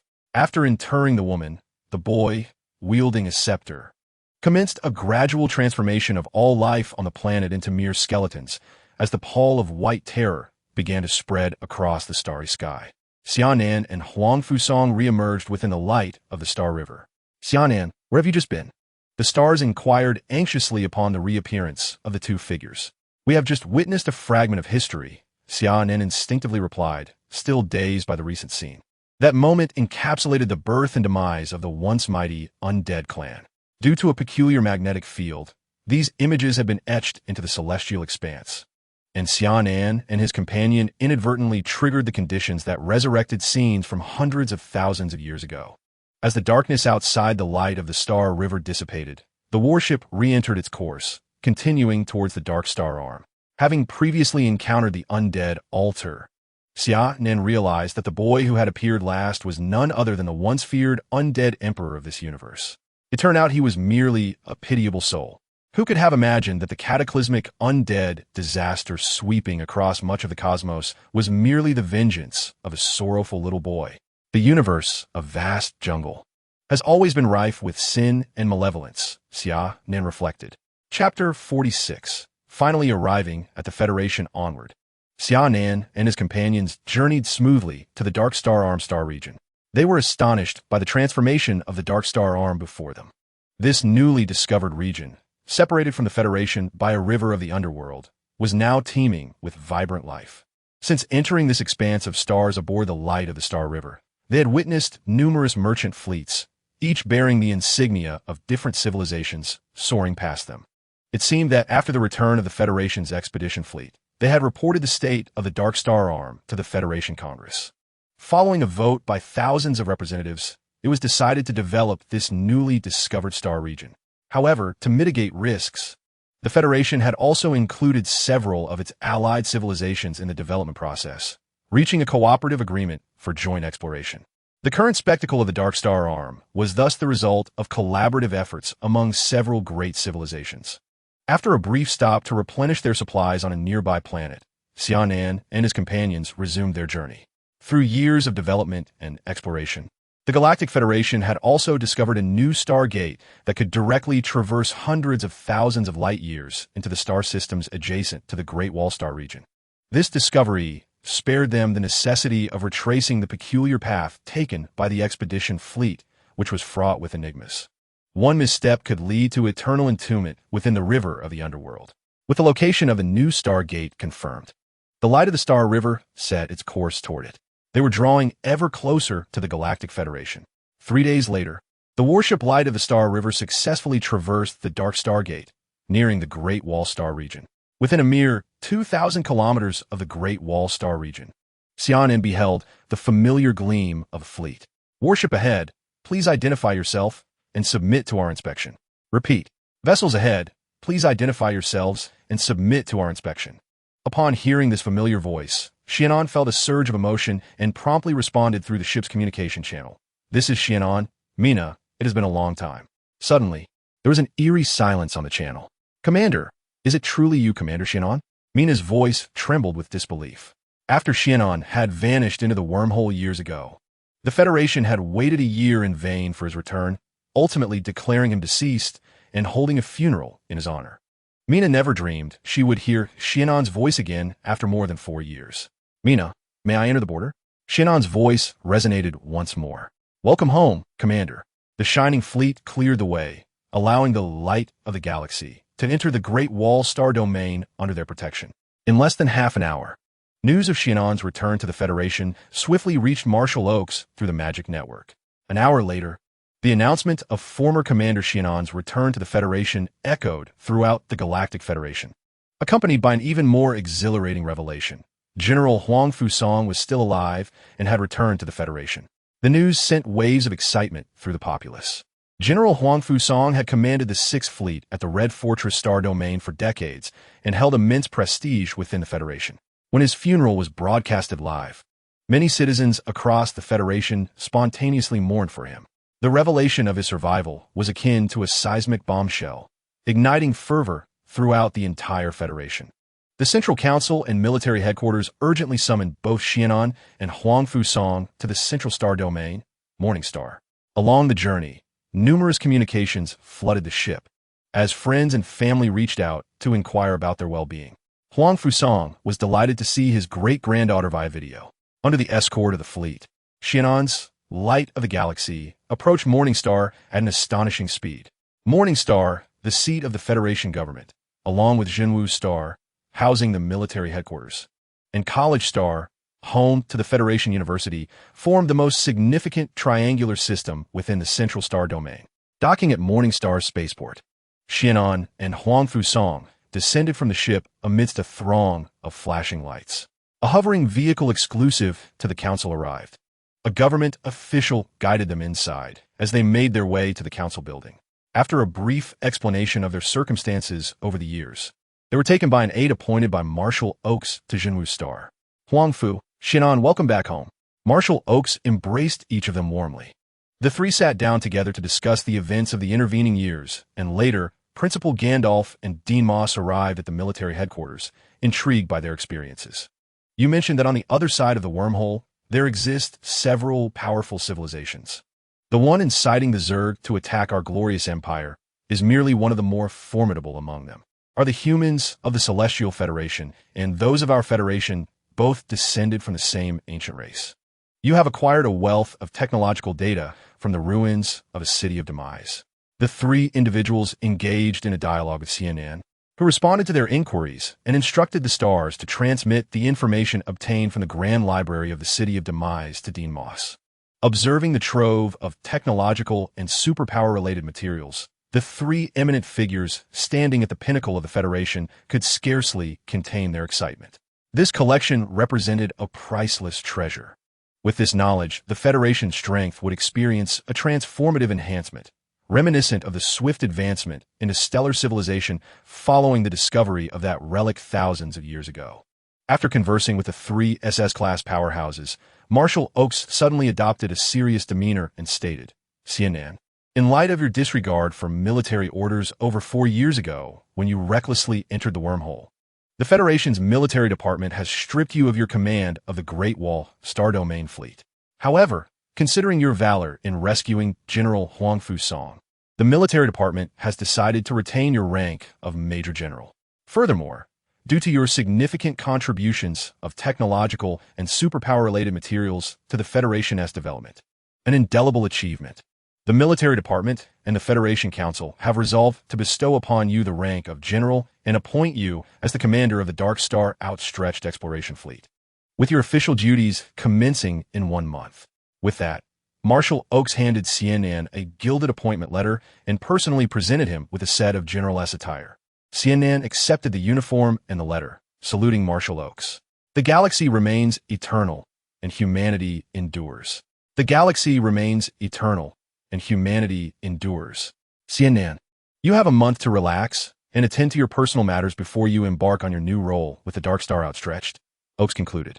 Understood, thank you. Marshal Oaks. As Xia Nan departed from the military headquarters, a sense of confusion washed over him. He was uncertain of what to do next. It seemed he had no family left. His sister, Xia Lin, lay in quiet repose, both her physical and spiritual forms resting within his mech space. How could he have forgotten to inquire if Marshal Oaks and the others had a means to restore his sister? With this thought, Xia Nan returned to the military headquarters. Chapter 47.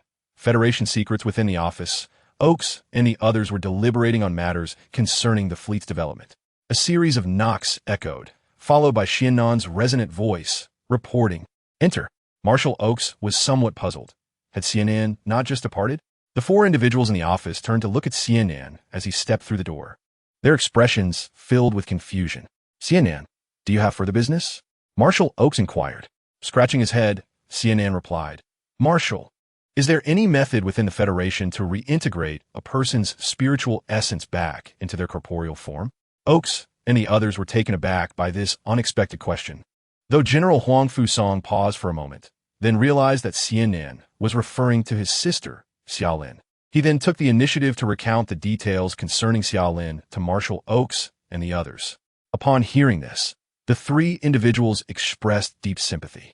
Marshal Oaks shook his head and remarked that the Federation's understanding of the human spirit was rather limited and therefore might not be able to assist his sister. Although Summer felt a tinge of disappointment, he did not succumb to despair. While the Federation might be powerless, he believed that other civilizations must possess the means to help. As long as he did not give up, there would surely be an opportunity to learn about a civilization capable of restoring the spirit. The device created by Jerry Norman could safeguard his sister's spirit from external influences for at least 200 years, granting him time.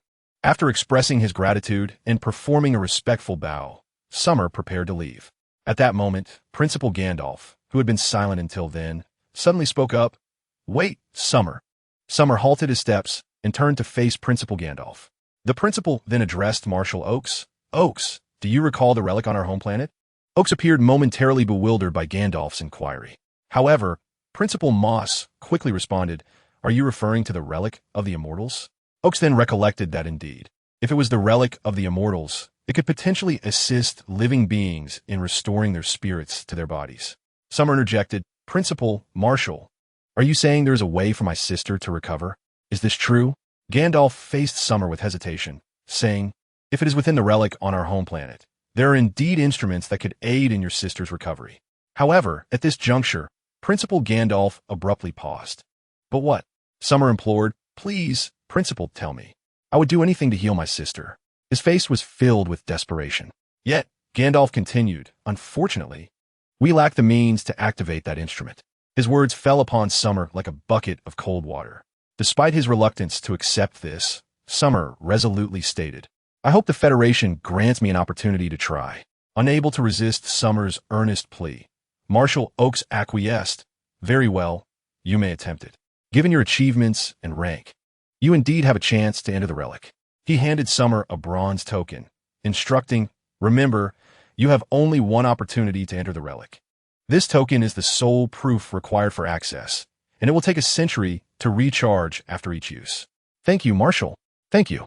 Summer expressed his gratitude fervently to Oaks and the others. After leaving the military headquarters, Summer hastened to the starport, preparing to journey to his home planet, Aquamarine. As the starship Light of the Galaxy departed from the starport, transforming into a distant black dot in the sky, the individuals in the military headquarters gazed out at the vanishing vessel, murmuring, We hope for your success, young Summer. The Light of the Galaxy entered its warp state, aiming for the home planet in the galaxy. A notification chimed from Summer's wristwatch, and, upon checking, he discovered a classified document sent through the magical network from the federal military. The document detailed information about the relic situated on his home planet. Over 3 millennia ago, the Federation, at the zenith of its dominance over the galaxy, embarked on a journey of exploration.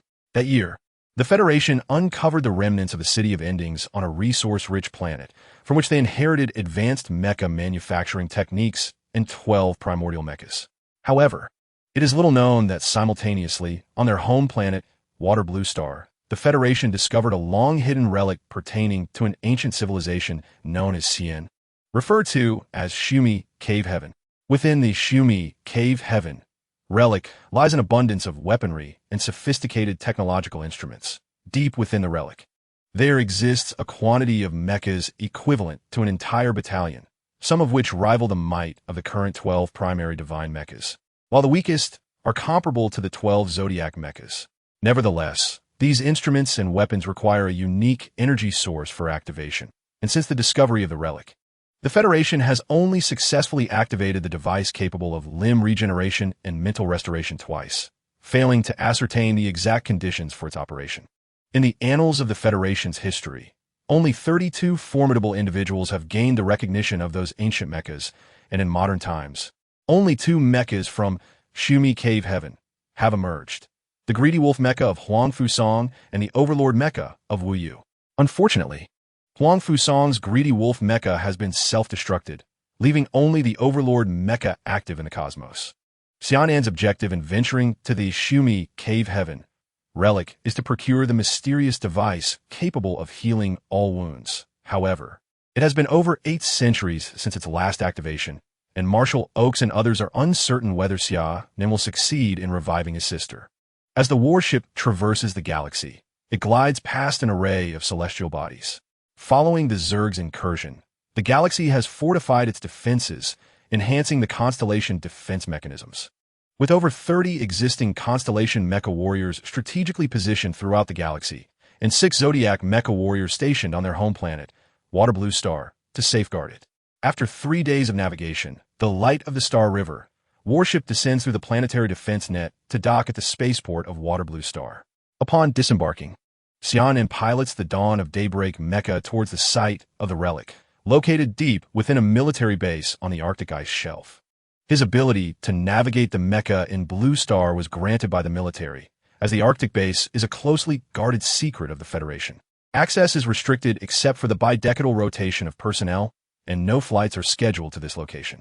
The Dawn of Daybreak mecha soars at low altitude and high speed through the azure skies, leaving behind a trail of sonic boom clouds. In less than half an hour, he reaches the military base on the Arctic ice shelf. At the cold entrance of the base, Xia Nan disassembles the mecha and approaches the door. Halt! You have approached a classified military installation. Please present your access credentials. Xia Nan gently swipes his wristwatch over the scanner at the door. Identity confirmed. General of the Federation Military, Xia Nan. Access granted. You may enter. The heavy door creaked open slowly, revealing a cadre of vigilant mech warriors and several high-energy electromagnetic cannons. A colonel stepped forward and saluted, saying, "General Xia Nan, greetings and welcome to the Arctic base." Xia Nan returned the salute. "Allow me to escort you to the entrance of the ruins," the colonel stated before leading the way, with Xia Nan closely following. Throughout the journey, the colonel remained taciturn, and the base was brimming with various defensive mechanisms and alert mech warriors. Xia Nan inwardly marveled at the base's formidable defenses. After winding through the labyrinthine corridors for over half an hour, Xia Nan and the colonel arrived before a grand bronze door. "This is the entrance to the ruins. General Xia, please proceed," the colonel said succinctly before turning to depart. Xia Nan quickly noticed the indentation on the bronze door and retrieved the bronze token bestowed upon him by Marshal Oaks, inserting it into the recess. With a disconcerting grinding sound, the bronze door swung open, revealing an atmosphere steeped in ancient history, a testament to the passage of time. Xia Nan stepped into the ruins. Upon entering, he was greeted by a central bronze hub, which allowed access to various areas of the ruins. Armed with knowledge gleaned from classified documents, Xia Nan approached without hesitation and selected the experimental zone. As the entire central hall began to descend into the ground, a bronze door opened above. Inside lay a laboratory belonging to the civilization of the Immortals, filled with enigmatic instruments. Xia Nan paid little heed to the other devices, his focus entirely on a particular machine in the corner, one capable of healing all wounds. Its coffin-like exterior made him question, had he been deceived without Marshal Oak's assurance? Could this truly be the apparatus that would restore his sister? Xia Nan retrieved his sister's lifeless form from the mech space and placed it within the machine, alongside the container housing her spirit. Now, how to activate this device? Xia Nan circled the apparatus, searching for a switch, but appeared no more than a mere coffin. Marshal Oaks had mentioned that a special energy was required to activate it. Yet what energy might that be? Stellar, scan this machine. Xia Nan resolved to enlist the power of the stars to uncover what he could not. After a thorough scan, it seemed to reveal nothing more than an ordinary bronze creation. However, the patterns on this machine struck a chord of familiarity within him. I recall a similar device at the Legion Research Institute. Stellar, do you know how to activate it? Xia Nan inquired eagerly. Unknown. The device at the Legion Research Institute has never been activated, came the reply. At this moment, 5 perfectly shaped orbs within the Dawnlight mech began to emit a faint vibration. Xia Nan sensed the unusual activity and removed the 5 orbs surrounding the evolution cube. They floated above the machine autonomously. The radiance of 5 precious orbs converged, coalescing into a chaotic beam of light directed toward the apparatus. The intricate patterns adorning the coffin-like device began to illuminate, and its bronze exterior gradually transformed into a silvery white. Is this the activation? Xia Nan realized and promptly opened the container, preserving her sister's spiritual essence. The essence began to dissipate, yet it was obstructed by an invisible membrane of the apparatus. Gradually merging into the shattered body of Xia Lin within, the device sealed itself, leaving only the faintly glowing patterns, indicating its ongoing operation. At this moment, Xia Nan felt a wave of relief, grateful for having acquired the 5 rule orbs from the final sanctuary of the Radiant Legion. Otherwise, she feared she would not have been able to rescue her sister so smoothly. Now, all that remained was to wait for her sister's recovery and for her to emerge from the apparatus. Xia Nan settled into a meditative posture on the ground, practicing while awaiting her sister's revival. Days slipped by, and soon over 20 days had passed. The time for her appointment was approaching. Yet the apparatus continued its function with no signs of her sister awakening. Xia Nan could only feel a growing anxiety, which proved futile. Suddenly, a force of repulsion erupted within the ruins, and before she could react, she was ejected from the site. At the entrance of the relic, the bronze token lay dimmed, clearly devoid of energy. What?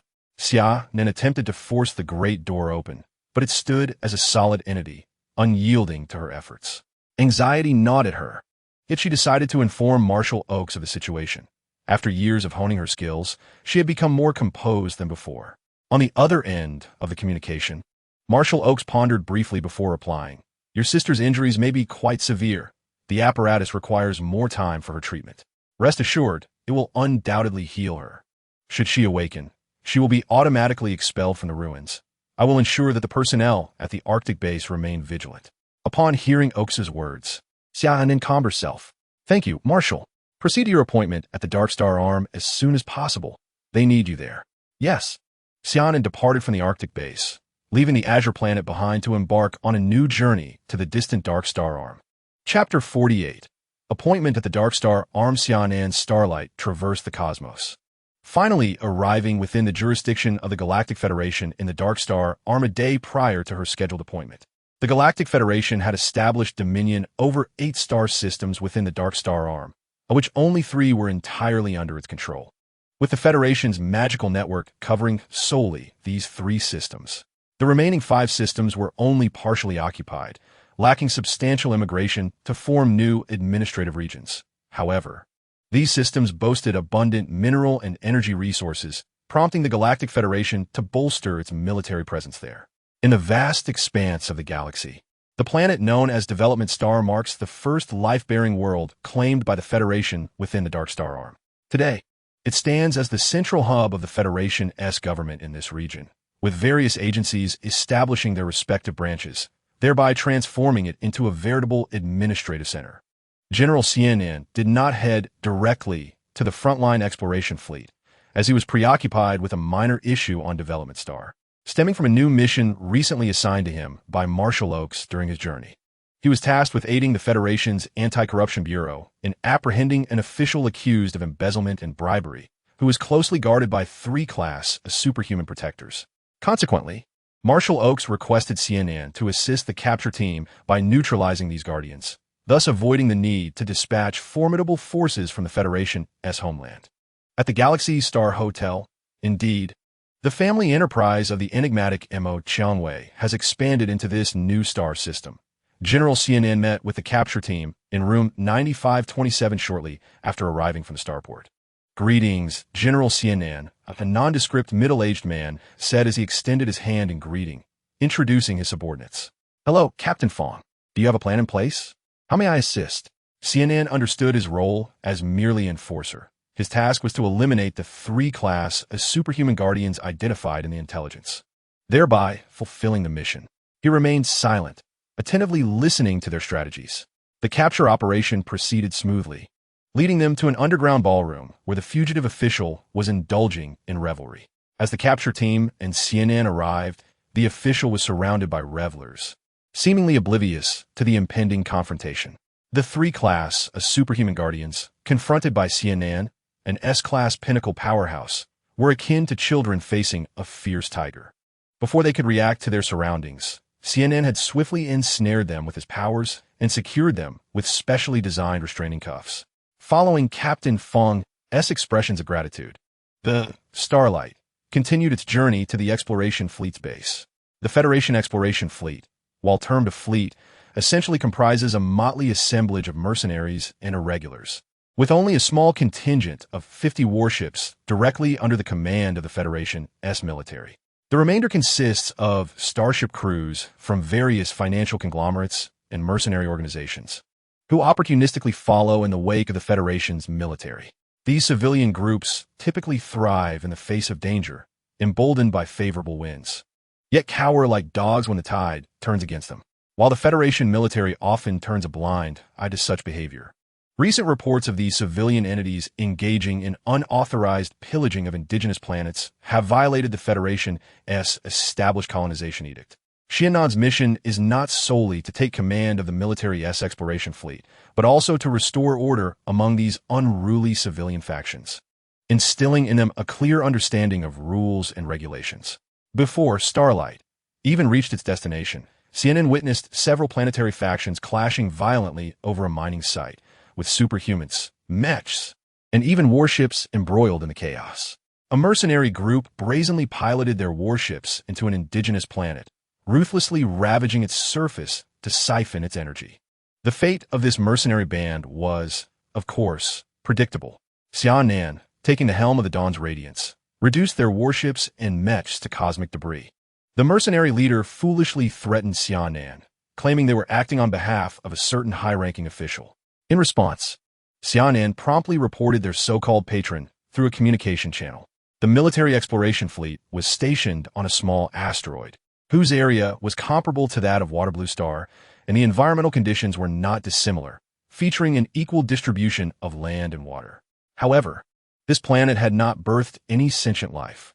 The exploration fleet had established a military base on this planet in advance, constructed to the highest standards in accordance with the regulations for planetary stations. Upon Xia Nan's arrival, he could already see the throngs of federal soldiers within the base and the warships docked there, 2 Expedition-class capital ships and 30 Starbreaker-class battleships. The remaining 18 vessels were patrolling the surrounding star systems to prevent civilian fleets from engaging in further transgressions. After landing, Xia Nan briefly acquainted himself with several commanding officers of the fleet, only to discover the extent of the prevailing corruption. The entire exploration fleet, aside from the 50 warships directly under the military command, comprised approximately 300 various ships.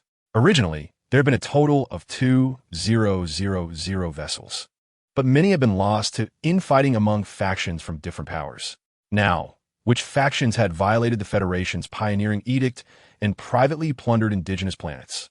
How many had resorted to the destructive extraction of planetary energy? In the conference room, facing the commanding officers, Xia Nan posed the pivotal question. Report, General. The current factions in violation of the pioneering edict include the Free Consortium, the Night Ranger Mercenary Corps, and the private fleet of Governor Kyle. One officer rose to present the compiled intelligence. The more Xia Nan listened, the more his brow furrowed. He was astonished to find that not only were various mercenary factions involved, but private fleets belonging to high-ranking officials within the Federation constituted a staggering 60% of the violators. Was the Federation truly this rotten from within? It was no wonder that Marshall had dispatched him to take charge of matters here.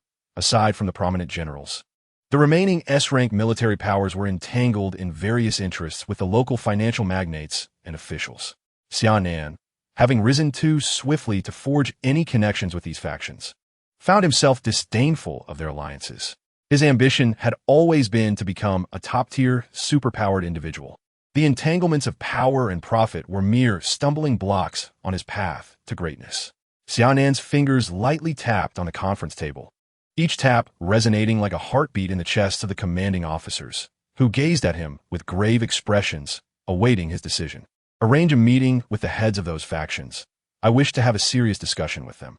Xia Nan ultimately resolved to grant them a chance for redemption. Should they remain unrepentant or refuse to engage in dialogue with him, he would, regrettably, have no choice but to enforce the battlefield regulations, irrespective of their affiliations. Yes, Several fleet commanders promptly departed the conference room to inform the heads of those factions. Standing tall by the window, Xia Nan gazed at the personnel of the base beneath the setting sun. Chapter 49. Eradicating the tumor. The leaders of the factions summoned by Xia Nan were taken aback by the invitation from a federal general. They felt compelled to attend. However, prior to the meeting, several prominent leaders convened discreetly, the details of their discussion shrouded in mystery. It was evident that they had reached some form of mutual agreement. As smiles adorned their faces, the time for the scheduled meeting swiftly arrived, marking the third night since Xia Nan's arrival on this planet. The venue was the grand hall of the military base, where the faction leaders arrived early, engaging in hushed conversations amongst themselves. What could General Xia Nan possibly want from us? It must pertain to the plundering of indigenous planets, speculated one leader from a smaller faction, anxiety evident in his demeanor. As long as we unite, he wouldn't dare to trouble us. The power behind our numbers is not something he can easily shake, replied a composed leader from the Federal Treasury's private pioneering team. Observing the calmness of these powerful figures, the leaders of the smaller factions gradually alleviated their fears, though a sense of unease lingered beneath their composed exteriors. The resounding chimes of the hall's clock rang 3 times, and the grand doors swung open, allowing a battalion of federal soldiers, weapons at the ready, to swiftly enter and take their positions around the hall. Shortly thereafter, under the moonlight and flanked by several officers, Xia Nan made his entrance into the hall. The stars on his shoulders shimmered with a dazzling brilliance, and an overwhelming aura befitting an S-class superhuman engulfed the assembly of leaders. A few among them attempted to resist his formidable presence, but were met with his decisive focus, blood spewing forth as they collapsed into their seats, clutching their chests in agony. It was then that they comprehended the true strength of the young general. Xia Nan and his companions took their places at the front of the hall. He picked up the microphone before him, cleared his throat, and addressed the assembly. Ladies and gentlemen, I am pleased you could accept my invitation to this meeting. I shall not beat around the bush. The purpose of your summons is to discuss matters regarding the Federal Expansion Directive. This directive grants you the authority to pioneer new star territories while simultaneously imposing strict limitations on your conduct. Foremost among these is the prohibition against the plundering of primitive planets, which you refer to as indigenous worlds. Yet, some among you have blatantly disregarded the Federation's authority, repeatedly violating these regulations. Do you comprehend the extent of the troubles your actions may cause for the Federation in its governance of this star domain? You individuals have impeded the advancement of the Federation. It would be only just to consign you all to the confines of a federal prison star. General, just as a leader of power was about to speak, a mere glance from Xia Nan silenced his words. Xia Nan continued, I am not devoid of compassion. I now present you with 2 choices. First, cease your plundering, withdraw from the exploratory fleet, pay fines to the Federation, and return whence you came. Second, persist in executing your master's commands, but bear the consequences yourselves. Upon concluding his statement, Xia Nan fixed his gaze upon the assembly below. The grand hall fell into a profound silence, so quiet that even the drop of a sewing needle could be distinctly heard. Soon, a cacophony erupted within the hall as leaders and their entourages engaged in fervent discussions, some discreetly contacting their superiors through clandestine channels. The atmosphere was akin to that of a bustling marketplace, filled with the sounds of debate. General, will they concede? An officer inquired. No, Xia Nan replied decisively. Those who back them will never allow a withdrawal from the exploratory fleet. Then why, General? The officer's question was halted by Xia Nan's raised hand. As the assembly had come to a consensus, it appeared they were prepared. Xia Nan's expression remained unchanged, coldly observing the crowd. Indeed, a leader stood and proclaimed, General, we cannot comply. You cannot thwart us. Our powerful benefactors will not permit you to obstruct their interests. Indeed, others echoed, as supporters rallied around them. Xia Nan merely offered a gentle smile, concealing his amusement at their folly, unaware of their impending doom. The leaders strode confidently out of the grand hall, leaving the military base behind. Xia Nan then rose, calmly declaring, prepare the fleet for departure. We shall eradicate these lawless marauders. A hint of menace tinged his voice. Yes, General. Several officers saluted sharply. Half a day later, 2 expedition-class capital ships and 30 star-class battleships ascended from base. 5 hours later, This fleet rendezvoused with 18 Star-class battleships on patrol. Thus, the entire exploratory fleet under military command was assembled. Execute the cleansing plan. Eliminate these parasites of the Federation. Xia Nan ordered within the confines of the Star River's light. The regular fleet of the Federation revealed its sharp talons toward the motley armada. Heads up! The Federation warships are approaching us. What should we do? Panicked voices erupted within one fleet. Retreat! Retreat! Retreat! The leader finally sensed the gravity of the situation. Xia Nan was indeed serious about annihilating them. These non-military vessels stood no chance against the might of the military fleet, as the Federation's forces effortlessly pursued the fleeing ragtag armada. Target locked. Request to open fire. Target locked. Request to open fire. Target locked. Request to open fire. A fleet of warships directed their fire requests towards Xia Nan. Fire! As Xia Nan's command resonated, a myriad of energy beams tore through the shields and armor of these insignificant vessels, igniting a cascade of fireworks in the starry expanse. Xia Nan had previously stated that choosing the second option necessitated the courage to bear the consequences. Under the formidable firepower of the Federal Army's regular forces, entire fleets were reduced to cosmic dust. Some leaders even pleaded for mercy, seeking to surrender. But Xia Nan had already afforded them an opportunity, which they had foolishly squandered. Following 5 days of a thorough cleansing operation, all factions within the fleet that violated the exploration order were annihilated, leaving only approximately 800 warships still mingling within the fleet. Throughout the execution of the plan, Xia Nan remained an observer, refraining from direct involvement. With these malignant elements eradicated, it was time to call for conscription from the Federation. Within the light of the galaxy, Xia Nan formally submitted a request for conscription to the Federal Army, proposing the reorganization of the fleet.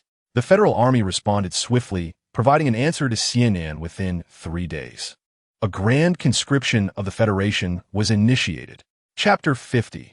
Formation of the fleet. The news of the Federation's grand conscription spread rapidly, flooding the magic net with reports about the event. Some speculated that the Federation was preparing for war, while others suggested that it aimed to rejuvenate the fleet. There were even those who guessed that the exploration fleet, stationed far in the Dark Star Arm, was seeking recruits.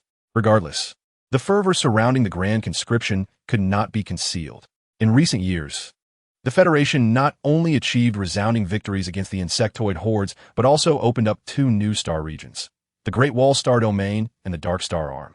Many soldiers serving in the Federal Army received promotions and commendations, greatly inspiring the enthusiasm of the youth to enlist. Unfortunately, the Federation had long maintained strict control over military numbers, leaving aspiring patriots with no avenue to serve. This grand conscription ignited their restless passion. Recruitment points throughout the Federation were lined with long queues. Ming, you rascal, are you here to enlist as well? A young man responded boldly. If you can come. Why can't I? Hurry up. Let us go enlist together. The grand conscription lasted for 3 months, ultimately recruiting 25 million individuals. These new soldiers would be concentrated in the new recruit training camps in the Barren Star regions for 2 years of military training, after which they would be assigned to various fleets based on demand. The elite among them would be dispatched to the Dark Star Arm, where, under Xia Nan's directives and with the Federal Army's consent, a new fleet would be established for conquest and exploration of the Dark Star Arm. In addition to these grassroots soldiers, the Federation specially approved the reassignment of a contingent of officers from the existing fleet to serve as the backbone of Xia Nan's new fleet, assisting him in commanding the forces. After purging the unruly factions, Xia Nan returned to the military base to oversee operations, while those compliant with the Frontier Directive continued to expand alongside the military fleet. With Xia Nan's decisive actions as a warning, the factions no longer dared to provoke trouble. Initially, the backers of the factions that Xia Nan's fleet had annihilated believed that their status could enable them to undermine this young general. However, their protests and pressures were met with unwavering resistance from the military. External matters held no sway over Xia Nan. As he awaited the arrival of federal support, he began secluding himself for intensive training. The enhancement of his supernatural abilities was a gradual process, and even for someone of his caliber, it could not be accomplished overnight. The Federal Research Institute, upon receiving the data Xia Nan retrieved from the ruins, regarded it as a treasure and commenced the development of a new generation of warships and mechs. 2 years may seem neither short nor long, Throughout this period, Xia Nan's sister, Xia Nan, remained in the Shumi cave, undergoing treatment. He had inquired several times about his sister's condition for martial oaks, but received only repetitive responses. The long-vanished Zerg had resurfaced. According to confidential reports from the federal undercover agents embedded within the Zerg, the entire race, led by the last remaining Heart-Eater Prince, forcibly traversed the underworld River Star domain and reached the Dark Star Arm. The federal forces dispatched multiple fleets to confirm this migration, ultimately verifying that the Zerg indeed abandoned their original star domain. This decision had been anticipated by the federal military, after suffering a devastating defeat years ago. The Zerg had significantly weakened and retreated. In recent years, no new SS-level powers had emerged, and the whereabouts of their Zerg queen remained unknown. The absence of top-tier combat strength was perilous for a stellar civilization, especially since the Zerg had previously antagonized various nearby civilizations during their prime. Now that they had fallen, those civilizations would undoubtedly seize the opportunity to exploit their weakness. The federal military had already planned to initiate a vengeful campaign against the Zerg within these years, aiming to obliterate their civilization. The Zerg's early retreat from the region was indeed within the realm of expectation. However, they had not anticipated that the Heart-Eater Prince would dare to take such a substantial risk in crossing the underworld River Star domain. The federal military communicated this intelligence to the Frontier Star, which immediately began monitoring the departing Zerg fleet in collaboration with several allied civilizations that had received the same news, seeking to discern their intentions. The Zerg fleet eventually established a foothold in the northwest of the Dark Star Arm, occupying 7 star systems. After months of surveillance, scouts from various civilizations reported no further actions from the remnants of the Zerg, allowing them to breathe a sigh of relief. Currently, the Dark Star Arm is home to 5 major civilizations. The Galactic Federation, occupying 8 star systems to the south, the Elven race, holding 6 star systems to the southeast, the Star Spirits, claiming 7 star systems to the east, the Fire Spirits, controlling 9 star systems to the northeast, and the Void Zerg, recently arrived and occupying 7 star systems to the northwest. Among the 5 formidable powers, the Void Insectoid civilization boasts the most formidable strength, as it comprises the elite remnants of their race following a great migration, including 1 SS-level and 5 S-level entities. Among the remaining 4 allied civilizations, the Fire Spirit clan stands as the most powerful, having dispatched an SS-level powerhouse to oversee their interests, while the other 3 civilizations possess comparable might, each led by an S-level Esper. Notably, the Galactic civilization is the strongest among them, as Xia Nan has reached the pinnacle of S-level, only a single point away from attaining the SS-level echelon of Espers. The Dark Star suspended arm domain is exceptionally vast, with the star systems occupied by these 5 powers merely a tip of the iceberg in the grand expanse of the region. The fleets of the various factions are diligently exploring and expanding further northward. Over the past 2 years, Xia Nan's base has undergone numerous relocations, now positioned 200 light-years away from its original military stronghold. The current base is situated on a small asteroid at the boundary between 2 star systems, with a star system-level civilization approximately 300 light-years ahead. The Galactic Federation, which has ventured into the cosmos, has always emphasized inclusivity, refraining from aggressive incursions. The Federation's exploratory fleet was compelled to temporarily halt its expansion efforts, awaiting the arrival of representatives from the Star Administrative Department to negotiate with the star system-level civilization. Meanwhile, the 4 million new recruits dispatched by the military have finally reached the star system where the exploratory fleet is stationed. Alongside seasoned soldiers drawn from various branches of the Federation, Xia Nan hovered above the base, observing the military transport ships drawing near, a glimmer of excitement igniting in his gaze. This marked his second endeavor in fleet formation. Curious new recruits aboard the transport ship gazed out at the scenery beyond the portholes, their commanding officer merely chuckling without reprimanding their fascination. "There's a person," exclaimed a sharp-eyed recruit, spotting Xia Nan standing majestically above the base, prompting a wave of curiosity among the new arrivals. Where? Right there, do you see? Above the base. Wow, there's indeed a person. Surely, they must be an A-level powerhouse. Could it be that he is the base commander? As the transport ship touched down, under the guidance of various officers, The 4 million new recruits swiftly formed into a regiment, standing in perfect alignment before the warship. The contingent of seasoned soldiers, led by a brigadier general, also assembled neatly in front of the new recruits. Once organized, all awaited Xia Nan's inspection. Xia Nan gracefully descended from the air, and, at a glance, the sight of countless soldiers clad in deep blue military uniforms evoked in him a sense of being amidst a vast prairie. "Welcome, brave soldiers, to this place." His deep voice, amplified by his esper abilities, resonated like thunder in the ears of every soldier present. "Allow me to introduce myself. I am General Xia Nan of the Federation's military. Some of you may have heard of me, while others may find me unfamiliar, but such distinctions matter little. You have ventured far from the Federation's homeland to this distant galaxy, millions of light years away, and I commend your courage. In accordance with military orders, I shall establish a new fleet, of which you will be the inaugural warriors. The brilliance and glory of this fleet shall be realized through your endeavors. Furthermore, this fleet stands as the sole one on the brink of war within the Federation, where you may find yourselves stained with the blood of battle, perishing in foreign realms. Do you harbor regrets about coming here? No regrets. Have you not eaten? Speak louder. No regrets. Louder still. No regrets." The resounding chorus pierced the heavens. "Excellent. I hope you do not disappoint me." Dismissed, each team shall return for rest.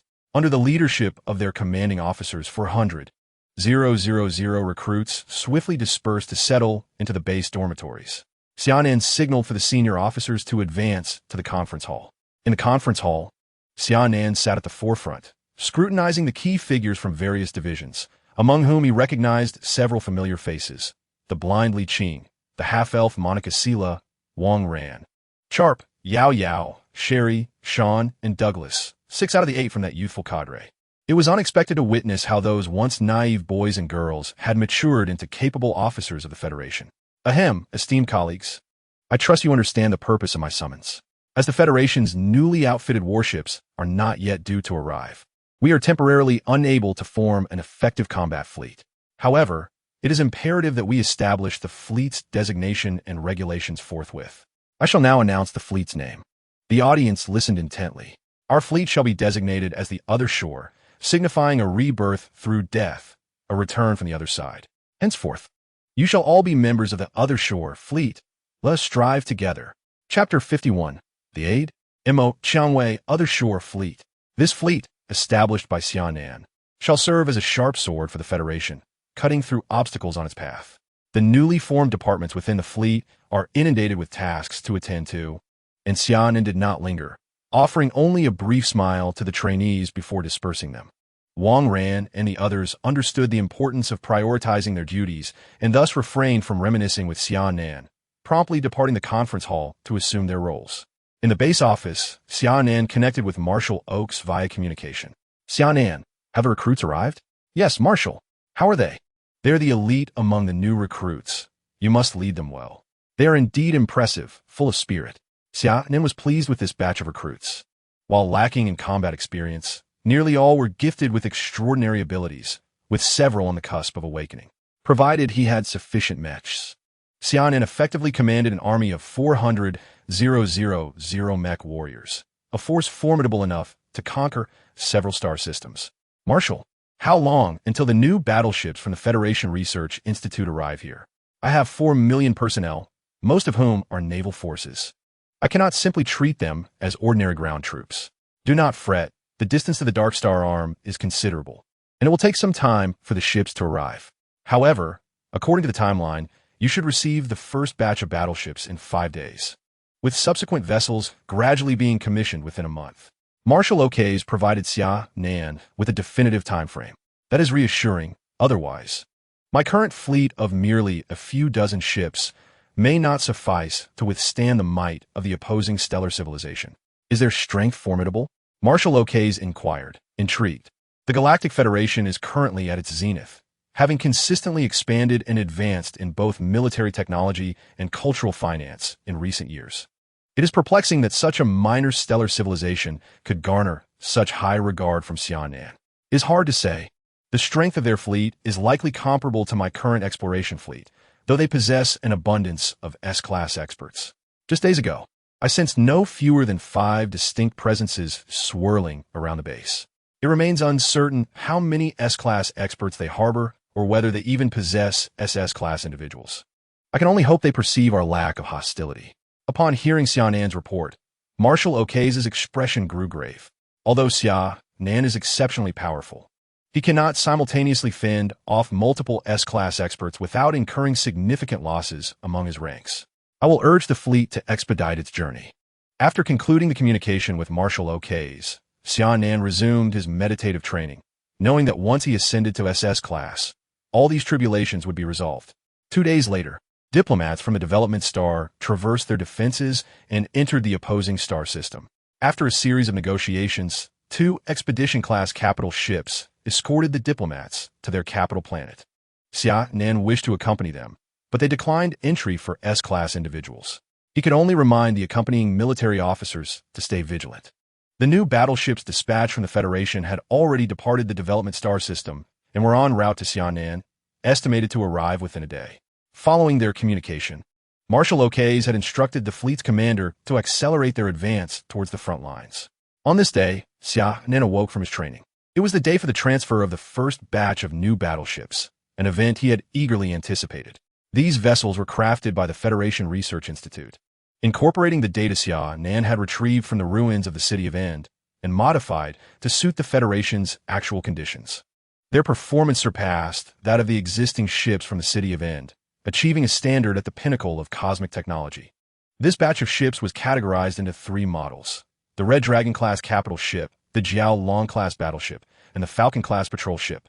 In comparison to the Federation's current fleet, the performance of these ships exceeded the original models by at least double. Originally, the federal military intended to assign a Saint Dragon-class flagship to Xia Nan, but he declined, as his Light of the Galaxy far surpassed the capabilities of such vessels. It would be imprudent to forsake his own advantage for the sake of a federal flagship.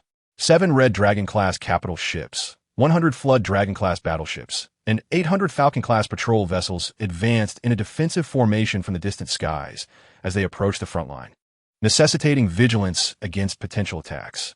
Observing the alertness of these warships, Xia Nan felt compelled to commend the commanding officer of this fleet. He appreciated such prudent leadership. The impressive fleet of hundreds of ships descended majestically, prompting the soldiers stationed at the base to stretch their necks in anticipation of the arrival of these new vessels, which would soon belong to their other shore fleet. Eagerly, they yearned to pilot these ships into the vastness of space. The lead ship, a fiery Red Dragon-class battleship, opened its hatch, revealing a striking figure clad in immaculate military attire, striding towards Xia Nan with polished boots and long strides. With a crisp salute, the dashing female officer addressed Xia Nan, General Xia, Colonel Mo Qiangwei, reporting for duty. This transport comprises 7 Red Dragon-class capital ships, 100 Flood Dragon-class battleships, and 800 Falcon-class patrol vessels, a total of 907 ships for your inspection.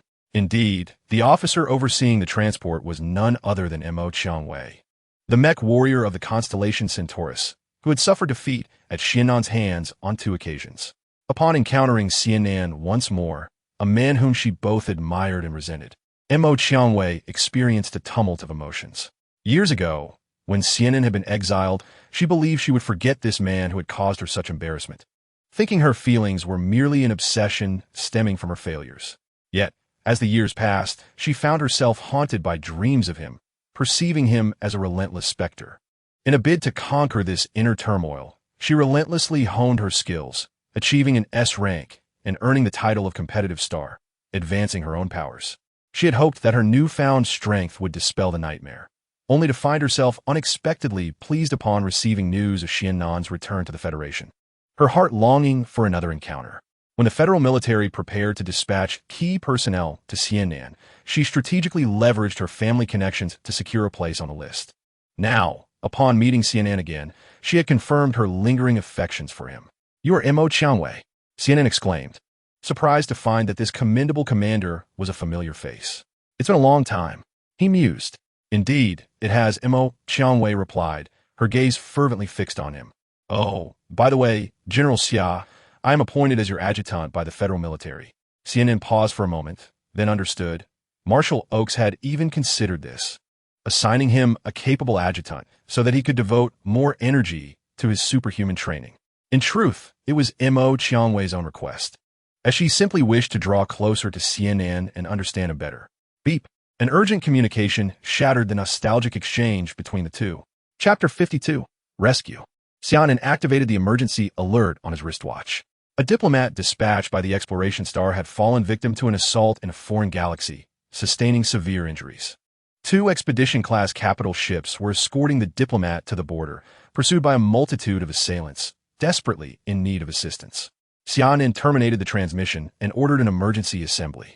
10 minutes later, the warships ascended, poised to engage in their inaugural battle. Aboard the Light of the Galaxy warship, Xia Nan furrowed his brow. The attack on the diplomat raised the question, was the opposing civilization attempting to incite war? Had this new fleet not arrived, Xia Nan might have harbored reservations. However, with the arrival of these formidable vessels, he felt emboldened, unafraid of any adversary. Xuanxing, establish contact to confirm the location of the diplomat's ship, he commanded. Wu Yue, ascertain the nearest route and prepare to breach their border defenses. Xia Nan issued his orders with a stern countenance. Beside him, Mo Qiangwei regarded him silently. Was there a hidden agenda behind this? The assault on the diplomat offered no tangible benefits to the opposing side. At most, it would serve to embarrass the Federation, yet would undoubtedly provoke retaliation. A loss beyond measure. They were merely a galactic civilization. How could they withstand the Federation's onslaught? Surely, their leadership would not make such a foolish decision. Monta Qiangwei assessed calmly. Indeed, Xia Nan nodded in agreement with her perspective. If it is not the intention of the opposing side, then who could have perpetrated the attack on the diplomat? General, he initiated communication with the expedition-class capital ships. What transpired during the assault on the diplomat? Who attacked you? Are the pursuers behind you affiliated with a regular fleet? Xia Nan posed a rapid series of inquiries. Report, General, we were attacked at the opposing capital star. The diplomat was gravely injured by an assailant laden with cluster bombs. We do not know the specific faction responsible. General, our pursuers bear no insignia and cannot be identified. The military officer escorting the diplomat reported. Proceed to the border as swiftly as possible. I will provide support, Xia Nan concluded the communication. Xuanxing sent a request for negotiations to the opposing fleet commander. Understood. No sooner had the message been dispatched than the opposing fleet accepted the communication request. The screen of the Light of the Galaxy warship illuminated with the image of the opposing commander. I am Xia Nan, commander of the Beyond Fleet of the Galactic Federation. Please elucidate the reason for the assault on our diplomatic personnel. The opposing fleet commander was a corpulent middle-aged man, sweat cascading down his shiny face, as he incessantly dabbed at his brow with a handkerchief. My sincerest apologies. The attack on your diplomat was not perpetrated by our personnel. We are also conducting an investigation and have dispatched a fleet to escort your ships, ensuring the safety of your personnel. Please exercise patience and refrain from impulsive actions. The portly commander implored in a tone of subservience. With the hope of receiving a reasonable response, Xia Nan decided to temporarily place his trust in them. Otherwise, he would not hesitate to unleash his fleet upon their domain. Stars, maintain communication with the warships and track their coordinates in real time. Misty Moon, keep the warship's jump engine activated. Colonel Mo, instruct the fleet to form 8T3 combat formation, locking onto the enemy's targets. Should they exhibit any unusual movements, let's teach them a lesson. Understood. The poised female officer proceeded to the communication station to relay Xia Nan's orders. Who could have been responsible for the attack on the diplomats dispatched by the Federation? And what was their motive? Was it possible that the adversary had orchestrated this assault merely for show? Xia Nan's mind was clouded with uncertainty. The escort team sent another message, indicating that the enemy fleet had rendezvoused with them and repelled their pursuers, now escorting them towards the border. Xia Nan began to suspect that perhaps he was overthinking. The adversary might genuinely harbor no ill intentions and sincerely wish to negotiate with the Galactic Federation. As the escort team drew nearer to the border, Xia Nan gradually eased his suspicions towards them. 2 expedition-class capital ships approached from the route opened by the enemy fleet. Suddenly, a spatial distortion occurred in the rear, and a mysterious fleet appeared at the enemy's border, unleashing indiscriminate fire upon both the enemy border fleet and the escort team, engulfing 2 of their warships in a barrage. Even Xia Nan was momentarily taken aback. Adjust targets, open fire to repel those warships. Activate shields, and rescue our personnel first. 5 Qi long-class capital ships and 100 Jiao long-class battleships formed a broad energy shield, effectively blocking the incoming energy fire and swiftly regrouping with the escort team not far away. The rotund enemy commander was evidently a decisive figure. Despite being caught off guard by the mysterious fleet, he endeavored to consolidate the remaining ships into a defensive formation and mount a counterattack. Fortunately, the outer armor of the expedition-class capital ships was robust. Although they were unable to activate their energy shields in time, they only sustained breaches in their double-layered armor, inflicting minimal damage to the ship's core. The fleet dispatched for rescue arrived just in time, shielding them from subsequent attacks. With the escort team's safety ensured, Xia Nan could finally unleash a full-scale assault as the new warships revealed their sharp fangs. High-energy shockwaves swept across the cosmos, rendering the energy systems of all enemy ships within range incapacitated, transforming them into mere steel coffins. Recognizing the futility of their situation, the mysterious fleet organized a retreat. As Xia Nan's fleet prepared to confront the enemy commander, the rotund commander appeared to receive an urgent order and hastily withdrew the entire fleet. Gazing at the retreating border fleet, Xia Nan and Mo Qiangwei exchanged bewildered glances. What was the meaning of this? Why abandon even their own civilization's borders?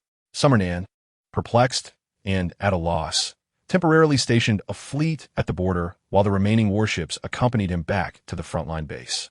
The severely injured diplomat had already been arranged by Xia Nan to receive medical attention and transport aboard a warship back to the exploration star for treatment. After compiling the situation on this front, Xia Nan sent the report to the rear. Such administrative matters were best left to the politicians, and he saw no need to involve himself further. The portly commander was eager to return, having received an urgent order from superiors. The rebel forces had seized the capital star and assassinated the president.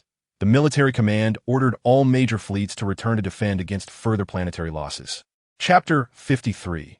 The Titan Dreadnought. The news of the civil unrest within the Terra civilization reached Xia Nan the day after his return to the frontline base. Civil unrest? This indeed clarified matters. It was likely the rebels who had assaulted the diplomat, wishing to thwart any potential agreement between the Terra civilization and the Galactic Federation, while simultaneously hoping to divert substantial military forces from the border fleets to facilitate their uprising. It was a treacherous game, and one could only hope that they did not miscalculate their strategy. Nonetheless, the internal strife of the Terra civilization did not impede Xia Nan's efforts to assemble a fleet for the exploration of new star systems.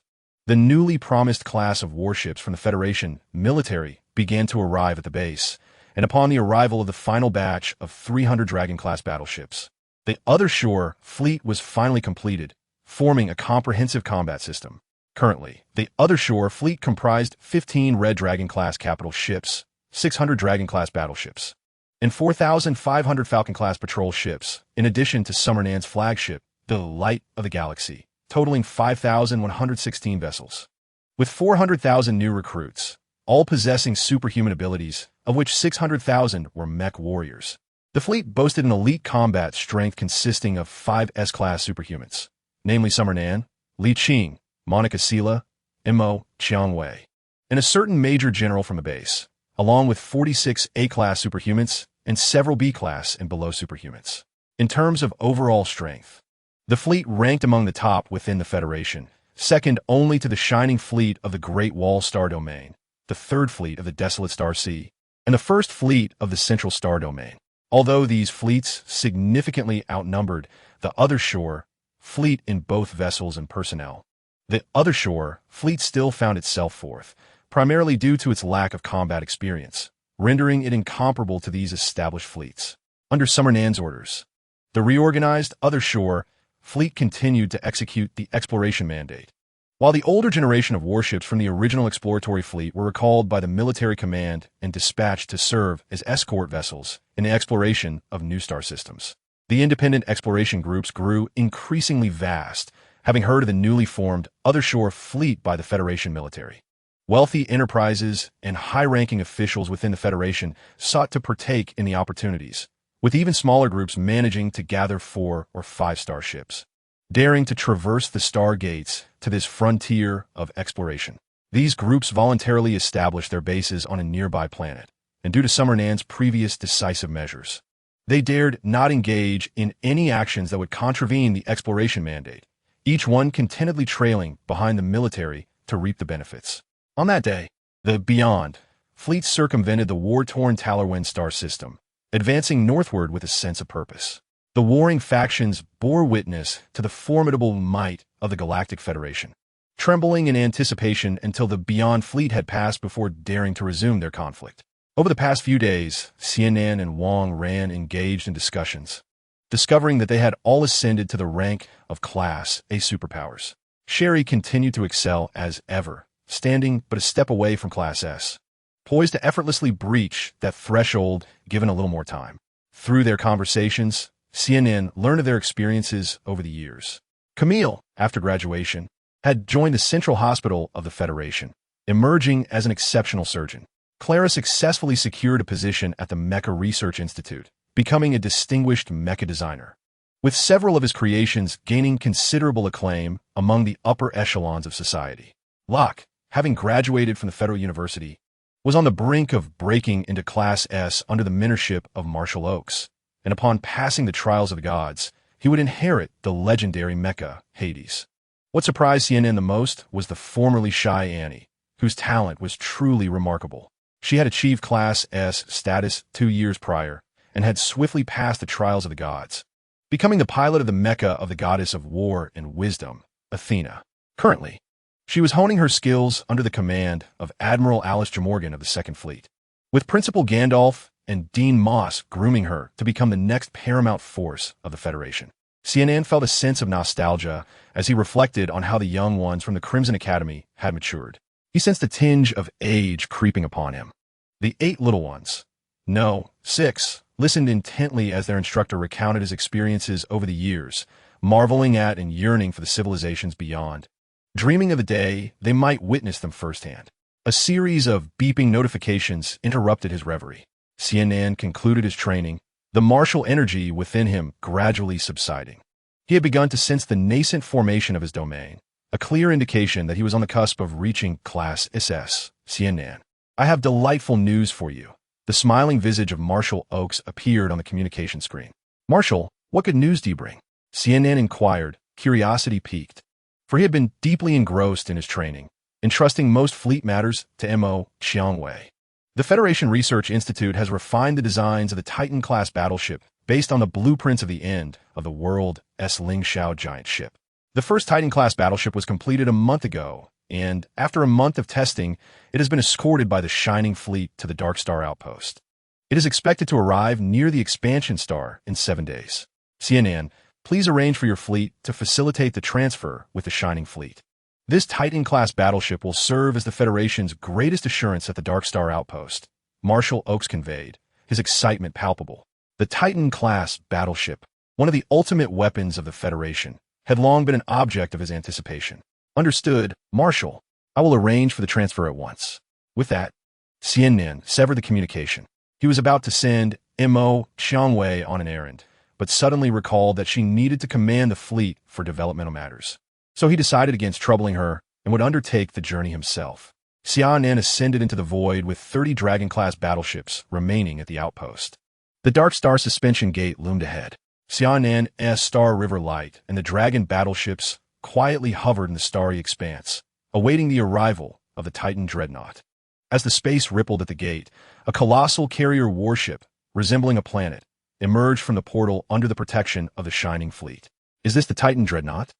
Xia Nan gazed in awe at the magnificent vessel, momentarily entranced, although he had witnessed the heavily armed battle stars of the Sky Federation. This was his first encounter with the Federation's ultimate battleship, an entirely different visual impact. General, our unit has successfully escorted the Titan dreadnought to the Dark Star suspension. The next phase is in your hands, an officer from the Shining Fleet relayed to Xia Nan. Understood. You've all worked hard, Xia Nan acknowledged. Under his command, the Dragon battleships took over the Shining Fleet's position to safeguard the Titan dreadnought. The group set course for the development star, and the foreign travelers they passed gaped in astonishment at the massive ship spanning the galaxy. Beyond its formidable main cannon, the Titan dreadnought primarily serves as a logistical base, providing maintenance, rest, and supplies for warships venturing into battle. It functions as a mobile military fortress, offering robust support to the fleets at the forefront. Chapter 54. The new generation of constellation mechs, while Xia Nan escorted the Titan dreadnought towards the development star. The Federation's Mech Research Center and the military issued a joint announcement. The entire Federation is calling for outstanding pilots to participate in the testing of the new generation of constellation mechs on Waterblue Star. Simultaneously, all constellation mech warriors stationed abroad are to be recalled for mech upgrades. Pilots participating in the mech tests will have the opportunity for the inheritance of constellation mechs after undergoing rigorous selection. Upon the release of this announcement, distinguished pilots across the Federation flocked to the galaxy to engage in the tests. Indeed, these participants would first undergo a series of assessments in the galaxy, including super energy index testing, practical combat testing, mech combat testing, and mech resonance testing. Only the finest among them would advance to Waterblue Star for the ultimate evaluation. The so-called Ultimate Test is a mech trial dubbed the Path of the Stars, developed by the Federation's Mech Research Center in collaboration with the Federation Academy.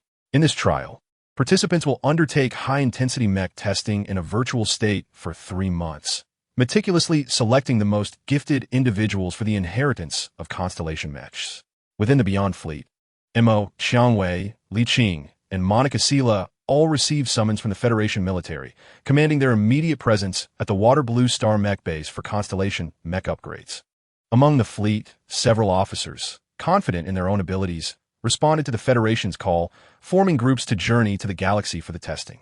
Originally, Xia Nan was also scheduled to head to Waterblue Star for the upgrade of the Southern Cross mech. However, due to an encounter with a spatial storm in a wormhole that reduced his mech to rubble, the Federation had already commenced the production of the next-generation Southern Cross mech before his return. This new generation of constellation mechs is constructed from stellar gold, a super-energy memory metal mine from the arm of the Dark Star. Compared to previous materials used in mech construction, stellar gold possesses a superior capacity to harness and amplify super-energy, while also exhibiting remarkable toughness, rendering it nearly impervious to damage from small-caliber energy weapons.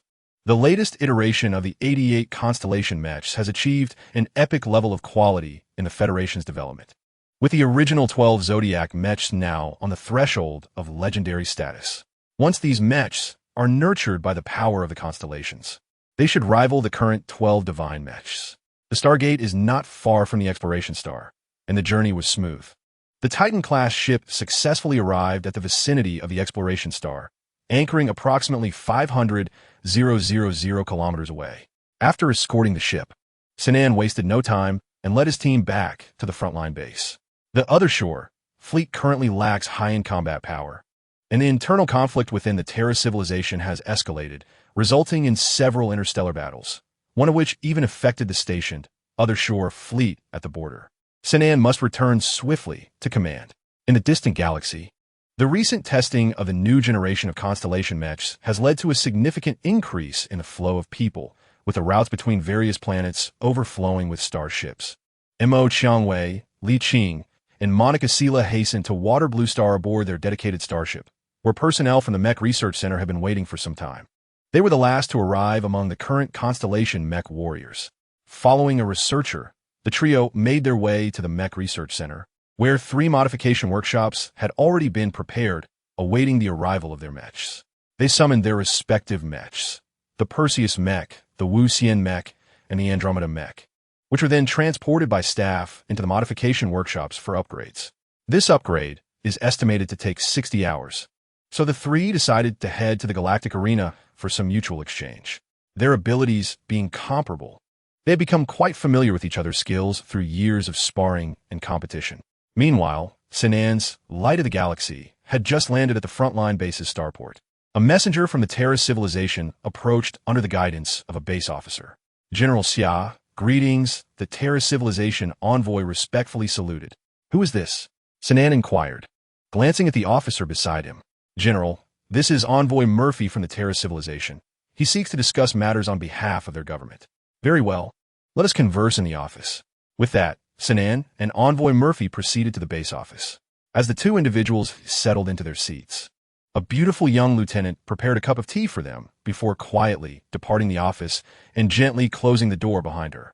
Ambassador Murphy, do indulge in the specialties of our Federation, said General Xia with a gracious nod. Murphy lifted the teacup, delicately blowing on the surface before taking a sip. The aroma was intoxicating, invigorating him with each taste.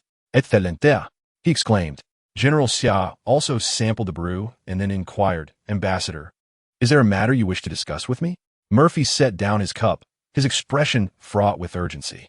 General, we implore you to send troops to assist us in quelling the rebellion. Please, state any conditions you require. Is the situation with your government forces truly that dire? Xia replied, his tone grave. It is not that I am unwilling to assist, but our Galactic Federation has strict regulations against intervening in the internal conflicts of other civilizations. General, our envoy, Ambassador Li, has already approached your Federation regarding a request for military aid. We hope you can dispatch forces to help us suppress the insurrection. That is not permissible. Without a directive from the Federation, I cannot unilaterally engage in your conflict. It is a serious breach of protocol. But if you do not act soon, our civilization will be overrun by the rebels. Murphy's voice was tinged with desperation. He had not anticipated Xia's reluctance to intervene. Xia maintained his stance, shaking his head in refusal. Dejected, Murphy exited Xia's office, his spirit crushed. Xia pondered to himself. The politicians within the Federation would not acquiesce to your request lightly. They would likely delay until your civilization was entirely overtaken by the rebels, thus justifying their occupation of your territory. As expected, the officials on the frontier planet procrastinated in responding to Ambassador Li's plea for assistance. The situation for the Terra civilization deteriorated further. Government forces began to collapse en masse, and numerous ships fled the star system, seeking refuge in Xia's defensive perimeter. 10 days later, the rebels declared full control over the Terra civilization, with their leader self-proclaiming as president, commencing dominion over the entire civilization. On the same day, Xia received a directive from the Federation Parliament, commanding him to lead a fleet to eradicate the rebels threatening Terra. Under Xia's orders, the Beyond fleet maneuvered with strategic precision, launching an assault on the Terra star system from the southeast, east, and west. The specter of war loomed ominously. Chapter 55. The conquest of the Terra star system. The rebels in the Terra star system soon became aware of the Beyond fleet's movements, and their newly appointed president issued a stern warning to Xia. Nonchalantly, Xia discarded the warning, focusing instead on mobilizing his forces and advancing the front lines. Due to the overwhelming disparity in firepower between the opposing fleets, the pace of advancement exceeded Xia's expectations, as the Beyond fleet relentlessly compressed the rebels' territory. In just a mere 7 days, the Terra civilization has succumbed to chaos, with over half of its territories already fallen, due to the rapid turnover of regimes. The populace in the occupied regions harbors little resistance, seemingly indifferent to the rule of the Galactic Federation. The cunning old foxes of the Federation are keen to seize this fortuitous opportunity, as it aligns perfectly with their ulterior motives. 5 transport starships brimming with Federation politicians, escorted by a fleet of warships, have arrived at the administrative planets within these occupied territories. These politicians have commenced a campaign of ideological indoctrination among the residents, incessantly extolling the might and virtues of the Galactic Federation, while simultaneously neutralizing stubborn insurrectionists lurking within the planets with the aid of special forces. 3 days prior, Xia Nan departed from the front lines, making his way to the temporary command center on the ancient planet of Gaia. All units, report your current status, he commanded during a video conference. The fleet commanders from 3 directions began to relay their progress. Reporting, General, our forces have annihilated the western fleet of the Terra civilization and are advancing toward the central region. Reporting, General, we are engaged in combat with the eastern fleet of the Terra civilization. The enemy has begun to falter, and we anticipate dispersing their forces within 2 days. Reporting, General, our troops are facing fierce resistance from the main body of the rebels, who have deployed 3 S-class superpowers. Our offensive has been stalled, but we will strive to turn the tide. The fleet on the southern front was the only one experiencing significant difficulties, and its commander felt a twinge of shame. Progress is satisfactory. Maintain the momentum and continue the assault. Let's aim to meet on Terra in half a month. As for the 3 S-class superpowers in the south, I will personally address them, so do not worry. You merely need to sustain your offensive rhythm. With that, Xia Nan concluded the video conference with the three fleet commanders. Calculating the time, he anticipated that Colonel Mo Chong and the officers dispatched to the Water Blue Star should be returning soon. Enter, Xia Nan called out towards the door. A striking young lieutenant entered, saluting respectfully, General. Colonel Mo and his team are about to return. Once they arrive, instruct them to initiate a thorough sweep of the remaining enemy vessels in the occupied zones as per the established plan. Understood? Yes, General. At the temporary base on Gaia, the battleship Light of the Galaxy soared swiftly towards the southern front. However, upon Xia Nan's arrival, the fleet was engaged in a fierce battle. The new generation of warships exhibited comprehensive performance, rendering the enemy's firepower ineffective against their shields, which merely drained the vessel's energy. The tide of battle gradually shifted in favor of the other shore fleet. The enemy's S-class superpowers could no longer contain their impatience, and three specialized mechs, distinct from standard models, emerged from the enemy flagship to seize control of the peripheral battlefield. Several Dragon-class battleships from Xia Nan's fleet found themselves retreating under the relentless assault of the opposing forces, compelling the fleet commander to redeploy a Red Dragon-class flagship and several Dragon-class vessels to combat the S-class superpowers. The situation began to stagnate once again, mirroring previous engagements.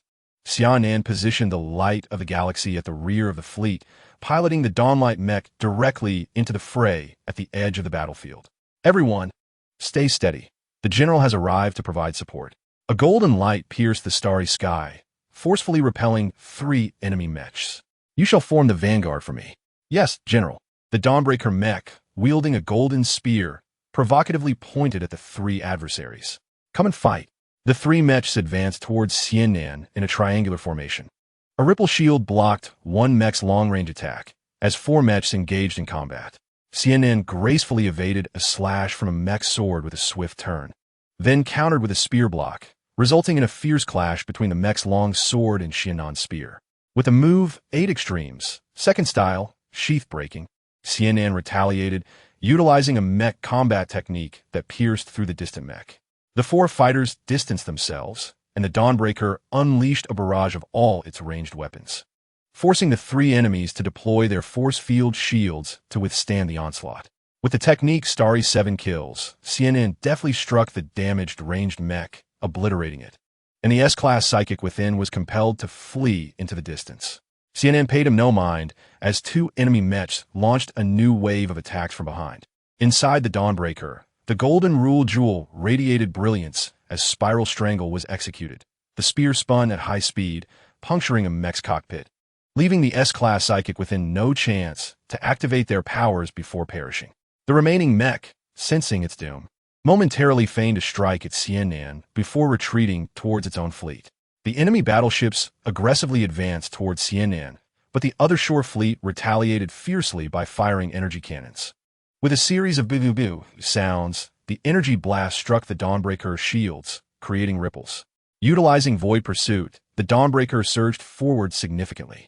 Raising the spear imbued with the Golden Rule Jewel, it sliced through the air with a sharp, armor-piercing force.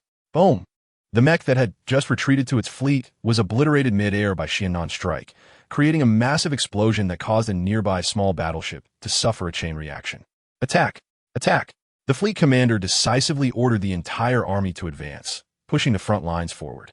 The Terra Civilization's fleet, having lost 2 S-class psychics, was demoralized and began to retreat in disarray. Retreat! The commander was compelled to give the order to fall back to the capital star. The southern front of the other shore fleet finally advanced, proceeding towards the capital star of the Terra Civilization as planned, speeding up the progress to seize the planet. Xia Nan and the fleet commander issued commands before returning to the Light of the Galaxy. The battleship followed closely behind the fleet to oversee the operation. As time passed, the 3 battle lines closed in on the capital star of the Terra Civilization. The anticipated stubborn resistance did not materialize. The self-proclaimed president of the rebel forces had already fled the Terra Star system with his wealth from the northern border. The other shore fleet seized the capital Terra Star without bloodshed. The presidential palace of Terra Star waited. Xia Nan sat upon the throne of power, facing several fleet officers, while Mo Qianwei and others had also arrived at the Terra Star. I appreciate your hard work, he began. This campaign has brought me great satisfaction. Despite encountering some minor troubles, it proceeded relatively smoothly. I have already requested commendations for our fleet personnel, and the military will soon issue awards. Thank you, General.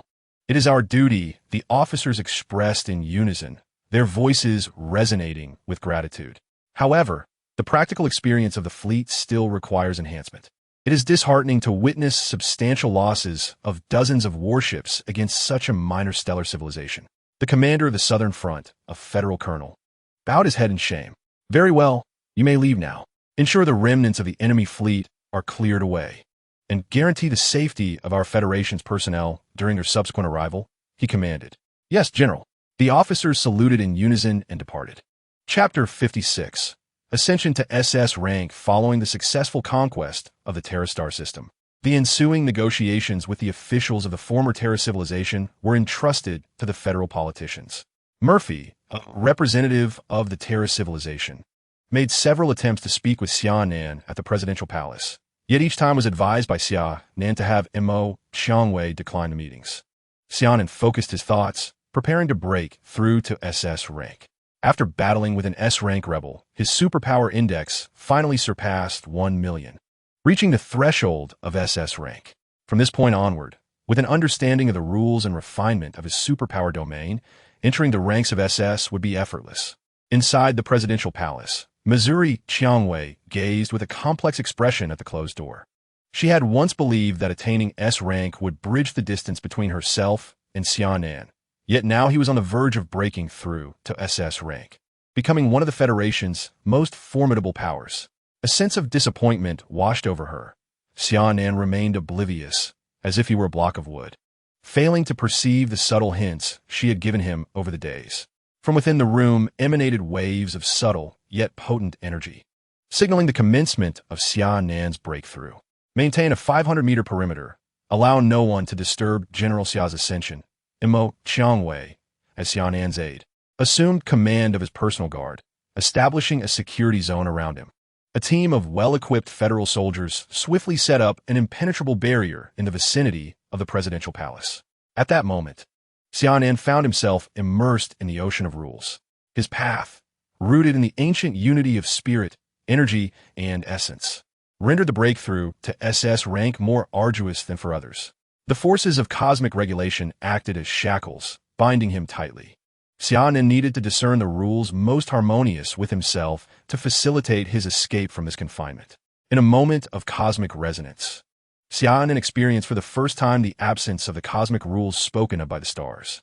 The endless array of regulations seemed shrouded in darkness at its terminus, the comprehension of these rules proving elusive and challenging.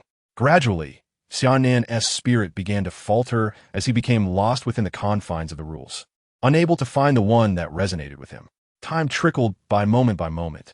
The external observers, including Mo Qiangwei and others, sensed the sudden withering of Xia Nan's aura, akin to a flickering candle in the cold wind, leaving them in a state of anxious uncertainty.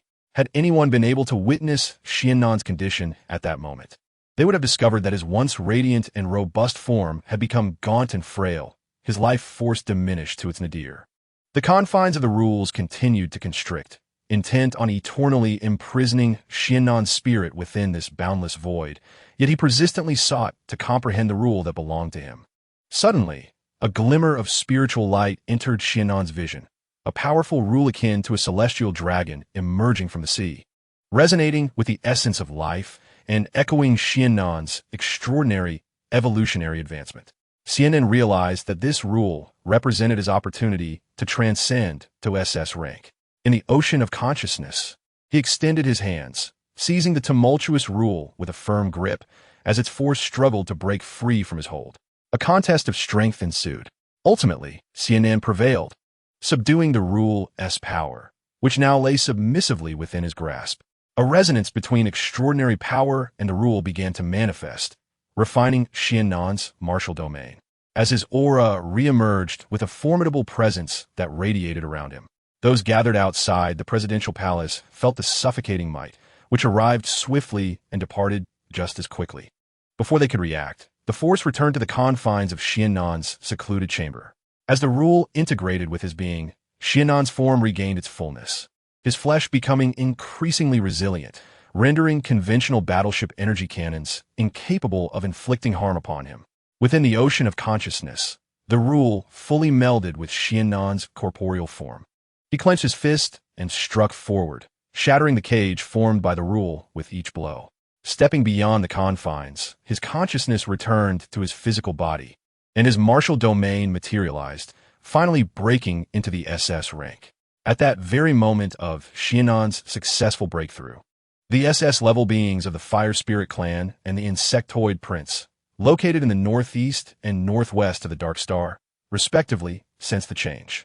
They instinctively turned their gazes towards the direction of the Terra Galaxy, realizing that yet another SS-level superhuman had emerged for the Galactic Federation. As the power flowed back into him, Xia Nan took a moment to appreciate the magnitude of his domain, which seemed exceptionally formidable. This realm could amplify his life essence 100-fold, allowing him to temporarily ascend to a higher form of existence. This ability enabled him to lavishly expend his extraordinary power while remaining impervious to any non-high-dimensional forces, a veritable boon of infinite energy and semi-invulnerability. Upon opening the door to his chamber, Mo Qiangwei's concerned gaze met Xia Nan's. "Xia Nan, have you succeeded?" she inquired, her tone brimming with astonishment. "Yes," Xia Nan replied with a smile, nodding without paying heed to Mo Qiangwei's choice of address. She sensed that Xia Nan's aura was now ethereal and enigmatic, returning to its essence, distinct from the other SS-level superhumans. This was, in truth, due to the fusion of Xia Nan's martial superpower with spatial superpower, resulting in an aura that was both present and elusive. "I have managed a breakthrough in just 5 days. Over this period, not much has transpired. But what is the progress regarding the reclamation of the Terra Galaxy?" Federal officials have now stationed themselves on various planets of the Terra civilization, aside from a few remnants of the insurgents in the north. The rest of the territories have completely come under the control of the Federation. The former government of Terra civilization has officially declared its joining of the Galactic Federation, accepting its governance and protection. Through the narrative of Mo Qiangwei, Xia Nan has gained a general understanding of the recent developments. "Let us prepare the fleet. Our base is to be relocated northward." Mo Qiangwei has gone to convey Xia Nan's orders. Stepping forth, Xia Nan's figure appeared within the battleship light of the galaxy. A spatial combat technique he had mastered anew after breaking through to SS level. Space jump. Meow. A shadow lunged towards Xia Nan, who had just materialized aboard the battleship. He swiftly grasped the scruff of its neck, lifting it into his embrace and giving it a vigorous pet. The star-devouring beast, Kele, had been in slumber since Xia Nan's return from the Celestial Federation, and after such a lengthy duration, it had finally awakened. Xia Nan had nearly forgotten about this little creature. Weighing Kele in his arms, he noted it seemed heavier than before. Has it put on weight? After sleeping for so long, there must have been some changes, not merely an increase in girth, surely? Xia Nan curiously exchanged glances with Kele. The creature's eyes were filled with confusion, as if to say, "Why is this foolish being staring at me?" Meow. "It appears you remain quite useless." With a sigh of resignation, Xia Nan set Kele down, who scampered about the command room with glee. Upon returning to the battleship after delivering Xia Nan's orders, Mo Qiangwei encountered the energetic Kele racing around the command room. Where did this adorable cat come from? Girls can never resist the allure of fluffy creatures, and even a spirited female officer like Mo Qiangwei was no exception. Meow. Spotting Mo Qiangwei entering the command room, Kele launched itself into her arms, nuzzling against her chest and contentedly closing its eyes. Mo Qiangwei, overwhelmed by her feminine instincts, affectionately petted Kele. Xia Nan could only facepalm and sigh at this lecherous feline. "This is Kele, a celestial beast I encountered in the cosmos." Xia Nan elaborated on Kele's origins. "So, your name is Kele? How delightful." Monta Qiangwei embraced Kele tightly, eliciting a flurry of meows from the little creature. Ding! A communication was received aboard the battleship, originating from Marshal Wu of the Federal Military. "Xia Nan, I bring you good news. General Huangfu Song has broken through to SS level." General Huangfu has also reached SS level? That is splendid.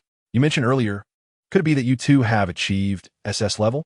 Xia Nan shyly smiled and nodded in affirmation. Haha, the heavens bless our Federation. With both you and Huang Fusong attaining SS level simultaneously, our Federation's strength has significantly increased. This is indeed a cause for celebration. I wish to disseminate this splendid news throughout the entire Federation, so that all shall know of the emergence of 2 new SS-level psychics within our Galactic Federation today. I am eager to witness whether those nefarious individuals will dare to stir chaos any longer. Marshal Oaks, in a jubilant mood, could not help but burst into hearty laughter. Originally, he intended merely to inform Xia Nan of Huang Fusong's breakthrough, but unexpectedly, he was met with delightful tidings. By the way, do you know the Seven Alliance Pact? Marshal Oaks suddenly inquired with a serious demeanor. The Seven Alliance Pact? What is that? Xia Nan responded, bewildered, certain that he had never heard of this so-called Seven Alliance Pact. Chapter 57. The Pact of the Seven Alliances. Oaks elaborated on the Seven Alliance Pact. It turned out that this agreement was established a millennium ago by various civilizations in this region, aimed at competing for the extraordinarily rare resources found within the neutral star domain, namely the ethereal ore. Given that interstellar wars often resulted in the loss of millions, it was indeed a futile endeavor for several civilizations. Consequently, they formulated the Seven Alliance Pact, which mandated a competition every 60 years at the arena located south of the Southern Star Rings portal, where rankings would be determined through combat, subsequently allocating shares of ethereal or for the ensuing 60 years based on these rankings. In half a year, the new round of the Seven Alliance Pact will commence, and the Federation must select participants for this competition to vie for ranking. The Seven Alliance Pact is a grand contest exclusive to those above S level. Hence Marshal Oaks' purpose in notifying Xia Nan to partake in this impending duel. Mo Qiangwei and Li Qing are also included in the roster of participants, while Monica Sela, due to personal reasons, was not selected. Xia Nan swiftly attended to his affairs and, accompanied by Mo Qiangwei and Li Qing, returned to the Federation for specialized training. You have surpassed expectations by breaking through to SS level, Marshal Oaks remarked. The Seven Alliance Pact imposes an age restriction, permitting only S level and above psychics under the age of 50 to compete. In all the competitions held thus far, there has never been an SS level psychic younger than 50. The previous champion who led the Galactic Federation to victory, Wu Yu, was merely at the peak of S level at the time, making Xia Nan's SS level prowess utterly dominant. However, it is precisely this unique strength of Xia Nan that now causes Marshal Oaks to worry whether the other 6 civilizations might unite against his participation. Rest assured, Marshal, I will return to the Federation promptly. After concluding the communication with Marshal Oaks, Xia Nan shared the details of the Seven Alliance Pact with Mo Qiangwei, who was amusing herself with a can of cola, secretly reveling in the prospect of once again fighting alongside Xia Nan. In the following half-month, Xia Nan led the fleet northward, extending the campaign into a star system in the northern region of Terra civilization. Thus, the Galactic Federation now holds dominion over 10 star systems within the Shadow Star Arm. He ordered the logistics camp to establish a temporary command center on one of the planets while instructing the fleet to continue executing the expansion order and advancing the front line. After addressing these matters, Xia Nan, along with Mo Qiangwei and Li Qing from the Mech Battalion, returned to the Federation for specialized training. This specialized training is, in truth, entirely unnecessary for Xia Nan. With his SS-level prowess, he is incapable of deriving any enhancement from this intensive regimen. Consequently, he merely accompanies Mo Qiangwei and Li Qing, serving as an observer to witness the training's content. The Starlight vessel swiftly entered a jump after departing from the base planet, the urgency of their journey leaving no room for waste, especially as competitors from other star regions had already arrived at the training planet. Due to the remote geographical location of the Dark Star Arm, Marshal Oaks granted them a month for travel. However, half of this time was spent by Xia Nan attending to fleet matters, leaving them with merely 2 weeks to reach their destination. 80% of the Starlight's energy was allocated to the warship's propulsion, causing the blue flames of its engines to turn pale as they reached the pinnacle of speed achievable by the vessel. Upon exiting the Stargate beyond the Great Wall Star region, Xia Nan finally discerned the location of the training. This site was one he was intimately familiar with. Having once cultivated there himself, it was none other than the 8 Extreme Star, where Wu Yu resided. The environment of 8 Extreme Star is notoriously harsh and unpredictable.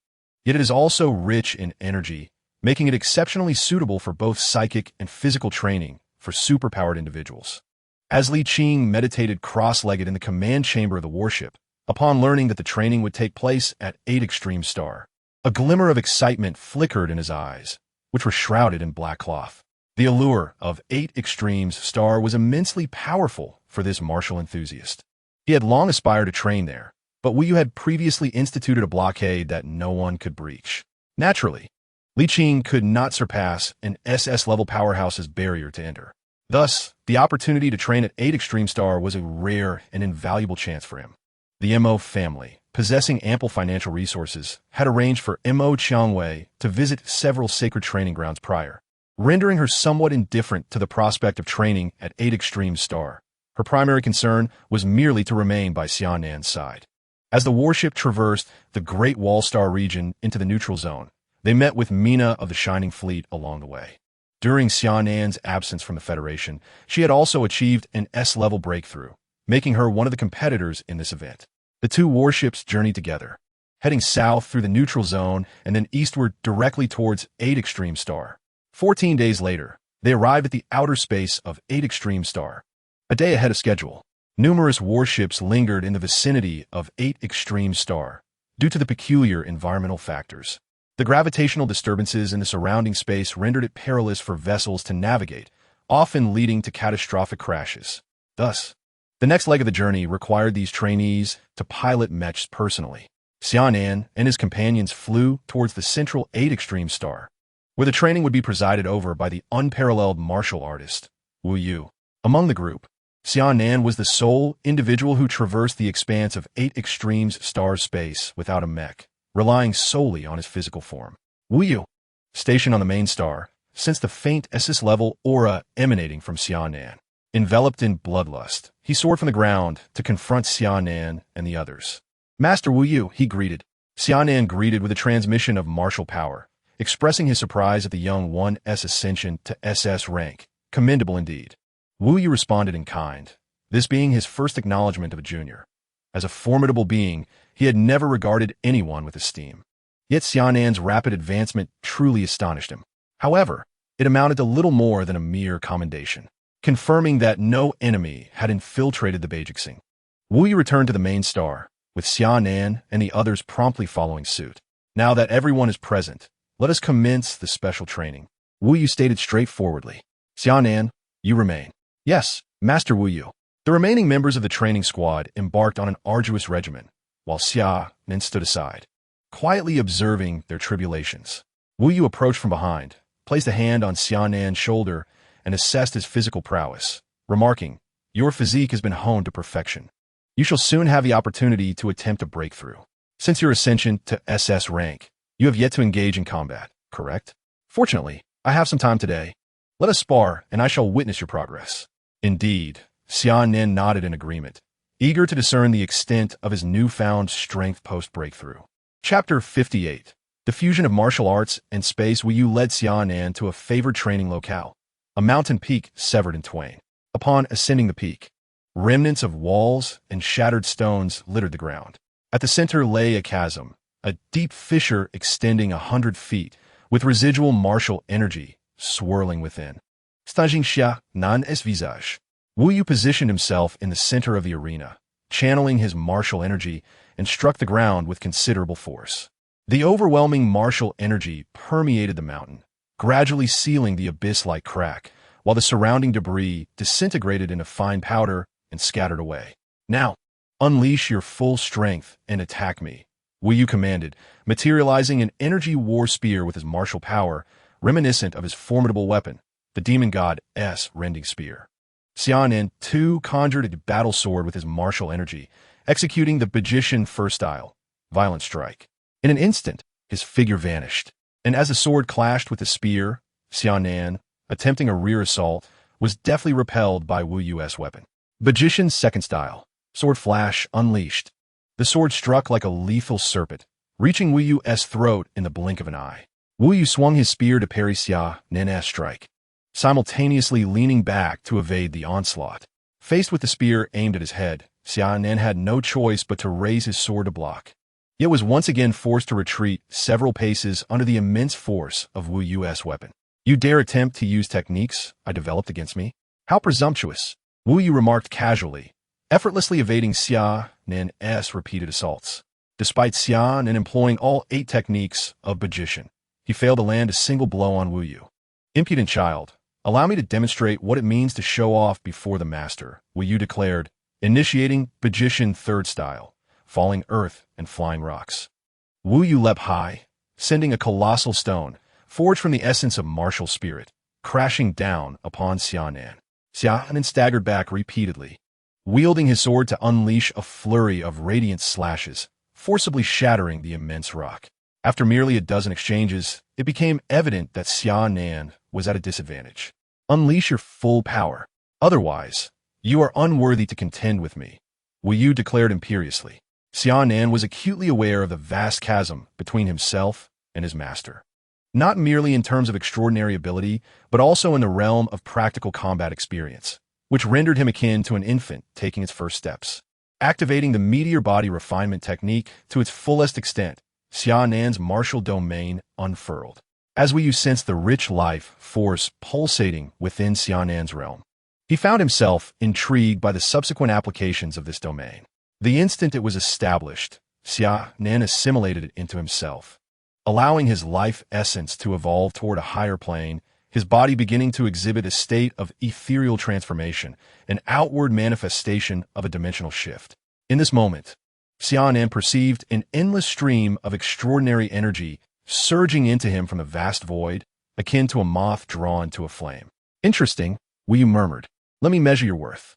With a roar, he unleashed the Songlong Shao, a ferocious dragon formed from the fusion of martial spirit and vital energy, charging at Xia Nan.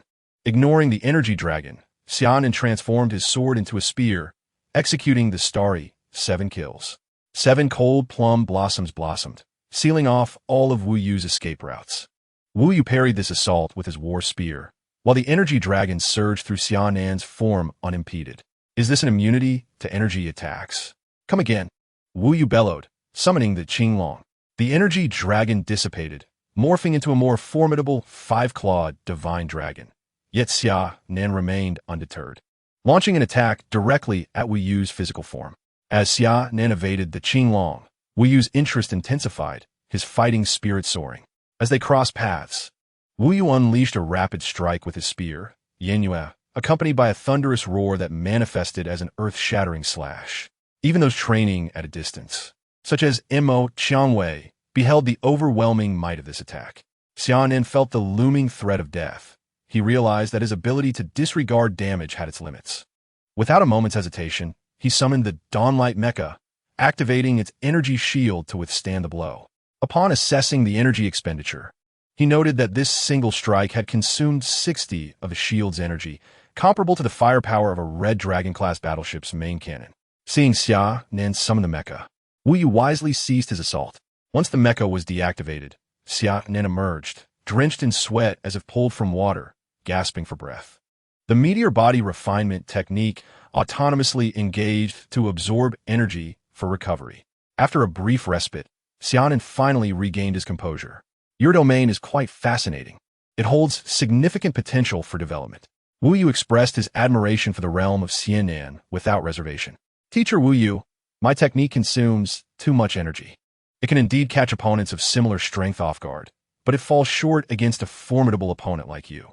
Once the duration of the realm expires, I become vulnerable. It seems you are also aware of the shortcomings of your realm. Thus, this battle has been quite fruitful. Remember, in this world, no realm is perfect. Each possesses its strengths and weaknesses, and yours is already exceptional. You must continuously strive to overcome its flaws and extend the duration of your realm. Be a man of endurance. Wu Yu jested with Xia Nan, a rare moment of levity. I understand, but Teacher Wu Yu, how can I enhance my endurance? Xia Nan humbly inquired. It's quite simple. Allow your body to acclimate to this power and use it consistently. Now, go forth and give it your all. I must attend to other young ones. Wu Yu encouraged.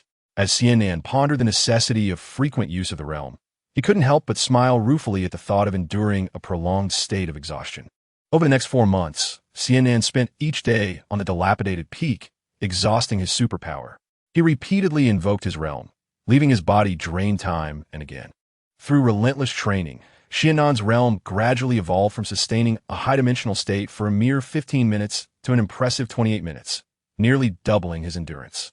The prolonged experience of exhaustion deepened Xia Nan's understanding of spatial energy, and the spatial superpower factors within him began to manifest from deep within his body, significantly accelerating their fusion with the martial superpower factors in his dantian. Xia Nan had nearly restored his previous spatial prowess, enabling him to use skills such as spatial shield and dimensional slash. 2 days before the conclusion of the specialized training, the silver spatial superpower factors within Xia Nan fully merged with the crimson martial superpower factors, achieving a harmonious union that strengthened his bloodline. Xia Nan felt that he could now contend with 2 versions of himself from 4 months prior. If he were to test his superpower index, he estimated it would reach around 2 million energy levels. With a determined stride, Xia Nan appeared before Mo, Qiangwei, and the others, who were engaged in their final assessment. Wu Yu immediately noticed Xia Nan's sudden appearance. "How have you increased your strength so dramatically?" he asked. "I've gained a bit," Xia Nan replied modestly. "By the way, teacher Wu Yu, how is their specialized training progressing?" he inquired, glancing at the pairs engaged in combat. "It's nearing completion. This group has made some progress, though not to your extent," Wu Yu remarked, casting another glance at Xia Nan. The battles continued for the entire morning before Wu Yu declared the specialized training concluded. Under Wu Yu's urging, Xia Nan and the others piloted their mechs away from Beijixing, heading towards the battleship that had awaited them in the Outer Realm for 4 months. Upon returning to the warship, all participants received a communication from the Federal Military Command, instructing them to proceed to the Celestial Ring Stargate to meet with the Federal Negotiation Team and embark together towards the competitive star for this year's Alliance Tournament. Chapter 59. The inauguration of the tournament. After receiving the order, Xia Nan and his fellow contestants promptly headed to the Celestial Ring Stargate. Inside the Galaxy's Light warship, Mo Qiangwei cradled her pet, Kaylay, stroking its smooth fur, while Xia Nan cast a disapproving glance at Kaylay, urging the mischievous feline to behave itself, as it was restlessly burrowing into Mo Qiangwei's embrace. The atmosphere in the command room was somewhat awkward, with Xia Nan and Mo Qiangwei exchanging silent glances until Mo Qiangwei broke the tension, inquiring, "Xia Nan, did you gain much from this special training?" Feeling the surging psychic energy within him like a mighty river, Xia Nan smiled and responded, "Indeed, I have reaped significant rewards." Noticing Xia Nan's apparent joy, Mo Qiangwei suddenly asked, "Could you share your experiences from these past years in the Outer Realms?" Xia Nan hesitated, unsure of Mo Qiangwei's intentions. However, he soon realized that there was nothing shameful in his experiences and began recounting the tale of his journey after traversing the wormhole. When Mo Qiangwei learned of Xia Nan's severe injury and amnesia, her hands clenched tightly, inadvertently causing Kaylay discomfort as it mewed plaintively, seemingly questioning, "What are you doing, dear sister?" As Xia Nan narrated his encounter of being ambushed while searching for his sister in the Radiant Empire, Mo Qiangwei felt a surge of concern for him. Yet, when he spoke of his escape alongside General Huang Fusong with the aid of Beid and others, she secretly rejoiced for their success. Upon hearing about the entanglement with a woman named Beid, a pang of jealousy stirred within Mo Qiangwei. Fortunately, as Xia Nan continued his tale, clarifying that he and Beid were merely comrades in arms, she felt a flicker of relief and delight. As Xia Nan concluded his account of his exotic journey, the bond between him and Mo Qiangwei appeared to deepen, evolving their relationship into that of comrades and friends. With the conversation flowing freely, they discovered numerous commonalities. Both were individuals driven by a relentless pursuit of strength, previously unaware of each other's shared aspirations. They exchanged tales of their diverse experiences, and time seemed to slip away unnoticed. "Xia Nan, we have arrived at the Celestial Ring." A voice interrupted their dialogue.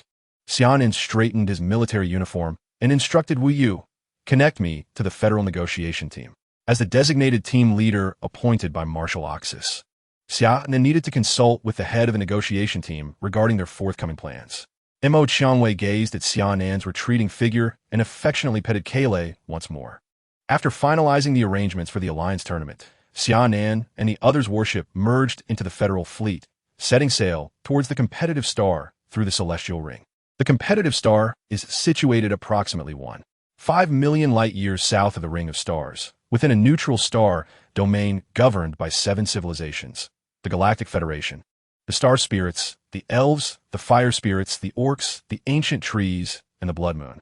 Within the very star system of the competitive star, several resource planets rich in ether or exist, serving as the coveted targets for each iteration of the 7 Alliances Pact. The fleet of the Galactic Federation traverses the cosmos along its predetermined course. This particular fleet, dispatched by the Federation, is merely a small contingent under the command of Admiral Zhang Xiuyun of the 7th Fleet, thus possessing limited combat capability. However, the presence of numerous S-rank elites within this fleet instills a sense of security. Greetings, esteemed members of the Galactic Federation. A communication from the Elves permeates the public channel aboard the Federation warship. Xia Nan gazes at the screen of the starlight, and indeed, to the left of the Federation fleet, a squadron of vibrant green biological warships sails alongside them. The encounter with the Elves signifies their proximity to the competitive star. Subsequently, the fleets of the Fire Spirits and the Star Spirits also converge with the Federation fleet as they head towards the competitive star. The 4 fleets arrive simultaneously at the competitive star, where the stationed troops of various civilizations guide their respective fleets to their bases for respite.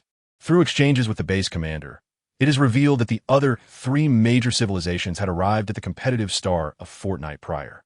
According to intelligence gathered from the base, each of the Orc, Ancient Tree, and Blood Moon civilizations boasts an S-rank pinnacle contestant, leaving the members of the Federation exchanging glances in astonishment at the formidable strength of their adversaries. Excluding Xia Nan, their side possesses only 4 high-tier S-rank psionics, regrettably lacking any S-rank pinnacle psionics. Without Xia Nan's participation, they are likely to forfeit a significant share of ether or within the garrisons of the other 6 civilizations. There is intense analysis of the competitor's strengths. A burly minotaur from the Orc civilization huffs and bellows. This time, we must reclaim first place and show that little Galactic Federation our might. A noble-looking vampire from the Blood Moon civilization gently swirls his wine glass, scrutinizing the profiles of the participating contestants from various races. Meanwhile, a green-haired man from the Ancient Tree civilization appears lost in thought, as an officer from the garrison passionately elaborates on the participants' capabilities. At the Galactic Federation garrison, Xia Nan and his companions attentively listen to the analysis conducted by the station personnel. Among the highlighted competitors are Niu Meng, the Minotaur from the Orc civilization, Duke Dracula from the Blood Moon civilization, and Gu Rong from the Ancient Tree civilization, all of whom are S-rank pinnacle experts. The intelligence indicates the Orc civilization harbors another S-rank pinnacle expert, yet the intelligence personnel have not acquired his details, leaving the Federation unable to assess his strengths. This gathering of formidable talents at the conference is truly remarkable. The head of the negotiation team reflects with a sense of awe. In this grand contest among the 7 great civilizations, apart from the Galactic Federation, each has dispatched at least one S-rank peak powerhouse. The Federation's apparent strength is the weakest, unaware that Xia Nan is of SS rank, as Marshall Oaks has concealed news of his breakthrough. After a 3-day respite at the base, the long-anticipated 7 Alliances tournament is about to commence. At the death arena of the Combat Star, spectators from across the cosmos have filled the venue, having traveled great distances to witness the duels of S-rank warriors. Some races have come to scrutinize the strength of the 7 great civilizations. The Cosmic Bank always opens bets during such tournaments, predicting which civilization will emerge victorious. In the previous event, the unexpected emergence of Wu Yu led to significant losses for the Cosmic Bank.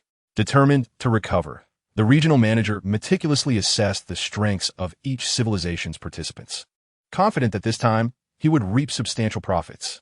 The odds for the 7 civilizations are as follows: B civilization at 1, 2, Blood Moon civilization, Fire Spirit race at 13, Star Spirit race, Ancient Tree civilization at 135, Elf race at 14, while the Galactic Federation stands at an astonishing 1, 6. Xia Nan and his companions noticed the betting setup outside the arena. Xia Nan resolved to teach the ignorant organizer a lesson about gambling. He produced the black card given to him by Yao Bi, capable of overdrawing millions of energy crystals. Hesitant to exploit it too much, he wagered 300,000 energy crystals on the Galactic Federation. Aware of Xia Nan's true strength, Qianwei boldly placed a bet of 2 million energy crystals, with the other members of the Federation also placing their bets. The regional manager was taken aback by the lavishness displayed by Xia Nan and Qianwei, questioning whether he had misjudged once more. Cautiously, he adjusted the odds for the Galactic Federation to 145. As the thunderous cheers echoed, the host announced the official commencement of the Seven Alliances tournament. Chapter 60, A Fortuitous Beginning. Leaders from each civilization ascended the platform to draw their opponents. The drawn results dictated that the Galactic Federation would face two battles today, one between Li Qing and the Bee civilization's Wolf Howl, and another featuring the Federation's Mecha Academy instructor Su went against the ancient Tree civilization's Ancient Banyan. The first match of the tournament commenced with the battle between Li Qing and Wolf Howl, under the gaze of hundreds of thousands of spectators. Li Qing and Wolf Howl stepped onto the stage. In a provocative gesture, Wolf Howl raised his finger and shook it at Li Qing, igniting fervent cheers from the audience. Li Qing stood unmoved, the breeze lifting the black cloth over his eyes. Finding Li Qing's lack of reaction rather dull, Wolf Howl taunted, "Is there no one left in the Galactic Federation? They sent a blind man to compete." Yet, Li Qing continued to disregard the provocation. The first match of the tournament, featuring Galactic Federation's Li Qing against the Beast Civilization's Wolf Howl, has now begun. With the referee's command, Wolf Howl dashed across the stage, leaving behind afterimages as he executed rapid movements around Li Qing. With a sudden and forceful motion, Li Qing stood resolutely, delivering a powerful punch that sent the swiftly moving Wolf Howl tumbling uncontrollably to the ground. The afterimages created by Wolf Howl's rapid sprint gradually dissipated. The audience, initially taken aback, erupted into a fervent cheer, with several spectators who had wagered on the Galactic Federation rising to chant Li Qing's name. Wolf Howl, shaking his head as he rose from the ground, declared, "Blind one, you have provoked my wrath, and you shall pay the price." A thunderous sound of an explosion echoed as Li Qing was propelled into the air by a swift kick from Wolf Howl. In that moment, Wolf Howl's claws formed phantoms, seemingly intent on tearing Li Qing to shreds. Below the arena, the members of the Galactic Federation gasped in astonishment, while Xia Nan sat in meditation, oblivious to the unfolding battle. Li Qing's body was enveloped in a thin, shimmering membrane, and the metallic clang of Wolf Howl's attacks resonated against it. In the air, Li Qing's hands moved like serpents, ensnaring Wolf Howl with an unyielding grip.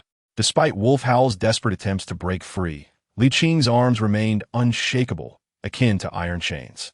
With a swift motion, Li Qing retracted one hand and gently pressed it against Wolf Howl's chest, unleashing a terrifying explosion that sent Wolf Howl crashing down like a meteorite onto the arena floor. The arena, constructed from high-strength memory metal, showed signs of cracking under the force of Li Qing's strike, though it began to restore its original form.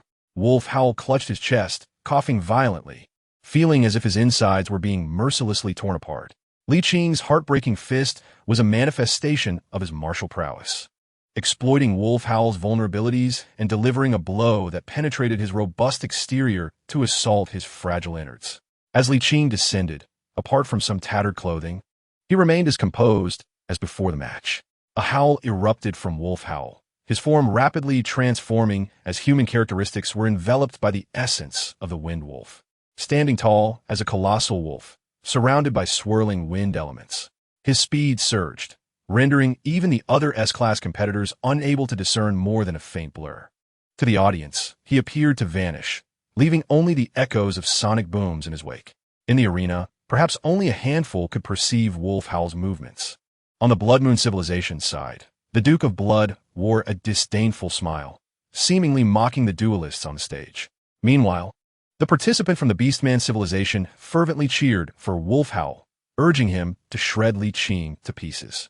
Li Qing, undeterred, unleashed Iron Fist Gold once more, steadfast against the impending chaos, as the sound of clanging metal resounded, and the shimmering membrane surrounding him flickered with an unpredictable brilliance.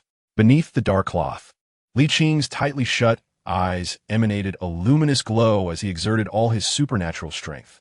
In his perception, The movements of the wolf howling were vividly clear, as if the world had shifted into slow motion. With a sudden thrust of his fist, he unleashed the heart fist break, precisely anticipating the wolf's position. The force sent the creature flying, its bloody fang dislodged. From this moment on, Li Qing launched a counterattack, alternating between metal fist and heart fist break, causing the wolf to wail in agony, transforming from a proud lone wolf into a pitiful creature akin to a hapless husky. Suddenly, Xia Nan opened his eyes below the arena and quietly uttered, "It is over." Beside him, Mo Qianwei had yet to comprehend the situation. As she beheld Li Qing on the stage, his hair billowing, his fists radiating a dazzling golden light. With the dragon fist might, the roar of the dragon echoed, and the martial spirit surged forth, forcefully dispersing the wolf's supernatural energy. A single punch sent the creature tumbling off the arena, rendering it unconscious. The referee promptly declared, "Victory for Li Qing of the Galactic Federation." Those from the Beastman civilization watched intently as Li Qing descended from the stage, while members of the Galactic Federation approached him to offer their congratulations. The audience erupted in a cacophony of cheers and lamentations. The leader of the Galactic Federation expressed great delight at Li Qing's triumphant performance and relayed the outcome of the match through special channels back to the Federation. The next match commenced swiftly. The ancient Banyan from the Tree Civilization faced off against an S-class contender from the Elf Civilization. This bout concluded rapidly, as both civilizations revered nature, and their supernatural abilities leaned towards elemental wood. From the outset, the ancient Banyan seized control of the Treeman warriors summoned by the elf contestant, who was unable to execute a single complete supernatural technique, constantly interrupted by the ancient Banyan's forceful interventions. Without a hint of uncertainty, the ancient Banyan claimed victory in a dominating fashion. After the match, the green-haired youth returned to the Tree Civilization's seating area, lost in thought. The third match featured the Fire Spirit Clan battling the Star Spirit Clan. Both races were inherently extraordinary, showcasing remarkable prowess in their supernatural abilities. On the stage, the Fire Crow and the Mental Wave clashed, leaving traces across the arena. Ultimately, the S-class powerhouse from the Fire Spirit Clan secured victory by a razor-thin margin. In the final match, the second contender from the Galactic Federation took to the stage. Regrettably, this instructor from the Federation Mecha Academy was effortlessly defeated by a warrior from the Blood Moon Civilization, never even grazing the opponent's attire throughout the encounter. As he stepped down from the arena, he remained dazed, his steps unsteady. Xia Nan rose, placing a hand on his shoulder. The instructor had fallen victim to the opponent's illusionary attack, but was now largely unharmed, albeit somewhat mentally fatigued. Xia Nan utilized his supernatural power to help realign the disordered energy within him before arranging for him to rest. The abilities of the Blood Moon Civilization are quite peculiar. We must all exercise caution when facing them, Xia Nan cautioned the remaining participants. The first day of competition has come to an end, and the victorious participants have captured the audience's attention. Outside the arena, the betting frenzy has intensified. Leaders from various civilizations stepped forward to draw their opponents for the next day's battles. Tomorrow, Mo Qianwei is set to face the Blood Duke Dracula of the Blood Moon Civilization. Upon seeing the matchup, Mo Qianwei paused. She understood that she was likely no match for her opponent. However, her indomitable spirit compelled her to test the limits of Dracula's strength. The crowd returned to their lodgings, preparing for the ensuing contest. Chapter 61. The tenacious Mo Qianwei, a night of silence ensued. The grand tournament commenced, as scheduled, the following day. The audience arrived early, eager for the spectacle that awaited them after the thrilling contests of the previous day. Once again in their designated seats, Xia Nan and his companions awaited the host's announcement to commence the competition. Last night, after darkness fell, Mo Qianwei had sought out Xia Nan's room for an extended conversation, seeking his counsel on strategies to counter psychic abilities. Xia Nan, however, had little to offer.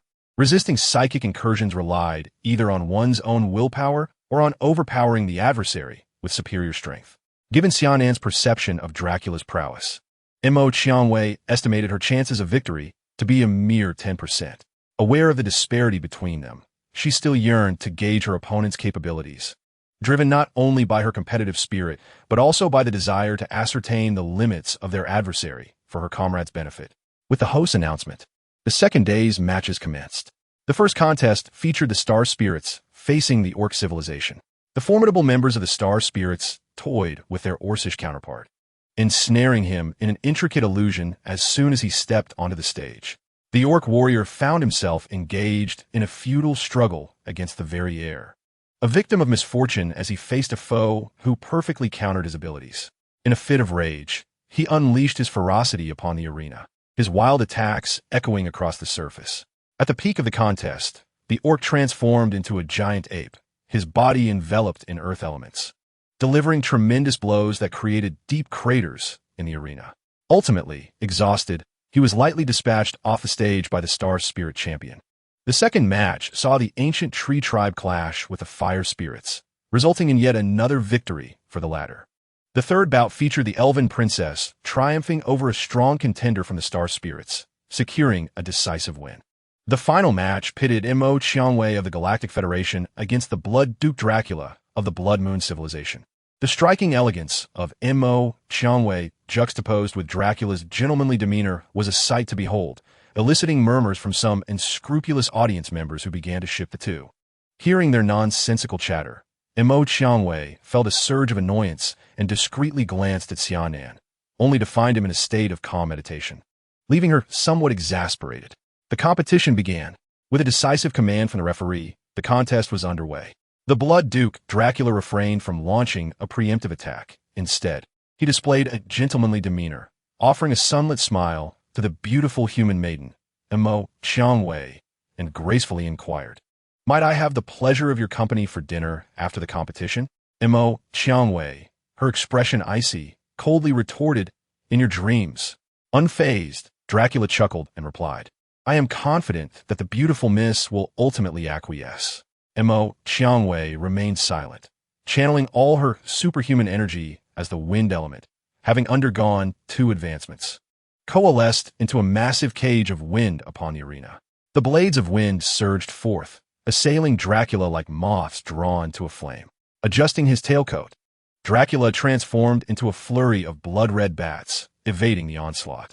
The blood bats danced gracefully amidst the tempest, drawing ever closer to Mo Qiangwei. The windmill strangle, a swirling disk of wind element, ground clusters of blood bats into dust, yet many managed to escape Mo Qiangwei's maneuver. The remaining bats coalesced back into Dracula's form, now merely 30 paces from Mo Qiangwei, his eyes aglow with crimson light. In a moment of unguardedness, she met his gaze. The tempest of wind elements gradually dissipated, leaving only gentle breezes in its wake.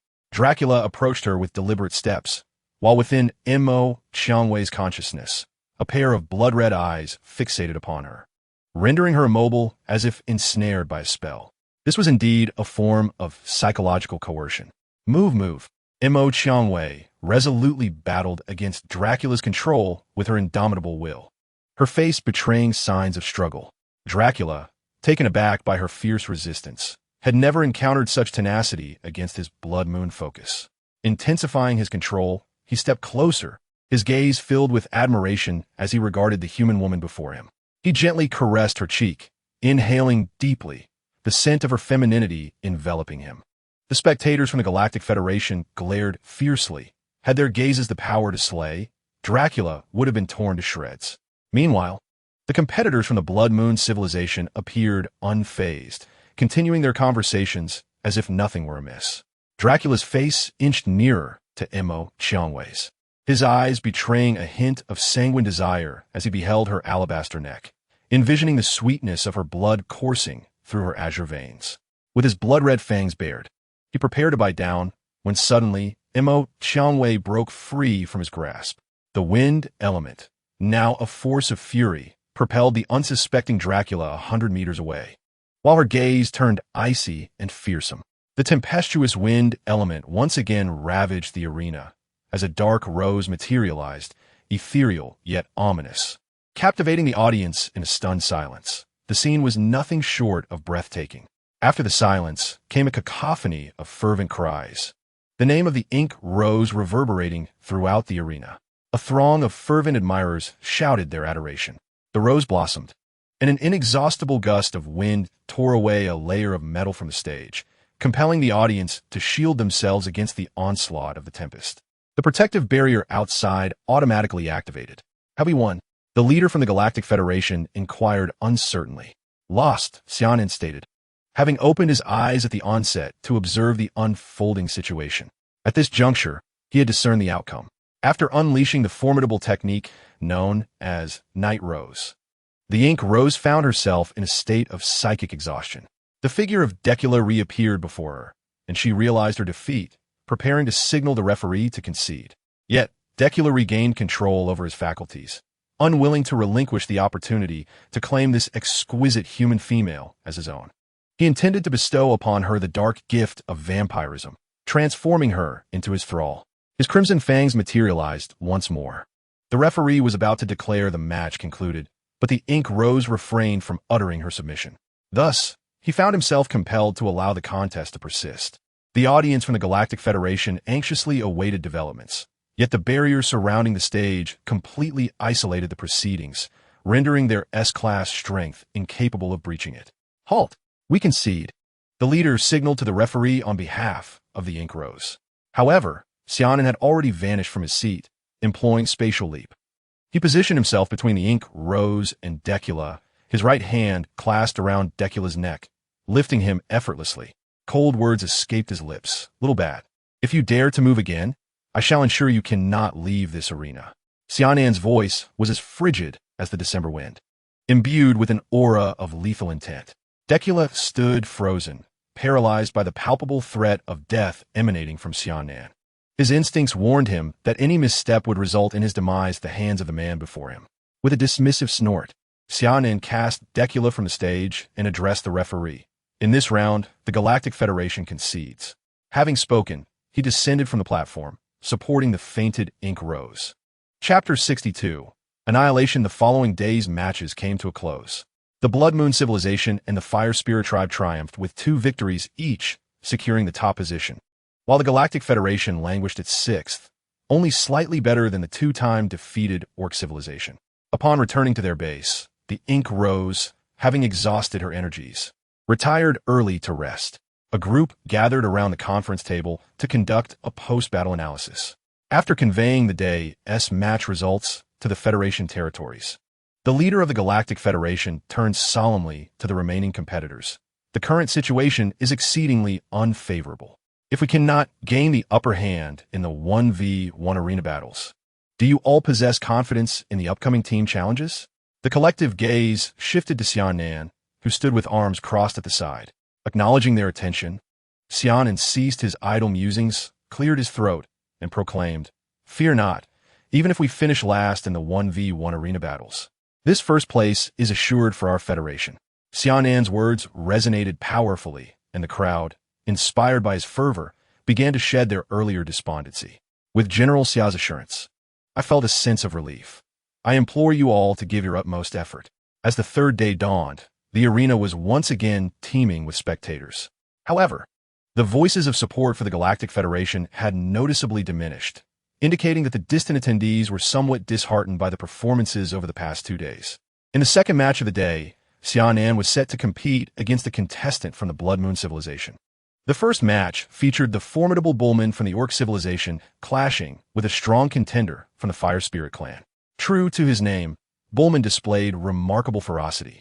His tough skin and robust physique allowed him to disregard numerous attacks from his Fire Spirit opponent. He charged forth, and with a mighty thrust of his colossal horns, he toppled the Fire Spirit warrior. Yet, this valiant opponent displayed resilience, struggling to entangle with Bullman despite the onslaught. Ultimately, however, he was sent sprawling from the arena by Bullman's devastating move, the Titan Nova. Triumphant, Bullman let out a roar towards the heavens, parading around the arena and showcasing his muscles, which glimmered with a philosophical radiance under the light. As the referee called Bullman off the stage, he announced the commencement of the second match, the Galactic Civilization versus the Blood Moon Civilization. Xia Nan approached the arena with a steady gait, facing a formidable opponent from the Blood Moon Civilization, second only to the Blood Duke Dracula within their ranks. Upon seeing before him a seemingly weak human, a cruel smile crept across his face. He relished the thought of watching his adversary writhe in defeat before him. only to be mercilessly dispatched. His brutal nature was at odds with the self-proclaimed elegance of the Blood Moon clan, earning him disdain from his teammates. Yet, his undeniable strength warranted his participation in this grand alliance. As the match commenced, the moment the referee's words echoed, the Blood Moon contestant unexpectedly materialized behind Xia Nan, fangs bared for a vicious bite at his neck. However, he found only an illusion. Xia Nan was but a phantom. Spatial binding. Xia Nan's voice emerged from behind, as the surrounding space thickened like viscous glue, rendering the Blood Moon warrior immobile, akin to an insect trapped in amber. Spatial compression. The Blood Moon contestant felt the confines of space constricting inward. Desperately, he unleashed a secret technique, transforming into numerous bloodbaths in an attempt to escape, but Xia Nan, wielding SS-level power, utterly dominated him. His futile struggles yielded no results. He could only watch helplessly as he was compressed, his body and bones amalgamating into a grotesque mass. Yearning to surrender, words failed to escape his lips. The referee, sensing Xia Nan's impending lethality, prepared to intervene and declare victory. Yet, he was a moment too late. In an instant, the Blood Moon warrior was reduced to a grotesque mass of flesh, roughly 10 centimeters in radius, as the spatial compression was released, leaving remnants scattered across the ground. This marks the first instance of competitor's death occurring within the arena. Although the competition regulations do not explicitly prohibit the infliction of lethal harm upon opponents, participants generally strive to avoid such outcomes, aiming instead for severe injuries at most. Xia Nan's sudden act of violence truly left everyone in shock. Both the remaining civilized competitors below the stage and the surrounding audience were momentarily stunned, followed by protests from the leader of the Blood Moon civilization and the frantic cries of the spectators. Xia Nan remained unfazed, descending from the platform step by step, as unremarkable as when he had ascended. Victory for Xia Nan of the Galactic Federation. It was only then that the referee announced the outcome of the duel. Xia Nan's actions were, in fact, a form of retribution for the humiliation inflicted upon Mo Qiangwei by Duke Dracula the previous day. The Galactic Federation shall not be dishonored. This served as Xia Nan's warning to others, cautioning them that while defeating the Galactic Federation was permissible, they should refrain from employing underhanded tactics, lest Xia Nan render them eternal cosmic dust. The third and fourth matches concluded swiftly, with the Orc civilization and the Elf civilization each claiming a victory. Despite the thrilling nature of the contests, the audience's enthusiasm waned somewhat in light of Xia Nan's prior performance. The third day of competition ended hastily, and Xia Nan was now firmly within the sights of competitors from various civilizations. In his duel, he had dispatched a formidable late-stage S-class opponent using merely 2 spatial skills. This display of power instilled profound trepidation among the elite representatives present. "Thank you, Xia Nan," Mo Qiangwei spoke softly at the Federation's base, acknowledging Xia Nan's intent to caution Duke Dracula of the Blood Moon civilization regarding his previous advances. "It was nothing. We are all comrades," Xia Nan replied with a smile. "How is your recovery progressing? Just comrades?" "Montak Qiangwei mom ulit vagudi." "I am nearly recovered," she continued, regaining her composure. "For now, we are comrades, but in the future, it shall be more than that." "That is good to hear." With that, Xia Nan returned to his quarters to rest. In the ensuing days of combat, the Galactic Federation found themselves on the losing end more often than not, and the situation appeared grim. They had not anticipated such a formidable assembly of powerhouses in this edition of the Seven Alliances Agreement, with not only Xia Nan, a super anomaly, but also several other peak-level experts. Despite their utmost efforts, they could only maintain a mid-tier ranking within the Federation. 4 days later, the 7-day 1vs1 arena tournament concluded. The Blood Moon civilization and the Fire Spirit tribe shared the top position, while the Orc civilization surged to second place. The Star Spirit tribe, Galactic Federation, and Ancient Tree civilization were tied for third, and the Elf tribe found themselves at the bottom of the rankings this time around. Tomorrow marks the team challenge. The fate of the Federation's interest rests entirely upon you all. The Federation leader could only hope that the strong would rise to the occasion. Rest assured, I have stated that the first place in this Seven Alliances Agreement shall belong to our Galactic Federation. Xia Nan reiterated his promise. Chapter 63. The Might of Xia Nan. As day breaks and night falls, the final day of the team challenge commences. This marks the decisive battle for the ether or shares. with participants from various civilizations eagerly preparing to give their utmost. Ladies and gentlemen, the much-anticipated final showdown of the 7 alliances is about to commence. The host appears aboard a flying apparatus above the arena. The audience fervently cheers for their favored competitors, while some disgruntled spectators, having lost their bets in previous matches, unleash scathing remarks at the defeated contestants. This final battle will take the form of a grand melee, where a total of 56 contestants from the 7 civilizations will engage in a fierce struggle within the vast arena, vying to determine who shall emerge as the ultimate champion. "Go, Miss Mo Qiangwei. I want to be close to you," exclaimed a burly man, uttering an embarrassing declaration that caused those around him to recoil in discomfort. "Blood Duke Dracula, I adore you. I want to bear your children. Niu Meng, you truly are fierce." The arena reverberates with an array of cheers, shouts, and applause. May I invite all contestants to the stage. The 7 teams, comprising 56 individuals, ascend to the platform. Due to the elimination of a contestant from the Blood Moon civilization at the hands of Xia Nan, a substitute competitor takes their place. The protective barrier rises. The countdown for the grand melee begins. 10, 9, 8, 1. The countdown concludes, and the ultimate melee officially commences. The contestants from the Blood Moon, Orc, and ancient tree civilizations simultaneously launch an assault on the Galactic Federation, aiming to eliminate their most formidable adversary, Xia Nan, and if possible, to vanquish him entirely, thereby ridding their civilization of a significant threat. As staunch allies of the Galactic Federation, the Elven race naturally aligns themselves with the Federation to confront the adversaries, while the Fire Spirits and Star Spirits choose to observe from the sidelines. Défensive formation. Xia Nan assumes command, instructing, "Ensure your safety. I shall handle the offense." His tone, though calm, carries an undertone of authority. 8 extremes, 6 forms of blazing field, unleashes a torrent of martial energy, enveloping the arena in a sea of blood flames. While Dance of the Gale sees Mo Qiangwei saturating the battlefield with her wind element, intensifying the inferno. Under the leadership of the Blood Duke, the Blood Moon civilization is shrouded in a dense crimson aura as they press their assault against the Galactic Federation. The ancient tree civilization summons towering trance to valiantly withstand Xia Nan's searing blood flames.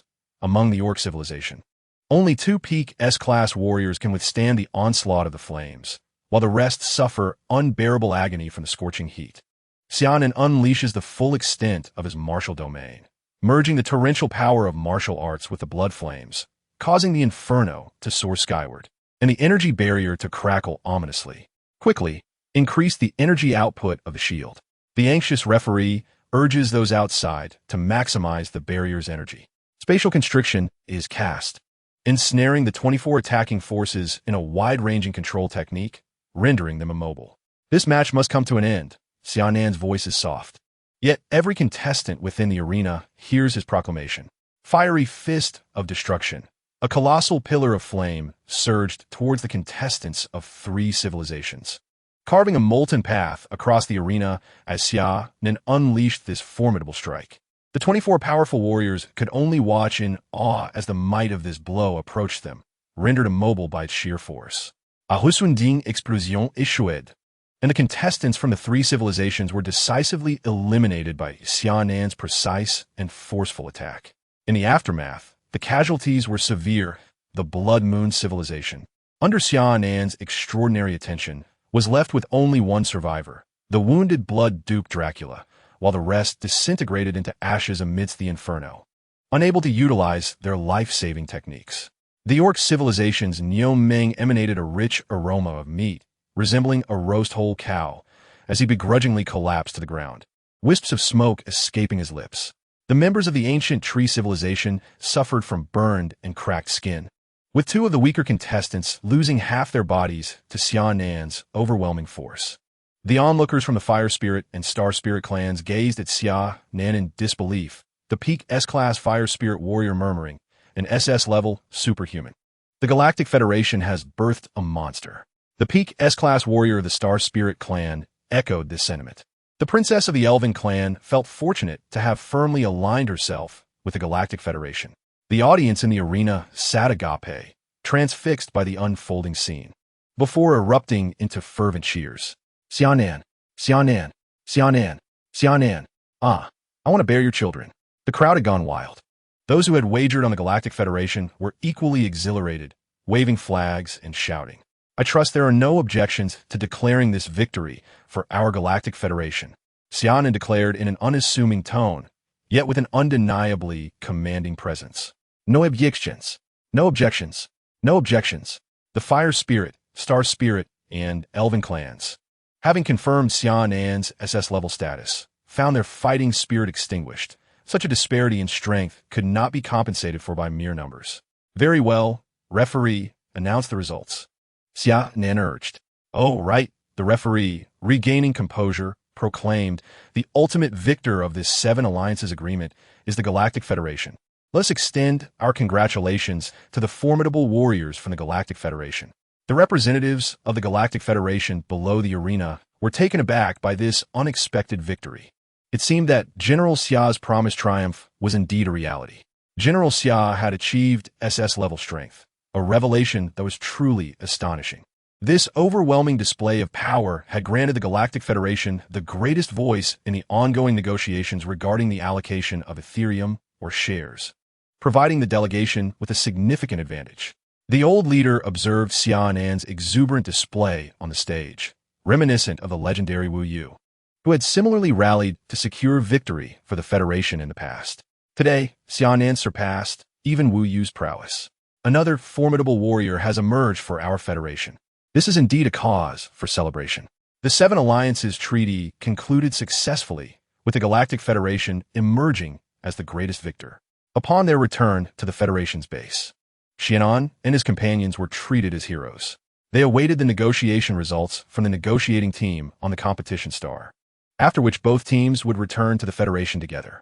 The Federation's territory had already conveyed this joyous news to the high-ranking officials far within the Federation's domain. Marshal Oaks and the Speaker of the Federation promptly decided to award the participants with the Galactic Medal, the highest honor of the Federation. Amidst the celebrations, Xia Nan received a message from Monica Sela at the front line, reporting an inexplicable enemy attack and requesting his immediate return to command. Chapter 64. The reappearance of the undying Xia Nan instructed Mo Qiangwei and Li Qing to return to the Federation with a negotiating team, while he alone boarded the Starlight to head back to the front line. Shortly after his ship ascended, an urgent communication from Marshal Oaks arrived, echoing Monica Sela's message, urging him to return to the front line immediately. Marshal, I am en route, Xia Nan replied before ending the communication. Xia Nan had chosen not to take Mo Qiangwei and Li Qing along to ensure their protection of the negotiating team, as the recent competition had left them in deep conflict with the Blood Moon civilization, making an impulsive attack on the Federation's negotiating team a possibility. Mist Moon. Initiate high-dimensional transition navigation. This new technology, unlocked after Xia Nan's breakthrough to SS rank, allowed the Starlight to navigate through high-dimensional space. Unfortunately, the technology was classified. Otherwise, the Federation could significantly reduce the time required for their fleet journeys. As the Starlight transitioned into high-dimensional navigation, a kaleidoscope of bizarre scenery surrounded him, and Xia Nan felt momentarily dizzy from the rapid visual stimuli. Shaking his head to dispel the haze, he refrained from gazing too long at the high-dimensional space and commanded Mist Moon to close the ship's windows. High-dimensional navigation covers greater distances than traditional jumps, which are limited by the location of transition points and vary in length. The longest traditional jump traverses millions of light-years through a stargate. In contrast, high-dimensional navigation is unrestricted by transition points, allowing the ship to enter a high-dimensional state and shorten the distance from 3-dimensional to 4-dimensional or even 7-dimensional, maximizing the reduction in distance. The high-dimensional navigation was swift. Within a single Federation hour, Xia Nan found himself at the outskirts of the Great Wall Star region, with the Stargate leading to the Dark Star Arm in close proximity. Before he could greet the shining fleet of the Great Wall Star region, he had already entered the Stargate. Through his determined journey, he reached the front line stationed at the northern border of the Terra system in less than 3 days from the distant competition star. Upon disembarking from the ship, Kayleigh leaped onto Xia Nan's shoulder, and he walked purposefully to the command center, simultaneously connecting with all the fleet commanders at the front line. What is the current situation? General, 3 days ago, Colonel Monica Seller stationed at the frontline fleet sent an alert regarding an attack on the fleet. I promptly ordered the entire fleet to enter a state of readiness, while also commanding the exploratory fleet to cease operations and await further instructions. The 4th and 5th Squadrons have already joined forces with Colonel Monica, successfully repelling an initial wave of the enemy's assault. Due to our swift response, our fleet has incurred no losses. The Major General in charge of the base immediately provided a brief report of the situation to Xia Nan, commending the efforts made. I shall personally proceed to the front lines to assess the enemy's situation. You will remain stationed at the base, while ensuring that the exploratory fleet in the rear remains vigilant, ready to deploy the Titan-class warships if necessary. The 1st and 2nd Squadrons will maintain stability in the Terra system. The 3rd Squadron will ensure the transport of resources to the rear, and the 6th and 7th Squadrons will respectively investigate the eastern and western territories of Terra civilization for any traces of the enemy. The remaining squadrons will remain on standby. Acknowledged. The commanding officers responded in unison upon receiving the orders. Xia Nan hurriedly departed as he boarded the Light of the Star River warship, heading towards the front lines. In the warship's command room, Xia Nan established a communication link with Monica Seller. General, the screen displayed a weary Monica, visibly strained from the recent days. What can you tell us about the enemy? Have you gathered any intelligence? Xia Nan inquired directly. General, the enemy consists of a horde of skeletal figures, likely the undead that the Federation reported some time ago, she replied. Undead? Could there be a necromancer's altar nearby? Xia Nan pondered internally. Hold your position for now and deploy a team of robotic scouts to survey all planets within a 5 light-year radius to ascertain the presence of any necromancer's altars. Additionally, the Federation's new energy detection devices must be deployed to ensure we miss not a single trace within that range. Yes, General. After ending the communication, Xia Nan rubbed his temples. He had already encountered the troublesome nature of the undead and feared the return of the undead emperor who had ventured into the alternate star realms. During the time reversal in the River of Hades, the emperor's overwhelming might led Xia Nan to suspect that he may have transcended to an SS-level rank, becoming a superlative force. Upon arriving at the frontline fleet, Xia Nan instructed Misty Moon to activate the energy detection radar of the Light of the Star River. The radar emitted waves of light, sweeping across the starry expanse, yet received no energy feedback. The robotic scouts dispatched by the other shore fleet were also silent. Thus, Xia Nan waited for 5 days without locating the whereabouts of the undead fleet that had attacked. Was the enemy lurking in even more distant star realms? If so, that would spell disaster. A foreboding sense of dread lingered in Xia Nan's mind.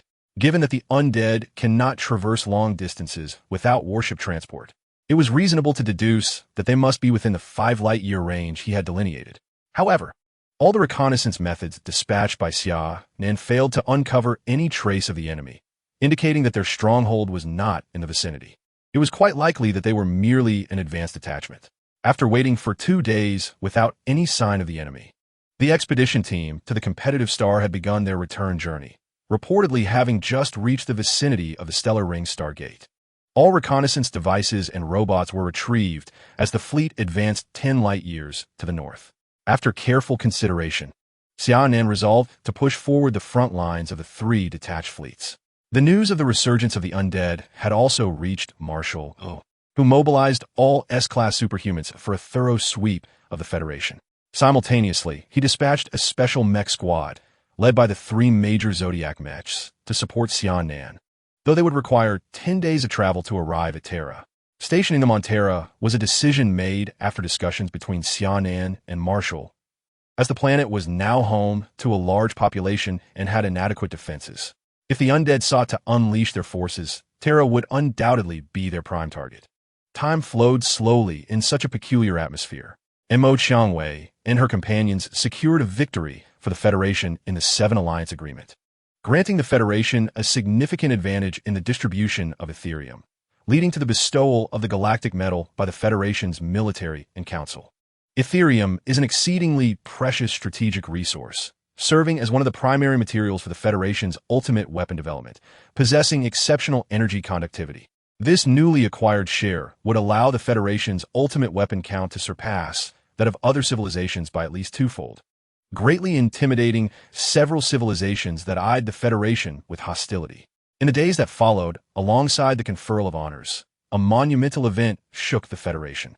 Admiral Doug Williams, commander of the Federation's First Fleet, an S-class superhuman of the Martial Arts Division and pilot of the War God Ares mech, broke through the SS-class threshold, becoming the 7th officially recognized SS class within the Federation. He assassinated his own deputy and defected with the entire flagship.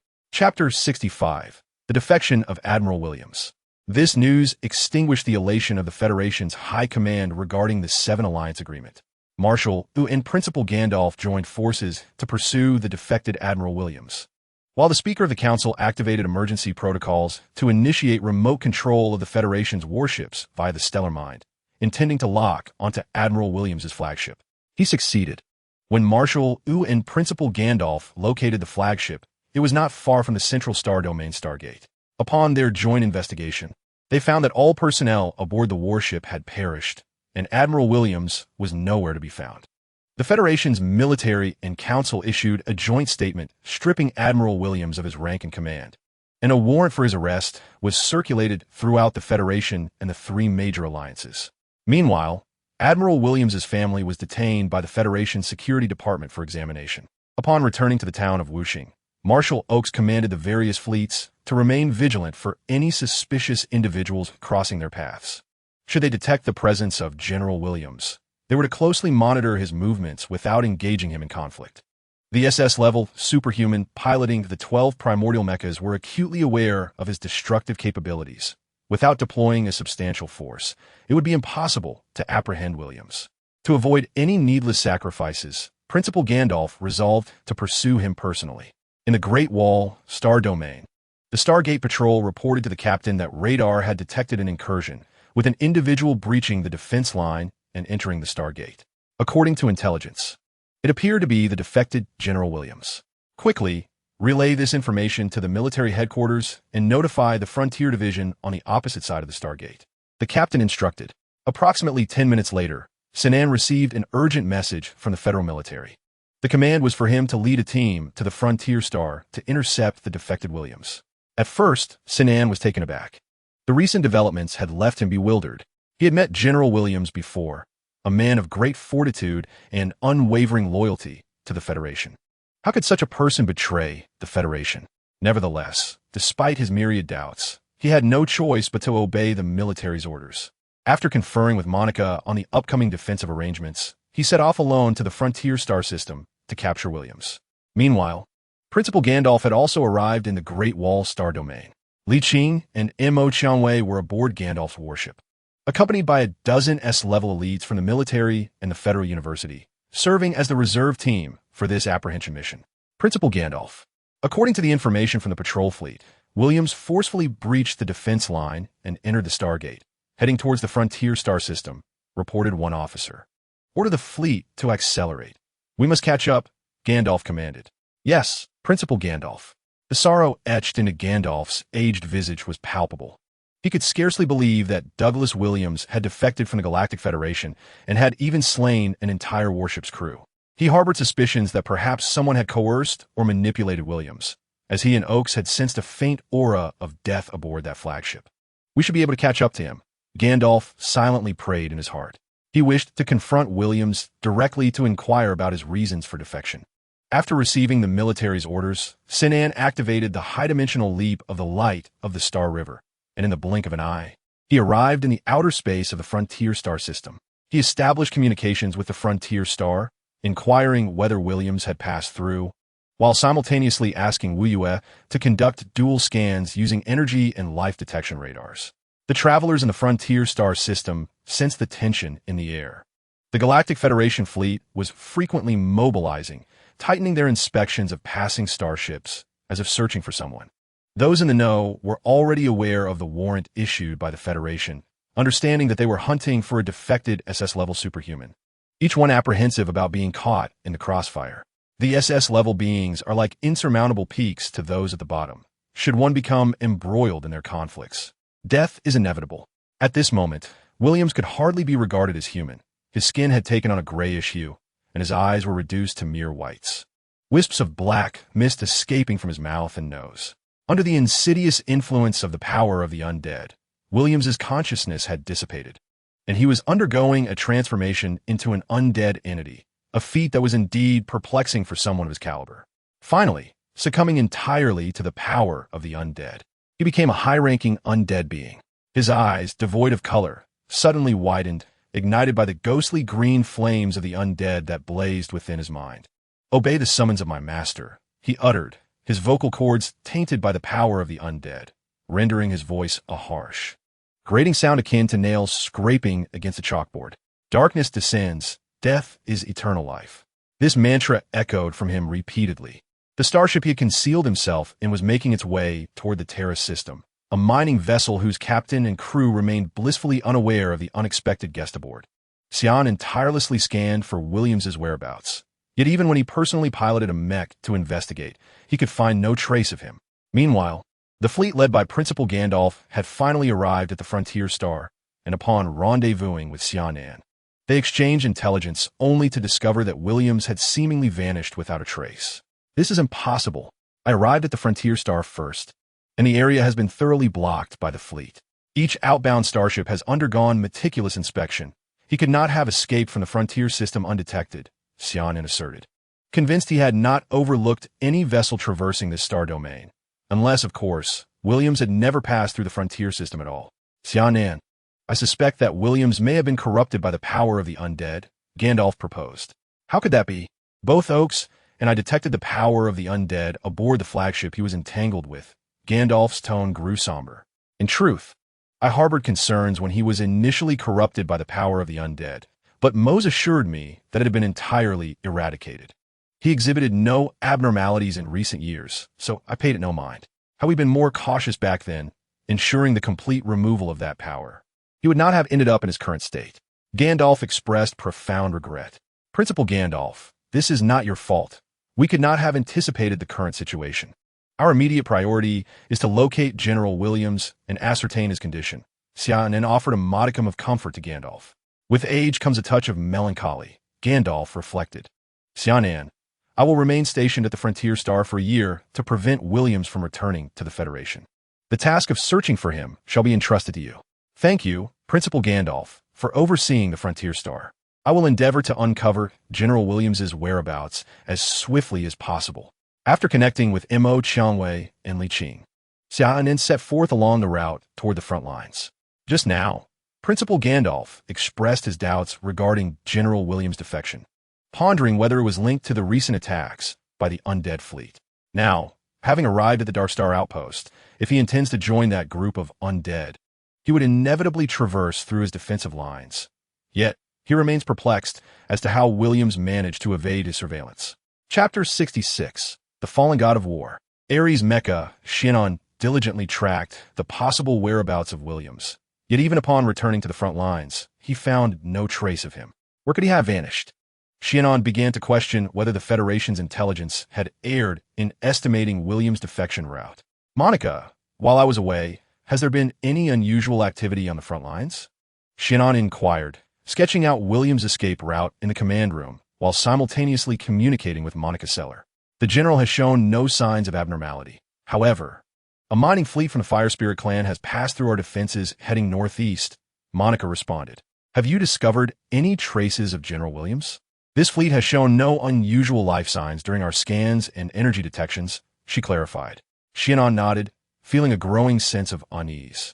"Did you board the vessel for inspection?" "No, General. According to the Alliance Treaty, we cannot forcibly board for inspection unless the other party cooperates," Monica informed him, referencing the agreement between the Federation and the Fire Spirit clan. "What, or is the Fire Spirit fleet transporting?" Xia Nan's heart sank with a foreboding suspicion. "Energy crystal or disaster. Quickly notify the Fire Spirit fleet to halt their advance and await our inspection," Xia Nan urged, fervently hoping his fears would not materialize. The communications officer promptly attempted to reach the Fire Spirit fleet. "Flame 32651, please respond. Flame 32651, please respond." They repeated the call 5 times, yet received no reply. "Stars. Connect me to the communication of the Fire Spirit clan's Flame Matriarch. Rose, you Monica, and Li Qing each lead a fleet to the coordinates of that Fire Spirit fleet immediately. Misty Moon, send them the coordinates." "Xia Nan, The communication with the Flame Matriarch is now connected. Greetings, General Xia Nan. I am Flame Matriarch. What can I do for you? She asked curiously, as this was her first urgent communication from the Galactic Federation as an SS-class Esper stationed at the Dark Star Outpost. Matriarch Flame, I apologize for the interruption. I must inform you that your fleet-numbered Flame 32651 may have encountered disaster and gone missing. Please confirm if you can establish contact with them. Please hold. Came a cacophony of commands from the other end. After a moment, the Flame Matriarch's voice returned. General Xia Nan, we have confirmed that the fleet is indeed missing. You just mentioned they were attacked? Who has harmed our fire spirit people?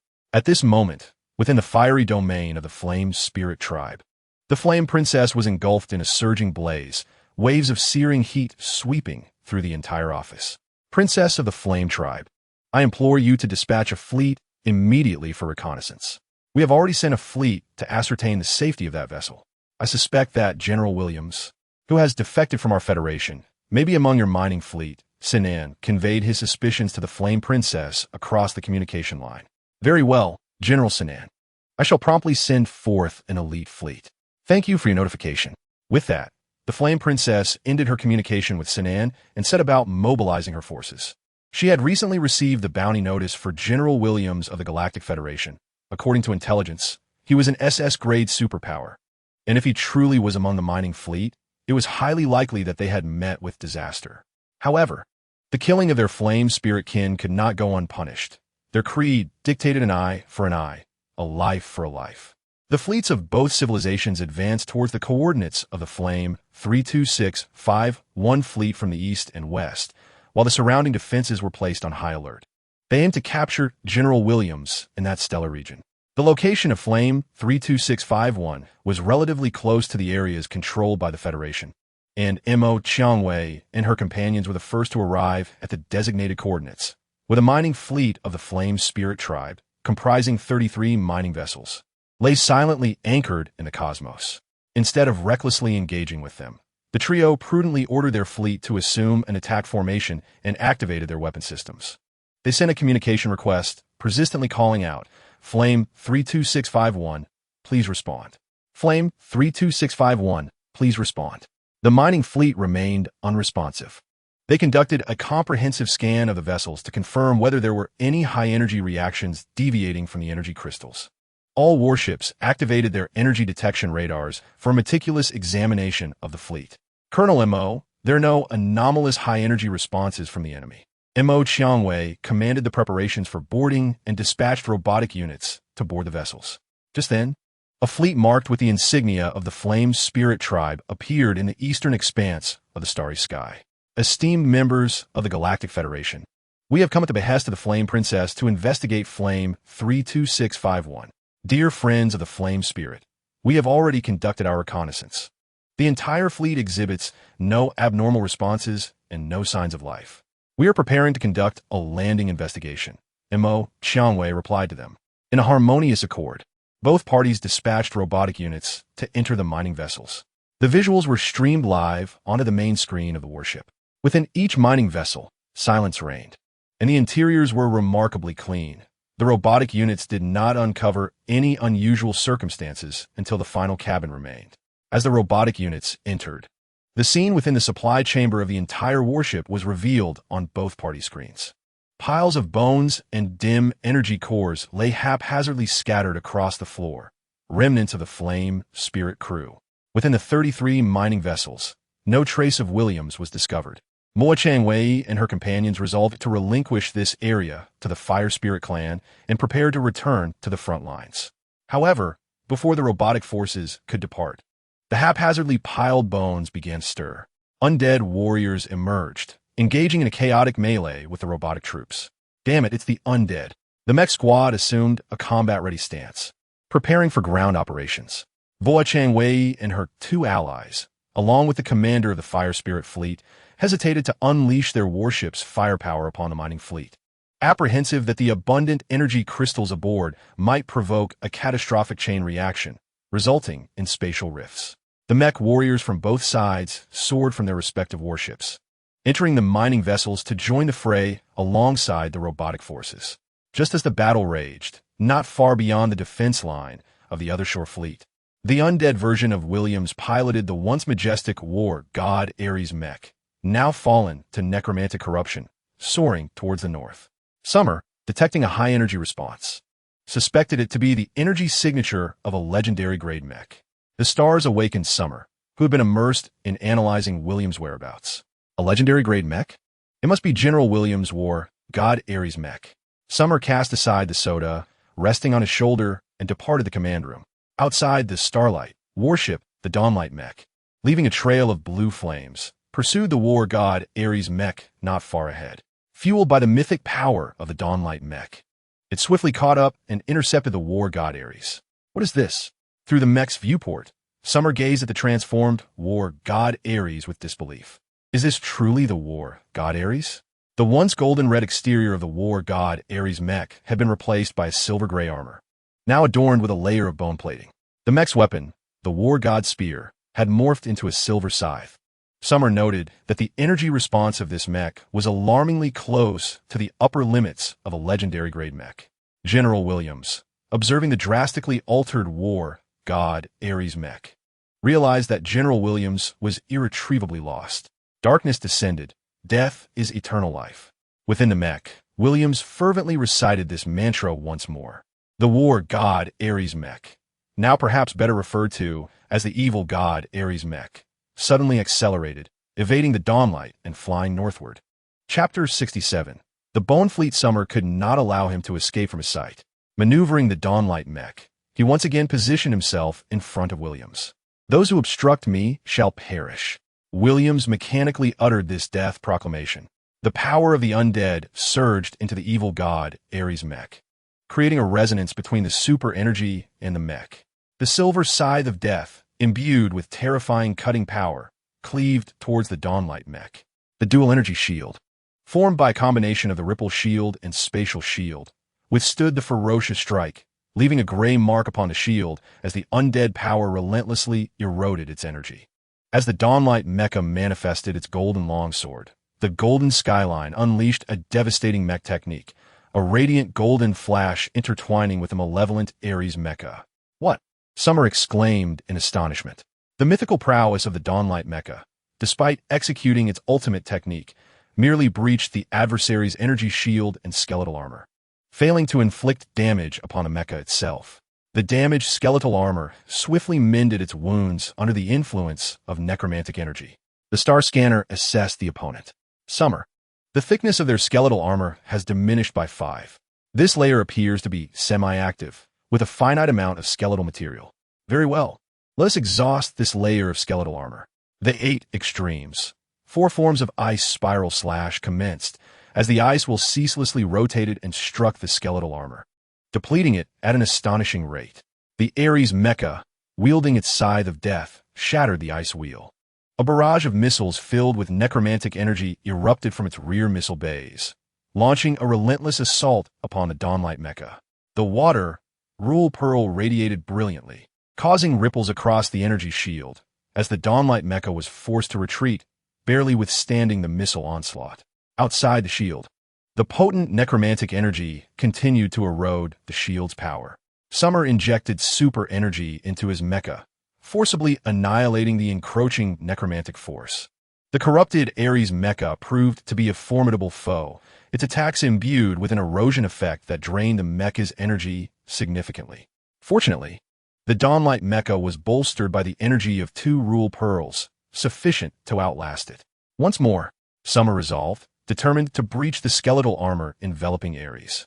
In that moment, the Dawnlight mecha transformed into a beacon of light, an infinite array of rays illuminating the starry expanse, each beam signifying strike, representing the multitude of attacks unleashed within that brief span.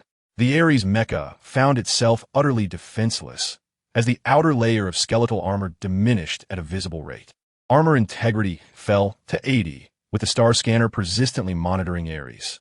Armor integrity fell to 70, then to 60, and subsequently to 50, finally plummeting to 10. Under Summer's torrential assault, the skeletal armor of Ares teetered on the brink of collapse, riddled with cracks, incapable of mending even under full repair efforts. With the Starburst 7 kills, the weapon of Dawnlight transformed into a long spear, piercing through the formidable shell. General Williams, it is time for you to face justice. The Void Blade Slash, a technique Summer had gleaned from Master Wu Yue's Yinyue, merged martial prowess with spatial energy, capable of momentarily cleaving through a black hole. The radiant sword light streaked across the starry sky, shattering the fabric of space with the high-frequency vibrations of spatial energy. Williams, wielding the malevolent god Ares, valiantly resisted this formidable assault with the scythe of death. With a sharp crack, the scythe in his grasp was severed, and even the energy shield, infused with a substantial portion of his power, was effortlessly shattered. Although this sword light had consumed a significant amount of energy, it still made contact with the core of the mech, leaving a massive gash on Ares' chest, from which energy continued to surge forth. As the Ares mech and Williams faced imminent destruction, a staff radiating a potent aura of necromantic energy suddenly materialized from the northern expanse of the cosmos, crossing dimensions to shield Ares from the residual force of Xia Nan's Void Slash. The Death Staff? Xia Nan thought to himself, sensing a foreboding omen as he gazed at the dark staff before Ares. Wasn't this artifact of the undead tribe lost alongside the undead emperor? How could it appear here? The more he pondered, the more ominous his feelings grew.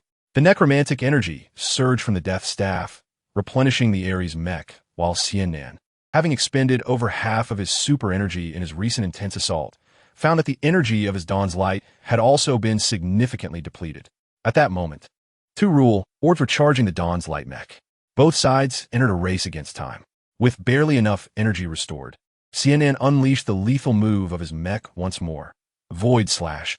The dazzling sword light struck toward the Ares mech again, this time augmented by the power of the gold rule orb, bestowing the attack with armor-piercing capabilities.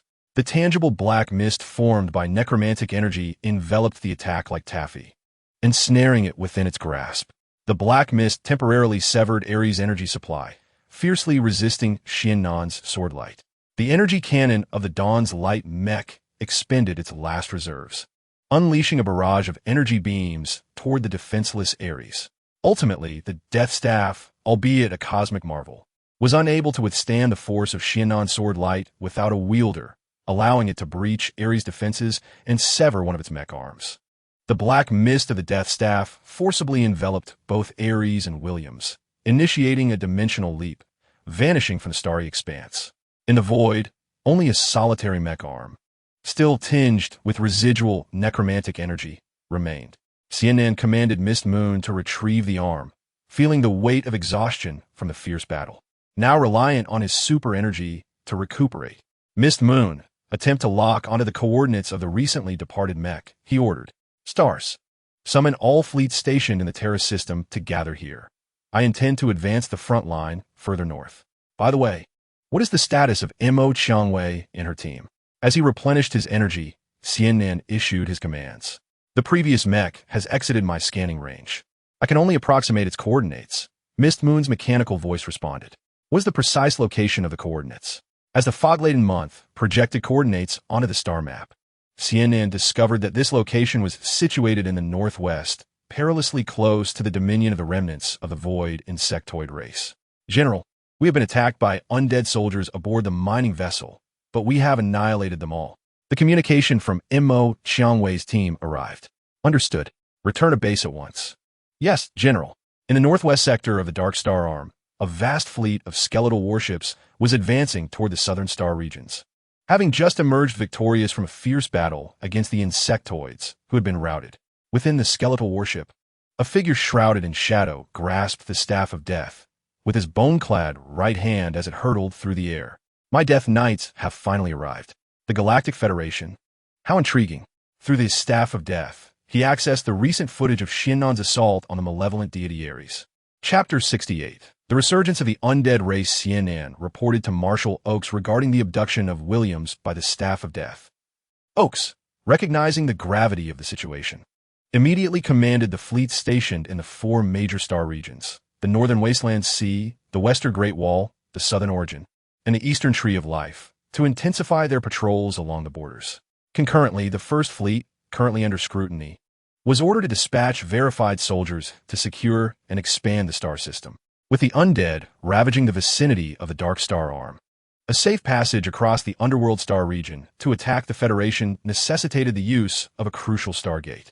General Huang Fusong was appointed in a time of crisis to replace Williams as commander of the First Fleet, succeeding Principal Gandalf, who was engaged in the expansion of the star system. On the azure planet of the Milky Way, a special mech unit composed of constellation mechs also received deployment orders from the Federation's military to aid in the expansion efforts. The Galactic Federation informed the three major civilizations of the Alliance about the undead situation, to which they expressed their gratitude for the notice.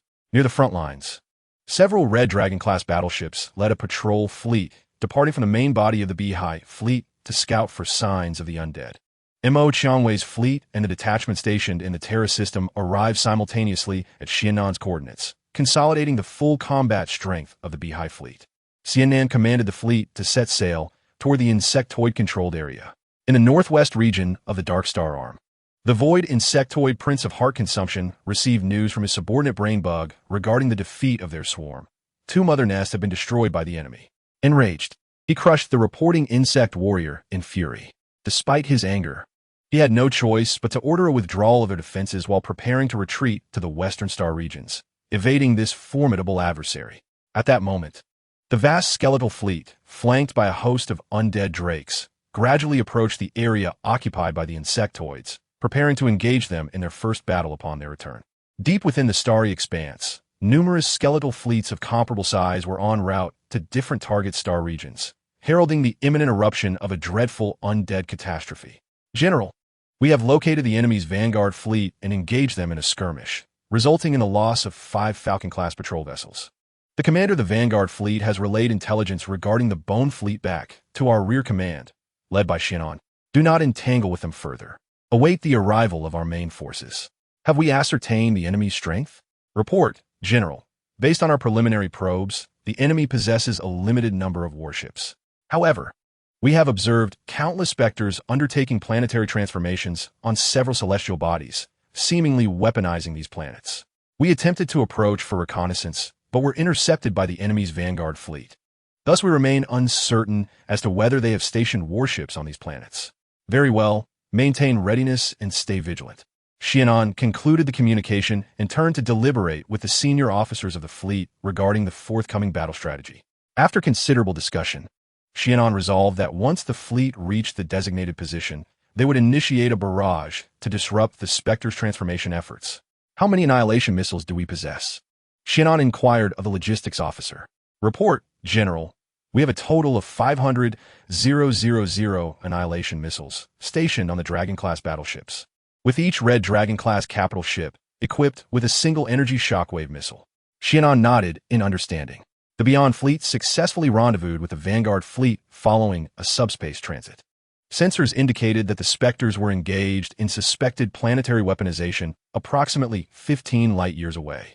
The planets in question have been rendered unrecognizable from the cosmos. Their surfaces are strewn with pale, skeletal remains. General, we have arrived at the operational coordinates. The enemy is within range. Commencing calibration of firing coordinates. Annihilation missiles are being prepared. The missiles have been activated. Weapon energy is being supplied. Energy output at 50. Command directives echoed through the warships.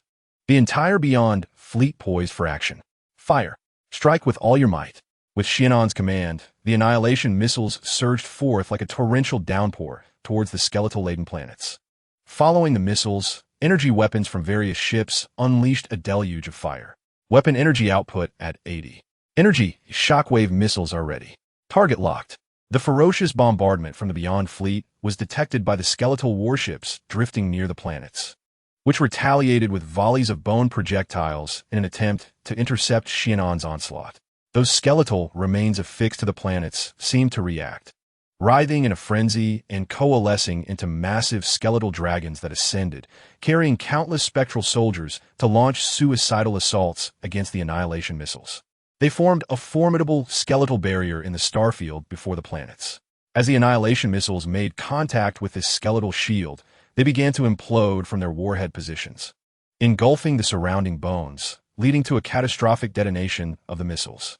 On the skeletal defensive wall, numerous grievous voids erupted, as the spectral soldiers and the concealed skeletal warships relentlessly surged forth to seal each breach, witnessing their fervent dedication to safeguarding the distant planets. The fleet from the other side began to grasp the significance of those celestial bodies, launched the energy shockwave missiles. The crimson-painted projectiles spun at high velocity, transcending the constraints of space, and in the blink of an eye, they collided with the ethereal barrier erected by the undead. An energy tempest erupted abruptly, the deathly force within the specter skulls being violently dispersed by the chaotic surge of energy, reducing the skeletal forms to dust, which scattered across the cosmos with the energy waves. With the defenses obliterated, Xia Nan and his comrades finally beheld the true nature of those planets through the warship S-screens. The celestial bodies had been stripped of their stellar cores, repurposed for the incubation of advanced undead legions. The planets, bereft of their cores, were swiftly descending into desolation, and it would not be long before they succumbed completely, ultimately shattering into fragments drifting through the void. All ships, channel weapons energy to 100 with my flagship, the light of the galaxy, as the core. Activate the galactic eye. Acknowledged. The energy from each warship converged before the light of the galaxy, as the captains pressed a blue button, causing the magnificent galactic eye to unfurl in the starry expanse. A dazzling silver beam, akin to the most resplendent fireworks in the night sky, burst forth into the adjacent starfield. The nascent high-tier undead, eager to escape their stellar cores, found their aspirations thwarted. Only 2 cores succeeded in hatching advanced undead forces, spectral knights of formidable prowess. According to the energy feedback, these undead possessed an energy level reaching A-grade, with 2 attaining S-grade status. These fortunate high-tier undead were shielded by a colossal skeletal battleship, resembling a vast flying saucer, which defended against the joint energy weapon.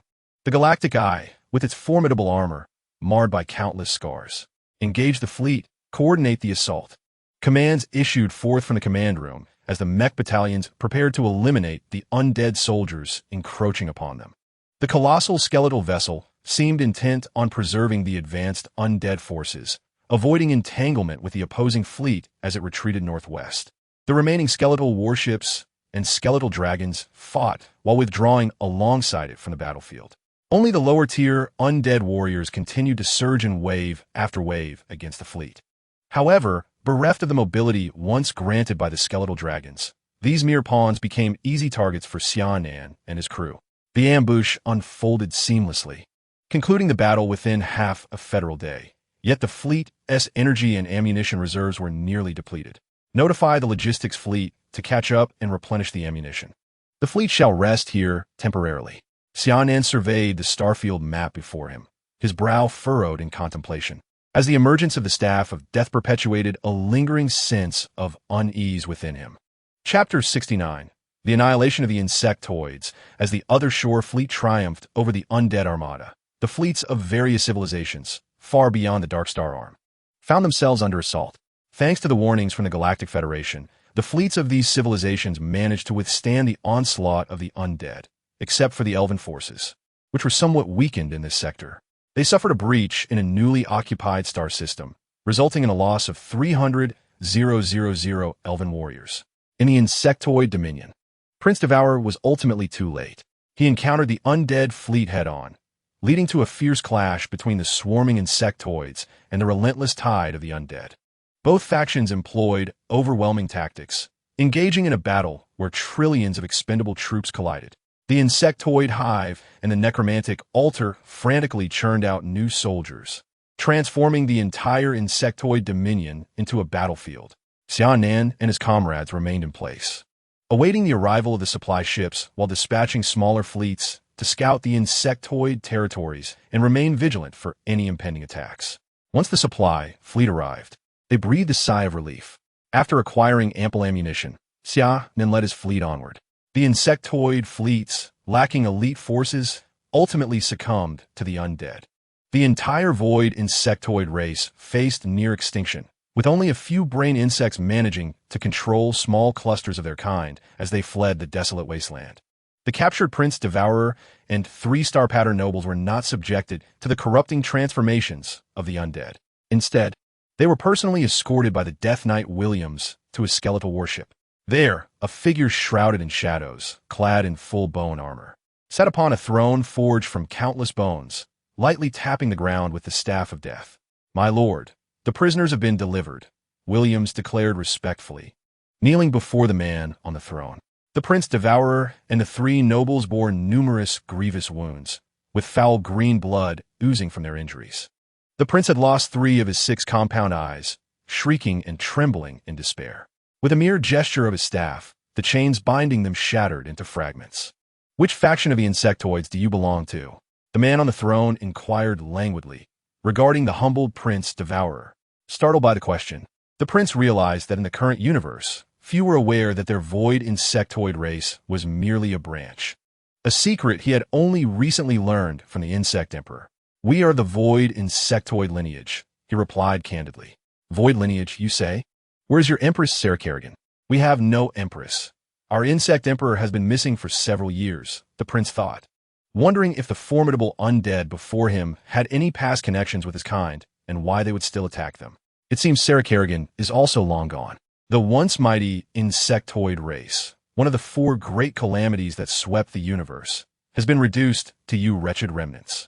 In that case, I shall send you to reunite with your progenitor, Empress Sarah Kerrigan.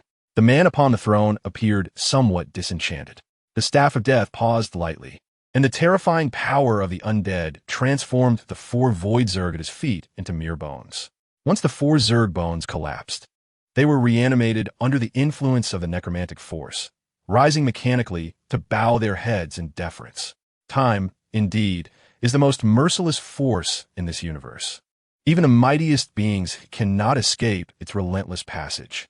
"My death knights, proclaim our arrival to the cosmos." "Yes, my lord."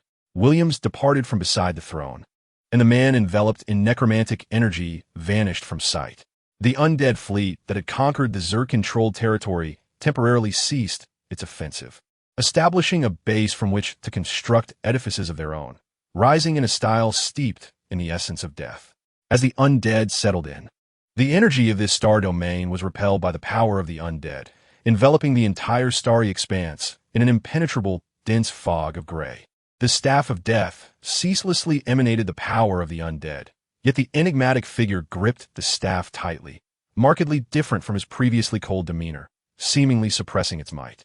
General Huang Fu Song led the First Fleet, assuming the responsibilities of Principal Gandalf, deploying heavy defenses within the newly explored star system.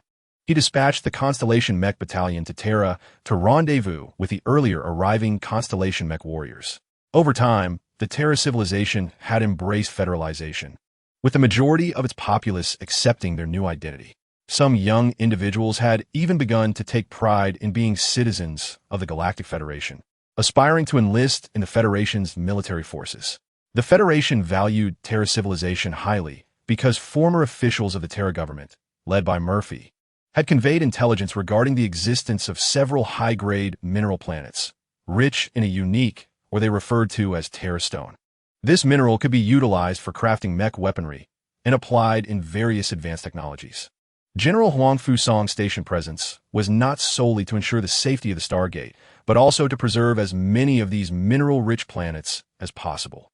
Following discussions, the Federation's military concluded that the combined presence of SS-class superhuman entities, Xia Nan and Huang Fu Song, along with 2 restructured Federation fleets, would be more than sufficient to repel any external threats, especially with a Titan-class ship anchored near the newly explored star. After a voyage of 7 Federation days, Xia Nan, commanding the Beyond Fleet, finally reached a distance of 2 light-years beyond the former Zerg-controlled territory, deploying numerous probes to scan the star domain shrouded in gray mist. It was evident that a fierce interstellar battle had transpired here, leading to the retreat of the Void Zerg. Observing the scattered debris and the pervasive gray fog, Xia Nan understood that the undead had triumphed over the Zerg and claimed this territory. He now sought to ascertain their precise strength, but the gray mist appeared to impede energy and technological scanning, causing the probes that ventured into it to lose contact one by one. On the other side of the gray mist, Williams departed with a contingent, purposefully delving into the northern star domain. "Report to the General. We have observed an enemy fleet emerging from the gray mist and heading north. Should we pursue? Let's follow and ascertain their intentions." Xia Nan resolved to abandon reconnaissance in this area. He dared not recklessly enter the gray mist, as the detectors were ineffective. Instead, he could only observe the fleet's activities in hopes of discerning their motives. Chapter 70. The Undead Race. The call to arms. The undead squad led by Williams accelerated continuously, their skeletal warships entering hyperspace. Meanwhile, Xia Nan, relying on the stealth of the light of the galaxy, closely trailed Williams and his crew. The main body of the opposing fleet returned to the Terra system, where millions of star probes strategically positioned in space would monitor in real time the movements of the undead fleet. Within the light of the galaxy, an SS-class Esper, 5 S-class Espers, and 26 A-class Espers had gathered, a formidable force capable of engaging in a minor skirmish. The coordinates of the enemy's hyperspace dimensions had been locked in, and the analysis of the coordinates was underway to confirm the hyperspace exit point. It was only recently that Xia Nan discovered the light of the galaxy could ascertain the destination coordinates through the hyperspace channel coordinates. With the assistance of the light of the galaxy, they could reach their destination ahead of Williams and his entourage, initiating high-dimensional leap travel. The light of the galaxy became ethereal, entering a high-dimensional state as it sped toward the coordinates. 10 minutes later, the light of the galaxy was forcibly ejected from the high-dimensional leap state. What is happening? Why was the leap suddenly canceled?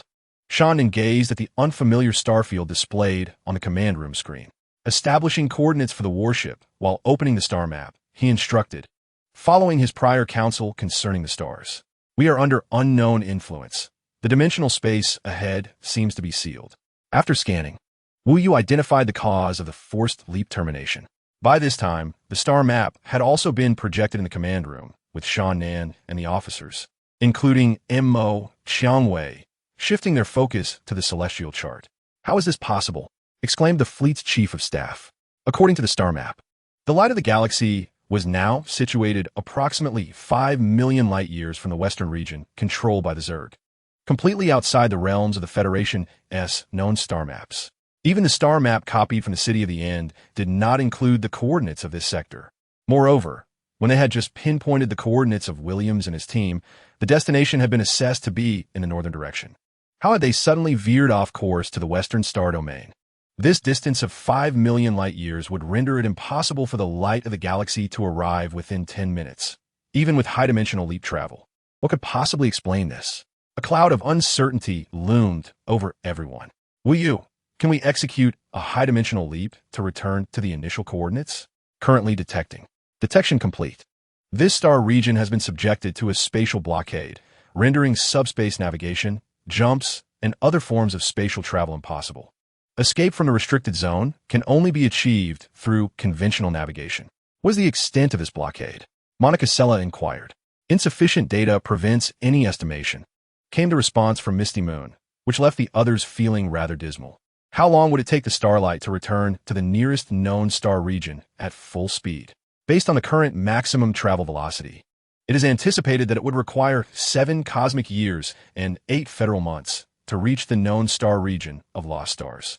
7 cosmic years translates to over 8 federal years, plus an additional 8 months, amounting to nearly 9 years. In such a lengthy period, the developments of the external conflict would be utterly unknown. Moreover, the Starlight battleship cannot maintain maximum velocity continuously. It will require time to absorb cosmic radiation for energy replenishment, thus extending the timeline even further. Fortunately, all individuals aboard are high-level psychics, capable of minimizing food and water consumption to the greatest extent possible. Xia Nan felt a pang of guilt. He should not have pursued Williams and his team. In retrospect, it seemed likely that this was a trap designed to ensnare pursuers within this unknown star region. Misty Moon, initiate temporary energy replenishment. Following his command, Xia Nan continued to deliberate the current situation with the group.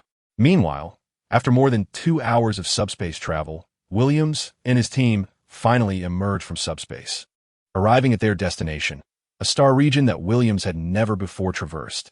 He had only breached the spatial blockade due to the mark of his master.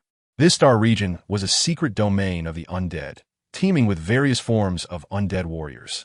Near a supergiant star, a spaceport was lined with skeletal warships. Massive skeletal dragons soared across the cosmos, carrying high-level undead warriors. At the very heart of this star region stood a colossal white bone fortress, crafted from shattered planetary fragments, from which 9 thick chains of infernal iron extended, each tethered to fearsome death dragons. These dragons, augmented by the undead's researchers, possessed combat capabilities several times greater than vessels of equivalent size. This bone fortress was the target of William's mission. He aimed to unleash all the undead from its central control room, instilling terror of a cataclysm throughout the universe. An SS-level high-ranking undead approached Williams and inquired, "Who dares to trespass upon the sacred grounds of the undead?" Williams revealed his mark, prompting the high-ranking undead to bow respectfully and declare, "Welcome, messenger of our master. What are your instructions? Lead me to the central control room. Please follow me." The high-ranking undead guided Williams into the bone fortress, ascending towards the towering apex of the stronghold. "Messenger, we have arrived at the central control room. That will suffice. You may withdraw." After speaking, Williams once again revealed the insignia, causing the central console before him to illuminate and slowly sink into the ground, unveiling a virtual screen. Gazing at this ethereal display, Williams, following the instructions of the armored man, entered a series of coordinates, each representing their prioritized targets for assault. A torrent of data surged forth, as a continuous stream of coordinates was inputted into the console. Upon entering the final coordinate, Williams channeled all his necromantic energy into the insignia, establishing a connection between the insignia and the console. An inconspicuous button then popped up from the ascending console. With a reverent gesture, Williams pressed this button. The entire necromantic realm fell into a hushed stillness, and beams of teleportation light ignited. Simultaneously, within the star systems of various interstellar civilizations, the hidden necromantic altars began to glow. The Galactic Federation, fire spirits, elves, star spirits, the neutral domain, the Celestial Federation, Blood Moon Civilization, Luminous Federation, formerly the Luminous Empire, and countless other civilizations detected this extraordinarily immense spatial energy. They promptly reacted, dispatching powerful individuals to investigate the coordinates emitting this spatial energy. The 8 Extreme Star and Wu Yu also discovered a necromantic altar radiating spatial energy, and without hesitation, he unleashed a powerful punch. However, a protective shield intercepted his strike. Undeterred, Wu Yu activated his martial energy, golden-red blood essence enveloping his fist. With a mighty blow, the space fractured, and with a resounding crack, the necromantic altar was obliterated before it could serve its purpose. The earlier discovered necromantic altars in the cosmos were destroyed by the might of various civilizations. Yet the sheer number of these altars was overwhelming. Some were even affixed to planetary cores, rendering any attempts at violent destruction perilous for the powerful beings sent to locate them. A great calamity was about to unfold. Wu Yu, piloting the Overlord Mecha, suddenly ascended into the sky, departing from 8 Extreme Star and heading towards a nearby Federation outpost, preparing to board the garrison ship returning to the Federation. All the undead within the necromantic realm were scattered throughout the universe by the force of spatial teleportation. The entire star domain was left desolate, save for the solitary bone fortress. As Williams exited the fortress, it too, under the influence of the 9-headed death dragon, shifted away from this location. Suddenly, the star domain where Xia Nan and his companions resided lost the energy that had sealed it. The battleship's AI, Mist Moon, promptly detected this development and reported it to Xia Nan, who then commanded an attempt to initiate a high-dimensional jump. With the absence of a sealing power, Xia Nan and his companions could finally retrace their steps. Mist Moon executed the jump directly to the vicinity of the Terra Star system, confirming the spatial coordinates. The coordinates were validated, and the jump commenced. The light of the galactic river swiftly departed from the star domain. Shortly after Xia Nan and his companions left, a skeletal fleet of the undead emerged in the star domain, sailing deep into its expanse. Within the flagship of the fleet, the armored man seated upon the throne appeared to be in slumber, the gem atop his death scepter, pulsing rhythmically as if breathing. Chapter 71. The fiery inferno of the skeletal figure seated upon the throne seemed to sense the anomaly emanating from the death scepter. With a vigorous motion, he struck the ground with the staff, unleashing an invisible wave that obliterated the 2 A-class undead standing nearby. In a distant realm, Within the K9866 three-star region of the arcane literature galaxy, a young man with flowing crimson hair emerged from a cave on a planet perpetually engulfed in volcanic eruptions. "I'm utterly exhausted," he lamented as he collapsed onto the ground. A year prior, he had ventured to this harsh environment of the flame star for training, only to be caught in a cataclysmic eruption. In his frantic escape, he fell into a subterranean cavern. After meandering underground for 2 weeks without finding an exit, he inadvertently entered a relic. Within the relic, he endured relentless trials, spending 8 long months solving a daunting array of problems before finally passing the relic's assessment and inheriting its ultimate legacy. Indeed, this trial did not test his combat prowess or mecha operation skills. Rather, it required him to complete an extensive examination. The thought of this brought tears to his eyes. Can one truly fathom the agony of laboring day and night amidst an ocean of questions, only to be forced to restart upon a single error? He had been subjected to this torment for a grueling 8 months. "Stellar relic, I shall not share your fate," he exclaimed in a fit of frustration. After venting his emotions, the young man rose, intending to contact his family, although he had informed them of his intention to enter seclusion for a period. He had not anticipated such an extensive duration. He wondered how they were faring. At that moment, an urgent communication penetrated his smart chip. Upon opening it, he discovered it was from his father, who must have been eager to see his beloved son. As he connected, his father's serious and anxious voice echoed through. "Song-yu, return quickly. A grave situation has arisen." The sounds of cannon fire crackled in the background. "What has happened?" Song-yu asked earnestly. "A horde of undead has declared war across the universe, igniting conflict everywhere. Our arcane sect has also come under attack. These skeletal fiends swarm like locusts throughout the star regions. The Archbishop has commanded a full-scale war to annihilate them. What on earth is going on? How is everyone at home? What about Mother? Rest assured, all is well at home. I, along with your uncles, have ensured the safety of our family." Retreating to the arcane star region, which is now protected by a secret fleet led by 13 bishops. "Safety is assured. I have dispatched an aerial vessel to retrieve you. You must return swiftly to join the fight. Every ounce of strength is crucial." "I understand, Father. I shall return at once." After the call ended, Song-yu was left in a daze, scratching his head in confusion, yet he chose to set those thoughts aside. "Fiery inferno," he murmured softly, as a menacing mecha, adorned in deep crimson and etched with the patterns of the inferno, loomed before him. Its claws glinted with a chilling light. As the crimson flame, Qiongqi, emerged, the fire elements within the void began to stir with a newfound vitality.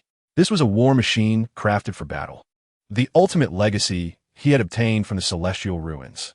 According to the inheritance, this crimson flame, Qiongqi, was a mythical mech belonging to the Celestial Legion, one of the 5 great legions, endowed with the power to eradicate all evils in the world.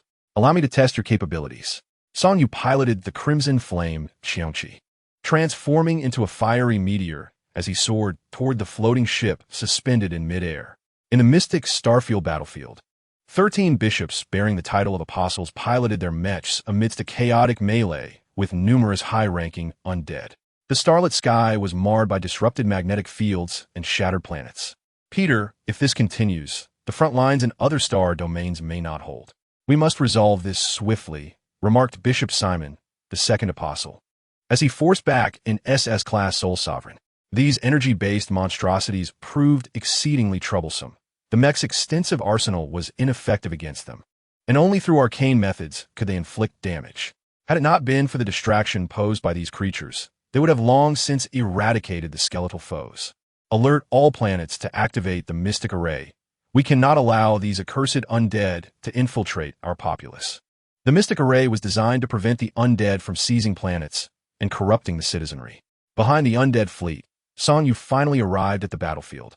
The crimson flame, Qiongqi, engulfed in flames that illuminated the cosmos, charged towards the skeletal warships that were relentlessly spawning troops.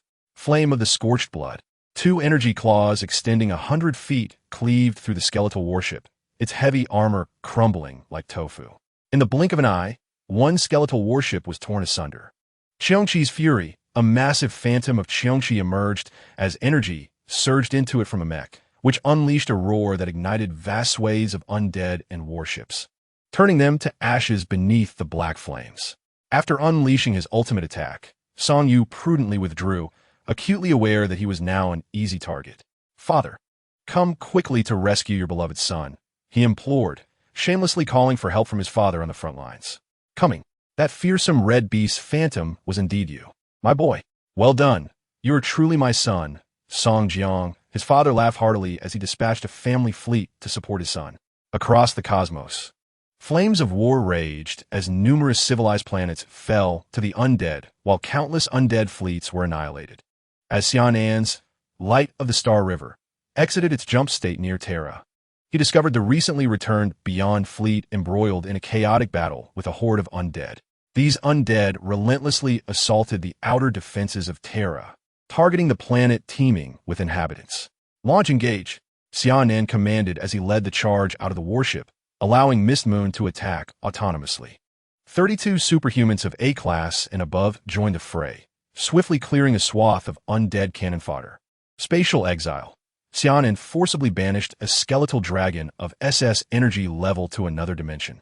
Light of Dawn, one of the ultimate finishing moves of the Dawnlight Mecha, represents a recent triumph for Xia Nan, whose synchronization rate with the Mecha has been steadily increasing, along with the inheritance of many abilities.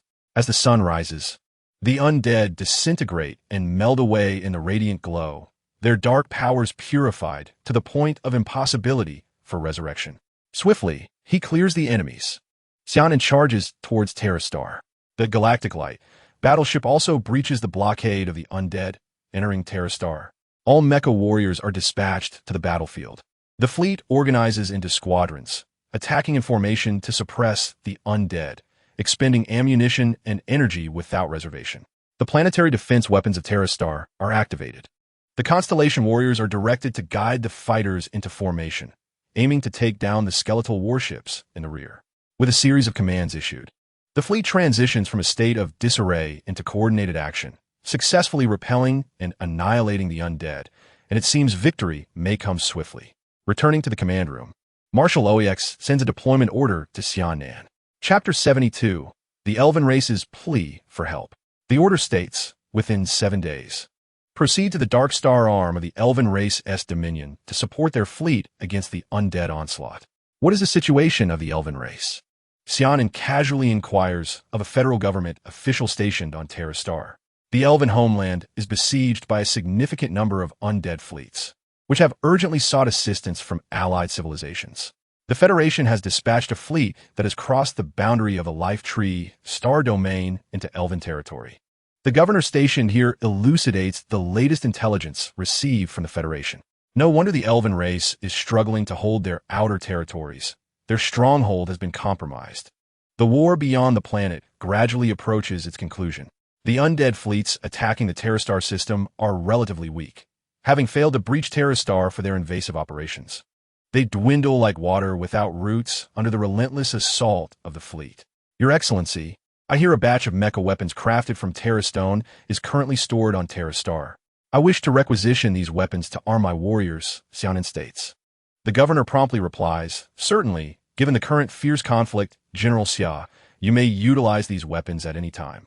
Thank you, Your Excellency. Originally, these weapons were intended for sale at the Mecha Weapons Company affiliated with the Vice Speaker's faction, and as this governor is also aligned with the Vice Speaker, Xia Nan feared potential obstruction in requisitioning them, leading to unpleasantness. Fortunately, this governor proves to be a reasonable individual. The 1st and 2nd squadrons are stationed at Terra Star to eliminate all undead altars. The 3rd through 10th squadrons take a moment to rest and resupply ammunition, preparing to assist the Elven race. Taurus and Libra, please lead your teams to proceed to the Elven-controlled area to assess the situation. Yes, General. In the domain controlled by the Elven race, their biological fleet was steadily retreating under the relentless assault of the undead forces. After relinquishing 2 star systems, they finally managed to secure enough strategic depth to tenuously maintain their defenses from total collapse. The undead's necromantic powers effectively countered the elves' nature-based energies, forcing their warships' main cannons and mechas' ultimate techniques to expend double the energy required to breach the opposing energy shields. This predicament further exacerbated the already strained situation of the Elven fleet. General, The Galactic Federation has acquiesced to our request and is dispatching the Beyond fleet stationed in the Outer Realms to provide support," reported a long-legged elven officer to the female general who was intently studying the star map. "And what are star spirits and fire spirits?" the general inquired coldly. "General, the star spirits and fire spirits have not responded to our call for aid," the elven officer hesitated. "What do they say?" "They mentioned they are overwhelmed and unable to spare additional forces to assist us, advising us to fend for ourselves," the officer replied, her voice dwindling. Yet, according to intelligence reports, the invading undead fleet that threatened them was not substantial. They should have been able to allocate some forces. As the elven officer spoke, her voice grew softer, sensing the growing fury on the general's face. With a resounding thud, the armored female general slammed her fist on the table, her voice laced with anger. "These scoundrels." Meanwhile, the Taurus and Libra, two warriors of the 12 zodiac mechas, stealthily approached the elven-controlled domain. Through covert surveillance, they discovered that the number of ships attacking the elven race was overwhelmingly greater, twice that of those assaulting the Federation. They also identified a skeletal planet situated behind the undead fleet, from which an endless stream of cannon fodder soldiers were being dispatched via aerial units to assault the elven defenses. "We must relay this intelligence to the general. We will approach that skeletal planet and, once our fleet arrives, deliver a decisive blow," declared Arutaba, the Taurus mecha warrior, determined to launch a surprise attack on this suspected enemy supply base once their fleet engaged the undead. Receiving the intelligence, Xia Nan led the Beyond fleet to a position approximately 20,000 kilometers from the Elven-controlled area. "Contact the Elven commander and coordinate a counterattack. Let's dismantle this fleet and eradicate them," he instructed. The communications officer promptly reached out to the Elven side. Within the Elven command ship, the long-legged female elf received news from Xia Nan and, invigorated, reported the good tidings to the general. "General, the commander of the Galactic Federation has requested our cooperation for a counteroffensive." "They're coming?" "Splendid." A rare smile graced the otherwise icy countenance of the general. "Notify all units to launch a counterattack. Our allies have arrived. Let us drive these invaders away." "Yes, General." The counteroffensive has commenced. The Elven faction relinquished their defenses, dispatching their entire fleet to the forefront of the battlefield to launch a frenzied assault against the undead fleet. In the span of mere moments, they reclaimed a swath of territory. Observing the elves' reckless abandon, the undead hastened to deploy their expendable soldiers to the fray. Meanwhile, Xia Nan's forces simultaneously advanced from the rear, targeting the undead fleet. Caught between two fronts, the undead fleet descended into chaos. Numerous warships emerged from the skeletal planet, while a high-ranking undead commander ordered his subordinates to intensify their offensive and swiftly subdue the elves. Witnessing the mass deployment of troops from the skeletal planet, which was currently in a state of diminished defense, Arutaba felt a surge of restlessness. As a seasoned veteran with extensive battlefield experience, he understood that capturing this skeletal planet would bring the war to a swift conclusion. "Tong Hu, prepare for action." "Understood." As the last batch of ships departed from the skeletal planet, Arutaba bellowed, "Attack." Several mechs surged forward under their command toward the skeletal planet. The high-ranking undead commander soon noticed these uninvited guests and promptly dispatched 2 skeletal dragons to intercept them. However, in a single encounter, these intellectually inferior dragons were shattered into fragments. As the mechs approached the planet's surface, they unleashed their ultimate techniques: Giant Horn, Mount Lu's Hunter Dragons, Eagle Star Flash, and Eye of the Storm Black Hole. Each devastating maneuver struck the surface of the planet, instantly reducing the outer skeletal armor to ruins.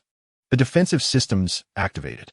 The skeletal planet's automated defenses engaged, launching a barrage of skeletal javelins toward Arutaba and his team. These seasoned warriors adeptly maneuvered their mechs, skillfully evading the attacks as they delved deeper into the command center of the planet. Within the light of the galaxy, Xia Nan was also aware of Arutaba's surprise assault. Seeing them successfully infiltrate the planet, he felt a mix of apprehension and hope. "Wu Yu, initiate an energy bombardment on that skeletal planet." Xia Nan resolved to alleviate some of the pressure on Arutaba and his team. Several beams of energy streaked across the starry expanse, obliterating a few skeletal dragons that were preparing to take flight. Chapter 73, Cosmic Marvel, Eternal Leaf on the main battlefield. The elves' desperate counteroffensive stalled a significant portion of the undead forces. Xia Nan's Bianxian fleet, boasting superior performance and formidable firepower, relentlessly eroded their lines from the rear. The undead commander within the skeletal planet seethed with impotent rage, the power in his eye sockets wavering. Inside the planet, Aludaba and his team drew ever closer to the command center, while the undead warriors dispatched to thwart them proved utterly ineffective against this elite squad. A group of incompetents. The undead commander resolved to personally eliminate these unwelcome intruders. My guard, follow me. The surrounding undead warriors silently trailed behind the commander as they advanced toward Aludaba and his team. General, our losses are too great. The injuries among our kin have exceeded 40. Should we not consider moderating our counteroffensive? The tall, elegant elven maiden urgently inquired of the female general. No, we shall continue the assault. I will send in my guard as well. The female general coldly declined the maiden's suggestion. She did not wish to sacrifice the lives of her people, yet she had just received a covert communication. The elven homeland was in peril. 8 SS-level undead had breached the outer defenses of the Eternal Star domain and were advancing towards the elven Mother Star. The Elven Queen had ordered all fleets and warriors to return swiftly to the Mother Star to protect the Eternal Tree. Should the Eternal Tree be destroyed, the elven race would face annihilation, and no pure-blooded elves would ever be born again. The elves charged recklessly against the undead fleet, wave after wave, with little regard for their own lives. Xia Nan and his companions observed the elves' frenzied actions, perplexed by their aggressiveness, as a steady, methodical approach would suffice to eradicate the undead fleet. Boom! In the distance, the skeletal planet began to collapse, indicating that Aludaba and his companions had successfully executed their ambush, dismantling the command center of the undead. Indeed, as the skeletal planet crumbled, the offensive of the undead fleet faltered. The lower-tier undead halted in the void, rendered motionless, and were easily eliminated by the elven mechanized warriors. However, a high-ranking undead soon took command, and the undead soldiers once again clashed fiercely with the elves. Without the continuous reinforcement from the skeletal planet, the number of undead warriors resurrected from the corpses of the fallen diminished significantly, as the Bianchi fleet began to unite with the elven forces. Meanwhile, far in the elven homeland, the Elven Queen gazed upon the 8 SS-level undead that had breached the planetary defenses and invaded the Mother Star, her fury igniting a desire to confront them head-on. Yet, several elder elves resolutely restrained her. Your Majesty, please retreat to the Eternal Well for refuge. We shall hold off these marauders. If we fail, preserve your strength to safeguard the Eternal Tree. As long as the sacred tree stands, our elven race shall endure, the Grand Elder implored. Grand Elder, you must survive. The Elven Queen urged as she was escorted by the royal guards towards the forbidden sanctuary of the Eternal Well. It is time for us old bones to take action. A glimmer of fierce resolve flashed across the Grand Elder's kindly face. The 6 Elven Elders combined their powers to summon a colossal mechanized suit, all 6 boarding it together. This was the legendary mech of the Elven race, crafted from the fallen branches of the Eternal Tree, imbued with a rich life force that would greatly enhance the mech's vitality. The mech charged into battle against the 8 SS-level undead. You must survive. The Elven Queen prayed silently beneath the Eternal Tree. A violent tremor shook the ground, and the external conflict seemed to pause. With her eyes closed, the Elven Queen continued to pray, hoping for the safe return of the Grand Elder and the others. However, the harsh truth filled her with a sense of despair. 5 SS-level undead surged into the Forbidden Zone, assaulting the energy shield surrounding the Eternal Well. No, the Elven Queen cried out in anguish. Bracing herself against the brink of collapse, she prayed to the Eternal Tree, may you return to the embrace of the Mother Tree. Resolute, she turned her back on the relentless assault of the high-level undead, approaching the Eternal Tree. From the pool, she retrieved a box and opened it, revealing a crystal-clear green leaf that emanated a life force so potent that a single breath invigorated the spirit. As she extracted the leaf, the Elven Queen drew a delicate crimson line across her snow-white arm. Her blood, glimmering faintly, dripped onto the leaf. The leaf absorbed her blood and suddenly erupted in a blinding radiance. Life eternal, spread the light of existence across the starry sky, dispelling the encroaching darkness. The Elven Queen softly recited an incantation. The leaf grew increasingly vibrant, and with a swift motion, it pierced the energy shield, soaring into the heavens. The emerald light cascaded across the star domain, and those undead, touched by its brilliance, disintegrated into ash. Even the 5 SS-level undead, momentarily resisting, succumbed and turned to dust like the lesser undead. The warriors of the Galactic Federation, engaged in battle with the undead, witnessed a flash of green light, as the undead before them vanished into nothingness, akin to sand blown away. In that moment, the SS-level powerhouses surrounding them sensed this formidable force, and Marshal Awakens, commanding from the central star domain of the Galactic Federation, felt the surge of energy. This was the cosmic marvel, the leaf of the eternal tree of the Elven race. Truly a wondrous treasure. While the undead within the Galactic Federation did not face immediate annihilation like those in the Elven star domain, they were nonetheless weakened by this energy, allowing the already dominant Galactic Federation fleet to swiftly vanquish these troublesome undead warriors. With the power of the cosmic marvel, the Elven Queen's wound healed rapidly under the influence of life energy, yet the exhaustion overwhelmed her, and she collapsed to the ground. In the command ship of the Elven race, General Dusk Star received communication from home, informing her that the Elven Queen had utilized the cosmic marvel to cleanse the enemies within the star domain, but had succumbed to unconsciousness from overexertion. Relieved by this news, she felt a sense of ease. Xia Nan also received word from the Federation and admired the Elven Queen's courage. Let us all strive to eliminate this group of foes quickly, lest we disappoint our Elven allies. Yes, General. Ultimately, the undead were completely annihilated under the joint assault. However, the fires of war continued to spread across the cosmos. The relics of the Shumi Cavern beneath the Arctic ice shelf quietly reopened once more. Chapter 74. The hidden peril of Waterblue, Star. The crisis posed by the undead's assault gradually came to a close following the Elven Queen's invocation of the cosmic marvel, the leaf of the eternal tree. In the Galactic Federation, the Fire Spirit and Star Spirit races, civilizations situated near the realm of the elves, have purged their territories of the undead fleets under the formidable power of the eternal leaf. However, aside from a Galactic Federation, which had conducted several rounds of inspections a few years prior, eliminating a significant number of death altars and thus avoiding considerable losses, the other civilizations suffered greatly at the hands of the undead, leaving behind a chaotic aftermath. Furthermore, a slight rift has emerged in the alliance between the elves and the fire and star spirits, as the latter's passive observation during the crisis has greatly displeased the Elven Queen, who believes they have violated the terms of their alliance. After assisting the elves in suppressing the invaders encroaching upon their territory, Xia Nan led the Bayan fleet back to the Terra system. Although the Elven general had hoped to retain Xia Nan and his companions for a celebratory banquet, Xia Nan politely declined her invitation, as both parties now needed to invest substantial time in the reconstruction of their star domains, rendering such festivities unnecessary. Thanks to their timely response, the Galactic Federation incurred minimal losses. Post-war statistics reveal that the Federation dispatched 8 fleets comprising 78 million soldiers, 12 SS-level superpowered individuals, and over 200 SS-level superpowered individuals, among countless others of various ranks, with some being the very foundation of the Federation itself. Notably, 6 of the 12 SS-level superpowered individuals belonged to the older generation of formidable warriors who had long distanced themselves from the central power of the Federation, dedicating themselves to silent cultivation and protection of the Federation.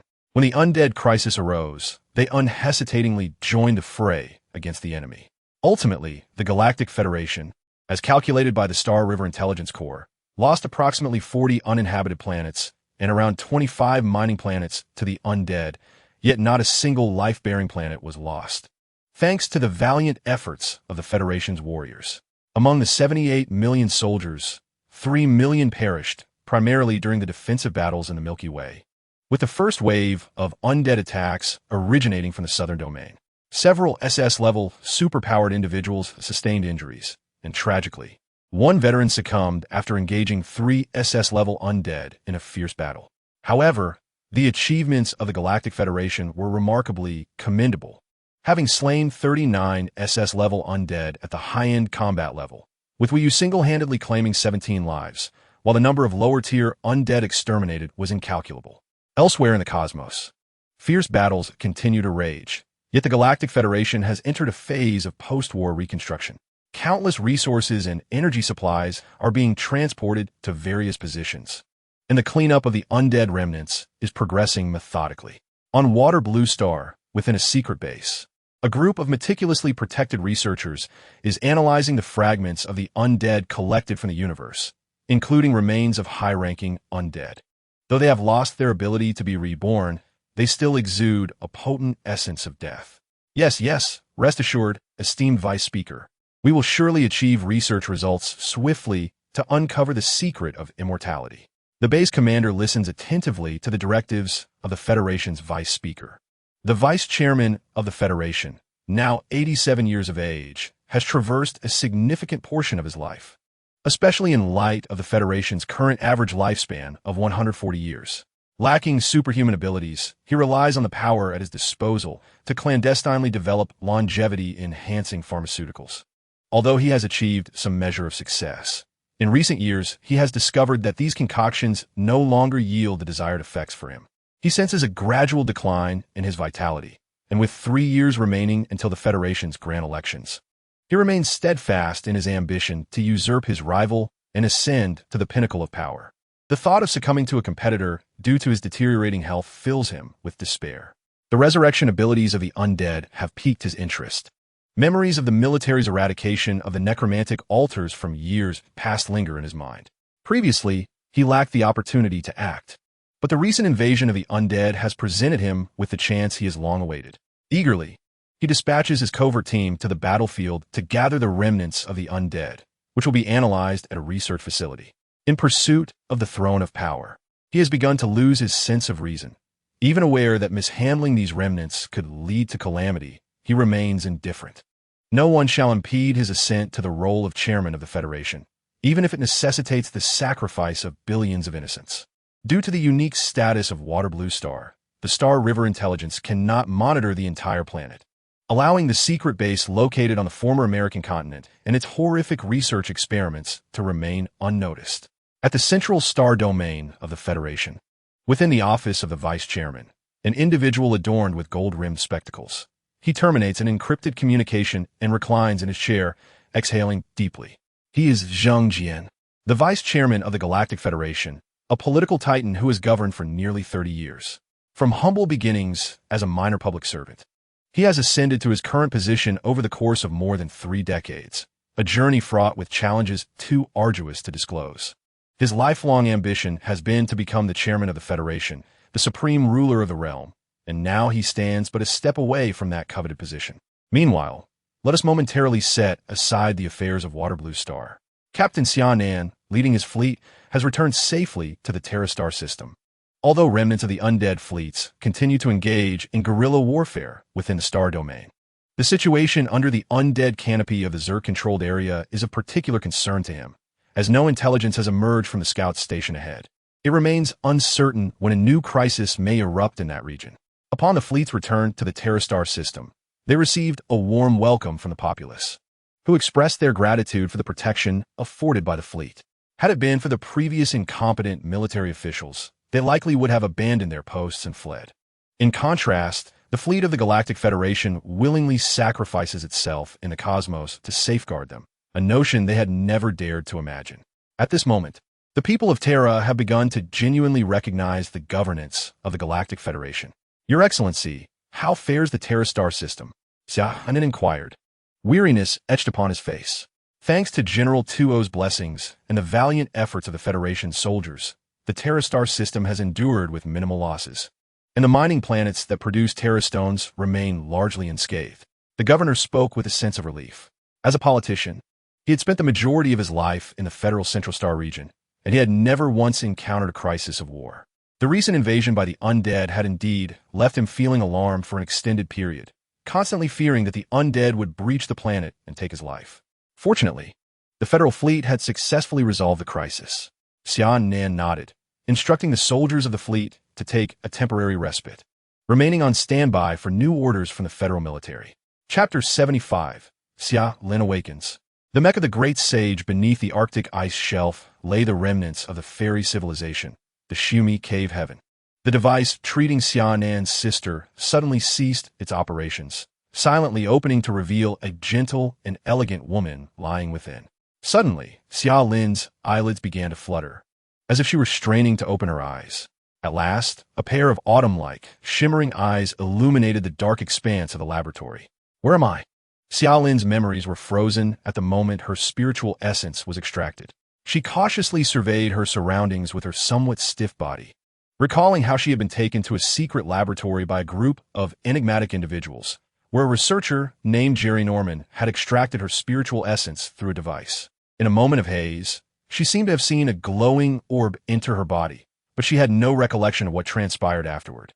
A sharp pain throbbed in her head, akin to a red-hot iron rod stirring within. Once Xia Lin ceased her recollections, the pain gradually subsided.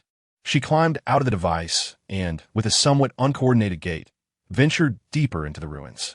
As she began to acclimate to her body, her steps grew increasingly fluid. She yearned to escape this place, concerned for her parents and younger brother, Xia Nan, wondering if they were worried about her. Xia Lin quickened her pace, as the latent superpower within her began to awaken, causing her superpower index to soar like a speeding train. 100, 1,000, 10,000, 100,000, 500,000. Her superpower index surged to over 7 million before finally stabilizing. In mere moments, she transformed from an ordinary individual into a formidable SS-level late-stage powerhouse. Those who had diligently trained yet failed to break through to the SS level would likely feel their resolve shatter upon witnessing this scene, succumbing to despair. In truth, this was merely Xia Lin fully unleashing her potential, augmented by the effects of the fairy civilization's device, resulting in this miraculous transformation. The flow of time around Xia Lin seemed to alter, and her figure moved with astonishing speed, allowing her to effortlessly pass through the walls of the ruins and enter the depths of the Shumi cave heaven, a place no one had ever ventured before. The rows of stone sculptures lining the passage stood like dutiful guardians, safeguarding this ancient site that had withstood the test of time. The walls were adorned with a wondrous mural, depicting the tail of a monkey. Atop a mountain stood a colossal boulder, within which a remarkable being was nurtured. This creature seemed inherently wise, gradually maturing with the passage of time.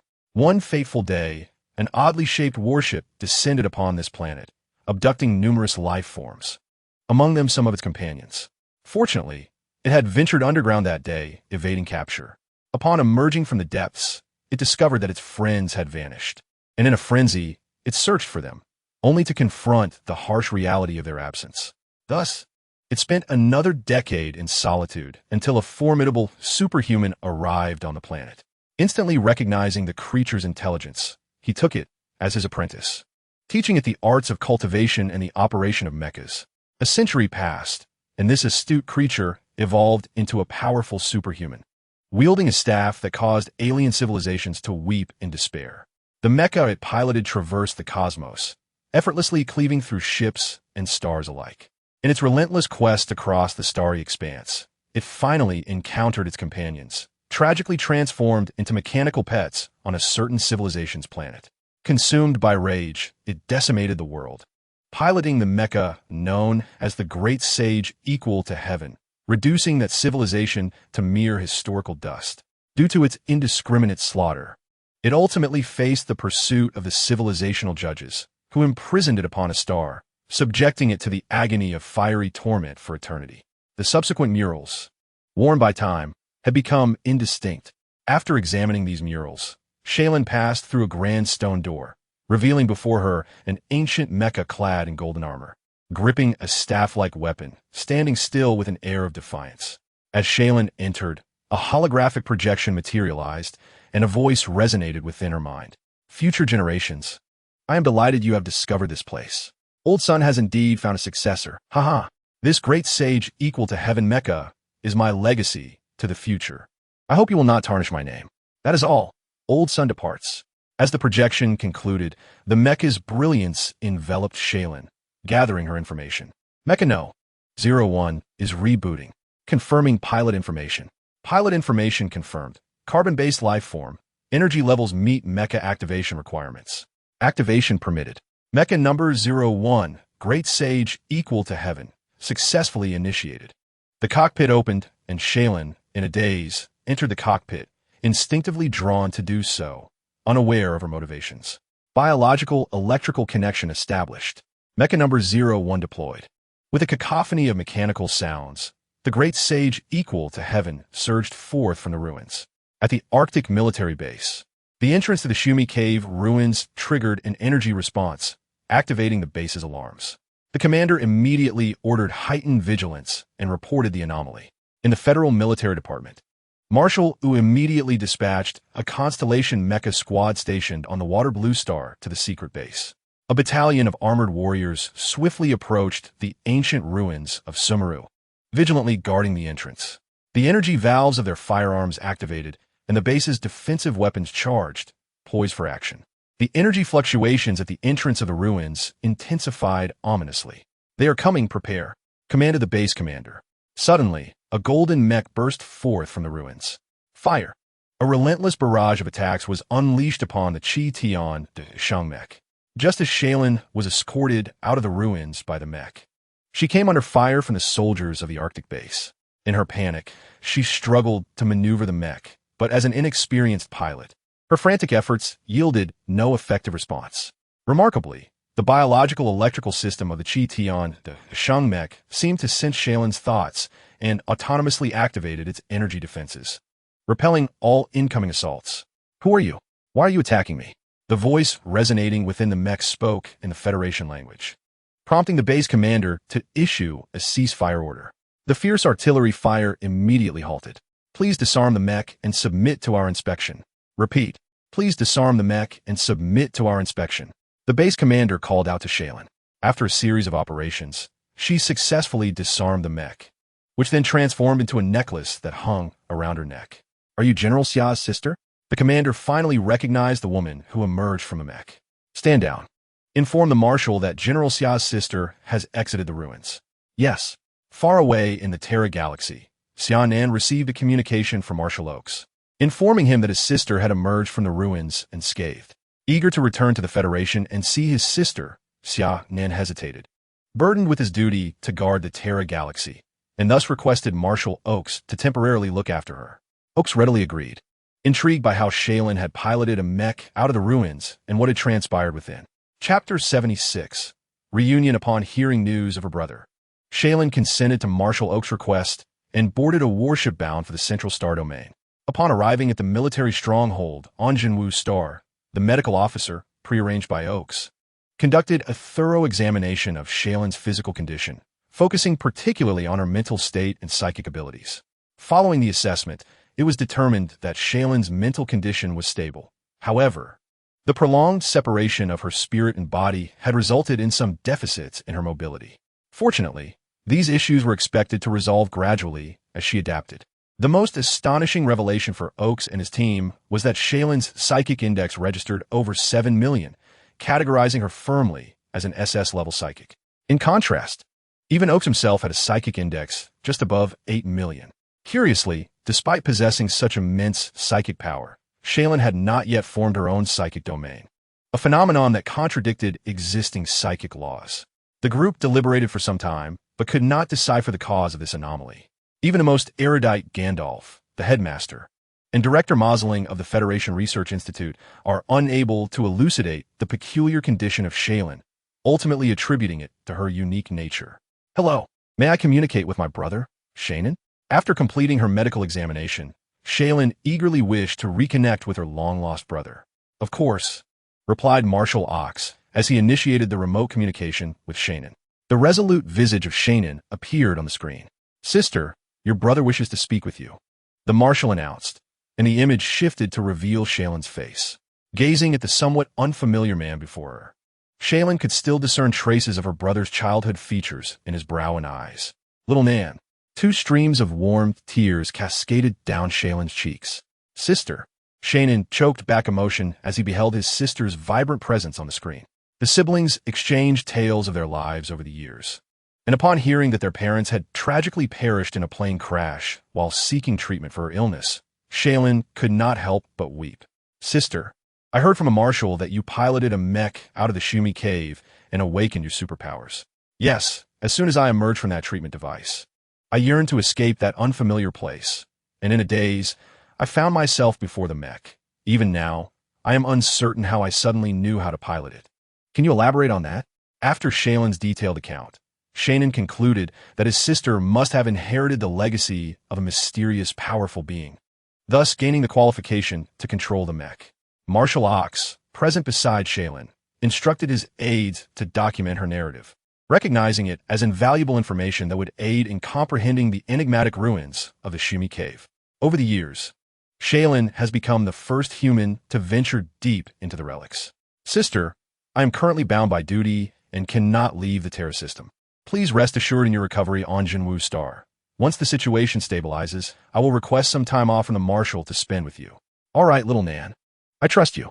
Xia Nan reflected on how her brother had matured from a mere child into a formidable general of the Federation, capable of safeguarding countless citizens. She believed their parents would be proud of Xia Nan's achievements. Xia Nan is now a powerful SS-class superhuman, one of the pillars of the Federation. You need not worry excessively about him. It is your own health that concerns me. Marshal Ox hesitated to continue. I understand. Marshal, please instruct me on how to master my superpowers and pilot the mech, Xia Nan earnestly requested. You may first attend the Federation University for further studies. I am certain that Headmaster Gandalf will be delighted to mentor such a prodigy. Indeed, I would be most pleased. Headmaster Gandalf responded warmly with a smile. Thank you, Headmaster Gandalf. Xia Nan's emergence had caught the attention of many, as the scene of her being escorted to Jinwu Star by Marshal Ox's battleship was witnessed by numerous onlookers.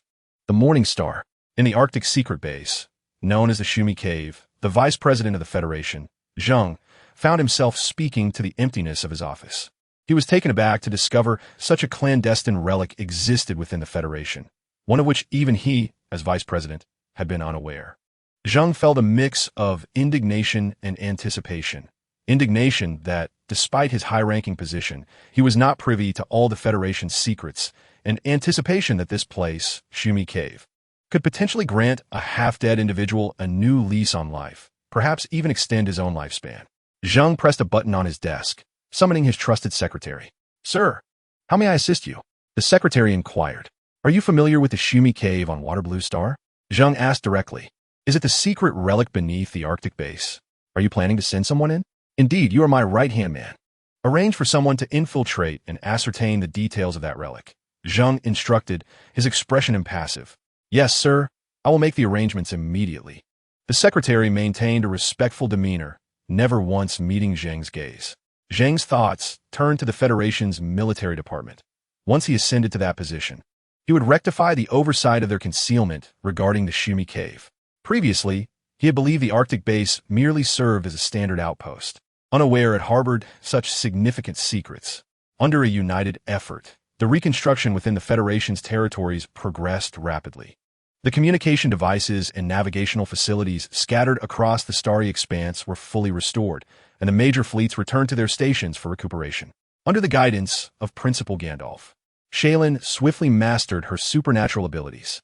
After numerous tests, it was revealed that her power was an exceedingly rare psychic ability, the manifestation of fantasies. This ability, as its name implies, allowed her to bring forth the visions conjured by her formidable mental energy, even to the extent of interfering with cosmic rules, a talent Gandalf deemed to have immense potential. Xia Nan's proficiency in mecha control also advanced remarkably. Her body instinctively executed complex mecha maneuvers, which Gandalf speculated was linked to her experiences during her time away. Xia Nan, your command of both your supernatural abilities and mecha operations has become quite adept. Your supernatural index has surged by 100,000, and although it remains unclear why you have not yet mastered the domain, you have surpassed the 1,000,000 threshold in your powers. Rest assured, your current state is stable, and there is no need to worry about energy fluctuations affecting you. Principal Gandalf expressed with satisfaction. He recognized Xia Nan as a genuine prodigy, akin to the young Annie of yesteryears, possessing the potential to become one of the Federation's mightiest. Thank you, Principal Gandalf, for your dedicated guidance during this time. Xia Nan expressed her gratitude. It is your own talent that has led to this progress, Gandalf replied with a smile. Xia Nan expended considerable effort to eliminate all the wandering soldiers of the undead race surrounding the Terra galaxy, successfully reclaiming several mineral star systems under the control of the Federation. Meanwhile, the dormant Zerg-controlled territories exhibited unusual activity, promptly reported to Xia Nan by intelligence personnel concealed nearby. Chapter 77.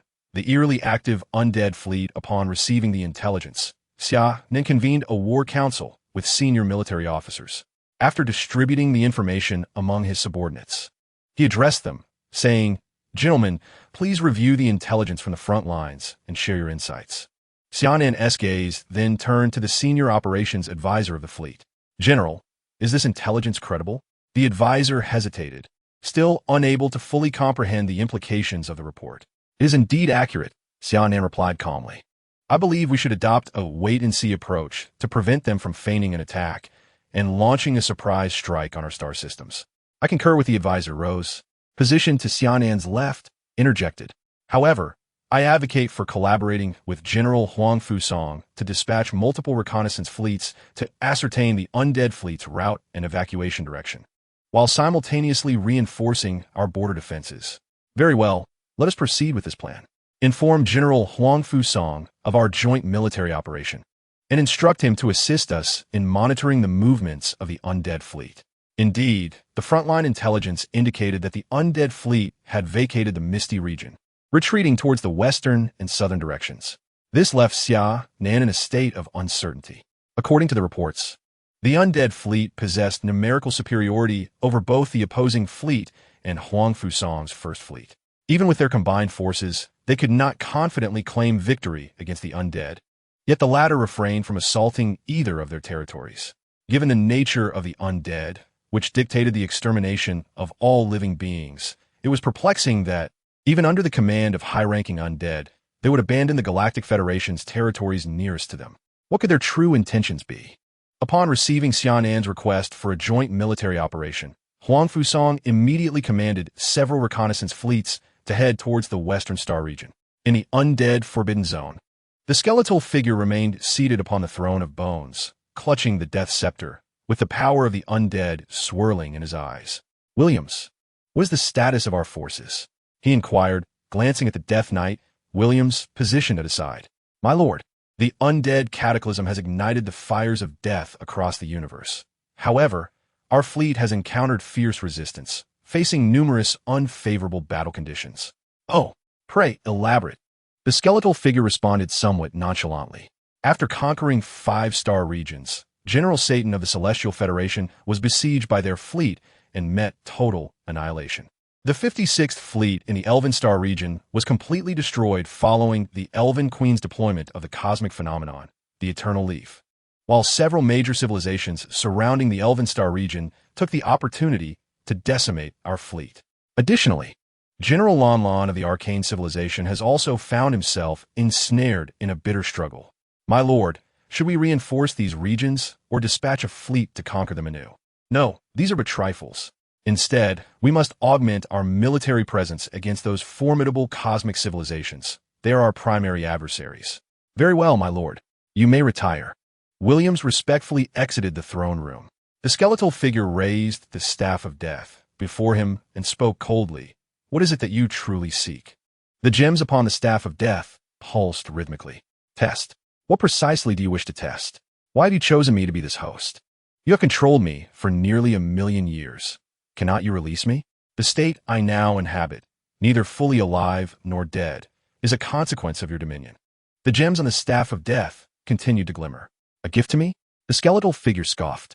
"I would rather have perished long ago than exist as this unfree puppet."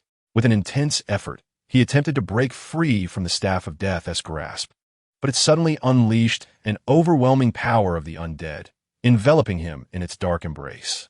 A series of anguished cries erupted from his lips, and gradually, tranquility returned to the throne room, as the skeletal figure seemed to succumb to slumber. The undead fleet split into 2 paths, entering the realms of the River of the Dead and the Western Unknown Star Domain. The reconnaissance fleets of the Otherworldly Fleet and the First Fleet meticulously monitored their trajectories. They remained motionless, even refraining from attacking alien starships that ventured close to their course. It appeared they had a distinct objective to fulfill. Their peculiar behavior only heightened the sense of unease for Xia Nan and Huangfu Song, who dared not relax their vigilance. Dispatching special teams to continue tracking them even as they departed from the Dark Star armed Xia Nan pondered the name River of the Dead. This was the site of the final battle of the first undead cataclysm hundreds of thousands of years prior, now overrun by chaotic energy, bizarre creatures, and black holes. Without a specific route, no one could guarantee safe passage through this treacherous star domain. What purpose did the undead fleet have in venturing there? Xia Nan suspected that the fleet heading to the Western Star domain aimed for the location where they had previously been ensnared, a place throbbing with undead energy, likely serving as their secret stronghold. Xia Nan felt a headache coming on. The intentions of the undead were utterly inscrutable. He contemplated allowing them to act freely, yet his instincts warned him that something was amiss. Thus, he made a bold decision. He resolved to personally pursue the undead fleet heading to the River of the Dead. With the exceptional capabilities of the light of the galaxy, he was confident in his ability to navigate safely through the treacherous waters of the River of the Dead. Summoning his officers, Xia Nan articulated his decision. They all urged him to refrain from taking such risks.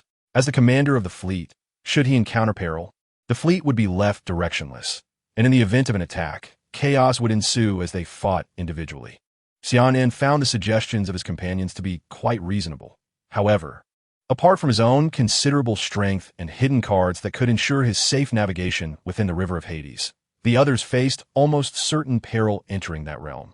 He could not bring himself to allow his subordinates to perish needlessly. Thus, he resolutely declined their proposals, stating, "My decision is made. Execute the orders. From now on, I entrust the fleet to your temporary command, with Mo Qiangwei serving as the commander-in-chief. The rest should assist her diligently."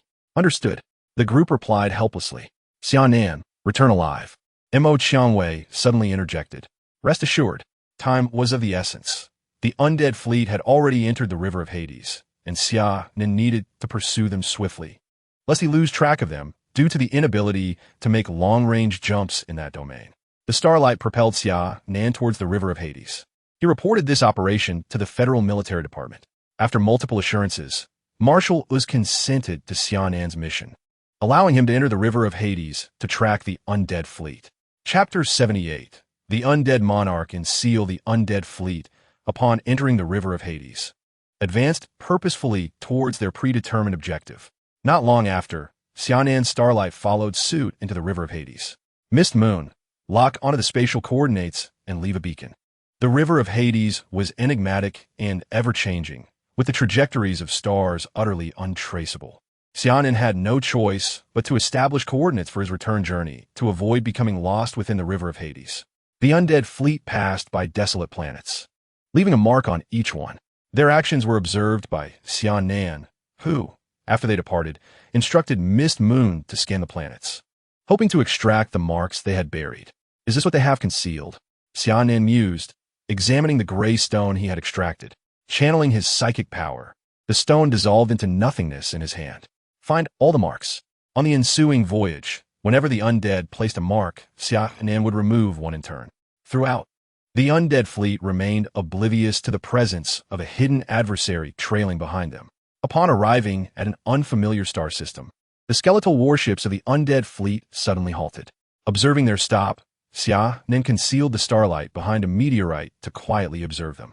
In the star system ahead, 7 planets revolved around a central star, gradually aligning in a formation reminiscent of 7 stars in a row. The leading warship emitted a beam that pierced through the 7 planets. An uncanny scene unfolded as a jump wormhole abruptly appeared in the cosmos, prompting the undead fleet to rush towards it en masse, one skeletal warship after another vanishing into the starry expanse. Once the entire undead fleet had entered the wormhole, Xia Nan piloted the starlight to the entrance of the wormhole as well. "Mist Moon, can you ascertain where the wormhole leads?" As the search commenced, an unusual energy disturbance rendered the coordinates indeterminate. At this moment, Xia Nan found himself in a quandary, vacillating over whether to proceed. If the opposing faction had set a trap, he would be ensnared. Yet if he refrained from entering, he would remain oblivious to their intentions, rendering his solitary venture perilous and fruitless. Caught in this dilemma, the wormhole before him offered no respite for contemplation. The celestial alignment of the 7 stars was fleeting. As the positions of the planets shifted, the wormhole began to exhibit unstable fluctuations, gradually diminishing in scale. Desperate, he resolved to send the coordinates back to the Federation. Xia Nan piloted his warship into the wormhole, successfully breaching its threshold just as it was on the verge of closure. Unlike the conventional wormholes he was accustomed to, this one was entirely still. Through the ship's viewport, he could discern the meteorites that had strayed into the wormhole, suspended in midair, alongside remnants of what appeared to be warships. The fleet of the undead, which had entered earlier, loomed nearby, yet they remained utterly oblivious to Xia Nan's presence. Before he could further scrutinize this peculiar wormhole, the surrounding objects began to accelerate, as if time itself were hastening. The distance between him and the fleet ahead suddenly stretched into infinity, and moments later, they were propelled out of the wormhole into the vastness of space. Where am I? Gazing at the familiar celestial vista, Xia Nan's intuition suggested he had encountered this scene before, yet he was certain he had never traversed this star domain. The undead fleet pressed onward, arriving before a sealed relic. From their ranks, a cadre of high-ranking undead emerged, and their leader, upon confirming their location, produced a crystal imbued with the power of the undead. After a brief manipulation, he placed the crystal upon the sealing compass that guarded the relic. The potent energy of the undead began to corrode the sacred light that sealed the relic, yet the sanctity of the light proved resilient, resisting the encroachment of the undead's might with notable persistence. As Xia Nan delved into his memories, he finally recalled where he had encountered this starry expanse. It was a scene from the temporal regression he experienced alongside General Huang Fusong upon their return to the Federation. This place should be where the Holy Empire Alliance had sealed the remains of several undead monarchs. Oh no, were these undead attempting to unleash the remnants of those monarchs? But they had long since perished and could not be resurrected. What could their intentions be in unsealing these remains? While Xia Nan found their actions perplexing, he was resolute in his determination to thwart their plans. The Starlight warship entered a cloaked state, gradually approaching the skeletal fleet suspended in the cosmos. As he drew near, he instructed Wei Yu to release a series of miniature explosive insects that attach themselves to the skeletal warships. Once these miniature explosive insects are detonated, they will induce intense spatial tremors, tearing apart the barriers of dimensional space. At that moment, as long as Xia Nan pilots the Dawnlight Mecha, he will be able to unleash an enormous spatial banishment, effectively sealing the fate of the undead fleet. The undead are currently fixated entirely on the seal before the ruins, fervently anticipating its unsealing, utterly oblivious to Xia Nan's stealthy betrayal. After a considerable amount of time, Xia Nan has finally affixed miniature explosive insects to each skeletal warship. All is in readiness, awaiting the opportune moment for the undead to break the seal, which will coincide with Xia Nan's banishment of them. As time ticks away, the seal before the ruins, weakened by the passage of time, ultimately succumbs to the relentless erosion of the undead. At the moment the seal shatters, the leading undead command a squad of low-tier undead to enter the ruins and retrieve the remains of several undead monarchs. As soon as they step into the ruins, they are incinerated by the residual holy light energy. Undeterred, waves of low-tier undead, under the compulsion of higher-tier undead, continue to enter the ruins, hoping to exhaust the holy light energy through sheer numbers. Hiding in the shadows, Xia Nan observes the undead's reckless tenacity with quiet admiration. It is no wonder that the undead race sweeps through the cosmos, their fearless resolve unmatched by any civilization other than the insectoid race. The low-tier undead mindlessly surge into the ruins, extinguishing the energy, and their ranks steadily advance. Eventually, they successfully delve deeper into the ruins, retrieving 3 stone coffins and placing them upon the ground. Open.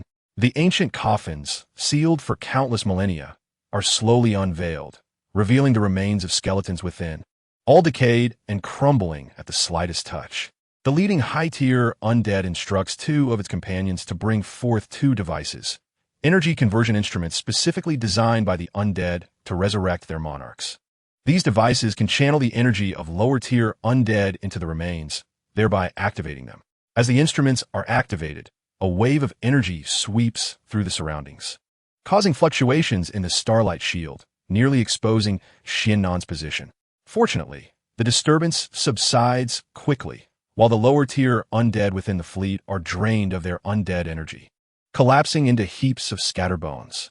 Gradually, the remains of the undead monarchs begin to emanate dark light, and the decayed cracks upon them vanish under the influence of the undead energy. Xia Nan realizes that he cannot afford to wait for their resurrection, as he fears he may soon be overwhelmed. He inquires of the warship's AI, Mistmoon. Mistmoon, have you locked onto the wormhole coordinates? Not yet. The spatial fluctuations here are anomalous, making it difficult to accurately lock onto the wormhole coordinates. How much longer will it take? As Xia Nan observed the skeletal remains gradually reassembling under the influence of the necromantic force, a sense of urgency gripped him deeply. The coordinates of the wormhole had been pinpointed, and its activation was imminent. The response from Wu Yu brought him a measure of relief. Then let us set our plans in motion. Xia Nan piloted the dawnlight mecha away from the Star River's radiance, commencing energy accumulation amidst the cosmos. The aberration of void energy drew the attention of the undead, prompting them to dispatch several warships to confront Xia Nan. The remaining undead continued to encircle the ruins, safeguarding the remains of the fallen necromancer lords. The weapon systems charged, energy at 50, 70, 90, and finally fully charged. At the moment when the energy of the dawnlight reached its zenith, Xia Nan activated his domain, infusing the mecha with all his superhuman energy. A rift, resembling a black hole, formed in the fabric of space, accompanied by the detonation of miniature explosive worms, emerging within the celestial expanse. A powerful suction ensued, compelling even the dawnlight mecha to be drawn towards the rift. The Star River's radiance swiftly approached to extract Xia Nan aboard the warship. Hurry! The Star River's radiance reopened the wormhole, fleeing amidst the lifeless gazes of the undead. Everything within that celestial domain was relentlessly drawn into the rift, banished to an unknown realm. The Star River fell silent, with faint spatial fissures intermittently flickering. A skeletal arm, still bearing remnants of flesh, breached a spatial rift, forcibly escaping. This was one of the necromancer lords, who had just awakened his consciousness. Faced with the peril of banishment to an alien dimension, he forcibly absorbed the necromantic energy from the other lords into his own being. With a momentary surge of energy, he tore open a spatial fissure. However, after enduring the ravages of spatial forces, his already weakened form suffered further devastation, causing his rank to plummet to the pinnacle of SS level. He oriented himself and soared deeper into the cosmos. Chapter 79. The unfathomable retreat of the undead Xia Nan, aided by the Star River's radiance, escaped the celestial domain. Nevertheless, the positioning of the wormhole's activation remained influenced by his earlier spatial banishment, resulting in a slight deviation in coordinates. Upon returning to the Seven Stars Conjunction star system, Xia Nan prepared for his return journey along the marked coordinates. The undead's ability to navigate the River of the Dead with such ease instilled a sense of trepidation within him. This celestial realm had only formed after their defeat at the hands of the Holy Empire Alliance. They should not, and could not, be so familiar with it. Xia Nan found himself questioning whether the Holy Empire Alliance had truly vanquished all of these undead so many years ago, a thought that sent shivers down his spine. On the return journey, I encountered a celestial beast wandering through the starry sky. With a deft maneuver, Xia Nan piloted his mech and swiftly dispatched the creature. Originally, he intended to extract the crystal core from its body, but before he could act, the Star Eater, Kola, acted with remarkable speed, devouring the celestial beast whole, skin and all. It was Xia Nan's first experience witnessing the Star Eater consume such a substantial morsel, and the sight was almost unbearable. Can one imagine a charming creature with the body of a cat, suddenly possessing a head as large as a battleship?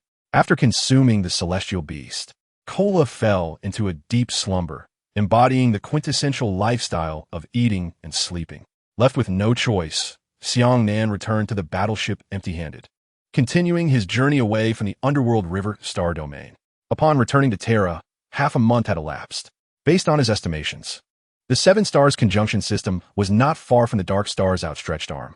As soon as he arrived at the outpost, Xia Nan promptly reported his findings to the federal military. Marshal Oakes, upon learning of Xia Nan's discoveries, commended his efforts, but cautioned him against undertaking such reckless endeavors in the future. Gratefully, Xia Nan accepted the marshal's advice. Yet he was aware that should he face a similar situation again, he would likely venture forth. Some tasks must be undertaken, and rather than sacrificing others, it was wiser for him, whose chances of survival were higher, to take the risk. 3 months after Xia Nan's return, a shift began in the onslaught of the undead cataclysm. According to intelligence gathered by the Federation from various civilizations, it appeared that the undead fleet had abruptly ceased its offensives and retreated from major civilized star domains. The few cosmic civilizations in the universe faced unprecedented hardships during this period. Besieged by heavy forces, they paid a tremendous cost to merely preserve the flicker of their civilization.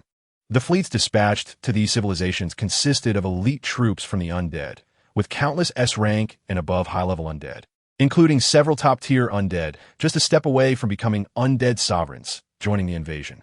The major cosmic civilizations were caught off guard by the ferocious assaults of the undead, suffering heavy losses. The doomed sect was directly relegated from a cosmic civilization to a star domain-level civilization.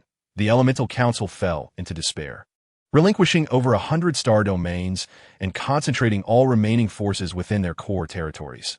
The Free Federation fared even worse, besieged by 2 elite fleets of the undead, leading to their civilization's collapse, with even their cosmic wonders succumbing to the influence of undead power. Other powerful civilizations and cosmic forces also faced varying degrees of attacks from the undead fleets, with losses ranging widely, and several civilizations faced total annihilation. In contrast, smaller civilizations like the Galactic Federation, the Elven race, the Fire Spirit race, and the Blood Moon civilization, classified as lower-tier star domain civilizations, sustained little damage, managing to preserve their respective flames of civilization. In the face of the sudden retreat of the Undead Legion, the civilizations across the various star regions, initially poised to unite for a counteroffensive, were left only to witness the fading silhouettes of the undead fleet, unable to locate their stronghold. Thus, their efforts came to naught, and each returned to their respective domains to nurse their wounds. This cataclysmic plague of the undead that swept through the cosmos concluded abruptly, lacking a definitive resolution. In the distant realm of the undead sanctum, amidst the thrones, a skeletal figure grasped the staff of death, his lifeless gaze flickering with turmoil. What do you truly mean? Is this the end of the trial? Should those civilizations become aware of your actions, they would undoubtedly devise every means to bring you down. Even if you are a wretched entity of this universe, could you not grant me the mercy of death? I implore you, spare me. The skeletal figure pleaded in an uncharacteristic display of desperation. Yet, the staff of death remained unresponsive to his entreaties. What purpose do your elaborate schemes serve? The Abyssal Clan from the Dark Cosmos is also a product of your machinations, as were those civilizations that once dominated the universe. The skeletal figure incessantly questioned the staff of death, but it continued to offer no answers, and a surge of potent necromantic energy engulfed him. When the shroud of necromantic mist dissipated, the skeletal figure returned to his former aloof demeanor. Williams, dispose of all returning fleets. Do not allow those civilizations to trace our location here. Command all high-ranking undead of S rank and above to return to the sanctum, seal the sanctum, and await the next summoning. Yes, my lord. As the loyal subordinate, Williams executed his orders with meticulous precision. Once Williams departed, silence engulfed the thrones once more. You are but a mere puppet. Fulfill your role and nothing more. Freedom is beyond your grasp. Humph. A resounding and divine voice suddenly echoed within the throne room. In this universe, I alone am the eternal sovereign. Odin, the heavenly emperor, the star emperor, mere defeated foes. The majestic voice gradually faded away, leaving the throne room as if nothing had transpired. Meanwhile, Xia Nan, leading the Beyond Fleet, conducted a thorough search of the surrounding star regions, confirming that the undead calamity had passed and peace was restored. The Federation conveyed similar news, prompting jubilant cheers among the populace. The existential dread caused by the undead plague had unsettled them all. They had feared the war might endure for decades, yet they never anticipated its swift conclusion. In less than 2 years, the undead had vanished once more. The military command of the Federation issued an order to hold a grand farewell ceremony for the fallen soldiers of this conflict, while also bestowing honorary medals upon those who had made significant contributions during the war. Xia Nan received the directive to lead the officers of his fleet back to the Federation for the honor ceremony. After attending to the fleet's military affairs, Xia Nan, accompanied by Mo, Xiangwei, and others, returned to the Federation's domain. Chapter 80. The Commendation Ceremony as the Starlight. Warship docked at the Jinwu Star Spaceport. Several hovering military vehicles came to a halt beside the ship's gangway. Xia Nan and his companions descended from the vessel, taking in the sight of numerous warships of various sizes surrounding them, all belonging to the Federation's star regions, gathered to partake in the commendation ceremony. Among them, several somber black ships drew the attention of the crowd. These vessels were designated for the transport of the ashes of fallen soldiers. Each ship contained the remains of countless brave warriors, destined for interment in the Jinwu Star Martyr Cemetery. This was a tribute to their valor and a solemn homage to their sacrifice. The rhythmic sound of polished military boots echoed as Federated soldiers descended from the warships, bearing urns of ashes and forming ranks in the spaceport plaza. This poignant scene moved many soldiers present to tears, as some of these urns likely contained the remains of their comrades or loved ones. In truth, those who could return home, even in such a manner, were among the fortunate. Countless other fallen Federation warriors have been reduced to cosmic dust, annihilated under the onslaught of interstellar weaponry, leaving no trace behind. Most of the urns contained only the personal effects of the fallen soldiers, serving as their representation. Once the formation was complete, large transport vehicles arrived from outside the spaceport to collect the remains of these heroes. General, it is time for us to depart. A junior officer dispatched by the military whispered to Xia Nan, reminding him of the need to report to military headquarters. Let these brave souls go first, Xia Nan responded, his tone resolute. The junior officer did not contest his words. As the transport vehicles passed before him, Xia Nan called out, "Salute!" Instantly, the soldiers remaining in the spaceport raised their right fist to their hearts, paying their respects to the martyrs. Only after all the transport vehicles had exited the spaceport did they lower their hands. Let us proceed to the military headquarters. Yes, sir. The junior officer opened the vehicle door for Xia Nan. He entered alongside his aide, Mo Xiangwei, and the hovering vehicle glided away from the spaceport, heading towards the military headquarters building. War is invariably brutal, Xia Nan mused, a sense of melancholy enveloping him. During the heat of battle, witnessing the fearless soldiers charge towards the enemy, the intensity of the moment dulled such reflections. There was little time to contemplate beyond the immediate necessity of combat. However, in the aftermath of conflict, scenes like these invariably led him to ponder his own fate should he meet a similar tragic end. He might also become but a patch of earth, quietly resting beneath the vast expanse of the stars. The atmosphere within the vehicle grew heavy with this somber sentiment as it came to a quiet stop before the military headquarters. General, we have arrived at the headquarters. The junior officer's voice broke through Xia Nan's reverie. Thank you for your efforts.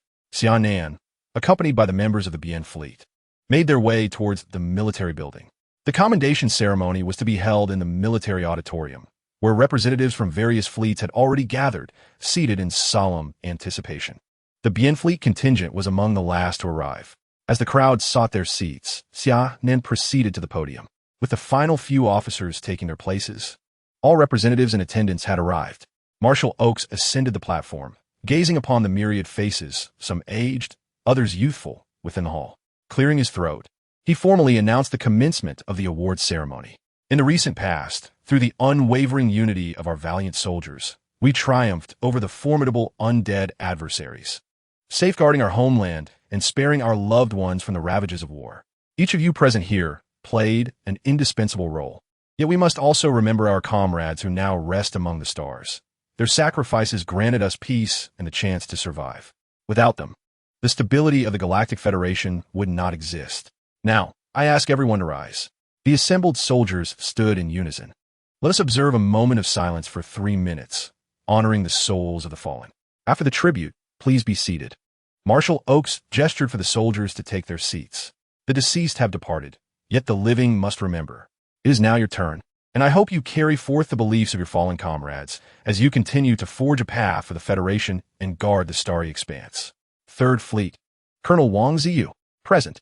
In recognition of your outstanding performance in this war, I bestow upon you the Silver Star Medal. Fifth Fleet, Lauren Rom, present. In acknowledgement of your remarkable contributions during this conflict, I award you the Silver Star Medal. One by one, the soldiers were called by Marshal Oakes, each receiving their medals based on merit. A total of 357 Silver Star medals, 89 Blue Moon medals, 31 Radiant Sun medals, and 9 Galactic medals were awarded. Those who received the Galactic medal had made monumental contributions to the war effort, their wounds, untreatable even by the Federation's genetic technology, evoking only a sigh from Marshal Oaks. The award ceremony concluded after a brief span, and the attendees prepared to proceed to the Galactic Martyrs Cemetery for the farewell ceremony for the fallen. This event would be broadcast live across the magical network, allowing citizens throughout the Federation, even those as distant as the Terra system, to witness it. As the solemn anthem of the Galactic Federation resonated, the gravestones of the martyrs were erected. Relatives of the fallen wept inconsolably at the sight. Several female officers could not help but bow their heads in sorrow. Even veterans like Xia Nan, accustomed to the heart-wrenching cycles of life and death, felt a twinge of emotion.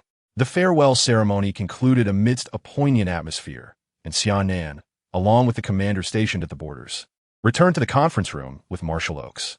With a wave of his hand, he signaled for everyone to take their seats and began. This war has unfolded in a peculiar manner, and its resolution is equally enigmatic. Although the undead have retreated, we must remain vigilant. The fleet at the borders of each star sector must be on alert. This disaster has also revealed certain deficiencies within our Federation's military. Aside from the 8 major fleets maintaining an adequate level of combat readiness, the remaining fleets in various star domains exhibit a strikingly unsatisfactory performance. Some fleet commanders are nothing short of a disgrace to the military. Faced with the enemy, their first instinct is to evade rather than confront. These parasites must be expeditiously expelled from the military ranks. The post-battle high-level meeting extended into the evening, and after thorough discussions, reforms to the current military configuration were proposed. Marshal Oaks also reached out to the Federal Bureau of Security to arrange pathways for retired soldiers. Firstly, each star domain fleet will maintain a total of 500 soldiers, with rotations occurring annually to different border star domains for training. Secondly, a portion of aged veterans will be retired and assigned to various planetary security bureaus, fostering a rejuvenation of the military. Thirdly, a comprehensive internal audit of the military will be conducted to expel any detrimental elements. Fourthly, the Federal Mecha Research Center will expedite the deployment of new mechs across all domains. In total, 8 measures were outlined to reform the military's current state. Upon exiting the military headquarters after the meeting, Xia Nan spotted a figure that had been weighing on his mind. Chapter 81. Siblings Reunited Sister. The figure before him was none other than his sister, Xia Nan. Upon hearing that Xia Nan was attending the award ceremony at Jinwu Star, she had requested a starship from Principal Gandalf to travel from the Academy to Jinwu Star. Upon her arrival, Xia Nan and the others were engaged in a post-battle meeting with Marshal Oaks, and Xia Nan had patiently waited outside the military building for several hours until the meeting concluded. As Xia Nan emerged, she immediately recognized his tall, imposing figure, both unfamiliar and familiar. Xia Nan. The face of the dashing young man seemed to overlap with the visage of her younger brother, evoking a wave of nostalgia. Although they had seen each other via video not long ago, Xia Lin reached out, grasping Xia Nan's arm tightly, her voice brimming with excitement. Xia Nan, you've grown up. You're more robust and tanned. Sister, are you well? Xia Nan's voice trembled slightly. This was his first time seeing her in person since her recovery. Observing her well-being filled him with immense relief, affirming that his arduous journey across the star domains to bring her back from the glorious empire had been worthwhile. I am well, truly, Xia Lin replied, her voice choked with emotion. Let us walk, and you can share your experiences during this time, Xia Nan said, assisting her toward the accommodation arranged by the military. Along the way, the siblings exchanged stories, each recounting their recent experiences. Xia Nan delicately touched upon his encounters with the undead fleet, consciously downplaying the perilous aspects. Despite his efforts to soften the narrative, Xia Lin clenched her fists in concern for her brother's tribulations. Xia Nan relished the feeling of being cared for, which alleviated his sense of solitude, reminding him that he still had family who cared. Sister, I heard from the Marshal that your superpower index has reached the late SS level. Is that true? Xia Nan still finds it hard to believe that his sister could ascend from an ordinary individual to an SS-level powerhouse. Such a transformation seems to defy the very laws of the universe. Sister, could you perhaps demonstrate your superpowers for me? Xia Nan resolved to personally experience Xia Lin's extraordinary abilities to ascertain if there was anything unusual about them. As Xia Lin summoned her internal reservoir of superpower, an ethereal energy sword materialized before her, a manifestation of the highest form of energy her current capabilities could conjure. The sudden appearance of this energy sword left Xia Nan astounded. The method of creating such an entity from thin air transcended the conventional understanding of superpowers. This force resembled something that only deities in myth could wield. While Xia Lin harnessed her superpowers, Xia Nan simultaneously expanded his perception, yet he sensed no abnormalities or discomfort emanating from her. What should have been a torrent of overwhelming energy flowed through Xia Lin's being like a docile kitten. Xia Nan pondered how his sister, who had yet to awaken her domain, could contain such extraordinary energy. Perhaps her physique was uniquely suited for it. As they walked and conversed, they unexpectedly encountered Imo Qiangwei. Upon seeing the gentle woman beside Xia Nan, Imo Qiangwei paused, unsure if she was Xia Nan's sister or merely another admirer. Xia Nan and his sister also noticed Imo Qiangwei a short distance away. "Greetings," Xia Nan acknowledged, while Imo Qiangwei feigned a smile despite her discomfort. "General, I thought I mentioned you could call me Xia Nan in private." "No need for such formalities," he said with a smile. "Xia Nan, might you introduce the lady at your side?" Imo Qiangwei inquired, her tone tinged with a hint of envy. "Oh, I forgot you haven't met my sister yet. This is my sister, Xia Lin, and this is my aide, Colonel Imo Qiangwei, the heiress of the Imo family in the Federation." Xia Nan introduced them to one another. "Sister? So, this is Xia Nan's sister," Imo Qiangwei thought, feeling a sudden lightness in her heart. "Hello, I am Imo Qiangwei," she said, extending her hand to Xia Lin with an air of elegance, her demeanor reflecting the refinement of a well-bred lady, leaving no room for criticism. "Hello," Xia Lin replied, reciprocating the handshake. The two women exchanged pleasantries, momentarily disregarding Xia Nan, who felt somewhat helpless. He had intended to inquire about his sister's recent experiences, but it seemed that opportunity had slipped away. "Sister, I shall return to rest now," he called to their retreating figures before making his way to his room. Meanwhile, the two women engaged in quiet conversation. Upon learning that Xia Lin was Xia Nan's biological sister, Imo Qiangwei resolved to cultivate friendship. Realizing that Xia Nan was quite the enigma to navigate with Xia Lin's presence, she saw an opportunity to shift her focus and perhaps win over Xia Nan through his sister. Xia Lin, too, noticed that Colonel Imo Qiangwei displayed a peculiar concern for her brother, often steering the conversation back to him, eagerly recounting her encounters with Xia Nan. If Shaylin remains oblivious to the fact that this young lady has affections for her brother, Xia Nan, she would indeed be blind. The present Imo Qiangwei possesses commendable attributes. She is charming and graceful, hailing from a well-to-do family, making her a suitable match for her brother. The sole drawback is her status as a federal officer, which poses considerable risks should they both serve together in the future. Nonetheless, Shaylin is still inclined to play matchmaker for Xia Nan and Imo Qiangwei. In the Milky Way, on the planet Water Blue, within a clandestine experimental base, the research on the remains of the undying race has reached a pivotal juncture. The researchers have achieved significant milestones, yet they are hindered by one final step necessary to create a serum capable of enhancing genes and prolonging lifespan. This last hurdle has posed a challenge for the laboratory director. After much contemplation, he decided to initiate a secret communication with the federal vice president, Zheng Jian. What has transpired? Zheng Jian's voice emanated from the communicator. The laboratory director explained the predicament facing their research. A silence ensued on the other end of the line. After a considerable pause, Zheng Jian's voice returned. "Are you certain that the serum will succeed? I require your assurance." "Rest assured, esteemed President. I guarantee with my life that once we obtain the materials, the serum will undoubtedly be successfully developed," the laboratory director asserted confidently. "Good. Await my instructions," Zheng Jian concluded before terminating the communication. In the vice president's office, Zheng Jian's right hand unconsciously caressed the verdant ring adorning his finger as a heavy atmosphere enveloped the room. Half an hour later, Zheng Jian initiated a secret communication, issuing a covert directive to the leader of the assassins, instructing them to collaborate with an insider to pilfer the life serum from the Federal Secret Laboratory. Chapter 82.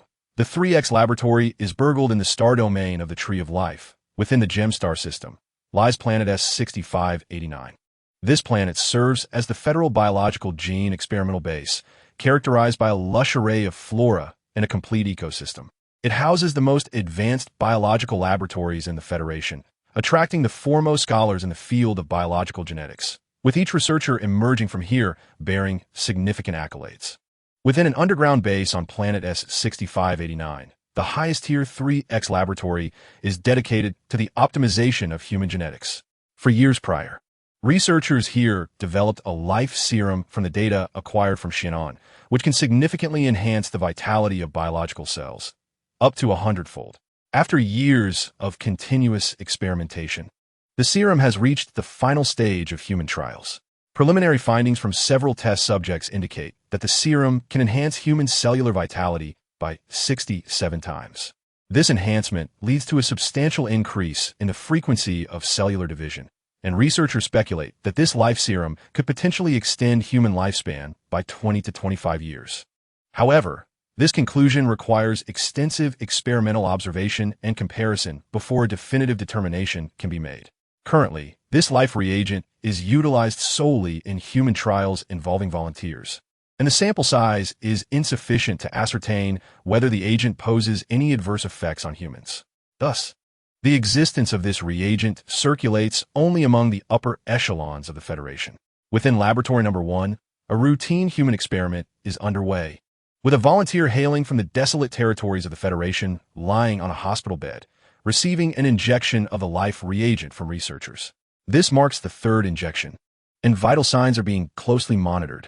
As the emerald-hued solution slowly courses through the volunteer's body, their previously ashen hair begins to sprout lustrous black strands.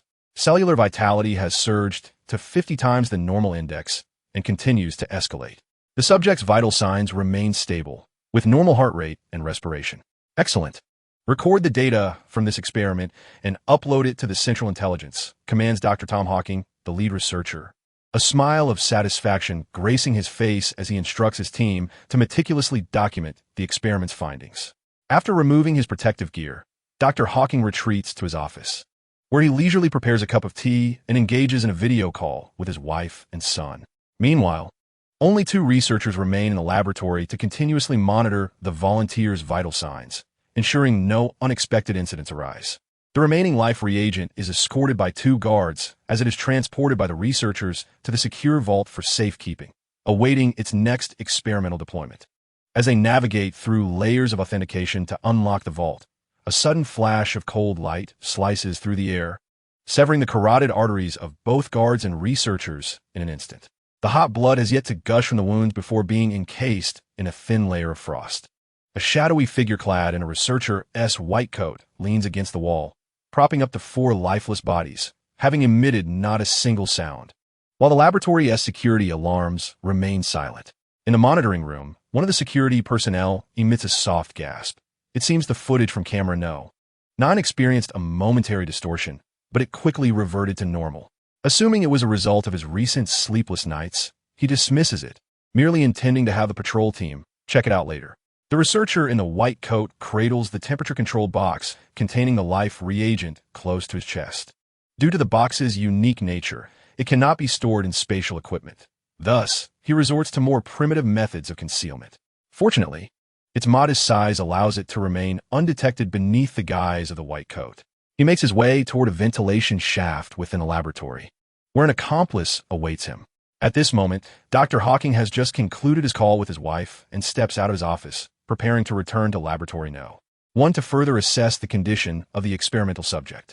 He suddenly notices a hurried figure darting towards the restroom, but he pays it little mind, assuming the researcher is merely in urgent need. The hurried researcher, with a glimpse of the temperature-controlled box peeking from beneath his lab coat, caught the attention of Dr. Tom, who called out to him. In an instant, a blade of ice struck, slicing Dr. Tom's throat. Clutching his neck, he coughed up crimson blood, desperately reaching for the emergency alarm device nestled in his pocket. At last, with great effort, he activated the device, and a piercing alarm resonated throughout the laboratory. The alert reached the Mecha battalion stationed at Planet S6589. 2 elite squads of mechas swiftly assembled and advanced towards the source of the alarm. The researcher who had pilfered the life reagent realized his cover was blown upon hearing the alarm and ceased to conceal his intentions.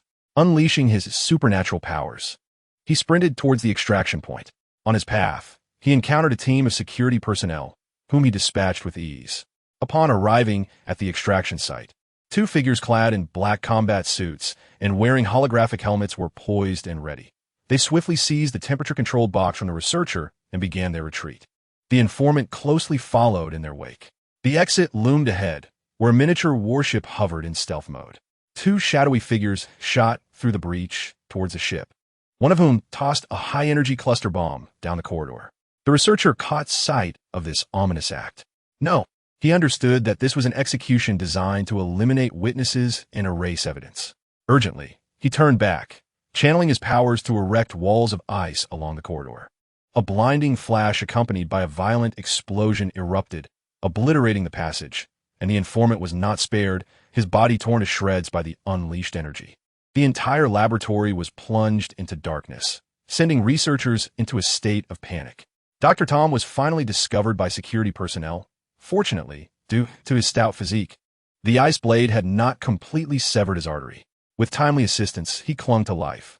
Outside the laboratory, the miniature warship accelerated, escaping the planet's gravitational pull and ascending through the atmosphere of planet S6589 before the mecha squads could arrive.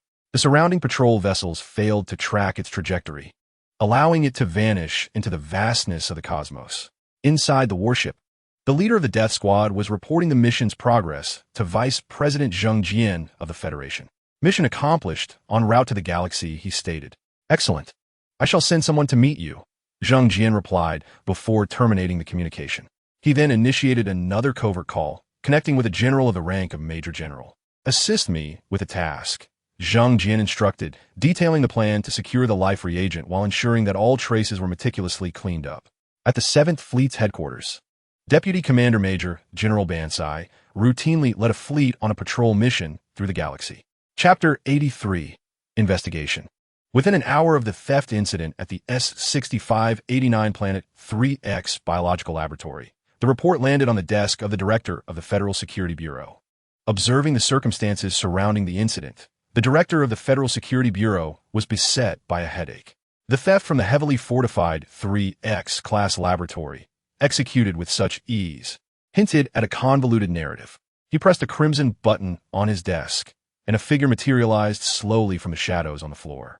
Lead the Shadow Squad to investigate this matter, he commanded, transmitting the case files to the wristwatch of a shadowy figure. True to form, the figure vanished into shadows, leaving no trace behind. This individual was Shadow, the esteemed captain of the Federal Security Bureau's Elite Zero Shadow Squad, an S-class superhuman. Simultaneously, Marshal Oakes of the Federal Army received intelligence from the garrison stationed at planet S6589. What prompts such a brazen attempt to steal from a biological laboratory? Oakes pondered, perplexed by the contents of the report. Adjutant, attend. A colonel entered the office and saluted Oakes. Lieutenant Locke has emerged from the trials of the Path of the Gods. Hasn't he? Oakes inquired. Indeed, Marshal. Lieutenant Locke passed the trials 7 days ago and is currently recuperating on Diamond Star in the galactic system, the colonel replied without hesitation.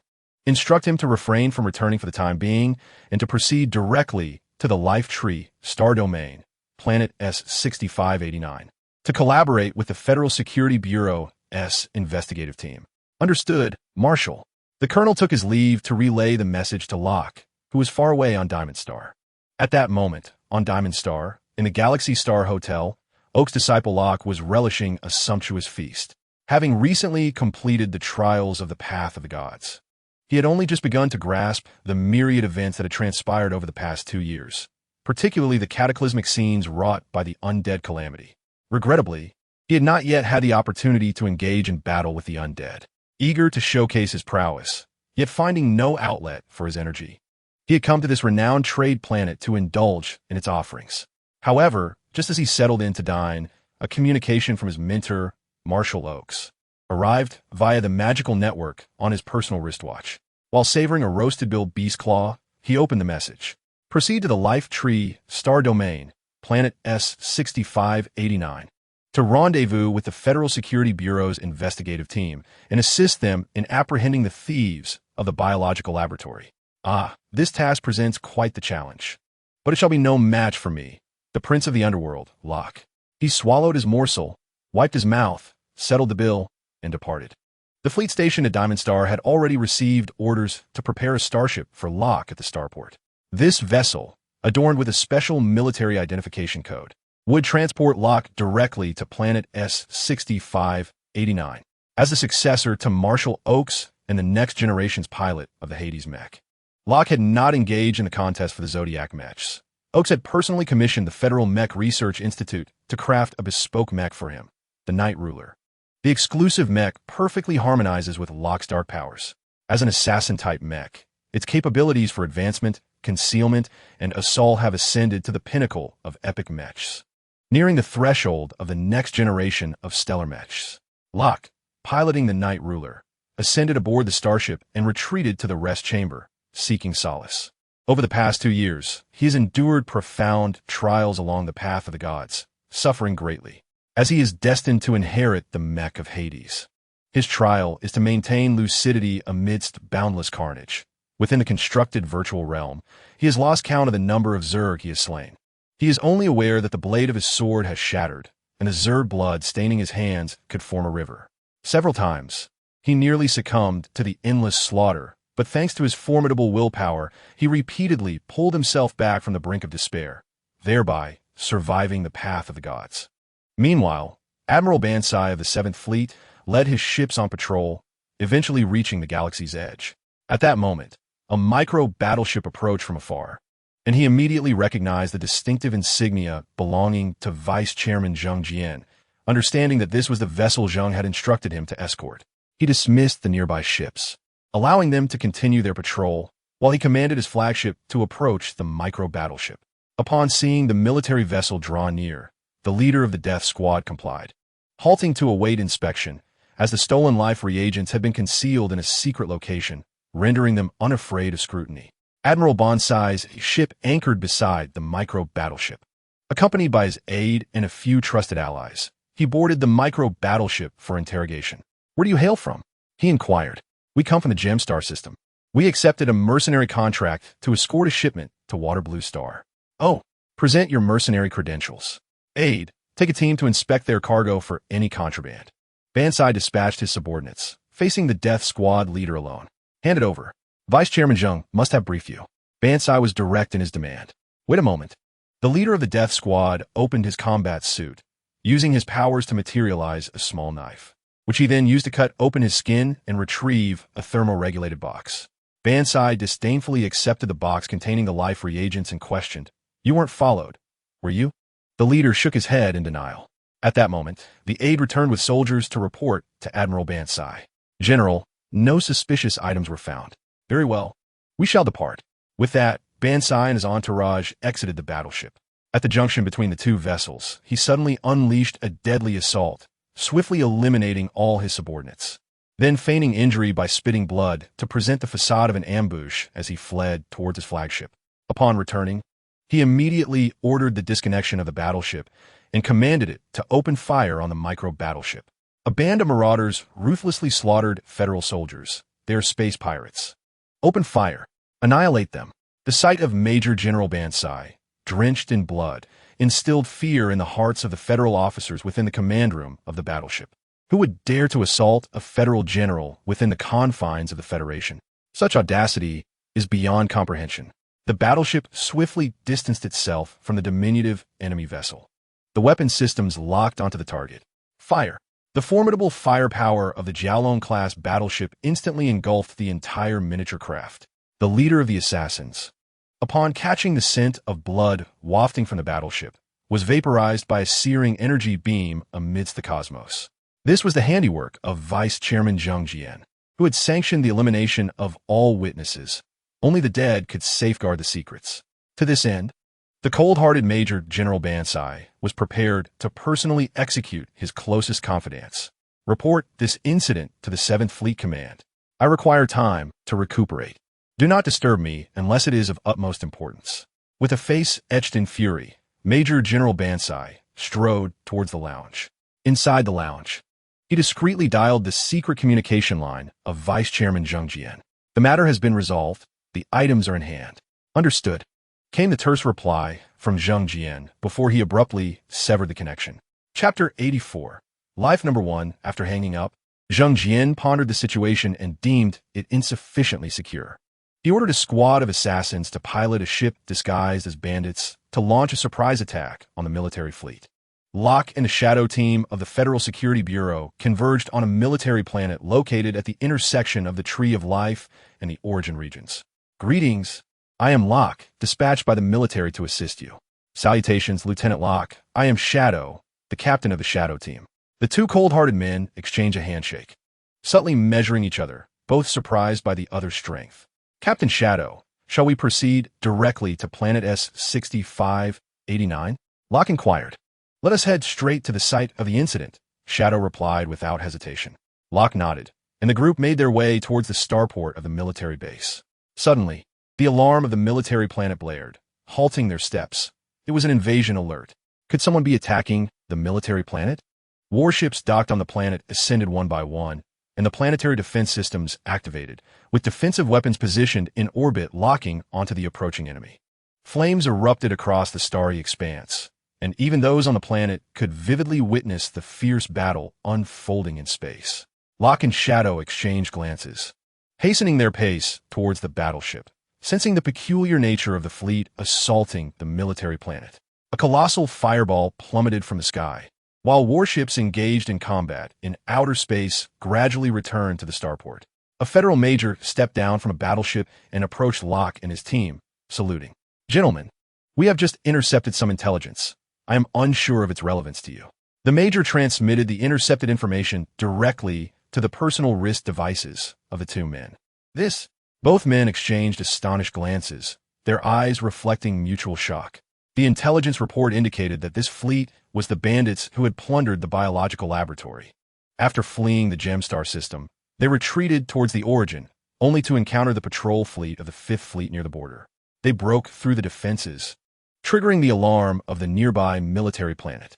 How fortuitous, exclaimed Locke, surprised that even before he arrived at the crime scene, the criminals had delivered themselves right into the hands of the federal fleet, which annihilated them.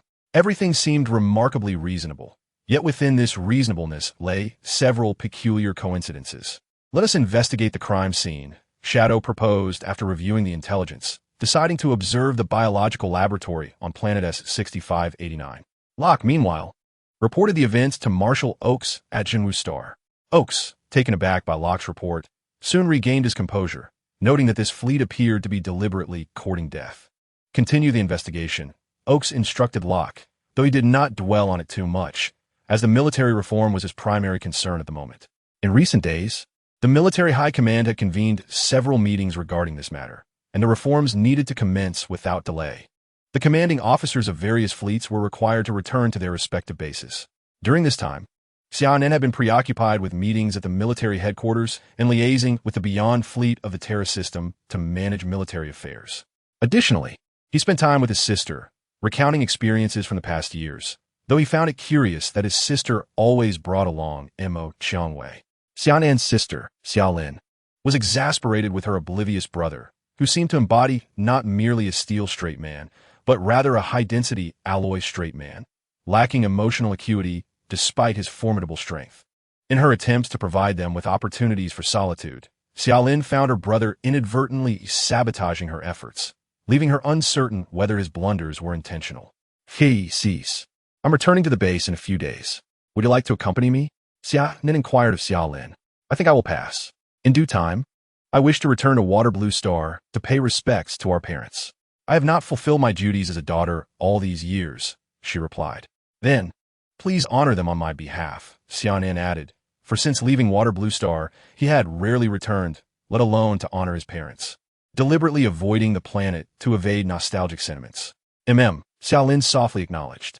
5 days later, the series of meetings at the military headquarters finally concluded, and Xia Nan and others prepared to return to their bases. Concurrently, the documents regarding military reform were set to be disseminated to the entire federal army upon their return. At the Jinwu Star spaceport, Xia Nan waved farewell to Xia Lin, who had come to see them off, as the starlight ascended into the sky, becoming a distant speck under her reluctant gaze. Simultaneously, at the secret base on Waterblue Star, the development of the longevity serum had reached its final stages, culminating with Major General Bansai delivering the life reagent, thereby completing the concoction. A single drop of a life reagent, derived from the remains of advanced undead, was injected into the elixir of longevity. As the gray liquid mingled with the emerald green solution, a subtle reaction began to unfold. Bubbles emerged from the test tube, and with the rupture of these bubbles, the reaction within the vial gradually stabilized. The gray substance transformed into a deep black. Once the reaction concluded, the laboratory head proceeded to test the concoction using sophisticated instruments. Under the scrutiny of the apparatus, the effects of the potion became strikingly evident. This enigmatic elixir of longevity was capable of enhancing human cellular vitality by an astonishing 500,000 times, potentially extending a person's lifespan by 300 years. Coupled with the natural human lifespan of over a century, this figure eclipsed even that of S-class superhumans. Only SS-class superhumans, those who could manipulate the cosmic laws, could hope to reach such a lifespan threshold. The head of the laboratory silently rejoiced and promptly contacted Vice Chairman Zheng Jian. My Lord Chairman, we have successfully developed the longevity potion. We only require human trials to proceed. However, our stock is limited to just 2 test subjects. Successful. What are the results? Did it meet our expectations? Zheng Jian's excitement prompted a rapid-fire series of questions. Far exceeded our expectations. We estimate it could extend your life by approximately 300 years, the laboratory head replied, beaming with congratulations. Excellent. Splendid. Now, who could possibly obstruct my ascent to that position? Zheng Jian felt, for the first time, that he was tantalizingly close to his dream throne. Conduct the human trials promptly. I will personally travel to Waterblue Star. 1 trial will suffice. Do not squander the potion, Zheng Jian cautioned before ending the communication. Yes, my Lord Chairman, came the immediate response. The head arranged for the preparations for Experiment 1 without delay. In the office of the Vice Chairman at the Star of the Morning, Zheng Jian paced restlessly, unable to contain his exhilaration. He sought a rationale to hasten his journey to Waterblue Star. He could utilize the pretext of visiting the soldiers of his home planet. With the recent war concluded, his visit to commend the military would also serve to enhance his political capital. He enthusiastically instructed his secretary to arrange the visit to Waterblue Star. Chapter 85. The gene mutation of Zheng Jian's request for a visit was swiftly approved by the Federal Council. Within a day, a delegation of 100 was assembled, with Vice Chairman Zheng Jian appointed as the leader. They would commence their commendations from the home planet, Waterblue Star, extending their gratitude to the garrisoned forces across the galaxy and the administrative planets, with a particular focus on the 7th Fleet stationed at the origin point. In addition to his covert intention to receive the longevity potion on Waterblue Star, Zheng Jian sought to secure the support of General Zhang Xiuyun, commander of the 7th Fleet. Gaining the endorsement of a commanding officer of a Star Region fleet would significantly bolster his confidence in the upcoming Federal Council presidential election, bringing him closer to that coveted seat of power. Under the diligent efforts of Zheng Jian, the next day, the Yuantan departed from the Morning Star, escorted by a fleet from the 2nd Fleet, heading towards their home planet, the Waterblue Star. Within the confines of a secret laboratory on Waterblue Star, human experiments commenced successfully, targeting an ordinary elderly man they had apprehended. Approaching the end of his natural life, he visibly rejuvenated after the injection of the Life No. 1 serum. The deeply lined face gradually regained its youthful appearance, while the sparse white hair was replaced by lustrous black locks, and even his few missing teeth fully regrew. Most astonishingly, the once withered dragon also revived with newfound vitality. The laboratory director marveled at the potency of the Life No. 1 serum. In his extensive career in the field of life genetics, he had never encountered such a powerful agent. Even the elven race's fabled fountain of life, known for reviving the dead, paled in comparison to this serum. The success of the human experiment filled him with anticipation for the fame and fortune that would follow once Zheng Jian ascended to the position of Speaker of the Federation. Little did they realize that within the experimental subject, the genome was undergoing unknown changes, so subtle that even the highly advanced instruments in the laboratory failed to detect them. Under Zheng Jian's urging, the Weonton traversed the vast distance to reach their first stop, the home planet Water Blue Star, in a mere 10 days. Upon disembarking from the warship, officials of all ranks lined the gangway to welcome him. Stepping onto the red carpet lay before him. The sound of cannon fire erupted, and enthusiastic applause enveloped the entire room. With a gentle smile gracing his refined visage, Zheng Jian waved graciously to the officials welcoming him. Speaker Zheng, we are honored by your presence on Water Blue Star. Your journey from afar to comfort our military and citizens is indeed a blessing for us, the governor of Water Blue Star effusively praised. Acutely aware that this vice speaker might soon be elected as the speaker in the upcoming elections. By making a favorable impression now, he hoped to enhance his own chances of securing a position in the Central Star Domain later. Governor Qin, I appreciate the warm welcome extended by the military and citizens of Water Blue Star, as well as your contributions. It is thanks to the dedication of individuals like you that our Galactic Federation has grown so robust, Zheng Jian replied, effortlessly delivering his diplomatic pleasantries. Speaker Zheng, shall we first visit the military base for your Way 1, or would you prefer to enjoy reception? The governor humbly inquired. Let us proceed with the Way 1 first. The reception can wait, Zheng Jian responded. Thus, accompanied by heavy security, the group made their way to the military base on Water Blue Star to extend their one. En route. The convoy passed a checkpoint, beneath which lay the secret laboratory established by Zheng Jian, where the Life Number 1 serum was currently housed. Stop, Zheng Jian commanded, prompting the convoy to halt. A group disembarked from the vehicles, leaving onlookers puzzled as to his intentions. Zheng Jian made his way directly to the sentry post, prompting the onlookers to realize that he intended to converse with the soldiers stationed there. Chairman Zheng truly shows compassion for the grassroots troops, even taking the time to offer words of comfort to the sentries, remarked the governor, delivering a timely compliment. However, Zheng Jian paid little heed to the flattery, for he had already recognized that the sentry was the head of his laboratory. He placed a hand on the soldier's shoulder, engaging in a warm exchange. The accompanying personnel silently observed his performance. After approximately 10 minutes of dialogue, Zheng Jian requested his aides to capture a photograph with the sentry. At the instant the flash illuminated the scene, a black vial of Lifeline Number 1 was stealthily injected into his body. Zheng Jian's countenance betrayed no sign of anomaly. Everything appeared so natural and harmonious. Once the photograph was taken, the group boarded their vehicle and proceeded to the military base on Water Blue Star. Inside the car, Zheng Jian reveled in the invigorating vitality coursing through him, feeling as though he had returned to his youth. This sensation surpassed anything the longevity serums he had previously injected or ingested could provide, underscoring the remarkable potency of Lifeline Number 1.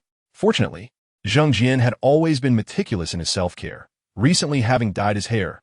Thus, the effects of Lifeline Number 1 went unnoticed by the driver and secretary.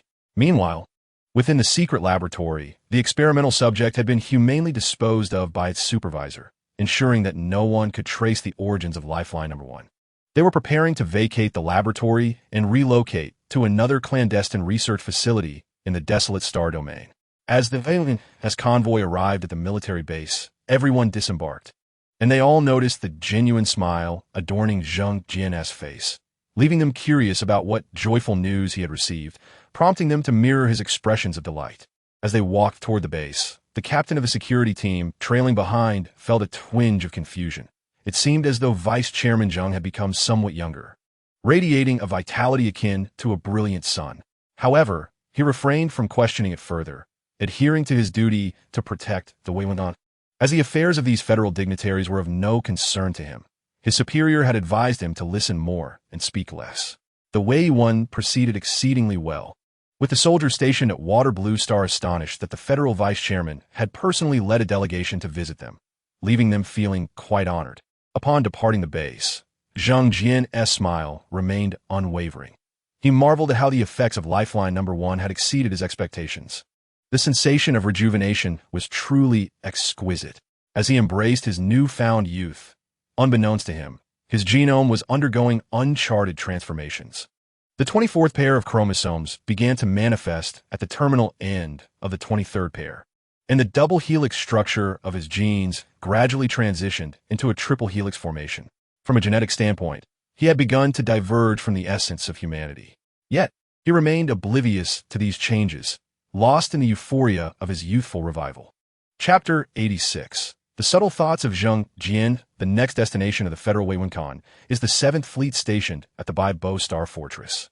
At this moment, due to the absence of General Zhang Xiaoyun, the fleet and Star Domain Defense Affairs are still under the command of Vice Commander Ban Sai. Upon the arrival of Zheng Jian and the Wei-Wen-Kan at the Bai Bo Star Fortress, Vice Commander Ban Sai, having received the news in advance, had meticulously prepared a ceremonial guard to welcome them. Although this obsequious behavior made some senior officers within the fleet feel uncomfortable, they did not wish to undermine his dignity. The 7th Fleet, being one of the most formidable forces remaining in the Federation, had long been a target of Zheng Jian's ambitions. Unfortunately, General Zhang Xiaoyun had repeatedly rebuffed his overtures, which left Zheng Jian somewhat vexed. Fortunately, Vice Commander Ban Sai was an ambitious man, and the two quickly forged an alliance. Over the years of his tenure as the Federal Vice Chairman, Ban Sai had discreetly assisted Zheng Jian in handling several clandestine affairs, eliminating a few troublesome political adversaries in the process. Zheng Jian's visit to the 7th Fleet was intended to bolster Ban Sai's influence within the fleet, as well as to garner the support of more fleet officers. In fact, when he first assumed the role of Federal Vice Chairman, Zheng Jian's objective was to cultivate relationships with high-ranking military officials to strengthen his position. The 4th Fleet, renowned for its formidable combat capability, was his primary target. Regrettably, the 4th Fleet's ranks were impenetrable as iron. Even the most lucrative offers failed to entice any officer to collaborate with him, forcing him to abandon that pursuit and seek out Vice Commander Ban Sai of the 7th Fleet instead. The 4th Fleet's disregard for him had long been a source of resentment. During the Midway Star campaign, his faction's minor obstruction had delayed military support, resulting in the near-total annihilation of the 4th Fleet. Although the federal military initiated an investigation afterward, the confessions of several officials from his faction rendered the inquiry inconclusive. This exhilarating sensation of wielding power only deepened his obsession with the pursuit of authority. The group was divided into several teams to extend their regards to the federal soldiers on various posts. Zheng Jian seized the opportunity to meet with several officers specifically chosen by Vice Commander Ban Sai. They engaged in delightful conversation, and Zheng Jian successfully secured their support, with promises of assistance forthcoming. As they made their way to the dining hall, Vice Commander Ban Sai and Zheng Jian conversed like old friends. Ban Sai discreetly relayed some confidential intelligence regarding the 7th Fleet to Zheng Jian, including the information on all officers at the rank of colonel and above, along with their families. This information was akin to a delightful embellishment for Zheng Jian, who believed that it would not be long before the entire 7th Fleet echoed only his voice. After the meal, the Wei-Wen-Tan prepared to depart from the Bai Bo Star Fortress to extend their regards to remaining military installations in the land of origins. Vice Commander Ban Sai once again held a grand farewell ceremony for them, and the number of dissenting voices had noticeably diminished, comprised mainly of those officers who had already aligned themselves with Zheng Jian. The fleet of the Wei-Wen-Tan slowly departed from the starport, while General Zhang Xiaoyun's flagship, returning from Jinwu Star, had just landed on the opposite side of the port. Observing the remnants of the red carpet and the remnants of celebratory cannon fire, Zhang furrowed his brow. He was an exceedingly meticulous commander who could not abide such frivolities. At that moment, he caught sight of the still-present Ban Sai and others, and strode towards them. General, a group of individuals promptly saluted Zhang, while a few newly allied officers seemed hesitant to meet his formidable gaze, their eyes flickering away. What was the meaning of this? Zhang was unaware that the Federal Wei-Wen-Tan had already visited, and his intelligence reports had not indicated their arrival at Bibo Star. General, allow me to explain. General Ban Sai elaborated on the visit of Deputy Speaker Zheng Jian and his entourage to the Bibo Star Fortress to offer their condolences to the troops, which eased Zhang's furrowed brow slightly. Our 7th Fleet is under the jurisdiction of the military. Do not entangle yourselves with these federal politicians. Remember, you are soldiers, not politicians. Merely extend a casual welcome. There is no need for excessive formality. We are a combat unit, not a performance brigade, so refrain from indulging in these ostentatious displays. Especially you, Ban Sai. Zhang specifically admonished Ban Sai, aware that his deputy commander had been engaging in subtle maneuvers behind his back. However, he did not take offense. As long as Ban Sai remained loyal to the military and the Federation, he could overlook these minor transgressions. Yet, Zhang could not tolerate Bonsai's excessive obsession with social relations and his attempts to ingratiate himself with the officials of the Federal Assembly, a trend he had unfortunately introduced into the fleet. Thus, he felt it necessary to remind Bonsai on this occasion. Yes, General, I was in the wrong. Bonsai, confronted by Zhang's imposing presence, could only offer a sincere apology. Yet, with his head bowed, a malicious glint flickered in his eyes. He had long wished to eliminate Zhang. But the old man was formidable, already on the edge of SS rank, and he was wary of the federal military stance. If Zhang Jian could ascend to the speaker's throne, he would be able to eliminate or reassign Zhang, thereby allowing Bonsai to take command of the 7th Fleet and establish himself as a regional power. This was the primary motive behind his collaboration with Zhang Jian. In the following month, Zhang Jian led the Awakens Khan across the entire Origin region. At each military outpost he visited, he subtly suggested to the officers the advantages of aligning with him. With his inducements, a number of officers succumbed to temptation and joined Zhang's ranks. Zhang was quite pleased with his Wei-1 journey. Previously, he had aimed too high, fixated on corrupting high-ranking officers. This expedition through the Origin region made him realize that mid-level officers were far more susceptible to bribery. By offering minor incentives, he could secure their allegiance. This revelation sparked new ideas in him. Should he also seek to garner support in the remaining major star domains of the Federation? Zhang Jian remained oblivious to the fact that, alongside the boundless expansion of his inner ambition, the genes within him, enhanced by the Life No. 1 serum, were undergoing violent mutations. He felt a sharp pang in his heart, instinctively clutching his chest. His secretary, witnessing this gesture, expressed concern. "Chairman, are you all right?" The discomfort in Zhang Jian's heart quickly dissipated, and he waved his hand to indicate that he was fine. The secretary exhaled with relief. Had anything happened to Zhang Jian, he, as the close aide, would not escape blame, and his political career would be effectively over. Fortunately, it was merely a false alarm. The physical anomaly made Zhang Jian wary, leading him to suspect a possible issue with the Life No. 1 serum. He resolved to consult his private physician for a thorough examination upon returning to the Morning Star. Chapter 87. Zhang Xuan's Disempowerment. The fleet of the condolence delegation successfully arrived at the Morning Star spaceport. As soon as Zhang Jian disembarked from the spacecraft, he hurriedly made his way to his villa, accompanied by his secretary. Along the way, he contacted his private physician. Zhang Jian's villa, situated 8 blocks away from the Federal Parliament building, sprawled over an area of 80,000 square meters, resembling a small city. With pavilions, flowing streams, and at the very heart of the estate stood a structure reminiscent of an ancient imperial palace, serving as Zhang Jian's residence. At this moment, his private physician had already arrived at the living room under the guidance of the estate steward. Zhang Jian, having changed into comfortable home attire with the assistance of his servants, now resembled a languid lion, his eyes revealing the authority of a superior. "Dear Chairman, have you summoned me due to some health concern?" The highly skilled physician observed Zhang Jian's complexion, noting its rosy hue and vitality, which belied any signs of illness. "Dr. Su, I would like you to conduct a comprehensive examination," Zhang Jian declared while seated on the sofa, addressing his physician across from him. "Chairman Zhang, for full-body examination, you would need to visit a major hospital, as my facilities are not adequately equipped," Dr. Su replied, somewhat hesitantly. "Not to worry. I have made arrangements," Zhang Jian responded, rising and leading Dr. Su toward the northwest corner of the estate, where a golf course lay. He retrieved a remote control from his pocket and pressed a button, causing the ground of the golf course to slowly part, revealing a passageway leading underground. Dr. Su followed Zhang Jian into the tunnel, astonished by what he encountered. The subterranean area beneath the golf course had been transformed into a vast biological laboratory, equipped with various medical instruments of research-grade quality. Dr. Su felt a twinge of apprehension at the sight of Zhang Jian's hidden secrets, fearing he might be silenced.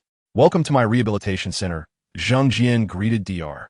Su with a smile, though the expression sent a chill down the physician's spine. "This facility should suffice for my full examination, Dr. Su," Zhang Jian inquired. "Indeed, the equipment here is quite advanced," Dr. Su replied hastily, eager to avoid inciting Zhang Jian's ire. "Then let us commence." As Zhang Jian slowly removed the outer robe he was wearing, he was left clad only in a pair of shorts, revealing a physique that was remarkably muscular and fluid in form, belied by his age of 85. Very well, esteemed chairman, please proceed here, Dr. Su began to conduct a meticulous examination of Zhang Jian's entire body. As the process unfolded, the sky outside grew dim. Dr. Su gazed at the health report with a puzzled expression. The data indicated that Zhang Jian's physical condition was exceptionally robust. Yet an anomaly in his genetic makeup caught his breath. The conspicuous triple helix structure was astonishing. Noticing Dr. Su's surprise, Zhang Jian inquired, Dr. Su, is there a problem with my health? The doctor hesitated, struggling to articulate a response. Is my body truly in trouble? Zhang Jian's tone turned stern, tinged with anxiety. No, esteemed chairman, your health is remarkably good, even surpassing that of most younger individuals, Dr. Su managed to say, though he hesitated as he regarded the genetic chart. Let me see it for myself, Zhang Jian insisted, seizing the report from Dr. Su's hands and flipping to the page that had caused the doctor's uncertainty. The clear depiction of the triple helix structure also astonished him. What is the meaning of this? Zhang Jian demanded. I cannot say for certain, esteemed chairman. Have you consumed anything unusual recently or been directly exposed to cosmic radiation? Dr. Su asked cautiously. Zhang Jian pondered that this anomaly might be a consequence of using life number 1. And, feeling no inclination to entertain the doctor's words further, he waved him away, instructing him to forget about the day's events. He then returned to his study and connected with the life number 1 research team. At that moment, the laboratory head and his team had relocated to a secret facility in the desolate Star Sea, diligently embarking on a new series of experimental studies. The sudden connection from Zhang Jian startled the head, and he hastily accepted the call. Sir, why didn't you mention that life number 1 has side effects? Zhang Jian's voice was laced with suppressed anger. Side effects? That's impossible. There were no adverse effects during human trials, the head quickly explained. Then what is this? Zhang Jian sent over the health report. The head stared in bewilderment at the report Zhang Jian had sent. How could the genes have mutated? This was unexpected. However, he noted that this genetic structure appeared to be more stable and powerful than the human double helix. He became somewhat absorbed in the triple helix configuration. Provide me with an explanation, Zhang Jian said, his expression darkening. The head proceeded to share his reasoning with Zhang Jian, assuring him that this genetic mutation was likely benign, suggesting that Zhang Jian might evolve into a higher form of life. Zhang Jian fell into contemplation upon hearing this, and after a moment, he closed the communication. The mutation seemed not to have produced any adverse effects, which he could accept. Emerging from his reverie, Zhang Jian recalled the departing Dr. Su and summoned the butler waiting outside, instructing him to ensure that Dr. Su received a dignified farewell.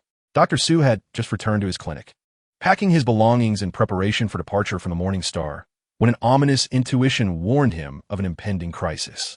Having finished his preparations, as he stepped out of the clinic, a fireball engulfed him, reducing him to ashes. By the time the superpowered agents from a Morning Star Security Bureau arrived, only a pile of ashes remained, leaving the lead officer in a state of exasperation. At the 7th Fleet's Bibbo Star Fortress, Zhang Xiaoyun convened a meeting with the fleet's high-ranking officials. During this assembly, it was announced that the Federation was about to initiate military reforms and urged everyone to cooperate fully.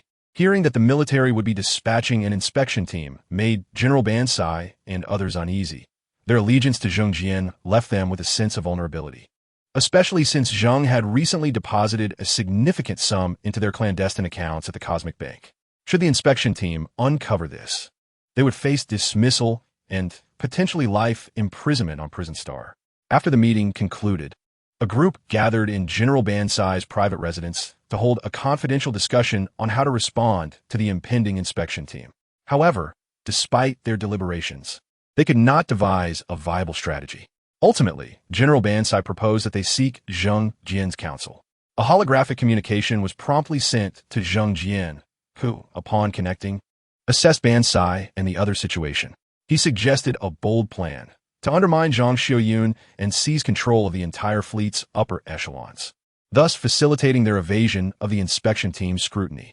This proposal left Bansai and his compatriots in a state of hesitation, as they comprised merely a third of the 7th Fleet, rendering it seemingly impossible to overshadow Zhang Xiaoyun. Yet Zheng Jian assured them to proceed, claiming he had orchestrated everything. As Bansai and his allies attempted to exert control over their subordinate fleets, they were astonished at how smoothly their efforts unfolded. While those commanders loyal to Zhang Xiuyun and the military quietly began consolidating their own fleets, it soon became evident that Zheng Jian had already secured the loyalty of the high-ranking officers through a list of connections, facilitating the covert execution of their plan against Zhang Xiuyun. Meanwhile, General Zhang Xiuyun, engrossed in his own pursuits of breakthrough, remained blissfully unaware that his command of the 7th Fleet was now under the influence of a vice president of the Federation. Chapter 88. The inspection team, the commanders of each fleet, had returned to their respective bases, with even the farthest traveler, Xia Nan, having arrived back at Terra Star. He was preparing to reconvene the exploration fleet for interstellar expansion, while also planning to relocate their base to a more northern star region. Reports from the advanced fleet indicated that they suspected they had departed the dark star suspended arm region and entered a new star domain. Xia Nan ordered the advanced troops to return to Terra Star, intending to lead the Beyond fleet into the unknown star territory once the Federation's exploration fleet reached the border, uncertain of what civilizations awaited them in that unexplored expanse. The notification regarding the reforms from the Federal Army headquarters had already been communicated to the senior ranks of the fleet by Mo Qiangwei. Given that the opposing fleet consisted predominantly of youthful soldiers, the impact of these reforms was minimal for them, apart from the necessity to await the review from the Federal Inspection Group, which somewhat delayed their progress. At the Federal Army headquarters, Marshal Oakes received an investigation notice sent by Locke. He, along with the Shadow team, had pursued lead from the eastern region to the south, uncovering some clues. However, their investigation revealed that the warship responsible for stealing reagents from the biological gene base on planet S-6589 had been destroyed by the 7th Fleet's General Bansai during a routine patrol in the galaxy, effectively halting their trail. The 7th Fleet, Oakes murmured to himself. He retrieved the patrol records of the 7th Fleet during that period and found everything to be in order. Nevertheless, he was somewhat surprised that General Bansai had encountered an attack on that miniature warship, particularly considering that an S-class superpower had been dispatched to steal life reagents. This was beyond his expectations. He closed the patrol records of the 7th Fleet without casting doubt on General Bansai, as everything aligned with standard procedural patrols. And it was entirely reasonable to interrogate that warship. Yet, who had sent those individuals? Marshal Oakes pondered in confusion. He could only temporarily set aside this matter. The selection of personnel for the military inspection group was of utmost importance. It was crucial to recruit a contingent of individuals with impeccable backgrounds and formidable strength to join this inspection group. However, the issue of selection had posed a challenge for him. To ensure that the inspection group possessed adequate combat capability, he needed to appoint a leader who was at least an S-class peak superpower to prevent any desperate actions from high-ranking officers. Yet, there were only a few S-class peak superpowers in the military, most of whom held significant power and were themselves under scrutiny. After much contemplation, Oakes inscribed a name on the list, Xia Nan. As the youngest general in the Federation, he was confident that Xia Nan had a clean background with no involvement in corruption, and his strength was sufficient to keep the S-class officers in check. The only ones in the military who could rival him were himself and Huang Fusong. Besides Xia Nan, he needed to select a group of members, which caused Oakes further distress. To ensure there were no issues, he could only choose those youthful officers. Yet most of the young officers with clean backgrounds had been transferred to Xia Nan's command a few years prior to help establish the opposing fleet. Surely, he could not allow the personnel of the inspection group to all stem from Xia Nan's opposing fleet. Was this an inspection by the military or an inspection of the military by the opposing fleet?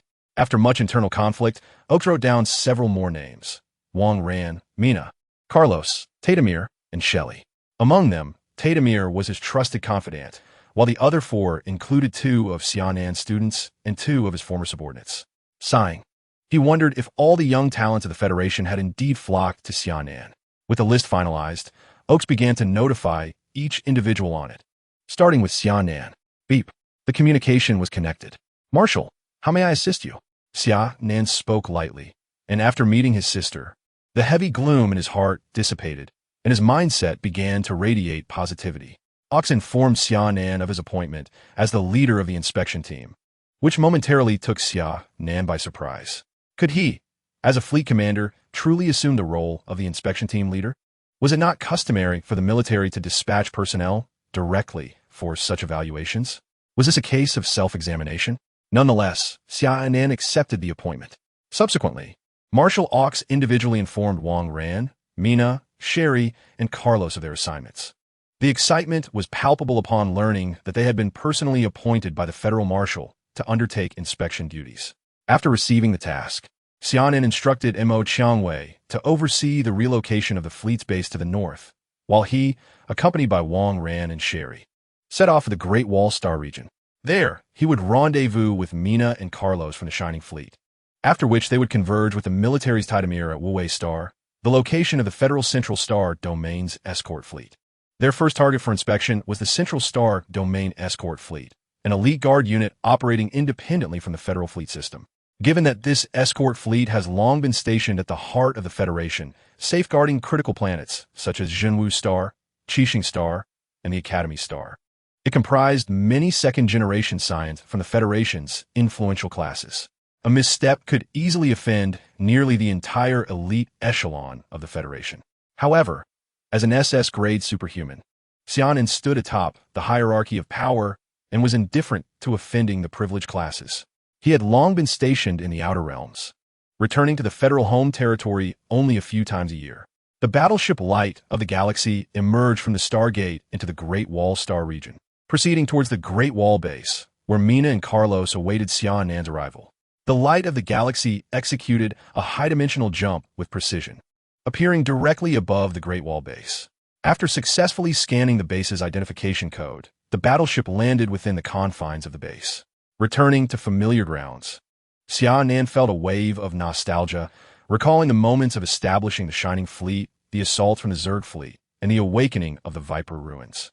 This was the birthplace of his ascendance, a crucial stepping stone towards the cosmos. As he walked through the base, he encountered many familiar faces, members of the Shining Fleet from years past, still diligently fighting on. This filled Xia Nan with a profound sense of warmth. He greeted each of them with a smile, and soon arrived at the administrative building, where Carlos and Mina were already waiting. "General," Carlos exclaimed. "Commander," Mina chimed in. The joy of reuniting with their former superior was evident on their faces. "Both of you have become generals. Splendid," Xia Nan remarked, feeling a swell of pride as he noted the stars of command on their shoulders. It was gratifying to see his former subordinates become pillars of the military. "All right, enough sentimentality. Let us depart. This time, we shall traverse the entire Federal Star Domain." "Yes, General," they replied in unison. Xia Nan returned to the Star River Light with his two companions, as the battleship ascended and transformed into a shooting star across the horizon, heading toward the Central Star Domain. Chapter 89. The Examination at the Wu Wei Star, the base of the Central Star Domain's escort fleet. A heated debate was unfolding in the conference room. "Our fleet has always operated independently of the military. On what grounds does that old coot Oaks dare to dispatch an inspection team to scrutinize us?" exclaimed a young and impassioned rear admiral with fiery red hair. His name was Manila Wan, the son of the deputy minister of the Federal Treasury. The Wan family was renowned, having held positions of influence since the establishment of the Galactic Federation, producing 7 finance ministers, 5 vice presidents, and 12 Supreme Court justices, thus embodying the epitome of aristocratic power. However, under the recent reforms of the current federal speaker, their prominence had waned. Now, as the patriarch of the Wan family, Manila held merely a deputy ministerial position, yet even a withered camel is larger than a horse. The Wan family still commanded substantial connections in both political and military spheres, and through financial means, Manila successfully entered the Central Star Domain's esteemed escort fleet, known for its elite status. Despite being a privileged second-generation scion, Manila exhibited remarkable talent in cultivation. With the continuous support of the Wan family's resources, he had achieved the status of an S-class superpower by his early 30s, now serving as the commander of the Mecha division within the Central Escort Fleet, leading a force of 1 million armored soldiers. Indeed, why should he have any authority over us?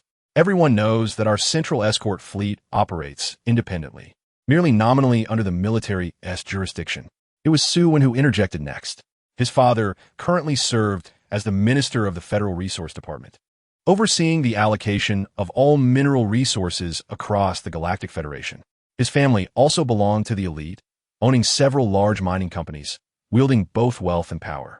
He too was an S-class superpower, commanding the first division of the Central Escort Fleet. Enough with the bickering, spoke an elder seated at the head of the table. This was Gusu Zhaixing, the commander of the Central Escort Fleet, who had maintained his position for decades, often appearing indifferent to the fleet's affairs. Known for his conciliatory demeanor, he had little desire to participate in this meeting, perceiving the military's inspection as a test of the power elite within the Federation, and wished to remain uninvolved in the ensuing turmoil. Everyone, let us sit down, sip some tea, and calm our nerves. The military has dispatched an inspection team, and we need not confront them directly. It is merely a formality, and perhaps we should simply let it pass. Gusu Zhaixing attempted once more to mediate. But unfortunately, the remaining high-ranking officers of the fleet were resolutely opposed to the arrival of the inspection team, rendering his words futile. Impossible. If the military truly inspects us, where will our dignity lie? That old man Oaks genuinely believes we are afraid of him. Maniloan shouted defiantly. Well, I shall not concern myself with this. I am too old and my energy is waning. As Gusu Zhaixing spoke, he strode out of the conference room, indifferent to the reactions of those within. To them, he was merely a servant of the elite, a pawn in their grand game. Why should they concern themselves with the musings of a subordinate? The discussion within the room reignited, this time focused on the impending arrival of the inspection team. Outside, Gusu Zhaixing vanished the moment he stepped beyond the threshold. Fortunate that no one witnessed this spectacle. Otherwise, the privileged offspring would surely be taken aback. In their eyes, this commander had always been a mere talisman. His supernatural abilities perceived as feeble, merely a figurehead placed in command of the Central Guardian Fleet to find a compliant representative. However, his recent display suggested otherwise. His powers were not as weak as they had imagined.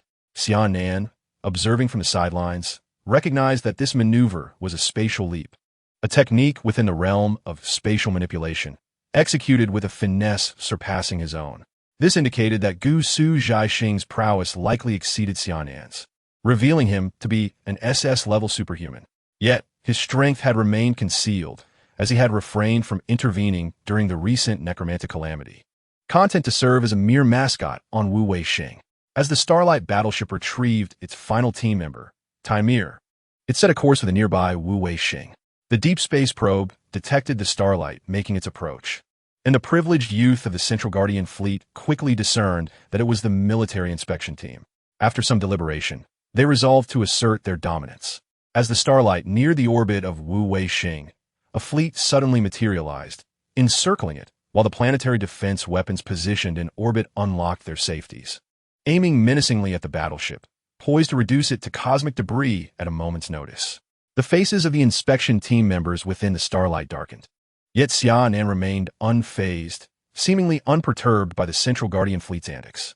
Among the 5 team members, Timir, a trusted aide of the Marshal directly under the military's command, felt particularly incensed by this blatant provocation towards the military vessel. He was ready to confront these insolent individuals, but was halted by Wang Ran. Why are you stopping me? How dare they show aggression towards a military ship? This is an affront to the military. Wang Ran, perceptive as ever, glanced at Xia Nan and noted his calm demeanor as he studied the Central Guardian Fleet's positioning on the screen, realizing that Xia Nan must have anticipated the situation. Through the battleship's communication channel, Xia Nan initiated contact with the opposing commander, who, despite the tension, chose to respond. For their intentions were not to openly defy the Federation's military, but merely to assert their authority over the inspection team. Where do you hail from? Daring to intrude upon the military base of Wu Weixing, the communication channel from the opposing side initiated the confrontation. We are the Federal Military Inspection Team, tasked with conducting an examination of the Central Escort Fleet at Wu Wei Star. Please clear the passage and deactivate the planetary defense weapons. Xia Nan responded to the inquiries from the other side with an air of indifference. Oh, the Military Inspection Team? I have not heard of such an organization. How does this pertain to our Central Escort Fleet? Our fleet has always operated independently of military oversight. The voice on the other end retorted mockingly. I merely convey our identity. Your awareness of it does not justify obstructing our passage. I kindly request once more that you clear the way and allow us in trance to Wu Wei Star. This time, Xia Nan's tone carried a hint of coldness. The individual on the other end seemed poised to reply, but was evidently interrupted, resulting in the termination of the communication. The fleet ahead, Starlight, cleared the way, and the planetary defense weapons were disarmed. Under the watchful gaze of numerous ships, Xia Nan and his team entered Wu Wei Star. Chapter 90. The Federal Situation. Why did you stop me just now? The commander of the fleet expressed dissatisfaction towards Manila 1. A show of force was sufficient. Did you truly wish to brazenly obstruct the military inspection team's access to Wu Wei Star? The old fox, Oaks, is not to be trifled with, Manila 1 replied, somewhat disdainful of this thoughtless individual.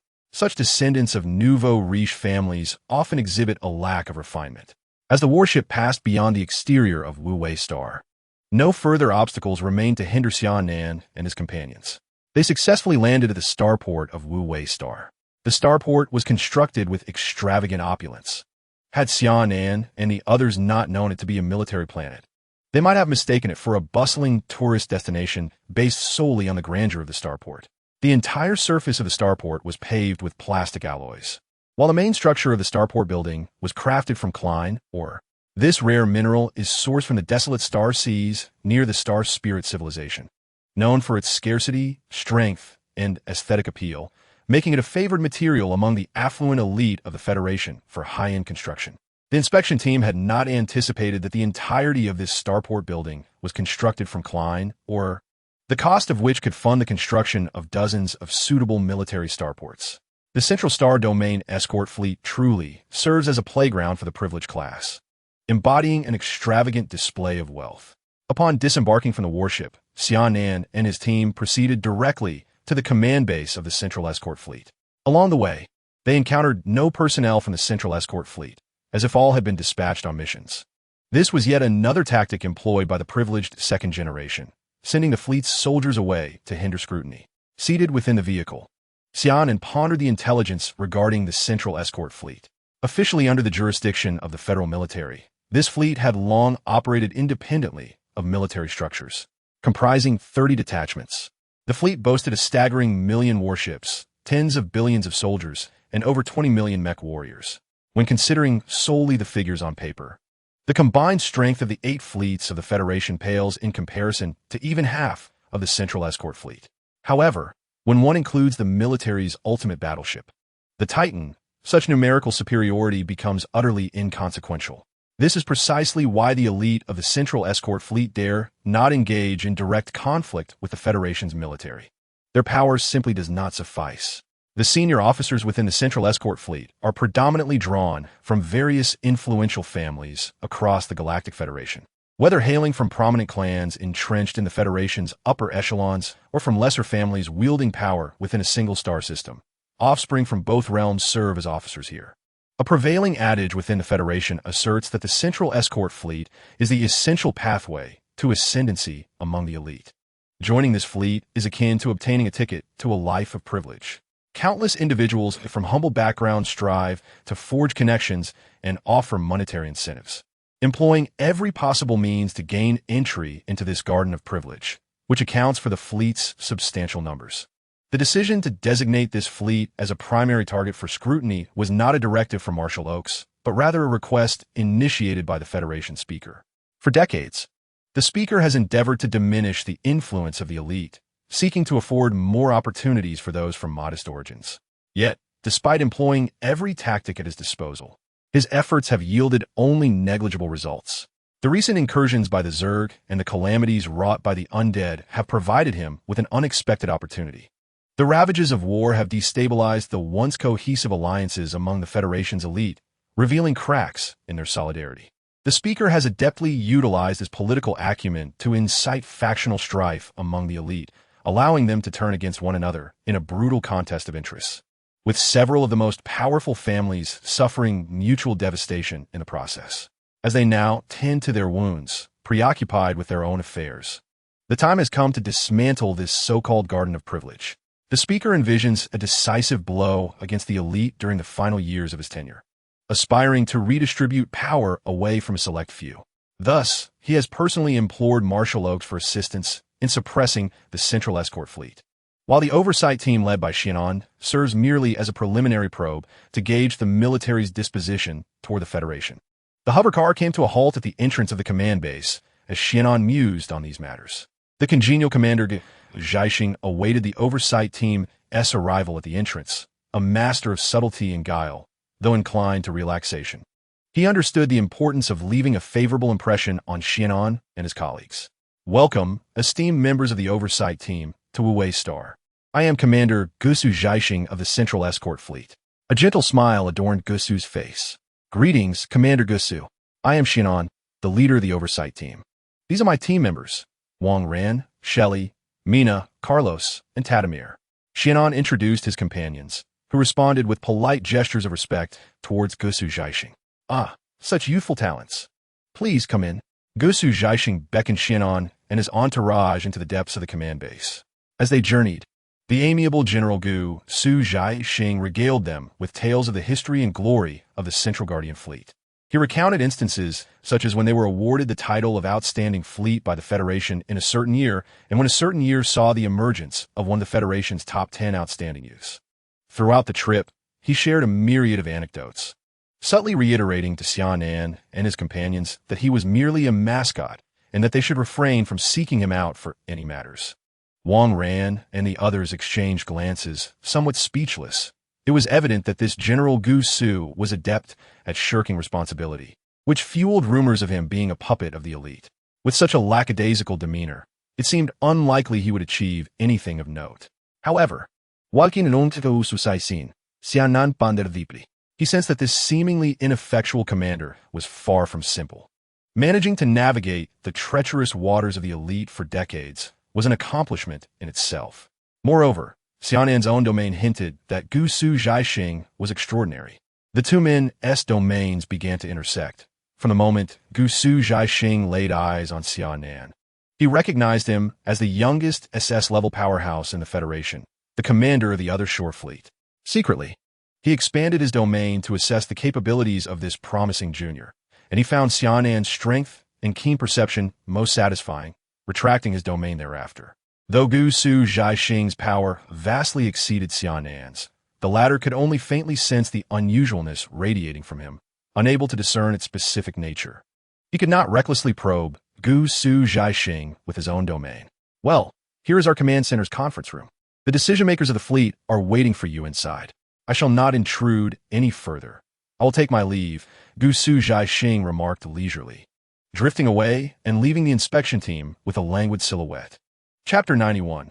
Suppression. Xia Nan withdrew his gaze from Gusu Zhaixing and boldly pushed open the door to the conference room, stepping inside alongside his 5 team members. Within the room, the high-ranking officials of the Central Guardian Fleet scrutinized Xia Nan and his companions with penetrating stares, particularly focusing on Xia Nan, eager to identify the audacious individual daring to provoke the ire of their elite circle. Xia Nan strode confidently to the foremost seat in the conference room, taking his place without hesitation, while Wang Ran and the others stood resolutely behind him like sentinels. Who are you? Who authorized you to sit in that position? Stand up at once. An officer barked, pointing an accusatory finger at Xia Nan. While the other officers remained silent, their discontent was palpable. How dare this individual display such arrogance by occupying the commander's seat? They had observed that even among the elite, no one had the audacity to sit there openly, often leaving the seat vacant. Xia Nan's gaze met that of the officer who had challenged him, and an aura befitting an SS-level superhuman enveloped the man, causing him to break into a cold sweat, his voice faltering under the weight of Xia Nan's imposing presence. As a colleague nearby witnessed his demeanor and reached out to assist, an overwhelming aura surged forth, instantaneously pinning him to his seat, rendering him immobile. In that moment, even the most arrogant scions of power recognized the peculiarities of the two individuals and hastily repressed their dissatisfaction. Suwen spoke up, addressing General Xia. General Xia, I implore you to pardon the indiscretion of my 2 companions. Surely, as a federal general, you would not resort to oppressing the less powerful. Suwen had already discerned General Xia Nan's identity. Although General Xia had long been stationed in foreign territories, seldom returning to the heart of the Federation, Suwen had encountered him over a decade ago on the Viper Star, during the activation of the Viper ruins.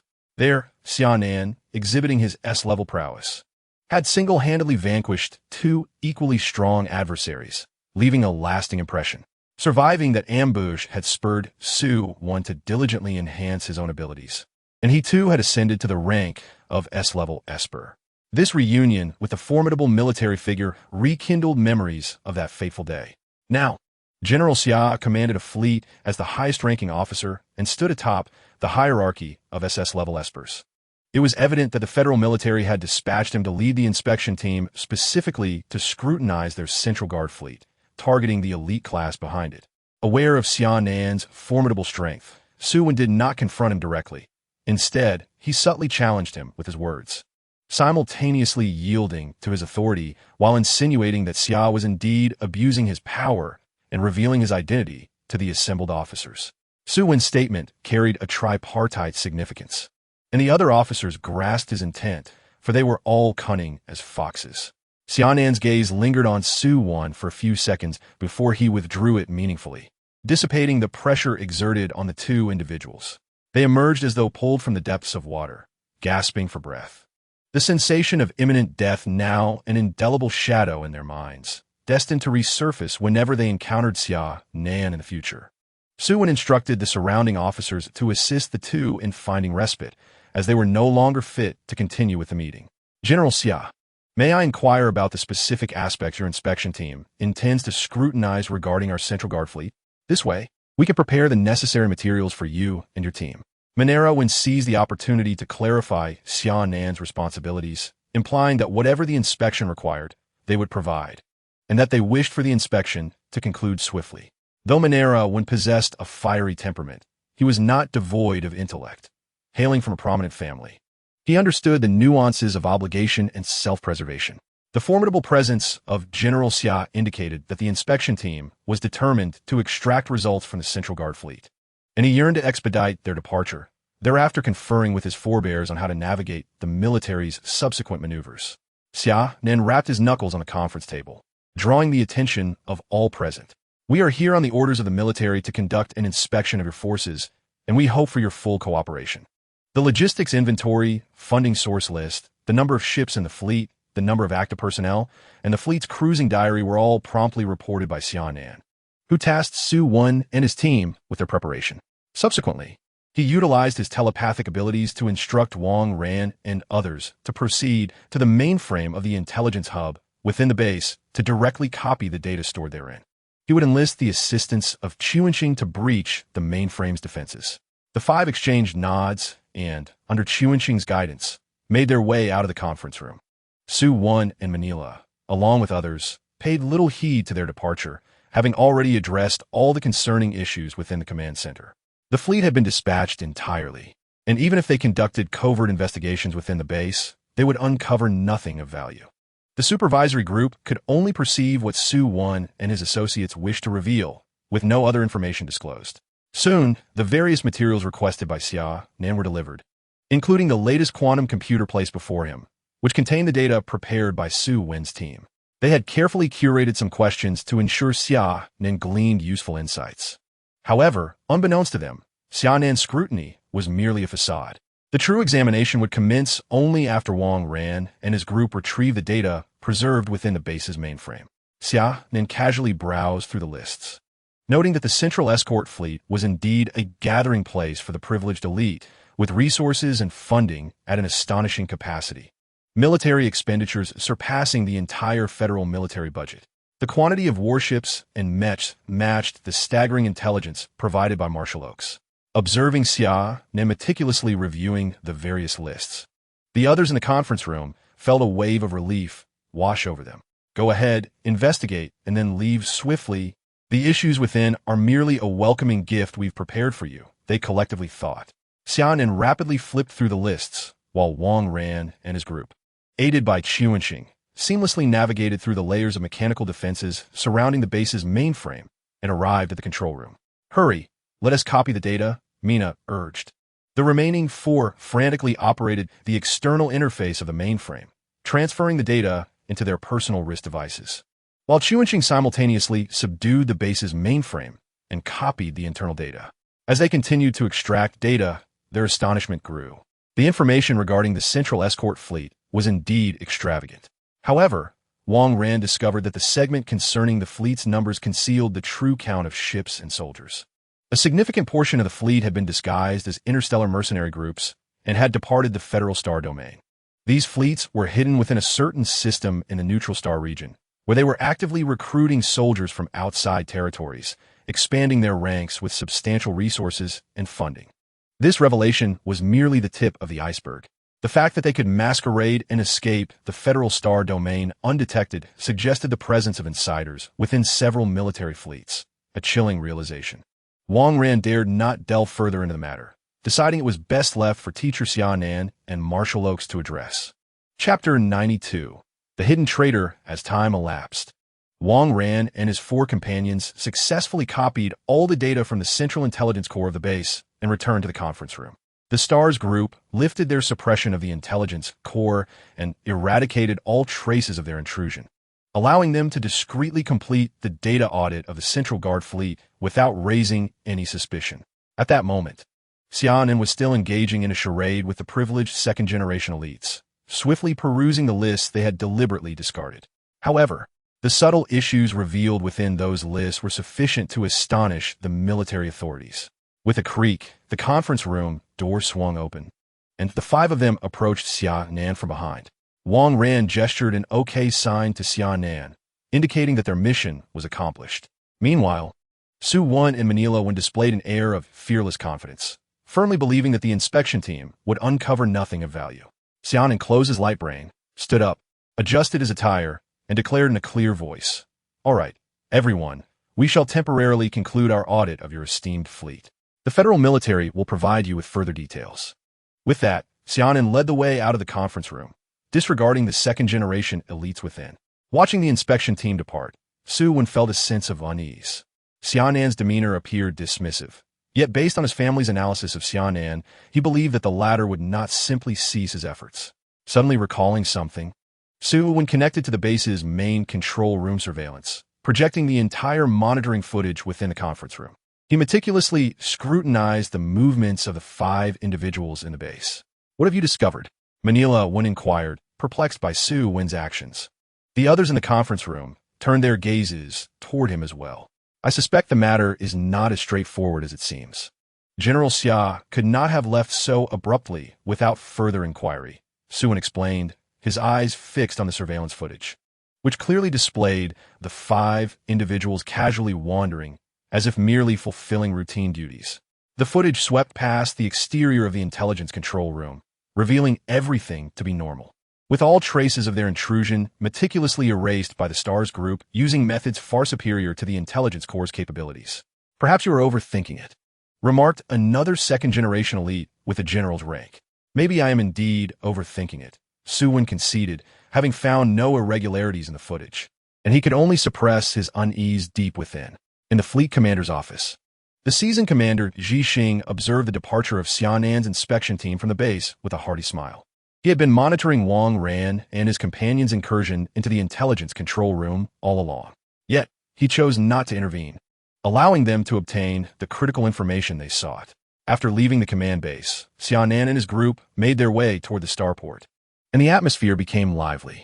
The once desolate streets were suddenly filled with soldiers from the Central Guard fleet, who saluted Xia Nan and his companions with respect. Tatamir gazed at the individuals outside the vehicle, a flicker of indignation igniting within him. Had they not just proclaimed that the fleet personnel were all dispatched on missions? How could there be so many present now? These scoundrels! They must have concluded that we are powerless against them, emboldening their audacity.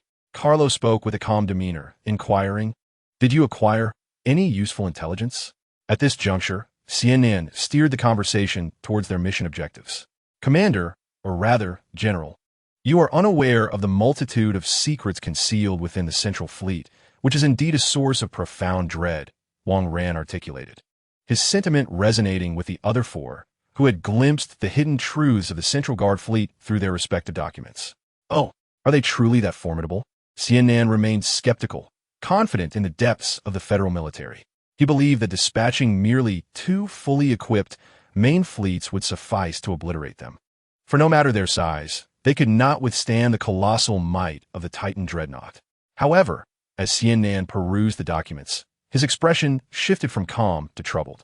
The Central Guard fleet, or more accurately, the privileged elite, seemed poised for insurrection. It became evident that the 5 notorious pirate factions ravaging the Federation and the 4 pirate organizations in the neutral star zone were all underwritten by these elites, who were nurturing chaos to bolster their own power. The subsequent list ignited a mix of anger and sorrow within Xia Nan, as it meticulously cataloged military officials covertly colluding with them, infiltrating various star regions of the Federation. Even within Xia Nan's own Beyond fleet, several captains had succumbed to the corrupting influence of their wealth and power. These elites monopolized over 70% of the Galactic Federation's resources, yet they squandered the wealth belonging to the Federation's populace to satiate their own desires. They established one large stronghold after another in the neutral star zone, seemingly intent on crafting a new Federation entirely under their control. It appeared that the Speaker of the Federation was indeed correct in his intentions to dismantle the elite class, as they had become a festering sore upon the Federation, and only by excising this malignancy could hope be restored to the common citizens. Otherwise, the underprivileged would find themselves compelled to join their ranks, thereby amplifying their power. With a heavy heart, Xia Nan closed the documents, yearning to return swiftly to Jinwu Star to report this grave matter to Marshal Oaks, urging the 8 main fleets of the Federation to remain vigilant. The battleship Light of the Galaxy departed from Wuwei Star at full speed, emerging above the spaceport of Jinwu Star after a brief jump. Light of the Galaxy displayed its military identification code, prompting the spaceport staff to swiftly clear a landing area. The inspection team hurriedly disembarked and made their way towards the military headquarters. At the Morning Star, in the office of the Deputy Speaker of the Federal Parliament, Zheng Jian had already received intelligence regarding the military inspection team's visit to the Central Guardian fleet, aware that Xia Nan and his companions had encountered a significant setback there. He harbored a deep disdain for the aristocracy, having once faced their formidable obstacles as a man of humble origins. In fact, he had lost a kidney during a kidnapping orchestrated by these elites, a traumatic experience that left him with a lingering desire for revenge. Unfortunately, he was currently powerless against them and understood that only by attaining the position of speaker and securing military support could he finally challenge their authority. Though his ambitions were grand, he recognized the folly of confronting them head-on and resolved to bide his time, knowing that outlasting these aristocrats was merely a matter of patience. He picked up his communicator and initiated a covert transmission, instructing his secret forces to stoke the flames of conflict between the aristocracy and the military, intending to incite chaos through death. Chapter 93. The conflict between the aristocracy and the military. The clandestine forces hidden within the 6 major star domains of the Federation commenced their operations upon receiving Zheng Jian's orders. A cadre of skilled assassins began their bloody campaign targeting various noble families. In a hotel belonging to the Owen family, located in the Omega Star of the Milky Way, the current patriarch, Stephen Owen, was enjoying a leisurely retreat. He planned to indulge in a role-playing game at a newly opened venue after a refreshing bath, his mood buoyant. The news of the military scrutiny over the Central Guardian fleet had already reached him, and he was confident that the military would not dare to act against them. After all, this Federation was still firmly in the grasp of those at the pinnacle of the social hierarchy. The military might handle external threats, but engaging in political games with them was akin to lighting a lantern in a toilet, an invitation to disaster. As he luxuriated in a bath, he languidly groaned in pleasure, commanding his secretary, "Bring me a glass of wine." However, the secretary failed to respond. "Are you deaf? I said bring me a glass of wine." Stephen snapped, turning to reprimand his aide, only to be met with the horrifying sight of his secretary lying in a pool of blood alongside a figure clad in combat gear. "Who are you?" he shouted in panic, attempting to attract the attention of the guards outside the room. Yet, the assassin offered him no opportunity for further words, swiftly pressing a metallic dagger against his neck and making a precise cut. The blood that gushed forth painted a crimson rose upon the wall as Stephen's eyes widened in shock, gradually losing their light. After dispatching Stephen, the assassin deliberately left behind a mark associated with the military's assassination unit in a concealed location before silently exiting the hotel, with several more targets yet to eliminate. In the Life Tree star domain within the Emerald Galaxy, at the Qin family S Media Empire, Qin Zhengbang, the current patriarch's brother, was engaged in a cordial discussion with an official from the Elven race, serving as the Deputy Minister of Foreign Affairs for the Federation. The two individuals reached a consensus regarding the mutual support between the Federation and the Elven race. They were preparing to head to the Morning Duke Galaxy Grand Hotel for a luncheon when Qin Jingbang, aboard a hovering vehicle, encountered an unexpected event at an intersection. A psychic suddenly dashed out from the roadside, charging directly towards Qin Jingbang's conveyance. Upon nearing the vehicle, the psychic detonated a psychic energy resonance bomb, resulting in a violent wave of energy that generated a mushroom cloud within a radius of 100 meters. Only a handful of individuals in the entire convoy managed to survive this assault, while Qin Jingbang was torn into fragments, scattered across the ground. Amidst the chaos, a metallic shard lay quietly at the scene of the attack. It was a fragment of a special communicator belonging to the Federation military. Attacks were occurring across various star domains of the Federation, inciting panic among the elite. The influential figures found themselves in a state of alarm, surrounded by psychics whenever they ventured outside, too fearful to reveal even the slightest hint of vulnerability. The remnants of military artifacts left at the scene fueled the seething anger of these elites, who conspired to exact revenge upon the military. Although they suspected that this might be a scheme to frame the military, they were unfazed, as they merely needed a pretext for their wrath, and these items provided them the justification they sought. They also intended to use this retaliation as a means to gauge the military's stance, thus tacitly attributing the blame to the military. The elites were notably decisive, pouring substantial funds into their schemes, with reckless individuals masquerading as space pirates launching suicide attacks against the Federation fleet. In a short span, the Federation's star domains descended into chaos, overwhelmed by the presence of pirate vessels, leading to a temporary halt in normal trade. Unlike the elites, the Federation officers were formidable psychics and mech warriors. The casualties among them were minimal, as the majority skillfully evaded the assassins' onslaught and successfully retaliated. During their journey to inspect the remaining fleet, Xia Nan and his companions faced several waves of assailants, yet they merely served as fodder for Xia Nan, relying solely on the exceptional capabilities of the Starlight, annihilated the disorganized throng without lifting a finger. Why had the number of space pirates surged so suddenly? Had the Federation's security deteriorated to such an extent? These individuals were not necessarily pirates. They were likely motivated by the bounties offered by the elites. Xia Nan had received intelligence from Marshal Oaks, indicating that a mysterious force was targeting the elites, attempting to incite discord between them and the military. It was now apparent that conflict between the military and the elites was inevitable. These pirates served as their probing tactics. Did the elites wish to betray the Federation? They openly supported pirate factions in their assaults on the Federation fleet. The hot-tempered Timar was on the verge of exploding with fury. After some time, the elites would likely retreat into silence. Xia Nan merely uttered this sentiment and refrained from further comment, knowing that he could not disclose the military's balancing actions against the elites. Marshal O, stationed at the Federal Military Headquarters, received reports of battles from various star domains of the Federation. Strangely, there was no trace of anger upon his face. Instead, he exhibited an unusual calmness. Based on the list procured by Xia Nan from the Central Guard Fleet's Intelligence Corps, who specifically ordered Xia Nan's Beyond Fleet and Huang Fusang's First Fleet to select a contingent of officers whose backgrounds were untainted and uncorrupted by the elite, under the pretense of participating in joint military exercises. This coalition would be assembled to venture into the star systems and subsequently dispatched to the Central Star Domain to collaborate with the military special fleet to directly suppress the Central Guard Fleet of Wu-Wei Star and disarm them. Simultaneously, the Speaker of the Federation, located at the Morning Star, would sign a special directive, summoning several planetary governors to Morning Star. Ostensibly, this was to participate in a briefing meeting. However, the true purpose was for these individuals to serve as alternate officials selected by the Speaker to fill vacancies within the Federation's various departments. The remaining fleets received strict orders from the military command to intensify patrols along their respective defensive lines.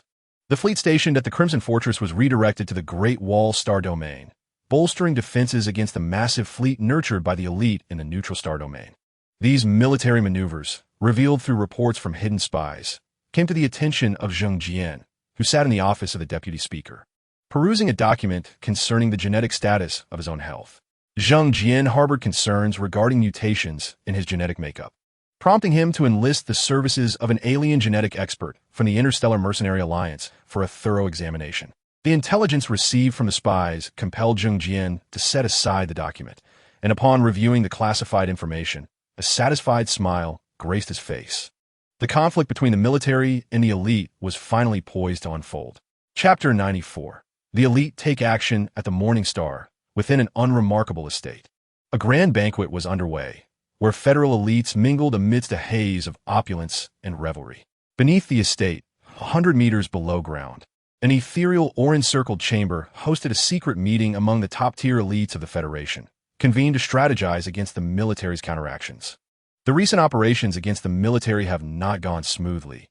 We have suffered significant losses, remarked the Deputy Minister of the Federal Security Department.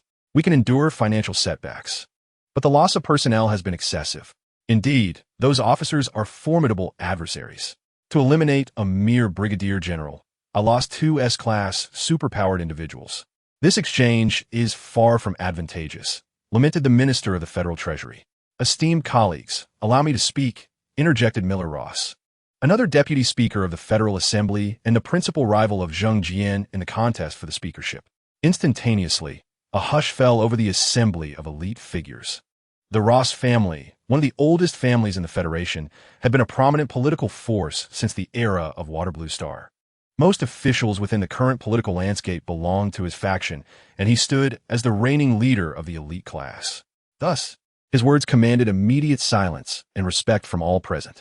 Ladies and gentlemen, a mysterious force has recently been persistently attempting to assassinate our members. Their intentions are unmistakably clear: to incite a conflict between us and the military. It must be acknowledged that the mastermind behind this scheme is astute, fully aware that our relationship with the military has reached an irreparable state. Consequently, their actions have proven remarkably effective. We must arrive at a decisive resolution regarding our stance with the military. It is time to demonstrate the strength of our elite class to the Federation. To let the speaker and that old codger, awakens, witness our formidable power. The Galactic Federation belongs to our privileged echelon. I wholeheartedly support Speaker Miller's resolution. The Minister of Foreign Affairs was the first to express agreement. I too concur with Speaker Miller's proposal, echoed by the Minister of Security. I am in agreement as well. Seconded. Nearly all the leading elites in the conference room expressed their endorsement of Miller's suggestion, save for one individual who remained neutral, neither in support nor opposition. Deputy Director Mo, what is your stance? Miller's gaze shifted to Deputy Director Mo Xiaoyun of the Federal Security Bureau, with his allies following suit. Mo Xiaoyun appeared impervious to the pressure of their gazes, casually remarked, "You all proceed as you wish. I shall refrain from involvement. Our Mo family is merely a business entity, lacking the formidable power that you possess, and thus, I do not have the standing to participate in your grand plans." Deputy Director Mo, are you certain you will not join us? Miller Ross scrutinized him. Indeed, what if our plans are exposed due to your absence? The Minister of Finance sharply questioned Mo Xiaoyun. Fear not, whether your plans succeed remains uncertain. And do you truly believe that such a commotion would escape the notice of awakens and his ilk? The Minister of Finance found himself momentarily at a loss for words. Very well, your non-participation is acceptable, but you shall need to contribute financial support to our cause. Miller fixed an unwavering gaze upon Mo Xiaoyun, contemplating dire consequences should he refuse. Certainly, the funds will be transferred to your account by tonight. I shall take my leave now. Mo Xiaoyun pulled back his chair, his form dissipating like a flash of lightning within the conference room. The attendees were taken aback, astonished to discover that this individual was a formidable superhuman. Having never witnessed Mo Xiaoyun wield his abilities during their time together, a dangerous glint flickered in Miller Ross's eyes as he had not anticipated Mo Xiaoyun's strength. Had he attempted to detain him, the 2 S-class guards outside the chamber would have found it quite challenging. No wonder Mo Xiaoyun had consistently maintained his composure. However, his acquiescence to Miller's demands rendered Ross somewhat perplexed. He was not fond of situations beyond his control. Now, they found themselves in a position where they could no longer hesitate. Confrontation with the military was inevitable. Let us all return and make preparations. Ensure your families seek refuge. and simultaneously notify the fleet in the neutral star domain to prepare for entry into the Federation's star territory. In 7 days, our moment of action will arrive. Let this be etched in your minds. Miller-Ross ultimately determined the timing of this operation, and everyone departed the secret chamber to prepare for the impending mission in 7 days. At this moment, Imo Xiaoyan had boarded a hovering vehicle awaiting at the estate's entrance. En route to the starport, the Morning Star was on the brink of becoming a quagmire, and he wished to avoid entanglement with these individuals, opting instead to retreat to his family and sidestep the impending clash between the elites and the military. In his view, the elite faction stood little chance of success.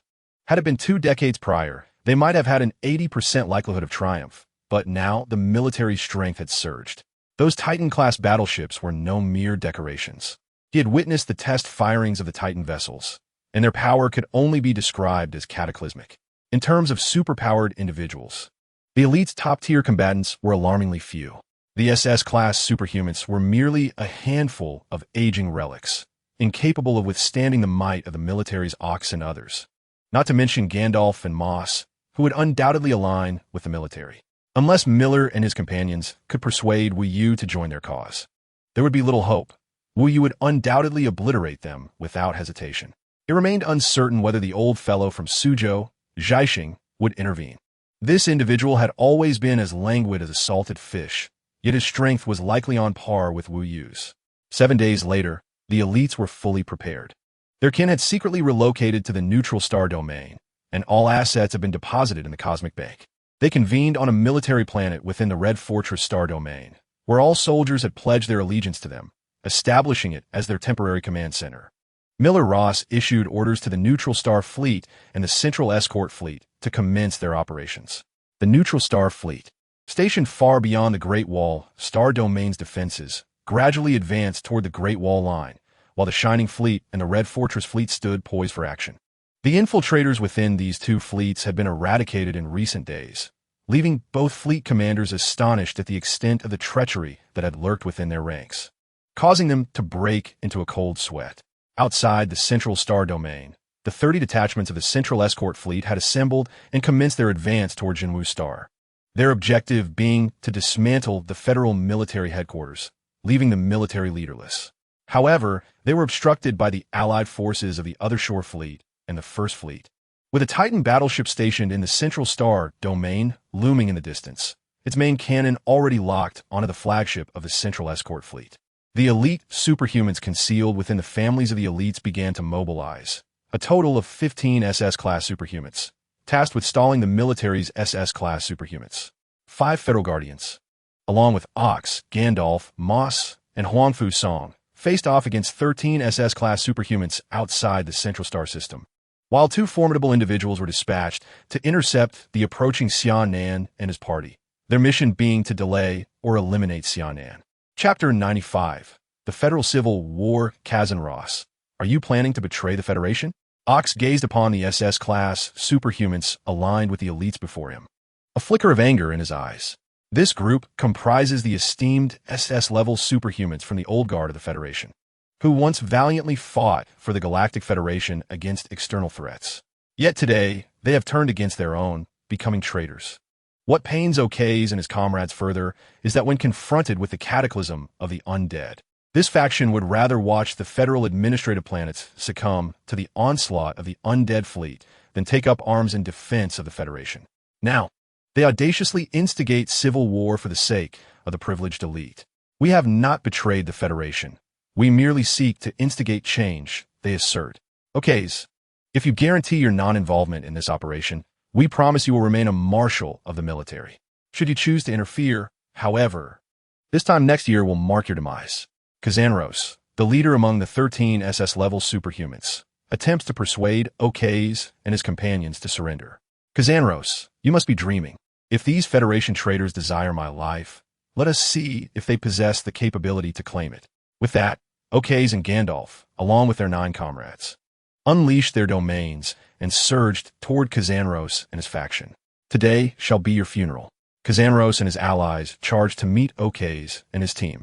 The clash of these 22 elite superhumans ignited a fierce battle, engulfing the starfield in a tumult of energy currents as superhuman techniques and domains collided spectacularly. Devastating energy shockwaves swept through the surrounding asteroids, reducing even several small planets to mere rubble. Meanwhile, as awakens and his faction engaged on the battlefield of the armed satellite, Manila 1 and Suwon commenced their assault on the United Fleet standing before them.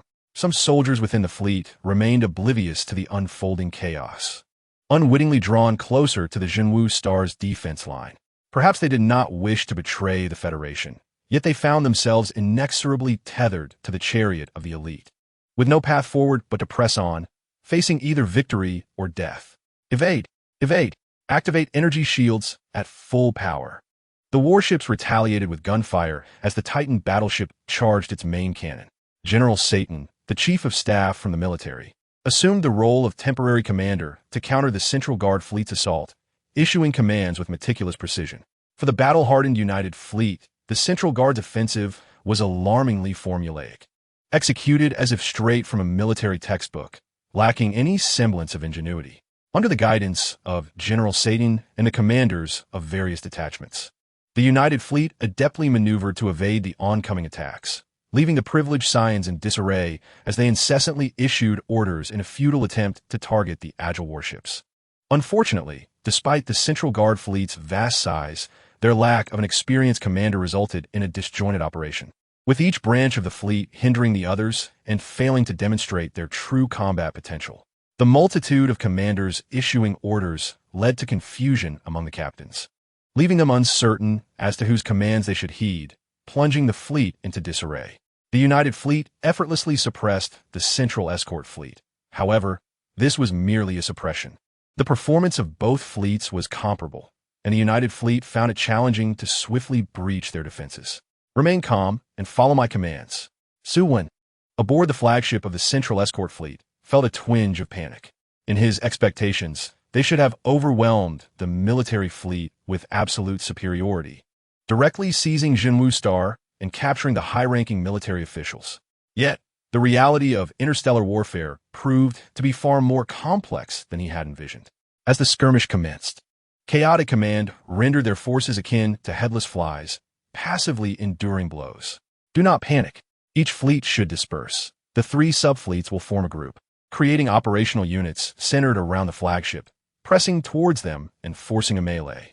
Once Suwon regained his composure, he demonstrated his capability, gradually turning the tide under his command. Nevertheless, the United Fleet's orderly offensive formations kept them predominantly on the defensive. Even when they boldly charged toward Jinwu Star's defenses under the protection of energy shields, the meticulously organized formations repelled them once more. The two opposing forces engaged in a back-and-forth struggle between the two planets. Meanwhile, the Titan-class dreadnought's main cannon charged to 90, nearing the moment of decisive impact. Central Escort Fleet, why do you still hesitate? Are you aware of your actions? You are betraying your civilization, bringing shame upon your families.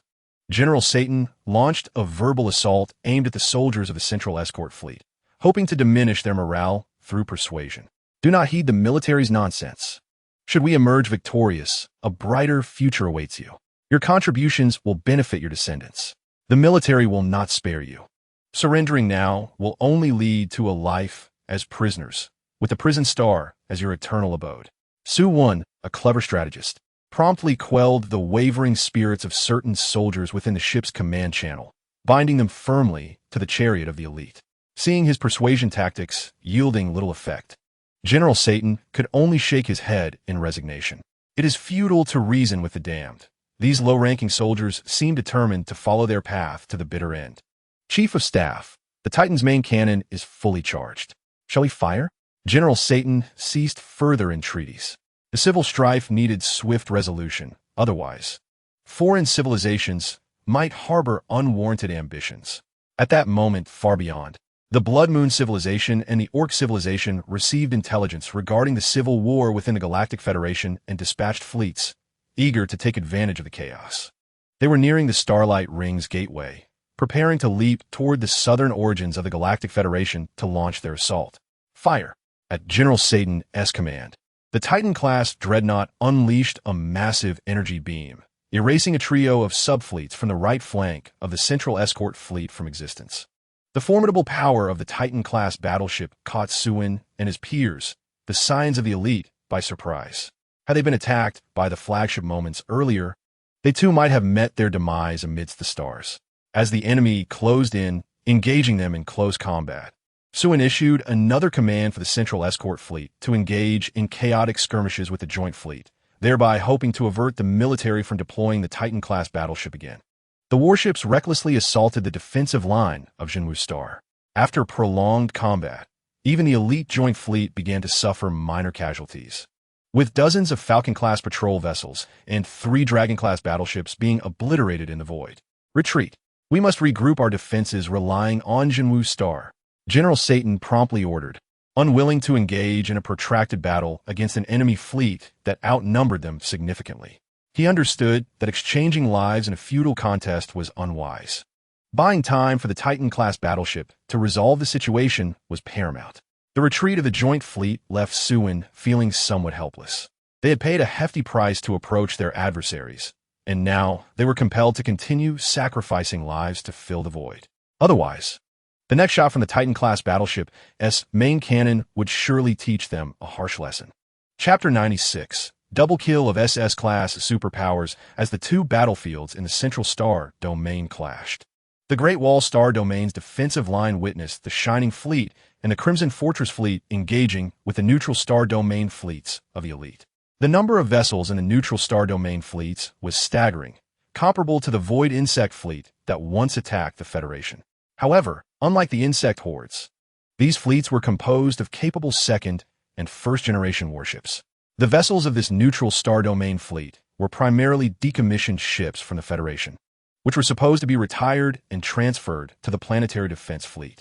Yet, it appeared that a significant portion of these ships had been commandeered by the elite, forming their private armament in the Neutral Star Domain. The sheer number suggested that the elites had established relevant ship production lines within the Neutral Star Domain.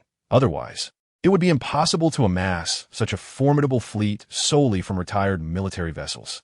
This fleet served as the trump card for the elites, enabling them to dominate a vast expanse of a Neutral Star Domain, sufficient to potentially establish a new federation. Contact the rear base and request the deployment of 2 Titan-class battleships. Observing the unfolding situation, the commander of the Great Wall Star Domain's defense felt a twinge of trepidation. The adage, "a multitude of ants can kill an elephant," aptly described their predicament. He dared not wager that his 2 fully assembled fleets could withstand the onslaught, even fortified by the defensive weaponry of the Great Wall Star Domain. Request authorization from the military to activate the Galaxy Intelligence Defense System and mobilize the energy shields of the Great Wall and Crimson Fortress Star Domains. Understood, Commander. A brigadier general received the order and proceeded to seek authorization from the military. The defense system of the Galaxy Intelligence Brain is extensively spread across the entire Federal Star Domain and can only be activated in emergencies. Each activation requires a substantial amount of energy, which is why the Federation typically refrains from employing this formidable defense mechanism, even during the crises posed by the Zerg invasion and the Undead Calamity. However, the Supreme Commander now feels compelled to prepare for contingencies, should this fleet breach their defenses. It could penetrate directly into the Central Star Domain, thereby placing the Federation at risk of a regime change, with the fleet stationed in other star domains unable to mount a timely counteroffensive. The military swiftly consented to his request for authorization, albeit with a stipulation. Only a supercharged energy shield operating at 30 energy units could be utilized, as deploying excessive energy would adversely affect the populace of both the Great Wall Star Domain and the Red Fortress Star Domain. With the Galaxy Intelligence Brain's defense system serving as a safety valve, the Supreme Commander felt a measure of reassurance. Now, they awaited the arrival of 2 Titan-class ships to determine their fates. Xia Nan and his team had just completed a review of the garrison on their home planet, Water Blue Star, only to discover significant issues, even among the many star constellation mech warriors responsible for its defense. Several were found to have ambiguous connections with the elite class. At that moment, the light of the Galaxy battleship had just departed from the solar system, continuing its journey toward the Southern Star Domain, with the inspection group's next target being the 7th Fleet of the Bibo Star Fortress.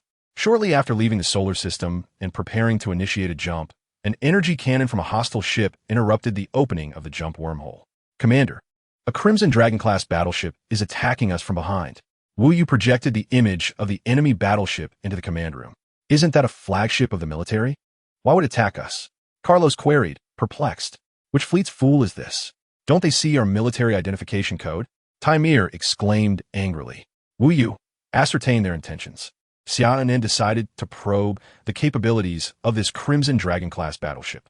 However, before Wu Yu could send a communication request, another energy blast struck the energy shield of the light of the galaxy, causing the entire vessel to shudder slightly. It appears they are indeed the enemy. Prepare for battle. After tentatively firing 2 energy blasts, the Crimson Dragon-class fleet ceased its attack, and 2 mechs launched from the battleship, immediately unleashing their devastating techniques. Under Wu Yu's control, the light of the galaxy narrowly evaded this lethal assault. SS-class? Xia Nan sensed a powerful aura emanating from the attacks.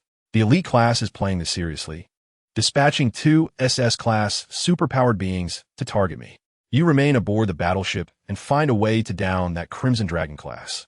I will confront those 2. With that, Xia Nan piloted the Dawnlight mech out of the light of the galaxy, drawing closer to the 2 enemy mechs amidst the beams of energy. The design of these 2 mechs resembled the ancient legacy mechs of the immortal civilization that Xia Nan had once encountered in the realm of Shumi. You 2 are indeed sent by the powerful, are you not?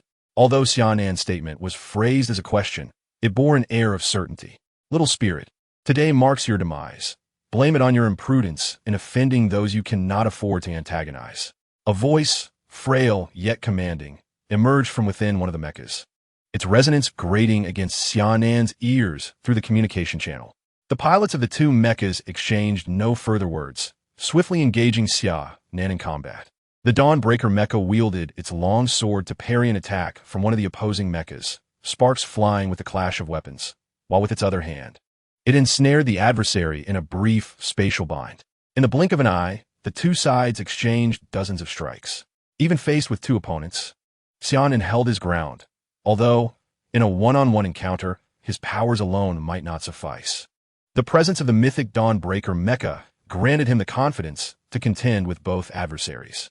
In another swift maneuver, taking advantage of his opponent's fatigue, Xia Nan transformed his long sword into a spear, executing a counterattack that shattered one mecha's shield. Had the other mecha not intervened in time, this strike would have surely pierced its armor defenses.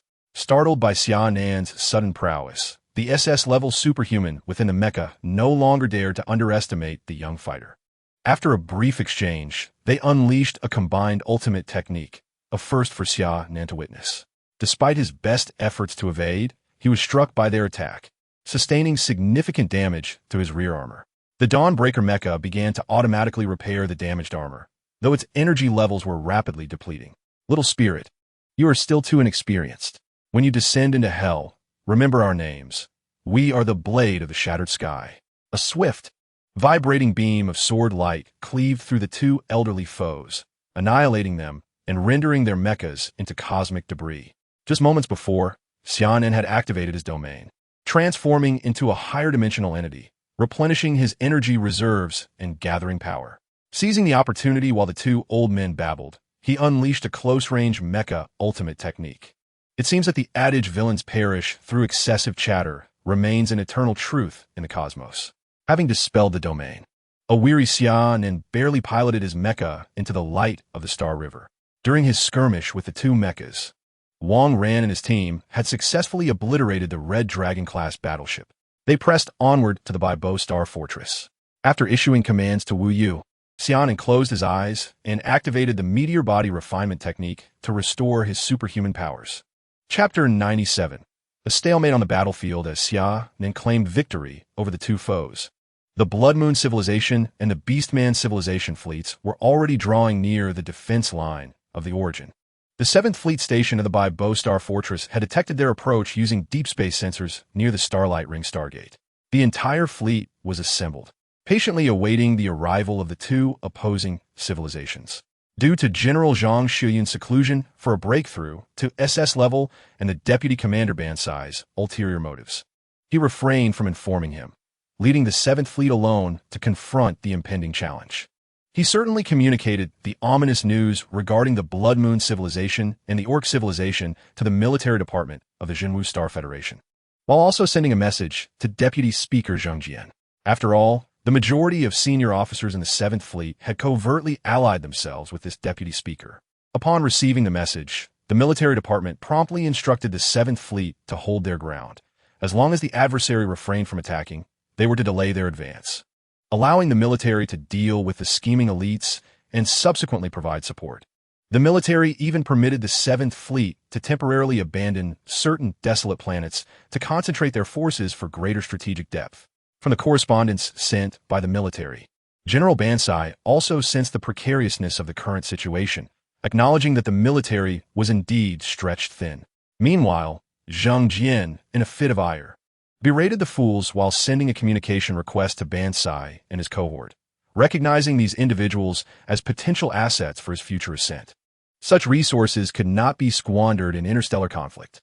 Thus, upon establishing the connection, he urgently urged the 7th Fleet to conserve their strength, avoiding confrontation with the enemy. Any planets of lesser significance could be forsaken, and even retreating to the galactic defensive line was preferable to wasting any troops. This directive aligned with the military's orders. Yet, Zhang Jian's approach was harsher. His demand for the 7th Fleet to withdraw to the galactic defensive line essentially meant conceding 1/3 of the origin territories, inevitably exposing the Federation's civilians within that region to the incursions of both civilizations' fleets. He was willing to trade the lives of ordinary citizens for the survival of the 7th Fleet's soldiers. However, General Bansai was not naive. Should he heed Zhang Jian's counsel and retreat to the galactic defensive line, it would not be long before his own lower-ranking officers revolted. Most of these soldiers hailed from the region, with friends and family residing within the origin territories. Who could say whether their loved ones were on those forsaken planets? After considerable deliberation, General Bansai resolved to assess the situation further before making any decisions to withdraw. For now, it sufficed to concentrate forces on defending the Bibo Star Fortress. And should trouble arise, he would awaken General Zhang Xiuyun from his seclusion to shoulder the blame. Outside the defensive line of the origin territories, the fleets of the Blood Moon civilization and the Orc civilization observed the vigilant 7th Fleet, uncertain of the current state of the Galactic Federation. Were they not embroiled in civil war? Why had this border fleet not been recalled for battle? The presence of the 7th Fleet did not conform to their expectations, leaving them hesitant to launch an assault on the Galactic Federation. Their original intent was merely to raid and plunder, not to occupy Federation territory. Consequently, the fleets dispatched by both civilizations were not particularly formidable, merely average in strength. In a one-on-one confrontation, they would undoubtedly be bested by the revamped 7th Fleet. Even in a 2-on-1 scenario, they would barely hold an advantage. The dilemma of whether to engage in battle now loomed before them. Blood Moon, will you engage? The commander of the Orc civilization fleet initiated communication with the Blood Moon fleet, seeking to gauge the situation.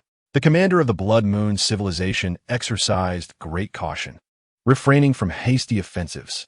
He dispatched individuals to ascertain the situation in the neutral star domain, seeking to analyze whether the Galactic Federation was merely a facade of strength. Yes, Your Excellency, came the reply. In the central star domain, 2 significant battlefronts were engaged. The Great Wall, star domain, where fierce clashes erupted among the Federation military and the elite class across 3 battlegrounds. In terms of high-tier combatants, aside from the 2 SS-level superpowers slain by Xia Nan, Marshal Oaks had also eliminated 3 SS-level superpowers belonging to the elite class. However, they too had lost a guardian of the Federation. The odds stood at 8 to 10, as their forces ventured further toward the desolate Northern Star Sea, escalating the conflict from superpower skirmishes to mecha warfare, leaving numerous planets reduced to cosmic dust in their wake. The Joint Fleet and the Central Escort Fleet were entirely dominated by military forces. Although the Joint Fleet had retreated several times and found itself in the outer space of Jinwu Star, the Central Escort Fleet had already suffered significant losses under the main cannons of the Titan-class battleships. Internal strife and fear of combat began to surface among their ranks, leading to the belief that it would not be long before the Joint Fleet would secure victory. However, the situation in the Great Wall star domain was less than promising. The sheer number of fleets from the neutral star domain was overwhelmingly vast. even when employing a strategy of human waves. The origin of these reckless alien warriors remained a mystery. They appeared to be suicidal fighters willing to self-destruct when faced with defeat against the Federation fleet. Despite the Supreme Commander's efforts to steer the fleet clear of danger, significant damage was still inflicted, with both the Shining Fleet and the Crimson Fortress fleet losing several Dragon-class battleships. On a military planet within the Crimson Fortress star domain, Miller Rose and his companions received reports from the front lines. They perceived that the fleet from the neutral star domain was almost certain to breach the military's defensive lines, prompting them to prematurely uncork champagne in celebration while contemplating how to manipulate the military officials thereafter. The alarming intelligence regarding the precarious situation in the Great Wall Star domain reached the commander of the Blood Moon fleet. Upon reviewing the information, he concluded that the Galactic Federation was nearing its breaking point, thus feeling relieved enough to notify the Orc fleet to commence an assault on the Origin. Faced with the sudden onslaught of these two formidable civilizations, Major General Bansai could only brace himself for battle, relying on the fortifications in place to maintain a stalemate. He felt confident in his ability to hold the line at the Origin, considering it a monumental achievement.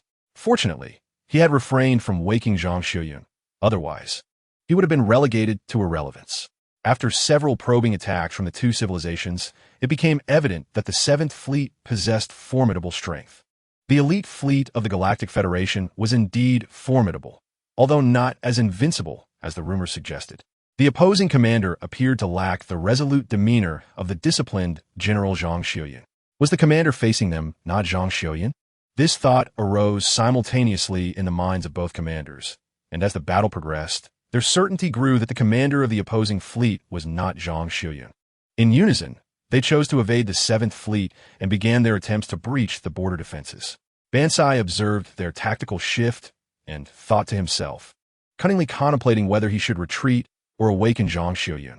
At that moment, a powerful aura swept through the secluded area where Zhang Xiuyun was meditating, alerting everyone within the Baibo Star Fortress to its presence.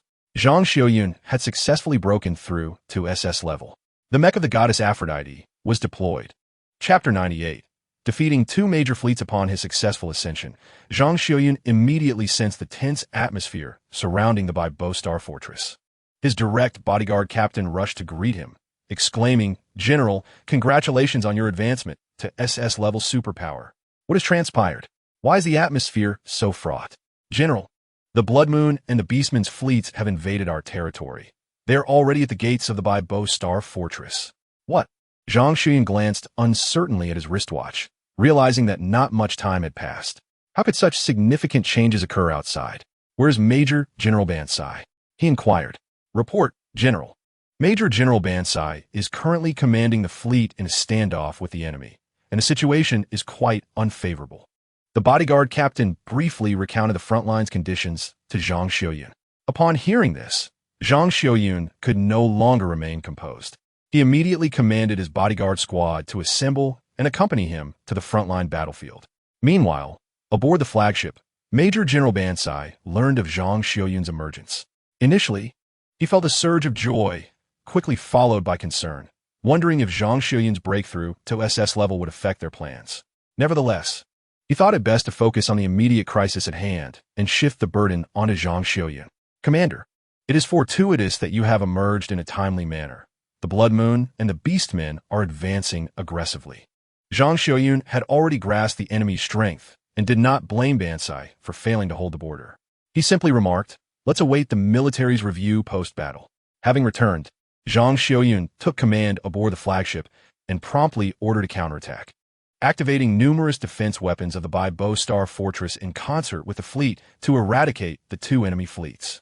Zhang Xiuyun's strategy was to concentrate fire on one of the enemy fleets while deploying a minimal number of warships from the other fleet to harass and restrain them. Although the two races were collaborating to assault the 7th Fleet, their trust in one another was tenuous, and they were unlikely to engage in a protracted struggle. All firepower was rallied to concentrate on the Blood Moon fleet, while the 10th Fleet executed swarm tactics to delay the Beastmen. Zhang Xiuyun's decision to target the Blood Moon fleet was deliberate.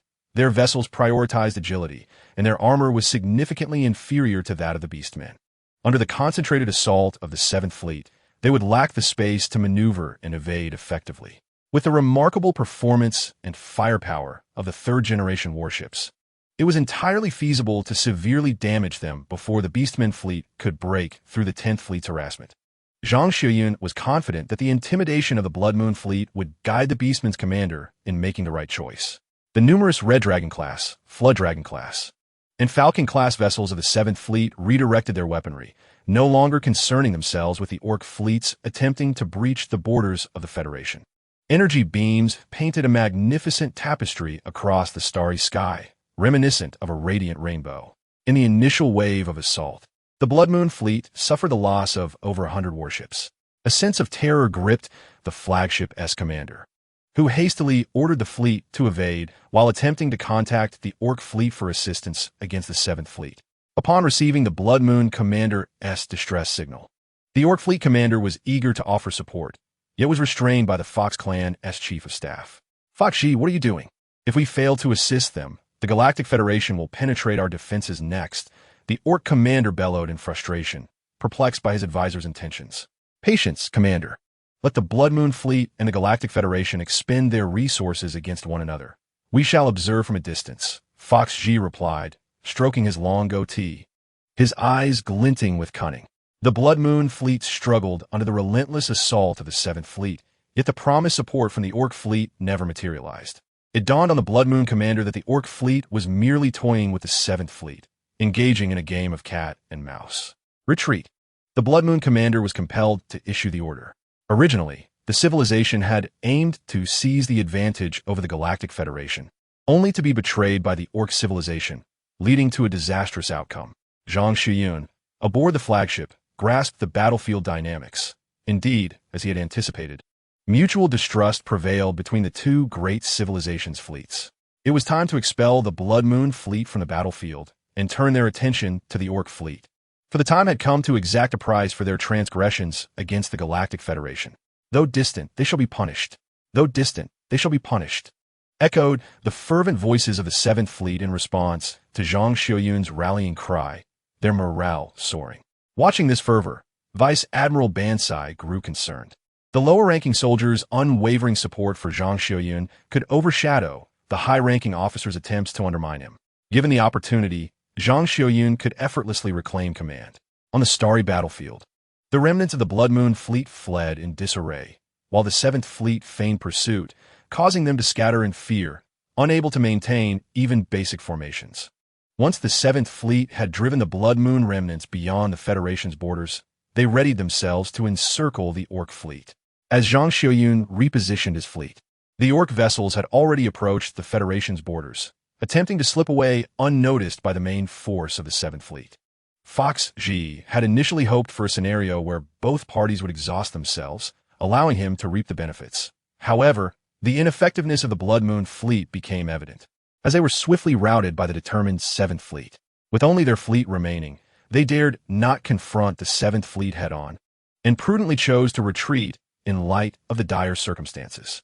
It must be said that the cunning Fox Xi possesses an astute grasp of the battlefield, surprising even Zhang Xiuyun, who did not foresee that the usually reckless Orc fleet would employ such shrewd tactics of diversion. Pursue the Orc fleet. Zhang Xiuyun was determined not to let them escape so easily. At the very least, he intended to ensure that half of their warships remained behind. These humans were proving to be more troublesome than the dug beasts, and his patience was wearing thin. "I shall turn back and fire upon them." The Orc commander, infuriated by the relentless pursuit of the 7th Fleet, could hardly bear the indignation of being subjected to blows without the means to retaliate. "Calm down, my Lord Commander. If you strike back now, you will fall directly into the human's trap. My Orc warriors must not perish in vain." Enraged, the Orc commander allowed his true form to manifest, a spectral lion appearing behind him. "Retreat, retreat, retreat." Reluctantly, he ordered the fleet to accelerate their withdrawal to evade the chase. After pursuing for approximately 2 light years and leaving behind half of the Orc fleet's warships, the 7th Fleet returned to the Bo Star Fortress under Zhang Xiuyun's command. At that moment, Xia Nan's Light of the Galaxy vessel also arrived at Bo Star. Chapter 99. The conclusion of internal strife. Xia Nan had intended to lend support to the 7th Fleet, but was taken aback by General Zhang Xiuyun's swift actions. having routed the fleets of the two great civilizations within mere days and returning victorious. Upon learning of Xia Nan and his inspection team's arrival, Zhang Xiuyun had just concluded a post-battle meeting, during which Vice Commander Vice Admiral Bansai had faced severe reprimand. As the fleet commander, to consider retreat at the first sign of an enemy was unacceptable. Although the military headquarters had issued orders permitting a withdrawal, one should ideally assess the situation after exchanges of fire before deciding to retreat. The enemy had merely conducted a few probing attacks to instill fear, and yet Bansai was overwhelmed with the desire to withdraw, a behavior Zhang Xiuyun could not tolerate. As Bansai bore the brunt of the scolding, his resentment only deepened. Yes, he acknowledged that he was not as capable as Zhang Xiuyun, but was it wrong to wish to preserve his own life? If he could flee, why engage in battle? Moreover, the federal military headquarters had sanctioned their retreat. It was only Zhang Xiuyun who relentlessly pursued him. Bansai harbored all of this animosity towards Zhang Xiuyun, increasingly yearning to rid himself of the general's oversight, desiring a situation where no one could command him. He had never contemplated that Zhang Xiuyun's ire stemmed from disappointment in his failure to uphold the duties and oaths of soldier. Regrettably, Bansai's heart was now consumed with envy, and years of corruption by power and wealth had stripped him of his soldierly honor. Upon returning to the commander's office from the meeting room, Zhang Xiuyun found Xia Nan and his team enjoying tea while awaiting his return. General Zhang, congratulations on successfully repelling the enemy. Xia Nan rose to express his congratulations. Zhang Xiuyun reined in his anger, offering a smile as he replied, General Xia, has Marshal Oaks appointed you as the head of the inspection team? Indeed, I am honored by the Marshal's regard and currently serve as the head of the inspection team. General Zhang, may we proceed with the review?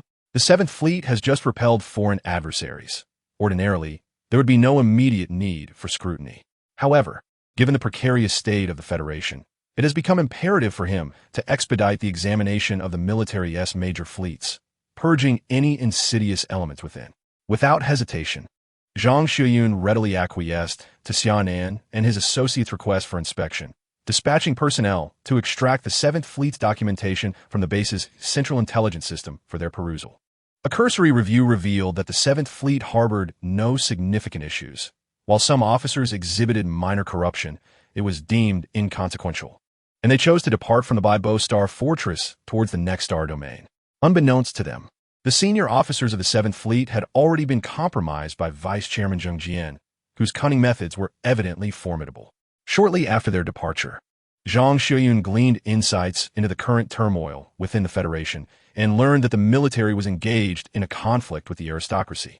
Following discussions with the military command, he received approval to assist Marshal Oaks, as his SS-class combat prowess was deemed crucial. Zhang Xiuyun's exit stirred the ambitions of Major General Bansai, who once again reached out to Zheng Jian, soliciting assistance to facilitate his reassignment from the 7th Fleet. Aware of Zhang Xiuyun's ascension to SS class, Zheng Jian perceived him as a potential hindrance to his plans and assured Bansai that he would endeavor to have Zhang Xiuyun reassigned to a position within the military command instead. At the borders of the Great Wall Star Domain, the neutral Star Domain fleet and the Allied forces had been embroiled in conflict for nearly a month. Thanks to the support of the Titan-class battleship, the Shining and Crimson Fortress fleets had, after incurring substantial losses, managed to reach a temporary stalemate. However, should reinforcements from a military not arrive soon, the commander would be compelled to activate the defense shield of the Galaxy Intelligence System. In the Central Star Domain's Wuwei Star battlefield, the Central Escort Fleet ultimately succumbed to the joint offensive of the Other Shore and the First Fleet, resulting in a complete disbandment. Su Wen perished, while Manaron abandoned his ship, fleeing with his confidants towards the Crimson Fortress Star Domain. Meanwhile, General Alice Xiao Morgan of the 2nd Fleet awaited the remnants of these defeated forces at the junction of the Central Star Domain and the Crimson Fortress Star Domain, where their fate would be determined. Whether Manaron could elude capture now rested solely on fortune. On the high-stakes battlefield where Marshal Oaks and his forces were engaged, relentless combat had driven both sides into the desolate Star Sea. The military, having sacrificed 2 Federation Guardians and Dean Moslin's arm, managed to eliminate 5 opposing SS-class superpowers, thus gaining an upper hand in numbers and strength. Kazanros, sensing the dire situation, contemplated retreat. He had underestimated the strength of Oak's forces. Gandalf, that old rogue, had proven to be formidable, having dispatched 3 SS-class superpowers since the onset of the conflict. Khazanros, surrender now, and you may yet preserve your life. Persist in your folly, and do not blame us for our ruthlessness. Spare me the rhetoric. Oaks, less battle. Khazandros still harbored the belief that the fleet from the neutral star domain could successfully breach the Federation's defenses. Thus, he resolutely continued to hold off the formidable forces of Oxus and his allies. Unbeknownst to him, the Central Escort Fleet, which had been entrusted with great hopes, had already met with defeat and was being pursued by the military. The fleet from the neutral star domain had yet to even approach the borders of the Federation. Meanwhile, in the secret military stronghold of the Crimson Bastion star domain, the influential figures, including Mileros, had just received the news of the Central Escort Fleet's defeat, causing their goblets to spill as they recoiled in shock. Many of their most promising protégés served as high-ranking officers within that fleet, and with their defeat, the gravity of the situation left them too fearful to contemplate the implications or to hear any further bad news. They urged the base commander to dispatch warships to assist their young charges. Mileros thought that those fallen protégés would likely execute their escape plan and head towards the Crimson Bastion star domain, if they could secretly assist them in reaching safety. Even the military could not uncover their whereabouts swiftly. They merely needed to wait for the fleet from the neutral star domain to breach the Federation's defenses for a chance to turn the tide. He commanded the alien forces in the neutral star domain to intensify their assault, questioning how a mere Federation defense line could withstand such a prolonged siege when their abundant resources and funding for the formidable beasts far outweighed any benefit to their adversaries. Mileros, perhaps we should also consider retreating towards the borders, suggested the Minister of Finance. A gentleman does not stand beneath a perilous wall. As noble rulers, we need not expose ourselves to potential discovery. Indeed, that is a valid point, concurred the Minister of Security. The other dignitaries, though not vocally expressing their agreement, subtly nodded in affirmation of the proposal. Seeing the inclination of the assembly towards retreat, Mileros acquiesced. Very well, once we have ensured the safety of those children, we shall withdraw to the neutral star domain. The stalemate persisted for another 2 months, during which Oxus and his allies had successfully eliminated all of the SS-level superhumans among the influential figures, leaving only the severely wounded Khazandros to flee into the Nether River star domain. Oxus chose not to pursue him further, recognizing that a wounded individual would hardly survive in such a realm. He dispatched a tracking team from the 3rd Fleet, led by Mecha, to ensure Khazandros did not stealthily return to the Federation. On the other side, in the Great Wall star domain, the commanding officer of the defense line activated the Stellar Brain's protective shield to withstand the assault from the neutral star domain fleet. With a significant influx of energy, the entire border defense was enveloped in a high-intensity shield, forming an energy bastion. The alien forces, disheartened by their inability to penetrate the defenses, began to lose their resolve, realizing that a protracted conflict with the Galactic Federation was unwarranted. Regrettably, as Marshal Oxus and his forces returned to the military headquarters, the defeat of the Central Escort Fleet indicated that stability had returned within the Federation, prompting the dispatch of reinforcements to the front lines. Meanwhile, Mileros and the other dignitaries, who had already escaped to the neutral star domain, continued to press the aliens to attack the Federation's defenses, while simultaneously contacting the space pirates within the Federation to initiate disturbances, aiming to delay the military's reinforcements. However, all of this came to a close after Marshall, who summoned the Galactic Federation's Cosmic Marvel. The Cosmic Marvel Justice Tribunal, a model structure reminiscent of a federal courthouse, possesses the formidable power to draw its designated targets into a realm of judgment. Any being that transgresses the rules shall be reduced to ashes in the flames of justice. With the infusion of energy from several SS-level superhumans, the Justice Tribunal was activated, and Marshall, who directly designated the alien fleet beyond the Great Wall Star region as the target for judgment. The tribunal seamlessly traversed through layers of space, a gentle white light flashing before the eyes of many, as the entire fleet within the neutral star region was drawn into its domain for adjudication. Regardless of whether these alien entities could emerge unscathed, the internal conflict within the Federation reached its conclusion, with the military ultimately emerging victorious, expelling the numerous privileged classes led by Vice Chairman Miller Ross. Yet, This victory left the Galactic Federation severely weakened. The loss of these elites brought many sectors of the Federation to a standstill.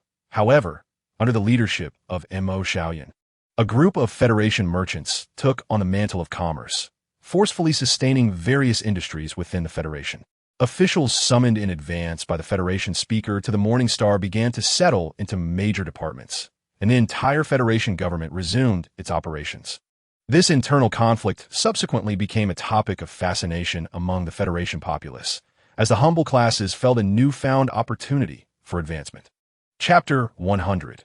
The speaker's passing 1 year after the conclusion of the internal conflict, under the scrutiny of the Oversight Group, led by Xia Nan, Marshall uncovered numerous corrupt elements and spies from other civilizations within the military ranks of the Federation. These officers and soldiers were categorized into 3 tiers based on the severity of their offenses.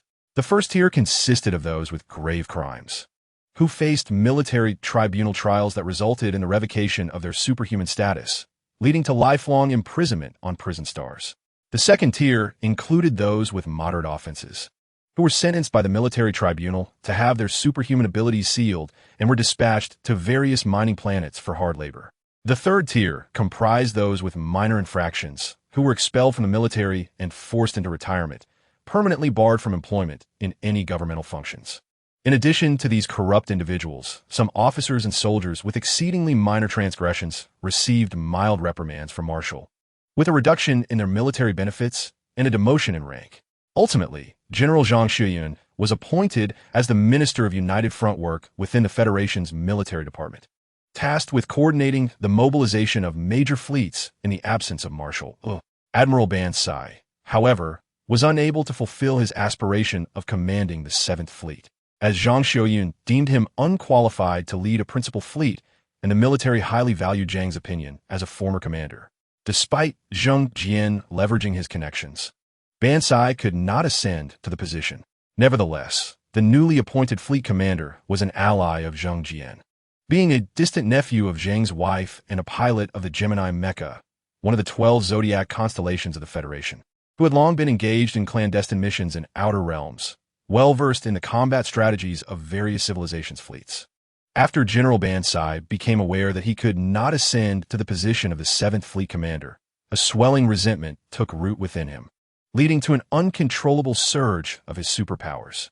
He wreaked havoc at the Azure Wave Star Fortress, ultimately being detained by the Military Enforcement Squad and imprisoned in the Military's Forbidden Dungeon. Most of the extraterrestrial beings taken by the Cosmic Spectacles Court of Justice were unable to withstand its judgment, directly condemned to become mere remnants of malevolence within the court's confines. Those who emerged from the Court of Justice were not pursued by the Federation. Instead, they were simply expelled from the Galactic Federation's territory. Grateful for their freedom, they fled far from the Federation, never daring to set foot within its bounds again. Throughout the past year, Xia Nan spent much of his time conducting inspections across the Federation, during which he encountered his sister, Xia Lin, who was honing her skills in the desolate sea of stars. Xia Nan wished to invite her to the Terra system, but Xia Lin declined his kind offer, expressing her desire to explore the vastness of the universe instead. She frequently mentioned Mo Xiangwei, hoping to bring the two together, but unfortunately, Xia Nan, oblivious to his sister's intentions, believed she was merely missing Mo Xiangwei and granted his aide a 2-month leave. Xia Lin was infuriated, contemplating how she could have such a clueless brother. After concluding the inspection team's duties, Mina and the others returned to their respective fleets, while Xia Nan, along with Wang Ran and Shelley, returned to the Terra base. The latest batch of Terra Stone weapons had been forged, and Xia Nan equipped all of them to the mecha warriors of his fleet. The governor of Terra informed Deputy Speaker Zhang Jian of this development, and upon learning that Xia Nan had severed his financial pipeline, Zhang Jian's genetic mutation intensified in response to his fury. During this period of diligent training, Xia Nan's superpower index approached the 5 million mark. The star-eating beast, Kale, finally awakened from its slumber, its form having significantly changed after consuming the celestial beast. If it was once a mere kitten, it had now transformed into a plump orange cat. The mysterious model acquired from Urbiide had yet to be deciphered by Xia Nan, who only discovered that it seemed capable of absorbing his blood. Thus, he routinely dripped a drop of blood on it every 5 days, leaving it in the mecha's space unattended. Recently, The wooden jewel embedded around the evolution cube within the Dawn Mecha began to emit a glow once more. A phenomenon Xia Nan had only witnessed within the Mist Legion ruins when he acquired the light of the Star River battleship. Could it be that ruins of the Mist Legion were about to be uncovered in the nearby star fields? This speculation arose within Xia Nan's mind, but reports from the patrolling fleet indicated that there were no unusual energy reactions within the Terra system. Everything remained as tranquil as ever. One day, after concluding his practice of the meteor body refinement technique, Xia Nan was preparing to inspect the base when a message from the magic net shattered his thoughts. The Speaker of the Federation had passed away that morning at the residence of the Morningstar Speaker, at the age of 102. Indeed, before Xia Nan could close this message, a communication from the Federal Military Command accessed his wristwatch.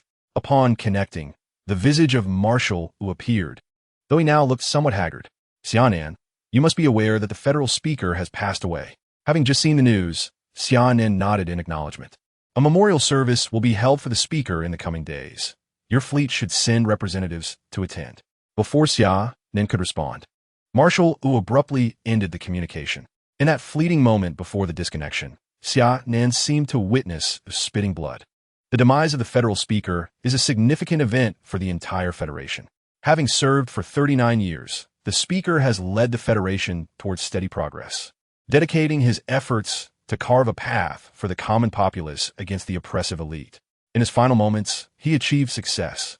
While the existence of an elite class is an unavoidable aspect of the Galactic Federation's development, leading to the emergence of new elites in decades or centuries to come, this Speaker at least secured a glimmer of hope for those of humble origins. Consequently, a multitude of citizens spontaneously observed a moment of silence to bid farewell to the diligent Speaker who served for nearly 4 decades. Of course, there were also those who felt exhilarated by the Speaker's passing, with Zheng Jian being among the most jubilant. The Speaker's death would precipitate an early election for his position. The Federal Parliament had already issued a notice that the election would take place following the memorial service, spanning a duration of 3 months. Upon receiving this news, Zheng Jian promptly mobilized his subordinates to begin campaigning for votes. With the departure of Miller Ross, Zheng Jian faced little competition for the coveted position of Federal Speaker. Chapter 101. Successful election. The memorial service for the Speaker will be held in the Spark Hall of the Morningstar Parliament Building, attended by dignitaries from all sectors of the Federation to pay their respects. Commanders from various fleets dispatched their aides to represent them at the service. On the day of the memorial, Marshal Udinmas and Principal Gandalf were present, with a close friend of the late Speaker personally presiding over the proceedings. Hidden powerhouses such as Gusa Zhaxing and Mo Xiaoyun also mourned quietly across the Federation. After the memorial concluded, the late Speaker's remains would be returned to his hometown, Aqua Blue Star, for burial in accordance with his wishes. The military would dispatch a special operations team to escort him. As Zheng Jian watched the fleet carrying the Speaker's remains slowly fade from sight, he withdrew his gaze. On the day of the memorial, he had also personally attended to bolster his own reputation, shedding a few tears. In truth, he had long anticipated the Speaker's demise. The old man had simply endured for too long. Nevertheless, Zheng Jian could not deny a tinge of admiration for the late Speaker, as he was indeed a charismatic leader. Ultimately, Zheng Jian owed him gratitude for assisting in the downfall of the elite class. The election for the Speaker is currently underway, marking the most significant news event since the passing of the former Speaker. Citizens across the various stellar regions of the Federation are keenly observing which political heavyweight will ascend to the distinguished position. According to reports from the Galactic Daily, the current Vice Speaker, Zheng Jian, commands a support rate of 41, while the Director of the Federal Security Agency holds 23, with the remaining candidates sharing the remainder of the support. On the surface, Vice Speaker Zheng appears to be in a commanding lead, seemingly securing the Speaker's chair. However, whispers have emerged suggesting that the Director of the Federal Security Agency has backing from the military. The veracity of this claim remains to be seen. Zheng Jian covertly navigates the dark web, scrutinizing discussions surrounding the election. A user named Old Wong opines, "I firmly believe Speaker Zheng will be elected. After serving as the Vice Speaker for so many years, he is undoubtedly well acquainted with the workings of the Federation, making him the most suitable candidate." Another user, Fortune Child, counters, "I think Director Li from the Security Agency will prevail, as he has military support behind him." Tattered Lin, Ads, I too believe Speaker Zhang will be elected. A user with the ID 165897552 queries, is the avatar above actually you? While Keyboard King sarcastically remarks, laughing at the above poster, by the way. I think all these candidates are worthless. A retired security officer, Xiong Dazhuang, warns, be careful of being investigated by the authorities. Amidst the cacophony of opinions online, it becomes evident that the majority of netizens are rallying behind either Zheng or Director Li. Zheng Jian peruses the background of Director Li Quan, a dossier secretly compiled by his associates, detailing Li's numerous accomplishments since graduating from the Federal University with a degree in Starship Command. Li Quan, a former colonel on the staff of the Fifth Fleet, has participated in multiple foreign operations, earning 4 Silver Star medals and 1 Blue Moon medal. Due to health issues, he retired early and subsequently joined the security agency as an officer. As Zheng examines Li's history, he realizes that Li is a staunch military ally, confirming that the military's covert support for his candidacy is not merely hearsay. The thought of the military troubles Zheng, despite his efforts. He has only secured the support of the 7th Fleet, and his wife's distant nephew has promised limited backing. Moreover, many officers from other major planets who initially supported him have been purged from the military due to extensive cleanup operations. Fortunately, his voice resonates well in political and civilian circles, largely thanks to the late speaker, who took the formidable rival Miller Ross with him. 3 months have swiftly passed, and the election for the Federation Speaker has reached its final stage. Currently, Vice Speaker Zheng Jian leads with a support rate of 46, closely followed by Director Li Quan at 44, with the other candidates firmly relegated to the role of mere spectators. Observing the real-time updates of voting support on the dark web, Zheng has never felt such tension. He stands mere steps away from the coveted position he has long aspired to attain. As time ticked away, with merely 5 minutes remaining until the conclusion of the voting, Zheng Jian's support rate surged to 483, while Li Quan trailed slightly behind at 478. The entire Federation was riveted to these final moments. Thump, thump, thump. Zheng Jian could almost hear the frantic rhythm of his own heartbeat. Typically composed, he now nervously wiped the sweat from his brow. Finally, as the countdown reached its end, the highly anticipated election for the Speaker of the Federation came to a close. Zheng Jian slumped in his seat, a radiant smile illuminating his face. Indeed, he had triumphed in securing the esteemed position of Speaker. The results displayed a narrow victory, with Zheng Jian achieving a support rate of 495 compared to Li Quan's 493. At last, Zheng Jian's aspirations were fulfilled. He ascended to the pinnacle of power, heralding the dawn of his era, a time for transformation within the Galactic Federation. The inauguration ceremony took place 5 days after the election. On that day, Zheng Jian appeared impeccably attired, exuding vigor and determination as he approached the podium to deliver his oath of office to the entire Federation. I am profoundly honored to stand here today. I wish to express my gratitude to every citizen of the Federation who cast their vote in my favor. Without you, there would be no Zheng Jian. Trust in me, for I shall lead the Galactic Federation to unprecedented heights, and you shall not regret your choice. With those words, he donned a golden star emblem, symbolizing the authority of the speaker, upon his chest. The audience erupted in cheers, celebrating the ascension of the new speaker. Amidst the tumultuous applause, Zheng Jian's thirst for power reached a zenith, oblivious to the rapid evolution of the mutated genes within him, spurred by his insatiable desire. The 24th pair of chromosomes swiftly formed, and the triple helix structure stabilized simultaneously. An energy, distinct from that of superpowers, began to manifest within Zheng Jian, a mysterious force rooted in his desires. This energy grew stronger as his desires intensified, embodying an exceedingly idealistic essence.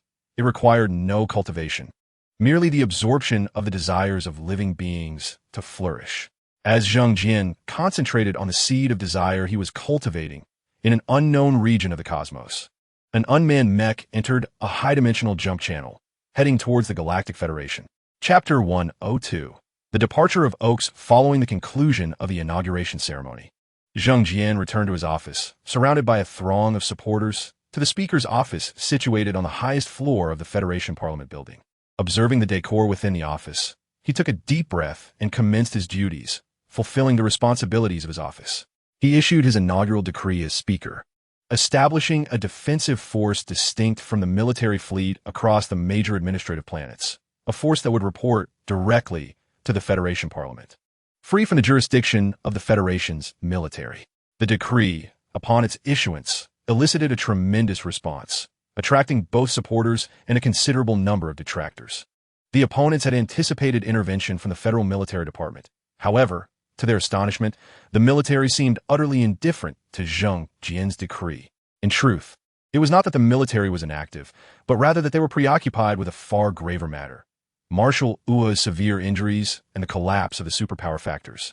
Over a year ago, during the internecine conflict involving the military and the elite, Wu and his 9 companions faced off against 13 SS-class superpowered adversaries. Although only Kazanros managed to flee to the River of Hades, they suffered significant casualties.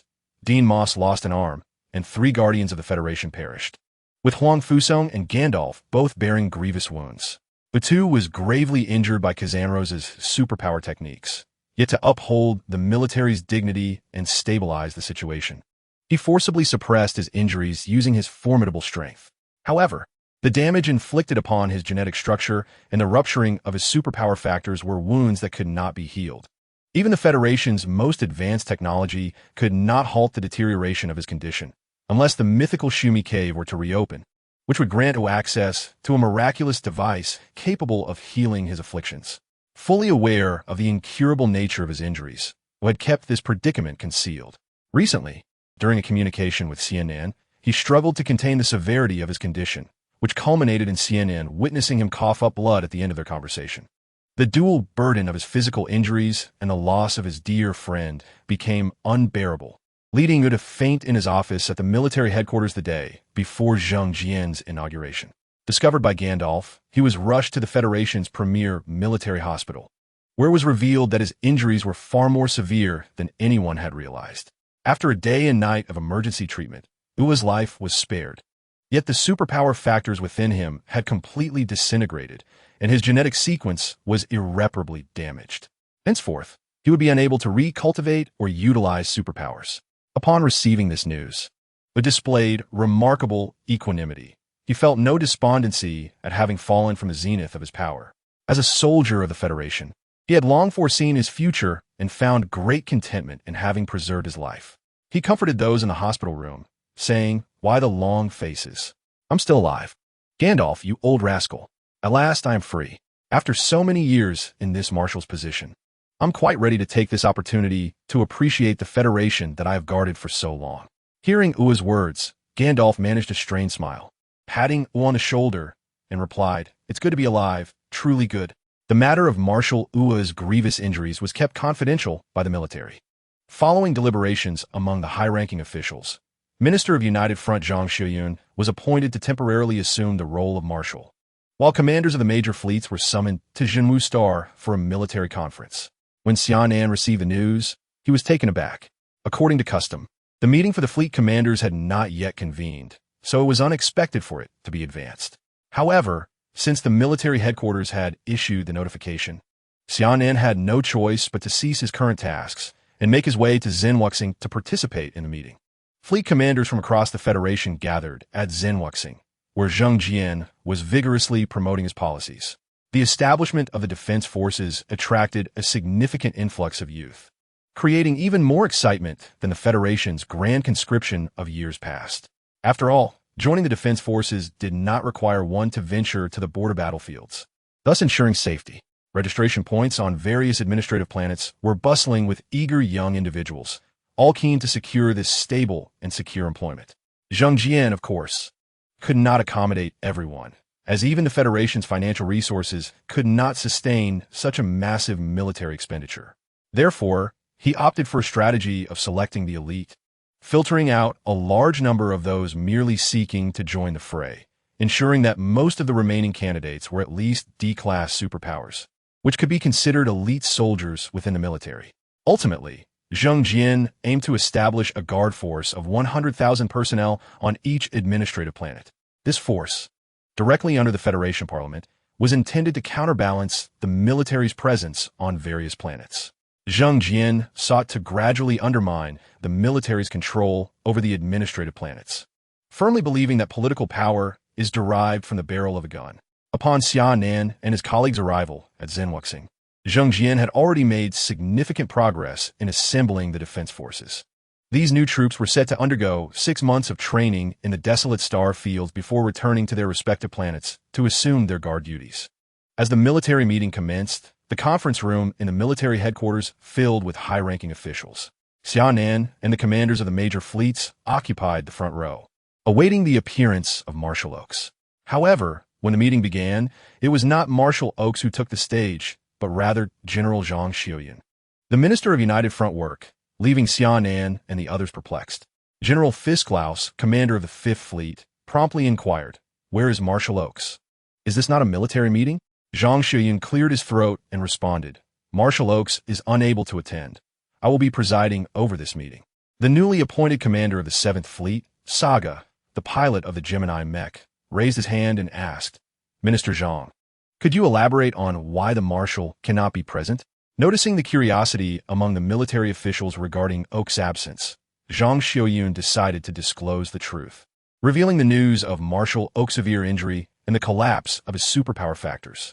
The assembly gasped in disbelief, unable to fathom how Marshal Oaks, a seasoned SS-class superpower and one of the foremost figures within that rank, could suddenly sustain such grave injuries.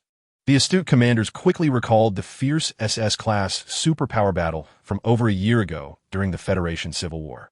Zhang Xiuyun confirmed their suspicions, stating that Marshal Oaks had been gravely wounded in that conflict and was currently receiving treatment in the hospital, hence his absence from today's meeting, which I now preside over.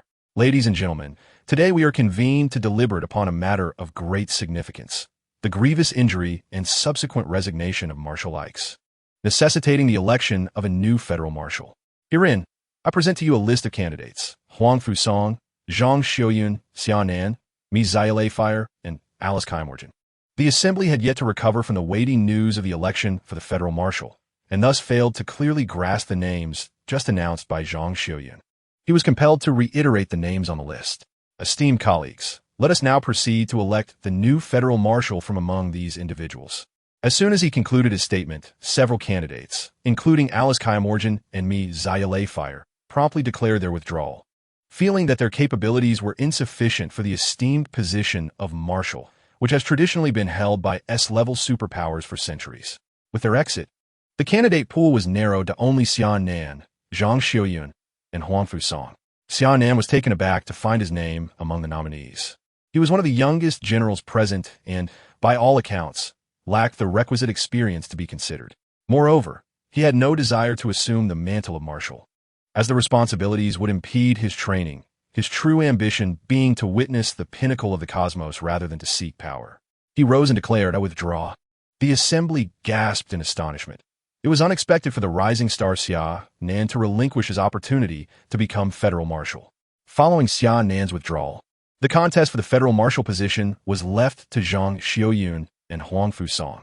Zhang Xiuyun initiated a secret ballot, overseen by 2 federal guardians to ensure fairness and impartiality. Ultimately, Huangfu Song emerged victorious with a decisive advantage, a result that was well-deserved. Zhang Xiuyun had never intended to contest Huangfu Song for the position, especially since Marshal Oaks had previously indicated his preference for Huangfu Song's succession during his time in the hospital. The inauguration of the federal marshal did not mirror the elaborate ceremony of the federal speaker. Instead, it was marked by a straightforward exchange of the marshal's insignia in the presence of numerous generals, and the announcement was communicated to the various departments of the Federation, thereby fulfilling the inauguration ritual. The transition of the federal marshal was completed quietly and unobtrusively. Chapter 103. The 7 Deadly Sins. Greed. The dissolution of Oaks's powers rendered him incapable of piloting a mech. As an ordinary individual cannot withstand the pressures exerted during a mech's maneuvering. Consequently, his Hades mech will be passed down to the next generation pilot, his disciple Locke, who was summoned back from the Origins for this purpose. While Xia Nan and the others convened for the marshal election meeting at the military headquarters, Locke visited the hospital and beheld the frail form of Oaks lying on the bed. Upon seeing Oaks, tears streamed down Locke's face. The once formidable figure now appeared remarkably aged, his visage marred by deep lines, his golden hair losing its luster, and the once commanding gaze now devoid of brilliance, replaced by an overwhelming sense of fatigue. "Why are you crying, you rascal? I'm still alive. I may have lost my powers, but I'm still here. Do I look terrible now? Such a pity for my handsome face." At this moment, AUX still managed to jest, not wanting Locke to dwell too heavily in sorrow, as such emotional turmoil would be detrimental to the forthcoming inheritance of the underworld Emperor Hades mech. "Teacher, I, Locke, am at a loss for words on how to comfort you." Over the years, Locke had spent more time with AUX than with his own parents, forging a profound bond. "All right, as a soldier, let's not be overly sentimental." AUX interrupted Locke's thoughts, stating, "The reason I called you here today is to inform you that you have officially graduated. It is time for you to shoulder your responsibilities, and I must pass on my legacy to you." With that, Locke gently nudged AUX towards the empty training ground behind the hospital, a location arranged in advance for this significant event, the transmission of the underworld Emperor Hades mech. "Locke, awaken your powers." AUX released the Emperor Hades mech from its spatial confines and severed the connection. A surge of dark energy enveloped Locke, resonating with the mech before him. For Locke, who had traversed the trials of the gods, this process was one he had practiced countless times, familiar and instinctual. As the dark energy intertwined with the mech, a response emerged. The mech's eyes flickered to life, illuminated by the infusion of power. As time progressed, the synchronization between Locke and the Emperor Hades mech intensified, and a pattern resembling that of the underworld emerged upon Locke's wrist. This marked the mech's acknowledgement of him as the rightful pilot of this generation. With a wave, Locke summoned the Emperor Hades mech back into its spatial domain and turned to UX. "Teacher, I have succeeded." "Indeed, you have succeeded. From now on, you shall be the new underworld emperor. Remember to embrace this responsibility and fight for the Federation until the end." "Yes, teacher." Following Huangfu Song's appointment as the Marshal of the Federation, the position of commander of the First Fleet had become vacant, presenting a challenge to fill the role. A fleet commander must possess extraordinary strength and potential, yet the military was lacking suitable candidates. After consulting several generals, Huangfu Song discovered their reluctance to assume the role, as many seasoned officers preferred the comforts of Jinwu Star rather than face fears in the Outer Realms. While Huangfu Song wrestled with potential candidates, news of Locke inheriting the Emperor Hades mech reached him, prompting a contemplative expression. "Isn't Locke akin to the former Xia Nan, possessing formidable strength and exceptional potential? If they could elevate Xia Nan to the position of commander, surely they could replicate that success with Locke. Xia Nan serves as Locke's mentor, which is fortuitous. They can support each other in the Outer Realms. However, Locke's strength remains inadequate, as the conditions in the outer territories are unpredictable. It is imperative to dispatch another formidable psionic to assist Locke." Huangfu Song scoured the military database for potential candidates and suddenly halted at a name, Annie. This young girl was the prodigy who awakened the Eye of Wisdom years ago. She should have inherited the mech of the goddess of wisdom, Athena, by now. Noticing that Annie was currently serving in the Second Fleet with commendable performance, Huangfu Song promptly issued a transfer order, assigning her to the First Fleet as Locke's aide, helping him command the fleet effectively. The 2 pilots of the 12 primary deity mechs would be sufficient to tackle most challenges. Moreover, with the stability in expanding star systems, Xia Nan and his Beyond Fleet would be poised to fend off external threats, while the rear approached the Stargate, ensuring support from the Great Wall star domain. The decision was made. They were the chosen ones. Having finalized the selection of the First Fleet's commander, Huangfu Song began addressing the accumulated official duties of recent days. After concluding the military conference, Xia Nan and his team commenced their return journey. He had pressing matters to attend to, specifically a visit to the newly discovered star system in the northern region of the Dark Star Arm to assess the situation. The Beyond Fleet already had 2 detachments ready for deployment, awaiting Xia Nan's command to venture into the new star system. The Light of the Galaxy warship navigated through the high-dimensional jump corridor when suddenly an object whizzed past it, both entities soaring in opposite directions. "Commander, an unidentified flying object just passed us." The voice of Wu interrupted Xia Nan's leisure moment. "Isn't the high-dimensional jump corridor supposed to be static?" Xia Nan inquired, puzzled. "It must have been other vessels entering this jump corridor," Wu explained. "Can we calculate their destination?" "Unable to determine. Their speed is too swift for me to lock onto, she replied. Then let us hasten our return, Xia Nan decided, not overly concerned about the fleeting encounter. Unbeknownst to him, he would cross paths with this passerby once more. The unidentified flying object sped through the high-dimensional jump corridor and soon materialized in the Morningstar space region. Its sudden appearance did not trigger any alarms from the planetary defense mechanisms, suggesting they had failed to detect its existence. Upon confirming its coordinates, it continued its rapid journey, arriving shortly at the estate of Zheng Jian. At that moment, Zheng Jian was strolling through his estate, basking in the satisfaction of his accomplishments.